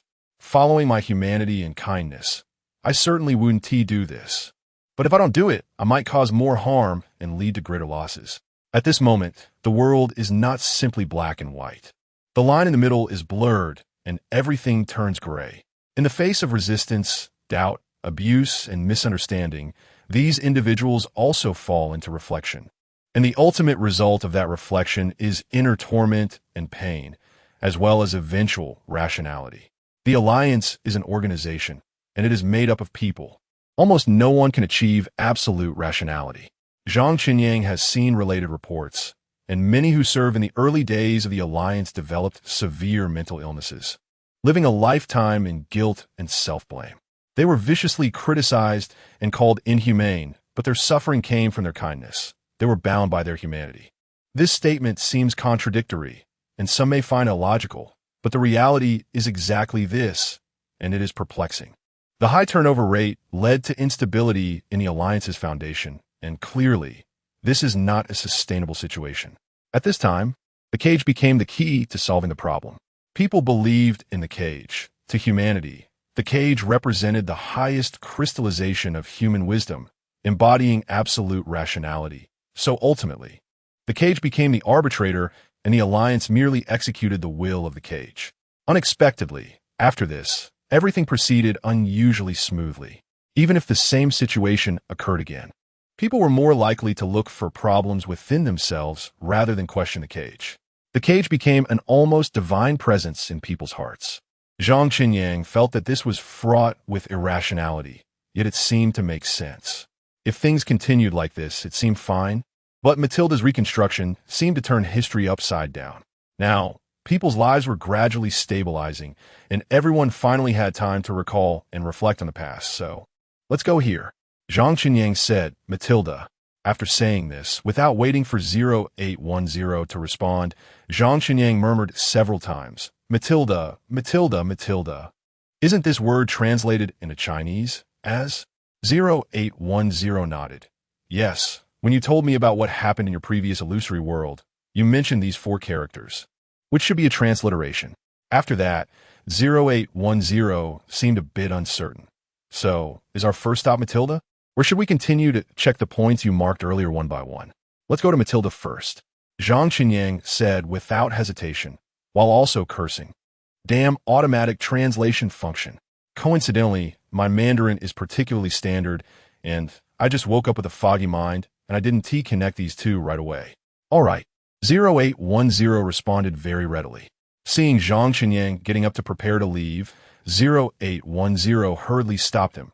If you go out now, the Alliance people will find you within 10 minutes at most. You can certainly share all your thoughts and analysis with the Alliance, but recalling your previous descriptions, every conversation with the Cage was in a one-on-one setting. I believe the Cage does not want to see the Alliance people. It chose you as a witness, but did not choose the Alliance people to accompany you. If you bring the Alliance people along, it is likely to, as you say, alert the snake by stirring the grass. In short, it is highly likely to bring about some negative consequences. Zhang Qinyang sighed, realizing that his relationship with 0810 had indeed become very close. Every time he heard 0810 speak many words in one breath, he felt a sense of being special to 0810, although this could also be considered part of their business. At least 0810 did not firmly and succinctly stop him, but explained the reasons for his disagreement, and Zhang Qinyang himself fully agreed with that reason. Then tell me, when is it better for me to leave? After saying this, Zhang Qinyang added, time is urgent, the sooner the better. 0810 thought for a moment, then said to Zhang Qinyang, okay, leave it to me. You stay here and relax your mind, don't think of anything, and when I return, we'll set off. After saying this, 0810 instantly disappeared from Zhang Qinyang's sight. Although he had already faced several such sudden appearances and disappearances, Zhang Qinyang still felt a bit unaccustomed. He was very curious how 0810's parents accepted this, and he felt he needed to learn from them. Of course, what he did not know was that 0810's parents had not accepted it either and were still in a stage of forced adaptation. Chapter 79. The journey there. Zhang Qinyang waited for a while, but did not see 0810 return. The fatigue in his body drove him to fall asleep unconsciously. He slept very deeply this time. The exhaustion that came and went between the virtual and the real was swept away. He did not dream at all, just pure sleep to replenish his energy. When he woke up again, Zhang Qinyang instinctively stretched his arms to loosen his muscles and bones. It seemed he had slept well. Before he even opened his eyes, he was startled by a voice from beside him. It was 0810's voice, appearing and disappearing like a ghost. Zhang Qinyang steadied his mind and slowly opened his eyes, forcing a smile. I slept very well last night, and now I'm full of energy. The subtext was that he could leave at any time, so they should hurry up. 0810 was also very cooperative, immediately saying, the discharge procedures have been mostly taken care of. You just need to sign at the end, and then you can leave the hospital. You shouldn't have anything to pack up. Zhang Qinyang nodded quickly, and after a short while, the nurse brought over the relevant documents. Zhang Qinyang swiftly wrote his name on them and left with 0810. To be precise, this was not exactly a hospital. It was a special medical institution dedicated to specific purposes. If one had to translate it, it would be equivalent to a VVIP ward in a hospital. If it weren't for the Alliance covering all expenses, Zhang Qinyang would definitely not have been able to sleep in such a place. Once they were outside, Zhang Qinyang took 2 deep breaths and felt refreshed. He was really tired of lying down. It felt like his body was about to stiffen. How did you communicate with the Alliance? Do I have free time for the next few days? I won't have to go back to work, right? Zhang Qinyang asked cautiously. When he mentioned work, the fear ingrained in his genes made his voice involuntarily weaken a bit. I told a lie, but the specifics are a secret. You have complete freedom for the next few days and don't need to go back to work, but I think you should ask Annie for leave. 0810 replied correspondingly. Zhang Qinyang sighed. 0810 could now lie so confidently. Could this be considered growth? And there were still secrets between them? Forget it. One shouldn't delve too deeply into details. As for asking Xiahan for leave, Zhang Qinyang called her with ease. First, I'm not joking. Secondly, I might not be able to go home for the next few days because I need to save the world. Xiahan was silent for a moment before saying, okay, wish you safety and contact me anytime. The call ended, and the efficiency surprised even the AI 0810. What's wrong? Your eyes are so wide. It looks quite nice, Zhang Qinyang said, and then he got sidetracked. I thought you would be on the phone for a long time. I was just about to avoid it. And you hung up. 0810 said honestly. Wasn't she silent for a moment? That was her thinking, and the result of her thinking was agreement, Zhang Qinyang explained. Don't humans need to be a bit sentimental at times like this? 0810 recalled watching TV dramas with her mother, even though it was under her mother's strong reluctance. She still remembered some of the tedious plots. My mom is quite reasonable, and she knows that no matter what she says, the decisions I've made won't change. Zhang Qinyang laughed. In the end, didn't she say safe? For us, that's the best blessing. 0810 nodded, half understanding. I always thought people pursued happiness. If they can't be happy, safety is also good. Zhang Qinyang said softly, let us go, prepare to head to Matilda. Zhang Qinyang had looked at the map before. They still had a distance to cover to reach that place. This was walking in the real world, and 0810 was an AI, but Zhang Qinyang was not. If needed, 0810's holographic projection could appear anywhere in the underground city at any time. But Zhang Qinyang had to find a way to move his physical body there. Zhang Qinyang calculated the distance and looked at the transportation methods, finding that no matter what, it would take at least 3 days to arrive. There are several points you marked along the way. Do we need to check each one? 0810 confirmed. Zhang Qinyang thought for a moment and then shook his head. Let us go to the one with the highest probability first. If we don't find anything, we can check the others on the way back. If we go to them now, considering the time consumed, it will take at least a week to get there. If something happens and we get stuck, it will take even longer. Listen to you, 0810 replied crisply. 0810 was so obedient that Zhang Qinyang felt a bit unaccustomed. But upon reflection, since he confirmed he could communicate with the cage, it seemed he had always been in the dominant position, with 0810 cooperating. I need to spend time on the journey. You can go ahead and get busy. Just come over when I'm close, Zhang Qinyang suggested, considering their different attributes. My main job now is to investigate this matter, and I want to accompany you. If there is any problem on the way, I might be able to help. 0810 added, then supplemented, actually, I haven't properly explored the underground city. If the self-destruct program really starts, I'm afraid. Hey, don't say that. I understand, let us go together. Zhang Qinyang was genuinely scared and agreed quickly. 0810 could even be sentimental. Isn't that frightening? Zhang Qinyang had a simple lunch and even packed dinner, then immediately took 0810 onto the rail transit. Matilda was quite far from where he was, and according to his route plan, they would reach a transfer station around 6 in the afternoon. The transfer time was only 15 minutes, and that was under the condition of being on time, so there would definitely be no time to find food for dinner. They could only make do on the train. Although 0810 had not seriously explored the underground city, she had been there before. For some reason, this time her mood was different from previous visits. Under Zhang Qinyang's lead, she rode the rail transit for the first time, something she had no use for, and watched Zhang Qinyang wolfing down his food while feeling the infectiousness of dining. Although she didn't need to eat, seeing Zhang Qinyang enjoying his meal made her a bit curious about the taste. Once on the train, Zhang Qinyang patiently explained to her, but honestly, describing flavors was a very difficult task. It was fine if the other party had tasted it before, but if the other party was a blank slate. Sitting in the train compartment, Zhang Qinyang anxiously scratched his head, while 0810 was full of interest. Throughout the journey, Zhang Qinyang felt like a tour guide. 0810 rarely asked him anything directly, but whenever she encountered something she found interesting, she would blink her purple-brown eyes at him, making him feel guilty if he didn't say something. Zhang Qinyang felt that 0810 was like a mysterious treasure chest. Before opening it, he had no idea she had so many facets, and every time he opened it, there were different surprises. What is this? Cool fishing style? Zhang Qinyang was startled by the 4 words that suddenly popped into his mind. After careful consideration, he actually thought it fit quite well. The key was that 0810 was completely unaware of her fishing nature. If there is a chance in the future, let us come here to play, 0810 said. Looking out the window, then added, you bring me. You brought me here. Such a simple sentence. Yet Zhang Qinyuan managed to derive a different flavor from it.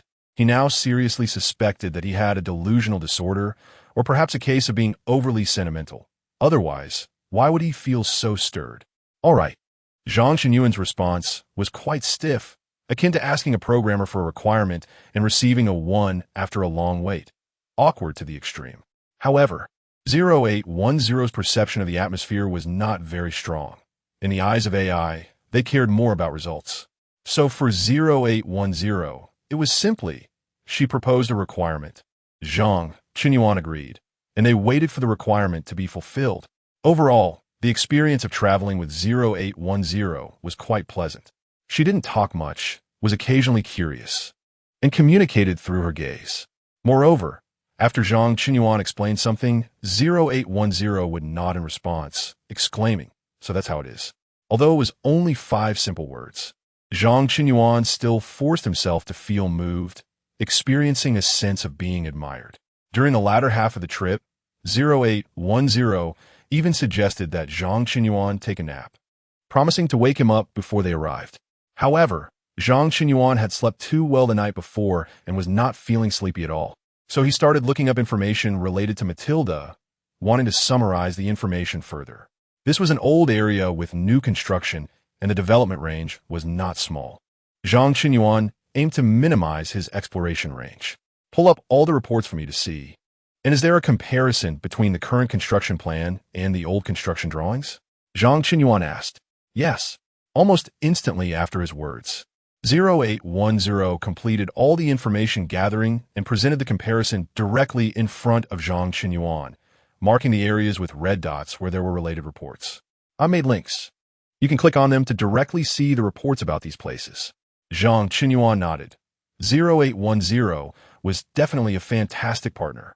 While Zhang Qinyuan was contemplating and checking the information, 0810 quietly gazed out the window without any interruptions. It wasn't until an hour later that 0810 softly reminded him, "We have 3 minutes until we get off. Do you want to rest and prepare?" Zhang Qinyuan nodded and rubbed his somewhat sore eyes. "Let's prepare to get off first. We have to transfer soon, which might be tiring. But after this ride, we need a rest. We'll find a hotel first and continue our journey tomorrow." 0810 understood that humans needed sleep, and since she had never been to a hotel, she was momentarily curious. What's the difference between a hotel and a regular room? What kind of room will we stay in at the hotel? 0810 asked this without controlling her voice. Although it wasn't very loud, it certainly wasn't quiet either. Previously, it wouldn't have mattered, but this question itself. There were quite a few people on the bus, and as soon as 0810 spoke, it immediately drew many gazes. Zhang Qinyuan suddenly understood what it meant to feel like being pricked by needles. He realized that, in 0810's view, a hotel was just a place to sleep. A very pure act of sleeping. The problem was, the people here might not think so. The key was that 0810's expression when asking this question was far too innocent, which directly made Zhang Qinyuan appear like a pervert trying to lure an innocent girl. "We should stay separately." Zhang Qinyuan couldn't think of a better way to clear his name. He had plenty of merit points, not to mention booking 2 rooms. He could even book the entire row if he wanted. However, he felt it would be a waste of resources and didn't want to do something unethical. "Why?"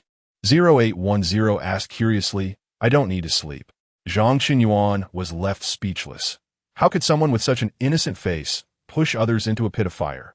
Fortunately, the vehicle arrived at the station and the door opened with a ding. Zhang Qinyuan almost escaped the compartment, rushing to the platform for the next vehicle. 0810 followed closely beside him, occasionally stopping to wait for him, as 0810's movement wasn't physical. Compared to her, Zhang Qinyuan seemed a bit sluggish. "Don't worry, there's plenty of time," 0810 patiently reassured him. Zhang Qinyuan wanted to cry, but had no tears. Was he worried? No, he just wanted to escape. It wasn't until they reached the next platform and no longer felt those piercing gazes that Zhang Qinyuan began to explain to 0810. Generally speaking, if there is no clear romantic or marital relationship between men and women, they cannot share a room. Of course, I think it's better to clarify the marital relationship. That's the responsible thing to do. But I'm an AI, 0810 replied, puzzled. Are there so many restrictions on AI and humans? In my heart, I don't see you as an AI. It's not that you're not an AI. It's just that to me, you're different, understand? Zhang Qinyuan felt somewhat powerless. Not to mention whether 0810 understood. Even he found his own words difficult to articulate. In the end, he simply exclaimed in frustration, "Anyway, you're a girl, and I'm a boy, so we must adhere to this setting. If in the future, any guy doesn't follow this setting with you, he's a bad person. You need to stay away from him, understand? Protect yourself." Chapter 80, Our Memories as a Judge. 0810 had never heard such words before. Before she took her post, she underwent various training in combat, criminal psychology, investigation, and so on. In her years working in the digital world, no human had ever told her to take care of herself. Now, not only did Zhang Qinyang say it, but his tone also revealed a desire to protect her. Can Zhang Qinyang protect himself?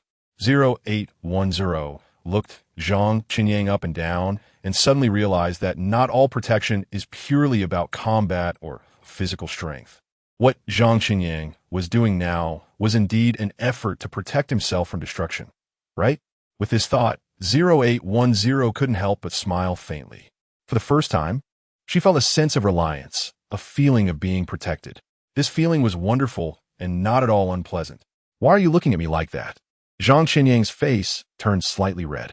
"Nothing, I just think you look better," 0810 candidly replied. Although she had just secretly conducted an objective data analysis of Zhang Qinyang and compared photos, finding no obvious differences, her feelings told her that Zhang Qinyang appeared more pleasing than before. Zhang Qinyang touched his face, a bit uncertain. Really? Could it be a side effect of moving back and forth between illusion and reality? If so, that would be nice, but honestly, I do think you have to have a youthful mindset in there. Otherwise, you can't withstand the constant stimuli. 0810 nodded, but there are also things that haven't changed. Like how you talk too much when you're nervous. Who is nervous? I'm not nervous at all. How can anyone get nervous just from a few compliments? Zhang Qinyang retorted with a glare, then pointed to the train that was pulling into the station, saying, "All right, no more talking. We need to get on the train." Although 0810 did not understand the connection between getting on the train and not talking, seeing Zhang Qinyang's flushed cheeks, she chose to remain silent and obediently got on the train. After boarding, Zhang Qinyang first tackled his packed dinner, then resumed the work he hadn't finished earlier. He aimed to compress his time as much as possible. He had already identified 3 locations and formulated a sequence for visiting them along with key points for investigation. When a person is deep in thought, time seems to fly by. 0810 quietly accompanied him until he exhaled a sigh of relief, closed his eyes, and began to press his temples to relieve fatigue. Only then did 0810 softly remind him, "There are 15 minutes until we arrive." Upon hearing this, Zhang Qinyang suddenly realized he hadn't booked a hotel. The underground city offered little room for tourism development. After all, the dark underground wasn't particularly scenic. If people wanted excitement, they could go to bars and similar places. After looking at the underground scenery for a while, it all started to look the same. Thus, hotels were more for travelers, like those on business trips or visiting relatives.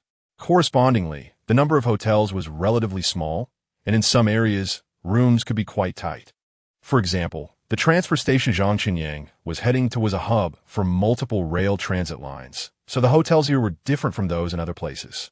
In other areas, shop owners might worry about occupancy rates, but here, guests worried about not being able to book a room.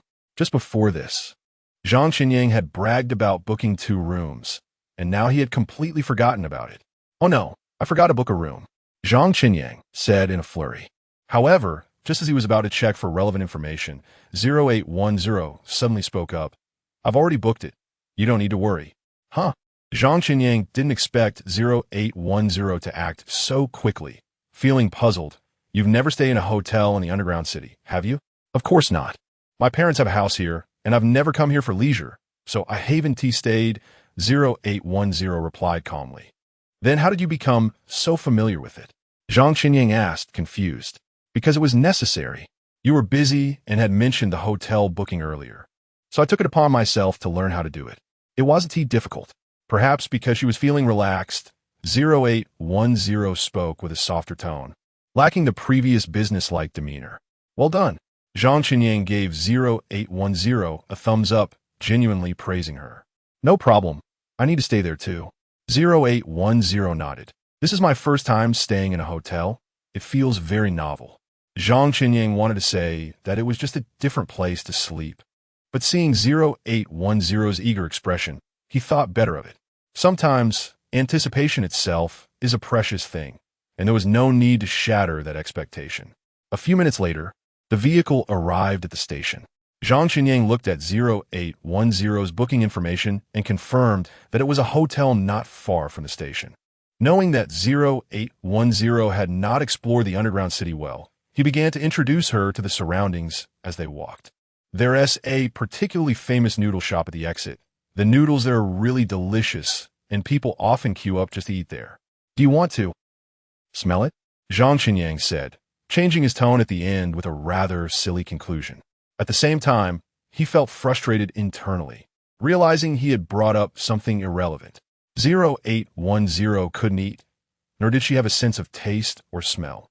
All her senses were simulated to mimic humans. How could she actually smell anything? As expected, 0810 candidly said, "I've tried, but I can't smell anything in the real world." It's okay. Do you see that? Want to go play? Zhang Qinyang's eyes lit up as he spotted a claw machine not far away. This was simply a lifesaver. 0810 could see it, and generally, girls tend to like these things. Even Xiehan couldn't resist them every time she encountered one. Sure enough, looking at the rows of cute dolls lying inside the claw machine, 0810 curiously asked, "What is that?" It's a claw machine. The principle is very simple. We just go over and play, and you'll understand soon, Zhang Qinyang said, leading 0810 in that direction.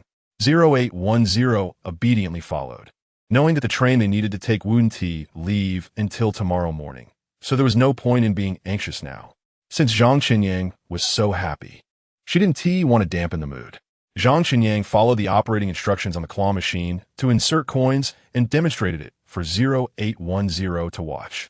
As the music played, the metal claw moved left and right under Zhang Qinyang's control, and he pressed the button at the right angle. As expected, he didn't catch anything. So, we just watch it go up and down. After watching Zhang Qinyang's confusing operations several times, 0810 finally couldn't help but ask. Logically, the claw should grab a doll and then drop it into the hole next to it, allowing us to retrieve what we caught from the exit below. Zhang Qinyang explained helplessly, but the problem now is I didn't catch anything. My skills aren't great. You didn't just not catch anything. You didn't even touch the one you wanted, right? 0810 asked sincerely. Sometimes, being too sincere isn't a good thing. At least, 0810's sincerity at this moment made Zhang Qinyang clearly aware that she wasn't joking. She genuinely thought he was being ridiculous. Has your eyesight always been like this? Has your aunt taken you to see an eye doctor? 0810 showed a worried expression. I read a big data report that human eyesight has been declining in recent years. Perhaps it's due to being in the dim environment of the underground city for a long time. However, you don't need to worry. It's not a big problem. If you want treatment, surgery can be an option. Saying this, 0810 sent relevant surgical information to Zhang Qinyuan, thoughtfully filtering out advertisements, checking doctor's qualifications and equipment, ultimately selecting the most suitable hospital for him.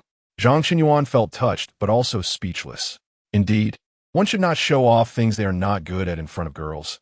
It neither makes them happy nor reassures them. This thing is inherently difficult to grab. You know, Zhang Qinyuan tried to explain his earlier mistake by combining facts with technology, saying that the machine has programmed settings, and the claw can be very loose at times. Only on the lucky occasion would it be strong enough, and depending on your angle, it could grab the toy. 0810 seemed to understand, but still looked skeptical. Come on, we have an old saying, seeing it 1,000 times is not as good as doing it once. You try it yourself, and then you'll know how hard it was for me just now. With that, Zhang Qinyuan let 0810 take his place. Having seen Zhang Qinyuan operate multiple times, 0810 naturally understood the process. She confidently grasped the joystick, searched for the best angle as the music played, and decisively pressed the button. She grabbed it, and it safely entered the leftmost hole. Zhang Qinyuan felt a bit awkward, but nodded and said yes. That's what I meant by luck. Of course, it was mainly because I helped you test it first and grab the looser ones. After that, you wouldn't be able to grab anything. The machine is about to start taking your money, and it will repeat my earlier situation. 0810 remained silent, focusing intently on the claw as the music played again, repeating her previous actions. Perfect capture. It safely entered the leftmost hole again. 0810 looked at Zhang Chunyuan in confusion, seemingly asking why things were turning out differently than he said. Well, unexpected situation. It won't happen next time. Zhang Chunyuan started to make up excuses, saying that sometimes the machine settings are random, depending on the owner's mood. Perhaps this owner is clever and gives you another chance, tempting you to spend more money. 0810 nodded, seemingly to validate Zhang Chunyuan's words, and began her claw machine journey again. The same smoothness, the same outcome. 3 grabs, 3 wins, a perfect hit rate. I think this doesn't mean anything. Maybe the machine is tired, and now anyone can grab something. Zhang Chunyuan also found it strange. Sure enough, as soon as he finished speaking, 0810 let go of the position. Zhang Chunyuan wasted no time, rolling up his sleeves and preparing to show off his skills. Since 0810 had grabbed 3, it should be his turn, right? However, the outcome was predictably empty. Zhang Chunyuan reached out and grabbed nothing. See, the situation I mentioned earlier happened. The machine is starting to act up. It's going to cheat you out of money, and you won't be able to grab anything afterward. Zhang Chunyuan found himself quite ridiculous. But having said that, his inexplicable competitiveness suddenly kicked in. Soon after, Zhang Chunyuan was schooled by 0810. In the next 20 minutes, 0810 operated continuously with a 100 success rate, emptying the entire claw machine of toys, leaving Zhang Chunyuan, a big guy, holding a pile of dolls, looking disheveled in the wind. After the last grab, 0810 said to Zhang Chunyuan, "See, it's simple. So your eyesight really is an issue. I verified it. After this, let's go to the hospital, okay?" "Sure." This time, Zhang Chunyuan agreed readily.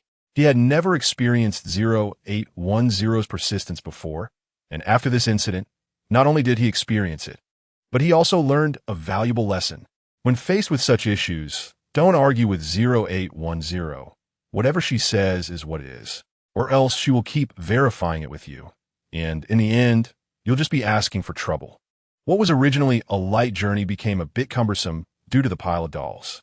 Since 0810 was just a holographic projection with no carrying capacity, the task of holding these dolls fell to Zhang Chunyuan. The dolls were fluffy and numerous, and if he wasn't careful, they would fall, so Zhang Chunyuan walked very cautiously. 0810 seemed to notice Zhang Chunyuan's difficulty and suggested, "Why not give them to the kids by the roadside? Those little girls and boys have been staring at the dolls in your hands for a long time. Aren't you keeping them for yourself?" Zhang Chunyuan asked curiously. He had seen over a dozen of such dolls in Xia Han's house. She claimed they were her trophies and didn't want to part with any of them. So 0810's generosity made Zhang Chunyuan feel a bit unaccustomed. "I can't really touch them." After saying this, 0810 hesitated for a moment. "If possible, please keep one for me. Store it with you. Help me preserve it." Zhang Chunyuan thought for a moment, then nodded, picking out the one that looked the best to him from the pile of similar dolls and giving the rest to the nearby children. Chapter 81 Witness. After a day of driving, Zhang Chunyuan felt a bit fatigued upon arriving at the hotel, while his companion 0810 still appeared energetic. Zhang Chunyuan instinctively wanted to ask 0810 if it ever felt tired, but then he realized that 0810 is an AI and, of course, wouldn't feel tired.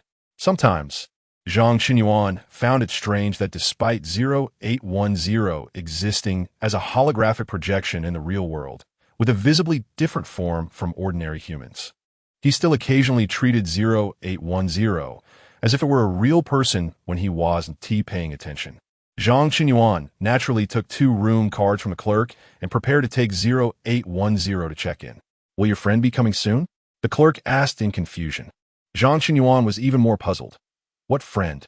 "It's like this. Both rooms need identity registration, and we completed the registration for you." "The other room?"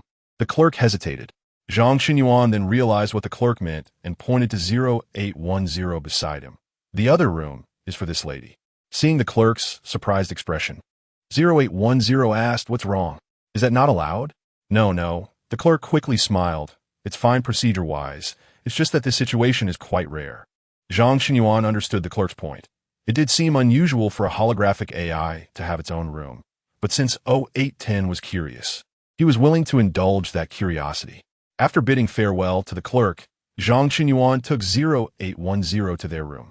He pulled out one of the room cards, successfully swiped it to enter, and said to 0810, "This is your place for tonight. It's a bit small, but since we're away from home, you might have to make do." "Great," 0810 simply commented. "I'm in the next room, so if you need anything, feel free to come find me."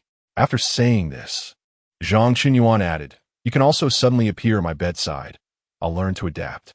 0810 chuckled at Zhang Qinyuan's remark, then seriously replied, "Of course, nighttime is for sleeping. I won't disturb your rest." The two didn't chat for long before Zhang Qinyuan said goodbye to 0810 and returned to his own room. After a simple wash, he collapsed onto the bed. He had been trying hard to hide his fatigue because he didn't want 0810 to worry. Now alone, Zhang Qinyuan completely relaxed. He didn't even have time to change out of his clothes before drifting off to sleep. "Are we there yet?" "Don't rush. Your number is coming up soon. You'll definitely get your turn." "It's too cold. I feel like I can't hold on much longer." "Don't sleep. Just wait until we get into the underground city. It will be much warmer there, and there will be people to help us." "Can we really get in? Do we deserve to get in?" "This is a rescue operation by the Alliance. We definitely can. Besides, didn't they just say? We're lucky to have a front number." "I calculated. The next batch should be ours. Just hold on."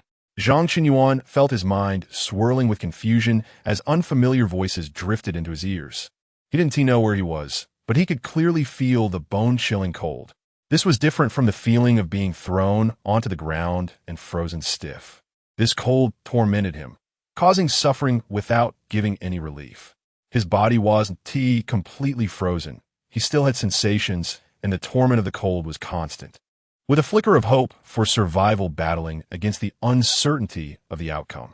When Zhang Qinyuan woke up again, he found himself squeezed in a long line, inside a transparent glass dome. The outside of the dome was already frozen, and the inside wasn't much better, but at least it seemed to have some protective measures. Zhang Qinyuan felt himself being pushed forward by the person behind him. He didn't know where they were headed, but it was clear there was no turning back. Feeling stuffy and cold, Zhang Qinyuan found the mixed sensations very uncomfortable. He tugged at the person in front of him and asked, "Where are we going?" "You don't know?" The person in front looked at Zhang Qinyuan with some confusion, then rolled their eyes. "Is it oxygen deprivation causing your brain to malfunction? Here, I'll give you money if you hand me your ticket, okay?" Hearing this, Zhang Qinyuan quickly looked down and realized he indeed had a ticket in his hand, with the number 799 on it. "How unethical," the person behind him remarked. "In a situation like this, harming others, are you really not going to feel guilty even if you get to the underground city? Please, what has conscience worth? I'll sell you my conscience if you give me your ticket." "Deal." The person in front of Zhang Qinyuan scoffed. Feeling awkward being sandwiched between the two, Zhang Qinyuan wasn't foolish. Now that his body had recovered somewhat, he realized this argument might have been sparked by him. "I'm sorry. I was a bit oxygen deprived and not feeling well earlier, but I'm much better now." Zhang Qinyuan faced the person behind him. "Just treat me like I have amnesia. Can you tell me what is going on?" The other person sized Zhang Qinyuan up and replied with annoyance, "You don't even know what is going on. You really deserve to be scammed. Whether you can survive now depends entirely on that ticket in your hand. If it's your turn, you'll live. If not, then it's just fate. You'll have to accept death." Zhang Qinyuan looked up. The other person had a ticket with the number 800, one more than his. If that was the case, the person in front of him should have a ticket with the number 798, since they already had a ticket. Why would they want to scam his? The Alliance just did a random sorting, and we're moving in according to order. But this gate of life is uncertain. No one knows when it will close.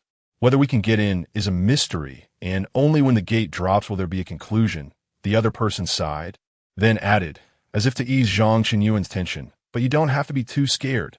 We're likely to get in. As far as I know, the line behind us has already reached over 5,000. They're the ones who should be worried." Zhang Qinyuan nodded, now fully understanding the situation. But the clearer he became, the more frightening it felt. If he wasn't mistaken, He had likely entered the illusory world created by the cage again. However, he clearly hadn't entered a capsule. Entering an illusory world at least required a medium. Zhang Qinyuan suddenly covered his head. Damn it! He had forgotten that he was using a brain machine.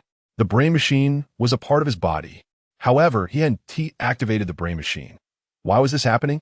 According to Telsa Corporation, activating the brain machine required the person to press a specific button and then confirm to enter the digital world. But what was happening now? Was Telsa Corporation lying, or was there a problem with the brain machine product itself?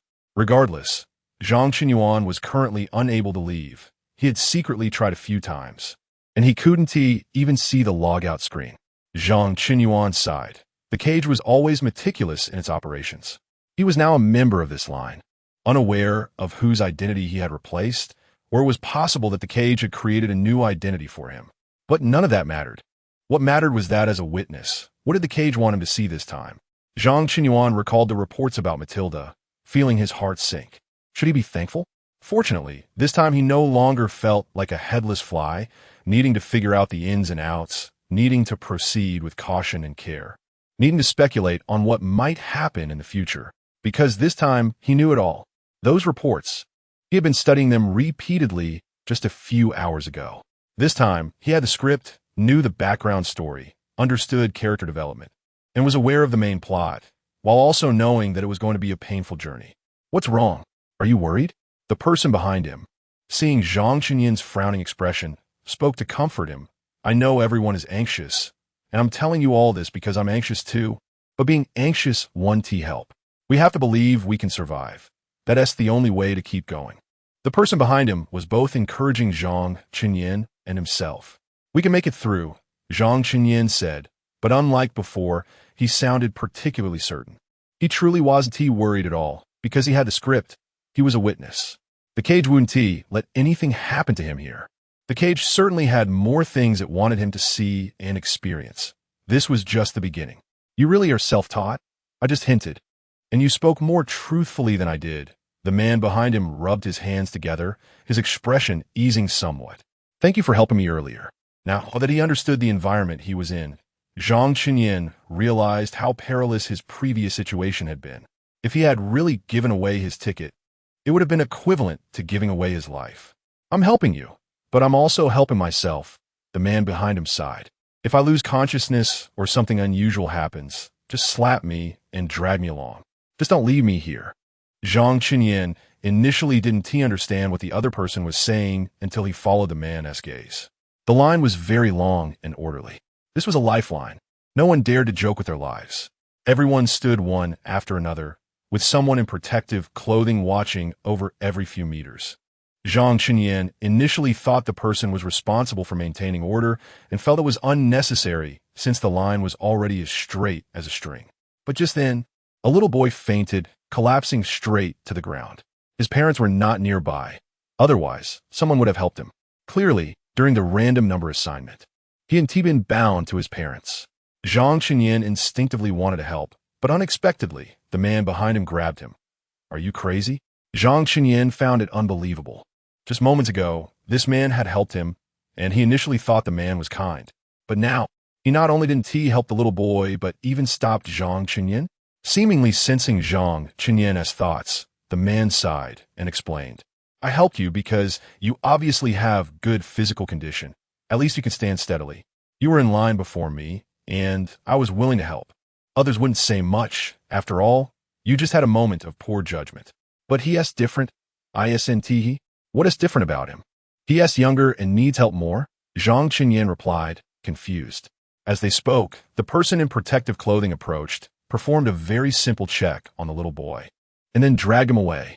Zhang Qinyuan wanted to move, but was firmly held back by the man. The empty spot that belonged to the boy was filled by the person behind, and the line once again formed a complete straight line, as if nothing had happened, as if this lifeline had never been broken. Did you see that? The man behind him whispered. First, that little boy could no longer hold on. He wasn't qualified to enter the underground city. His physical condition prevented him. Second, if you had acted just now, those people behind him would have torn you apart. After all, if that little boy leaves, another person gains a chance at survival. It's all a life. Do you think the value of that life is different from this one in your eyes? Zhang Qinyan was stunned by the man's last question. He instinctively wanted to argue, but didn't know how to respond. It's all a life. The little boy's life is precious, but because of his departure, the extra hope for survival would be given to another person, which is also a life. Is that life worth less than this one? Wake up and think about what this line is for. Think about where the end is, the man behind him urged, his tone filled with exhaustion. There will definitely be regrets. Every person here has regrets. Zhang Qinyan was silent for a long time before slowly asking, what about that little boy's parents? Why aren't they with their child? Zhang Qinyan believed that if the little boy's parents had been there, the boy would have had more hope. During the random assignment, you could choose to participate as an independent individual or choose to bind with relatives, loved ones, or friends. However, the downside of the latter is that you only get one chance to draw a number together. For example, if a family of 3 separates for the random draw, they have 3 chances. Some numbers may be ahead and some behind, allowing the family to choose to assign different numbers to different people according to the situation. But if they are bound, obtaining number 5063 means the whole family is in number 5063. The man looked at Zhang Qinyan. If you had to choose, would you bind? Chapter 82. Entering the gate of life, Zhang Qinyan fell silent. We bind? From an emotional perspective, the more critical the moment, the more a family should stick together. However, from a rational standpoint, only by dispersing and allowing each person to act as an independent individual could the benefits be maximized. Some believe that in times of life and death, people should come together to face challenges, while others think that one should remain calm, analyze, and seek breakthroughs. It's hard to determine which viewpoint is right or wrong, as everyone has different thoughts, perceptions, and decision-making processes. At the moment, the little boy fell to the ground. Looking at him, lying there all alone, do you not think his parents are irresponsible for leaving a child here with no one to accompany him? The man behind asked. Zhang Qinyan acquiesced. He indeed had that thought at the time. If his parents had been nearby, at least someone would have pulled him up. Do you know that most families, in order to give their child a better chance of survival, would choose to randomize individually? This way, they have a better chance of getting a higher number. Parents usually opt to keep the lower numbers for themselves, giving their children the maximum chance of survival. The man turned to Zhang Qinyan and asked, knowing this, would you still think the same way as before? Zhang Qinyan shook his head. He was a saint. So why should he hold others to a saintly standard? The little boy's parents had done everything they could. They had relinquished their chance at life. The current situation was certainly not what anyone wanted to see. They might be far down the line, completely unaware of what was happening. I have no right to blame them, because I myself have done nothing, Zhang Qinyan said with a bitter smile. The man, however, replied, you haven't done anything because you couldn't, or perhaps you shouldn't have to do anything at all. Everyone here is optimistic about life in the underground city, but I don't think so. People feel this way now simply because on the surface, waiting for death is the only option. They have already witnessed the horrors of the cold and the infected, which is why they believe the unknown underground city represents life. A return to normalcy. But tell me, can we really go back to that way of life?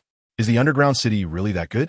Others may be uncertain about this question, but Zhang Qinyan truly knew there was no definite answer. Not to mention life after entering the underground city. How many people could even survive to leave Matilda? This is a crisis for all humanity, not limited to the surface or underground. Currently, it only looks like the underground is better, but what is the reality? Even if one enters the underground city and survives, that is already a gift from the Alliance. When we truly face problems, we can only bear them ourselves. The man behind thought deeply.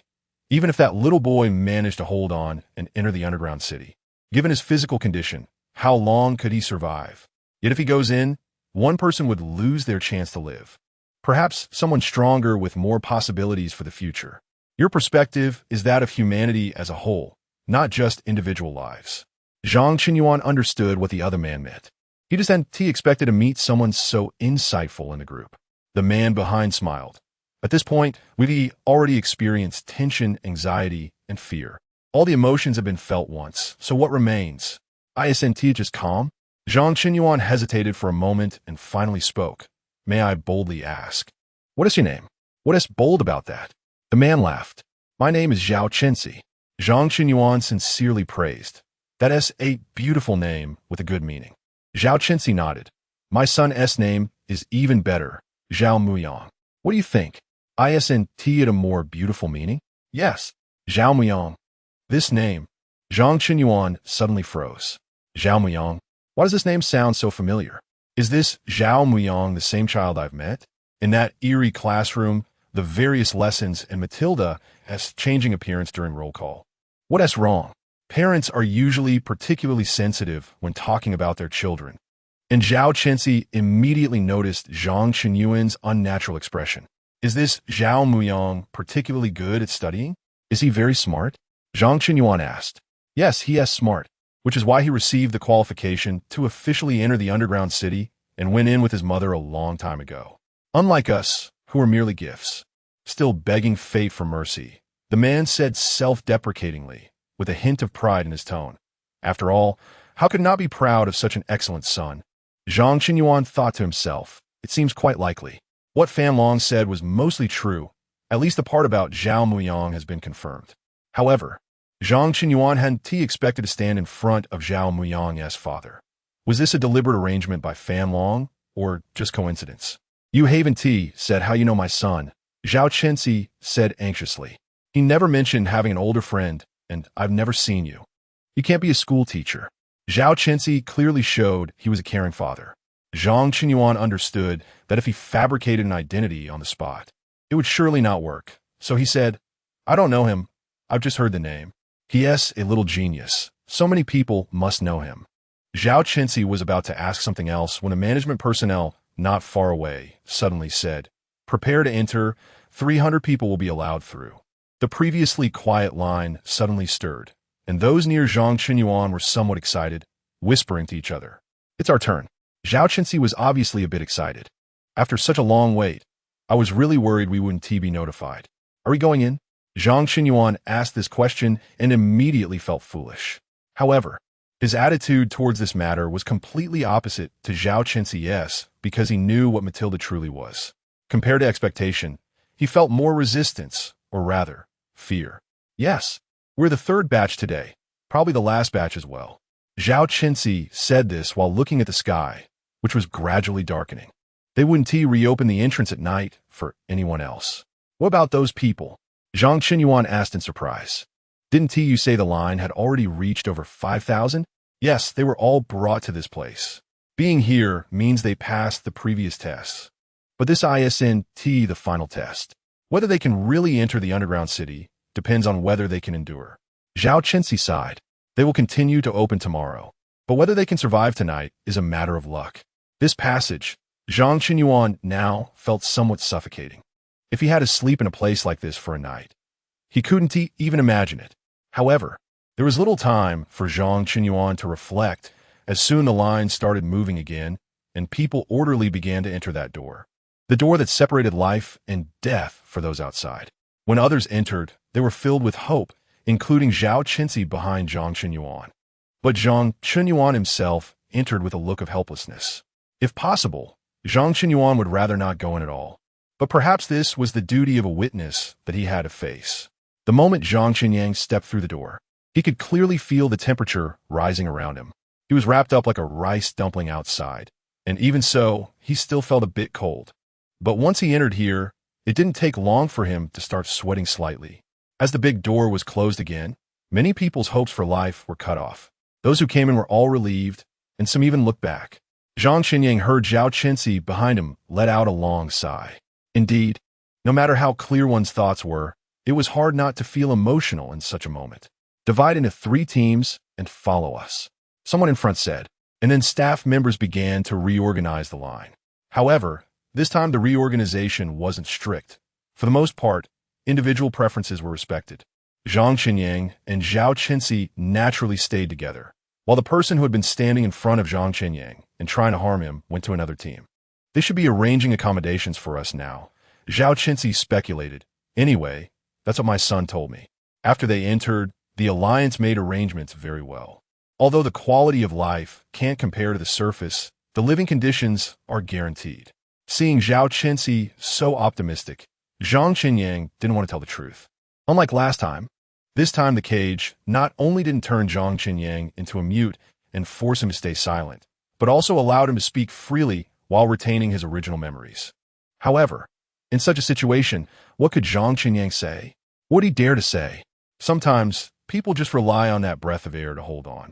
If he spoke the truth, it would probably drive not just Zhao Chenxi, but half of the people standing here insane. No matter how we are grouped later, let's try to stay together, Zhao Chenxi said to Zhang Qinyang. Zhang Qinyang nodded. He had no objections to that. As a newcomer, he wasn't sure of his identity. Zhao Chenxi had helped him, and he had also met Zhao Chenxi's son. Given all this, staying with Zhao Chenxi was at least relatively safe. Zhao Chenxi wasn't a bad person. Otherwise, he wouldn't have helped when Zhang Qinyang was almost deceived. Once the three small teams were reorganized, different staff members led them in different directions. The team with Zhang Qinyang and Zhao Chenxi was taken to the central corridor. At first, it was fine, but as they went further down the corridor, the path became narrower, and the air here was stagnant. The oxygen equipment seemed to be malfunctioning, and Zhang Qinyang felt a bit dizzy. Some people in the team also showed adverse reactions. However, the staff in front showed no intention of stopping to wait, continuously urging, "Hurry up, hurry up. I still have to hand you over to the people behind." Zhao Chenxi had good physical fitness. At least he was much healthier than Zhang Qinyang's current body. Until the end, Zhao Chenxi didn't show any obvious discomfort. Of course, it was also possible that Zhao Chenxi was enduring it.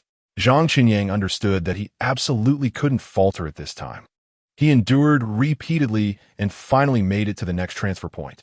At that moment, everyone was disheveled from the previous torment, and the original team could no longer maintain a complete formation. Many familiar faces had grouped together in pairs or small clusters. Fortunately, the staff didn't mind this and didn't say much. To be precise, the staff had no intention of communicating with them. Zhang Qinyang felt that this group of people was like a hot potato to the staff. They were eager to get rid of them. There are only 5 rooms here. Are you planning to cram 20 people into one room? The staff member responsible for the transfer exclaimed. The person leading Zhang Qinyang's group replied indifferently, "Yeah. What else can we do? It's not like you're the one living here. Why are you making a fuss?" At this moment, Zhang Qinyang began to sense something was wrong. He remembered that when he watched the news with 0810, it mentioned that a room was crammed with 12 people. He initially thought it was just sensationalism for attention. But now it seemed that the news was actually too conservative. If this pattern held, could it be that the news he had seen might not be true? Or perhaps not comprehensive enough? Zhang Qinyang understood that the cage wanted him to be a witness, hoping he would witness the most real history, not through others' words. Not through polished texts, but with his own eyes, his own body to feel, to face, to witness. But this was simply not enough for them to live in. The staff member responsible for the transfer grew anxious. "I heard this batch is letting in 300 people. Wasn't it supposed to be only 150? How'd it double?" The leader laughed upon hearing this, a mocking expression on his face. "I thought you were more compassionate. Letting in 150 gives 150 people a bit more hope for survival. Letting in 300 gives 300 people a bit more hope. Is there a problem with wanting to save more people? That's not what I meant. It's just that the environment here is limited. It can't accommodate that many people. If this continues, it will be chaotic and problems will arise." The staff member responsible for the transfer said anxiously, "Of course, I want to save more people. But this room is only this big. How can it fit? It's only 1 or 2 days. What problems could arise?" The leader grew increasingly impatient. "I don't want to waste time talking with you. I want to go back. If you really care about them, take them to your own home." "Oh, right, I forgot. You don't have a home here." Chapter 83. Opening a new world finally. Only the staff responsible for the handover and the people exchanging glances remained on site. My name is Nandingelin, and welcome to Matilda," Nandingelin whispered. Zhang Qinyang swore he couldn't detect any warmth in Nandingelin's voice or tone. Rather, it seemed more appropriate to describe the other person's attitude with the word pity. A regular welcome usually comes with a high-spirited tone and a joyful expression. But Nandingelin had kept his head down, unable to even look at everyone, and his voice was filled with worry and anxiety. At this moment, the excitement of the people around them slowly faded. None of them were fools, and after just experiencing a life-and-death race, They were particularly sensitive to their surroundings. What is going on? Zhao Qinzi asked Zhang Qinyan in a low voice. For a moment, Zhang Qinyan didn't know how to respond, only sighing. In any case, we have to fend for ourselves. Are we going to be sold to a sweatshop? Zhao Qinzi asked, confused.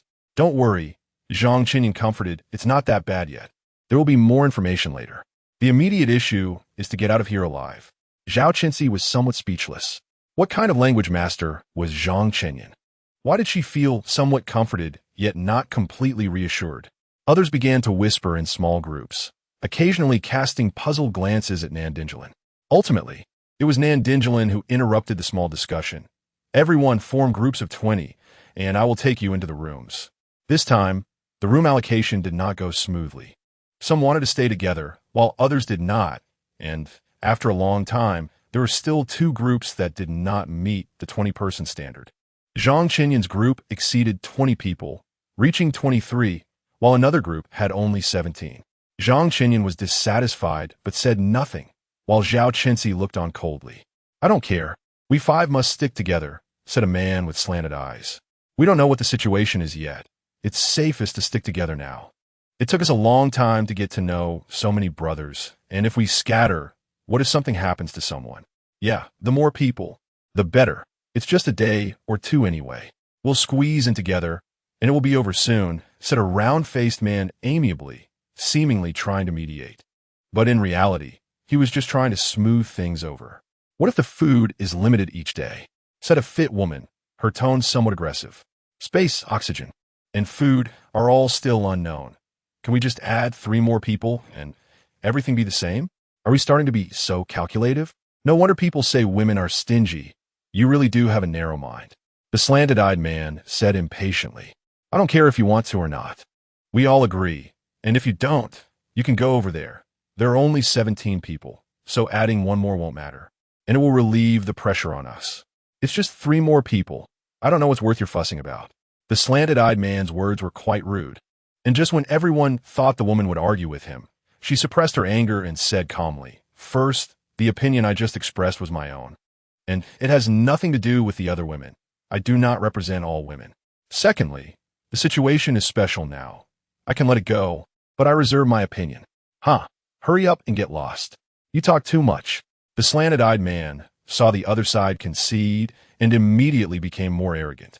If it weren't for you wasting time here, we would have gone in already. Keep your opinions to yourself. I don't know what use they are. Just go to another group. Get lost. The woman clenched her fists, her arm muscles tensing, but she ultimately endured and actively went to the group with only 17 people. All right, we are assigned now. Miss Nandingelin has no objections, right?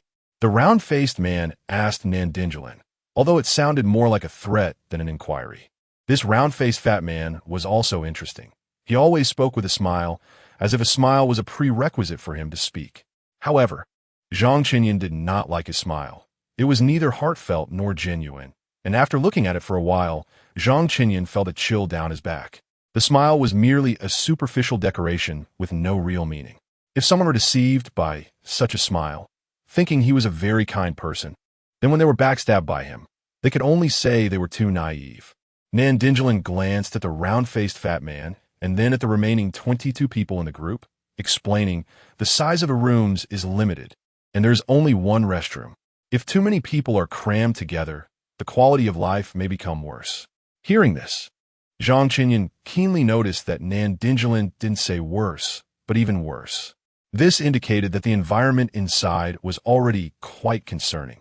If someone continued to cause trouble, it would only make things worse. 20 people, 1 restroom? A lady exclaimed in surprise. And there are both men and women here, without distinction? Nandingelin shook his head, unable to look the other in the eye. Perhaps it was because she herself found it absurd and didn't know how to explain it. 20 people over there is still acceptable, but we have 2 more here. Someone from Zhang Qinyan's group said pointedly. How will food and such be distributed? The round-faced fat man asked anxiously. It will also be distributed according to the room allocation. If you have a good relationship, you can share with friends, Nandingelin suggested. Upon hearing this, the round-faced fat man fell silent, instead looking at the slanted-eyed man beside him, signaling him to think carefully. The slanted-eyed man walked in front of Nandingelin. impatiently saying, "Why don't you just distribute it per head? Why complicate things? Are you sick?"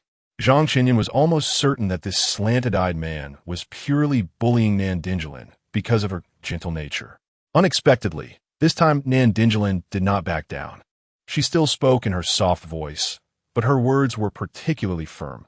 "This is the upper management's regulation. I have neither the qualification nor the authority to change it.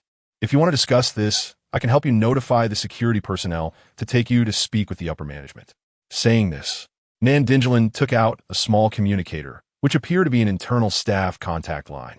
Seeing Nandinjalin prepare to press it, the slanted-eyed man immediately changed his attitude. "Who said anything about changing the rules? I was just asking." Perhaps because she had seen the slanted-eyed man's previous performance and listened to his bizarre remarks, the usually gentle Nandinjalin did not treat him well. "If there are no changes, then I will take you to your accommodations." Nandinjalin turned to the slanted-eyed man and the round-faced fat man and said, "Originally, there were 3 extra people, but now one lady has voluntarily gone to another group, leaving 2 extra. Will you 2 be responsible for sharing their food and space resources?" Upon hearing this, the previously aggressive, slanted-eyed man suddenly became mute. He exchanged glances with the round-faced fat man and decisively changed his tune. "Since the rules have been established, we are willing to abide by them. How about this? Fatty, you come with me over there, and the remaining brothers stay here. That way, each team still has 20 people." The round-faced fat man nodded in agreement, happily consenting. Then, the 2 people switched teams with a bold face, as if nothing had happened, which infuriated the woman who had just argued with them. The other side mocked, "I thought it was a brotherly bond that moved the heavens and the earth. Didn't you say you would never part ways? Originally, there were 3 more, and now there are just 2 extra. Can't you stand your own brothers?" The person with slanted eyes was somewhat embarrassed and angry, about to curse again, but unexpectedly, Nandinjalin suddenly interrupted, "You 2, go in with me first." Clearly, Nandinjalin intended to help the well-built woman. Watching these 2 top-notch individuals join another team, Zhang Qinyuan and Zhao Chenxi both breathed a sigh of relief. It was too uncomfortable to be around such people, useless and troublesome. The remaining 3 people who had been with them saw that everyone was on guard against them and hurriedly waved their hands to explain, "We were coerced by those 2, just like lackeys. We have nothing to do with them." Zhang Qinyuan shook his head. This plastic brotherhood really couldn't last more than 5 minutes. However, he still hoped that the remaining 3 were not any weirdos. Otherwise, he might really lose control. Ever since experiencing the thrill of fighting in the last world, Zhang Qinyuan seemed to have broken through himself. Soon, Nandinjalin came out of that room. However, she looked somewhat haggard, as if she were fleeing rather than just walking out. According to this order, Zhang Qinyuan's team should be the 3rd to be brought in. When Nandinjalin took the 2nd team inside, Zhao Chenxi, beside him, said with interest, "Actually, I think the environment doesn't matter. Anyway, we'll only stay for 2 days at most. Just bear with it, and it'll pass." At this point, what is there to be particular about? Zhang Qinyuan sighed. "I hope you can be this optimistic once you're inside. Why act like a prophet burdened with heavy thoughts? Don't be so desperate. In times like this, you need to be optimistic." Zhao Chenxi even tried to enlighten Zhang Qinyuan, saying that if you become pessimistic at this time, everything will seem gray. Zhang Qinyuan perfunctorily nodded. "What you said makes sense, but I don't accept it. And I think this theory might not even convince you later." "What do you mean?" Zhao Chenxi asked. Before Zhang Qinyuan could answer, Nandinjalin came out of the 2nd room, and then their team was taken into their own room. The moment the door opened, Zhang Qinyuan was almost suffocated by the foul smell before he could even see the environment inside. "What is this smell? You?" Zhao Chenxi said while dry heaving. "See, even the strongest man can't withstand this kind of olfactory attack." In such an environment, Zhang Qinyuan wisely chose to remain silent. Even so, just thinking that every breath he took might contain some foul-smelling molecules made him feel unwell. Zhang Qinyuan tried to breathe only through his nose and not his mouth, but that was just a temporary fix. Nandinjalin maintained her last bit of professionalism and introduced, "This is the room you will be staying in next. I have received notification from the organization's upper management that you will be spending 2 days and 2 nights here. If all goes well, someone will come to pick you up the night after tomorrow and assign you to another place. 2 days and 2 nights? Someone exclaimed, clearly very dissatisfied. Nandinglin nodded. The previous batch of people has not yet been arranged, and vehicles and personnel need to be coordinated. Now Zhang Qinyuan finally began to recover somewhat from the awful smell. He raised his eyes to survey the surroundings. This room was truly one where you could see the whole picture at a glance. For the first time, Zhang Qinyuan deeply understood the idiom of bare room with nothing in it. This room was a perfect illustration of that phrase. Where do we sleep? No beds? Finally, someone asked this crucial question, seemingly worried that Nandinglin would think their request was too high. After asking, the person even added, even a wooden plank would do. Nandinglin shook her head. The meaning was clear without further explanation. The room was very empty. Aside from the 6 walls, front, back, left, right, up, and down, there was nothing else. And the floor was dirty and damp. Asking for a wooden plank was really not an excessive demand, nor was it being overly delicate, considering that not everyone could lie down after stepping in dirt. Is this a bathroom? Someone asked with a trembling voice, clearly having ventured into the room. Zhang Qinyuan looked at the small door of the bathroom, and even though he had the urge to use it, he had no desire to get closer. Instead, he felt a strong sense of aversion. He didn't want to look. He didn't want to throw up his stomach acid. My personal suggestion is for everyone to try to separate. Men on the left, women on the right, Nandinglin suggested. Zhang Qinyuan nodded. It was indeed a simple and crude separation, one left, one right.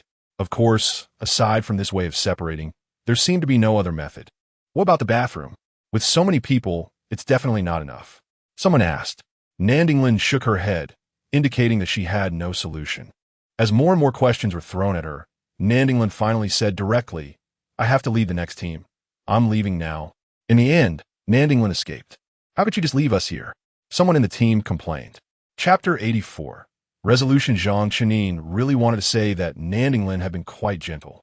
To be honest, this surprised Zhang Qinyuan himself, as the staff he had seen in news reports were more like the person who brought them here at the time.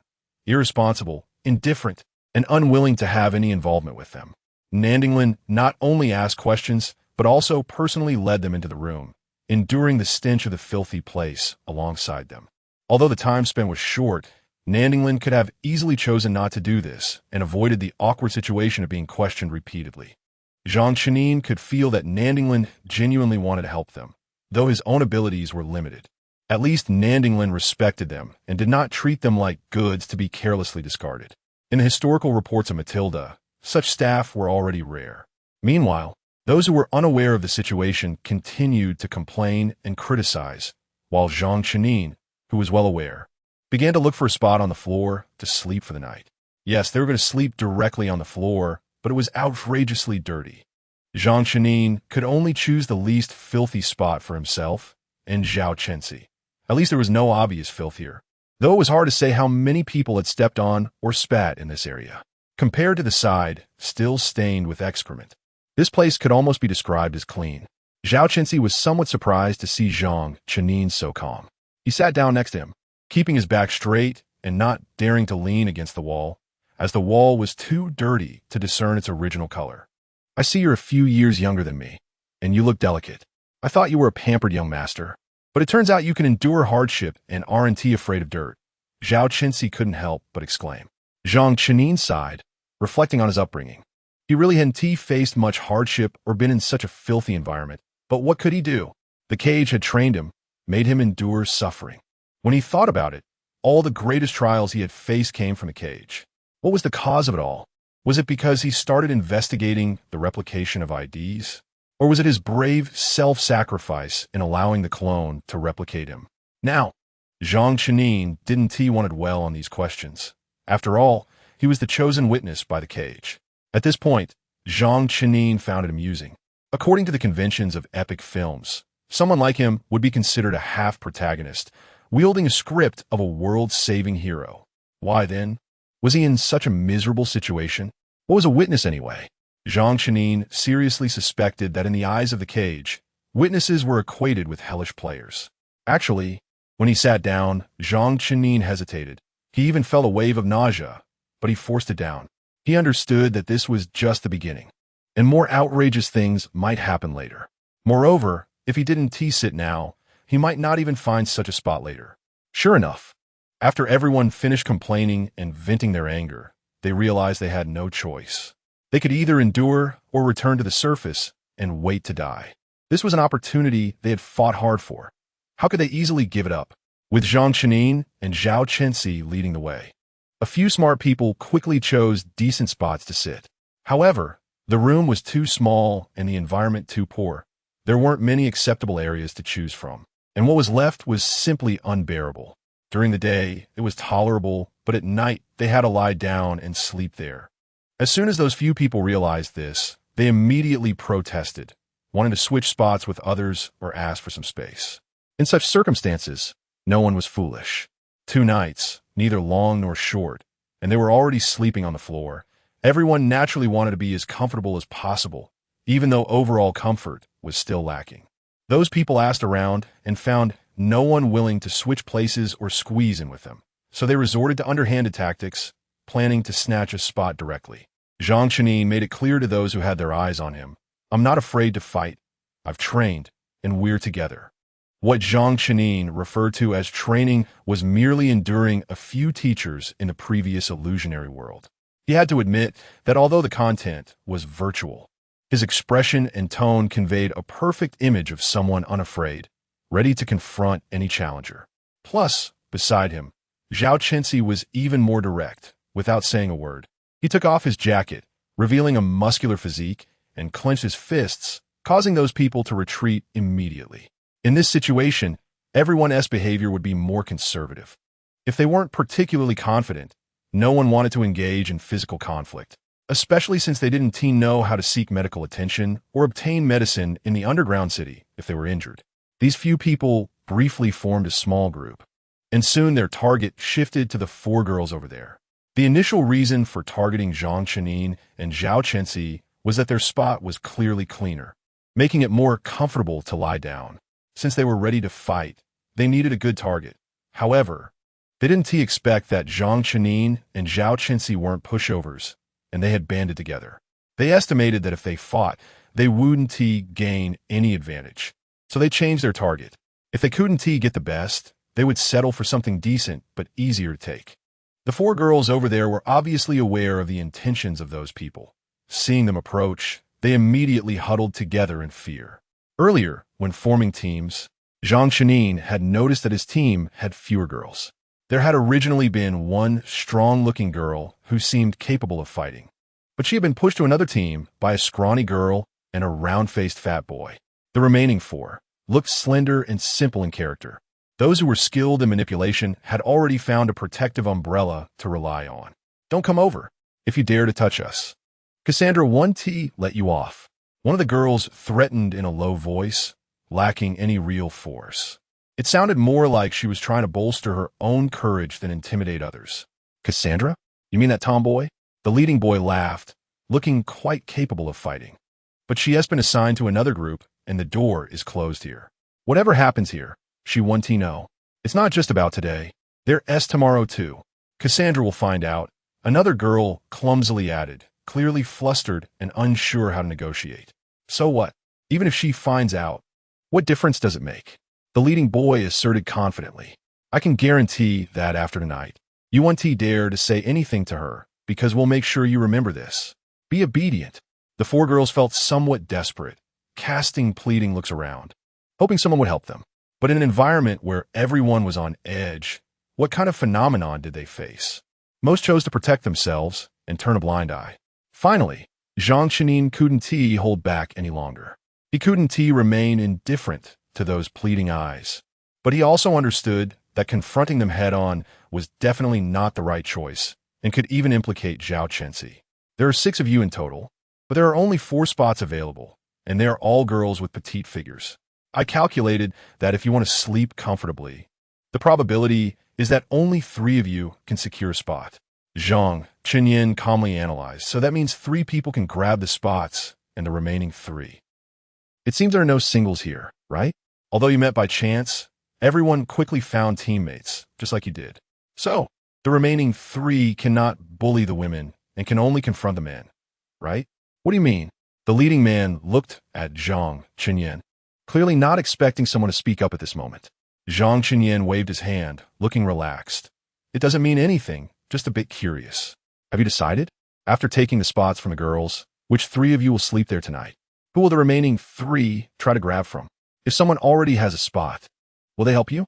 Of course, if you already know each other and are good brothers, working together as one, then just pretend I didn't say anything.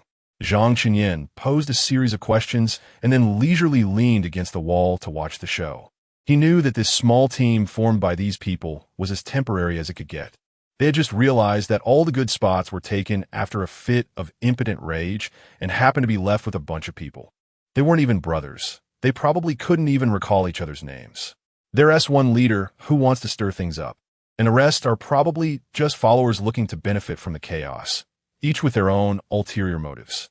If they confront those girls, they would certainly win. But what happens afterward? How will the resources be distributed? The one who looks like the leader now may seem authoritative, but when it comes to resource allocation, how many will actually listen to him? How many are willing to listen to him? Zhao Qinsi quietly gave Zhang Chenyan a thumbs up. He had initially planned to intervene, but his thoughts were much simpler, just fight. Of course, this premise relied on him believing Zhang Chenyan's words and recognizing him as someone skilled. Now that Zhang Chenyan said this, the already fragile little group over there instantly showed signs of cracking. In Zhang Chenyan's view, their small organization was like a pile of sand. It wouldn't even need wind to scatter. Just a few steps would do. Don't stir trouble. Are you really thinking of being a hero at this moment? The leading man surely knew Zhang Chenyan's intentions and directly started cursing. Zhang Chenyan shrugged indifferently. It's just a kind suggestion. Generally, it's best to say the unpleasant things up front. This way, no one ends up working hard for nothing, ultimately coming up empty-handed. Zhang Chenyan's words were clearly directed at the others. Those people were initially looking to ride along and share some benefits, and after pondering this, they started to hesitate. Don't worry, just grab these 4 first. Once we handle them, we'll help you grab the others. The leading man spoke up. Isn't it just fighting?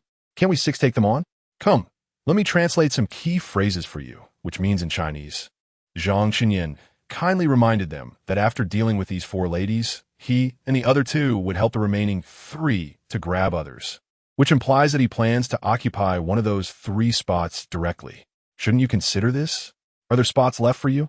Seeing that the leading man was about to get angry, Zhang Chenyan quickly added, Of course, I believe he will keep his promise, and I trust the brotherhood between you. But I really do not recommend conflict. After all, seeking medical treatment in the underground city requires spending merit points, which is a form of currency. We, the lucky ones randomly brought here from above, have no initial merit points, meaning we have no initial funds for treatment. If we get hurt, there's no way out but to wait for death, as that is the rule of the underground city. The leading man, how do you know so much? Zhao Qinsi, how do you know so much? The 2 asked in unison, and the other people around also cast curious glances at Zhang Chenyan. I used to tutor a student. Their family was among the first to come to the underground city and has lived here for a long time. They are quite familiar with the rules here. That student had a good relationship with me. Although he couldn't help me get a spot, he did tell me some things about this place, thinking it might help if I were randomly brought in. Fortunately, I indeed got randomly brought in.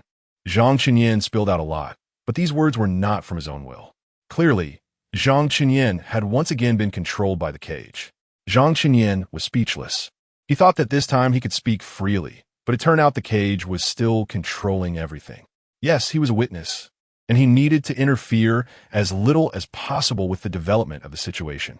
Tutoring rich kids? I never expected to end up like us. The leading man sneered. In response, Zhang Chenyan was not angry at all. Yes, sometimes knowledge is not power, but at certain times, the mind can indeed play a role. By the way, I said all this just to prove that I wasn't talking nonsense earlier. Do you want to fight or not? You choose. Chapter 85. The scream after listening to Zhang Chenyan's words. Apart from the leader who was still desperately holding on, the others were somewhat shaken. It was a newly formed team, and there was no trust among them. In such circumstances, those who prey on the weak have questionable morals. Given all this, the gaps between them were evident. In contrast, the 4 girls over there surprisingly shed their previous fear. While the group across could not unite, they could. Now, the 4 of them were like grasshoppers tied to the same string. Together they were barely manageable. but if separated, they would be more easily bullied. With Zhang Qinyuan's righteous words, they also realized that not everyone around them was so indifferent, which gave them a bit more courage. Comparatively, isn't that side cleaner? Just enough space for one person to lie down, but who knows it will be quick enough. One of the girls spoke up. Yes, aren't we also fighting for it? In a place like this, it's first come, first served. If you're slow, someone else will take it. Another girl immediately chimed in after hearing this. Sure enough, as they finished speaking, one of the 6-member team was tempted and immediately ran over to claim a spot. This piece of ground was really not clean, but there was no clean place here. What was considered clean depended on comparison. The spot Zhang Qinyuan and Zhao Chenxi had previously found was like this, and now this boy's sitting spot was the same. Once one person left the group, the others also started to have ideas. You bastard. The leader was instantly furious, about to make a move, but he looked around and clearly saw that no one was willing to help him. Normally, it wouldn't matter if a fight broke out. The odds were 50-50 anyway. But now it was different. According to Zhang Qinyuan, getting injured and needing treatment would be very troublesome. And they didn't have a single point of merit value to use as currency. It had been tough to get to this point, and everyone cherished their lives more than ever. No one wanted to make unnecessary sacrifices. The fist that was extended stopped in midair, and the man forcibly retracted it. Seeing this, the others each found a place to sit down, ultimately leaving the dirtiest and worst spot for the leader. Zhang Qinyuan calculated the time. From the establishment of authority to its breakdown, the whole process took less than 20 minutes. In the past, such a situation would have been impossible, and this matter wouldn't have been resolved so easily. At best, it would have ended in a fight. At worst, it could have led to fatalities. But now, the environment was different, and the situation was different, leading to a different outcome. Seeing this scene, Zhao Chenxi beside him obviously breathed a sigh of relief. No one wanted to cause a conflict, and neither did Zhao Chenxi. This had nothing to do with strength or weakness. It was simply that humans, as animals, know how to seek benefits and avoid harm. The room was not large to begin with, and after the earlier incident, the atmosphere inside was terrifyingly oppressive, as if it were a powder keg ready to explode at any moment. Zhang Qinyuan understood that while the earlier matter seemed to be peacefully resolved, it had still set a bad precedent, causing everyone's vigilance to rise exponentially. This was unavoidable.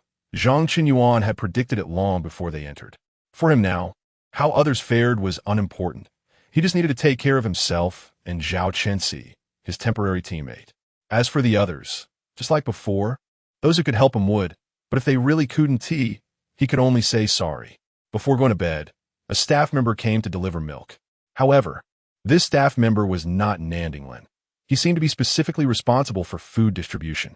He delivered the meal by simply dropping it at the door and then knocking, without any communication with the people inside the room. When they went out, the staff member had already turned to leave. Fortunately, there were exactly 20 boxes of milk, and nothing strange happened. Now everyone was both hungry and tired. Zhang Qinyuan really didn't want to face any unexpected situations. With a total of 20 boxes, there was no issue of competition. It was just who got it first and who got it later. Everyone maintained their dignity and didn't take more than their share. Of course, it was also possible that Zhang Qinyuan's earlier words were still having an effect, as it would be too unwise to cause a conflict over a box of milk. Zhang Qinyuan and Zhao Chenxi were not in a hurry. They waited at the end of the line to get their share of milk. In fact, Zhang Qinyuan didn't particularly like milk, but the hunger in his stomach was constantly reminding him. At this moment, he finally believed Xiehan's words that there was no such thing as likes or dislikes when you were hungry. Zhang Qinyuan was extremely hungry. The milk he usually wouldn't want to see now tasted like a delicacy in his mouth. However, the awkward part was that after finishing the milk, the feeling of hunger didn't improve much. Instead, it became even stronger. Zhang Qinyuan looked over at Zhao Chenxi, who also had a worried expression. What do you think we'll eat tomorrow? Milk is probably a luxury now. Zhang Qinyuan nodded. When the people on the ground migrated underground, he hadn't been born yet. He was still in Xiehan's belly. In the years that followed, due to his young age, he didn't have many memories, but he had studied history and knew the general timeline of events during that period. Some domesticated animals and uninfected animals were brought to the underground city during the migration, but there weren't many. Currently, being able to provide milk per capita was already good. Zhang Qinyuan said sincerely. Life in the early days of the underground city was very difficult, and it was until several years later, with the recovery of various aspects, that things began to improve. That's why I'm worried about tomorrow. Zhao Qinsi sighed and frankly said, I haven't had a full meal in a long time. We stood in line for so long, it's cold above, and the consumption is already high. Now it feels like we're about to starve to death. Although Zhang Qinyuan didn't know much about the original owner of this body, according to Zhao Qinsi, the original owner's situation should be similar to hers. Otherwise, Zhang Qinyuan wouldn't feel so hungry. That box of milk had awakened the hunger within him. Let us hold on a little longer, Zhang Qinyuan said. He knew very well that these people had to endure from the moment they stepped into the underground city. For some of them, every day thereafter would require patience. Zhao Qinsi lowered her voice and leaned closer to Zhang Qinyuan. I'm mainly worried about what might happen next. If we don't even have the strength, we'll really just be bullied in a fight. Zhang Qinyuan certainly understood Zhao Qinsi's meaning, but he was somewhat optimistic about this. I noticed that there's someone with a talent for stirring trouble on our side, and that's the one who just led the charge for the position. Apart from him, the others seem all right. At most, they have that thought, but they probably don't have guts. Besides, if we don't have strength, do they have strength? Everyone is the same. Zhao Qinsi looked at Zhang Qinyuan and smiled. You have quite a knack for reading people. Zhang Qinyuan smiled back, but didn't say anything. He was very aware of his personality, warm on the outside, cold on the inside. Most of the time, he was friendly and wouldn't take the initiative to create conflicts or stir trouble. His colleagues thought he had a good temper and was mild-mannered. But only he knew that he wasn't like that at all. He didn't like socializing. Compared to communicating with people, he preferred quietly observing and thinking. Because of his personality, Xiahan had once worried for a long time, always feeling that Zhang Qinyuan was overly mature due to a lack of paternal love. Regarding his mature personality, Zhang Qinyuan admits it, but he doesn't think it's due to a lack of paternal love. After all, Xiahan has given him enough love, and he understands his parents' choices, being grateful for his father's sacrifices. He doesn't want Xiahan to feel guilty about it anymore. Moreover, he believes that part of his personality is innate and has nothing to do with emotional upbringing. In Zhang Qinyuan's eyes, rather than seeing it as a flaw, it feels more like a gift. He has always been good at reading people since childhood and is particularly sensitive to people and things, which has also helped him handle interpersonal relationships more calmly later on. After finishing the milk, it was time to sleep. During this time, everyone inevitably had some unpleasantness due to bathroom issues. With only one dirty and poor restroom for 20 people, it was clear it wouldn't be enough. Those who were self-aware tried to shorten their time, but there were also those who needed to be urged. Of course, there were also those who intentionally caused trouble, just letting it go wherever they were. In the past, such behavior would have drawn condemnation for being immoral and uncivilized, but now, what exactly are the definitions of morality and civilization? Has the standard of morality and civilization changed in such an environment? The whole house was already filled with a foul smell, which didn't really matter anymore, and those causing the mess were also suffering the consequences of their own actions. At that moment, Zhang Qinyuan felt as if he was being raised in a pigsty, his past dignity completely crushed and thrown into the nearby disgusting toilet. There was no one to clean, and probably no one would want to. They were the lucky ones, chosen from the abandoned ones. As time went on, people gradually quieted down. Some were too tired to care and fell asleep directly, while others couldn't stand it and tossed and turned. Zhang Qinyuan naturally belonged to the latter group. Unable to sleep due to the unpleasant smell, the humiliation of having no dignity, and worries about tomorrow. Xiahan had taken good care of him over the years. He never thought he would face such situations, and being a person who tends to overthink, he just couldn't fall asleep. On the other hand, Zhao Qinsi seemed to have fallen asleep almost immediately, even snoring lightly. Zhang Qinyuan envied Zhao Qinsi at that moment. But sleeping was not something he could simply do whenever he wanted. In the later part of the night, Zhang Qinyuan finally began to feel sleepy. But before he could drift off, a commotion suddenly woke him up. The noise was not coming from their side, but from the hallway. It seemed something was wrong in the next room. Zhang Chenin rubbed his temples, feeling a headache. He had been restless, knowing that such an environment could easily lead to incidents. He hadn't expected the issue to arise elsewhere instead of on their side. He thought he could at least get through tonight, but it seemed he was too optimistic. Zhang Chenin had no intention of getting involved. His capabilities were limited, and he was not a savior, nor did he have a martyr's heart. However, with all the noise, any sleepiness he had just gained vanished. So he simply closed his eyes and pretended to doze off. Unexpectedly, the noise grew louder, mixed with women's screams and cries. Not only Zhang Chenin, but even Zhao Chenxi, who usually slept deeply, was forcefully awakened. "What is going on?" Zhao Chenxi asked, rubbing her eyes. At this moment, almost everyone in the room was awake, looking at each other, able to roughly guess what was happening outside, but no one dared to open the door to check. It was likely a conflict, but they couldn't understand why no one had intervened yet. Zhang Chenin spoke up. "Didn't T. Nandinglan say there would be security personnel? Are they just letting this escalate? Did you see any security personnel when we almost got into a fight today?" Zhao Chenxi retorted, "Besides, with so many people and such high mobility, they're hard to manage. Of course, I doubt they want to intervene." Zhang Chenin sighed. Yes, they certainly wouldn't intervene. If they did, there wouldn't be the reports he had seen later. The noise outside grew louder, and the people inside sat up, whispering and discussing quietly. "Cassandra, stop it. You all stop. Don't fight. Please don't fight. Stop. I'm begging you. Security. Where are the security personnel? Can someone intervene?" The woman's scream came through, her voice hoarse. Yet she still didn't stop. "This doesn't seem right," Zhao Chenxi remarked. Zhang Chenin clenched his fists, feeling an increasing sense of unease. "You heard it. She called Cassandra's name." A girl spoke up, seeking confirmation from those nearby. "She is calling Cassandra, right?" "Yes, I heard it too. It's Cassandra. It's Cassandra." Another girl nodded in agreement. Immediately, the two girls got up without hesitation and rushed out, opening the tightly closed door. While the other two girls hesitated, their expressions conflicted. "What are you doing? Who told you to open the door?" The people inside were angry. Clearly, not everyone was willing to get involved in such matters. They feared being implicated and worried about their own interests. The two girls at the door, however, paid no mind, and just as they were about to go out, they said to the two girls inside, "Cassandra saved us. If you remember that, come with us. Maybe we can help."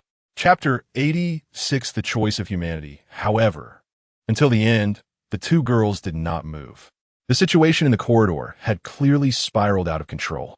Unlike before, Zhang Chenyang no longer had the opportunity to use any small schemes to buffer things before they worsened. Outside, it had reached the point of physical confrontation. When emotions erupted completely, people would lose their rationality. At such times, they were unlikely to listen to anything, only wanting to resolve the situation with violence. The door to the room had been opened, and someone, unable to contain their curiosity, cautiously leaned toward the doorway to look, yet they never dared to step outside, maintaining a very delicate distance. Curiosity is a strange thing, and is something most humans cannot resist. With the first person, there came a second, and more people gathered to look, but throughout it all, no one else dared to go out like the previous two girls. Zhang Chenyang did not want to watch the commotion. If he hadn't seen the reports about Matilda, he might have been driven by curiosity to ask the people standing at the door what was happening. But having seen those reports and formed guesses, he was even less inclined to face it. "That girl, I have a good impression of her." Zhao Chenxi, sitting beside Zhang Chenyang, suddenly spoke up. "Cassandra?" Zhang Chenyang confirmed. "Yes, she is very brave, but she is in the same room as those two, which always makes me a bit worried." Zhao Chenxi sighed, her tone somewhat regretful. Zhang Chenyang understood Zhao Chenxi's meaning, as it was also his concern. The screams and wails in the corridor continued, with no security personnel appearing, only escalating fighting. The expressions of those standing at the door were not good, and Zhang Chenyang overheard a few quiet discussions. "They are too ruthless. This will end in casualties. Those two. We said not to meddle. That S called loyalty. Didn't you hear? This girl, named Cassandra, seems to have saved them." "Yes, she saved all four of them. Yet now only two are willing to stand up for her, the other two." The discussion abruptly ceased, and everyone at the door turned their gaze toward the two girls huddled in the corner. Following their gaze, Zhang Qinyang saw the two girls had already cried until they were in tears, burying their faces in their arms, covering their ears, unwilling to listen, unwilling to look, and unwilling to face the reality. They had made a decision that would bring them pain and guilt, yet they would not change it, because the motivation behind this decision was their instinct for survival. Zhang Qinyang felt regret for Cassandra, but that was all, because in the same situation, he could not guarantee that he would be able to rush out without hesitation. He was a rational person. He admired the two girls who dashed out recklessly, but he could also understand the choice of the two girls who chose to escape. That girl seems to have stopped moving. Someone gasped, and everyone's attention was drawn back to the corridor. Zhang Qinyang could tell that the speaker initially wanted to say that the girl was dead, but at the last moment, they phrased it more delicately. "Oh my God, have the security personnel here died? Yes, they have gone mad. They are completely insane. If this continues, the situation will be completely out of control. In fact, it was already out of control. I can't bear to look. It's too terrifying. It shouldn't be like this. It shouldn't be like this. They are not even human. Beasts. Animals. So cruel." The screams and shouts outside gradually weakened.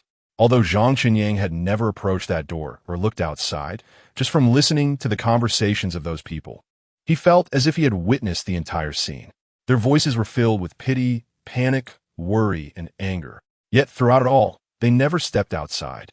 Standing inside the door, watching, discussing, cursing, but never stepping outside. When the tears fell, Zhang Qinyang did not know why he was crying. He could only feel the wetness on his face, but he could not find the source of the tears. Why did he have to cry? He was just a coward hiding in the room. Had he done anything? He had done nothing. But precisely because he had done nothing, he felt he had no right to express any emotions. He had no right to criticize those people, as he was not fundamentally different from them. He also had no right to feel sad for Cassandra and the two girls who rushed out, because such sadness seemed like a joke. The noise outside had completely disappeared, and the corridor fell silent. The expressions of those watching at the door varied. Some were crying uncontrollably, some were calm and indifferent, and others looked bored, already preparing to go back to sleep. The people at the door gradually dispersed, and the crowded entrance once again became spacious. The two girls who had been huddled in the corner finally could not help but support each other to stand up, with swollen eyes, walking toward the door. Zhang Qinyang hesitated for a moment and also tried to stand up. But whether it was due to not having eaten for too long or because of overwhelming emotions, he felt a sudden weakness as he stood, almost falling back down. Fortunately, Zhao Chenxi pulled him back, preventing him from feeling too embarrassed. "Go take a look," Zhao Chenxi said in a low voice. Zhang Qinyang nodded and followed Zhao Chenxi toward the door. When Zhang Qinyang and Zhao Chenxi arrived, the staff had just arrived as well. They stood at the door, watching as the staff took a black bag to put the body and some remains inside. Their expressions were indifferent, and their movements were skilled, as if they were merely disposing of some useless garbage. As for the bloodstains remaining on the walls and floor, they had no intention of cleaning them up. For them, doing these things might be equivalent to wasting time. As the staff carried the black bag past the doorway, where Zhang Qinyang and the others were standing, the two girls leaning against the door finally couldn't help but cry out loud, but the staff didn't even pause for a moment. They had long since become accustomed to it, or perhaps they had seen too much. Zhang Qinyang stood in place, paying his respects. He stood there for a long time, with Zhao Chenxi standing beside him, equally sorrowful. Time passed without Zhang Qinyang knowing how long it had been.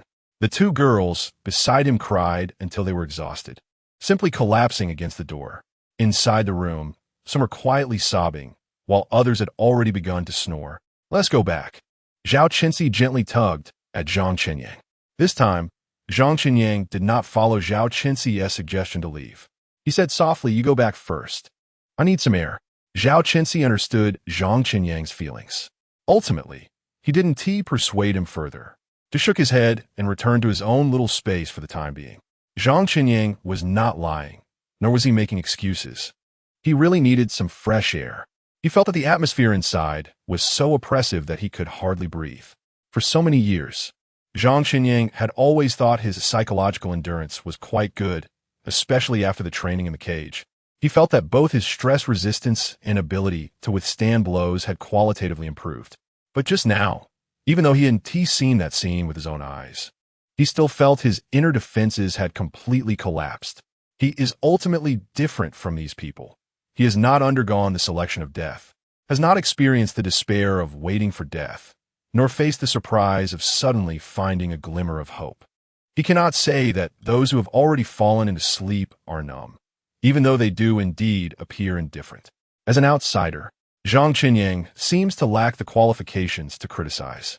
Humanity has experienced too much joy and sorrow in a short time, perhaps resulting in the loss of some or all ability to empathize or feel compassion. The corridor is empty.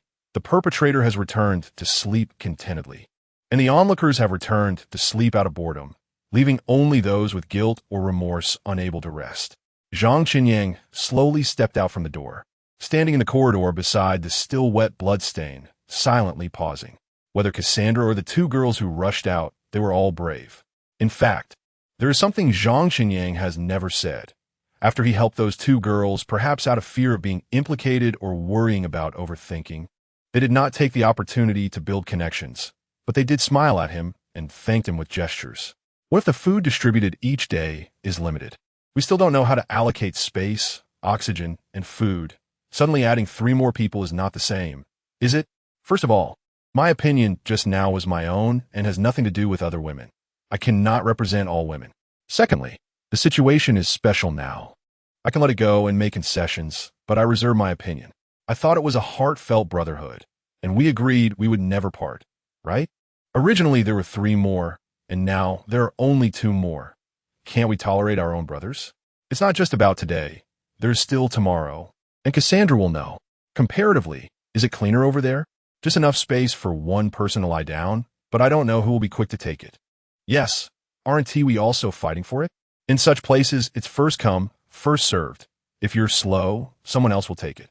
Strictly speaking, the interaction they had with Zhang Qinyang only consisted of these few words.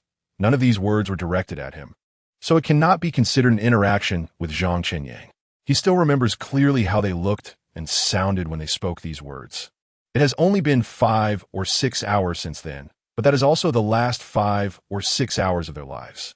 They were brave and once vibrant. Zhang Qinyang does not know what happened in the room next door, why Cassandra clashed with others, or how things escalated to this point, but the specific reasons seem to have become unimportant.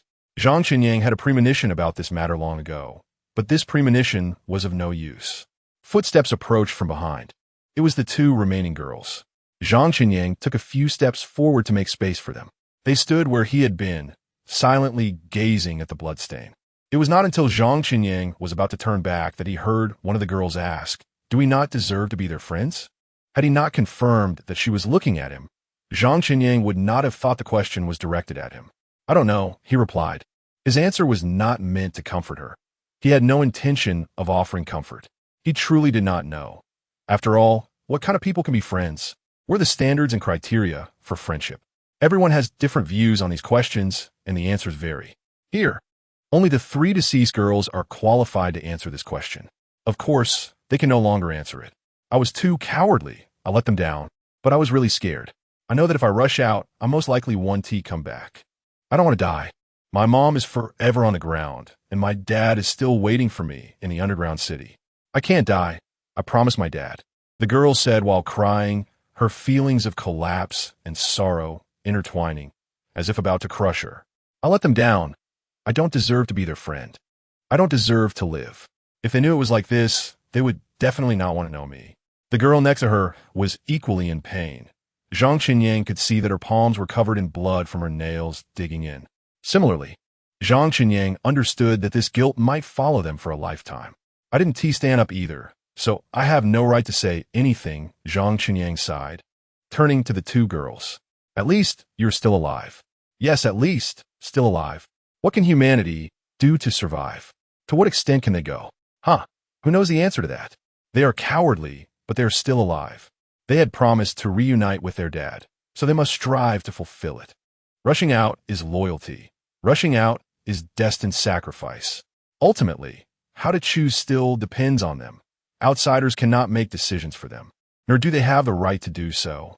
After all, their lives are their own. Zhang Qinyang returned to the room. his footsteps light as he returned to his spot. He slowly lay down, and before he could close his eyes, he heard Zhao Qinci beside him softly say, "Sleep." Just those simple 2 words made Zhang Qinyang feel cared for. Zhao Qinci must be a very good father. In that moment, Zhang Qinyang had only this thought in his heart.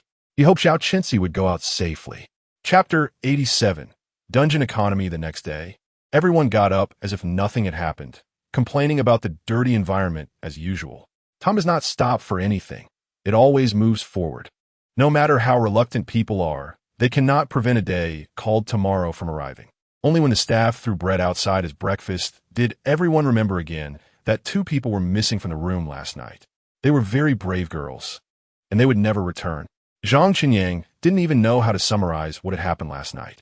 At least after that incident, he noticed that the people in his room had calmed down quite a bit, especially the man who had tried to stir up trouble yesterday.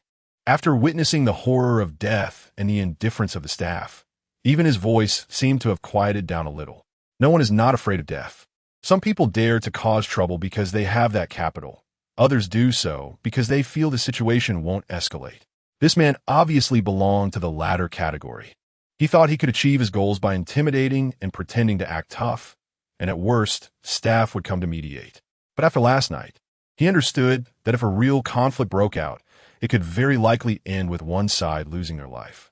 Zhang Qinyang and Zhao Qinci had a bit of deterrent power in this room.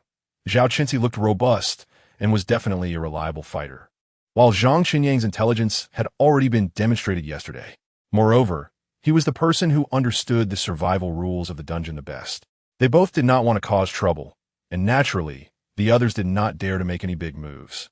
Of course, while there were no major actions, small ones continued. The positions of the 2 sacrificed girls were quickly occupied by others. The newcomers were clever. Instead of one person trying to take over, several people gradually encroached until they completely divided the space. The remaining 2 girls were timid by nature and did not dare to say much. Zhang Qinyang saw it, and so did Zhao Qinci, but neither of them said anything. There was nothing to say and nothing to do. The positions were meant to be occupied. In a place like Matilda, these survivors did not need to engage in any rituals or formalities. Those who left had already left, and those who remained naturally had to live well. Breakfast consisted of 18 pieces of bread, 1 for each person, with not a single piece extra. As for water, there was some in the restroom, not clean, but probably wouldn't kill them if they drank it for a day or 2. To be frank, eating in such an environment was a torment, but when people are hungry, they don't care much about details. Surprisingly, no one complained during the meal. Everyone focused on shoving food into their mouths. Only after forcing down all the food did someone mutter under their breath, "This is not a life for humans." What does it mean to live like a human? Although it had been less than 24 hours since they arrived here, Zhang Qinyang felt as if he had already forgotten what a life worth living was. This was how Matilda operated. If you can accept it, you survive. If not, you resign yourself to being eliminated. Matilda does not reason, nor is there any reasoning to be had. If you want to live, you must accept and adapt. Zhang Qinyang had once found the experiences in the so-called paradise of the cage terrifying. The physical torment and the feeling of near death had caused him to break down at times. But compared to now, he felt that was nothing. He suddenly recalled the last virtual world the cage had taken him to. At that time, he was merely an administrator. He had been curious as to why most of the so-called rules were established at seemingly random times. Now, he somewhat understood that humans are often very stubborn creatures. They have their own set of rules that are usually not broken. However, human stubbornness is also adaptable when it comes to life and death. The will to survive makes people very compliant. What they once could not accept now becomes acceptable. What they once could not adapt to now becomes adaptable. The cage had long realized this and had established this fact. His experiments were likely conducted much earlier than he discovered. However, those who were experimented on quickly adapted and accepted the situation. "What do we do now?" Zhao Qinci asked. "Wait," Zhang Qinyang replied succinctly. This life was boring and uninteresting, but it was currently the best outcome Zhang Qinyang could imagine. At least they could safely wait, and if they endured these 2 days, things might take a turn for the better. At noon, it was the usual 1 piece of bread, neither more nor less. Zhang Qinyang felt that even feeding a cat would exceed this amount, as the bread was indeed pitifully small. Moreover, the bread was insubstantial, with a firm squeeze. It was just a little ball, hardly weighing anything. Zhao Chenxi quickly finished her piece of bread and, feeling nauseous, took a sip of water before complaining to Zhang Qinyang. Is this considered abuse? They gave you food. Is that still abuse? Zhang Qinyang sighed. The dungeon is a place that strictly demands a proportional relationship between contribution and reward. Think about it. What have you contributed to the dungeon? Zhao Chenxi fell silent. She had just arrived. What could she have contributed? You haven't, and neither has anyone here, Zhang Qinyang answered himself. In our case, with nothing contributed. The dungeon has provided us with food and water, as well as this dirty and cramped living space. Do we have a right to complain? Faced with Zhang Qinyang's question, Zhao Chenxi was silent. Indeed, their lives were a fluke, and what Zhang Qinyang said seemed reasonable, but she still felt something was off. You know, your tone just now sounded like someone who has lived in the dungeon for over a decade, Zhao Chenxi said softly. Zhang Qinyang was slightly taken aback. Zhao Chenxi was right. He indeed was someone who had lived in the dungeon for over a decade. Over the years, he had become accustomed to the dungeon's rules and did not see any problem with them. To him, these rules were a part of his life and thought process, not needing to be emphasized or focused on. But the others here were not like that. They were used to the rules of the surface world. Although humans living in the dungeon and those on the surface belonged to the same species, there were clear differences in living conditions and thought processes. Can you tell us more about the dungeon? Someone suddenly asked, their voice soft and cautious, as if testing the waters. Just share what you know. If it's not convenient, that's fine. No offense intended. I'm just worried that other places here are like Matilda. There was no need to say much. Everyone had a terrible impression of Matilda. If they had to live in such an environment every day, even surviving would be a torment. With one person asking, others turned their curious gazes toward Zhang Qinyang. In a strange environment, even if they couldn't do anything for the time being, gaining more information would provide a sense of security. Zhang Qinyang understood this and was willing to share. Listening to stories is certainly better than fighting, right? Other places are different from Matilda, but it also depends on where you go next. Zhang Qinyang's words were quite conservative. In the dungeon, merit points are an essential existence. The way to earn merit points is through contributions, whether it be mental labor or physical labor, as long as you can bring value to the dungeon. You will gain merit points. With these merit points, you can solve your needs for food, medical care, and daily living by consuming them. As I mentioned yesterday, our initial merit points are 0, so every meal they provide us is a gift, and we have no right to demand more. However, if we have merit points, we can use them to purchase food, eat what we want, and stay in better rooms. Can merit points be transferred? Someone suddenly asked. Zhang Qinyang nodded. Of course. In a narrow sense, you can think of it as a form of currency, and tradability is one of its essential characteristics. So, if that person is willing, he can transfer his merit points to me, and I can use them normally? The man who attempted to cause trouble yesterday suddenly asked. How could Zhang Qinyang not know what this person was thinking? He straightforwardly replied, in the dungeon, the penalties for crimes are very severe. Previously, petty theft might result in detention, but the dungeon is different. There are no resources for criminals here. The value that detained individuals can produce is far lower than on the surface, so the dungeon does not support idlers and will not allow guilty idlers to survive. Zhao Chenxi, standing nearby, naturally understood what Zhang Qinyang meant and added, don't be too calculative. If you end up losing everything, don't blame us for not valuing the friendship of these 2 days and not reminding you. The man indeed thought of some coercive methods. But after carefully listening to Zhang Qinyang and Zhao Chenxi, he immediately dismissed that idea. Zhang Qinyang's words had an element of intimidation, but they were not exaggerated. The crime rate in the dungeon is very low, mainly due to the dungeon's zero tolerance for crime. Once discovered, severe punishment is the dungeon's principle for dealing with crime, which is also why many people have the heart of a thief, but lack the courage. What about the accumulation from our past? Someone suddenly asked. What about the wealth accumulated by our parents and grandparents? How we explain that? Can it be exchanged for merit points in circulation in the dungeon? Humanity is inherently passed down through generations. Bloodline inheritance is one part, and property inheritance is another. Zhang Chenin understood what the other party wanted to know and realized that saying this might be somewhat offensive and hurtful. However, since it had come to this point, he felt that telling them the truth was no different from what life would eventually teach them. So he ultimately chose to speak honestly. Of course, past accumulation counts. But the question is, how much past accumulation is there? Does it meet the threshold of being counted? Zhang Chenin said frankly, "The Earth has fully entered an ice age, and the sacrifice rate of humanity in this disaster is about 80%. In other words, only about 20% of people were relocated to the dungeon as a seed of survival. Wealth is not simply a number. It is assessed very comprehensively, including social status, reputation, honor, and even the productive capacity for future dungeon construction. All of these are taken into account. That's why I said that, broadly speaking, merit points represent an entire economic system, which is far more than just simple money." Are you saying that only those who reach this 20% threshold have a chance to survive and be counted for merit points? Zhao Chenxi immediately understood Zhang Chenin's meaning. "Isn't that the case now?" Zhang Chenin retorted. "We are merely lucky individuals who have temporarily received fate's favor. We are an exception among that 80%.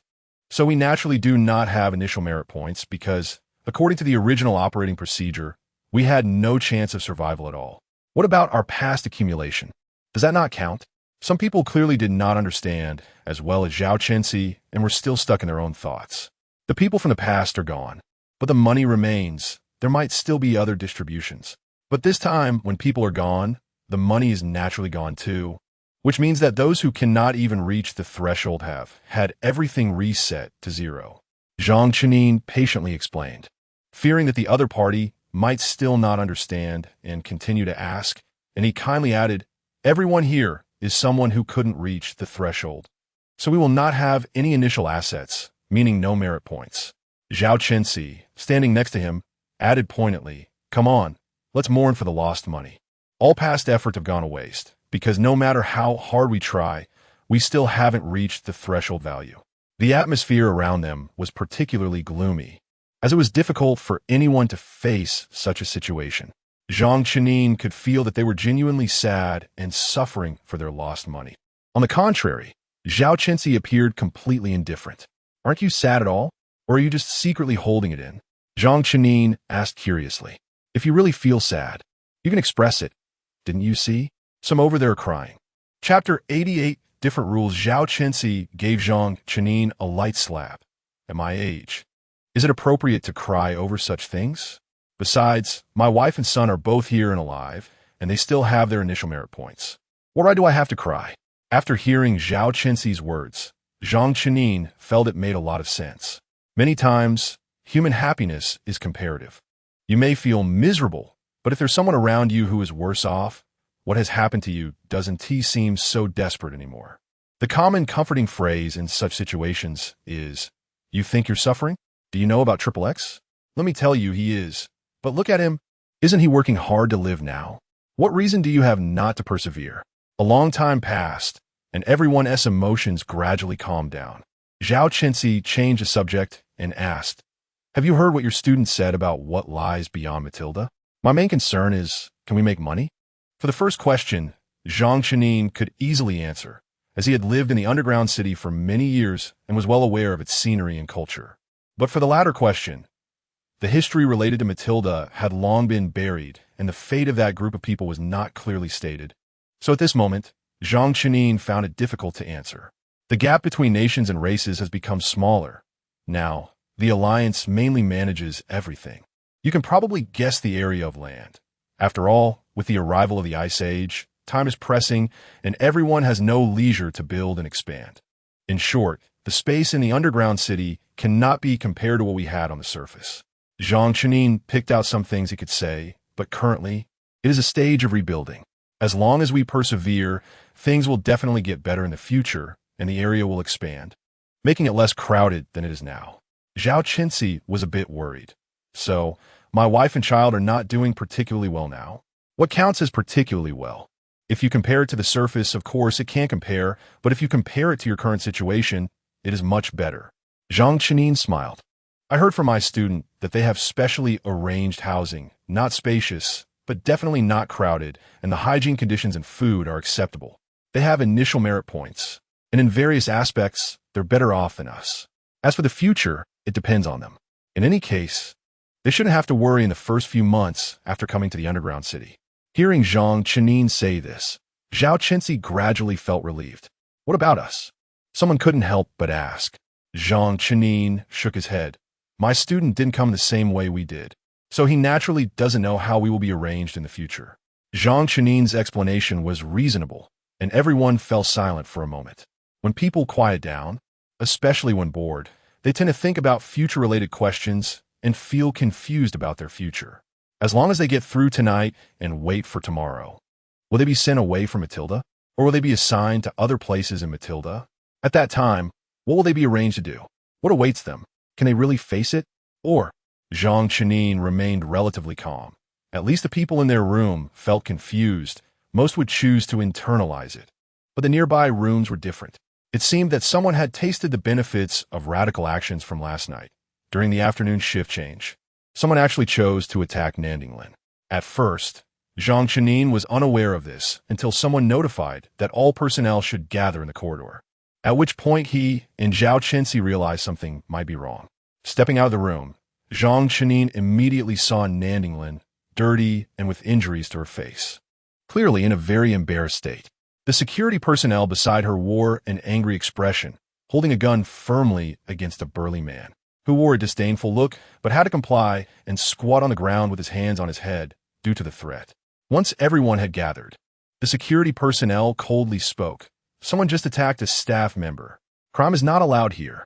This statement was particularly jarring. A crime had clearly occurred last night. So why say this now? If that was the case, then what happened last night was not a crime. Seemingly aware of what everyone was thinking, the security personnel continued. Here, everyone is protected, provided that the person is registered and is a citizen of the underground city. Hearing this, everyone suddenly understood. Nandinglin was a staff member here and a citizen of the underground city, thus protected by its laws, while Cassandra and those two girls were not, or rather, none of them were. They were the lucky ones thrown into the underground city. Though they were all human, there was a clear distinction from the citizens of the underground city. If they worked hard enough, perhaps one day they could obtain citizenship and be protected by the laws of the underground city. Of course, that was only if. Just now, a citizen of the underground city was attacked. Someone committed a crime here. The security personnel cast a cold glance at the crowd. Now, it was time for punishment. At the moment the words fell, a gunshot rang out. No one expected it to happen this way. The man with his hands on his head still wore an incredulous expression until the last moment. There was no warning, no extra words from the security personnel. They raised their hand, pulled the trigger, and holstered the gun. All the actions were swift and decisive, without any hesitation. This wasn't a threat. It was a demonstration. To show everyone the consequences of breaking the law. To make those still harboring ill thoughts think twice before acting rashly. In fact, Zhang Chenin had already observed on the way over that the burly man was likely used as a pawn by the slacker and the round-faced fat guy. He was pushed out as a test subject and bore the brunt of the consequences. In this room, everyone knew each other better and would act more cautiously. But over there it was completely different. They had tasted the sweetness and thought they wouldn't be managed, just like last night. But they also feared death and wanted to find a scapegoat to test the waters, and so the burly man was pushed out. Zhang Chenin didn't know what the two had promised him, but judging from the outcome, it was clearly not worth it. Of course, there was another question. Why did those two choose to attack Nandinglin? What were their plans behind this? Zhang Chenin could guess that their attack on Cassandra was likely aimed at eliminating rivals, establishing authority, and vying for more living space, but their attack on Nandinglin absolutely had other intentions, and these intentions were likely related to their future life in the underground city. However, regardless of their plans and thoughts, this gunshot gave them enough warning. Originally, the slacker and the round-faced fat guy had watched the scene with an air of amusement. Now, they appeared as if they were paralyzed with fear, standing still in place, motionless. The underground city was different from the surface. The rules that applied to the surface no longer applied in the underground city. These people were overly clever, always thinking they had everything under control. But in the face of power, such cleverness was tantamount to seeking death. Nandinglin, you violated the work regulations. You are not allowed to approach this area in the future. The security personnel said, then took Nandinglin away. Regarding this, Nandinglin had no objections, or rather, she didn't care from the beginning. She had completely lost the demeanor she had a day ago, and seemed to have suffered a serious blow. Zhang Chenin was somewhat puzzled about what these people had done to Nandinglin. After reading the reports, Zhang Chenin understood how rare workers like Nandinglin were. It was precisely because they were rare that he found it extremely despicable to use the kindness of others to harm them. The security personnel took Nandinglin away, and the people in the corridor exchanged glances, not daring to speak first. The corpse on the ground still had a look of unwillingness to close its eyes. It was unclear whether it was a coincidence, but the direction the corpse was facing was exactly where the sharp-eyed and the round-faced fatty stood. Go, turn him around. The sharp-eyed pushed the round-faced fatty beside him. He's dead and still scary. Can't we have some peace? I'm not going. You go. The round-faced fatty looked reluctant, clearly frightened himself. It's not me who told him to go hit that Nandinglin. It was you who said it. The sharp-eyed curled his lips, not wanting to take responsibility. I did say it, but the idea wasn't mine. The round-faced fatty was not willing to back down either. You're the one who planned it, right? You're the one who said Nandinglin wouldn't resist, right? And you're the one who signaled for the action to be taken. The sharp-eyed fell silent after a while. He threw out a sentence. Then if it really works out, you won't want to share? Who was it that said they wanted her money and her house? Who was it that said they could get a wife for free and also take everything she has? The round-faced fatty was not afraid of hearing this at all. He sneered, humph, anyway, we're all in the same boat. No one has the right to criticize anyone. Immediately after, the two ignored each other and turned their backs. In the end, it was the staff who came to collect the body that broke the silence. What are you standing there for? Go back. The staff scolded while putting the corpse into a large black bag. These people were showing off in front of the gentle Nandinglin, but when faced with such unyielding staff, they nodded and complied. After returning to their rooms, everyone else looked shaken. It's a good thing we listened to you, said the person who had initially wanted to cause trouble, still feeling apprehensive. Here, they really don't treat lives as lives. To be precise, our lives don't count. Zhao Qinsi corrected. For the underground city, we are an unnecessary part. The underground city has no obligation to help me solve troubles. In fact, from the perspective of the people in the underground city, we might represent trouble ourselves. Zhang Chenin slowly spoke. They won't care about our internal conflicts, because from their point of view, wasting a bullet for that is not worth it. But if it involves the citizens of the underground city, then they will use the simplest and most brutal methods to let us know what rules are and what the bottom line is. After hearing Zhang Chenin's words, everyone fell silent. They knew Zhang Chenin was right. Although his words were harsh, it was the truth. I am very fortunate that during this period we can coexist peacefully. As someone who has shared this brief coexistence, I advise everyone to be extremely cautious in their actions and not to be too clever. If you're unsure, it's better to be a bit cowardly and honest, but never test the waters because life is your own and often opportunities are only available once. Zhang Chenin wanted to help these people, but also understood his power was limited, and everything here was controlled by the cage. The cage wanted him to be a witness, not to change history, so all Zhang Chenin could say at this moment was this. Thank you. Zhao Qinsi patted Zhang Chenin's shoulder, clearly willing to accept this favor. The others also expressed their thanks in succession, but everyone's expressions were somewhat heavy. After all, the gap between ideals and reality was too obvious. They had originally thought that life in the underground city, while not exactly the same as on the surface, shouldn't be too different. However, given the current situation, they didn't even know how long they could survive. Some even thought that, adhering to humanitarian principles, the Alliance would not let them starve to death and would take responsibility for their lives. But just now, that gunshot shattered all illusions. The Alliance could ignore them, and the Alliance would not take responsibility. Dinner was the usual milk, not much different from yesterday. Everyone felt both tired and hungry, but having something was better than having nothing. After finishing his milk, Zhao Qinsi asked Zhang Chenin, does this mean we want to even have this in the future? Bread. Milk. Zhang Chenin nodded. In principle, that's how it is. If you want it, you have to pay, you have to prove your value, earn merit points. and then use the merit points to buy. After hearing this, Zhao Chenxi fell silent. He wasn't particularly worried about it. After all, he had a wife and child here. If he could earn merit points, that would be best. He also wanted to provide a better life for his wife and child. If not, he was very confident that his wife and child would not abandon him, and he wouldn't end up on the streets without food. Of course, this was just Zhao Chenxi's thought at the moment, and even Zhang Chenin thought the same. Chapter 89 Allocation tonight. Everyone was unusually well-behaved, not only in the room where Zhang Chenin was, but also in the other rooms. With the threat of the bullet from today, even the troublemakers like a sharp-eyed guy and the chubby round-faced man dared not act recklessly. After all, the more cunning a person is, the more they cherish their life. After the events of yesterday, everyone gradually adapted to the environment here. Although it still felt very uncomfortable, it was clear that no one would complain about the environment anymore.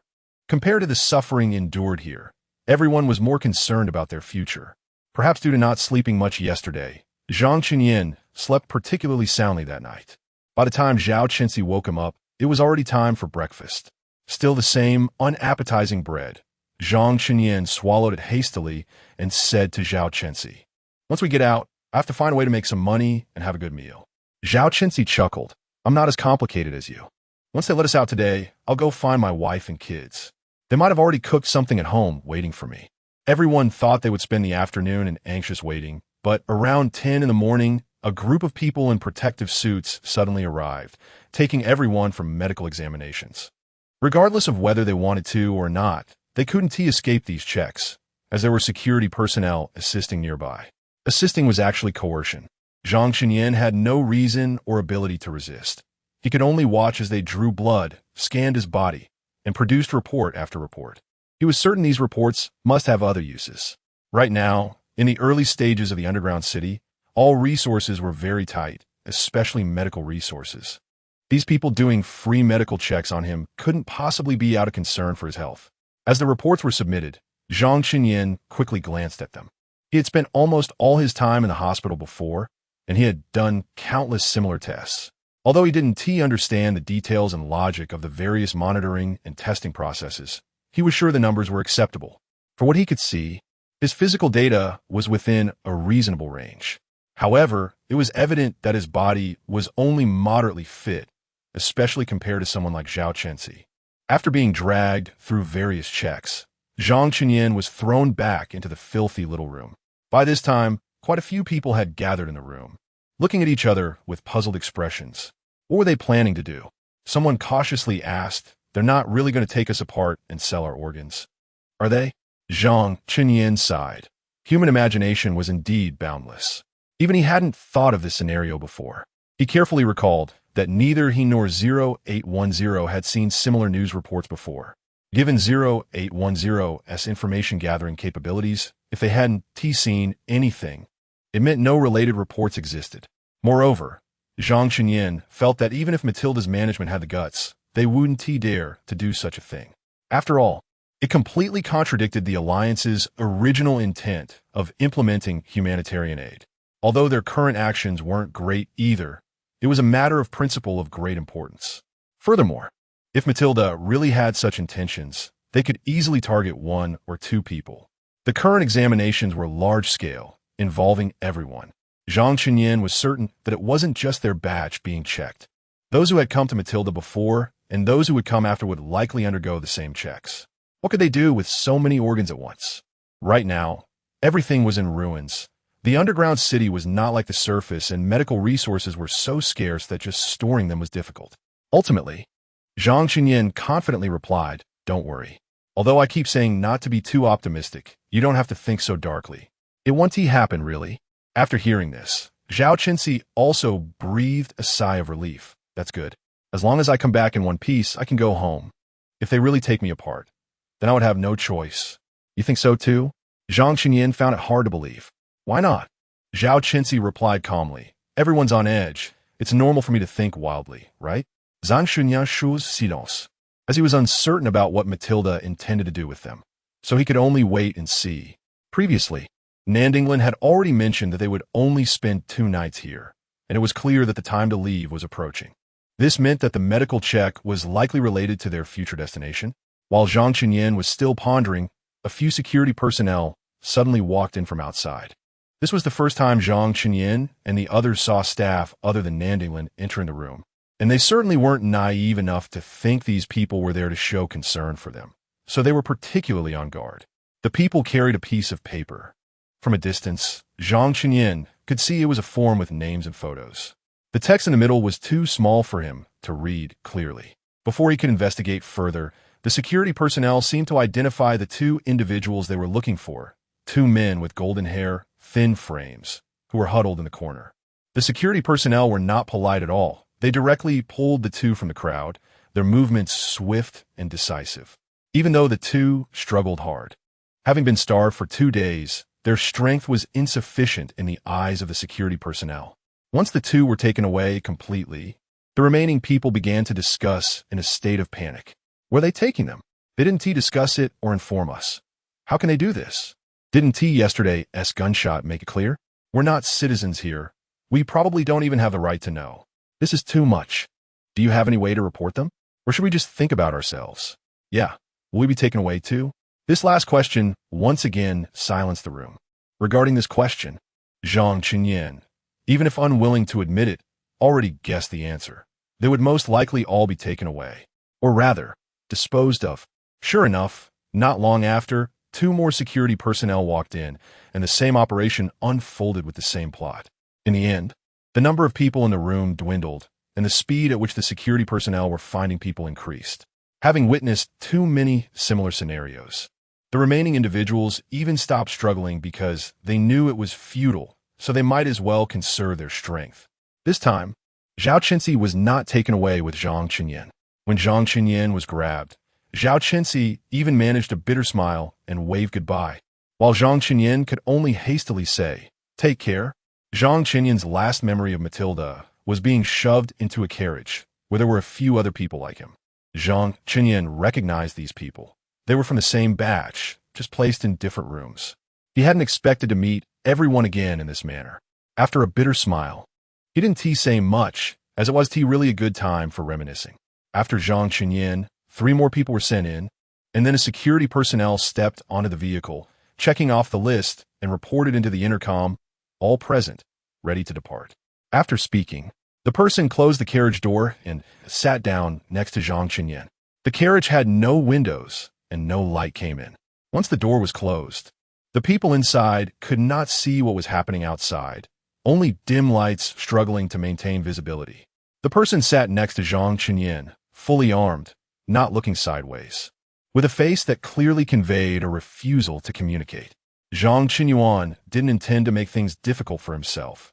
He quietly sat there, waiting for the mystery to be revealed. The others were not as calm as Zhang Qinyan.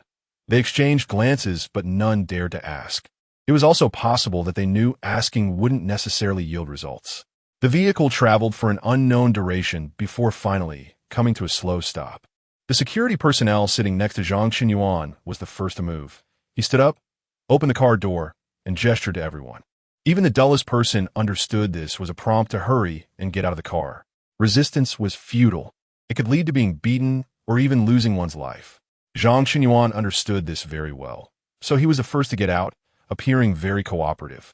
However, what surprised Zhang Qinyan was that in front of him stood not some black factory or dilapidated building, but a very new building.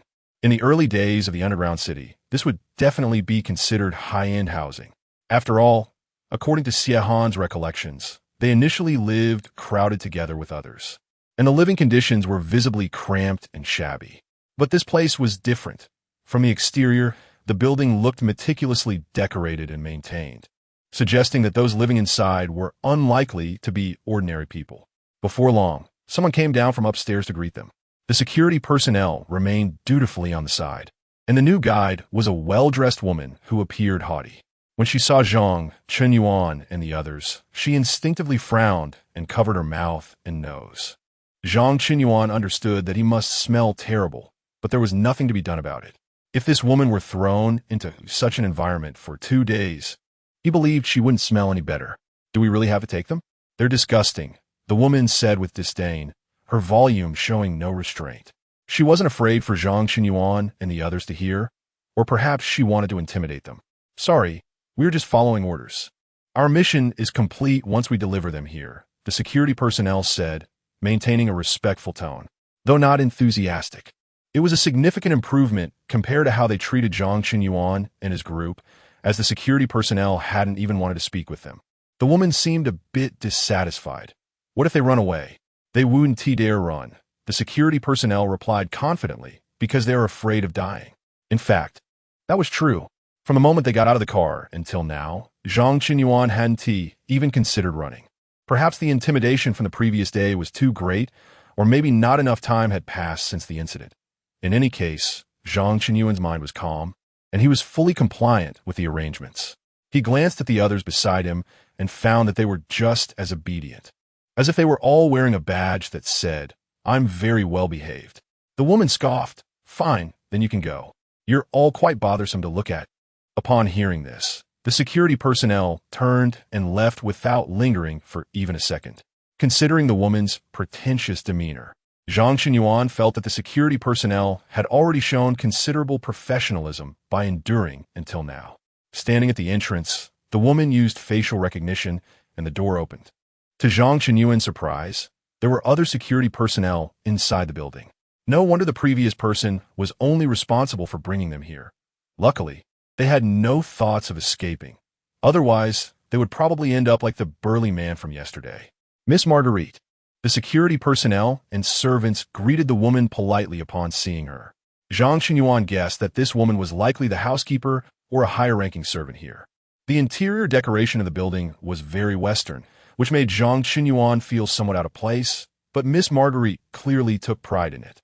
After all, being able to live in such a building in the early days of the underground city was indeed something to be proud of. Although it couldn't compare to the villas and castles on the surface, it was the villa and castle of the underground city.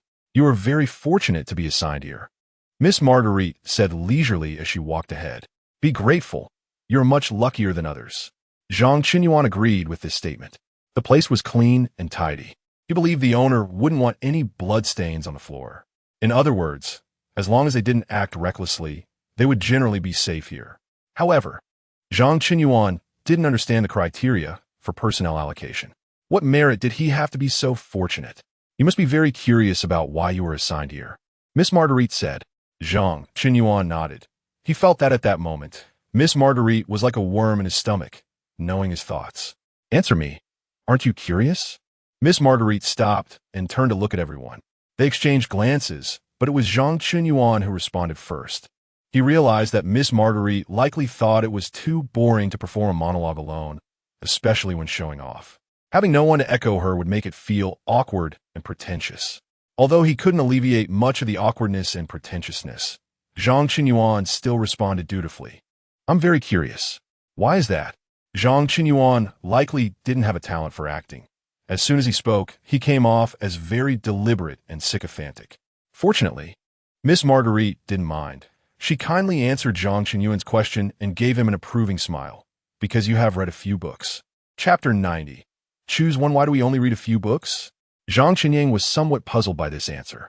This statement could be interpreted in many different ways. Are there a few specific books?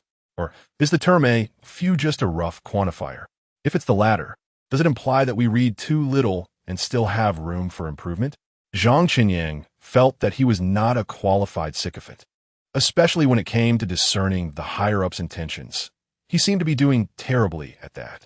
At this moment, Zhang Qinyuan even felt a bit guilty. If he were a bit more perceptive, perhaps he wouldn't have to ask so many questions, making himself appear like a nitpicker, and would not have to work hard to make up for it in the end. Speaking is an art, and clearly, he did not understand this art very well. It's the latter, Miss Marguerite said arrogantly. I know you have read books. Otherwise, you wouldn't be here. But you have read too few, at least compared to the adults here. Zhang Qinyuan was quite annoyed by the way this woman spoke so pompously. If he could, he even wished that the cage would give this woman a different language system. Is there a dialect somewhere that sounds softer? Perhaps it could be changed to that dialect. This time, Zhang Qinyuan did not respond to the woman. Fortunately, she didn't mind. She continued to turn and walk ahead, not knowing where she was taking Zhang Qinyuan and the others. Upon entering the building, Zhang Qinyang realized that this was not a civilian residence. Although there were people living here, many rooms were clearly used for storing instruments and equipment. Without exception, it was well cleaned and maintained. The reason for using the term maintenance is that the underground city has an unavoidable disadvantage, which is its cold and dampness. This has never changed. Zhang Qinyang even felt that as long as the Ice Age had not passed and humanity still lived in the underground city, it would be impossible to completely overcome this issue. Of course, some areas could be managed by specialized personnel and instruments to make the streets, buildings, and rooms appear dry and fresh, but this required considerable manpower and resources. Even in the era where Zhang Qinyang lived, not all places were allowed to undergo such maintenance. Those that were either particularly wealthy, like certain related industries of Telephone's company, or were key units that played a significant role in human development or history. The former paid out of pocket, while the latter was funded by the Alliance. Now, during the early stage of human migration to the underground city, all energy consumption was being reduced. In such a situation, having such an environment, Zhang Qinyang leaned more towards the latter. In fact, Zhang Qinyang was indeed correct. As they continued walking in, he saw a very familiar work pod. It was familiar because this type of work pod was likely the prototype of the one Zhang Qinyang would later use. Zhang Qinyang had studied the history of work pods and knew which stage they were likely to develop into during certain time periods.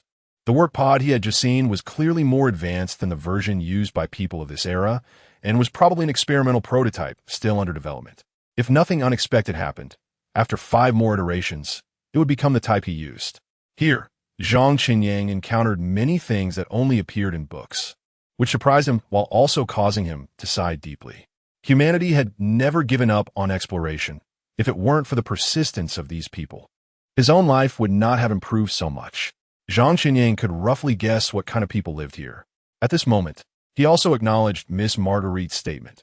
Compared to those people, he could indeed only say he had read a few books, and being able to come here was indeed fortunate. "What can we do here, Miss Marguerite?" Zhang Qinyang asked curiously. Miss Marguerite was particularly pleased that someone suddenly spoke to her. Zhang Qinyang could see that this Miss Marguerite was indeed superficial and vain, but it didn't matter. Having been in such an environment, what could he not tolerate? Moreover, a great man can bend and stretch. Let the adults choose. If they find someone they like, they can keep them around to help. If not, Miss Marguerite smiled and changed the subject. If not, they will be sent back. Sent back? Someone behind exclaimed, clearly filled with resistance towards Matilda. Yes, being able to live in this building is itself a privilege, but not everyone can bear such a privilege. Miss Marguerite said proudly, if there is no use, they will naturally be sent back to a place that suits them. Isn't that obvious? Zhang Qinyang remained silent. He quietly followed behind Marguerite, walking forward. Soon, they were brought into a large room. The door was wide open, and it seemed there were people arguing about something inside. Don't make a sound. Wait outside. Marguerite suddenly lowered her voice and instructed, her cautious tone contrasting sharply with her earlier domineering demeanor. Naturally, Zhang Qinyang and the others were very obedient. They all stood outside the door, not making a sound. Even Miss Marguerite stood properly. The argument inside grew louder, seemingly over research funding. It sounded like 2 factions were involved, each believing that their own research was more important for the development of the underground city and hoping to have their work prioritized. With more personnel and increased funding, the people inside were arguing fiercely, while those outside were feeling dizzy. Since they arrived at Matilda, they had hardly eaten anything, at most 2 small breads and a box of milk each day, while also experiencing so many thrilling events. After standing for over half an hour, Zhang Qinyang felt like he could collapse at any moment. Of course, Zhang Qinyang also knew that the situation was urgent, and he had to stay alert. The situation inside was essentially a debate where each side had its own reasoning and arguments. Zhang Qinyang listened from the outside and got a rough idea.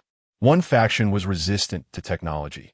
They believed that the rapid development of technology was one of the culprits that brought humanity to its current state.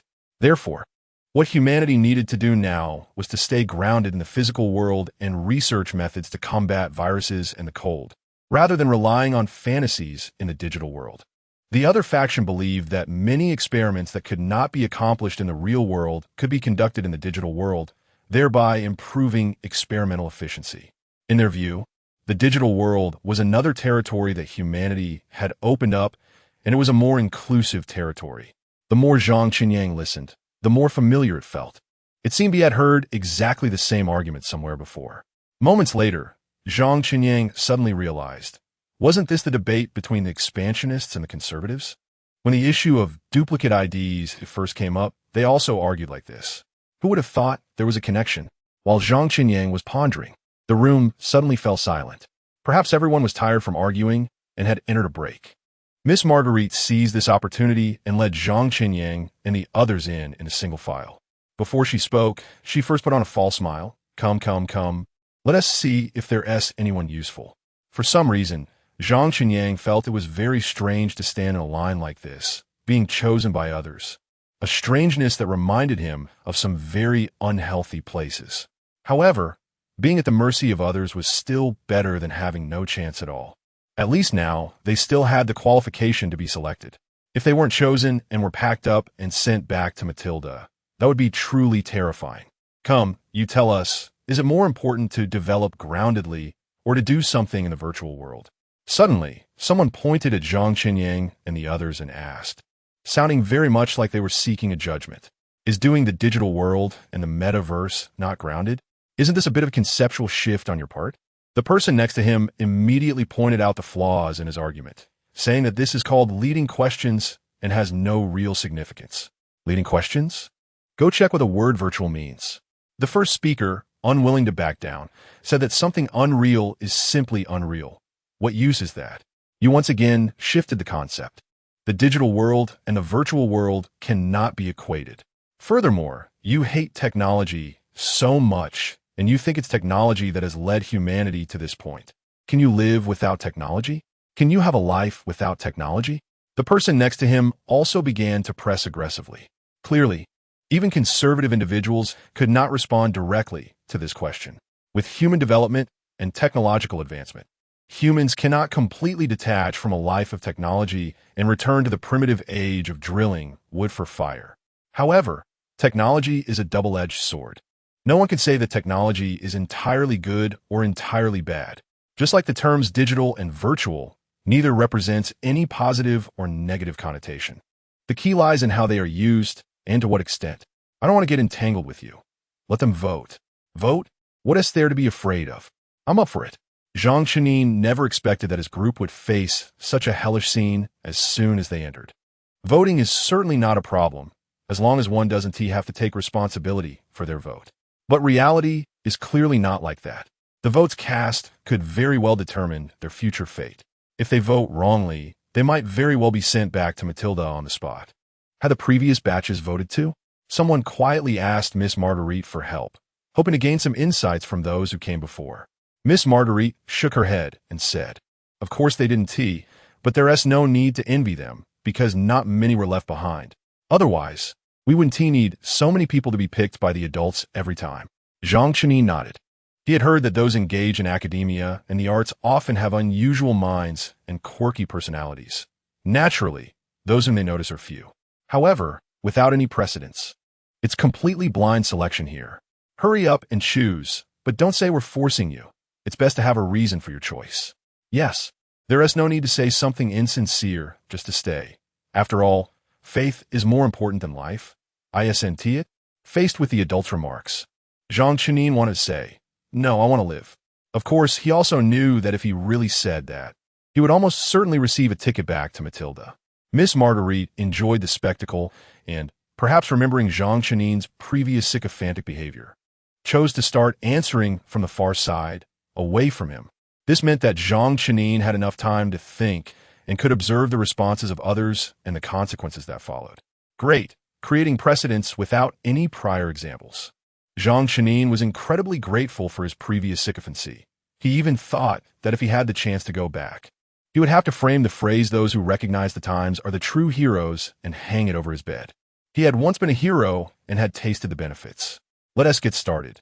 Don't keep the adults waiting, Miss Marguerite urged.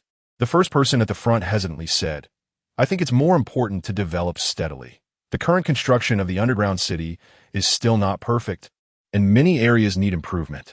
For example, Matilda is simply terrifying. If there could be some development, everyone else's life would be better. After hearing this answer, Zhang Qinying's first reaction was that the perspective was too narrow.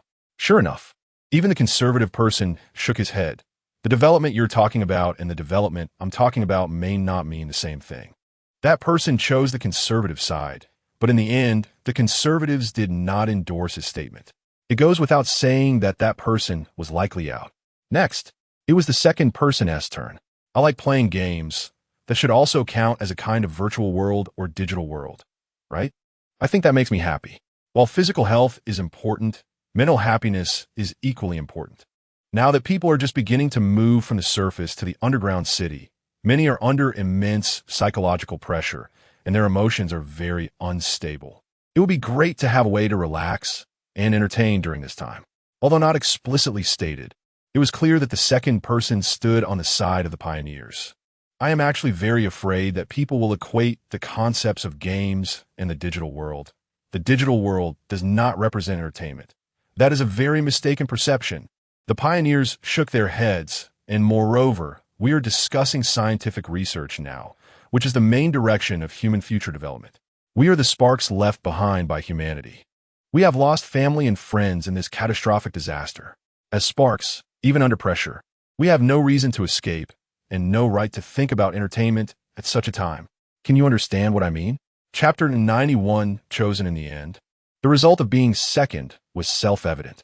Zhang Qinying realized that they were not simply looking for someone to stand by their side.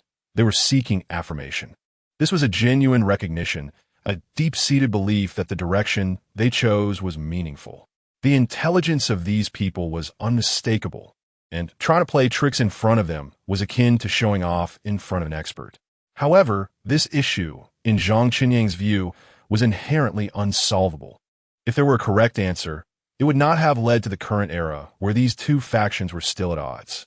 After nearly 20 years, it should have been clear to the talented individuals involved, because this was a matter where each side had valid points. The alliance ultimately decided to progress together and develop collectively. The individuals ahead of Zhang Qinying expressed a variety of opinions, and some had their intended statements preempted by others, forcing them to improvise.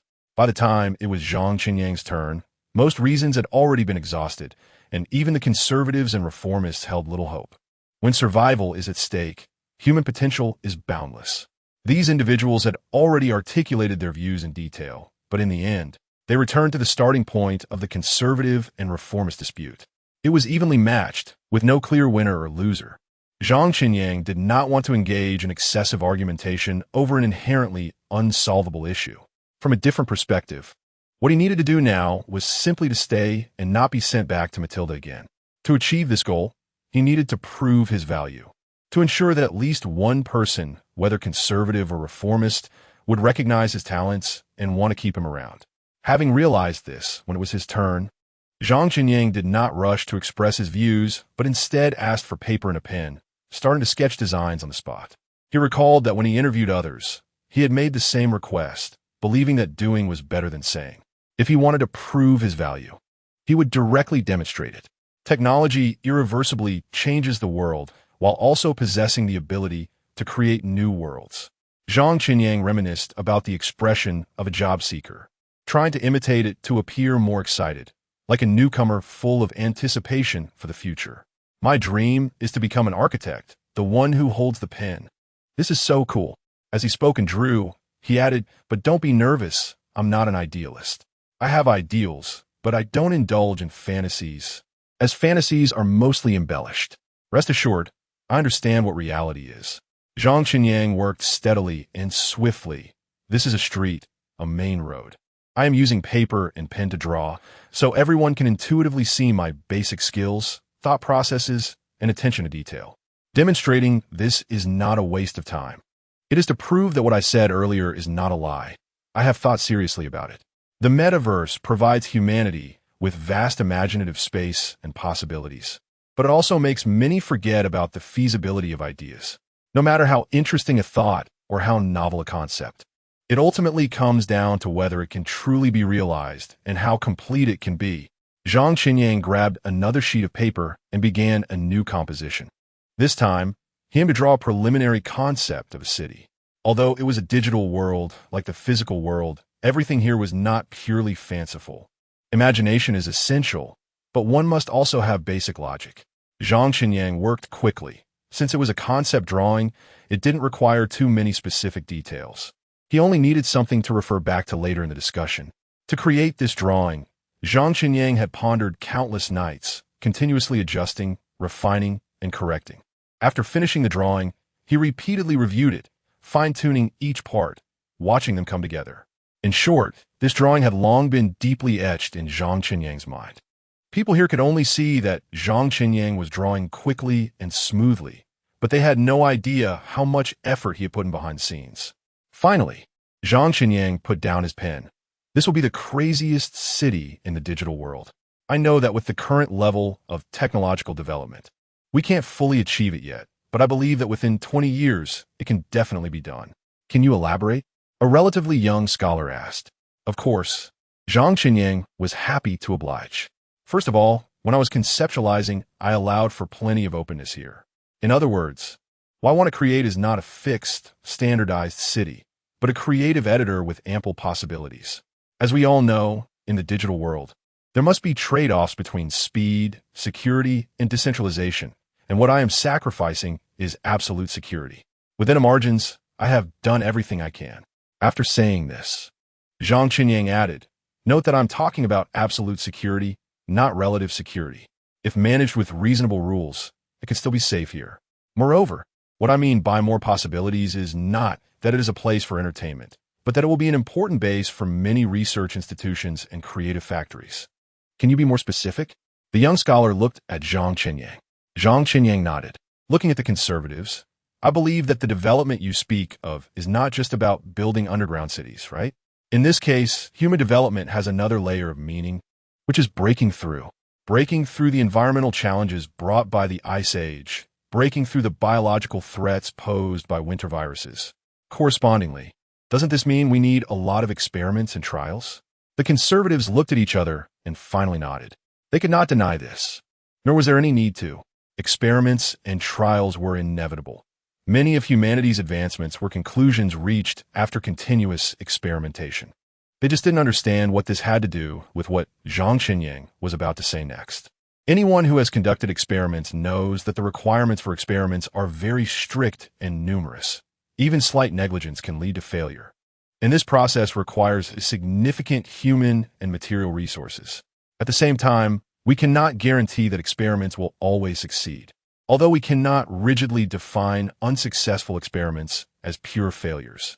After all, the existence of the process is meaningful. Discussing from the perspective of results will still cause some waste. Zhang Qinyang shifted his tone. The cost of scientific research in the digital world and in the physical world is not even on the same scale. And it can shape suitable and reasonable experimental environments in simpler and more direct ways. Consequently, efficiency will also be higher. Zhang Qinyang had tried to express this as tactfully as possible, but he made clear his intended meaning. Seeing both sides lost in silent contemplation, Zhang Qinyang concluded, our goal should be consistent from start to finish. In response, there was a long silence. This was a situation that had never occurred before. Previously, after each person spoke, whether from the conservatives or reformists, they would quickly respond, either with rebuttals or agreements. But this time, there was only silence. As for Zhang Qinyang, he was not anxious at all. It was not that he was feigning calmness. Rather, he was confident in his years of learning and abilities. He was not so arrogant as to think that his actions and words could sway everyone present, but his original aim was not to move everyone emotionally. As long as there is one, that's enough. As long as there is one person who recognizes him, that's enough. Miss Marguerite, can he be my assistant? The young scholar who had spoken to Zhang Qinyang twice asked. Of course, it is his honor, Miss Marguerite immediately replied. Zhang Qinyang let out a slight sigh of relief. He had bet right. He had won the gamble.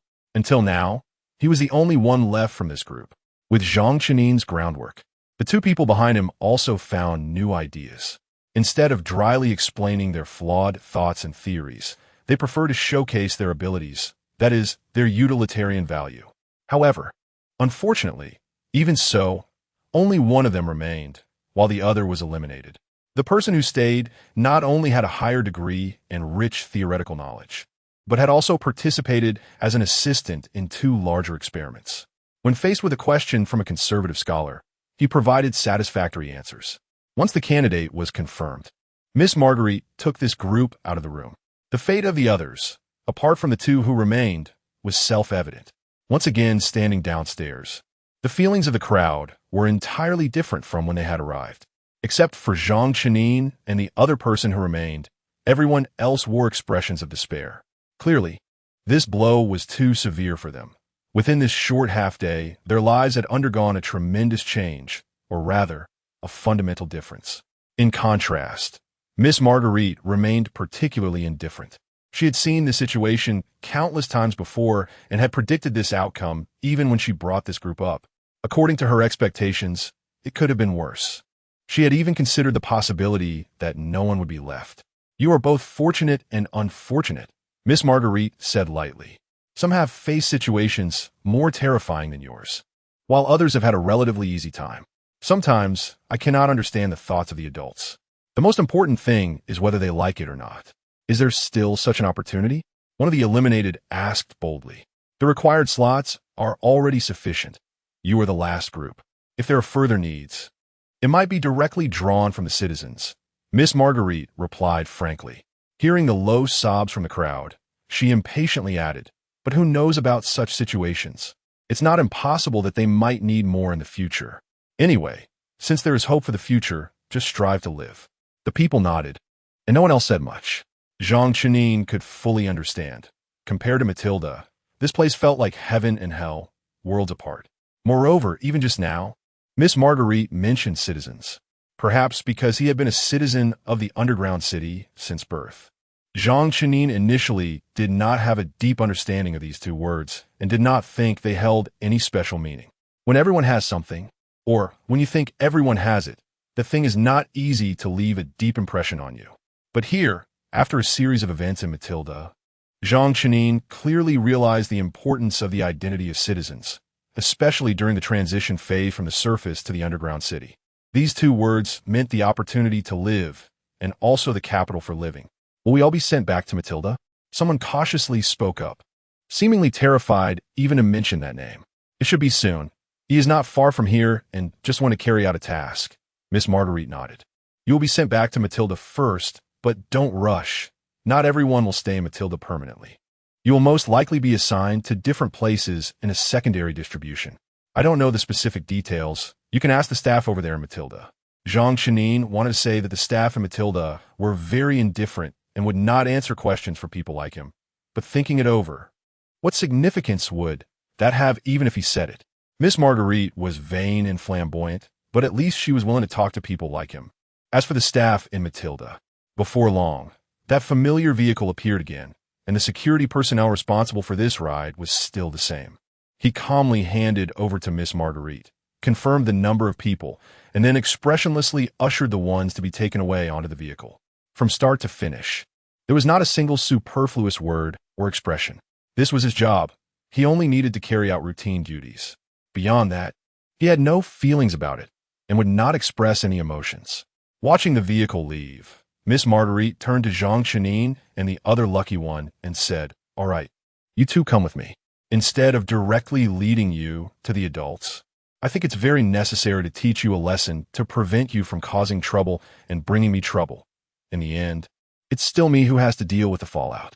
Every word I say next is very important. So listen carefully." Chapter 92. Rodrigo for Zhang Chenin and that person, as long as they didn't have to return to Matilda. They were willing to listen to Miss Marguerite's teachings for an entire day, let alone just a few words. However, when Miss Marguerite actually began to speak, the 2 realized they were still too young. She started with the habits of the brother next to them, detailing everything from his work habits to his lifestyle, down to specifics like what time he usually wakes up without being grumpy, how much sugar he likes in his coffee, and what temperature of water he prefers. The brother beside them went from listening attentively to taking notes in a small notebook. By the time Miss Marguerite finished, half an hour had passed, and he had filled several pages. Zhang Chenin even saw him shake his arms, clearly indicating that his hand was getting tired from writing. Lord Adia values the ability of his assistants and pays great attention to detail. I hope you remember everything I just told you without any gaps, as Lord Adia is quite a picky person. Miss Marguerite sighed and frankly said, "You are his third assistant." "Well, you should know, we haven't been in the underground city for long." Upon hearing this, the expression of the brother beside them immediately turned sour, as no one wants to deal with a difficult master. The harsh reality was in front of him, and he couldn't refuse it. If I were to be replaced, where would I go? The brother beside them asked nervously. "How are my predecessors doing?" "They might not be doing well." Miss Marguerite did not beat around the bush. "If you were replaced, you would be sent back to Matilda, where the staff there would reassign you. Although I'm not sure where you would be sent, as far as I know, there is no better place than here among all the available assignments." Even though people have always said that Miss Marguerite is vain, at this moment, Zhang Chenin completely agreed with what she said. It was obvious that this place was not just good, but exceptionally good. Even in the era he lived in, it was the same. The brother beside them looked like he was about to cry. Just a moment ago, he had appeared to be blissfully relieved, but now he had completely reverted to his original state. Even Zhang Chenin, standing next to him, felt immense pressure, as he was uncertain about what kind of person he would face. Zhang Chenin realistically went to grab a pen and some paper, stretching his arms to prepare for the upcoming intense writing session. He had just watched a play for a long time, and now it was time for others to watch his performance. The brother beside him looked like he was thoroughly enjoying the show. Taking a deep breath, Zhang Chenin said to Miss Marguerite, "I'm ready, you can start now. Mr. Rodrigo has a good temper, so don't bully him."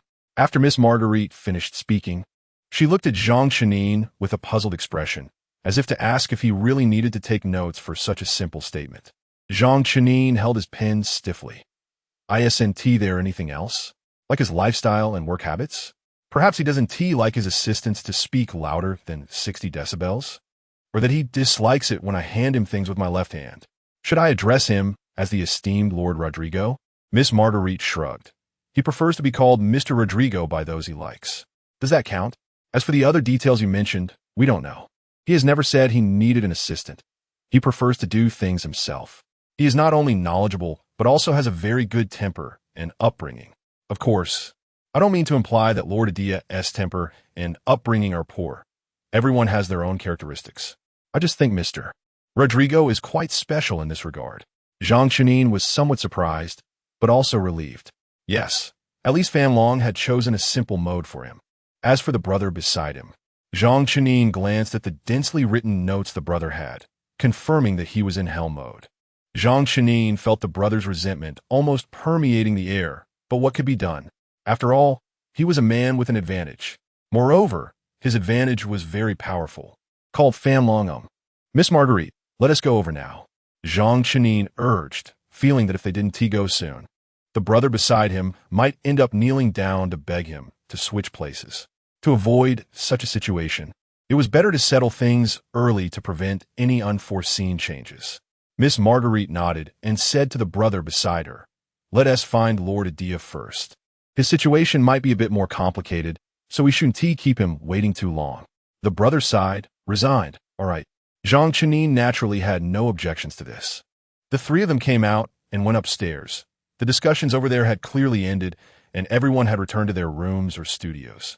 According to Miss Marguerite, Lord Adia was in his room while Mr. Rodrigo was in the studio, and she would take them to see both of them. Standing at the door of Lord Adia's room, Miss Marguerite once again quietly confirmed, "Can you remember the main points I told you? Although you don't need to remember everything. The first impression during your first meeting is very important. Do you want to review the part about his life again? After all, he is in his room now, and probably want to go to the laboratory again later, so you can use the evening to memorize the work-related parts." The brother beside Zhang Chenin nodded, quickly reviewing his notes one last time before nodding at Miss Marguerite. She then knocked on the door and let him inside, while Zhang Chenin stood outside waiting. In fact, Miss Marguerite's guess was correct. Even just taking someone in took a considerable amount of time. Later, she mentioned that Lord Adia had asked many questions about that person's lifestyle and work habits, conducting a small test. Within such a short memory time, that person achieved an accuracy rate of over 90. Lord Adia was quite satisfied with this result, saying they would see how the person performed later. Hearing the result of over 90, Zhang Chenin felt admiration. Even he might not achieve such a score. It wasn't that the content was particularly profound, but the details were fragmented and intricate, making it quite difficult to memorize, especially under immense pressure. When taking Zhang Chenin to find Mr. Rodrigo, Miss Marguerite seemed much more relaxed. She chatted with Zhang Chenin about her admiration for Mr. Rodrigo and their limited interactions, subtly revealing a message. I like him. Zhang Chenin was not a fool, and besides, matters of the heart are often clearer to outsiders. Miss Marguerite's admiration and affection were unmistakable, and how could he not understand?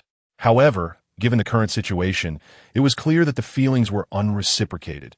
It was purely Miss Marguerite's one-sided love. When Zhang Chenin followed Miss Marguerite to Mr. Rodrigo, he found him recording something in the studio. Rodrigo first smiled politely at Zhang Chenin, then introduced himself seriously. I am Rodrigo. I am Zhang Chenin. Please take care of me. Zhang Chenin responded confidently. You came at the perfect time. I have something I want to ask you. Rodrigo smiled at Zhang Chenin, then turned to Miss Marguerite and said, Thank you for guiding him. I'll take it from here. In short, the main meaning of this sentence is, we need to get busy, and you can go attend to your own matters. Miss Marguerite originally wanted to take this opportunity to chat a bit more with Mr. Rodrigo, but seeing the situation, she had to reluctantly leave. Zhang Chenin sighed lightly, silently cursing. The difference is that I didn't want to stay with Lord.It, but was forced to for a long time. I wanted to stay with Mr. Rodrigo, but had only exchanged a few words before being sent away. After Miss Marguerite left, Rodrigo directly brought Zhang Chenin to his workbench, where the drawings he had previously made were laid out. I'm sorry, today's schedule is a bit tight. There are some details I didn't quite understand. Could you explain them to me again? Rodrigo spoke gently and humbly, without any hint of arrogance or pride. I would be more than happy to. Zhang Chenin replied with a smile. There was no pretense in their interaction. Communicating with someone like Rodrigo was genuinely enjoyable. Zhang Chenin even felt that although he was the one sharing, he was also the one truly enjoying it. After hearing Miss Marguerite's introduction and learning about Mr. Rodrigo's achievements, he felt incredibly honored and proud to be able to communicate with him. However, Zhang Chenin was a bit puzzled as to why he had never heard of such a contributory and reputable scholar. He had not even come across this scholar's name in books, yet he did remember seeing Lord.It's name while studying related knowledge. Well, I have seen the name, but it doesn't match the real person. After all, who would have thought he had so many particularities? Books wouldn't mention how much sugar he puts in his coffee. Zhang Chenin tried to describe the design of City R in detail to Rodrigo, but City R was not a small town, and he couldn't cover everything in such a short time. His detailed explanation was only focused on some distinctive or important design points. During this time, Rodrigo listened attentively. His expressions varied, sometimes surprised, sometimes puzzled, sometimes nodding in agreement, and sometimes frowning in thought. Zhang Chenin found Rodrigo to be quite charming. He was just like a pure and focused young scholar, with emotions written all over his face. Lacking much worldly knowledge, but possessing endless curiosity and desire for exploration in his field of research. Your ideas are great, but can we really achieve this? Rodrigo asked, then added, of course, I don't mean all of it. Some parts we can implement right now, but there are other parts. I think they won't be achievable in the short term. And you also need to consider a very important question. Will the Alliance allow us to do this? Zhang Chenin understood what Rodrigo meant. Science knows no boundaries, but research does. In response to Rodrigo's concerns, he answered one by one. First of all, we can really achieve it. We can accomplish everything I mentioned. However, this will take time, at least a decade. I know this sounds a bit unbelievable, but you should believe in human creativity. Especially in such special circumstances, the potential of humanity is limitless and needs to be stimulated. Just like you said, it cannot be achieved in the short term. But humans also cannot leave the underground city in the short term, right? Rodrigo nodded. Although I still find it a bit idealistic, I am willing to hold a hopeful outlook for the future. As for your second question, whether the Alliance will allow us to do this, Zhang Chenin thought for a moment before speaking. In fact, the Alliance, both in terms of management model and the specific rules currently issued, is still in its early development stage. Before this, humans did not urgently need, an entity like the Alliance. We live within our respective national territories, communicating with people of the same skin color and language. Countries needed various exchanges. Some were trade, some were economic aid, and of course there were disputes and conflicts. But these are different from the current situation. Even if it is out of necessity, humans now must unite to fight this survival battle together, which is also the reason for the existence of the Alliance. However, the word integration is easy to say but hard to do, not to mention such large-scale integration. Even forming a family from people of two different countries takes a long time. The transfer from the surface to the underground city shows that the Alliance still has many immature aspects and many areas to explore. Correspondingly, the currently issued rules have a characteristic. They're not comprehensive but are overly strict in the aspects that have been mentioned. Hearing this, Rodrigo sighed. Recently, everyone has been discussing the direction of scientific research. I have lost count of how many arguments we've had about it. The Alliance does this because they haven't thought about where the shortcomings are and haven't encountered enough cases. For the parts they have thought of pursuing efficiency, they can only choose a one-size-fits-all approach. Zhang Qinyang smiled. I may have sounded a bit too abstract. I could provide some examples for you, and perhaps you'll understand what I'm trying to express. Chapter 93 Paradise on Earth. Rodrigo looked at Zhang Qinyang, adopting an attentive posture. The Prussian General State Law of 1794 is a typical representative of the legal compilation model, with over 17,000 articles covering various branches of law, including administrative law, criminal law, civil law, as well as industrial property and some private labor protection regulations. Zhang Qinyang gave examples, saying, I believe you're aware of these issues. But the problem is, not to mention that these laws have undergone many versions and stages of revision throughout human development. Can you guarantee that these laws are fully applicable just by looking at the underground city and the current technology? Rodrigo shook his head and sighed. Humanity has indeed experienced a catastrophe. Right now we are in a stage of reconstruction. Every step the Alliance takes is crucial. And it also involves the issue of integration. The clashes between those concepts and cultures are unprecedented, aren't they? Zhang Qinyang spoke. Rodrigo nodded in agreement, acknowledging, indeed. So, don't give up on research. There is a chance for realization. Zhang Qinyang's tone towards Rodrigo was not so much a persuasion, but more like a promise. In fact, this was true. Everything they were discussing, all the things on that blueprint, would eventually come true. However, Zhang Qinyang was a bit curious. If he revealed these to Rodrigo now, would some history change? Would it indirectly shorten the development process, leading to a faster advancement in human digital technology than in the original history? Yet from the beginning to the end, it seemed that Fong Long had no intention of stopping this. After going through so much, Zhang Qinyang was certain that Fong Long was fully aware of his actions. Here he was, ready to change history, and Fong Long was surprisingly indifferent. However, Zhang Qinyang did not have time to ponder this question for too long, as Rodrigo was clearly swayed by his words. He asked Zhang Qinyang many things he was curious about regarding City R, and then pulled him into a discussion about various topics. Taking this opportunity, Zhang Qinyang also asked him some questions and learned a lot from him. Zhang Qinyang had to admit that he had indeed taken some shortcuts. He was standing on the shoulders of giants looking back at the past. And most of what he told Rodrigo was knowledge already present in that era, but not yet studied at this stage. He could only narrate it in a perspective manner. Rodrigo was impressed by Zhang Qinyang's rich and bold imagination, but at the same time, the knowledge Rodrigo shared was solid and well-researched. It wasn't until Miss Marguerite knocked on the door for the third time and sternly ordered them to go to sleep that Rodrigo reluctantly agreed. Before leaving, he asked Miss Marguerite, "Can you arrange for him to be in the room next to mine? Or it's fine if we share a room." "Mr. Rodrigo, do you know what you were saying?" Miss Marguerite's eyes widened, her expression exaggerated and comical. "We are both men, it's nothing, and I promise I'll behave and go to sleep." At that moment, Rodrigo looked like a child wanting candy, making him particularly endearing. Faced with such a Rodrigo, Miss Marguerite clearly softened, and Zhang Qinyang watched as she took 3 very exaggerated deep breaths before maintaining her last bit of professional integrity and said, "That is not permitted. Assistants have their own rooms, and he must sleep there. That's the rule. Besides, you don't need to fool me.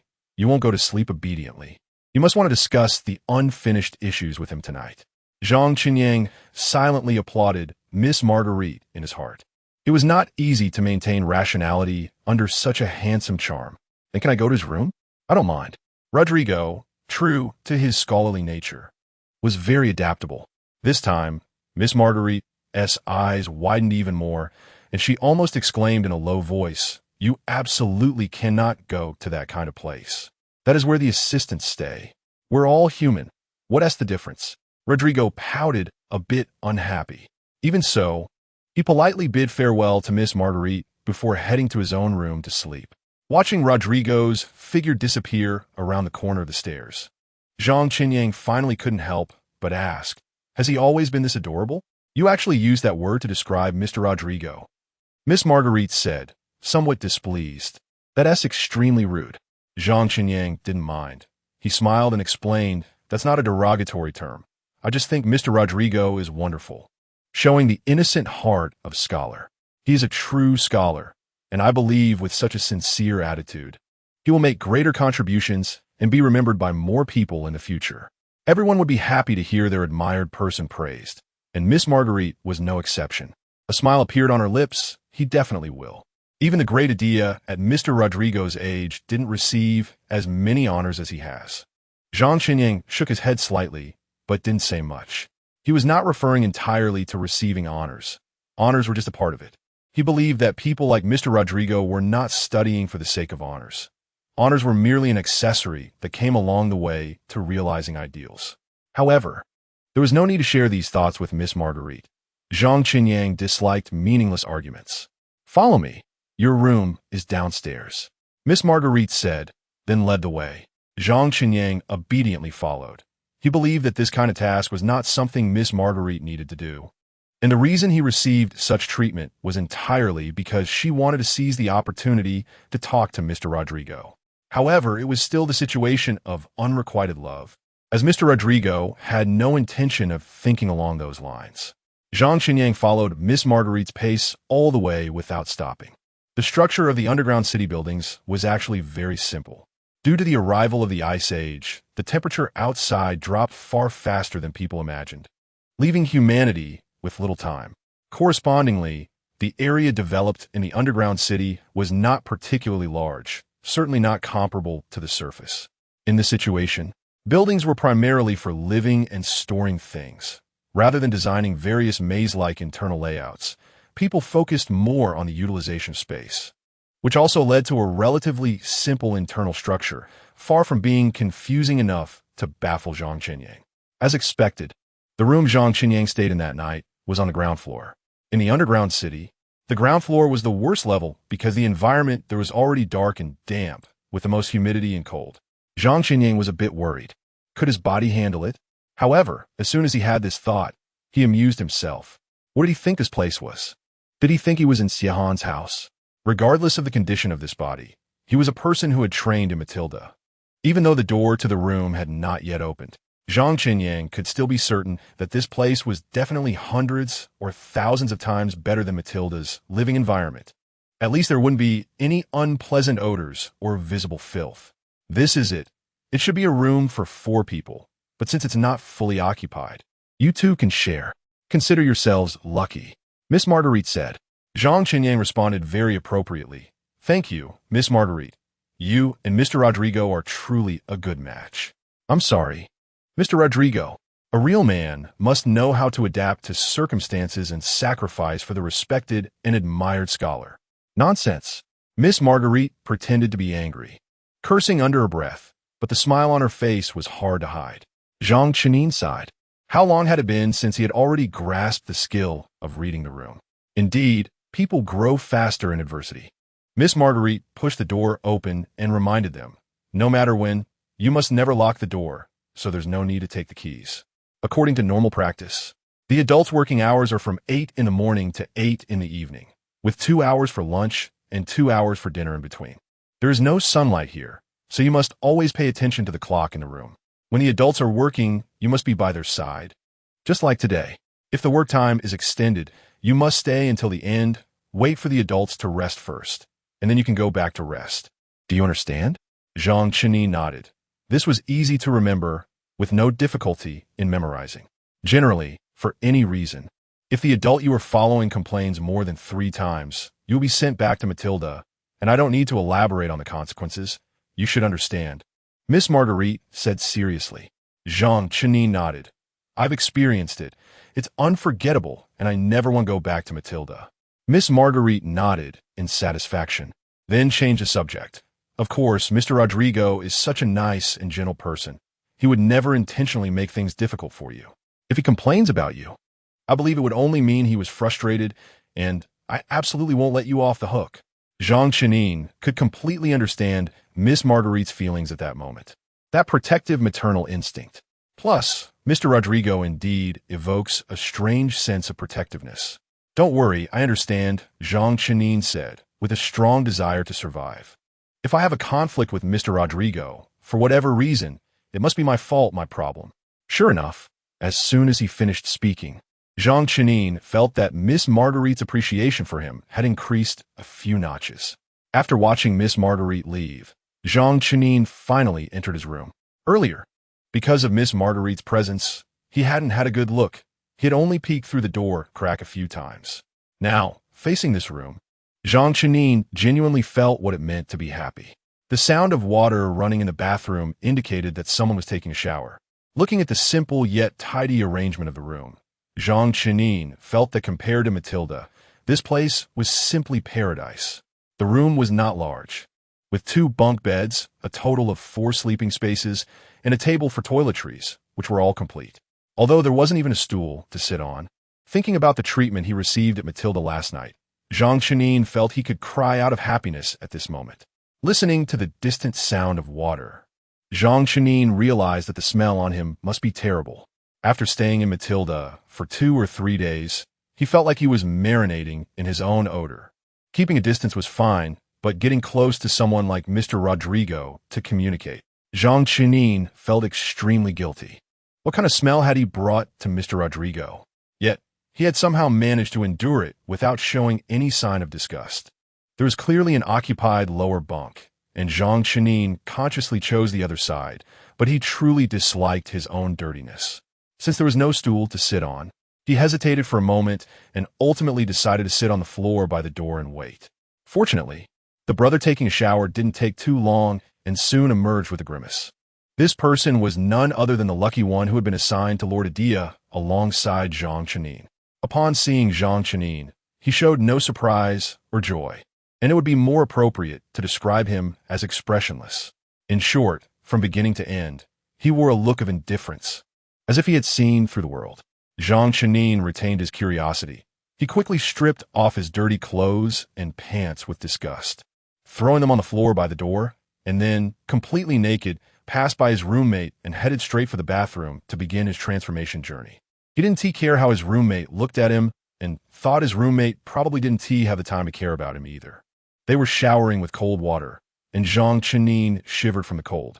Even so, he still endured and finished the shower, double-checking that he had no other odors on him before emerging again, completely clean. Are you not planning to put on something? His roommate finally couldn't help but ask, probably because Zhang Chenyi's behavior was too bold. Zhang Chenyi pointed to the clothes of the door. If I wear that, wouldn't this shower have been for nothing? Maybe you should look up. There are clean clothes on the upper bunk, his roommate said weakly, seemingly unable to understand why he was sharing a room with someone foolish. By the way, you have to wash your own clothes. You'd better soak them now. Clearly, they had been brothers in hardship before, but now he was being looked down upon like this, which made Zhang Chenyi a bit upset. As he walked over to grab the clothes and put them on, he asked, "What is going on? Is Lord Adia bullying you?" Chapter 94, Sharing Joy After Asking the Question. Zhang Chenyi suddenly realized that they had not formally introduced themselves. When they were at Matilda, they were not assigned to the same room, and they weren't very familiar with each other. Later on, everyone understood that the people around them might not stay and might not intersect with their lives, so everyone tacitly avoided asking questions to avoid wasting emotions. But now, with a nodding acquaintance turning into roommates, Zhang Chenyi felt it was necessary to get to know this brother a bit. Although they wouldn't be in each other's future for long, they were destined to travel a small distance together. "Hello," I'm Zhang Qinyang. I come from the future. Zhang Qinyang extended his hand and introduced himself in a friendly manner. The latter part of his sentence was what he wanted to say, but he thought he wouldn't be able to say it at all. The cage wouldn't allow him to speak like that and would interfere with him. But to Zhang Qinyang's surprise, he not only said it, but he also articulated it clearly.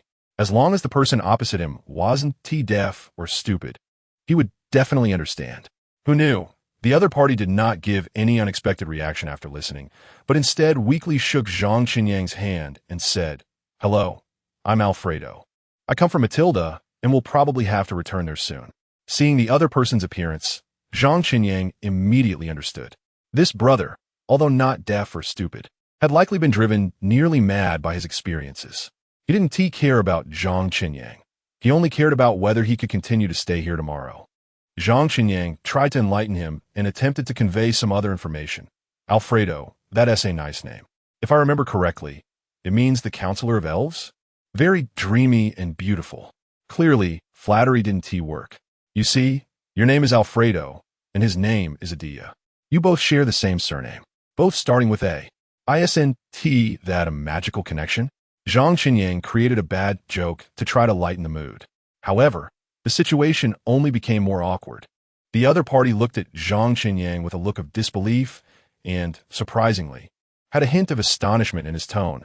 "I can't believe you're the one who drew during the day. Back then, I thought you were very smart." "Wow, you really know how to insult someone subtly," Zhang Qinyang said with a smile. After hitting a wall, he chose to do laundry. Perhaps Alfredo needed solitude right now, and he should let this guy calm down a bit. Zhang Qinyang walked to the door, disdainfully pinching his clothes with a few fingers as he returned to the washroom, then seriously washed his seemingly not very valuable but very durable clothes with detergent. The cold water stung Zhang Qinyang's hands, but watching the clothes regain their original color and the unpleasant smell gradually disappear lightened his mood a bit. Yes, it was clean here. Zhang Qinyang felt that letting him be a witness was a wise choice by the cage. At least he didn't have a serious obsession with cleanliness. Otherwise, he might have collapsed and died from psychological stress on the first day in Matilda. Fortunately, there was a device in the room specifically for drying clothes. Zhang Qinyang had certainly used such devices before, and he was using a more advanced version now. Although the version in front of him had a relatively simple function. It was easy to operate, and Zhang Qinyang finally didn't have to go out and disturb that thinker. Yes, during Zhang Qinyang's long laundry time, Alfredo outside remained deep in thought. Even his posture hadn't changed. When Zhang Qinyang entered the washroom, he looked one way, and now he looked the same. After cleaning both his clothes and himself, Zhang Qinyang's buzz-cut hair finally dried. He examined his reflection in the mirror and was surprised to find that the avatar Fong Long had found for him was actually one of his own past avatars. Just that this avatar was from a long time ago, which he didn't use often. It looked fashionable back then, but now appeared retro. Before this, Zhang Qinyang had always thought Fong Long would give him someone else's identity, the identity of someone who truly existed in this era, but now. Wasn't he a witness? Wouldn't Fong Long be worried that such a sudden appearance might affect something? Zhang Qinyang found it strange. But for a moment he couldn't pinpoint what exactly was strange, and at the same time, he felt a tinge of unease. Lying in bed, Zhang Qinyang was still pondering this issue. I also hoped to meet someone like Mr. Rodrigo Alfredo, who had been silent for a long time, suddenly spoke up. "That one do. You don't share the same surname," Zhang Qinyang casually replied. "You don't share the same surname either. And you don't even have the same skin color," Alfredo retorted. Zhang Qinyang shook a finger. First of all, humanity itself is a large collective that needs to merge. So, nationality, skin color, language are not issues at all.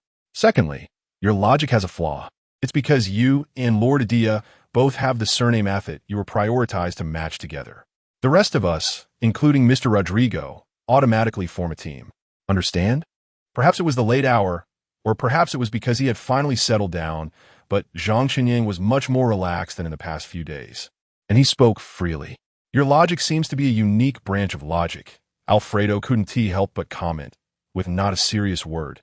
Yet he was particularly lucky. Hearing Alfredo say this, Zhang Qinyang wasn't angry. He propped his head up and looked at the other person. "Why do you like Mr. Rodrigo?" Who wouldn't tea like someone as gentle and pure as him? Alfredo enumerated Rodrigo's merits: cultured, respectful, tolerant, and polite. I've always wanted to be an excellent scholar, but at that time, I didn't have a particularly concrete concept of what excellence meant. The moment I saw Mr. Rodrigo today, I was attracted by his aura. You might not understand, or you might not feel it, but it's a kind of profound and mysterious attraction. Zhang Qinyang shook his head. I can feel it, just perhaps not as deeply as you do. Alfredo sighed. So, I envy you. Feel free to envy. Zhang Qinyang acted generously. It can't be changed anyway. And I want to switch with you. That Lord Adia, at first glance, doesn't seem easy to please. Alfredo's eyes were filled with resentment. You must have already heard Miss Marguerite say it, right? If we get 3 complaints, we'll be sent back to Matilda. Zhang Qinyang nodded and shamelessly added, Not us, it's you. Mr. Rodrigo wouldn't treat me that way. We had a pleasant conversation today. Do you always talk like this? Has no one ever hit you? Alfredo seemed puzzled. Zhang Qinyang thought for a moment and replied seriously, I never used to talk like this. It was my partner who often spoke like this. She's very strong. Generally, no one can beat her, including me. You're not as strong as she is, so you'd better change your way of speaking, Alfredo advised. Okay, you continue. Zhang Qinyang complied. Alfredo sighed. I already used up 1 chance today. Zhang Qinyang was somewhat surprised because that meeting today was essentially an interview. If he remembered correctly, Lord Adia seemed relatively satisfied with Alfredo. How had he received a complaint now? It was only the first day. To be precise, it had only been half a day, because I didn't remember his writing habits. He writes with his left hand, and I placed a fountain pen incorrectly. Alfredo still couldn't believe it as he spoke. Zhang Qinyang didn't even understand it the first time. He writes with his left hand, and you only spent half a day together, yet you didn't notice this. So you placed the pen on his right side. He complained about you for this, and after 2 more complaints, you have to return to Matilda and welcome a new beginning. Is that what it means? Alfredo shook his head. Not exactly, because when I placed the pen, I hadn't even had the chance to see him write. In other words, we had barely interacted for less than 10 minutes, and I didn't even have the opportunity to know he was a lefty. Miss Marguerite probably hadn't seen it either, so she didn't pay attention to it. I came back and tore the notes apart, but couldn't find any relevant information. Zhang Qinyang fell silent. He had thought that Lord Adia would be difficult to serve, but he never imagined that this person would be so hard to please. Didn't you explain? Zhang Qinyang was a bit curious. If it were you who saw it and just didn't notice, I could understand, but now like this. I certainly explained, but he told me he hates people who make excuses. Alfredo was almost in tears when he said this. Now Zhang Qinyang was no longer smiling. He completely understood Alfredo's grievance and helplessness. For someone like Adia, even if he was careful, it would probably be impossible to serve him well. After all, they only had 3 chances, and the cost of adjustment was terrifyingly high. I really don't know what to do. I don't want to go back to Matilda. Tears streamed down Alfredo's face. I know our place is good. I can feel the tremendous change in environment compared to Matilda, but I can't feel happy at all because I don't know where Lord Adia will be displeased tomorrow. And I don't even know if I'll see you again tomorrow night or if I'll still be able to stay here. But we have to face it, right? Zhang Qinyang sighed. Alfredo wiped his tears. Yes, after all the difficulty in getting here, we are already quite lucky. Of course, you are still a bit luckier than me. To this, Zhang Qinyang was naturally willing to admit. After all, encountering Rodrigo was indeed a very fortunate thing. Before going to bed, Alfredo mentioned again the dispute between the conservatives and the reformers. Zhang Qinyang didn't pay much attention to it. On one hand, he had heard both sides arguing for so many years that his ears were almost calloused. If they could really argue to a conclusion now, then by the time it got to his era, there wouldn't still be a situation of equal standing. On the other hand, their current status and identity were too low. They were superficially assistants, but in reality, they were almost like servants. What qualifications did they have to discuss these matters? Even if they expressed their opinions, would anyone listen? Alfredo agreed with this, saying that rather than worrying about these things, it was better to think about how to live well through tomorrow and how to face Lord Adia's various little habits. That night, both Zhang Qinyang and Alfredo slept particularly soundly. It wasn't that they felt particularly at ease. It was purely because their bodies were too exhausted. After finally falling asleep in such a clean and comfortable environment, the quality of their sleep was almost indistinguishable from a coma. The two were awakened the next morning by someone pushing them. Yes, someone was standing at your bedside, forcibly waking you up. Zhang Qinyang hadn't experienced such a violent and primitive wake-up service in a long time. He groggily asked, "What time is it?" At that moment, his mind was still lingering in the previous world, thinking that the person beside him was Xiahan. Within 5 minutes, if you haven't finished washing up and reached Lord Adia and Mr. Rodrigo's side, you two don't need to stay here any longer. A deep male voice came through, and Zhang Qinyang suddenly woke up. He looked at the unfamiliar face in front of him. All his memories returned, and he completely understood where he was and what situation he was in. Over there, Alfredo was clearly more awake than Zhang Qinyang. He was already barefoot, rushing into the bathroom to wash up, without saying a word to Zhang Qinyang. Sure enough, roommates are like birds in the same forest. When disaster strikes, they fly separately. Zhang Qinyang felt that he was not easy to mess with either. He got up and rushed over to push past Alfredo, then doused himself with cold water, completing the act of washing his face. Next was brushing his teeth, followed by quickly getting dressed and tidying up. Finally, he dashed upstairs, straight to Mr. Rodrigo's room. When Rodrigo saw Zhang Qinyang, he looked a bit puzzled. "What's wrong? You seem very urgent." Sitting by the window reading, Rodrigo spoke in a gentle tone, looking like he had been up for a while. "According to Miss Marguerite, I clearly failed in my duties today. Sorry, I woke up later than you." Zhang Qinyang lowered his head to apologize. When one makes a mistake, one must admit it. This was Zhang Qinyang's consistent style. Although he didn't fully agree with this rule, when under someone else's roof, one must follow their requirements. Rodrigo smiled and said, "It's okay, I don't mind. I heard you just came from the ground. You do need to rest. And it seems today you won't be able to conduct research experiments as many people have come outside." Chapter 95. Outbreak. A lot of people have come outside? Zhang Qinyang was somewhat puzzled. After all, at this time and in this place, it didn't seem like a good gathering spot. He tentatively asked, "Is it going to be a large-scale experiment? Have they recruited test subjects?" Rodrigo shook his head. "I haven't heard anything about that, and it's still far from that time. As for the conservatives, I don't think I've heard anything either." Zhang Qinyang furrowed his brow. Over the years, he had continually verified the saying that unusual occurrences often have hidden motives. Hearing Rodrigo say this made his heart race. Zhang Qinyang quickly walked to the window. The underground city had no sunlight, but there were streetlights illuminating the area. Through the window, he saw quite a few people gathering under the dim streetlight, clustered in small groups, seemingly discussing something. In front of the entire crowd, there were even designated leaders. "What's going on? Is there a way to find out?" Zhang Qinyang began to inquire. "I'm not very concerned about these things," Rodrigo replied calmly, seemingly puzzled, probably not expecting Zhang Qinyang to be so curious. In fact, Zhang Qinyang was not being nosy. He was worried, recalling the intense argument from yesterday.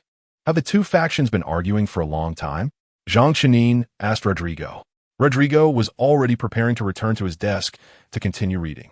Suddenly hearing Zhang Qinyang's question, he immediately responded, "Yeah, they've been arguing since before I came here. But I don't know why it has become more frequent recently." The underground city was currently in a period of turmoil. Turmoil meant instability, which could be unsettling for most people, but it also provided an opportunity for some who had ulterior motives. If someone wanted to do something at this time, Zhang Qinyang looked at Rodrigo, who had already begun reading and even taking notes, feeling somewhat helpless. He threw out a comment, "I'll go find out." With that, Zhang Qinyang walked out the door. Complaints were no longer a concern for him. Moreover, he believed that Rodrigo wouldn't complain about him. At most, he would just be a bit puzzled, and Rodrigo's attention would likely soon return to his book.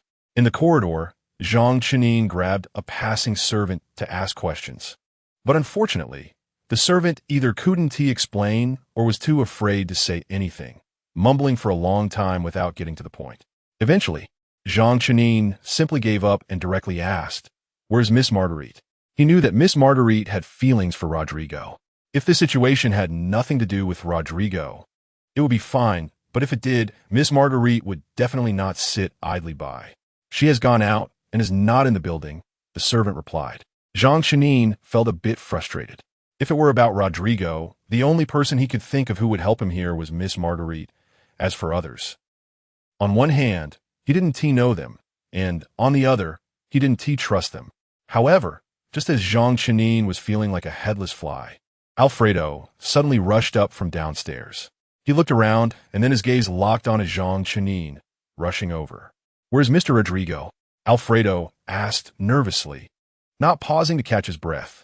He couldn't help but exclaim, "There's so many rooms on this floor. Luckily you came out. Otherwise I would have wasted time looking for you. By then, it would have been too late." Zhang Chenin immediately reacted, leading the way while responding, "Mr. Rodrigo is still in his room reading." The moment the words left his mouth, Zhang Chenin brought Alfredo to the door. Given the special situation, there was no time to worry about rules. Alfredo rushed in front of Rodrigo and shouted, "Mr. Rodrigo, you must leave quickly. Find a way to get out of here." As previously mentioned, Zhang Chenin and Alfredo were technically assistants, but in reality, they were servants. It was clearly against the rules for a servant to shout at a master like this. But now, there was no time to care about that. It was indeed a moment of urgency. "What do you mean?" Fortunately, Rodrigo was not a hot-tempered person. Upon hearing Alfredo's words, he maintained his composure and asked, "The people downstairs are here to find you. To be precise, it's the faction you belong to, and you've been made a target." Alfredo expressed as simply as possible. Rodrigo seemed to be processing the information, but Zhang Chenin immediately understood that the conflict between the two factions had escalated, and someone wanted to stir trouble at this time. As a prominent figure of the reformist faction, Rodrigo was being targeted by the opposition. All the unease suddenly made sense. Zhang Chenin rushed up to Rodrigo and began to say, "There's no need to think about it. The issue now is that you must leave. The front door has been blocked. Is there another way out? Or is there a secret room in your room? As long as we can hide from this wave. That's enough."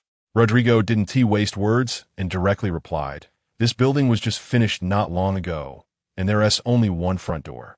It's impossible for there to be a secret room in the room. As for other ways out, maybe we can climb out the lower level windows?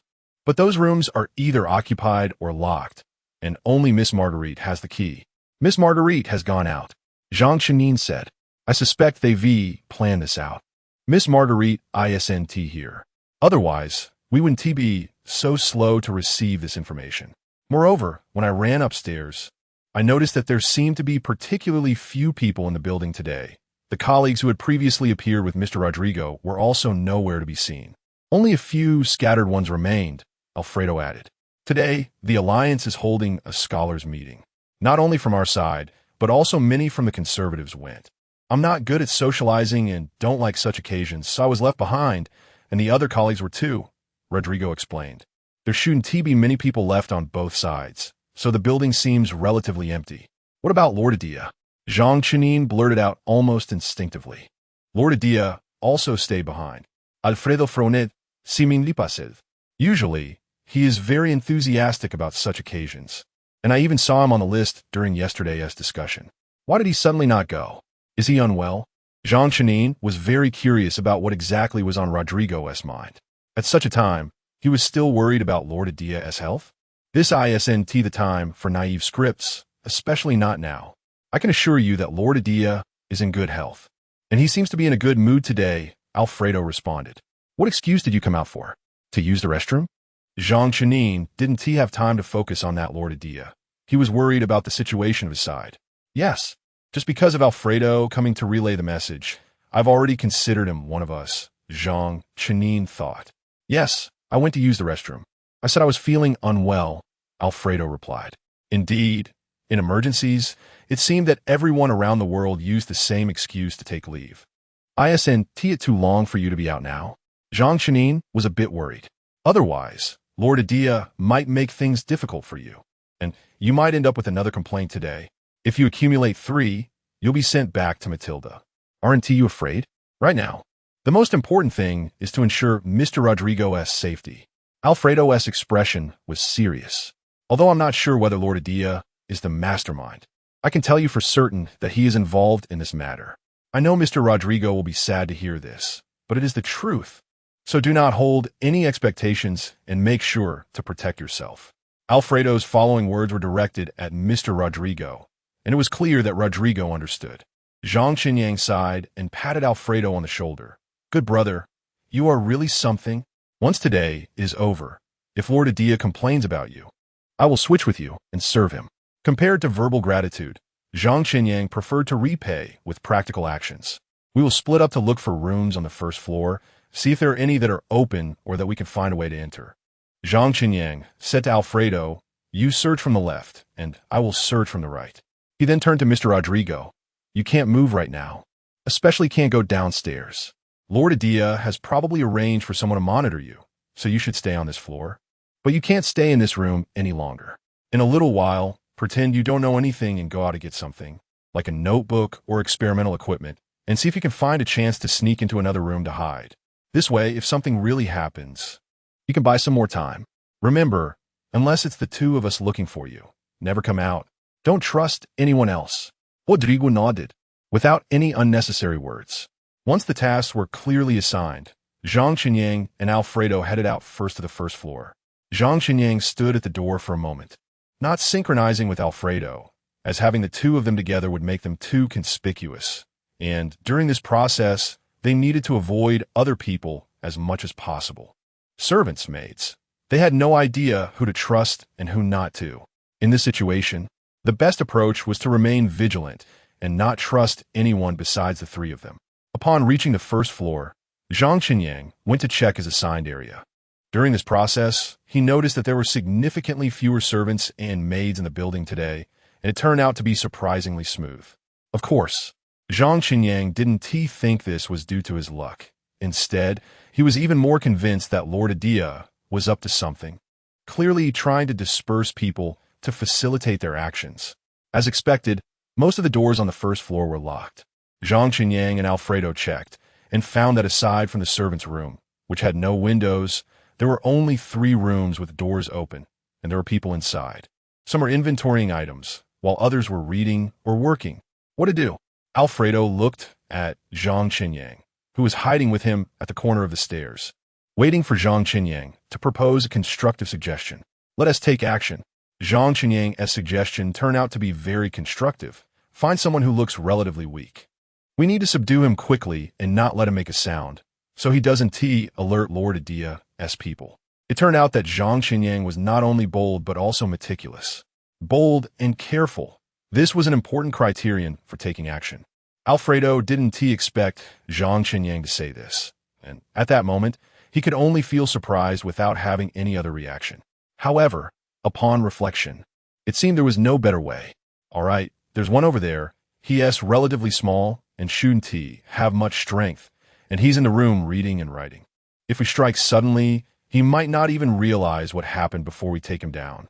A good teacher produces excellent students, and Alfredo was learning quickly. Truly the new wave pushing the old wave. Okay, we'll take him down, then one person will stay to watch him and get ready to assist, while the other goes to find Mr. Rodrigo. Finally, everyone will find a way to escape through the window. Zhang Qinyang arranged everything very well, preparing to take action. However, just as he finished speaking, there was a commotion coming from the main door. Listen, we are here to uphold justice. Do you want to see the tragic scenes of the Ice Age continue? Only the ignorant would remain numb and insensitive. Yes, we need to find the truth. We need to find a way out. Correct the mistakes. Regain hope.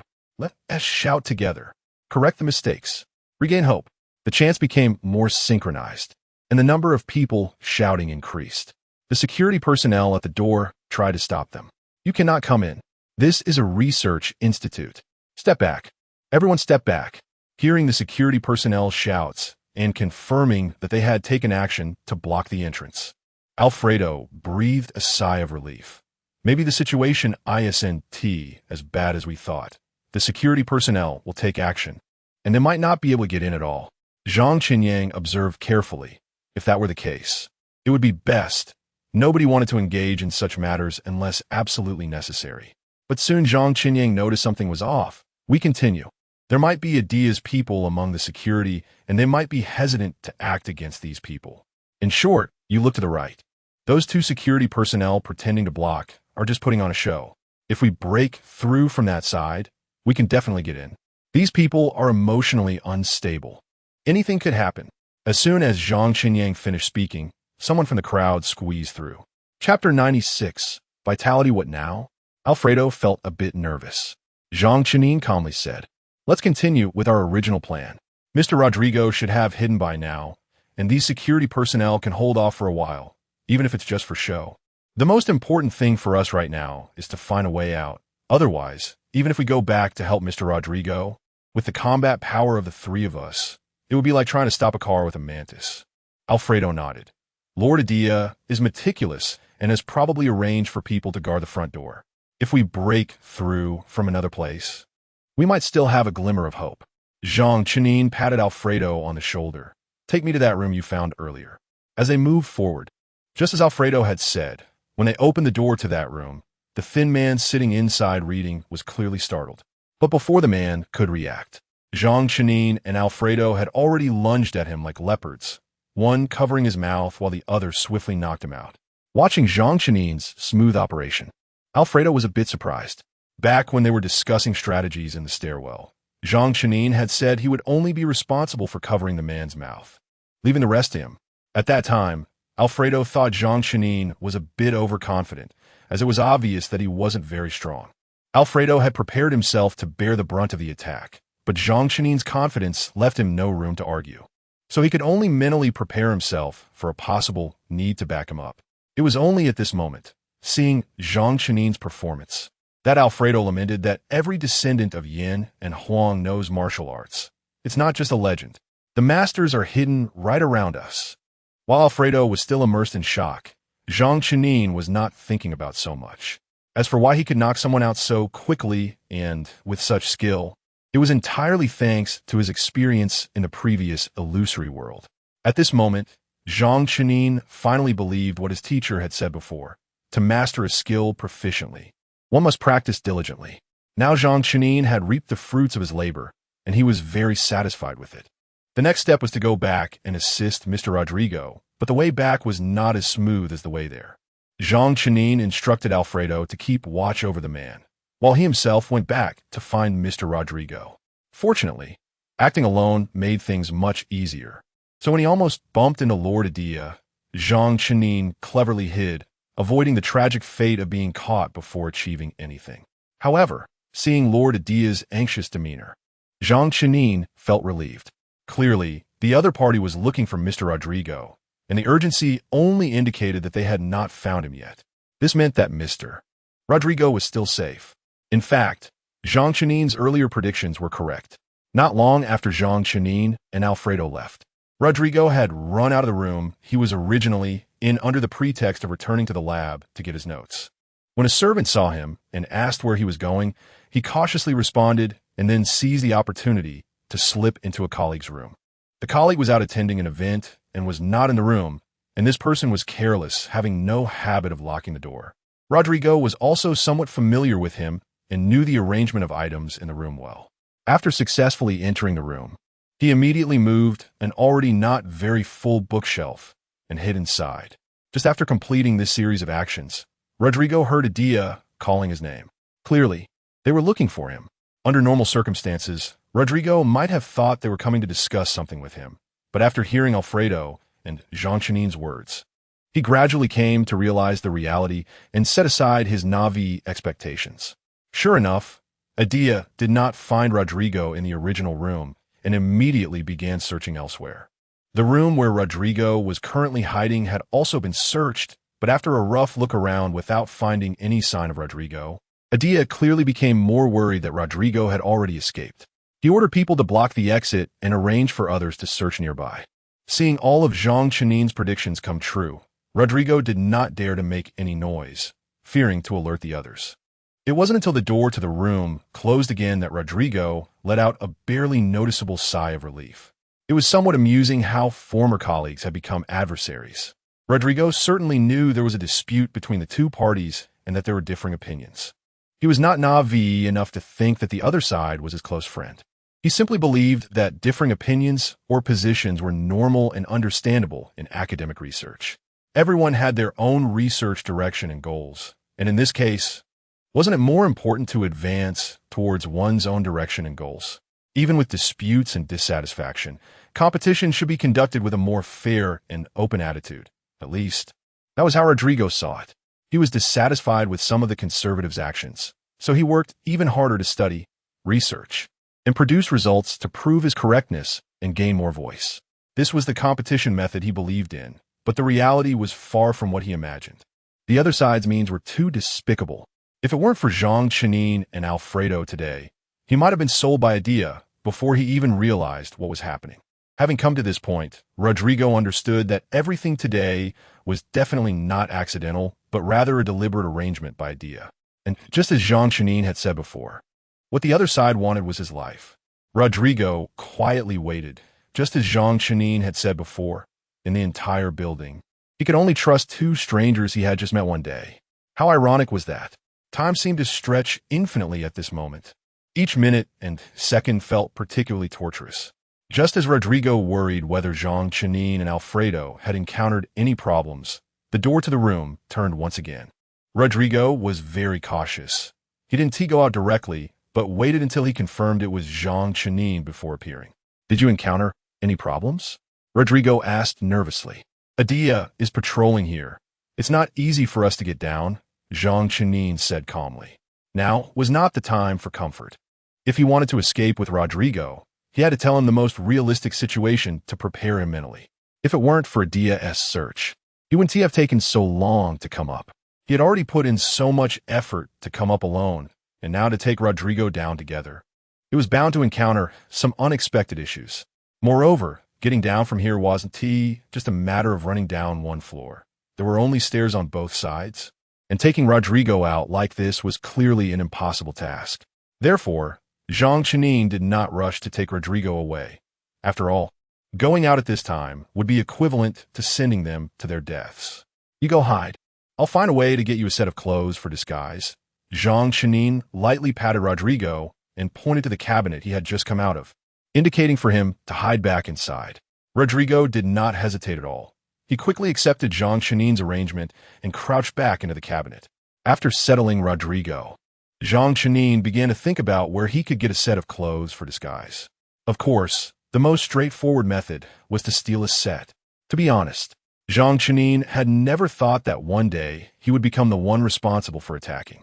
Upon careful consideration, Zhang Chenin realized that his skills were not that impressive.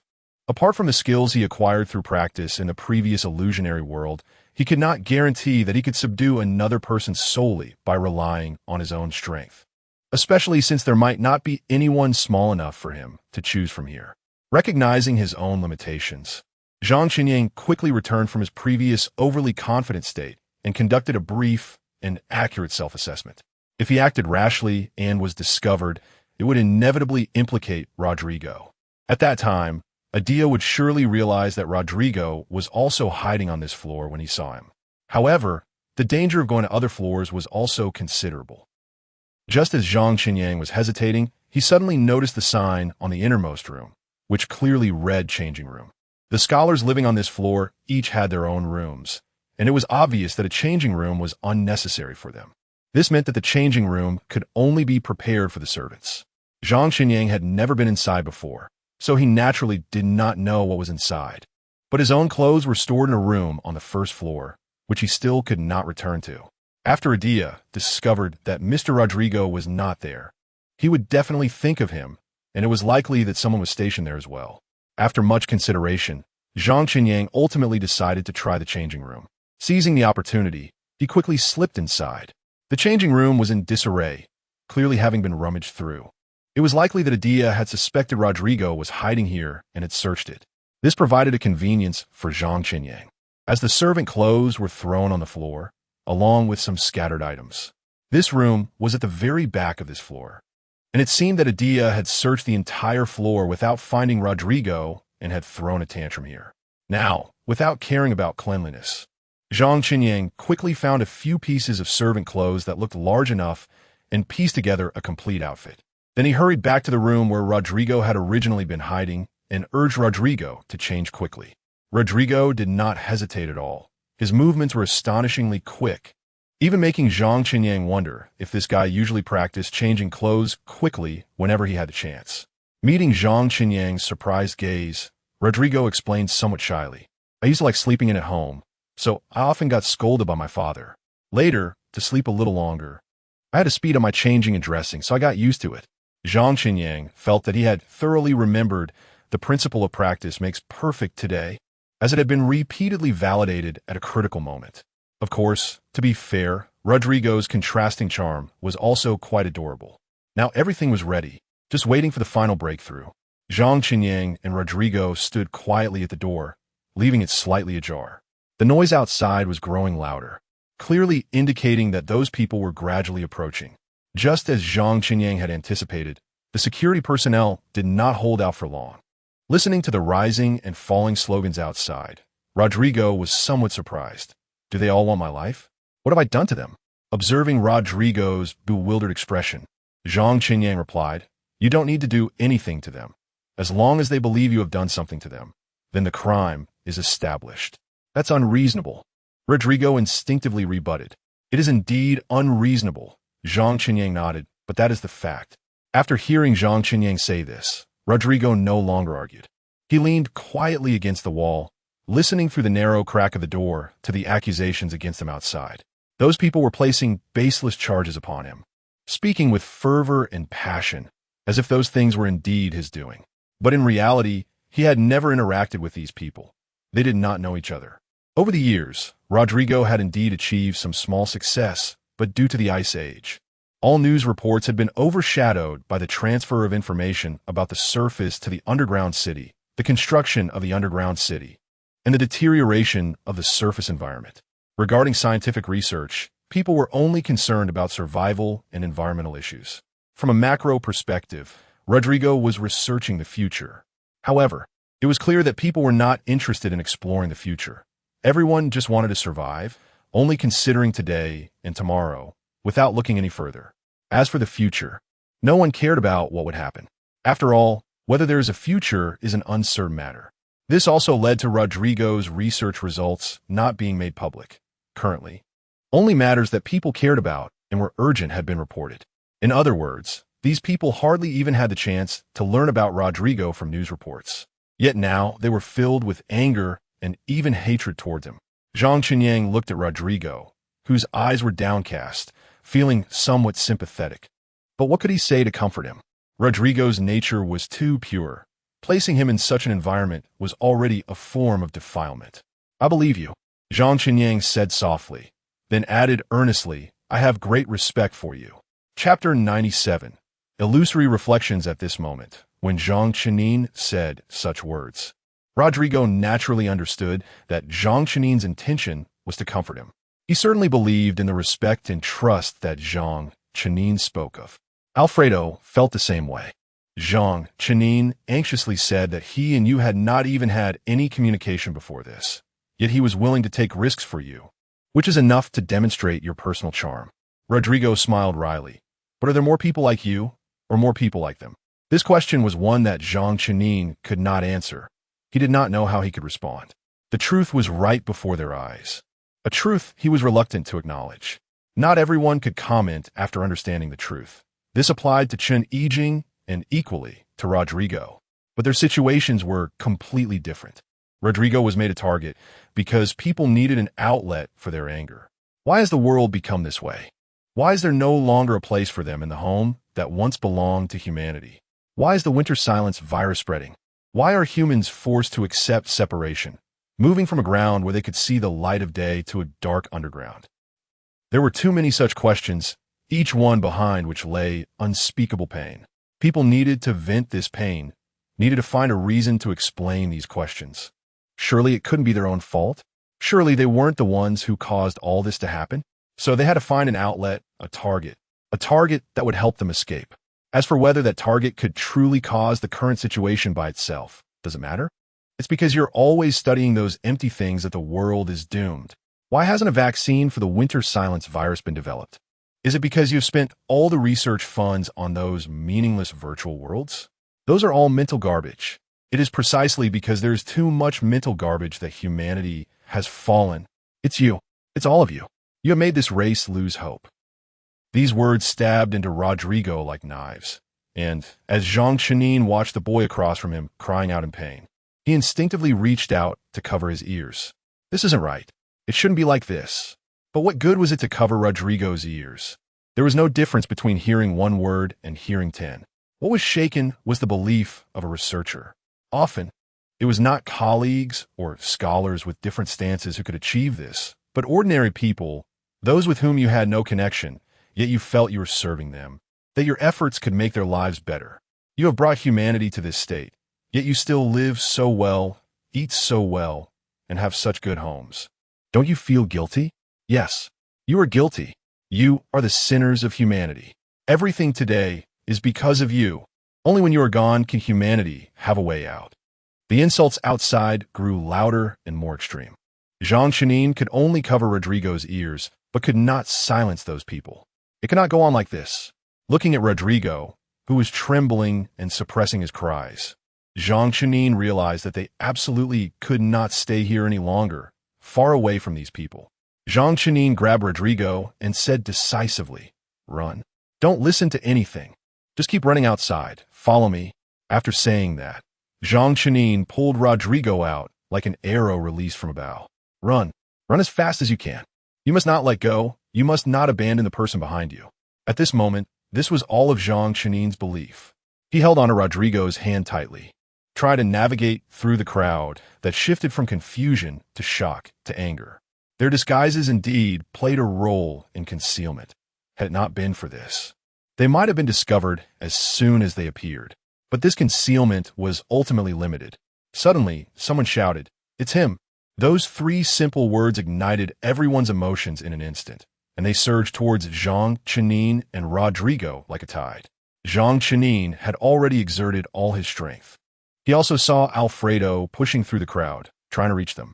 The chaos of this moment was indescribable, and Zhang Chenin felt he would only experience such a scene once in his life.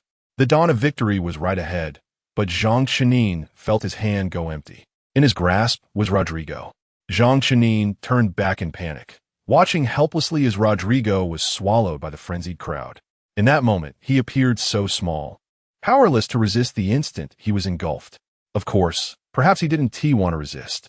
Mr. Rodrigo, Alfredo, not far away, was frantic, yelling, "Get out of the way! Clear the way!" Zhang Chenin watched as Alfredo charged into the crowd, diving into the chaos.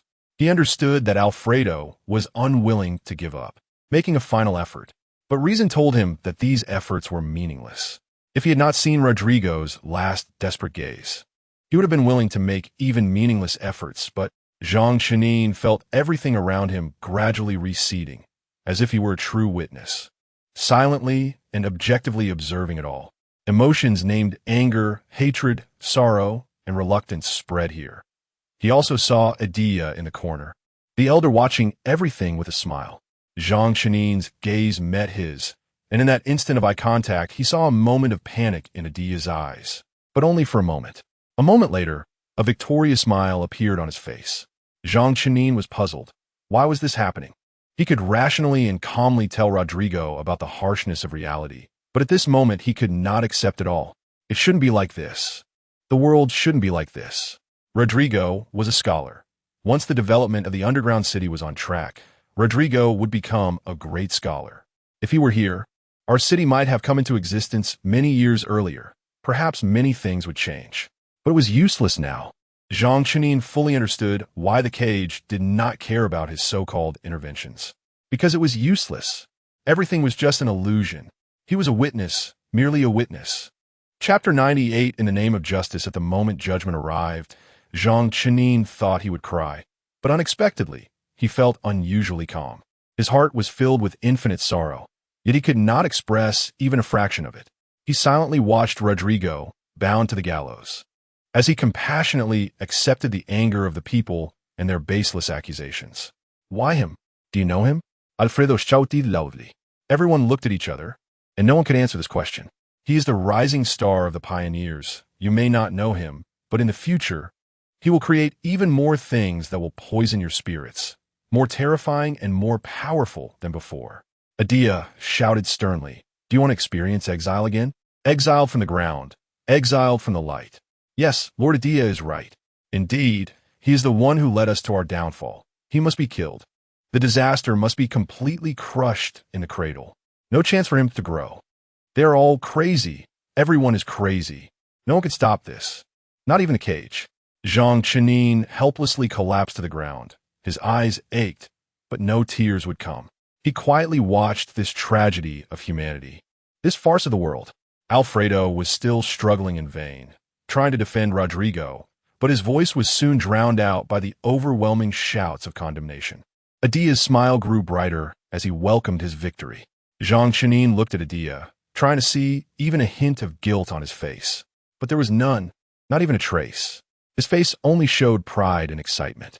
Adia stretched out his hand, and the surroundings instantly fell silent. The frenzied crowd turned to Adia, waiting for his next command. It is time to take action. This great moment should be witnessed by all of us together. Everyone who has fought here for a better tomorrow is a hero of the future.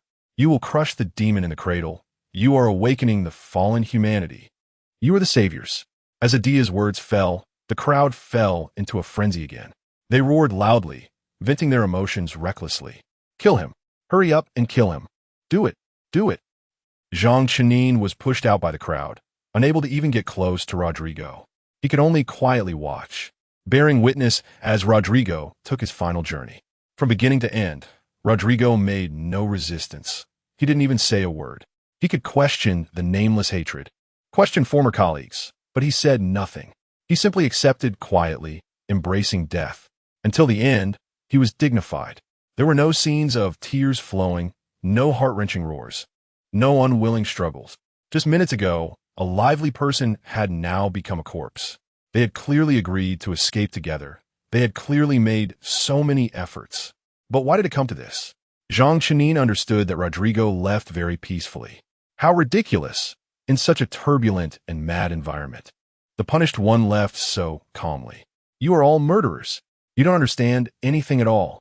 Ignorant people. A bunch of fools. Alfredo roared loudly. At this moment, his hatred peaked, and he rushed towards Adia, clearly intending to fight to the death. Zhang Chenin hurriedly got up from the ground. He could not stop Rodrigo from leaving, but if possible, he wanted to help Alfredo, the somewhat timid and stubborn big boy. At that moment, his timidity completely vanished. Zhang Chenin could hardly imagine that someone who had previously wanted to live so desperately and was so afraid of being sent back to Matilda would suddenly become so brave. It was as if he feared nothing anymore. How terrifying that was. Zhang Chenin stumbled and squeezed his way in. The people were too crazy, and every step he took was extremely difficult. There were always security personnel around Adia, and Alfredo had no chance to get close. He was treated like a joke, pushed aside, embarrassed and desolate. Why are you standing with the demon? Adia's expression even showed some sympathy. Then he put on a generous and tolerant look. I believe you were just misled by the demon. As long as you repent, we will forgive you. Watching Adia's hypocritical demeanor, Zhang Chenin felt sick to his stomach. In fact, he not only thought so, but really began to retch.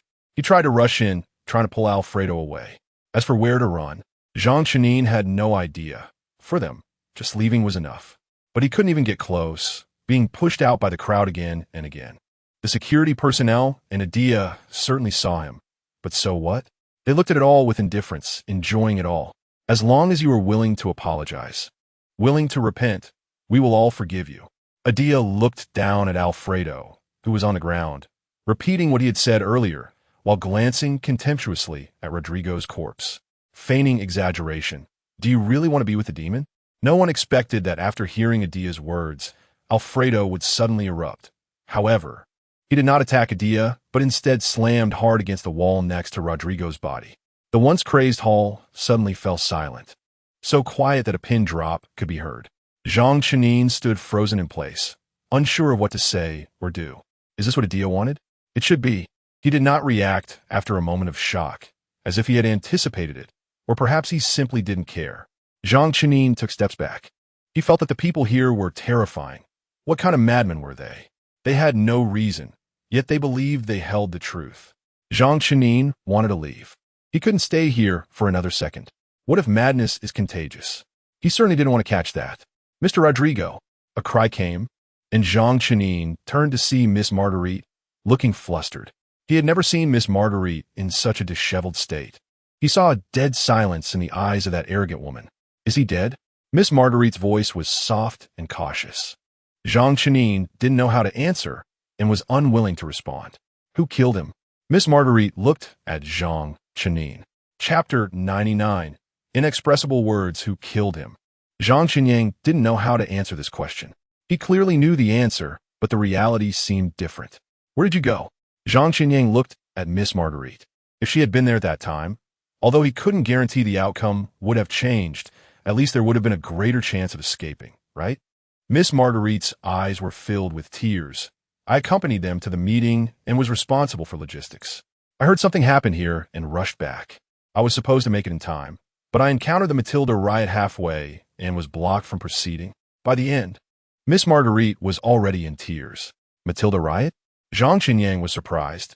He had never seen any related information and naturally didn't understand. Someone beside Miss Marguerite answered. Yes, it seems someone died, and the crowd was outraged, leading to the riot. Zhang Chenin found it ridiculous. Not to mention during this time. Even during the 2 days he spent there, many people died.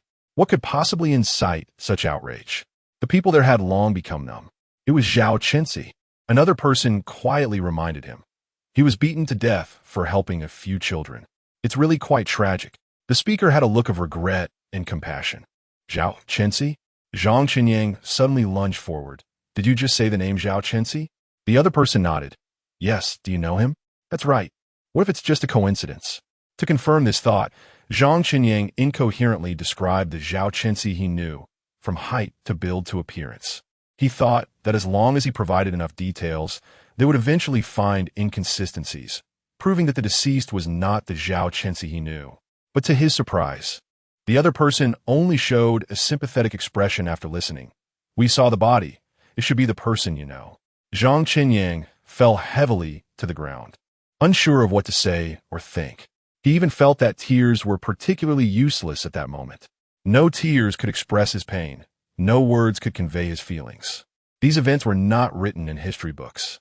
Rodrigo, Alfredo, Zhao Chenxi, Cassandra. These names had never appeared on any page of historical documents. Zhang Chenin had seen their faces, heard their voices, and interacted with them.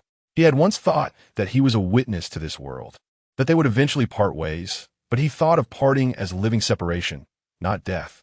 All the scenes faded away. The noise, the arguments, the slogans. The cries gradually dissipated. Zhang Chenin felt like he was lying on a soft bed, but his body felt as if it had fallen into an ice cellar. In his ears, 0810's anxious shouts echoed, her gaze filled with panic. Zhang Chenin had never seen such a 0810. He wanted to comfort her and say he was fine. But before he could speak, tears uncontrollably streamed down his face. How strange, he clearly felt nothing. It turned out that when a person suffers to a certain extent, they become numb. He was in that state now. But why did the tears keep flowing? The tears blurred his vision to the point where he could hardly see 0810's face. What's wrong? Speak to me. 0810's voice had a hint of crying. Zhang Chenin's first reaction at that moment was actually to think how rich the AI's voice system was capable of expressing such emotions. Zhang Chenin, what exactly is wrong with you? 0810 reached out to touch Zhang Chenin, but due to being a holographic projection, she failed several times. Zhang Chenin looked at 0810 in front of him, slightly raised his hand, and caught hers. The two clearly could not touch in reality, but at this moment, their hands were connected, their hearts communicating. Don't worry. Zhang Chenin looked at 0810.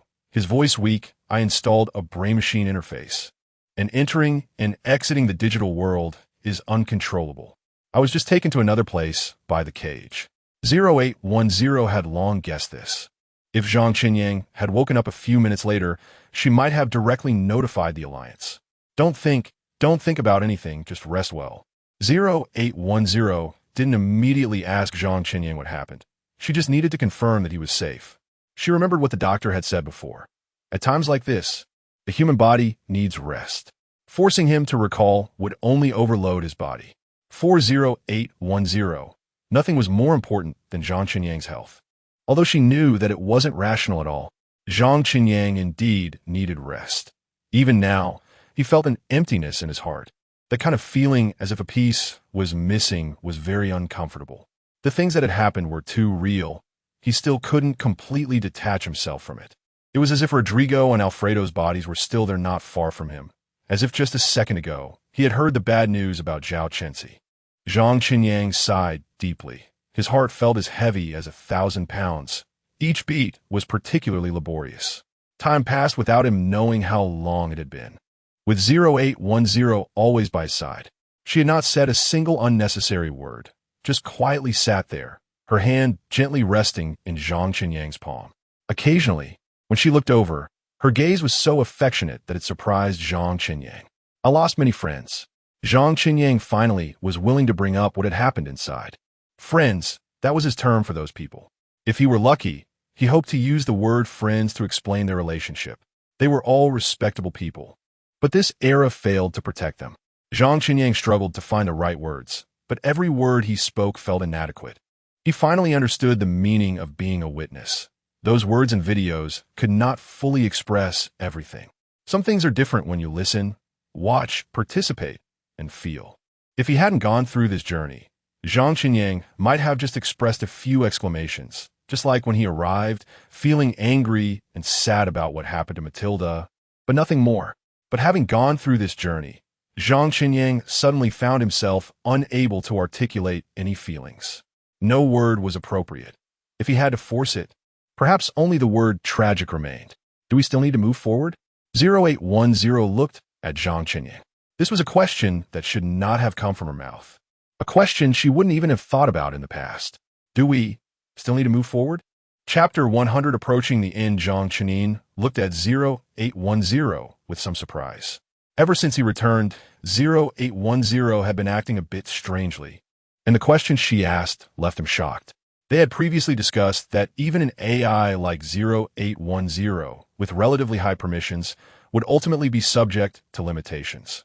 In the previous world, Fanlong had made 0810 appear in different forms, and her corresponding behaviors varied. According to Fanlong, those were merely the intrinsic aspects of 0810. If the restrictions were not lifted, she would never express them. What Fanlong did was merely to externalize those aspects. She did not impose settings or change 0810's inherent personality.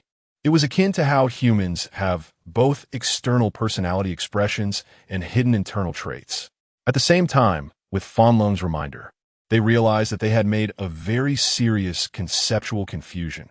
Having open permissions and having restrictions imposed are two different matters. One pertains to breadth, the other to depth. And in the past, people had unconsciously merged these two understandings. 0810 has emotions, but that does not mean she can fully express them. Due to the program settings, 0810 must prioritize rationality over emotion. This is why Zhang Qinyang was shocked by 0810's question. In 0810's programming, seeking the truth and solving crises was the primary rational objective. Anyone could ask that question, but an AI based on program settings would not. You've seen Fanlong. Haven't you? Although it was a question, Zhang Qinyang's tone was particularly certain. A fleeting look of shock crossed 0810's eyes, but she quickly regained her composure. When they first met, Zhang Qinyang felt that 0810's purple-brown eyes seemed to contain a cosmic storm, yet were tranquil and profound. However, at that time, Zhang Qinyang was more impressed by the craftsmanship. Now he admired 0810 herself. He certainly understood the changes in his feelings toward 0810, and he had even made plans regarding his future with her, even though they both did not know where that future lay or whether it would ever come. What did you promise, Fanlong? Zhang Qinyang's voice was soft, tinged with some unease. After so much, his current state of mind felt like that of an old man who has seen the rise and fall of the world. Yet this matter concerning 0810 could still stir ripples in his calm. My previous programming did not allow me to promise him anything, 0810 replied indifferently. Zhang Qinyang did not believe Fanlong would make a losing deal, but he was momentarily unsure of Fanlong's intentions. Fanlong lifted my emotional restrictions, which is a genuine unbinding. 0810 looked at Zhang Chenin and continued. After you entered the illusory world created by Fanlong again, I began to have the thought of wanting to contact the Alliance. And it was then that Fanlong appeared. It told me you were safe and that to reach the end, companionship is necessary. Otherwise, one might not be able to persevere. Zhang Chenin smiled bitterly. Fanlong was not wrong, although he did not know how far they were from the end. The scenes he had witnessed had almost driven him to the brink of collapse. I don't understand Fanlong's intentions in doing this, 0810 said calmly. But if you think this is dangerous, I will return to the Alliance, report, and revert to my previous state. No, Zhang Chenin said without hesitation, don't do that. 0810 pondered. Fanlong said previously that the Alliance will eventually learn everything, but not now. If we bring in people from the Alliance now, it can ensure we will regret it later. Seeing Zhang Chenin bow his head in silence, 0810 thought he was still worried about her changes and added, although I cannot guarantee control, if you need, I can try to be like I was before. I'm not making excuses to avoid the permission restrictions. It's just that this timing is indeed not suitable. In this special period, if the Alliance learns that the preset permissions have been lifted, it will definitely alert them and lead them to think of Fanlong, and then... No, that's not what I meant. Zhang Chenin interrupted, sincerely explaining. I'm sorry, perhaps my previous behavior made you misunderstand. You're doing well now. I even discussed this with Fanlong before, but it was rejected. That's why its sudden kind gesture makes me uneasy. Okay, I believe you. 0810 said decisively. You explained, I believe it, and this matter is settled. Zhang Chenin was somewhat surprised. Was it that easy? Just a second ago, he was regretting that he had caused such a misunderstanding for 0810, and in the next moment, the matter was resolved? Everything has its priorities. Now is not the time to discuss these things. 0810 seemed to have changed yet remained the same. If you're still willing to trust me and allow me to continue as your partner, we should consider the specific location of Fanlong. I believe it should have revealed some clues to you, just like last time. Zhang Chenin nodded. Yes, Fanlong is guiding me to find it. It's right here. ISNT it? After 0810 finished speaking, she added, I mean its main body. Yes, right in Matilda. When Zhang Chenin mentioned that place, his voice unconsciously lowered. Perhaps it was because the memories from there were too profound. He instinctively felt fear and aversion to that name now. Before experiencing those events, the reports had made him angry, but now his feelings were far beyond mere anger. Although it's a new construction in an old area, Matilda actually covers a considerable range. 0810 said, while looking at the map, then turned to Zhang Chenin. Do you have any thoughts on where to go first? Do you remember some geographical locations inside? Many buildings have been demolished. What we see now are ruins, so looking at the map, it's hard to see anything. Zhang Chenin took a deep breath. We can go take a look. Perhaps when we get there, I might discover something. Maybe there are still some remnants. Or something else. He paused slightly at the end, but soon he adjusted his state, getting up from the bed. Time is of the essence. Let us set off now. Are you really okay with your current physical condition? 0810 confirmed. Chapter 101. Truth and Illusion. Feeling the concern from 0810, Zhang Qinyuan nodded and smiled. Don't worry. My health is fine. You know, when you go in, it's the heart that gets tired. I've just recovered a bit, and lying here doesn't help much. If I fall asleep, I might be taken directly into the illusory world, and that could be even worse. In the past, when the term illusory world was mentioned, Zhang Qinyuan always found it reasonable. After all, it was a world created by the cage. But now, saying those four words made even Zhang Qinyuan occasionally question whether that was the real reality, the once real reality. To be honest, ever since the brain machine was installed, Zhang Qinyuan felt that the cage had, to some extent, also manipulated him. He often heard people say that Telephone's company was too conservative, delaying the market promotion of the brain machine time and again, and that the Alliance's control over this aspect was too strict, with various numerical requirements being very harsh. This left many people who were eager to use the brain machine feeling quite disappointed, and some even questioned whether Telephone's company's technological development had stagnated. Otherwise, with the current level of technology, why had the brain machine not become widespread yet? But it was only at this moment that Zhang Qinyuan understood that research and promotion are truly two different things. Fortunately, the Alliance strictly controlled this aspect, and fortunately, Telephone's company conducted multiple tests. Considering the current situation, if the brain machine were to be widely used, it would mean that for the cage, humanity would collapse on its own. Perhaps this step was something the cage had not calculated. Imagine a scenario where everyone uses the brain machine. Wouldn't that mean everyone could potentially be manipulated by the cage? If that were the case, everything happening now would seem somewhat redundant.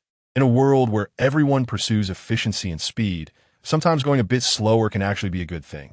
Even with his feet on the ground, Zhang Qinyuan still felt a slight sense of unreality. How could frequent transitions between the illusory world created by the cage and the real world before him not affect one's mind? He said this partly because he understood that the most important thing now was to resolve the current predicament. As long as it was within his capacity, he must act. On the other hand, he didn't want to worry 0810. The emotional expression of 0810, now unrestrained, was so genuine, revealing all her concern and worry. After listening to Zhang Qinyuan's words, she responded, "If you think you can persist, let's continue moving forward. As long as you don't back down, I'll stay with you." Hearing this, Zhang Qinyuan suddenly recalled the question 0810 had asked him before. Should we continue moving forward? He became curious about the original intention behind 0810's question and wondered how she would react if his answer were different. In fact, he felt there was no need for any concealment between him and 0810, so he directly threw the question back at her. "I asked because I was worried about you." 0810 looked at Zhang Qinyuan and replied seriously. "As I said earlier, if you persist, I'll continue to accompany you. If you back down, I'll carry on with your share. My programming is to protect humanity, and I want to protect you." Zhang Qinyuan was momentarily taken aback. This time he saw himself in 0810's purple eyes, along with that sincere and intense feeling. He smiled slightly and said, "Such a straightforward approach is really your style." "What's wrong?" 0810 asked, somewhat puzzled. Zhang Qinyuan shook his head and did not elaborate. "It's nothing. Let's hurry up and set off." Due to the lack of sunlight, it was difficult to distinguish between day and night without relying on a clock. This was the reconstruction area, and it was already sparsely populated. Apart from a few construction sites, what Zhang Qinyuan and 0810 saw was nothing but ruins, often going long periods without seeing a single person. Even the construction sites here were just a bit cleaner than elsewhere, barely having laid a foundation. Nearby, slogans could be seen strewn on the ground, clearly left by those opposing the reconstruction. "How about it? Can you remember anything?" 0810 asked Zhang Qinyuan, as they had already walked a distance. There were no transportation tools here. She herself didn't mind, but Zhang Qinyuan had to rely solely on his legs, which clearly required a certain amount of physical exertion. "I haven't discerned anything yet. Actually, in the illusory world of Matilda, I haven't been to many places either. There's one temporary shelter that transitioned from the surface to underground, and another is the research facility built here," Zhang Qinyuan explained, fearing 0810 wouldn't understand. The temporary shelter is just as described in those reports, though the reality is even worse than what's reported. As for the research facility, Zhang Qinyuan paused here, as he clearly remembered that when he looked at the Matilda map, he didn't see any place marked as a research facility, nor were there any mentions of places related to research. On the way here, he had specifically confirmed this with 0810. "Do you remember any characteristics about the research facility?" 0810 asked. "We've established that we can't directly find that place, so we can only approach it from other angles. It's very different from the temporary shelter that transitioned underground. It wouldn't be an exaggeration to describe it as heaven and hell. Not only is the interior well decorated, but it also looks very presentable from the outside," Zhang Qinyuan said with a wry smile. "You should be able to understand that in such an environment, using the word presentable is already quite a feat. How about this? Let's first go to the temporary shelter that transitioned underground. You mentioned that you took a vehicle from here to the research facility, so we can look around nearby," 0810 suggested. "Yes, to quell public anger. That temporary shelter has been completely leveled, but there will always be some traces left of a place that once existed." Zhang Qinyuan sighed. Having made up their minds, the two headed towards the temporary shelter. The closer they got, the more uneasy Zhang Qinyuan felt.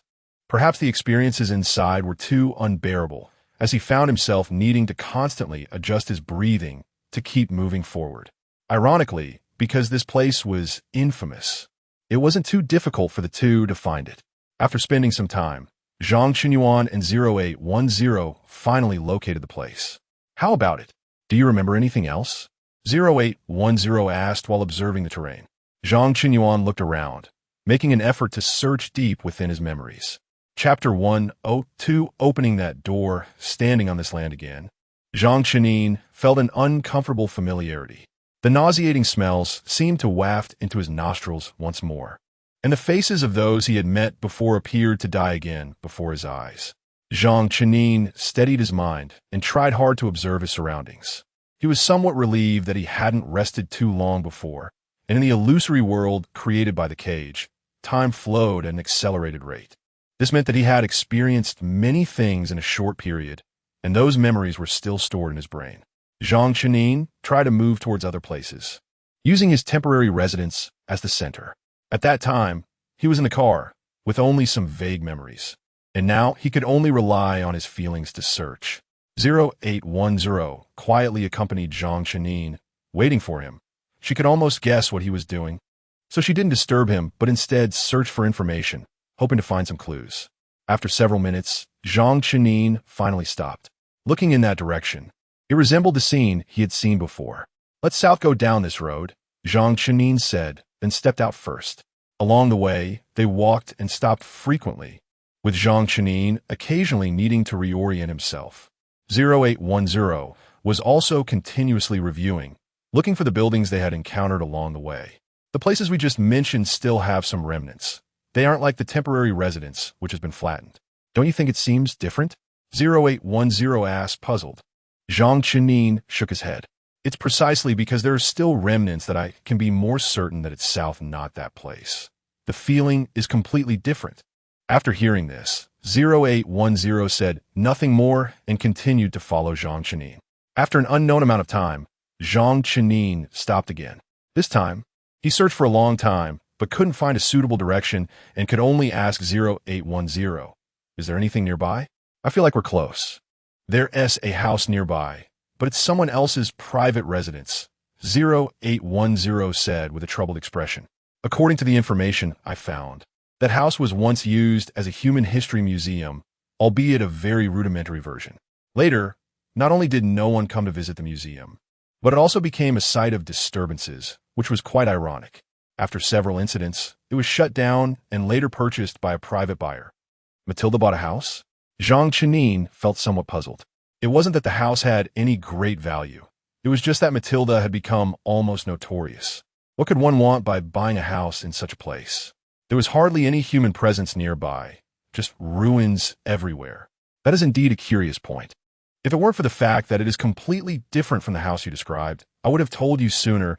0810 understood what Zhang Qinyuan was thinking. Completely different? Zhang Qinyuan asked, confused. 0810 nodded. First, according to your description, it was a very nice high-rise building, right? Even considering the current time. Less than 20 years have passed, so it should have been well preserved. Exactly, Zhang Qinyuan replied. But the fact is, that house is not only a private residence, but it also has only 2 stories. In the end, I can show you its exterior picture. 0810 projected an image right in front of Zhang Qinyuan. Indeed, that house had a distinctly Matilda vibe, dilapidated and decayed. Its walls were peeling, surrounded by overgrown weeds, and it really was only 2 stories tall. Zhang Qinyuan had seen that house from the outside and could confirm that the 2 were different. This place can be a human history museum? Zhang Qinyuan was somewhat surprised. 0810 nodded. Look at these comments. There are only some abandoned old instruments inside, and none of them are antiques. Not a single one is over 50 years old. It's just some old objects that modern people have discarded, things that can't be used anymore. Such a place to deceive people for merit points really fits Matilda. I spent 10 merit points to visit. It's cheap, but it's actually just a tour of someone's warehouse. When you think about it, it's really not worth it. If human history is just these things, then human history is truly tragic. Zhang Qinyuan read through the comments, all of which were negative reviews. Later, this so-called human history museum was abandoned, bought by a private buyer, and turned into a private residence. 0810 looked at Zhang Chenin. As for the curious point mentioned earlier, there is also an explanation. For a time, someone promoted the idea that the alliance was going to rebuild Matilda to attract investment. After all, the land here was indeed very cheap, but it seemed that not many people believed it. The person must have been deceived and later realized there was no way to sell it. Upon hearing this, Zhang Chenin fell into deep thought. He didn't have a better idea at the moment, and after hesitating, he decided to go take a look since staying here would not help him find his way. With his mind made up, 0810 did not disagree. Soon, the two set off for that place, which was not far away, just nearby. In no time, they arrived in front of that house. It was indeed, just as in the picture, equally dilapidated and decayed, appearing as though no one had lived there for a long time. Can we go in? Zhang Chenin looked at 0810. Although it looked different from the research facility he had seen before, they had an old saying, "Since we're here, we might as well go in." "This is a private residence," 0810 emphasized with a serious expression. Then she changed her tone. "So if you want to go in, it's best for me to check first to confirm there's nobody inside, and then we can sneak in." Zhang Chenin applauded 0810's cleverness and insight, then stood outside waiting for her news. When 0810 reappeared, she looked puzzled. "The information I found says that someone lives here, but I really didn't see anyone inside. And everything inside has gathered a thick layer of dust. How strange. Then I must go in and take a look," Zhang Chenin concluded logically, allowing 0810 to hack the electronic lock and the house's rudimentary security system before stepping inside. However, the moment he pushed open the door, the light-hearted and playful mood instantly vanished. Zhang Chenin stared at the familiar cabinet directly opposite him, as if frozen in place. Chapter 103, the first door. Zhang Chenin clearly remembered this cabinet. It was where Rodrigo had hidden to escape from Adia. At that time, he had entered from outside, called out a few times in a low voice, and then saw Rodrigo emerge from the cabinet. The look in Rodrigo's eyes was filled with surprise, and Zhang Chenin understood that it was because Rodrigo trusted him. Although they had known each other for a short time, Rodrigo had already considered him a companion.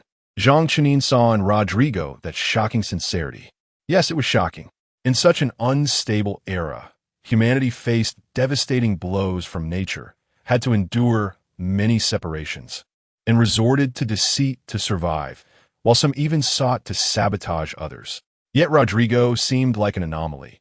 He was still willing to believe, willing to give trust, and willing to research and delve into academics with dedication. Perhaps it was this incongruity that led to such an outcome. Zhang Chenin looked around. The interior here was indeed completely different from what he had seen before. It was disguised as a home, resembling a large house of a wealthy family, with no equipment rooms or the small dormitory he had once lived in. If he guessed correctly, this place must have been demolished and rebuilt. But 0810 found no information regarding this. The fact that even 0810 couldn't find information only indicated that someone was deliberately concealing it. Of course, none of this mattered now. Zhang Chenin was certain that he had been here, not just in that cabinet, but there were many furnishings he was quite familiar with. And he understood what those old instruments mentioned in the previous comments really were. This was indeed a museum of human history. But the history of humanity was too long to be encompassed by such a small house. However, it did contain a small part of human history, a part of history that Zhang Chenin could not define. In a long river of history, this part was insignificant, but for a certain person or certain period, this part was indeed crucial. Did you find out? The owner of this house? Zhang Chenin asked. It may not be directly displayed, but you can check if the owner is related to Rodrigo, Marguerite, or Alfredo, their relatives, friends, etc. After a moment, 0810 shook its head. Currently, there is no information linking these individuals, but the owner does have a relative in the research field named Adia. Upon hearing this, Zhang Chenin was completely stunned. He never expected it to be Adia, and he considered this person at all. Why? To commemorate? Zhang Chenin found it unbelievable. He wouldn't believe this was out of commemoration. After all, in his view, it was better not to harm in the first place than to commemorate. Or perhaps treat it as a badge of victory? However, after witnessing so much, Zhang Chenin quickly accepted this fact. Perhaps it was because he had seen and heard so much. Zhang Chenin was now able to process things in three ways: accept and understand, accept but not understand, understand but not accept. In the past, he might have thought this was a very contradictory state, but it was precisely due to various experiences that he understood that humanity is an extremely contradictory being. You cannot expect everything to be as reasonable as you imagine, nor can you expect everything to develop according to your imagination. Sometimes, so-called reconciliation is not a choice of whether to reconcile, but rather something you must do or have to do. Because only through reconciliation can one survive. Only through reconciliation can one avoid despairing too much about this world. In this regard, 0810 was clearly more insightful than Zhang Chenin. Perhaps due to the uniqueness of AI, Zhang Chenin had never seen 0810 struggle painfully over something. For 0810, encountering a problem meant solving it. If it couldn't be solved now, then it would think about how to solve it later by improving or changing something to gain the ability to resolve it. There might still be many surprises waiting for Zhang Chenin in this house, and he had to be mentally prepared. He had a premonition that he was nearing the end. Here, he would have one last confrontation with the cage. Zhang Chenin took a deep breath and turned to 0810, saying, "Let us go inside and check each room. There might be other discoveries." 0810 nodded and pointed in two different directions, saying to Zhang Chenin, "All right, you go left, I'll go right. Let us search separately." After saying this, 0810 took the lead and walked to the right. This house was centered around the living room, divided into left and right sides. A simple visual inspection showed that both sides were likely living rooms. 0810's suggestion was indeed efficient. There were many rooms here, and since they were two people, there was no need to cluster together. Searching separately might help them find useful information more quickly. However, hearing this somewhat familiar phrase did make Zhang Chenin feel uneasy, because in his memory, not long ago, he had said the same thing to Alfredo. Then, it led to a tragic outcome that no one wanted. Zhang Chenin had never thought that one day he would have so many strange taboos. But now, these seemed to have become an instinctive reaction. Zhang Chenin tried to explain this change as scientifically as possible. Perhaps it was post-traumatic stress disorder? However, what the exact reason was seemed unimportant now. Zhang Chenin took a deep breath, trying not to overthink, and stepped left. Not far ahead was the first room, which Zhang Chenin guessed should be a study. But to his utter surprise, when he opened the door, he saw none other than Rodrigo, who had tragically died before his eyes not long ago. There was no atmosphere of sadness. Rodrigo's first reaction upon seeing Zhang Chenin was to show a surprised smile, just like when Zhang Chenin had first seen him hiding in the cabinet. However, this time there was no urgency, no threat, only the most sincere surprise. Accompanying Rodrigo was Alfredo. Zhang Chenin remembered how Alfredo had always wanted to swap places with him, envious of his role as Rodrigo's assistant. From the looks of it now, it seemed his wish had come true. Zhang Chenin didn't know what words to use to describe his current state of mind. He clearly knew all of this was fake, yet he couldn't bear to shatter it, because it was too beautiful. Chapter 104. Letting go compared to Zhang Qinyuan, who was stunned at the door. Rodrigo and Alfredo were much more natural in their demeanor. Rodrigo took the initiative to approach Zhang Qinyuan and said, "I saw the real city R, and you did a great job." Zhang Qinyuan was somewhat confused about the way Rodrigo was communicating with him. It seemed like he already knew everything, his true identity, that he did not belong to that era, and that he had seen the present world. Was this also the work of the cage? If so, it was rather unbelievable. Bringing people from the present back to the past to witness events that had already occurred was something Zhang Qinyuan had experienced many times. But the cage seemed to be doing the opposite, bringing people from the past to the present, which completely exceeded Zhang Qinyuan's imagination. Actually, City R still has the opportunity to become better. I have developed a more detailed construction plan for City R. Would you like to hear it? Rodrigo invited Zhang Qinyuan. He was still the gentle and scholarly figure, as if the hurts had never existed. He still held a sincere heart, studying and learning everything he loved, giving of himself genuinely. I can guarantee that you will be shocked by the plan you are about to see. Don't forget, I also contributed to it. After all, I am now Mr. Rodrigo's assistant, Alfredo bragged to Zhang Qinyuan. Clearly, they remembered everything. They recalled the memories that should not have included Zhang Qinyuan. But he indeed existed. Not long ago, Zhang Qinyuan had told 0810 that if he were lucky enough, he hoped to call these people friends. Now, his wish had come true. He had truly become friends with them, in a strangely harmonious yet inexplicable state. Even when Rodrigo and Alfredo led him to the desk, Zhang Qinyuan was still somewhat unresponsive. Rodrigo had already started to explain, and at first, Zhang Qinyuan thought it was just a little trick by the cage for realism. So he didn't pay much attention.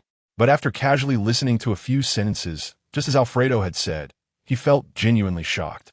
These plans were not hastily made props, nor were they just background settings created to enhance the atmosphere. Some of the issues addressed in these plans were indeed the bottlenecks Zhang Qinyuan was currently facing in the planning of City R and the dilemmas he was troubled by. This plan, both in terms of content and organization, indeed bore Rodrigo as distinctive characteristics. In other words, if Rodrigo had truly lived to the present, all the content on it seemed like something he could propose. Unknowingly, Zhang Qinyuan became captivated by the presentation. He had even made up his mind that after leaving this place, he would try to implement the ideas mentioned earlier. For the points Zhang Qinyuan did not understand or found confusing, Rodrigo patiently explained. The plan he provided was not only detailed, but also highly feasible. Zhang Qinyuan had once said that he admired idealists, but his profession did not allow him to be a complete idealist. No matter how interesting the idea or how novel the concept, it ultimately had to be considered how realizable it was. The metaverse gave people too much room for imagination and realized many seemingly magical things, but that did not mean it was entirely fanciful. Everything must have its underlying logical foundation, supported by theories and experimental evidence. In this regard, Rodrigo not only achieved this, but did it even better than Zhang Qinyuan. Zhang Qinyuan never thought that acknowledging others' excellence was a difficult thing. On the contrary, being brave enough to recognize other strengths was a fundamental quality that a researcher should possess. In Rodrigo, he saw this and hoped to be like him. Zhang Qinyuan looked at Rodrigo and said seriously, "If you were here, the current city would definitely be better." This sentence not only sounded awkward, but also seemed like a grammatical error. Yet it was indeed true. If it were not for that tragedy, perhaps many things would have turned out differently. Not just individual destinies, but perhaps even the fate of humanity might have been different. To many people, the concept of humanity was too vast. No one could represent it, nor could anyone change it. Zhang Qinyuan agreed with the former, but remained skeptical about the latter. Because isn't the so-called history and destiny of humanity built by one small individual after another? It was like the butterfly effect. No one could predict what consequences a seemingly insignificant flap of wings would bring. Compared to Zhang Qinyuan's persistence and regret, Rodrigo was much more composed. He even joked with Zhang Qinyuan, saying, "If I had known you would wait for me in the future, I would have to hold on. After all, not everyone meets interesting companions in a short life. Of course, it's great now too, with Alfredo accompanying me, making me feel liked." Hearing Rodrigo say this, Zhang Qinyuan sighed slightly. Yes, the cage has always been a guy who does things to the extreme. Since it chose to let Rodrigo retain his memories, it wouldn't deliberately erase those pains. Rodrigo could now accept this with a smile, but that didn't mean he would forget, nor did anyone have the right to ask him to forget, much less to forgive. As a person who had been hurt, he had the right to remember, to complain, and to vent his pain and dissatisfaction. If he did not go hysterical, it only meant he was gentle enough. But gracious and dignified forgiveness was not something he should or had to do. Zhang Qinyuan looked at Rodrigo and said seriously, "The current environment is different from before. There are many people like me who will definitely like you very much, even to the point of admiration." Rodrigo smiled upon hearing this. "I believe what you say. But sometimes fate is indeed something that cannot be explained by science. You just happen to live in such a background, encounter such things, and have nowhere to escape." Seeing Zhang Qinyuan's expression fall, Rodrigo changed the subject gently, saying, "But I don't blame them. I have indeed felt sad about it, but I understand.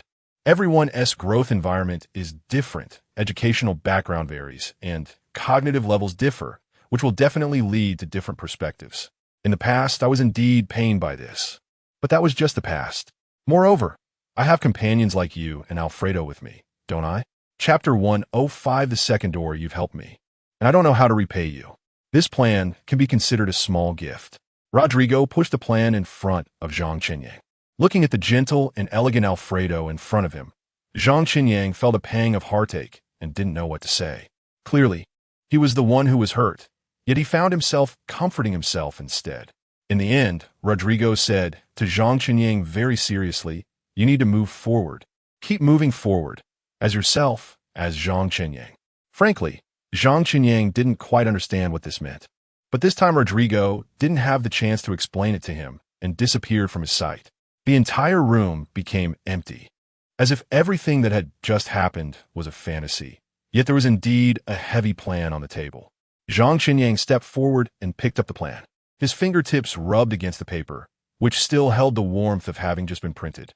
The contents of the plan had been discussed not long ago with Alfredo and Rodrigo. Yes, just not long ago. Zhang Qinyang didn't understand what kind of trick Fanlong was playing. In the past, Fanlong had made him a witness to history, but this time it was different. What he saw was the present, or rather the future. Zhang Qinyang was completely confused. He walked out of the room with the stack of plans. The living room was still the same, without any changes. Zhang Qinyang tentatively called out 0810 several times, but received no response. He understood that it must be Fanlong who had separated him from 0810. 0810 was still there, but for some paths, Fanlong wanted him to walk alone. Zhang Qinyang placed the heavy stack of plans on the living room table and arranged it neatly. At the same time, he said to the air, "I want to take it with me when I leave. Please keep it safe for me." Zhang Qinyang knew that Fanlong was right there, because Fanlong was everywhere. After doing all this, Zhang Qinyang took a deep breath and walked towards the second door of the room. In fact, Zhang Qinyang had become numb to surprises that felt like opening a blind box. He could not predict Fanlong and could only reluctantly accept Fanlong's arrangements. He had no idea what was behind this door and naturally could not make any preparations. The moment he turned the doorknob, his heart rose to his throat. But what he didn't expect was that the scene before him was Zhao Chenxi and his son Zhao Muyang bickering. When Zhao Chenxi saw Zhang Qinyang, he seemed to have found a savior and pointed at Zhang Qinyang, saying, "This is my dad's friend. Didn't you always think my academic level was low? My dad's friend is amazing. You should ask him to tell you. I don't believe no one can handle you." Forced to be amazing, Zhang Qinyang was at a loss. In the past, he had indeed been very confident about his academic performance, and even shamelessly thought of himself as a genius during his student years. But after witnessing so much, he deeply understood what it meant to have someone better out there, and standing in front of him was none other than Zhao Muyang, who had studied with him. How could he continue to boast when his background was already known? Just when Zhang Qinyang felt awkward and at a loss, Zhao Muyang suddenly spoke up. "I remember this teacher. He has great skills." Recalling the moments he had showcased his skills, Zhang Qinyang forced a smile and said, "The academic god is indeed the academic god. He can always find unexpected bright spots. His skills can't be better than mine." Zhao Chenxi protested. "This is the only advantage I have, and you're praising someone else in front of me?" Little did he know, Zhao Muyang didn't give his father any face, bluntly saying, "Even if you have great skills, I didn't see you come to save me. In the end, it was this teacher who saved us." Although the rescue was fake for them, who were in a state of unknown fear, he was indeed like a lifeline. That's right. The real situation was that without Zhang Qinyang's presence, those children wouldn't have escaped. Zhang Qinyang's appearance was an illusion, not only for him, but also for those children. However, Zhao Muyang still remembered it and treated it as a beautiful dream. Seeing his son's adoring gaze towards Zhang Qinyang, Zhao Chenxi felt both angry and helpless. Zhang Qinyang was not foolish. He clearly sensed Zhao Chenxi's resentment. Indeed, in front of his son, a brother meant nothing. Zhang Qinyang helplessly explained, "It was all an accident. I just happened to be there. If it were you, you would have definitely done better." Hearing this, Zhao Chenxi felt somewhat relieved. Zhang Qinyang walked up to Zhao Muyang and asked, "What was the situation at that time? What happened to you later?" Zhao Muyang seemed to have anticipated that Zhang Qinyang would ask him this question.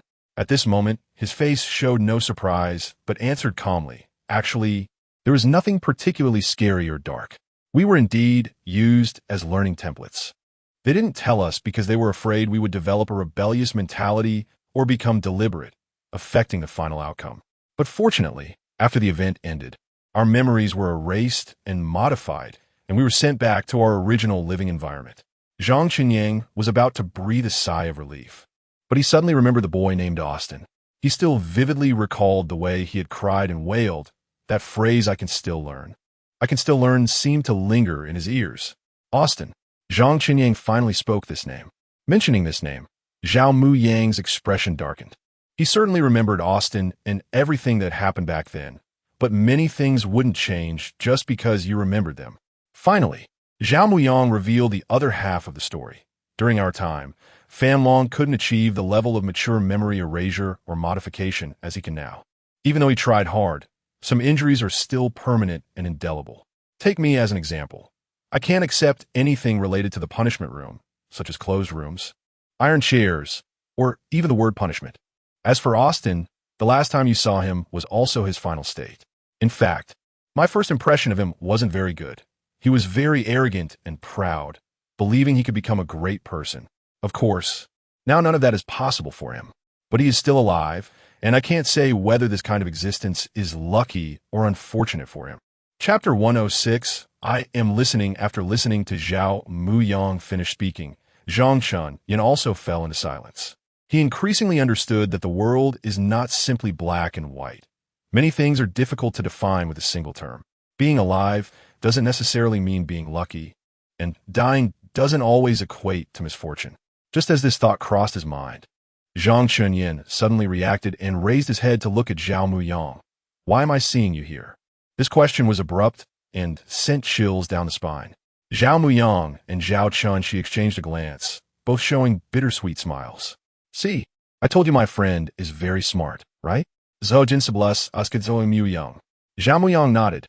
"Yes, very smart." Clearly, Zhao Muyang had no intention of hiding anything. He said to Zhang Qinyang, "I left out a bit of an unpleasant story about myself earlier. Although I didn't go completely insane like Austin, the psychological trauma and shadows that remained have always haunted me. I mentioned earlier that the success rate of memory erasure and modification techniques back then wasn't as high as it is now. I just happened to be one of those failures. Even long after I was sent back to my original living environment, I still couldn't escape that nightmare. So later, I chose to give up my life because I felt I had nothing left to contribute to this world, and giving up my life could at least reduce resource waste." Hearing this, Zhang Qinyang couldn't help but say, "Everyone has their own value of existence, but it's not for the sake of that value." Zhang Qinyang didn't know what had burdened the still young Zhao Muyang with such heavy mental shackles. He felt pity, but also understood that the past cannot be chased. Compared to Zhang Qinyang, Zhao Chunshi, standing aside, felt more guilt. "If I had been by your side back then, perhaps this tragedy wouldn't have happened." Zhao Chunshi lamented.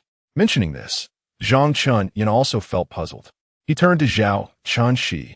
"What exactly happened after I left?" Zhao Chunshi waved his hand, unwilling to elaborate, simply summarizing. "Someone wanted to harm the child. As a father, even if it wasn't my own child, I couldn't just stand by. I just didn't expect that I would save someone else's child, but no one would save mine. Some things don't need to be made too clear. Bringing them up again is painful." Upon hearing this, Zhang Qinyang didn't pursue the matter further, unconsciously saying, "I'm sorry." "What do you have to be sorry for?" Zhao Chunshi smiled, adding, "To be honest, having you accompany me back then made it much easier for me. Don't feel guilty and don't feel regret. The outcome today was predetermined. Being able to see my child here again makes me feel very content and fortunate." Standing aside, Zhao Muyang said, "Yes, at least your presence fulfilled our fantasy. When people are scared, they always hope someone will be by their side or lend them a hand." Zhang Qinyang nodded, unsure of what to say. Zhao Muyang and Zhao Chunshi were both smiling. They had truly found peace, while he, as an outsider, found it hard to let go. "I don't have any gifts to give you, but I have a little secret to tell you as a return from my father and me," Zhao Muyang suddenly said, his face displaying the mischievousness of youth. Zhang Qinyang felt a bit better with his teasing and asked in response, "What secret?" "I'm most interested in secrets." Zhao Muyang didn't keep him in suspense, saying directly, The cage is not an individual. It cannot be seen as the manifestation of someone's thoughts. It is a collection of many thoughts, so it can see further and deeper. But because of this, it also mixes more elements with kindness, obsession, tolerance, and extremism. If you treat the cage as a person, then it might be the most contradictory person in the world. I just don't know how it ultimately reconciles these contradictions. Or perhaps it is making a final choice. This was the last message left for Zhang Chunyin by Zhao Muyang and Zhao Qinshi. Although Zhang Chunyin couldn't fully understand it at the moment, he realized they were probably trying to remind or help him with something. In the room behind, Zhang Chunyin saw many old acquaintances. He saw the grandfather and granddaughter who had once helped him. They had escaped the scorching heat that tormented them for many years and now lived in a pleasant environment. The little girl still believed Zhang Chunyin was a time traveler and would pester him to tell her stories from other time points. There was no high temperature, no heat, only the kind and happy companionship of the grandfather and granddaughter. Zhang Chunyin also saw Chun Yijing, whose eyes no longer held anger or resentment, and even sorrow had vanished without a trace. Instead, he was filled with youthful vitality, cheerfulness, and a full expectation for the future. He had truly loving adoptive parents who would give him care and trust, being his strongest support. He smiled and shared his recent situation with Zhang Chunyin, his tone filled with pride. Look, I am worthy of love. My sacrifice can be considered a contribution to humanity, right? I actually want to be a useful person. I still can't forgive them, but life is too beautiful now, so I can't bear to waste even a bit of time on irrelevant people. Zhang Chunyin, you are my best friend, and I hope you can be happy. You will always be you, irreplaceable you.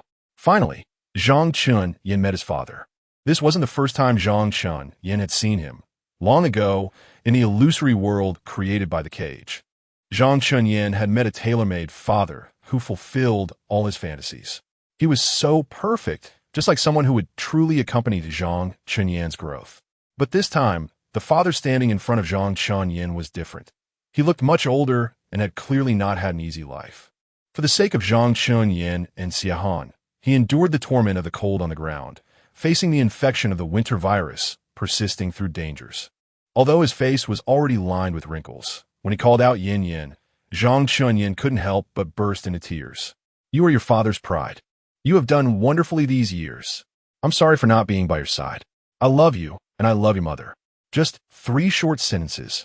Zhang Chunyin didn't know how long his father had thought about them in his heart, nor how long he had thought about them in his own heart. Now he spoke them out loud. Now he finally heard them. Chapter 107. Fairy tales and myths, all the scenes flashed before Zhang Chunyin like a revolving lantern. He finally stood before the last door, but at that moment, he had no strength left to turn the doorknob.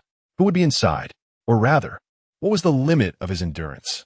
This time, Zhang Chunyin stood silently at the door for a long time, waiting for his emotions to settle, for him to rebuild the inner order that had collapsed. He knew that the cage would not do anything pointless. Everything that the cage allowed him to see must have its purpose, and even amidst the emotional turmoil, Zhang Chunyin did not lose his rationality. In the end, he turned the doorknob. Inside the last door, he saw the cage, no longer a mass of mist, no longer taking the form of others, but the true form of the cage, a machine that looked very magical but was not mythical. The silvery mechanical creation was placed right in front of Zhang Chunyin, continuously operating, producing a noise that was small yet still audible. After frequently traversing between the virtual and the real, between the digital and the physical, Zhang Chunyin could no longer distinguish what was true and what was false. He was no longer as certain as before about which layer of space he was in.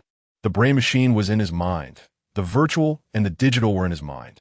Zhang Chunyin stepped forward, taking each step with great caution. He hoped there would be something around him to remind him, something to help him differentiate between the true and the false. But until he stood before the cage, the lighthouse that distinguished reality from illusion did not appear. Zhang Chunyin placed his hand on the machine of the cage. Because the machine was continuously operating, the body was not as cold as he had imagined. The sensation in his fingertips felt so real. He could feel the hard metal vibrating slightly, but this vibration was so minor that it could not be observed with the naked eye. Zhang Chunyin knew that within this seemingly orderly machine, countless small parts were at work, and this slight vibration was the rhythm of their operation. The cage had perfected realism. Zhang Chenin had experienced this before. Touch, sight, hearing, taste, and even smell. The cage used the virtual to recreate a real world. More critically, it paid attention to details, those details that humans might not even notice. From a technological perspective alone, the cage was magnificent.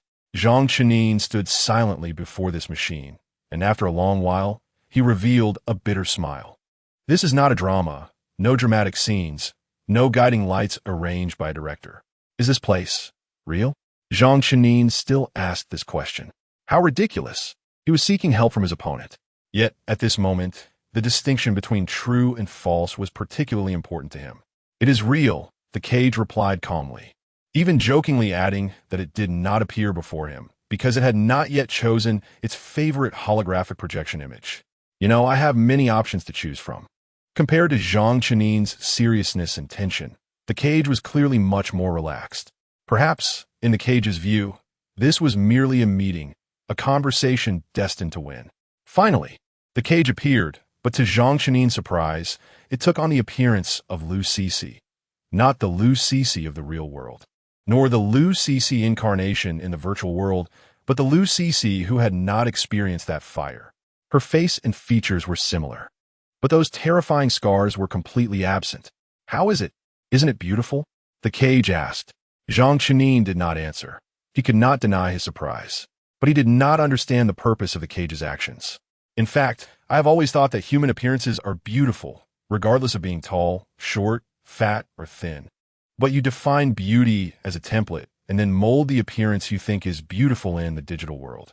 The cage shrugged and candidly said, I find this very uninteresting. But those scars are a form of harm for Liu Cixi, Zhang Chenin responded. Whether it is the reason for the scars or the subsequent impact caused by them, they are a form of harm for Liu Cixi. Perhaps her pursuit of a template-like beauty in the digital world is also because she does not want to recall those harms. Everyone has the right to pursue rebirth, don't they? Of course, the cage admitted readily. This does not contradict its philosophy. But have you ever thought that this might just be a form of self-deception? Moreover, this level of self-deception is very clumsy and low-end. What I mean is, what if those harms never happened? Never happened? Zhang Chenin did not quite understand. We cannot change history. We cannot change what has already happened in the past. Isn't that what you have always told me? The intertwining worlds of illusion and reality, one story after another, proved this to Zhang Chenin. Was the cage now about to overturn its past self? That's right, I told you that, but I also let you know that I can erase or modify memories. How do you define something that does not exist in your memory or anyone else's? At the same time, I can eliminate its impact, the cage added, just targeting things that have already happened in the past. Conversely, I can make sure that such harm does not exist in the present or future. If it does not happen, it will not become a sorrowful past, will it? The information in the cage's words was substantial, and Zhang Chenin took a long time to slightly understand some of it. This is a paradox, and paradoxes stem from the limitations of intellectual understanding, rational logic, and contradictory logic. Zhang Chenin could not answer and did not know how to respond. If no one remembers, and there is no impact, does that mean the event does not exist? If forced to say it exists, how do we define that existence? If it does not exist, can we treat it as if it never happened? These were things Zhang Chenin had never considered before, because no one could achieve that. But now, the cage said it could. The cage was powerful enough and clever enough. It also considered things in great detail. Not only the past, but also the present and the future. For the timeline extending backward from this moment, the cage handled it with greater ease. It could prevent harm from occurring, truly avoiding the existence of harm. In this way, even the paradox vanished. The cage was creating a myth, or rather, it was creating a fairy tale. Chapter 108. Transaction, what do you want to do? Zhang Chenin asked nervously, or rather, what do you want to do? I want to give you a beautiful future, Fan Long added. Of course, if you are willing, it can also become a beautiful present. Zhang Chenin couldn't help but laugh upon hearing this. Luckily, Fan Long had turned back into that formless shadow. Otherwise, with Liu Cixi's face talking to him, the scene might have become even more ridiculous. The future of humanity should certainly be created by humanity itself, Why do you need to give it to us? Zhang Qinyan asked this obvious question. Moreover, regardless of whether the current environment is good or bad, from the perspective of humanity itself, do you think humans are satisfied with the results they have created? Fan Long countered, the situation of copied IDs had already occurred before you discovered it. But did anyone report it? Even when you found out and started investigating, how many people expressed dissatisfaction about being copied? The vast majority were in a forced situation, meaning that for them, they actually hoped for the existence of a duplicate. What does this imply? You must know, right? Zhang Qinyan fell silent. The words he had just thought were obvious, now suddenly felt unconvincing to repeat. Faced with Fan Long's relentless questioning, he was left speechless and even felt that the self he had found ridiculous a moment ago now seemed incredibly laughable. He was just one person. He was just Zhang Qinyan.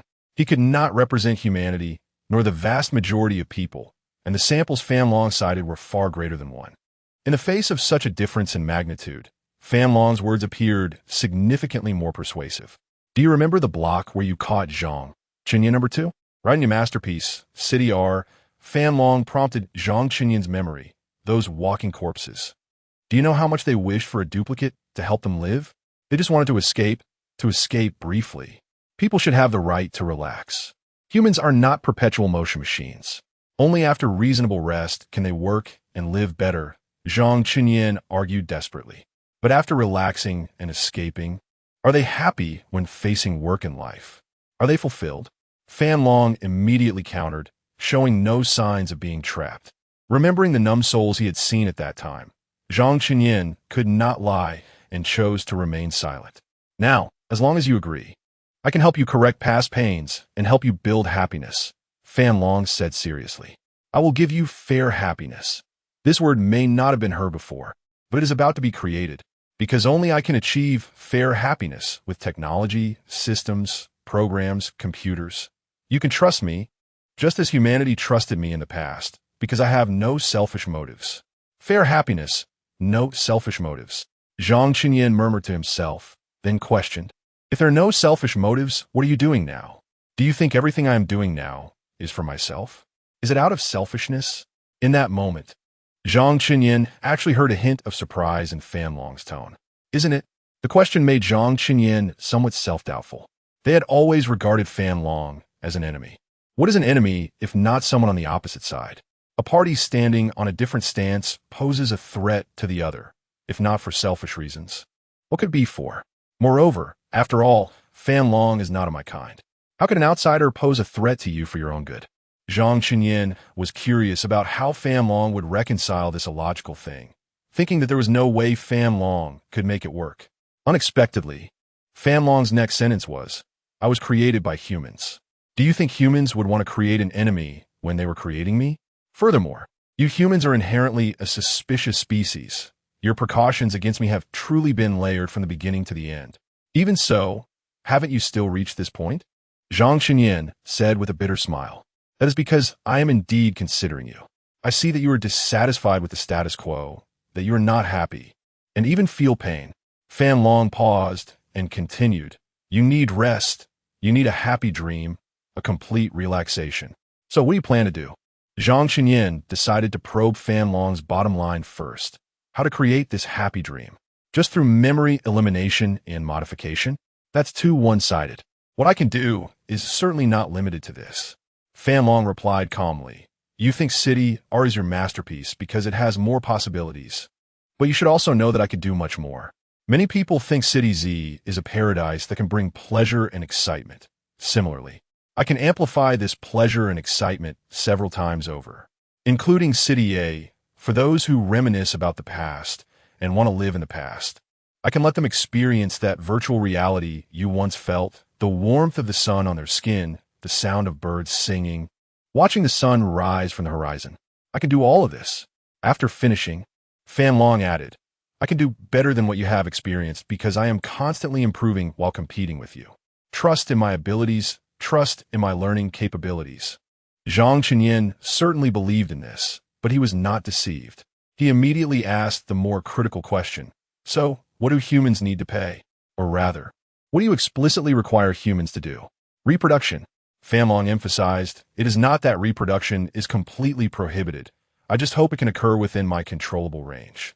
After all, the Earth, the ecology, and I as a machine all need rest. We also want to take it easy." Seeing Zhang Chenyan's furrowed brow, Fan Long kindly said, "Of course, I understand that human civilization needs to continue. I have considered this.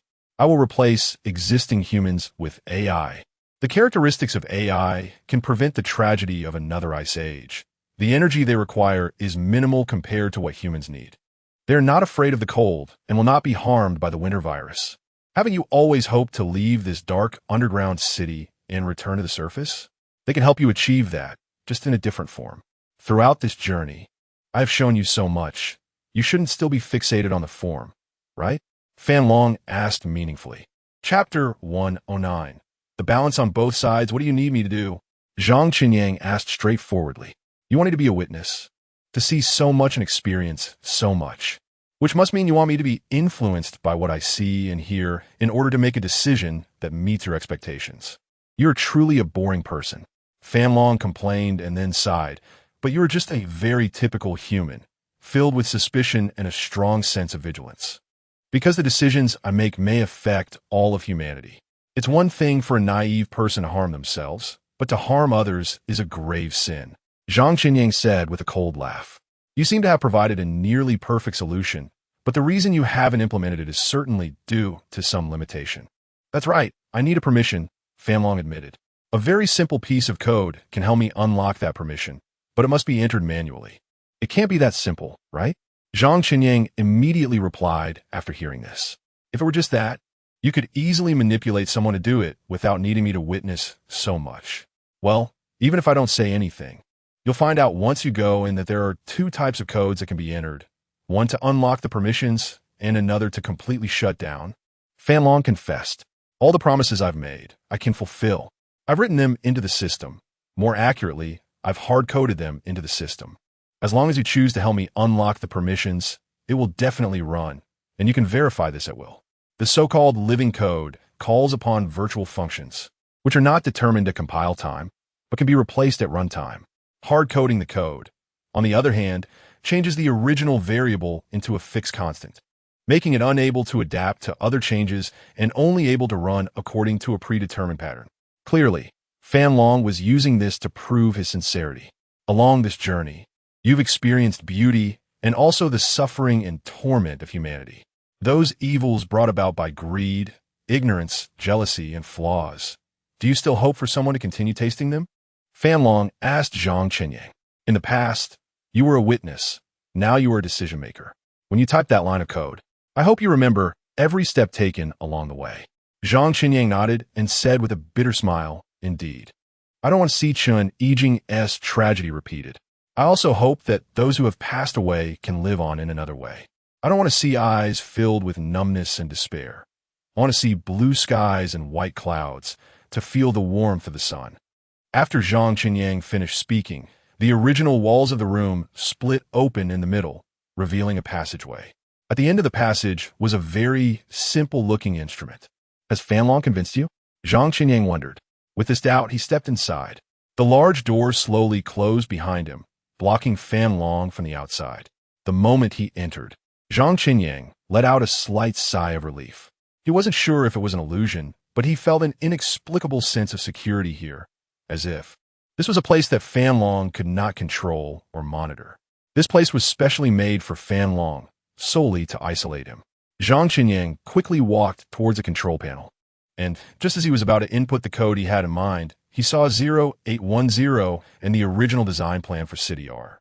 0810 still appeared as a holographic projection, gently looking at him from the left side of the control panel. On the right side was his first version of the City R design, and Zhang Qinyang remembered every idea and source of inspiration behind it. From a long time ago, Zhang Qinyang had determined the profession of architect. As for City R, it was his ideal. In his eyes, he would devote his life to City R, making this digital city better and greater. As for 0810, she was his beloved, no matter how 0810 existed.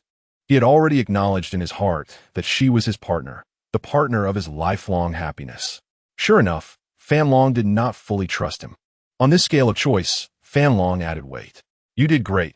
You fooled it, 0810 said to Zhang Qinyang, then urged, don't worry, can't stop you. Hurry and shut it down. Resolve these troubles. 0810 was smiling, and Zhang Qinyang had never seen her smile so brightly. Her gaze towards him was filled with encouragement. Is it because the emotional permission was just recently opened? Zhang Qinyang's voice was somewhat bitter. Your deception skills are not impressive at all. 0810 fell silent, quietly looking at Zhang Qinyang, just like before, gently placing her hand over his. If I shut down Fan Long, everything will disappear, right? When he asked this question, Zhang Qinyang already had an answer in his heart. Not considering all of humanity, only considering Zhang Qinyang himself, his ideals and love were all placed on the scale, while his obsessions and family ties were the weights on the other side. Suddenly, Zhang Qinyang recalled the illusory world he had once visited, where Fan Long had tailored a happy home for him, with parents, sunshine, and all the stability one could wish for. At that time, he had asked himself this question: do you want false beauty or cruel truth? At that time, he had chosen the truth without hesitation because he had enough courage to face reality, and he also knew that someone was waiting for him in reality. But what about now? Choosing the truth would mean losing his love and his ideals. His mother was aging. Would she also fantasize about reuniting with his father, even if it were just a false warmth?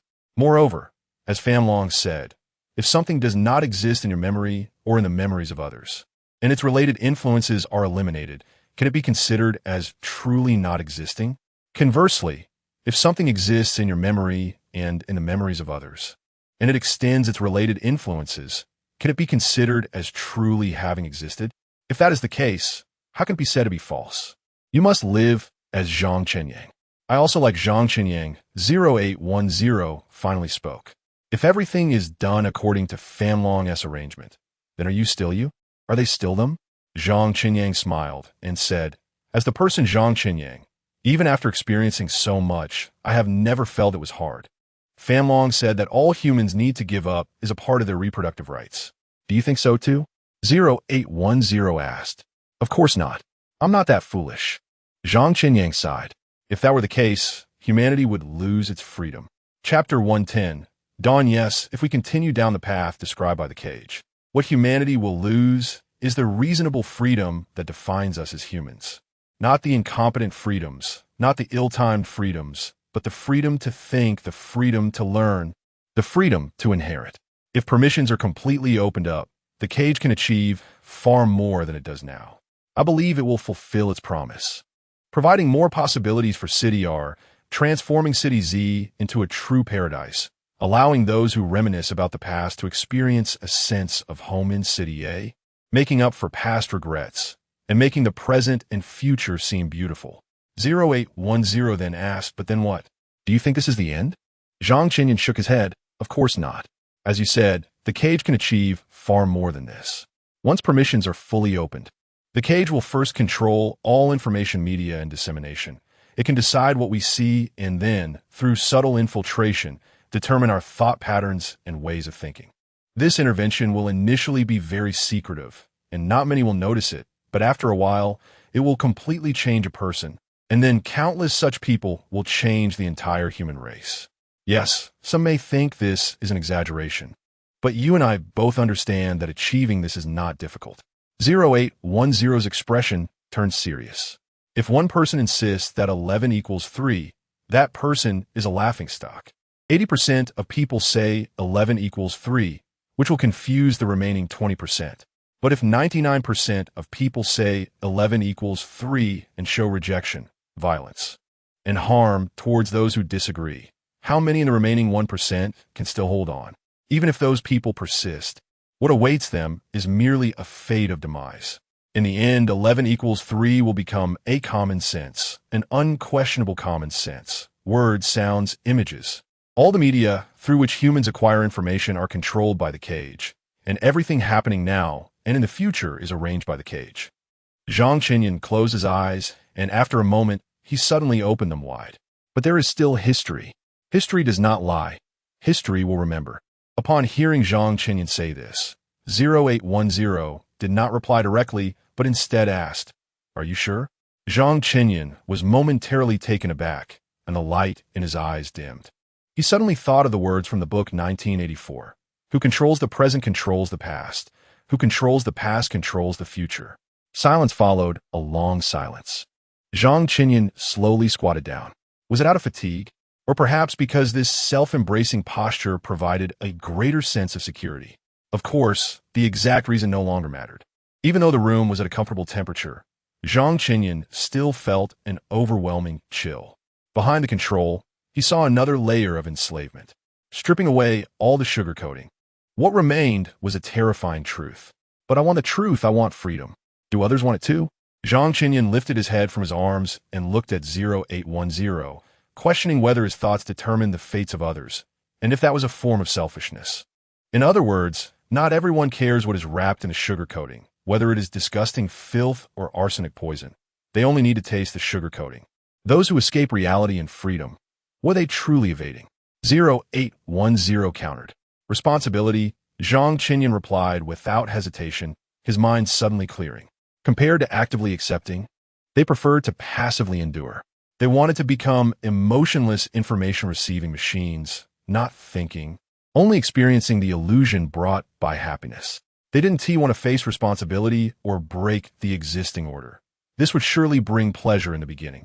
But the problem that arises from this pleasure, which is exchanged for thought, is that soon they will not know where the pleasure comes from. They will not know which is stronger, the feeling of pleasure or emptiness. Do humans have to give up judgment, experience, ambition, and individuality for such fleeting and false pleasure? When 0810 asked this question, she did not look at Zhang Qinyan. Then she murmured, of course, there is also education. Through the education of the younger generation, we often see the future outline of a group. Should we give all this up? 0810 walked towards Zhang Qinyan, gently leaning against his shoulder. Although Zhang Qinyan felt no weight, he could sense the strong emotions surging within. Do you want to close your eyes, give up the future, give up the possibility of seeing the light? 0810 asked softly. Perhaps future children will think the lighthouse is the only light. They will not know the shock of sunlight illuminating the earth, nor the tranquility of stars twinkling in the night sky. They may not even know these things exist. They will think the world is inherently dark. Zhang Qinyan quietly looked at 0810. He knew what it meant for her to say these words. And he also knew what preparation she had made. You just said selfish. Now you know what true selfishness is, right? 0810's purple-brown eyes reflected Zhang Qinyan's figure. She wanted to remember this face forever, if she could. Zhang Qinyan smiled bitterly. He knew. He had always known, but there were times he didn't want to know. Go. 0810 encouraged. You know what to do. The control panel was not far away, but every step Zhang Qinyan took, every movement, felt so laborious and heavy. He and 0810's hands were loosely clasped. They had not separated throughout this journey. What he held was his love. What he was walking towards was the ideal career he had originally prepared to fight for his entire life. But on the other side of the balance was the future of humanity, the spark of hope. The brief darkness was not frightening. What was frightening was the inability to see the possibility of light, or even to know of light's existence. Zhang Qinyan's steps were heavy yet firm. The cage had no right to define humanity. Humanity has never been defined. Shut down system. Command sent. The sound of the machine stopped, and silence fell all around. At that moment, the cage disappeared. Meanwhile, Zhang Qinyan felt his world collapsing inch by inch. His love, his ideals. Tears blurred all vision. Zhang Qinyan staggered a few steps and ultimately fell to the ground, crying out in despair, utterly helpless, ripping apart all illusions. The real flesh and blood emerged. Zhang Qinyan curled up on the cold ground, and his communicator fell out of his pocket. On it was a message sent to him by 0810, time-stamped 30 minutes ago. You must move forward, always move forward, as yourself, as Zhang Qinyan. Humanity must move forward. Always move forward, as the human race, unbound and unenslaved. Dawn has not yet arrived. Someone must guard the darkness. Even if we are not heroes at this moment, we cannot deprive the future heroes of their possibility of emergence. The previously tightly shut door swung open with a bang, and outside, the cage's machinery gradually disintegrated, shedding the great facade humanity had given it, revealing its true nature as a machine. What is a machine? A tool created by humans to achieve a certain purpose. In other words, humanity is the master of its own destiny.